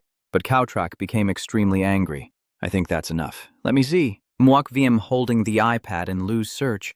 I checked briefly, and indeed there were no records. Dibin was also helpless before their fuss, already said there was nothing. Xin hành nghiệm tức hỏi ý kiến mọi người, bây giờ nên cho cậu ta bao nhiêu diễm hay là diễm tội giả? Hutret quickly waved his finger in protest, saying, I don't think so. His behavior is too arrogant and he doesn't seem to consider the consequences. Then he sternly explained, Luckily this is an exam with supervisors watching. If it were a normal situation, who knows how many casualties there could be? I suggest 180 points, while the maximum is 250, but Zhang Yan disagreed with Cao Trak's opinion. I don't see it that way. I think his combat experience and beast-taming skills are both very good, so he should be accepted. Then Han also agreed, and I also share Professor Zhang Van's opinion. He was interested in analyzing the details. A student daring to attract the attention of a feral beast, just with an unshakable spirit, already scores full points. Moreover, Qing Hong shrugged and cheerfully retorted, Since when did students from the Huaha Academy fear taking in troublemakers? At first, the goal was to cultivate real talent, so wasting resources on ordinary people isn't justified, right? Cao Trak felt so angry he almost vomited blood. You didn't bring the angry guy, so I'll keep discussing. If that's the case, then let's agree. 254 points are considered an intermediate score. Dibin and Zhang Yan both agreed. Agreed. Mukviem happily confirms the deal is settled. Tran B, do you think the Fireflame Coverlord's innate skill to maintain attacks would suit Husky? The phone screen shows information about the sustained attack skill, with the next damage increase of 1% and an additional 3 minutes of duration. Wusong, confused, explains, That's not right, I still feel a bit uneasy. Using the Thunderbolt skill only adds 1% damage, so the fight can't be sustained for long. Then he looked at his phone and admitted that Husky doesn't have many skills to upgrade either. Maybe we should look at something else. Tran Thu cautiously agreed. Then I'll follow the teacher's advice. The system suddenly appeared in front of him with 3 skill options. Maintain attack, unleash lightning, and spear assault. Each time she completed one, her score increased by 1. Tran Thu felt delighted, her smile gradually losing its human warmth as she joyfully pondered. Isn't it time for the level-up skills to come? An idea suddenly occurred to him. Wait a moment, T1. From that day on, Tran Thu began adjusting each item according to her own ideas. In the following days, he dedicated himself to studying new herbs to enhance his strength, and time quietly passed until the official announcement day arrived. At this moment, in a lively internet cafe, an excited gasp echoes.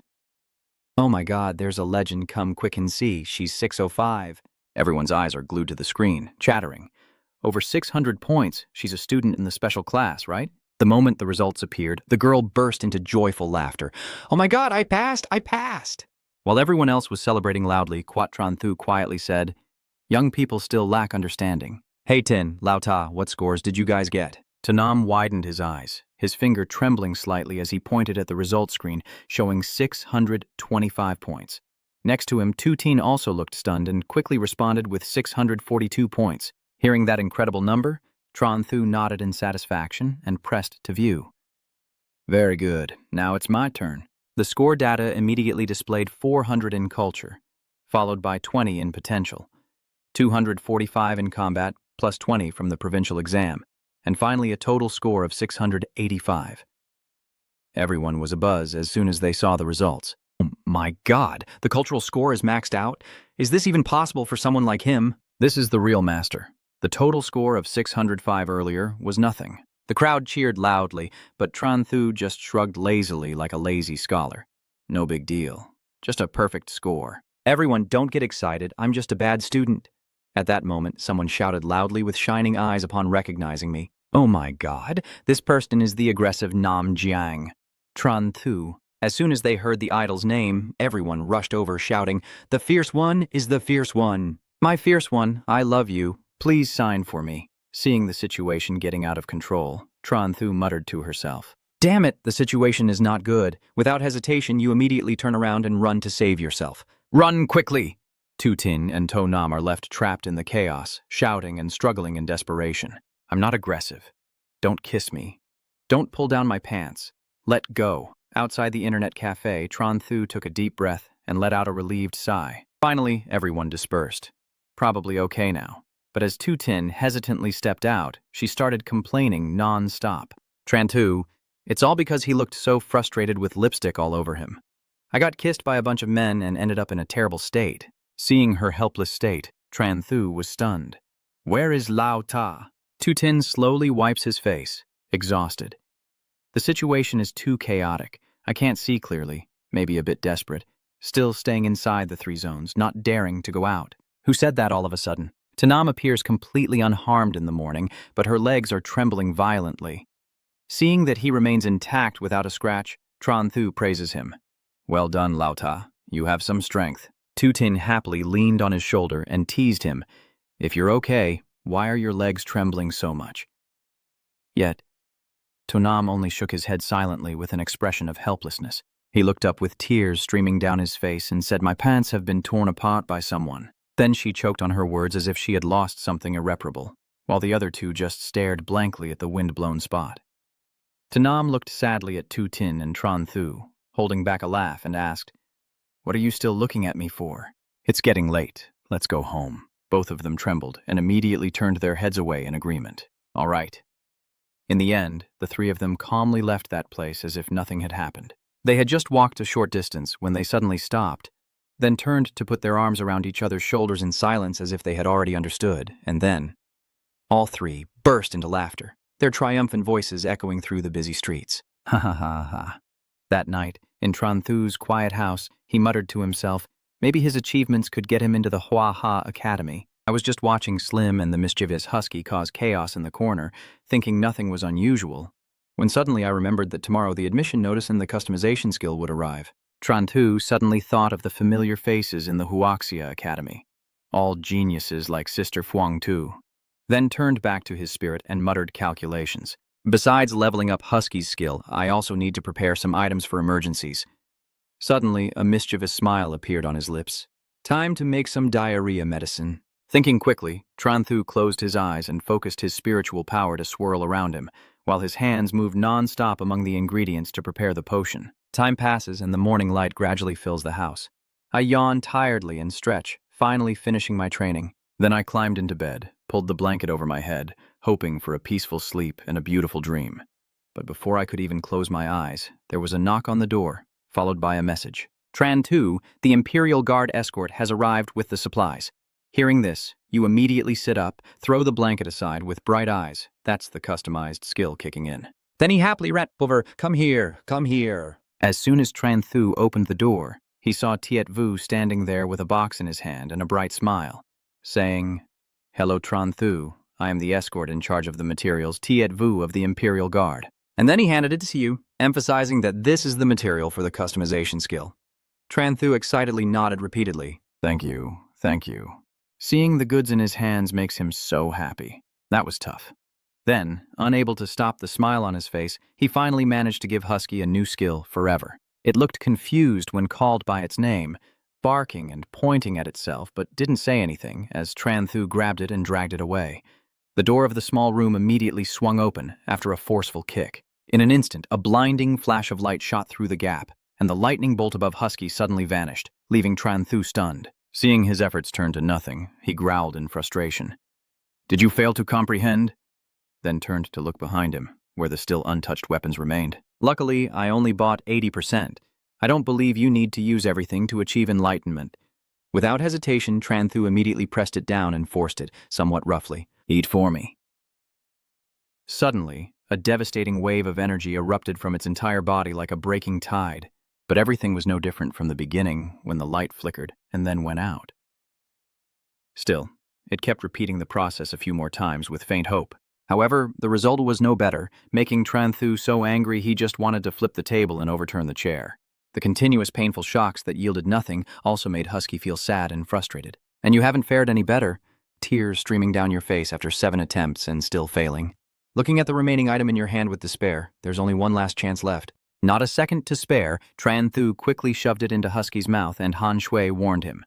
If it didn't succeed, he would eliminate it completely. Finally, heaven did not disappoint the dog and its owner.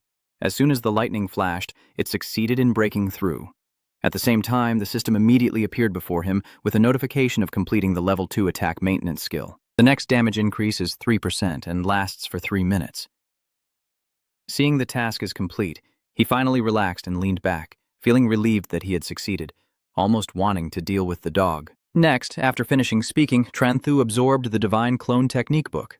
He happily watched the data display, with the first-level clone using active skills and creating short-lived copies that inherit all skills except the clone itself. After reading everything, he finally stood up, stretched, and let out a long breath.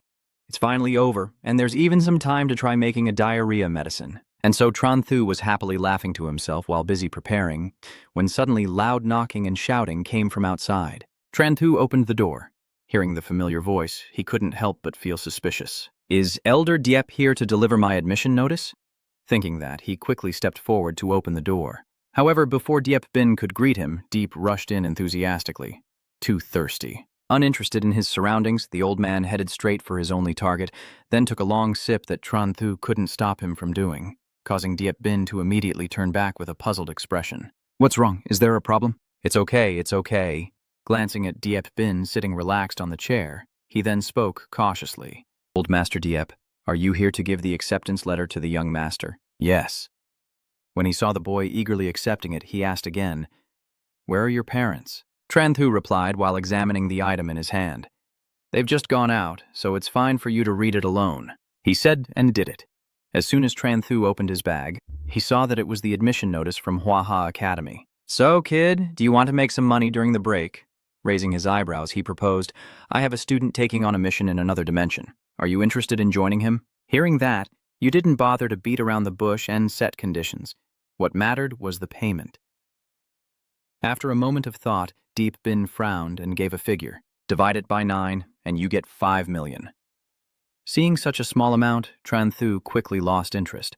"What kind of mission only pays 5 million? Oh, choosing that reaction of yours left the old man stunned, huh? That provoking look makes the old man furious as he shouts, "Is there something wrong with your mind? You think you'll get 90% and keep the rest? Yet you shrug your shoulders in dissatisfaction. Isn't that right? The fierce Nam Jiang has always been a meat eater. When did he start drinking soup?" Then she looked up at the sky confidently. Let me think if being so free that she has a stomach ache, she would accept. Deep Bin irritably repeats his words. "What do you mean by being so free that you get a stomach ache?" Suddenly, the old man's stomach gurgled loudly, interrupting their conversation and causing both to freeze, clutching their stomachs with suspicion in their hearts. "Damn it, no way. Even a gold-ranked beast tamer gets stomach aches?" Tran Tu immediately glanced at the cup on the table and was shocked to realize that this diarrhea medicine also works on a gold-ranked beast tamer. I can't let him find out I did this. Thinking that, he put his hand on Deep Bin's shoulder and pretended to be worried. Mr. Deep, are you okay? The old man still didn't understand what was happening, so he got up unsteadily, bid farewell, and looked a bit uncomfortable. I'll be leaving now, but if you really want to accept this, call me. As he moved, he pondered in confusion. This can't be right. I am a gold-ranked beast tamer. How could I have a stomachache? Could it be? Deep Bin's gaze fixed on the last object his hand touched, lying still in the corner of the water glass. Seeing his reaction, Tran Thu was startled. Something's wrong. Is Mr. Diep about to find out? Deep Bin's hand still couldn't escape his stomach as he suspiciously looked at Tran Thu. And seeing the water cup's unstable situation, he quickly struck a rhythm with a whistle. What water? Are you blind? The old man's eyes suddenly flashed with a cold red light. How could you not know that everything in Liet Duong Song Khao was caused by your poison, leading the beasts there to go berserk? As soon as he finished speaking, the old man fell silent, and Dan Chiu looked at him with an unreadable expression. Unable to argue any further, Tran Thu had to be honest. Horrified, I admit it, I conducted an experiment. Seeing Di Bin get angry and ready to explode in a tantrum, you immediately covered your head with your hand. But you have to clarify this. I didn't want to poison him. Did he drink it himself? The kid, I'll deal with you later. Tran Thu watched the old man leave and could only shake her head in disbelief. This is so unreasonable. I won't introduce anything like a square dance for him again. At that moment, her phone in her pocket suddenly started ringing loudly. I won't let it ring anymore. I immediately answer the phone. Hello, Sister Phuong Tu. Tran Thu, do you have any plans for the holiday? At this moment, he slumped into the chair and started joking around, planning to earn some money to buy tights and then put them on his head. Hearing this joke, Phuong Tu immediately scolded him, You crazy, come see me during the holiday. The Beast. Taming Squad has a teammate who had a small incident and needs to add someone. Since you're already at Black Iron level, come help me out. At that moment, the system popped up in front of Tran Thu with 4 extremely strange options, 3 of which involved acquaintances. Looking at this data, my head is spinning. What are the 4 options? Husky's intelligence or choosing skill books? After a brief moment of confusion, he blinked and immediately answered his phone. I'll go to it. As soon as he finished speaking, the other side hung up without hesitation, and he looked at the darkening screen, thinking to himself that he should meet with Xiao Tin and the others first. Then he dialed directly. Xiao Tin, going out for a bit tonight. I'll treat everyone to dinner. That afternoon, at a magnificent building with a prominent blue dome against the vast sky, Tran Thu stood beside 2 friends looking extremely panicked. I told you to choose the place, not to cheat me. Your face isn't very happy as a gloomy atmosphere begins to spread. Moreover, you point towards Vo Song, who is excitedly standing beside you, before turning to them. Why did he also come? Tran Thu stared at the menu in shock. Is it that expensive? The more you read, the more tears fall. Behind 2 tinin, he calmly ordered, I'll have this, this, and this. He finished speaking and folded the menu. That's settled. Tran Thu kept reading more and more like a person in a daze. 2 tin, seeing this, then said, Tran B, don't look anymore. I'll treat today's meal. Are you crying? Then suddenly asked in surprise. Huh? He gently said, I'm about to go abroad, so I invite everyone to a meal before I leave. After confirming that what I heard was not a hallucination, Tran Thu threw the menu on the floor. Why didn't you tell me earlier? Why suddenly want to go abroad? 2 tin happily sat down at the table, and my father said he found a very skilled foreign beast tamer for me to study with for a while. He finished talking about his own matters and then turned to ask about others. What about you guys? What do you plan to do during the holiday? Tanam casually replied, I've been a bit tired these years, so I plan to travel. You also mentioned your upcoming plans, saying I plan to go to the capital. After hearing that, Vo Song felt uncomfortable. Are you changing your crime location, and what about Phuong Tu? Seeing his expression like that, Tran Thu also felt helpless. He explained, why do you call it changing the crime location? This is called going to the capital to contribute. From Tin sensed the tense atmosphere, so he raised his beer, regardless of what contribution it was. Today we will eat and drink to our fill. Tonight we won't go home until we're drunk. The other 2 also cheerfully shouted together, no matter how drunk they were. They wouldn't leave until the last drop. All 4 raised their glasses and cheered, with only the undefeated man remaining sober. The other 2 are already drunk and rambling. When will you come back from abroad, Xiao Tin? Don't forget those brothers. Hoo, Xiao Tin. I will miss you. That's right. Do you still have your patient uniform? Give me a set. Vo Sung smirked secretly at the 3 of them. Youth really is a blessing. He placed his hand on Tran Thu's shoulder to hold him back. Slow down. Don't let him fall. He quickly pushed the hand away and confidently said, "Don't worry, I am not drunk. I don't need to be helped." Vosung looked helpless and said, "I am not drunk." Suddenly, Tran Thu's phone in his pocket vibrated. Beep, beep, beep, pick up the phone and listen. Hello, Ha? Before he could finish his second sentence, the phone was snatched away and he put it to his ear. Ha Bong, the teacher and Tran Thu are on Zhongjing Street. He's drunk and bothering you to pick him up. I can only take a few more steps before I fall back into the chair. Lao Li, I'm sleepy now. I want to go home. Vosung smiled at Tran Thu. I'll take you home later, but first I have a surprise for you. The moment you hear the words, surprise, your eyes light up. Just give me the money. I don't need surprises. After saying that, she rolled over and went back to sleep. He didn't answer, only looked behind him. Still needed that. Tran Thu. At this moment, Ha Bong approaches, and Vosung sees her and says, "Your surprise has arrived." Vosung quickly pushed the boy's person closer to Ha Bang, startling her. Ha Bang hurriedly caught Tran Thu. Tran Thu, are you okay? The plan was successful, and he immediately ran away towards the two of them. She carefully observes, seeming to have been moved. Ha Bang feels a little shy. Xiaowu, let's take him home. All right. He can only smile to himself from afar. I can only help you up to this point. At the Tran Thu house, Xiaowu kept ringing the doorbell non-stop, but then she sadly turned away as no one was home. Ha Bang helped Tran Thu up while looking worried. So, what do we do now? Tiovu thought for a moment, then said, I have an idea. Her eyes started to light up. What's the plan? Xiao Yu smiled broadly and said, There's a hotel nearby. Why don't you take him there? Han Bing quickly hid her smile, looking flustered. Tiovu quickly regretted not waiting longer and urged her not to hesitate anymore, as she would have to go home soon. She added, If you don't arrange things properly for him, soon you'll be left alone, and he will have no choice but to sleep on the street. Ha Bang blushed and looked at Tran Thu, finally making a decision. All right, then let's take him to the hotel now. At the hotel entrance, the two of them are supporting him as they walk in. This is the hotel. Inside the room, she gently covers him with a blanket. Xiao Wu saw that everything was fine and said, I should go now. Ha Bang was startled and looked up. Wait, I'll go with you too. As she stepped out the door, Tran Thu had already collapsed face down on the floor inside. Ha Bang heard the noise and turned back to look. Tran Thu hurriedly ran over to help you up. Xiao Yu, standing at the gate, saw this and could only smile, then winked at Ha Bang. Come on, but I'm on my own! Ha Bang looked down at Tran Thu, suddenly blushing. My heart is pounding even more. She leaned down, their lips nearly touching, but suddenly Tran Thu opened her eyes, startling her. Ha Bang became flustered. I just wanted to see if you were awake. You thought there would be a romantic scene, but there wasn't? Tran Thu started vomiting. Oh! Ha Bang was so shocked she couldn't speak. The gentle sunlight filters through the white curtain. Tran Thu wakes up, holding her head in pain. His face changed color as he looked down. What? Where are my clothes? Tran Thu looked around, realizing this was a hotel, her eyes wide with shock as she screamed in fear after drinking too much. I'm ruined! He sat on the bed like a lost soul. Just then the door opened. That sound pulled his soul back. Tran Thu looked in that direction, and now it was Ha Bang who was opening the door.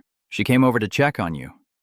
Tran Thu, you're awake now? Ha Bang quickly hands Tran Thu the bag with clothes. When Tran Thu sees her, his face flushes bright red. Ha Bang, he's starting to imagine what happened last night. Tran Thu quickly wrapped herself in the blanket. Don't come over here. Ah! Ha Bang froze, not understanding why he reacted that way. After leaving the room, Tran Thu shyly said, That thing last night was really embarrassing. He naively explained, I was drunk and didn't know what was going on, so I misunderstood you. Sorry about that. She looked at him with a gentle expression. It's okay, Ha Bang also said. I've already taken your clothes to the laundry and I'll call you once they're done. Hearing that, Tran Thu was also surprised. He turned and said, By the time the laundry is done, I probably won't be home anymore. Tran Thu then shared her plans. I plan to go to the capital for a while. Ha Bang stiffened. Huh. You're not staying for the whole vacation. She hesitated as if she wanted to say something, her whole body tensing up. Ha Bang shyly called Tran Thu. She smiled gently and said, I also want to go to the Imperial City during this break. Can we go together? Suddenly, a surprised exclamation rang out from inside the Starbucks in the evening. What? Xiao Wu stared in surprise at Ha Bang's face, turning red like boiling water, quickly confirming again. Are you and Tran Thu planning to go to Dado together? Under the curious glances from the class, she lowered her head shyly. Yes, at that time we will meet in Dashing City and fly together to the imperial capital. Hearing that, she became even more excited and immediately rushed over. All right then, Habang, are you taking the initiative to act? Suddenly, she became serious and began to thoughtfully rub her chin. It seems like something just flashed in her mind, so Xiao Wu immediately cheered up. Got it. Immediately afterward, she stood up and kept urging me to go. Come on, I'll take you to buy some things. The whole thing happened so quickly that Habang hadn't even had time to understand what was going on and just stared in shock. Oh, so there's no need to discuss it. She was taken straight to the lingerie shopping area while her mind was still reeling. As she glanced around nervously, Habang immediately blushed fiercely while Xiao Wu analyzed the strategy. These are all weapons used for the decisive battle. Before she could protest, she quickly grabbed each item, and after some deliberation, she directly chose the one she liked best. How about this one? Habang now just wants to crawl into the ground to hide because she's so embarrassed. Seeing she didn't object, Xiao Wu immediately happily threw the item into the shopping basket. Very good. Just take everything. The cart is now fully stocked with her selections, including a mysterious love box. And then he embraced her with a bright smile. Everything is ready, just waiting for the east wind to blow. At the same time, Tranthu was still busy packing her bag, placing each item in while muttering to herself, then glanced at the admission notice next to her and nodded in approval. And there's this too.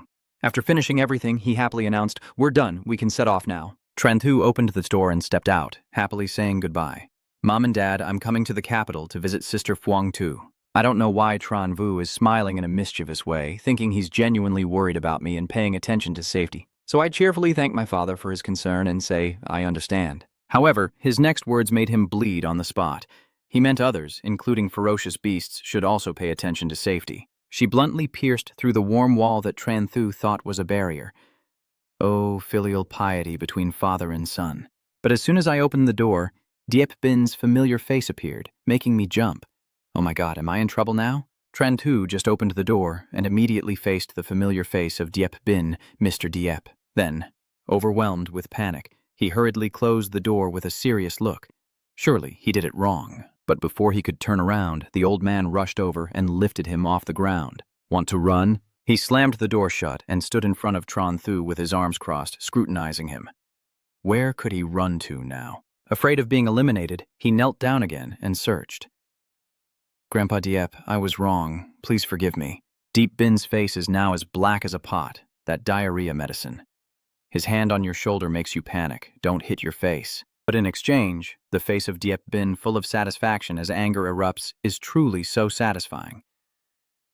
Give me a little more.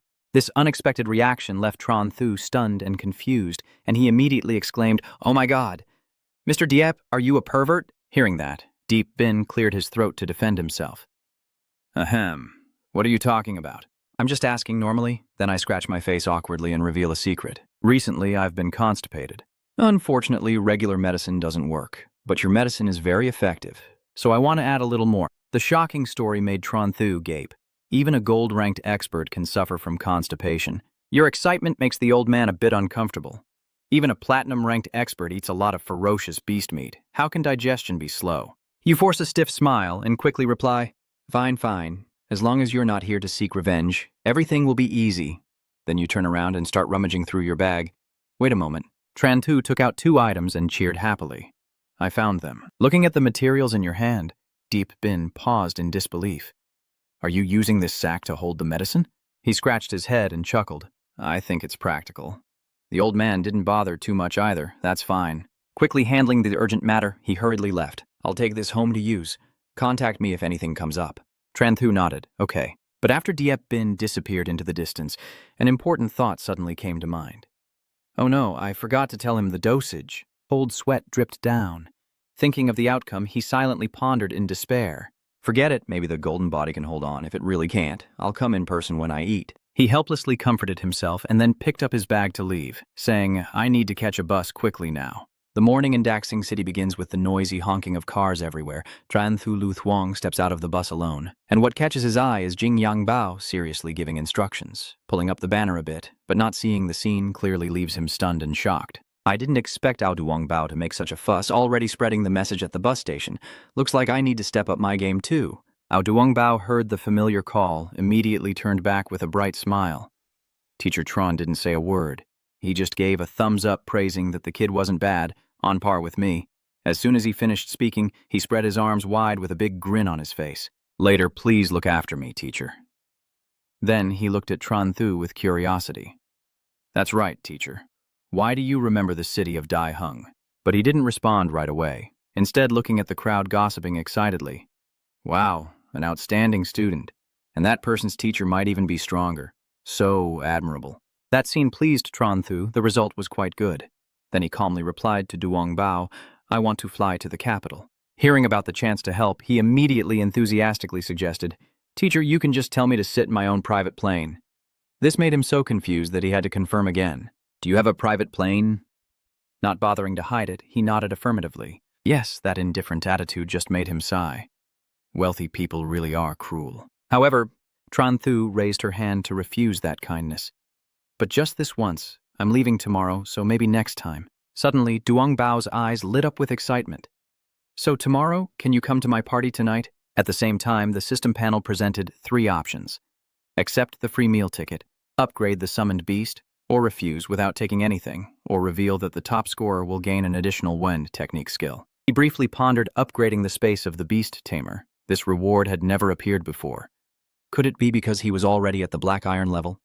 Thinking of this, Tran Thu was startled and realized that this reward only appeared after reaching the black iron level, so he quickly put his arm around Duong Bao's shoulder, excited. Sorry for the inconvenience. Where do you usually dine? The luxurious car slowly drives through the gate of the old villa surrounded by blooming gardens and tranquil water. As soon as Duong Bao and the other person stepped down, the servant immediately bowed respectfully. The young master has returned, and Tran Thu just gestures casually. No need for formalities, no need for formalities. The guests gathered around, eager to hear. Young Master Ouyang, this is my master. I've introduced him clearly. Then he happily stepped forward and invited you, master. Let's go inside. As they just entered, a voice called out from behind. Xiaobao. He turned around and saw Fong Ngu's face standing behind Fong. The very next second, he was shocked to see the person beside Yang Bao. Oh my God, it's you. And Tran Thu was just as stunned, exclaiming, Oh my God, Ta Fong Ngu from Nam Thuong Hai. Yang Bao saw Tran Thu and Fong Ngu standing awkwardly facing each other and couldn't help but be curious. Brother Fong, do you and they know each other? Suddenly remembering something, he clapped his hands and exclaimed, Oh right, I forgot that the master fought his cousin back then. The issue being brought up again, Fong Ngu immediately froze, his face looking more confused and even more embarrassed. After a few seconds of silence, he took the initiative to break the awkward atmosphere. We're all used to not fighting each other. After finishing, he extended his hand to introduce himself. Hello, Tran Thu. I am Ta Fong Ngu, cousin of Duong Bao. You don't mind the past anymore, and comfortably hold that hand. Hello, Tran Thu, teacher of Duong Bao. Then suddenly, he pressed close enough to lean fully on him with an extremely innocent look. It was a rush. I originally wanted to invite him to dinner. Today really is a coincidence. Your shamelessness is top-notch, Fong Ngu chuckled half-heartedly. Ha ha, thank you. He immediately straightened Tran Thu and quickly changed the subject. Let's go inside. Hearing that, you also cheerfully nodded and said, No problem, let's go in now and start the party a bit earlier. Then all 3 of you stepped confidently into the DH manner. Seeing Duong Bao's group arrive, Duong Lu greeted cheerfully. Xiaobao and Fong Ngu are both here.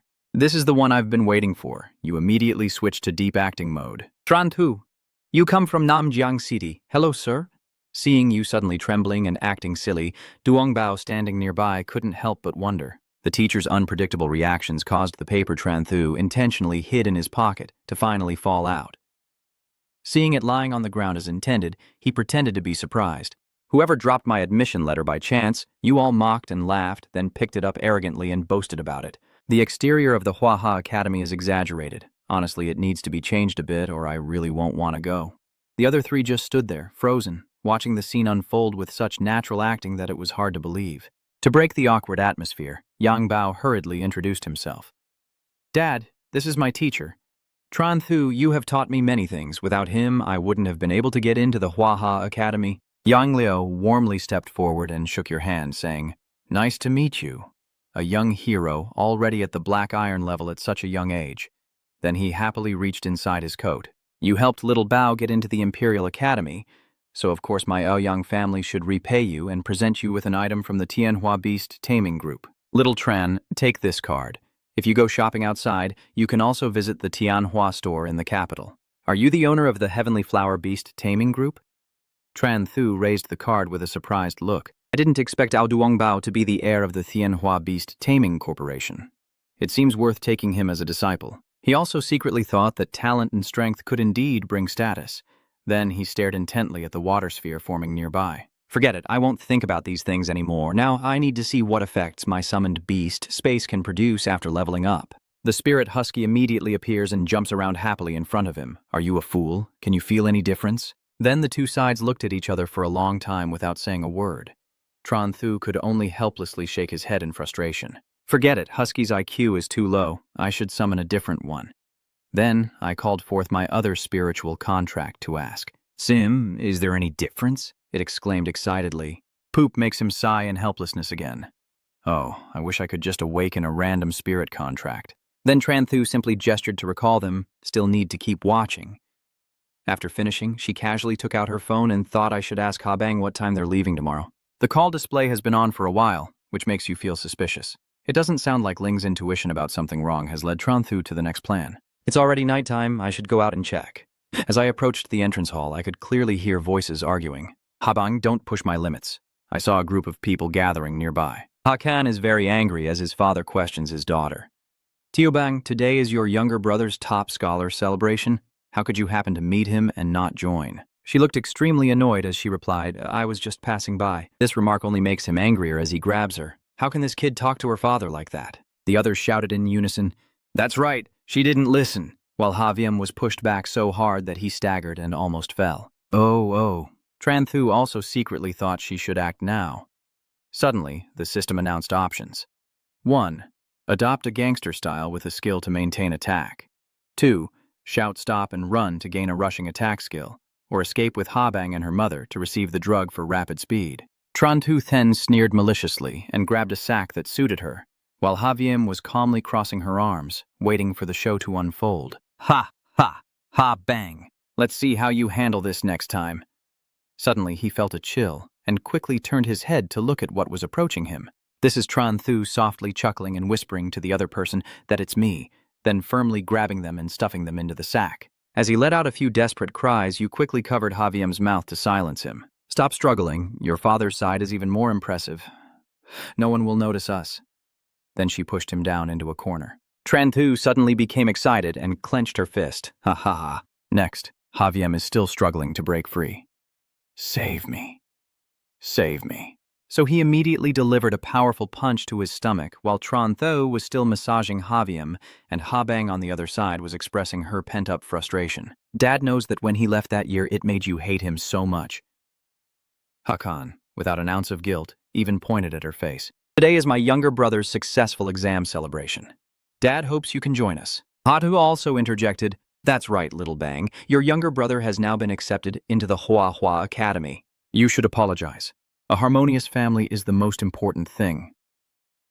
Suddenly, she was drawn to the distant movement. Kan, who was repeatedly physically assaulting Haviem with his head covered, directly caught Ha Bang's eye. She unconsciously smiled faintly, and at this moment his expression also softened. That's right. There's no grudge between you sisters. Little Viam, come and say a few words to your sister. But until now, he has only just realized that the familiar figure has disappeared. Where is my son? Then everyone was drawn to the commotion behind them, and Gao Jing immediately raised his voice to question angrily. Who are you? Who gave you permission to hit my son? Tran Thu finished her punch and then kicked Haviem back to him, who quickly caught his beloved hidden child. Haviem and you go to where Ha Bang is standing. Ha Bang, let's go. She smiled happily and replied yes. His hand tightly grasped hers as Tran Thu boldly led her away. Seeing this, Ha Kan's anger exploded to the limit. He stopped. Having hurt his son and wanting to leave, he had touched the Ming'o family who dreamed of leaving Daheng City. He then turned back with a mocking smile and said, No family. I believe you're not the Ha family, right? Mr. Haviem struggled to approach and try to persuade him. Dad, let them go. Don't say anything more. He is the fierce one from Namjiang. But Ha Kan, upon hearing this, became even angrier and shouted, What fierce one from Namjiang? This is Daheng City. What can a guy from Namjiang do? Tran Thu stopped again and turned to look at them. Incompetent Namjiang, so I'll just let the card fall to the ground and leave it be. He calmly bends down to pick it up and then holds it up in front of everyone. Sorry, I lost my card. This is a guest of Tianhua. Tran Thu looked resigned. Looks like I have to call Brother Ouyang now. As he turned away, I heard someone trying to dissuade him. Hey, Tran Thu, don't. Thien Trun calmly steps forward. Tran Thu slightly furrowed his brow and turned his head to look back. Thien Trun extended his hand toward him and simultaneously ordered the two others. Xiaoviem, Hakan, apologize to Tran Thu now. Sorry, Brother Tran. As soon as he saw the words Tianhe Beast Empire on the letter, Hakan couldn't help but feel angry and cursed under his breath. Damn it, he could only pretend to be his son. Sorry, only then did you nod in satisfaction. Well, that's acceptable for now. Then he stroked his chin and taunted the opponent. That's right, little Wiem. I just heard you say not to challenge my limits when I entered. She smirks maliciously and steps closer to him. Now that I've challenged your limit, what do you want to do? He trembled all over and reluctantly replied, Then I will set a different limit. Hearing that, Tran Thu immediately put on a very satisfied, very timely smile, then turned to ask Habang for her opinion. Do you want to fight them? She simply shook her head and said, No need, then tightly held your hand. Let's go. You follow her to the door, but don't forget to glance back. Fine. The two of them continued to walk away, both with very serious expressions on their faces. Tian Chen stood nearby, smiling kindly at them, then saw off Tran Thu's friend before becoming furious and cursing Hakan and his son. Get out of here, you idiots! At the same time, in the elevator, she hesitantly spoke up. Tran Thu thanked him, and he responded with a very modest wave. It's a small matter. I only do what is within my duties. Is that all she sees now? Just the star named after you? What responsibility? Tran Thu then smirked mischievously to reveal. The aggressive role now falls to Ha Bong, who sighs in helplessness and walks away. Seeing this, he is completely confused and curious. What? She kept shaking her head and changed the subject. It's nothing. Let's rest now. We have more flights tomorrow. All right, but my heart is still trembling inside. Still holding hands. Before long, a new day has arrived. The plane is flying swiftly along its route in the high sky, and inside the cabin, Tran Thu is gazing at the scenery outside. Habang, sitting beside, curiously asked, Tran Thu, what are you thinking? So you casually revealed your true feelings. Bang, tell me, if I threw a bomb from this height, would it turn the whole world into a dazzling fireworks display? Is she joking or what? Suddenly you said something that could easily cause misunderstandings, and I felt a bit suffocated. She was completely panicked by Tran Thu's state. Please don't tell me you really want to open the window and throw a bomb out. Through the overthink brain, she increasingly feels that her thoughts are correct. She really intended to do that, only then did you realize and look at Habang in shock. Why is Habang so scared? In the end, she could only show her usual helpless look. Forget it. Then try to explain it to her again. How could that be? I'm not the one sticking my head into the area that's erupting. So don't worry. But all she could think of was the phrase about sticking her head into a place undergoing transformation. Tran Thu still shook her head affectionately and said, Do you still not understand me? About 2 hours later, the plane successfully landed at the airport. Only then could she breathe a sigh of relief. Finally, safe. At this moment, Habang fell into deep thought. Luckily, they didn't actually open the window and throw the explosives, or they would be in big trouble. Then she calmly asked the other person, Where will you go later? Just answer simply, and take you back to the hotel first. Are you really prepared for the trip to the capital this time? My mind was soaring just now. There's no trip to the capital, I just want to go with you. I've prepared everything. I plan to visit the capital first to get familiar with the environment here, though. Tran Thu nodded reassuringly. All right, just stay safe.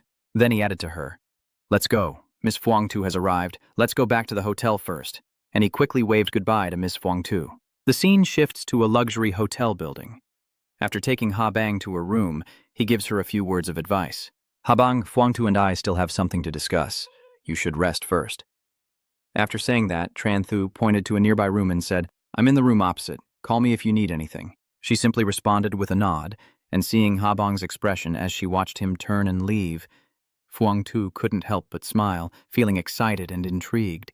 Just as he turned toward her, Chi Phuong Tu stepped in. So she approached Yan Yan and teased her a little, then immediately asked Tran Thu directly, whispering to her to find out what her relationship with Habang was. Phuong Tu looked at Tran Thu eagerly, making him a bit flustered and break out in sweat. We are friends. Hearing that, she was even more determined not to give my little brother a chance to escape. It's just a friendship. Why would a girl like her come to the capital with my brother? He pulled down his backpack and quickly explained himself, saying she wanted to come here to get used to the environment first. Ang Ten Fuang Tu Nhu sat up quickly, focusing on the main issue. Oh, adapting to the capital's environment, huh? Tran Thu helplessly pulls her gossip-loving soul back to the main issue at hand. Let's get to the main topic, Miss Fuang Tu. Which other space do we need to go to? She suddenly realized then, oh right, I almost forgot. Contrasting her earlier amused expression, her tone suddenly became much more serious, mentioning a dangerous alternate space. As soon as he heard this, his eyes immediately sparkled like stars in the night sky, revealing a look of excitement in his words. Isn't the danger level high because there's a silver-ranked lord there? Fang Si was extremely angry at this expression of yours. Just now, when she was with Habang, she wasn't this excited. When you mentioned this, you got even more excited. Tran Thu suddenly got scolded and was completely confused, not understanding a thing. How is Habang related to Habang? Now she regrets not being able to turn iron into steel, helpless against her brother's pitifully low EQ. Forget it. This matter depends on your understanding, and I'm afraid it won't work. We should still wait for us to return from another space. We've already said everything that needs to be said. Before leaving, Fuang Tu also reminded him a little. Today, you should rest. Tomorrow, I will take you to visit the Huaha Academy. The next day, at the Huaha Academy, a white supercar slowly stopped right by the roadside. Tran Thu and Fuang Tu both stepped out at the same time, and he couldn't hide his excitement in front of the grand school gate ahead. A year later, I never expected you to be admitted to the country's top Beast Master Academy. Before she could even reply, her phone suddenly rang. Hello, sir. It seems they have something more urgent to deal with. She then turned to him and said, Tran Bai, the teacher has something to discuss with you. So explore on your own. I'll come find you later. Tran Thu didn't hesitate and agreed immediately. Okay, then I'll explore on my own. Seeing your sudden unusual enthusiasm, Fuang Tu immediately reminded you sternly, keep a low profile. Even if you're a king-level beast tamer, absolutely don't cause trouble. You walked while raising your hand confidently, but your words sounded like a lover promising not to do anything. I promise I won't cause any trouble. Sure enough, it didn't take long before her attitude changed even faster than flipping a pancake. Even I, a legendary beast tamer, am not afraid. Suddenly, the image of 3 hard-working bees diligently sucking the ground surprised Tran Thu and made him marvel. Huh? Such diligent training in the morning, starting physical exercises so early. However, he paid them little mind and quickly turned to look at the mission screen that had appeared in front of him, the reward arriving just in time. After reading it, he didn't hesitate and reached out to grab an old, dirty bag prepared for his not-so-ethical plan. Tran Thu didn't bother to hide and flew out with a sinister look, searching for a target around. Let me see who the lucky person is today. In the end, he chose Wang Chung as his target for this mission, approaching quietly and slowly. It was him. The incident was not yet over when suddenly a supercar sped into the academy from afar, its engine roaring, shattering the peaceful atmosphere of the school. Seeing this scene, he was so furious he shouted, "Kid, you're speeding!" As he finished speaking, he tensed his muscles, took a deep breath, and leapt up. Tran Thu stared in shock, unable to process what was happening, as Vuong Trin suddenly leapt down to block the reckless yellow car. His strong body seems capable of lifting the entire car and throwing it into the pen. It just charged straight ahead. Fortunately, Vuong Trin's skill was not a problem. With just one hand, he could stop that car. Tran Thu watched the scene in front of him in horror, his mouth wide open, speechless. Vuong Trin increasingly poured his strength into it, golden sparks like lightning bolts forcing the supercar to stop. After handling it, he angrily shouted into the car, "You little brat, get out of here." Lang Tran was not afraid at all of his strength and even confidently struck a cool pose to greet the man in front of him. "Teacher Vuong, it's been a long time." Vuong Trin, whose temper is hotter than ice cream, didn't even let the other person finish speaking before raising a hand ready to punch him. "Lang Tran, so you think just because you've graduated, you can do whatever you want?" Your handsome demeanor didn't last long before your teacher Vuong gave you a friendly slap. The attack was too fast and too dangerous. He had no way to defend himself and was thrown several meters away by Tan. He slammed into that poor tree in the distance, with such force that the entire trunk cracked apart. Having tasted the familiar punch, he finally smiled and begged for mercy. "I was wrong, Teacher Vuong. I was really wrong. It seems he's gotten used to being beaten up too often." Lang Tran, completely exhausted, stands up and promises, "You won't dare anymore in the future." Vuong Trin looked at him, furious. "Get lost. If you keep running like that again, I will directly revoke your graduation certificate. He responded obediently like a puppy, all right? Then he quickly grabbed his slippers and left in a hurry. I used to be a fox. Goodbye, Teacher Vuong. Witnessed this scene firsthand from the beginning until now. Tran Thu behind breathes a sigh of relief. Lucky me. Luckily, I didn't get involved with that old man, or I would have been the one thrown into that tree, which is now cracked with a big hole on the other side.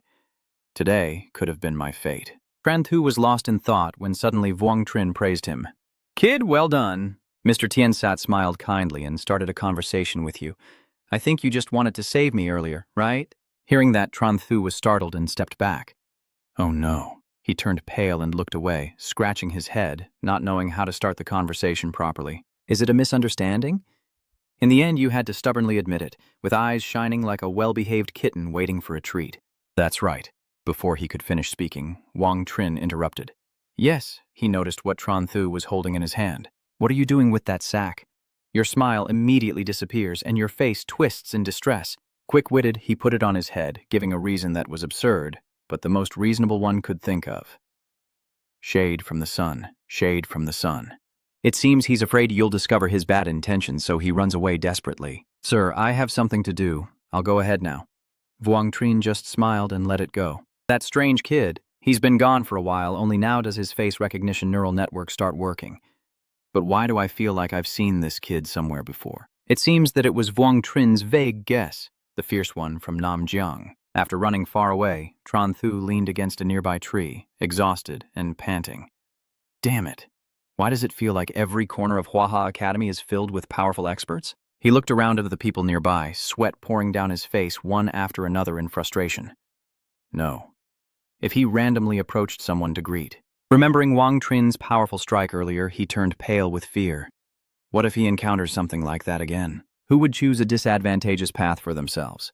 Without hesitation, you pick the safest option, and sometimes even disguise tactics don't seem so bad. Thinking quickly, he hurriedly stuffed the sack into his shirt pocket and completely abandoned his plan to cause trouble.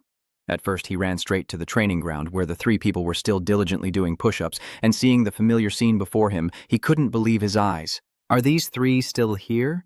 It's like a bolt from the blue. Tran Thu couldn't help but admire their determination. With the sun overhead and no sign of fatigue, could they be black iron-level beast tamers? The three Kihuan still continued their push-ups, ignoring Tran Thu's presence. Suddenly, he broke the tense atmosphere with a question. Lai Sun, have you thought about how to answer Teacher Liu yet? Lai San's face is now beaded with sweat from exhaustion, but he still manages to muster some strength to respond. Before he finishes, he thinks that if he can't give the teacher a satisfactory answer, he will likely have to endure more suffering. Leading Lang beside him isn't much better. Nan's face looks like a monkey's butt as he tries to squeeze in another complaint. Oh, why did we choose such a mentor? Tran Thu just met them and felt like they had known each other for a long time, blending naturally into Lai Sun's group. Yes, I do regret it. I didn't want to choose that teacher back then. Lai Sun's tone was a mix of weariness and frustration. Yes, I regret it now too. If I could choose again, I definitely wouldn't pick this mentor. Tran Thu pretended to agree and go along. Yeah, next time we should be more careful. But do we still have a next time? Suddenly, Liu Feng's figure approached from afar, and Ji Huang looked up, quickly recognizing who was coming. Teacher Liu. All three immediately straightened up within seconds. Hello, Teacher Liu. Seeing that you still don't realize, Ki Huan softly reminds you, don't do that anymore. Teacher Liu has arrived. Get up quickly. The boy obediently stood up with a friendly icon on his face, and a system notification sounded in his ear, revealing the fake human disguise drug. Only then did he realize the unfamiliar face, his expression clearly showing shock and panic. Damn it, who are you? I won't answer right away. I turn to walk away and only reply vaguely. Let's just pass by, we'll talk next time. Liu Feng didn't react much, but his eyes stayed fixed on the uninvited guest. After scrutinizing him for a while, he suddenly paused as if sensing something. Tran Thu, stop right there. Damn it, I've been spotted again. Is that enemy? At the very moment when everything was hanging by a thread, he suddenly pointed elsewhere to distract them, saying, look, there's a fool. Although it didn't seem very clever, it successfully distracted Liu Feng's group, giving him a chance to slip away easily. He was so annoyed by your childish prank that his face darkened with anger, and the energy surrounding his body suddenly erupted without warning. Do you want to run in front of me? Soon, that burst of power charged at him from behind, happening so quickly that Tran Thu opened his mouth in shock. Liu Feng used his spiritual energy to grab Tran Shu by the collar, suspending him in the air. What are you trying to run from? I am a professor at the Huaha Academy, Liu Feng. You glance at the scar on his face and the trembling gold necklace, 7. Are you sure he's a professor? He looks more like a criminal. He pointed directly at Tran Thu to state his intention. Stop messing around. I called you for nothing. Later, when you enroll, become my student. This strange turn of events left him stunned, countless question marks appearing in his mind. Huh? What? Liu Feng smiled kindly and patted Tran Thu on the shoulder. All male students can choose a professor as their advisor. I think you're also suitable. Fits my taste. You're quite awkward in trying to understand. Have you heard about your story before? I honestly admit I watched your exam video and gave you the highest score, right? Hearing that, you clutch your chest and breathe a sigh of relief. If he's not an enemy, then I can rest easy. Who is this person? Why is Professor Liu treating him so well? I don't understand. He angrily turned back and scolded them. Hurry up and get out of here or you'll be beaten by your classmates, and it really makes me lose face. They were so frightened they jumped in fear and immediately ran away, denying everything. Liu Feng continued to look at Tran Thu and ask for his opinion. What do you think? Do you want to become my student? He became arrogant and set a condition, saying, if you become my student, it's not impossible, but I've been a bit poor lately. His eyes also turned into currency symbols, challenging him with a price of 1 billion to transfer the money. Liu Feng doubted humanity. This was the first time someone dared to treat him like this. 1 billion, I'll give it to you, Tran Thu said seriously. Master, accepting students should come with some fee. 1 billion is reasonable. He started to get angry, the corner of his mouth twitching uncontrollably. I've only heard of apprenticeship fees, but never of a fee for accepting students. You all grow arrogant and boastful because you don't know me. I want to get to know you. Suddenly, a thick fog of evil energy surrounds Liu Feng, and he seems to transform into a demon from hell. Boy, don't you know my title? This scene makes Tran Thu a bit nervous. Teacher, just as you were hesitating, a voice saved you. Tran B. Fang Si, sweating and looking anxious, hurried over and tried to calm Tran Thu down. Hello, Professor Liu. The boy is your younger brother. Did he do something to make you angry? I apologize on behalf of the boy. Liu Feng's attitude is gentle. So it turns out Tran Thu is your younger brother. If that's the case, it's fine. I decided to give him some motivation. If he performs well after enrolling, accepting students' fees isn't impossible. Fang Si listened dreamily, charging a fee for accepting students. He explained innocently and nonchalantly. The teacher wants you to become his student, so you definitely need to charge a fee. No problem, right? Liu Feng, in a good mood, says goodbye to them. All right, I have other things to do. I'll go ahead first. See you later. She politely watched his back and said goodbye. After seeing he had disappeared from sight, she pressed her finger against Tran Thu's chest and scolded him. Do you really not know what it means to be afraid of death? Liu Feng is known for his hot temper throughout the school, and you still dare to provoke him. He doesn't care and arrogantly declares that anyone who bullies him will cause the Huaha Academy to explode. After finishing, everyone around turned their attention to Tran Thu, glaring and assessing him fiercely, as if to say, is this guy trying to blow up our school? No matter what they were doing, everyone stopped and approached Tran Thu with a threatening aura. Frowning sharply, Fuang Tu quickly turned to glare coldly and warn. What? The crowd immediately froze, everyone trembling like they had encountered a beast. This person seems to be Fuang Tu. Just slip away, we can't mess with her. After they disperse, she continues to advise him, saying, I suggest you choose Professor Liu Feng as your mentor. Don't harm the other teachers. Tran Thu's mouth twitched in disbelief, never expecting Fuang Tu to be such a sister. She also felt she cared too early and left. These were all things from when I enrolled. Then she changed the subject. My sister's team has some things to do, so that's all for today. Go find Dai Luke. It's been a long time since the three of us gathered. He happily agreed. At Spirit Master University, the campus is designed to be environmentally friendly. Dai Li is sitting on the ground, fiddling with the claw in his hand, wasting time. He lazily swings the claw and complains, so bored. When will Tran and the others finally arrive?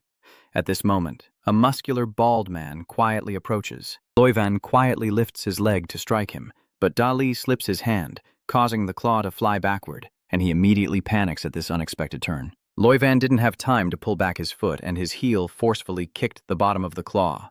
It shot out forcefully, hitting the ground several times, startling Daliuli. He turns around cautiously to look for the culprit. The man kneels in pain, clutching his leg and shouting angrily. Damn it, what kind of trap is this? He picked up the claw and then pretended to ask kindly, "Are you okay?" Loy Van was stunned and looked up, about to answer. I seized the opportunity with great strength and slammed my claw into his face, trying to ambush me. Right? Without waiting for him to recover, I continued to strike him several more times. Seeing that your head was so tough, I decided to hold back. "Go away! Go away!" He ignores the man lying in a miserable state on the ground and turns to leave. I should head back first. The man forces himself to stay upright, gritting his teeth in fury, and blocks angrily. Loy Van steadies himself and chases after him, while the man grits his teeth and blocks the way, threatening him. "You want to run after beating me up?" Dalit sneers contemptuously. "I think it's you who should be running." He suddenly sensed something was wrong, frowned in confusion, and looked around. Huh? At this moment, a sack covering the light above his head made him panic. His pupils dilated, and Lei Wen's pupils shrank in surprise. Fang Si and Tran Thu each grab a sack and jump on top of his head. He immediately can't see anything and only knows to scream in panic. "Oh no, who are you guys? They keep kicking him hard in the legs." He looked at him coldly, daring to lay a hand even on the fierce Jiangnan's brothers. They continued to beat him up. Dai Li saw La Wu approaching and explained, "Hey sir, they are not students from our school. Forget it." Then he enthusiastically joined the fight, kicking Loy Van in the butt. Wow. This scene leaves him speechless. I was scolding him while chatting with Tran Thu. "Tran Bai, I didn't expect you to be able to get into the Huaha Academy." Fang Si asked curiously. "Dai Li, why are you provoking students from other schools?" He smiled casually. "It's nothing. It's just because you hang out with an upperclassman from the same school, so she's just jealous." Dai Lu was shyly scratching his head. He's the one from the live stream you often watch earlier. "Lin Chu is at Bak Nan level," she cheerfully suggested with a bit of interest. "Let's tour your school and chat along the way." He still hesitated to hit Lei Wen one more time before agreeing. "Fine, let's go." The three of them ignored the trembling man lying there and left. He hurriedly took off the sack, his face bruised and swollen, speaking incoherently. Fuang Tu warned them in a harsh tone. "If you want revenge, come to Huaha Academy." Tran Thu Dang threatened with murderous intent. "If you dare cause trouble again, I will blow up your school. Your face looks fierce, pretending to be a thug to threaten. If you don't get out of my sight within 10 seconds, I'll keep fighting." Loy Van, terrified out of his mind, desperately runs away as a cloud of smoke rises beneath his feet. "Ah!" You loudly count down 109, 8. Dali and Fuang Tu sneer contemptuously as they watch him. Lavu sweats nervously and cautiously confirms. "Are Dai Li and these two guys your friends?" He gently smiled and politely replied, "Yes, I plan to take them on a tour around the school." The old man cautiously reminded them not to cause trouble inside the school. Mr. Tran Thu smiled innocently and politely reassured Lavu, "Don't worry, sir, we are all civilized young people." If he had said that without holding the blood-stained bag, it might have sounded more convincing. His face turned expressionless, and he let out two unclear laughs. Ha ha. During the day, Lingchu University becomes truly peaceful and relaxing. Fuang Tu leads Tran Tu and Dai Luk to the laboratory building when suddenly a male student approaches with a friendly demeanor. "Hello, Miss Fuang Tu." She immediately raised her hand and smiled politely. "Hello?" Then two beautiful girls happily said in unison, "Hello?" Fuang Tu also responded politely. "Hello, everyone." Seeing her being courted like a top star, Tran Thu stepped forward to tease. "I didn't expect Miss Fuang Tu to be so famous at Lin Chu University." Fuang Tu calmly explained, "I've been here a few times and have even used my strength to handle a few people." After hearing that, he felt intrigued, a sudden idea flashing through his mind, and he said, "If that's the case, then let's call everyone around and ask them to stop for a moment." Tran Thu suddenly slung his arm over Dai Luk's shoulder with a commanding presence. "Let me say this. If you face off against Dali, you're also facing me, the fierce Tran Thu of Namjiang." After hearing this, everyone suddenly stopped what they were doing and looked at me in shock. Contrary to the majority, Dali, after being protected, had shining, excited eyes. But then Tran Thu cleverly added one last remark. "Of course, a beast Tamer at the Black Iron level can look down on me." Hearing this, he immediately fell for the second trick. "You're truly my good brother?" Fuang Tu watched them from the side, like watching two fools. "Don't talk nonsense anymore. Then wave your hand to disperse the crowd. Everyone can go wherever they want now." Only then did the whole group finally breathe a sigh of relief. They immediately ran off as if attached to rocket boosters. A while later, at the entrance of the laboratory, Dali carried the legendary claw and confidently pointed at himself, saying, "All right, this is my territory." Today I will personally go to the kitchen so you can taste what real delicious food is like. In an instant, the smell of food filled the laboratory. The three of them cheerfully raised their glasses together, with Huang Tu excitedly drinking half a glass in one go. From now on, the three of us will all be in the capital so we can meet every day.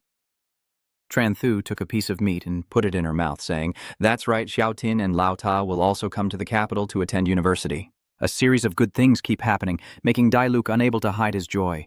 They are here, so we can form a team. After he finished speaking, he looked forward to hearing what he had to say, and then changed the subject.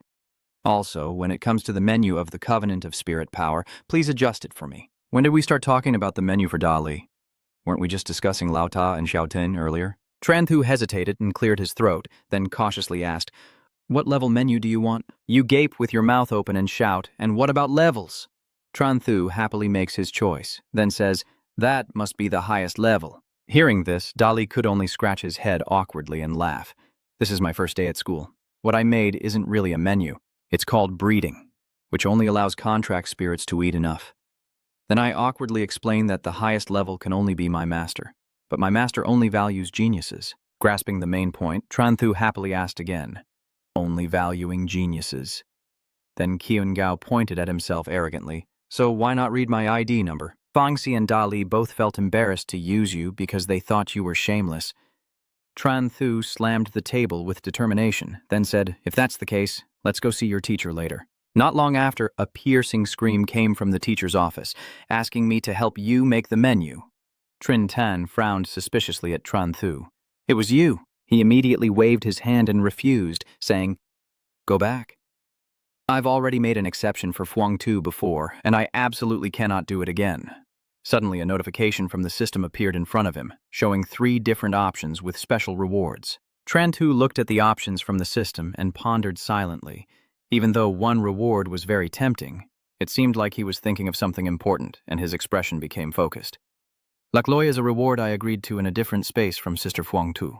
If I could add one more." The powerful figure in front of us keeps trying to persuade him. "Teacher, Tran Thu is also a student of the Huaha Academy. Please help him." After some hesitation, Tran Thu decided to use his spiritual contract to conquer the opponent.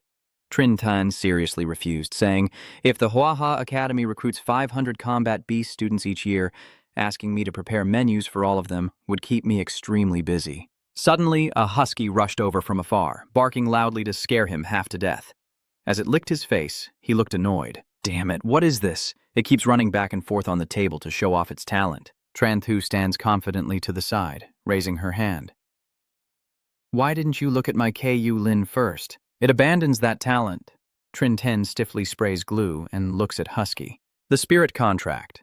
He listened to you carefully, observing it intently. Then he pointed at it and shouted loudly, "Isn't this a D-level elemental beast? You pull out the D-rank spirit contract and ask me to make a menu? If it were SS rank, I could still help." You shake your head mysteriously. "Teacher, it's different." Trin Tun was skeptical. "There's a difference. It looks even dumber than a normal elemental beast." Now I suspect this is Lam Tin's Husky. Seeing himself insulted, it immediately grabbed the book on the table to retaliate, which only made him even angrier. "Damn it, don't chew my book." Husky not only ignores it, but also destroys it terribly. "Go, go, go, Gao." Trin Ten suppresses his anger, grinding his teeth as he warns, "Everyone, leave now or my menu today will be dog meat." Husky tilted its head innocently at him before continuing to play and jump around. "Go, go, go, go, go, go." Then it transforms into another form and plays with itself. Trin Tan was extremely amazed when he saw that. He has 2 huskies. He suddenly thought of something, his face changing color. That's not right. Trin Tan turned to question Tran Thu. "This is the split technique." Trin Tan was stunned and extremely surprised. "No way. How can an elemental beast's skill be able to comprehend a split body technique? That's not scientific." Tran Thu knew predicted his expression in advance, so she remained quite calm. "Teacher, what do you think? Does my elemental beast have talent?" Dai Lu, Haba, shoulder, patting you wholeheartedly, praising you. "Yes, yes, yes, teacher. This friend of mine is truly a genius, and he just graduated from high school." He heard that and froze stiff. Just graduated and already at the black iron level? Trin Than frowned, his face turning grim. "Where is your remaining spirit contract?" Tran Thu immediately responded to his request. "I've upgraded to level 4. You look confident, but I'm worried this office won't last." "Look at this." Trin Tan is completely stunned right now. Damn it, both of your D-rank spirit contracts have divine skills? That's a bit hard to believe. Tran Thu was pleased to be praised but still acted modest and somewhat reserved. Trin Tan was persuaded by him and finally agreed. All right, I will prepare a free black iron level menu for you. Then he asked seriously, go ahead, I will have Dali bring it to you in a week. Can you cover the food expenses? Oh. He shyly begged, could you possibly make a menu, offer free food for 2 years, or sponsor a little? Dali and Fang Sai couldn't believe their ears, and both cursed aloud.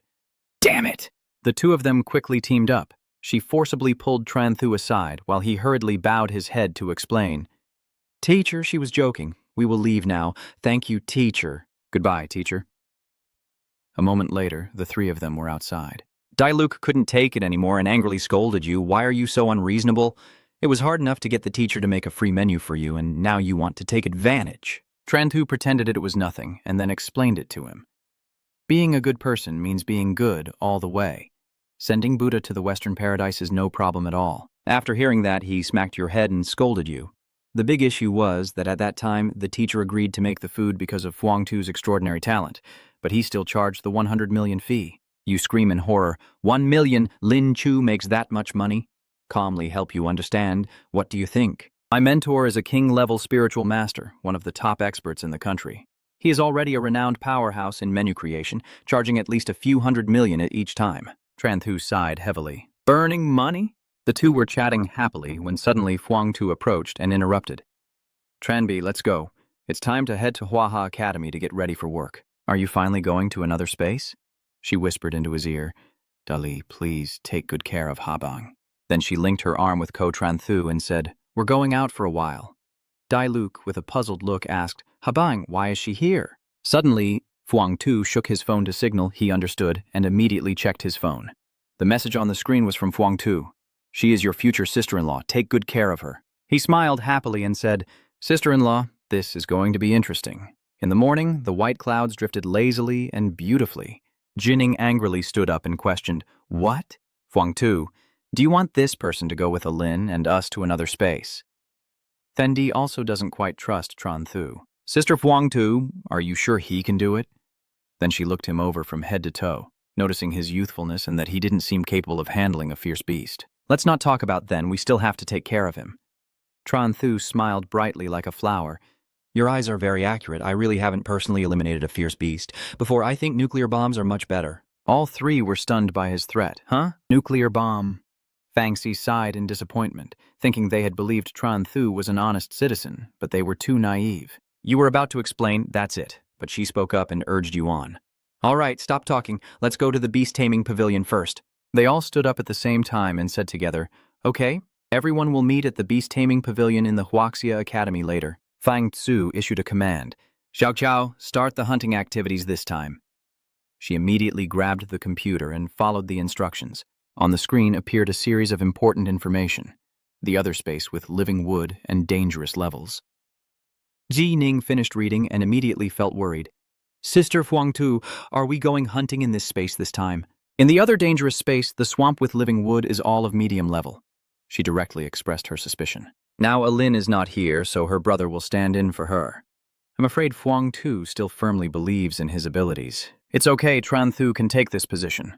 Tell me the details of the situation. Then she will summon her contracted beast. Fang Xi, a 3-star dark iron beast Tamer with a super S-level fire dragon contract spirit mainly for attack and an S-level icebone dragon mainly for control.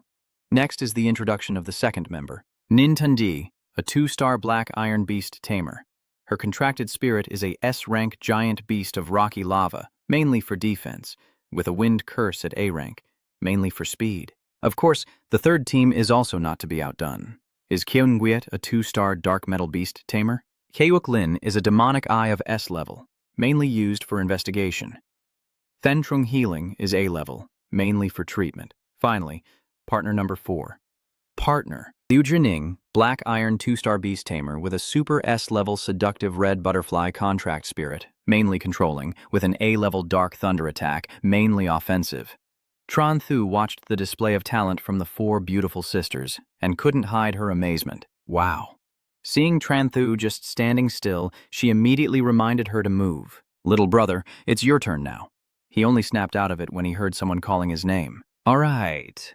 You quickly showcase your abilities to everyone. Tran 2, a 1-star black iron beast tamer with a D-level spirit contract, commands Slim, a giant yellow level D elemental beast mainly for attack, control, and defense, who gets shy and blushes when seeing pretty girls. The three of them froze stiff as if glued, but Tran Thu still maintained her determined expression and continued speaking. Level D elemental beasts mainly focus on destruction and attack. Husky just appeared, baring its fangs and claws, looking fierce. Slim and it laugh and jump happily together. Everyone watching this scene is filled with question marks. Thenji looked skeptical about life and asked, "Do you really think these two things can go on adventures with us, Fuang Tu?" She turned to confidently affirm, "No problem." Then she made a request to you. Tran Thu fought them off to prove herself. He eagerly agreed right away. Sure. Done. Tran Thu suddenly remembered something. That's right, Miss Fuang Tu, can I use the medicine? He holds up a glass vial containing the prepared liquid, like this. Fuang Tu's tiny heart almost jumped out of her chest. Oh my God, don't mess around. You're not crazy, are you? She shouted angrily. You told me to use the contract spirit to fight and scare Tran Thu so much she trembled. Fine. You quickly reined in your playful demeanor. Husky Sim, go ahead. On the other side, Fuang Tu had returned to her gentle girl image. Both of them also stepped forward, indeed only waiting for this one sentence. Okay, they each called out their spirit contracts. The Dark Thunder and the giant beast, Thak Nyam. The atmosphere on the arena gradually heats up as Fuang Tu declares the start. As soon as she finished speaking, Husky immediately launched into action. Its attack was so fast and powerful that Xiao Hei couldn't dodge it. Seeing that, Chining was extremely dissatisfied. So sneaky and attacking from behind? Tran Thu responded with a very disdainful smile. So polite. So polite. At this moment, Husky has entered his most aggressive state. Gao Gao. It kept launching fierce attacks, pushing the opponent into a defensive position, so Teo Hawk was completely on the back foot, only able to keep dodging, but in the end it couldn't escape Husky's trap. It let out a painful cry, showing it was seriously injured. Chip, chip, but Husky had no intention of giving it a chance to rest. That scene scared Qin Ngung half to death. Xiao Hei, get out of the way! As she finished speaking, Husky's attack tore through the air, but this time its move seemed ineffective, and only now did Qin Ngung dare to breathe a sigh of relief. Who managed to dodge. However, just 1 second later, the attack everyone thought was a miss suddenly transformed unexpectedly. This time, even if the heavens appear, they can't save Little Black. The scene is so surreal that only Ngung is stunned into disappearance. Oh my God, what is that? Even Thandi beside me can't hide her astonishment. Inside the ice sphere also hides Lok Loi. This husky is a full attribute contract spirit. Then both of them stared blankly at the husky happily jumping over there. Only Ngung felt like the universe was mocking her. My S-rank spirit contract is being suppressed by this D-grade one? It's too late now for her to realize that Husky is not to be underestimated. At this moment, Little Black seems to have been provoked. It immediately concentrates all its power with the determination to deliver a final blow. After gathering enough energy, Xiao Hei charges straight at Husky without hesitation. At that moment, Slim suddenly appears. It directly uses its body to absorb Xiao Hei's lightning. The scene leaves Jai Ning utterly amazed. Huh? It ate it. It swallowed the skill. You only see Slim feeling extremely satisfied after absorbing that move, focusing on digesting Xiao Hei's energy like a nourishing supplement. And just as Slim opened its eyes, its gaze radiated a power that made everyone wary. In that moment, Thak Nam suddenly felt an overwhelming sense of unease. But before Thach Nam could react, Slim suddenly leapt into the air, releasing a terrifying aura as it prepared to crush its opponent, violence radiating outward. Thendi smirked coldly, her eyes full of contempt. Trying to suppress my beast, Thak Nam? It's still a long way to go. As soon as Thandi finished speaking, Thak Nam immediately entered a defensive stance. Seeing that, Tran Thu Chi faintly smiled with a hint of meaning. Just a second later, the giant Slim, as if inflated with baking powder, swelled up, bringing a sense of oppression that enveloped Thach Nam. The fight isn't over yet, but Ngung Kam feels her tiny heart has had enough stimulation. Is it supposed to be this big? Thendi, standing beside her, also turned pale with horror. In front of them now is a giant Slim resembling a moving mountain. Her face couldn't hide her panic. My skills have been sealed. The Titan Stone Beast, a 2-star dark iron spirit contract beast, is now controlled by Slim, a 1-star dark iron. Thandi is almost helpless. This sim suddenly stops speaking to reassure her. Leave it to me. As she finished speaking, Little Black charged forward once again, lightning crackling from all over its body and striking directly at Slim. The thick bolts of lightning striking directly at Slim's body make its face turn pale. In an instant, Slim's appearance becomes extremely miserable. However, Tranthu didn't seem worried at all. Her attack power was too strong. At this moment, Thandi has regained her confidence. I can fight back. As long as we defeat Slim, we can win. All right. It seems Husky has sensed the danger now. It snarled and growled menacingly. Immediately after, Husky suddenly launched a powerful attack, but no one can step into the same river twice. This time, Xiaohei managed to escape successfully. Seeing that the situation was unstable, Husky continued to unleash his fire-breathing technique, but despite his fierce momentum, it still couldn't harm Little Black. Tiny Black is no longer the same as a few minutes ago. It has returned and become even more formidable.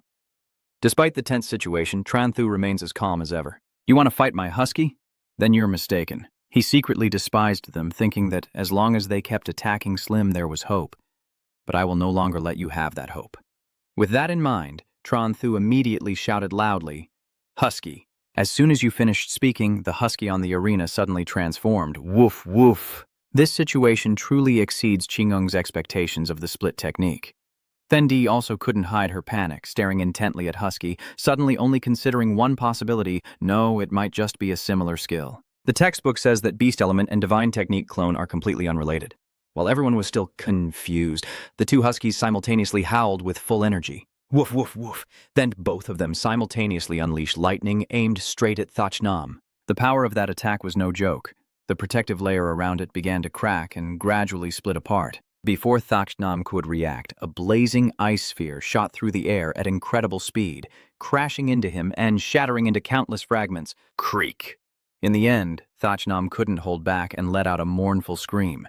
Witnessing that scene, only Ngung and Thandi finally had to accept the truth. We lost. In response, Tranthu offers a somewhat hateful smile. Truly being the champion is lonely. Seeing the result of this match, Thandi sighed in disappointment. I didn't expect we would lose. Even after experiencing it firsthand, Qi Ning still couldn't believe it. Is your KUOC spirit really a level D? At this moment, Tranthu, full of pride, took out a small notebook and began to record seriously. The first battle at Huaha Academy, the monster, was initially assessed. Realistic assessment.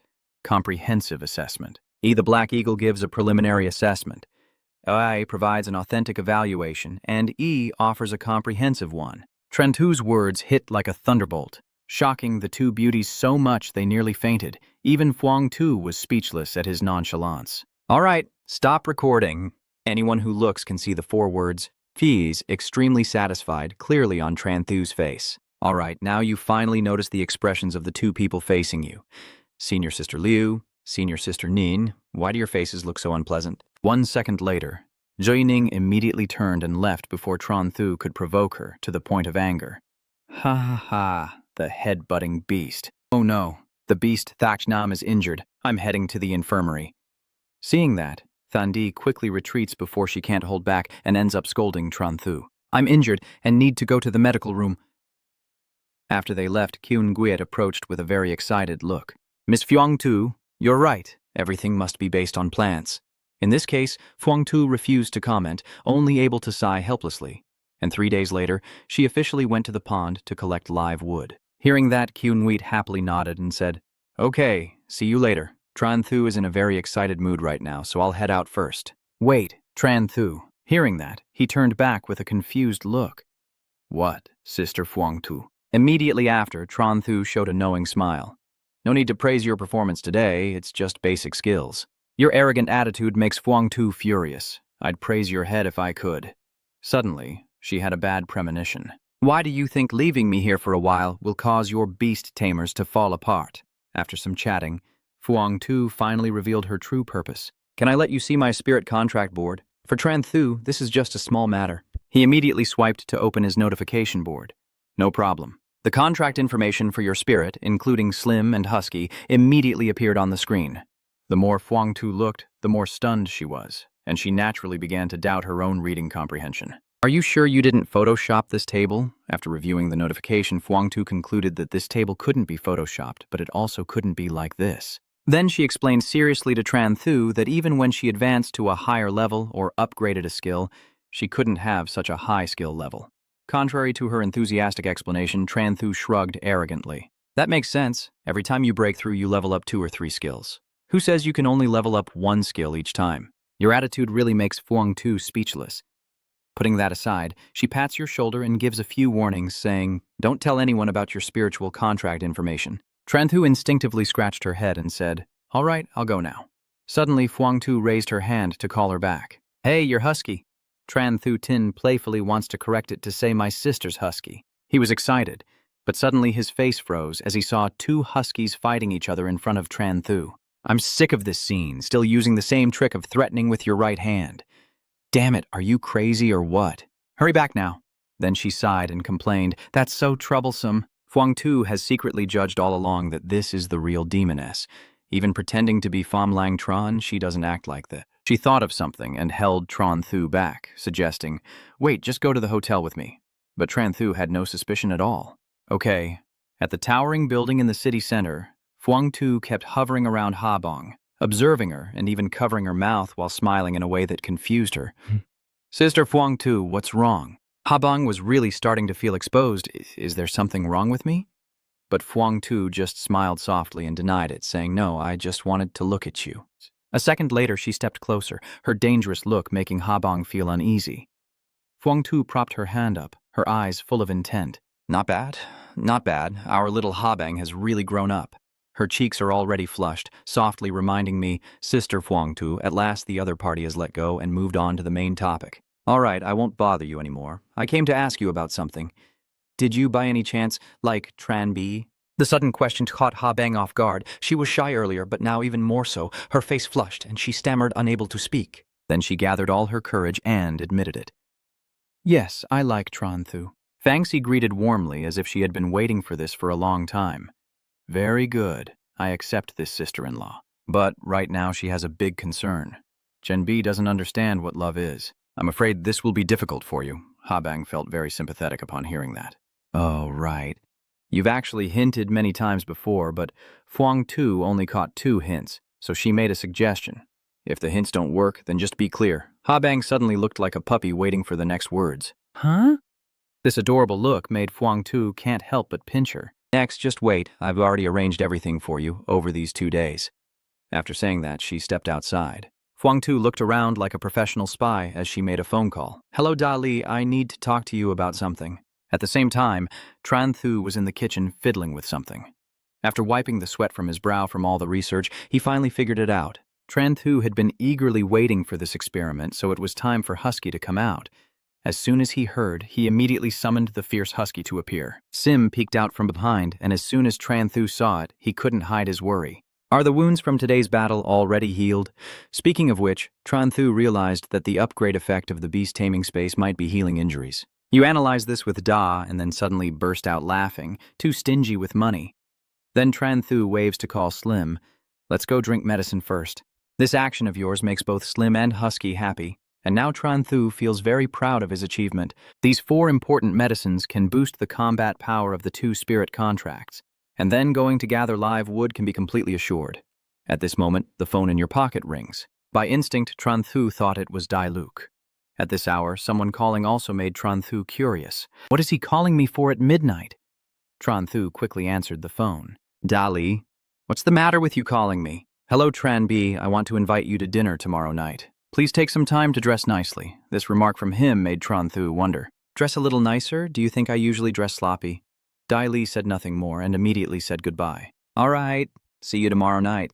After ending the call, he forced a smile and informed the 2 people watching over him. "Done, Ms. Fuangtu." She's just presenting her plan again while Ha Bang's face is burning with embarrassment. "Next, we need to choose clothes so that tomorrow night can be successful." Dolly stood afar and saw the sexy outfits inside the box and couldn't help but exclaim, "Well, well, well, it's already the next day." Right now, Tran Thu is standing in front of a shop. "I don't know what Dolly wants to invite me to eat. I need to buy some food." Standing still, something suddenly caught his attention. "Huh? What the hell is this?" In front of Tran Thu is Cao Trak. Just seeing that guy was enough for you to show your dislike. Truly unlucky. What the hell is that? Cowtrack snorted coldly in annoyance before arrogantly asking the other person. You don't know me, Tranthu casually denies, then criticizes. It's just that I feel unlucky. Cowtrack was so angry he went speechless, unable to say anything else. Tranthu simply ignored him and then approached the staff to order a few things. The Cowtrack suddenly interrupted and showed off some authority. Hello? This is my membership card. So he was given a loud command to stay away. I don't want to see a petty person disturb my VIP area. Guilam nodded politely and welcomed him. All right, please follow me. So Tranthu's curiosity was piqued.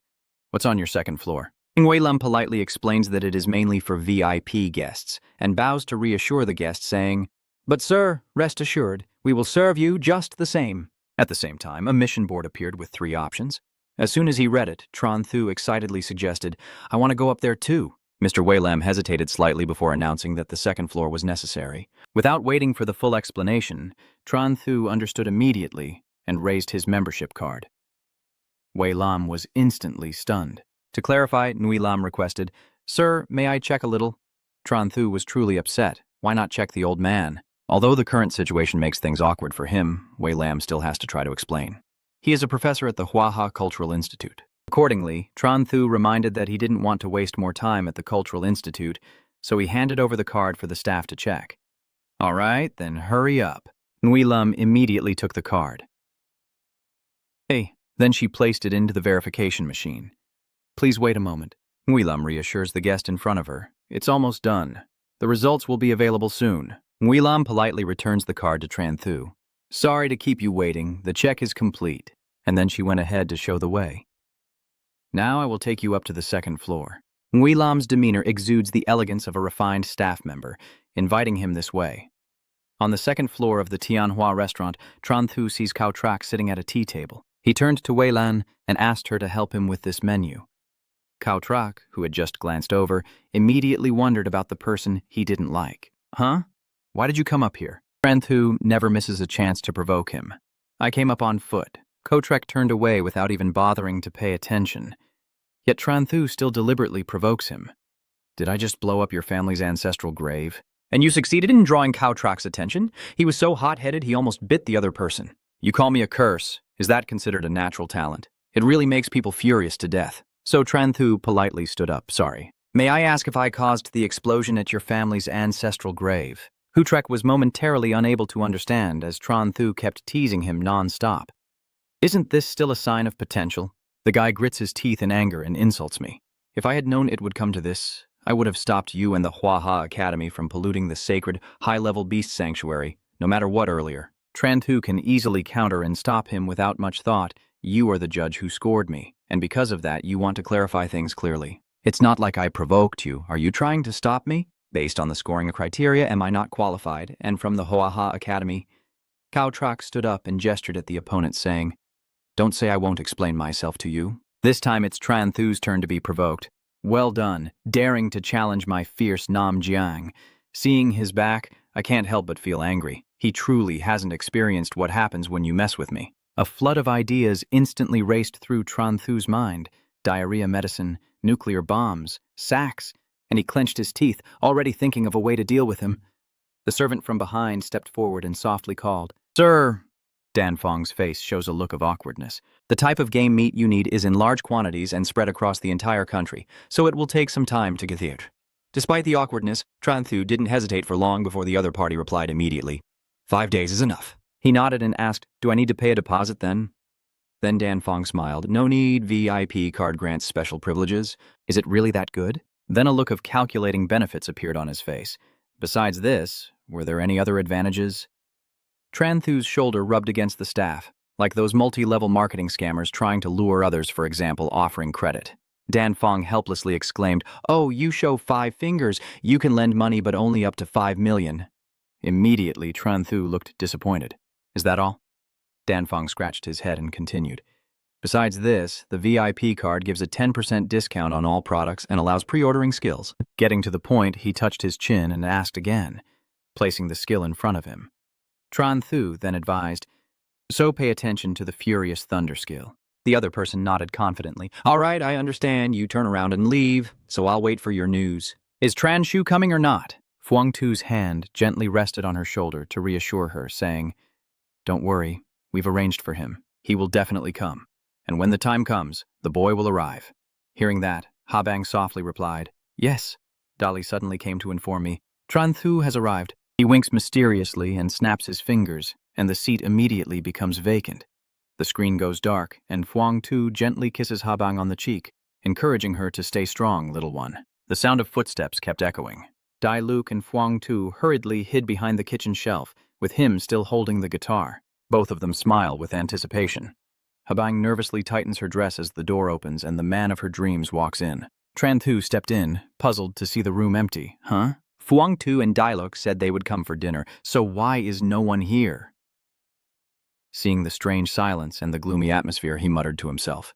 And then Tran Thu tried calling Dai Luke, but no one answered on the other end, leaving him stunned.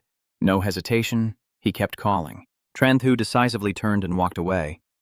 I should head back first. Suddenly, the sound of a guitar echoed, and Tran Thu turned around curiously. Who is that? Ha Bang in a pink dress steps into the light, looking at the person, and you startle. Ha Bang! She turns around and gracefully performs a ballet dance as fluid and elegant as water. That scene made Tran Thu's cheeks flush. After finishing her dance, the embarrassment made Ha Bang freeze. Tran Thu, you're so confusing. Your eyes seem to be asking about what just happened. This is you. Her shy hand goes to the back of her neck, her face flushing. I have something to tell you.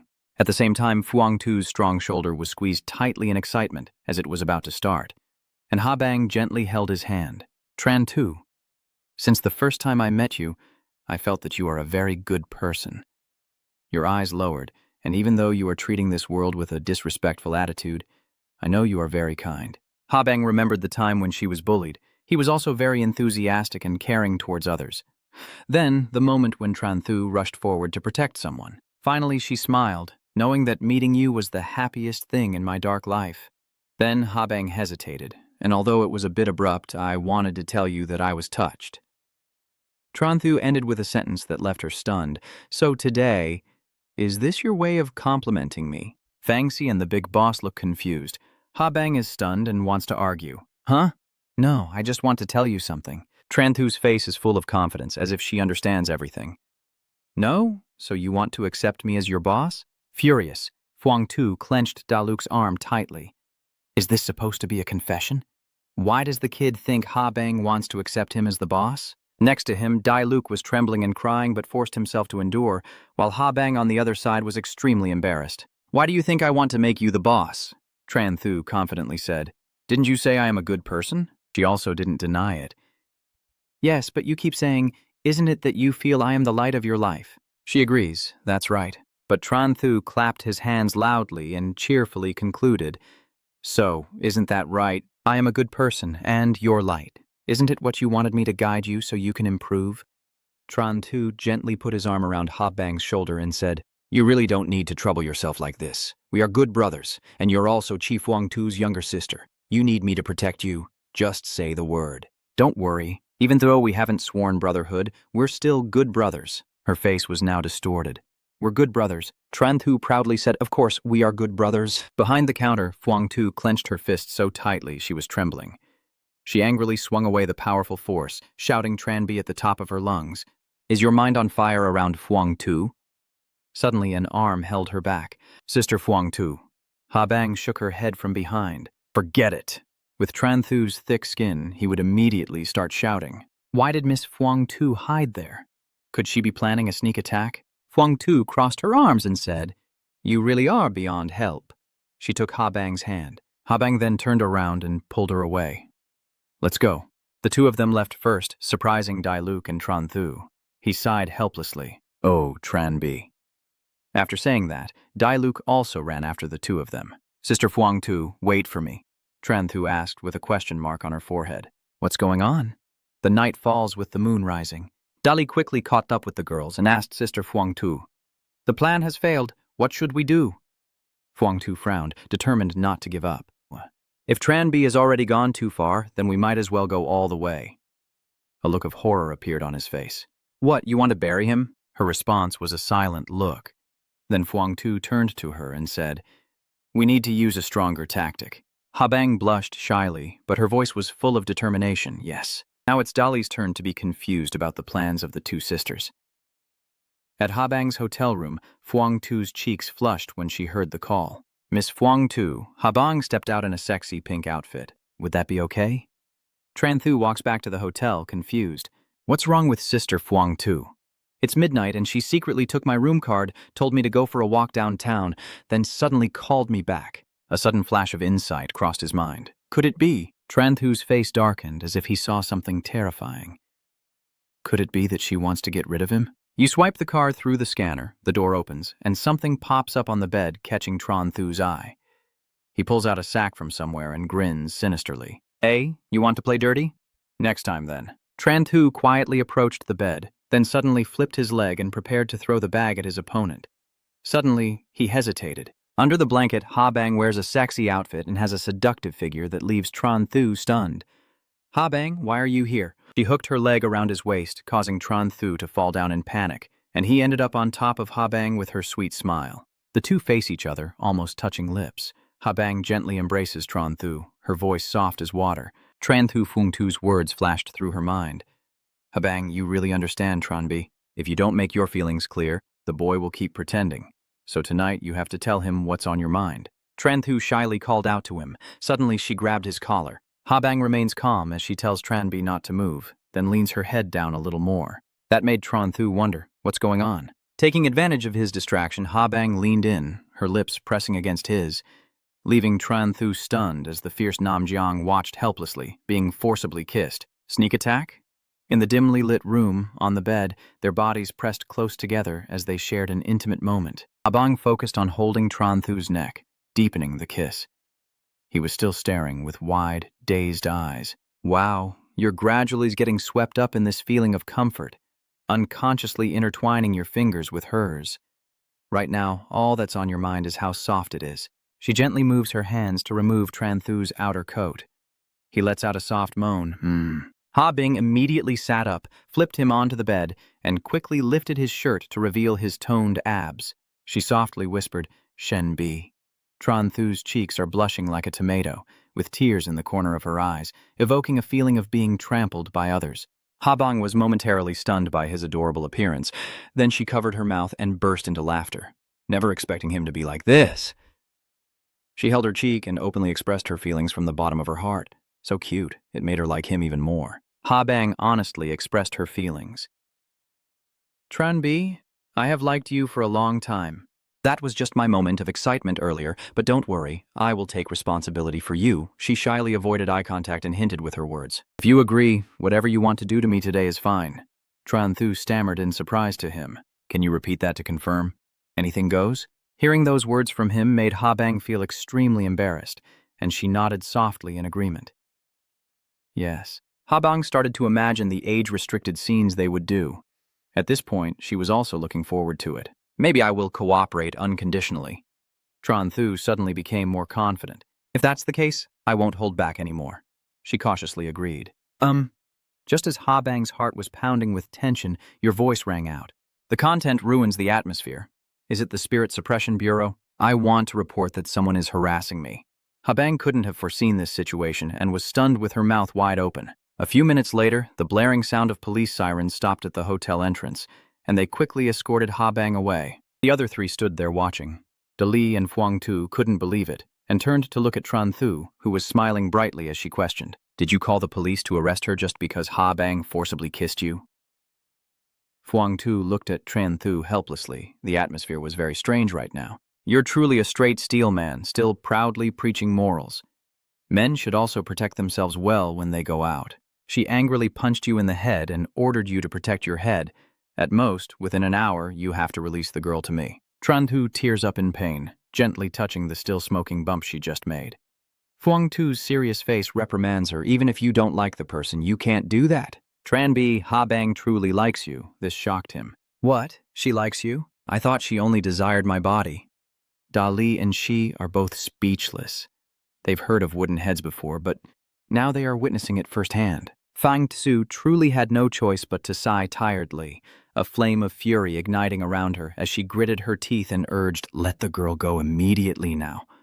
After a long while, they took Habang back to Tranthu's room. Fuang Tu awkwardly drapes her coat over her and comforts her, saying, "Don't be afraid. Mischievous kids don't understand things. It's okay now." Seeing Habang silent and sad, she irritably points at him. "Hurry up and come here to apologize." His limbs froze, and he cautiously stepped forward one by one. Tranthu hesitated awkwardly in front of Habang. Fuang Tu smiled kindly and softly warned, "Sorry, you're giving me goosebumps." Habang looked relaxed and stopped her. "It's okay, Sister Fuang Tu. I honestly admit my mistake and show my determination. This was caused by me, it's not Tranthu's fault, so there's no need to make things difficult for her. The road to victory is still long. I believe we still have a chance." Tranthu's cheeks flushed as she called out emotionally to Habang. Dali and Fang Tzu were excited, thinking that this fool had finally understood. But what happened next was beyond their expectations. He gave a thumbs up to Habang, confirming her identity. "Sure enough, he is my good brother." They both gasped, feeling that there was no hope left for him. Fuang Tu, exhausted, decided to end this heartbreaking situation. "All right, it's late tonight. Let's all go home and rest. We have to go to another space tomorrow. We can talk about anything later." Dai Luke quickly agreed with her. "All right," only Tranthu is still standing there hesitating. Habang, who was about to leave, suddenly stops, smiles gently and waves goodbye to him. "Good night." He awkwardly waved back and said good night. At this moment, her attitude made Tranthu realize too late. Does she really like me? It is late at night, and the city is immersed in silence, the bright moonlight shining down on the modern skyscrapers. Inside a hotel room, Tranthu is deeply asleep on the bed, unaware of what she might be dreaming, her body twisting and her mouth constantly giggling. His mind is now filled with the scene of Habang kissing him earlier that afternoon. Their clothes scattered on the ground, their smooth skin pressed close together, her soft, slender hand gently caressing Tranthu's abdomen, his face flushed and lips pressed tightly in tension. At the farewell scene, he suddenly woke up in shock, sitting up abruptly. The next morning, it was still early, and only one car was on the highway. Tranthu sat in the passenger seat, looking exhausted, with dark circles under her eyes and yawning widely, catching Fuang Tu's attention. She asked with concern, "Why do your eyes look so dark and tired? Did you not sleep well last night?" Hearing that, he froze in shock, and the hazy memories immediately flooded back. He felt guilty, and quickly turned his attention back to the main topic. "No, I slept very well." So Tranthu pretended to casually bring up something unrelated. "Sister Lu Hawk, Sister Nin, how are the injuries of your spirit contracts? That day you acted too harshly, not realizing the difference between us." Fang Si glared coldly and warned in a low voice. "Shut up." Tranthu nodded obediently and straightened her back. "Yes, understood." The car stops in front of an ancient building. The boy steps out and stretches comfortably. "We've finally arrived." Fang Si reminds Qi Ning at the driver's seat. "Luke Qingung, go park the car and bring our luggage to the hotel. We'll go to receive the mission first." She immediately agreed. "Fine." The four of them walk inside side by side, with Tranthu stomping forcefully on the floor. He arrogantly demanded loudly, "Bring out the high-difficulty mission." Everyone present focused their attention on him, secretly sharing the same thought. The elder. Then Tranthu added another condition. "If it's a mission that requires a deposit, don't show it to me." The corners of the crowd's mouths twitched, and their excitement completely vanished.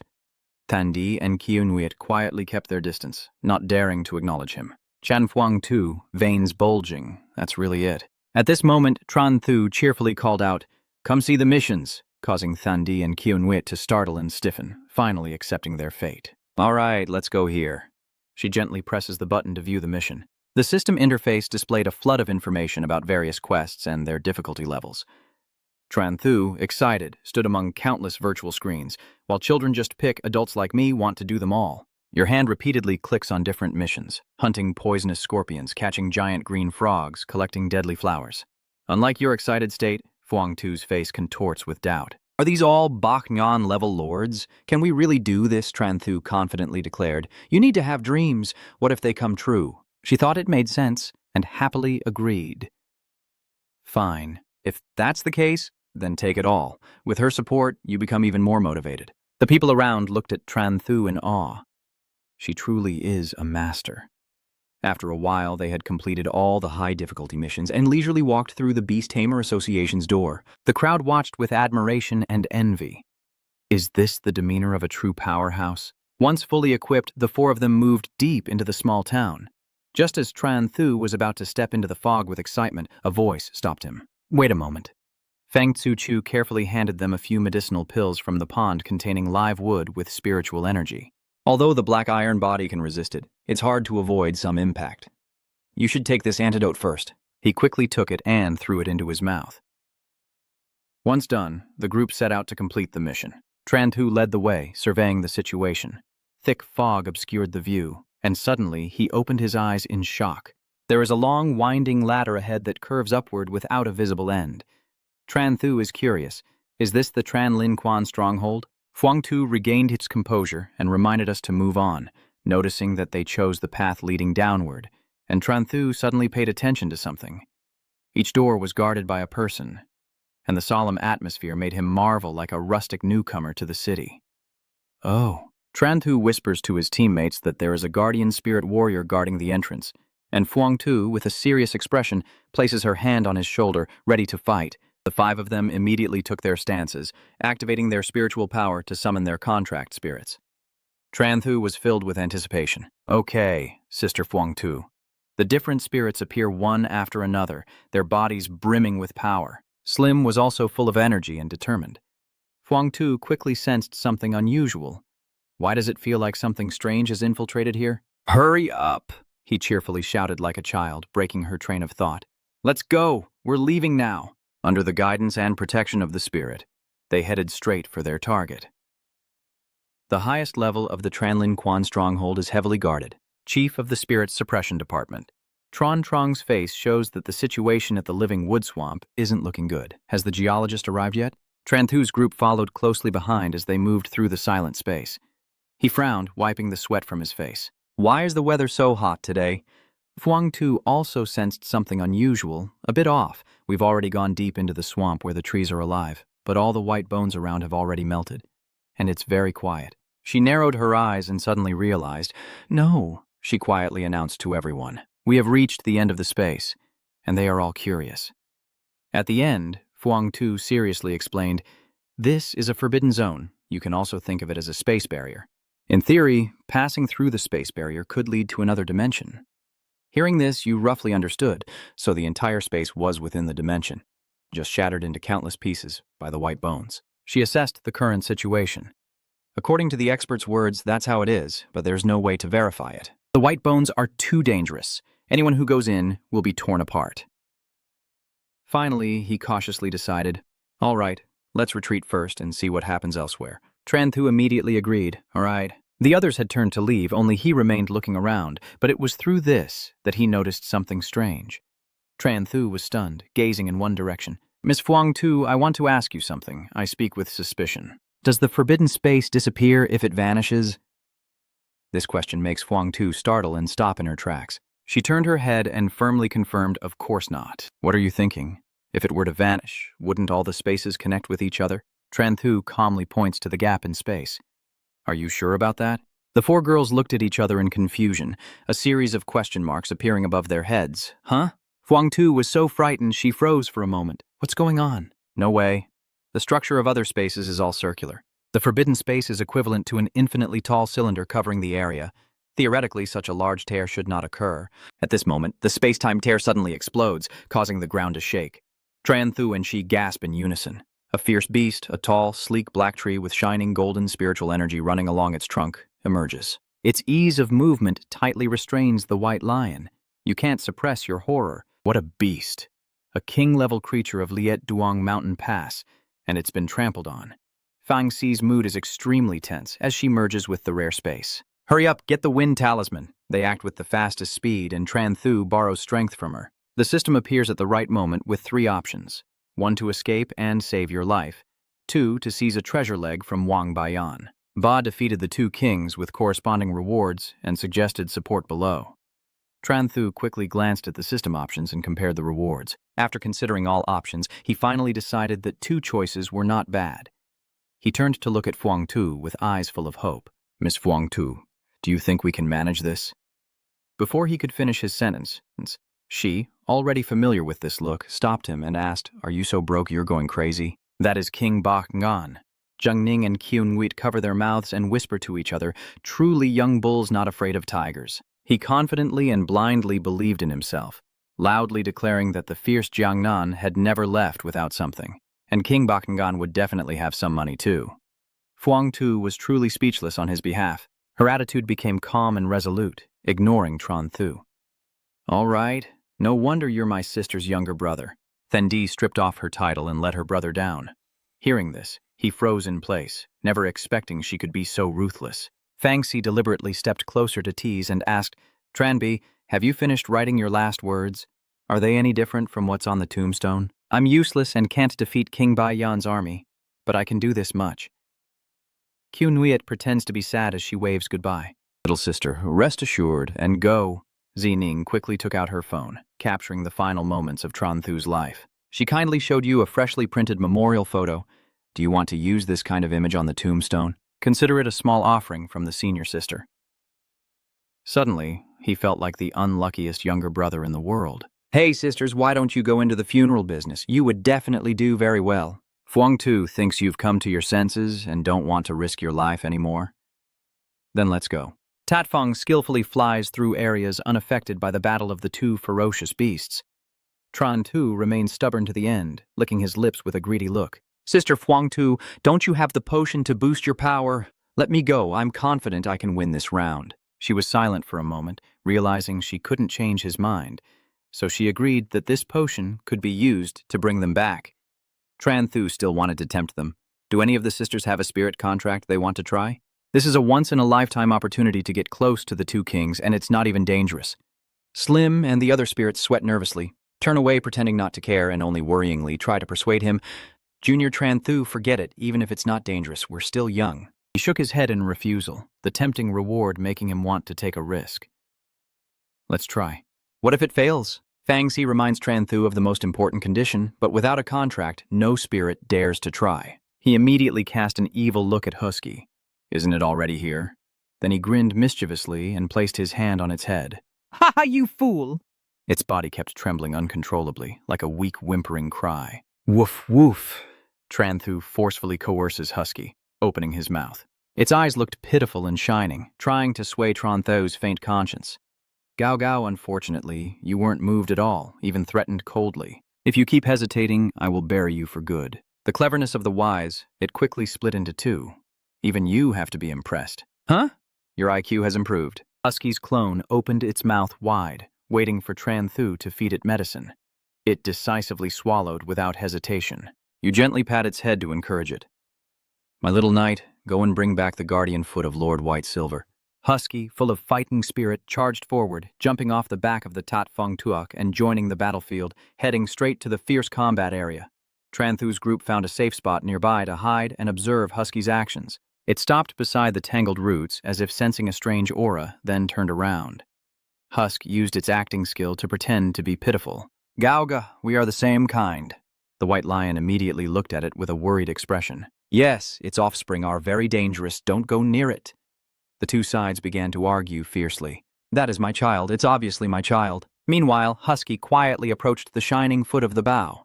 It excitedly observed its target, then quickly opened its mouth to bite. At this moment, a thick root suddenly moved. The Thu Yu gently stroked Husky's head with love. The white lion growled angrily, let go of the target, and declared loudly, "Let it go! The spirit beast confirms it is my offspring." Suddenly, Husky noticed another of Bao's legs on the tree branch. It skillfully climbs up on all fours, easily avoiding the trees from all sides, then gently wraps around Husky's body and lifts it up, causing the white lion to tense up. What do you want to do? The Thu Yu releases Husky from the conflict and loudly argues.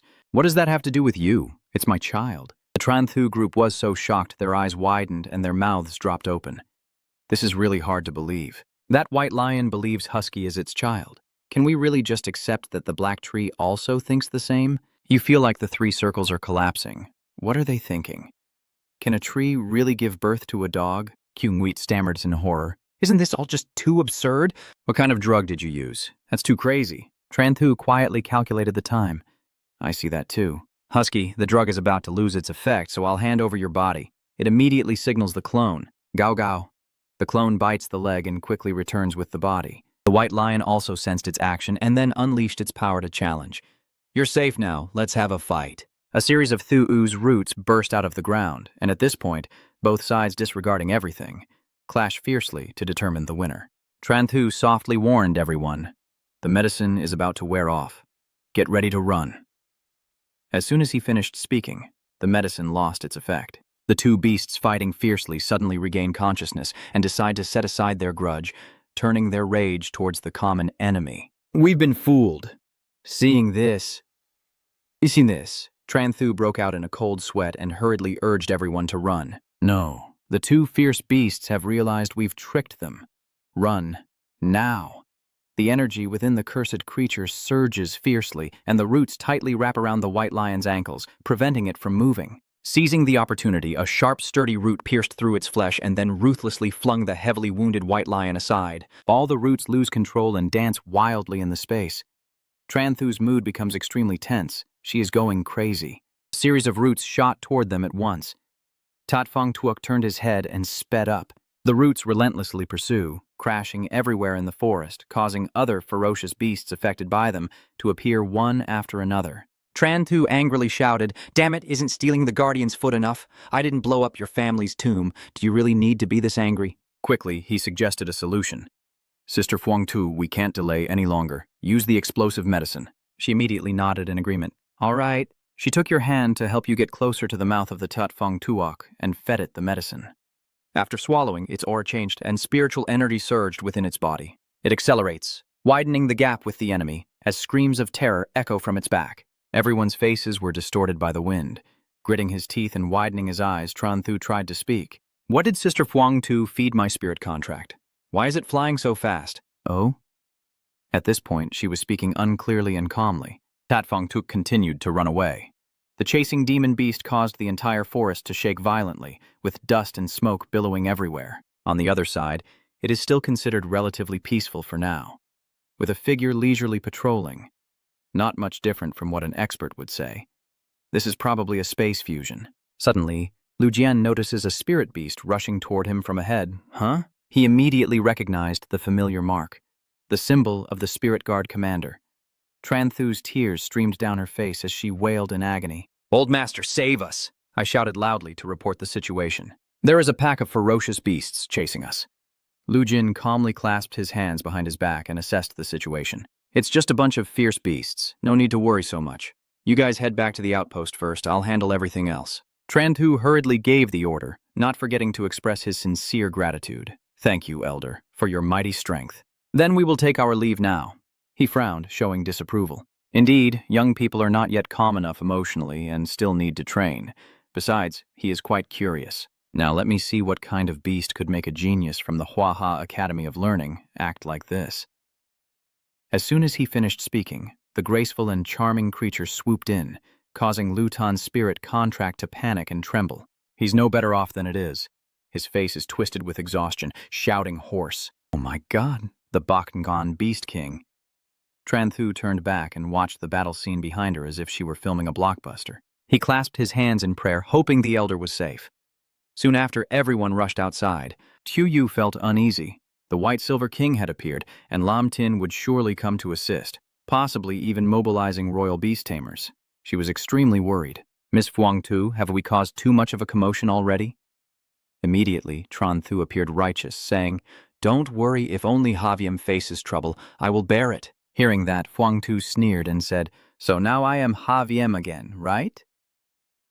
At this moment, she saw a streak of light shooting into the sky, indicating that things there were not going well. The elder has sent a signal to summon the battle spirit general for reinforcements, and Fuang Tu hurriedly ordered, "Don't hesitate anymore, let's leave here quickly." As soon as she finished speaking, Tran Thu nodded in agreement. "Yeah, let's go." Then they jumped on Tat Fong Tuok's back and escaped. "Seeing you now, I almost thought Sun Wukong was flying through the clouds, but in the end, you also returned to the inner city. At this moment, your face is full of joy. Finally out, today has been so exciting." They both suddenly stop and turn their gun-like gazes toward Tran Thu. Who can be blamed for this? Hearing that, Fuang Tu looked at her teammates all safe and felt a pang of guilt. "Blame me, but right after that, she cleverly turned to you, and from now on, I won't take you outside anymore." Soon, the moon hung quietly in the sky. The hotel was shrouded in silence. In the private room, everyone is gathered listening to Fuangtu's announcement that the Tranlin Quan has sealed off the living wood swamp. She seems a bit regretful. It looks like we can't let go during this time, so let's cancel this plan. Then he pointed directly at the mastermind behind all the trouble. Don't expect to cause any more problems. Stop for a moment, Fuangtu warns. The leader of the Tranlin Quan team is now investigating the explosion at the wooden swamp. He has met us before. If you cause any trouble, he might suspect that we are involved. Be more careful lately. Called out and identified, Tranthu quickly looked away. Fine, during this time, Nam Jiang, the aggressive one, you will play the good person. Those words put her somewhat at ease. Rest up. Tomorrow we head back to D2. Suddenly, Fuangtu looked mysterious. That's right. Tomorrow morning, wake up a little earlier. I have only one surprise for her. You. The next morning, in front of the hotel, a shiny car slowly stopped at the entrance. Tranthu pointed at it, trembling with anger. Is this the surprise you mentioned? However, Fuangtu not only smiled brightly, but also posed next to the car. That's right. Isn't it a surprise? The glass door slides down, revealing Ha Bang's familiar face inside. Now, the 82nd calamity of the fierce Nam Jiang has arrived. That day, Ha Bang drove around the city with the two of them, sitting in the back. Tranthu kept sneaking glances at her, but unexpectedly got caught. Ha Bang tilted her head and looked at him, a slight smile curling on her lips as if she had just discovered something interesting. The moment his gaze met that smile, Tranthu quickly looked away and pretended to be observing the street. Fuangtu glanced at both of them, feeling suspicious about the unusual atmosphere, then gently nudged him and asked with a meaningful tone, "What do you really think? What are you thinking about?" Of course, I believe that. You keep stammering and can't say a word. Is that so? Then she grabbed your ear tightly. Trantu, I don't care what you think, but you have to remember one thing. Ha Bang is very kind, and you can't hurt her. And so Trantu remained silent throughout the entire trip. After finishing the tour, the three of them returned to the hotel. Fangxi softly announced, "Let's rest now. In the remaining half-month, I will take you on sightseeing trips." As if granted amnesty, he quickly waved goodbye. I'll go ahead now. Then she turned to Ha Bang and said, "Let's go back to the room." As soon as they returned to their private space, Trantu stretched her arms out to shake off the fatigue. Suddenly, he was surprised when he saw something. So it's a note from Ha Bang. I've already washed your clothes. Rest assured and relax. Trantu blurted out, and Ha Bang suddenly remembered something, rummaging through the pile of clothes. Wait a moment. Maybe it's just sleepwear. I didn't expect even personal items to be cleaned so thoroughly. You're blushing all the way to your ears, that's Ha Bang. Just then, the doorbell rings, making you jump. Ting's men are coming to hide those things. They're here. Trantu regained his composure and then went to open the door, revealing Ha Bang with a shy expression. You were so nervous you broke out in a sweat. Why did you come here? Ha Bang held out the item and said, I thought you went through something like that yesterday and might have trouble sleeping, so I brought the inhaler for you. But Trantu, not very perceptive, replied simply, Don't worry, I won't have trouble sleeping. So harsh that she forgot a lump. Is that so? I guess I was overthinking, so I'll take it home with me. But just as she turned to leave, he hurriedly called after her. Wait a moment. Suddenly, I feel like I might not sleep well, so maybe you should just stat-a. That alone made her a little happy. Okay. Then Ha Bang smiled brightly, like a spring breeze. Then I'll head back first. Don't rush to stop me again. Wait a moment. I'm a bit confused. What's wrong? Trantu looked directly at the other person. You really like me? That question made Ha Bang freeze up and go stiff as if glued in place. It took her a long time to finally admit it. Yes, that's right. Just thinking about a beautiful girl liking him was enough to make his heart soar. Back in Trantu's room, he kept teasing her endlessly. All I can think about now is Ha Bang's face. Trantu, I like you. After a while, she glanced at the inhaler she gave. For the next half-month, Fuangtu kept taking Trantu, Ha Bang, and the others on trips everywhere, only bringing them back to Namjiang City when the semester was about to start. During this time, Ha Bang's gentle nature gradually opened the door to Trantu's heart. Soon, the holiday ended, and the new semester was about to begin. In the private room, he stared intently at his phone with a passionate look. It turned out he was admiring a picture of Ha Bang. Finally, Trantu made up his mind. Trantu. He typed each word slowly and seriously, as if writing an entrance essay for the academy, and finally sent the message, Ha Bang, let's go to the city together for the enrollment tomorrow. The next morning in the imperial capital, Ha Bang went to pick up Trantu as planned. As she drove, she was lost in thought, never expecting Tranbi to invite her to the imperial capital and even take her to school herself. But why didn't he say anything? Or does he still think we're just old friends, and that since the school is only across the street, it was convenient to give me a ride? Habang glanced over softly, seeing him still calmly looking out the window, her heart suddenly feeling very sad. It wasn't until the car stopped at the school gate that neither of them spoke first. At this moment, her emotions reached their lowest point. As expected, he was just passing by. Habang's heart was tangled like a ball of yarn, only able to sigh. Cheering herself up, she forced a bright smile and said, "I'm at school now, so I'll go in first." But as she turned around, Habang's expression immediately grew somber, her eyes lowered in silent disappointment. At that moment, Tran Thu suddenly called out to Habang, scratching his head and smiling awkwardly. "Let me take you in." Her face brightened again. "All right." Then Tran Thu followed with the luggage, walking slowly with Habang to the dormitory. We finally arrived. Habang called out to Tu Da, "I'm here. Thank you for bringing me here. Then I'll go upstairs." You deliberately stayed behind to wait for his reaction. However, Tran Thu deliberately avoided her. As Habang was about to turn away, she heard a hurried voice calling from behind. "Earlier you said, 'You like me, does that still count now?'" Those words made her open her eyes in surprise. His attitude is very serious. I have thought about it carefully during this time. You are gentle, adorable, and kind. Truly, you are a very good person, completely different from the fierce Nam Jiang. Hearing this, To's heart was filled with a vague fear. Does he want to admit he's a good person and then officially reject me? "I'm not as good as you think, Tran Thu." So at that moment, Tran Thu also spoke up. But is a fierce person and a kind person not complementary, born to be a perfect match? So Habang almost lost patience, so he stepped closer and slowly said the rest to Zhang Do. "Let's date before we start university life." Tran Thu emphasized once more. "Let's date." Before she could react, he had already pressed a sweet kiss on her lips. They remained immersed in happiness, saying from now on, whether facing storms or good times, we will face them together.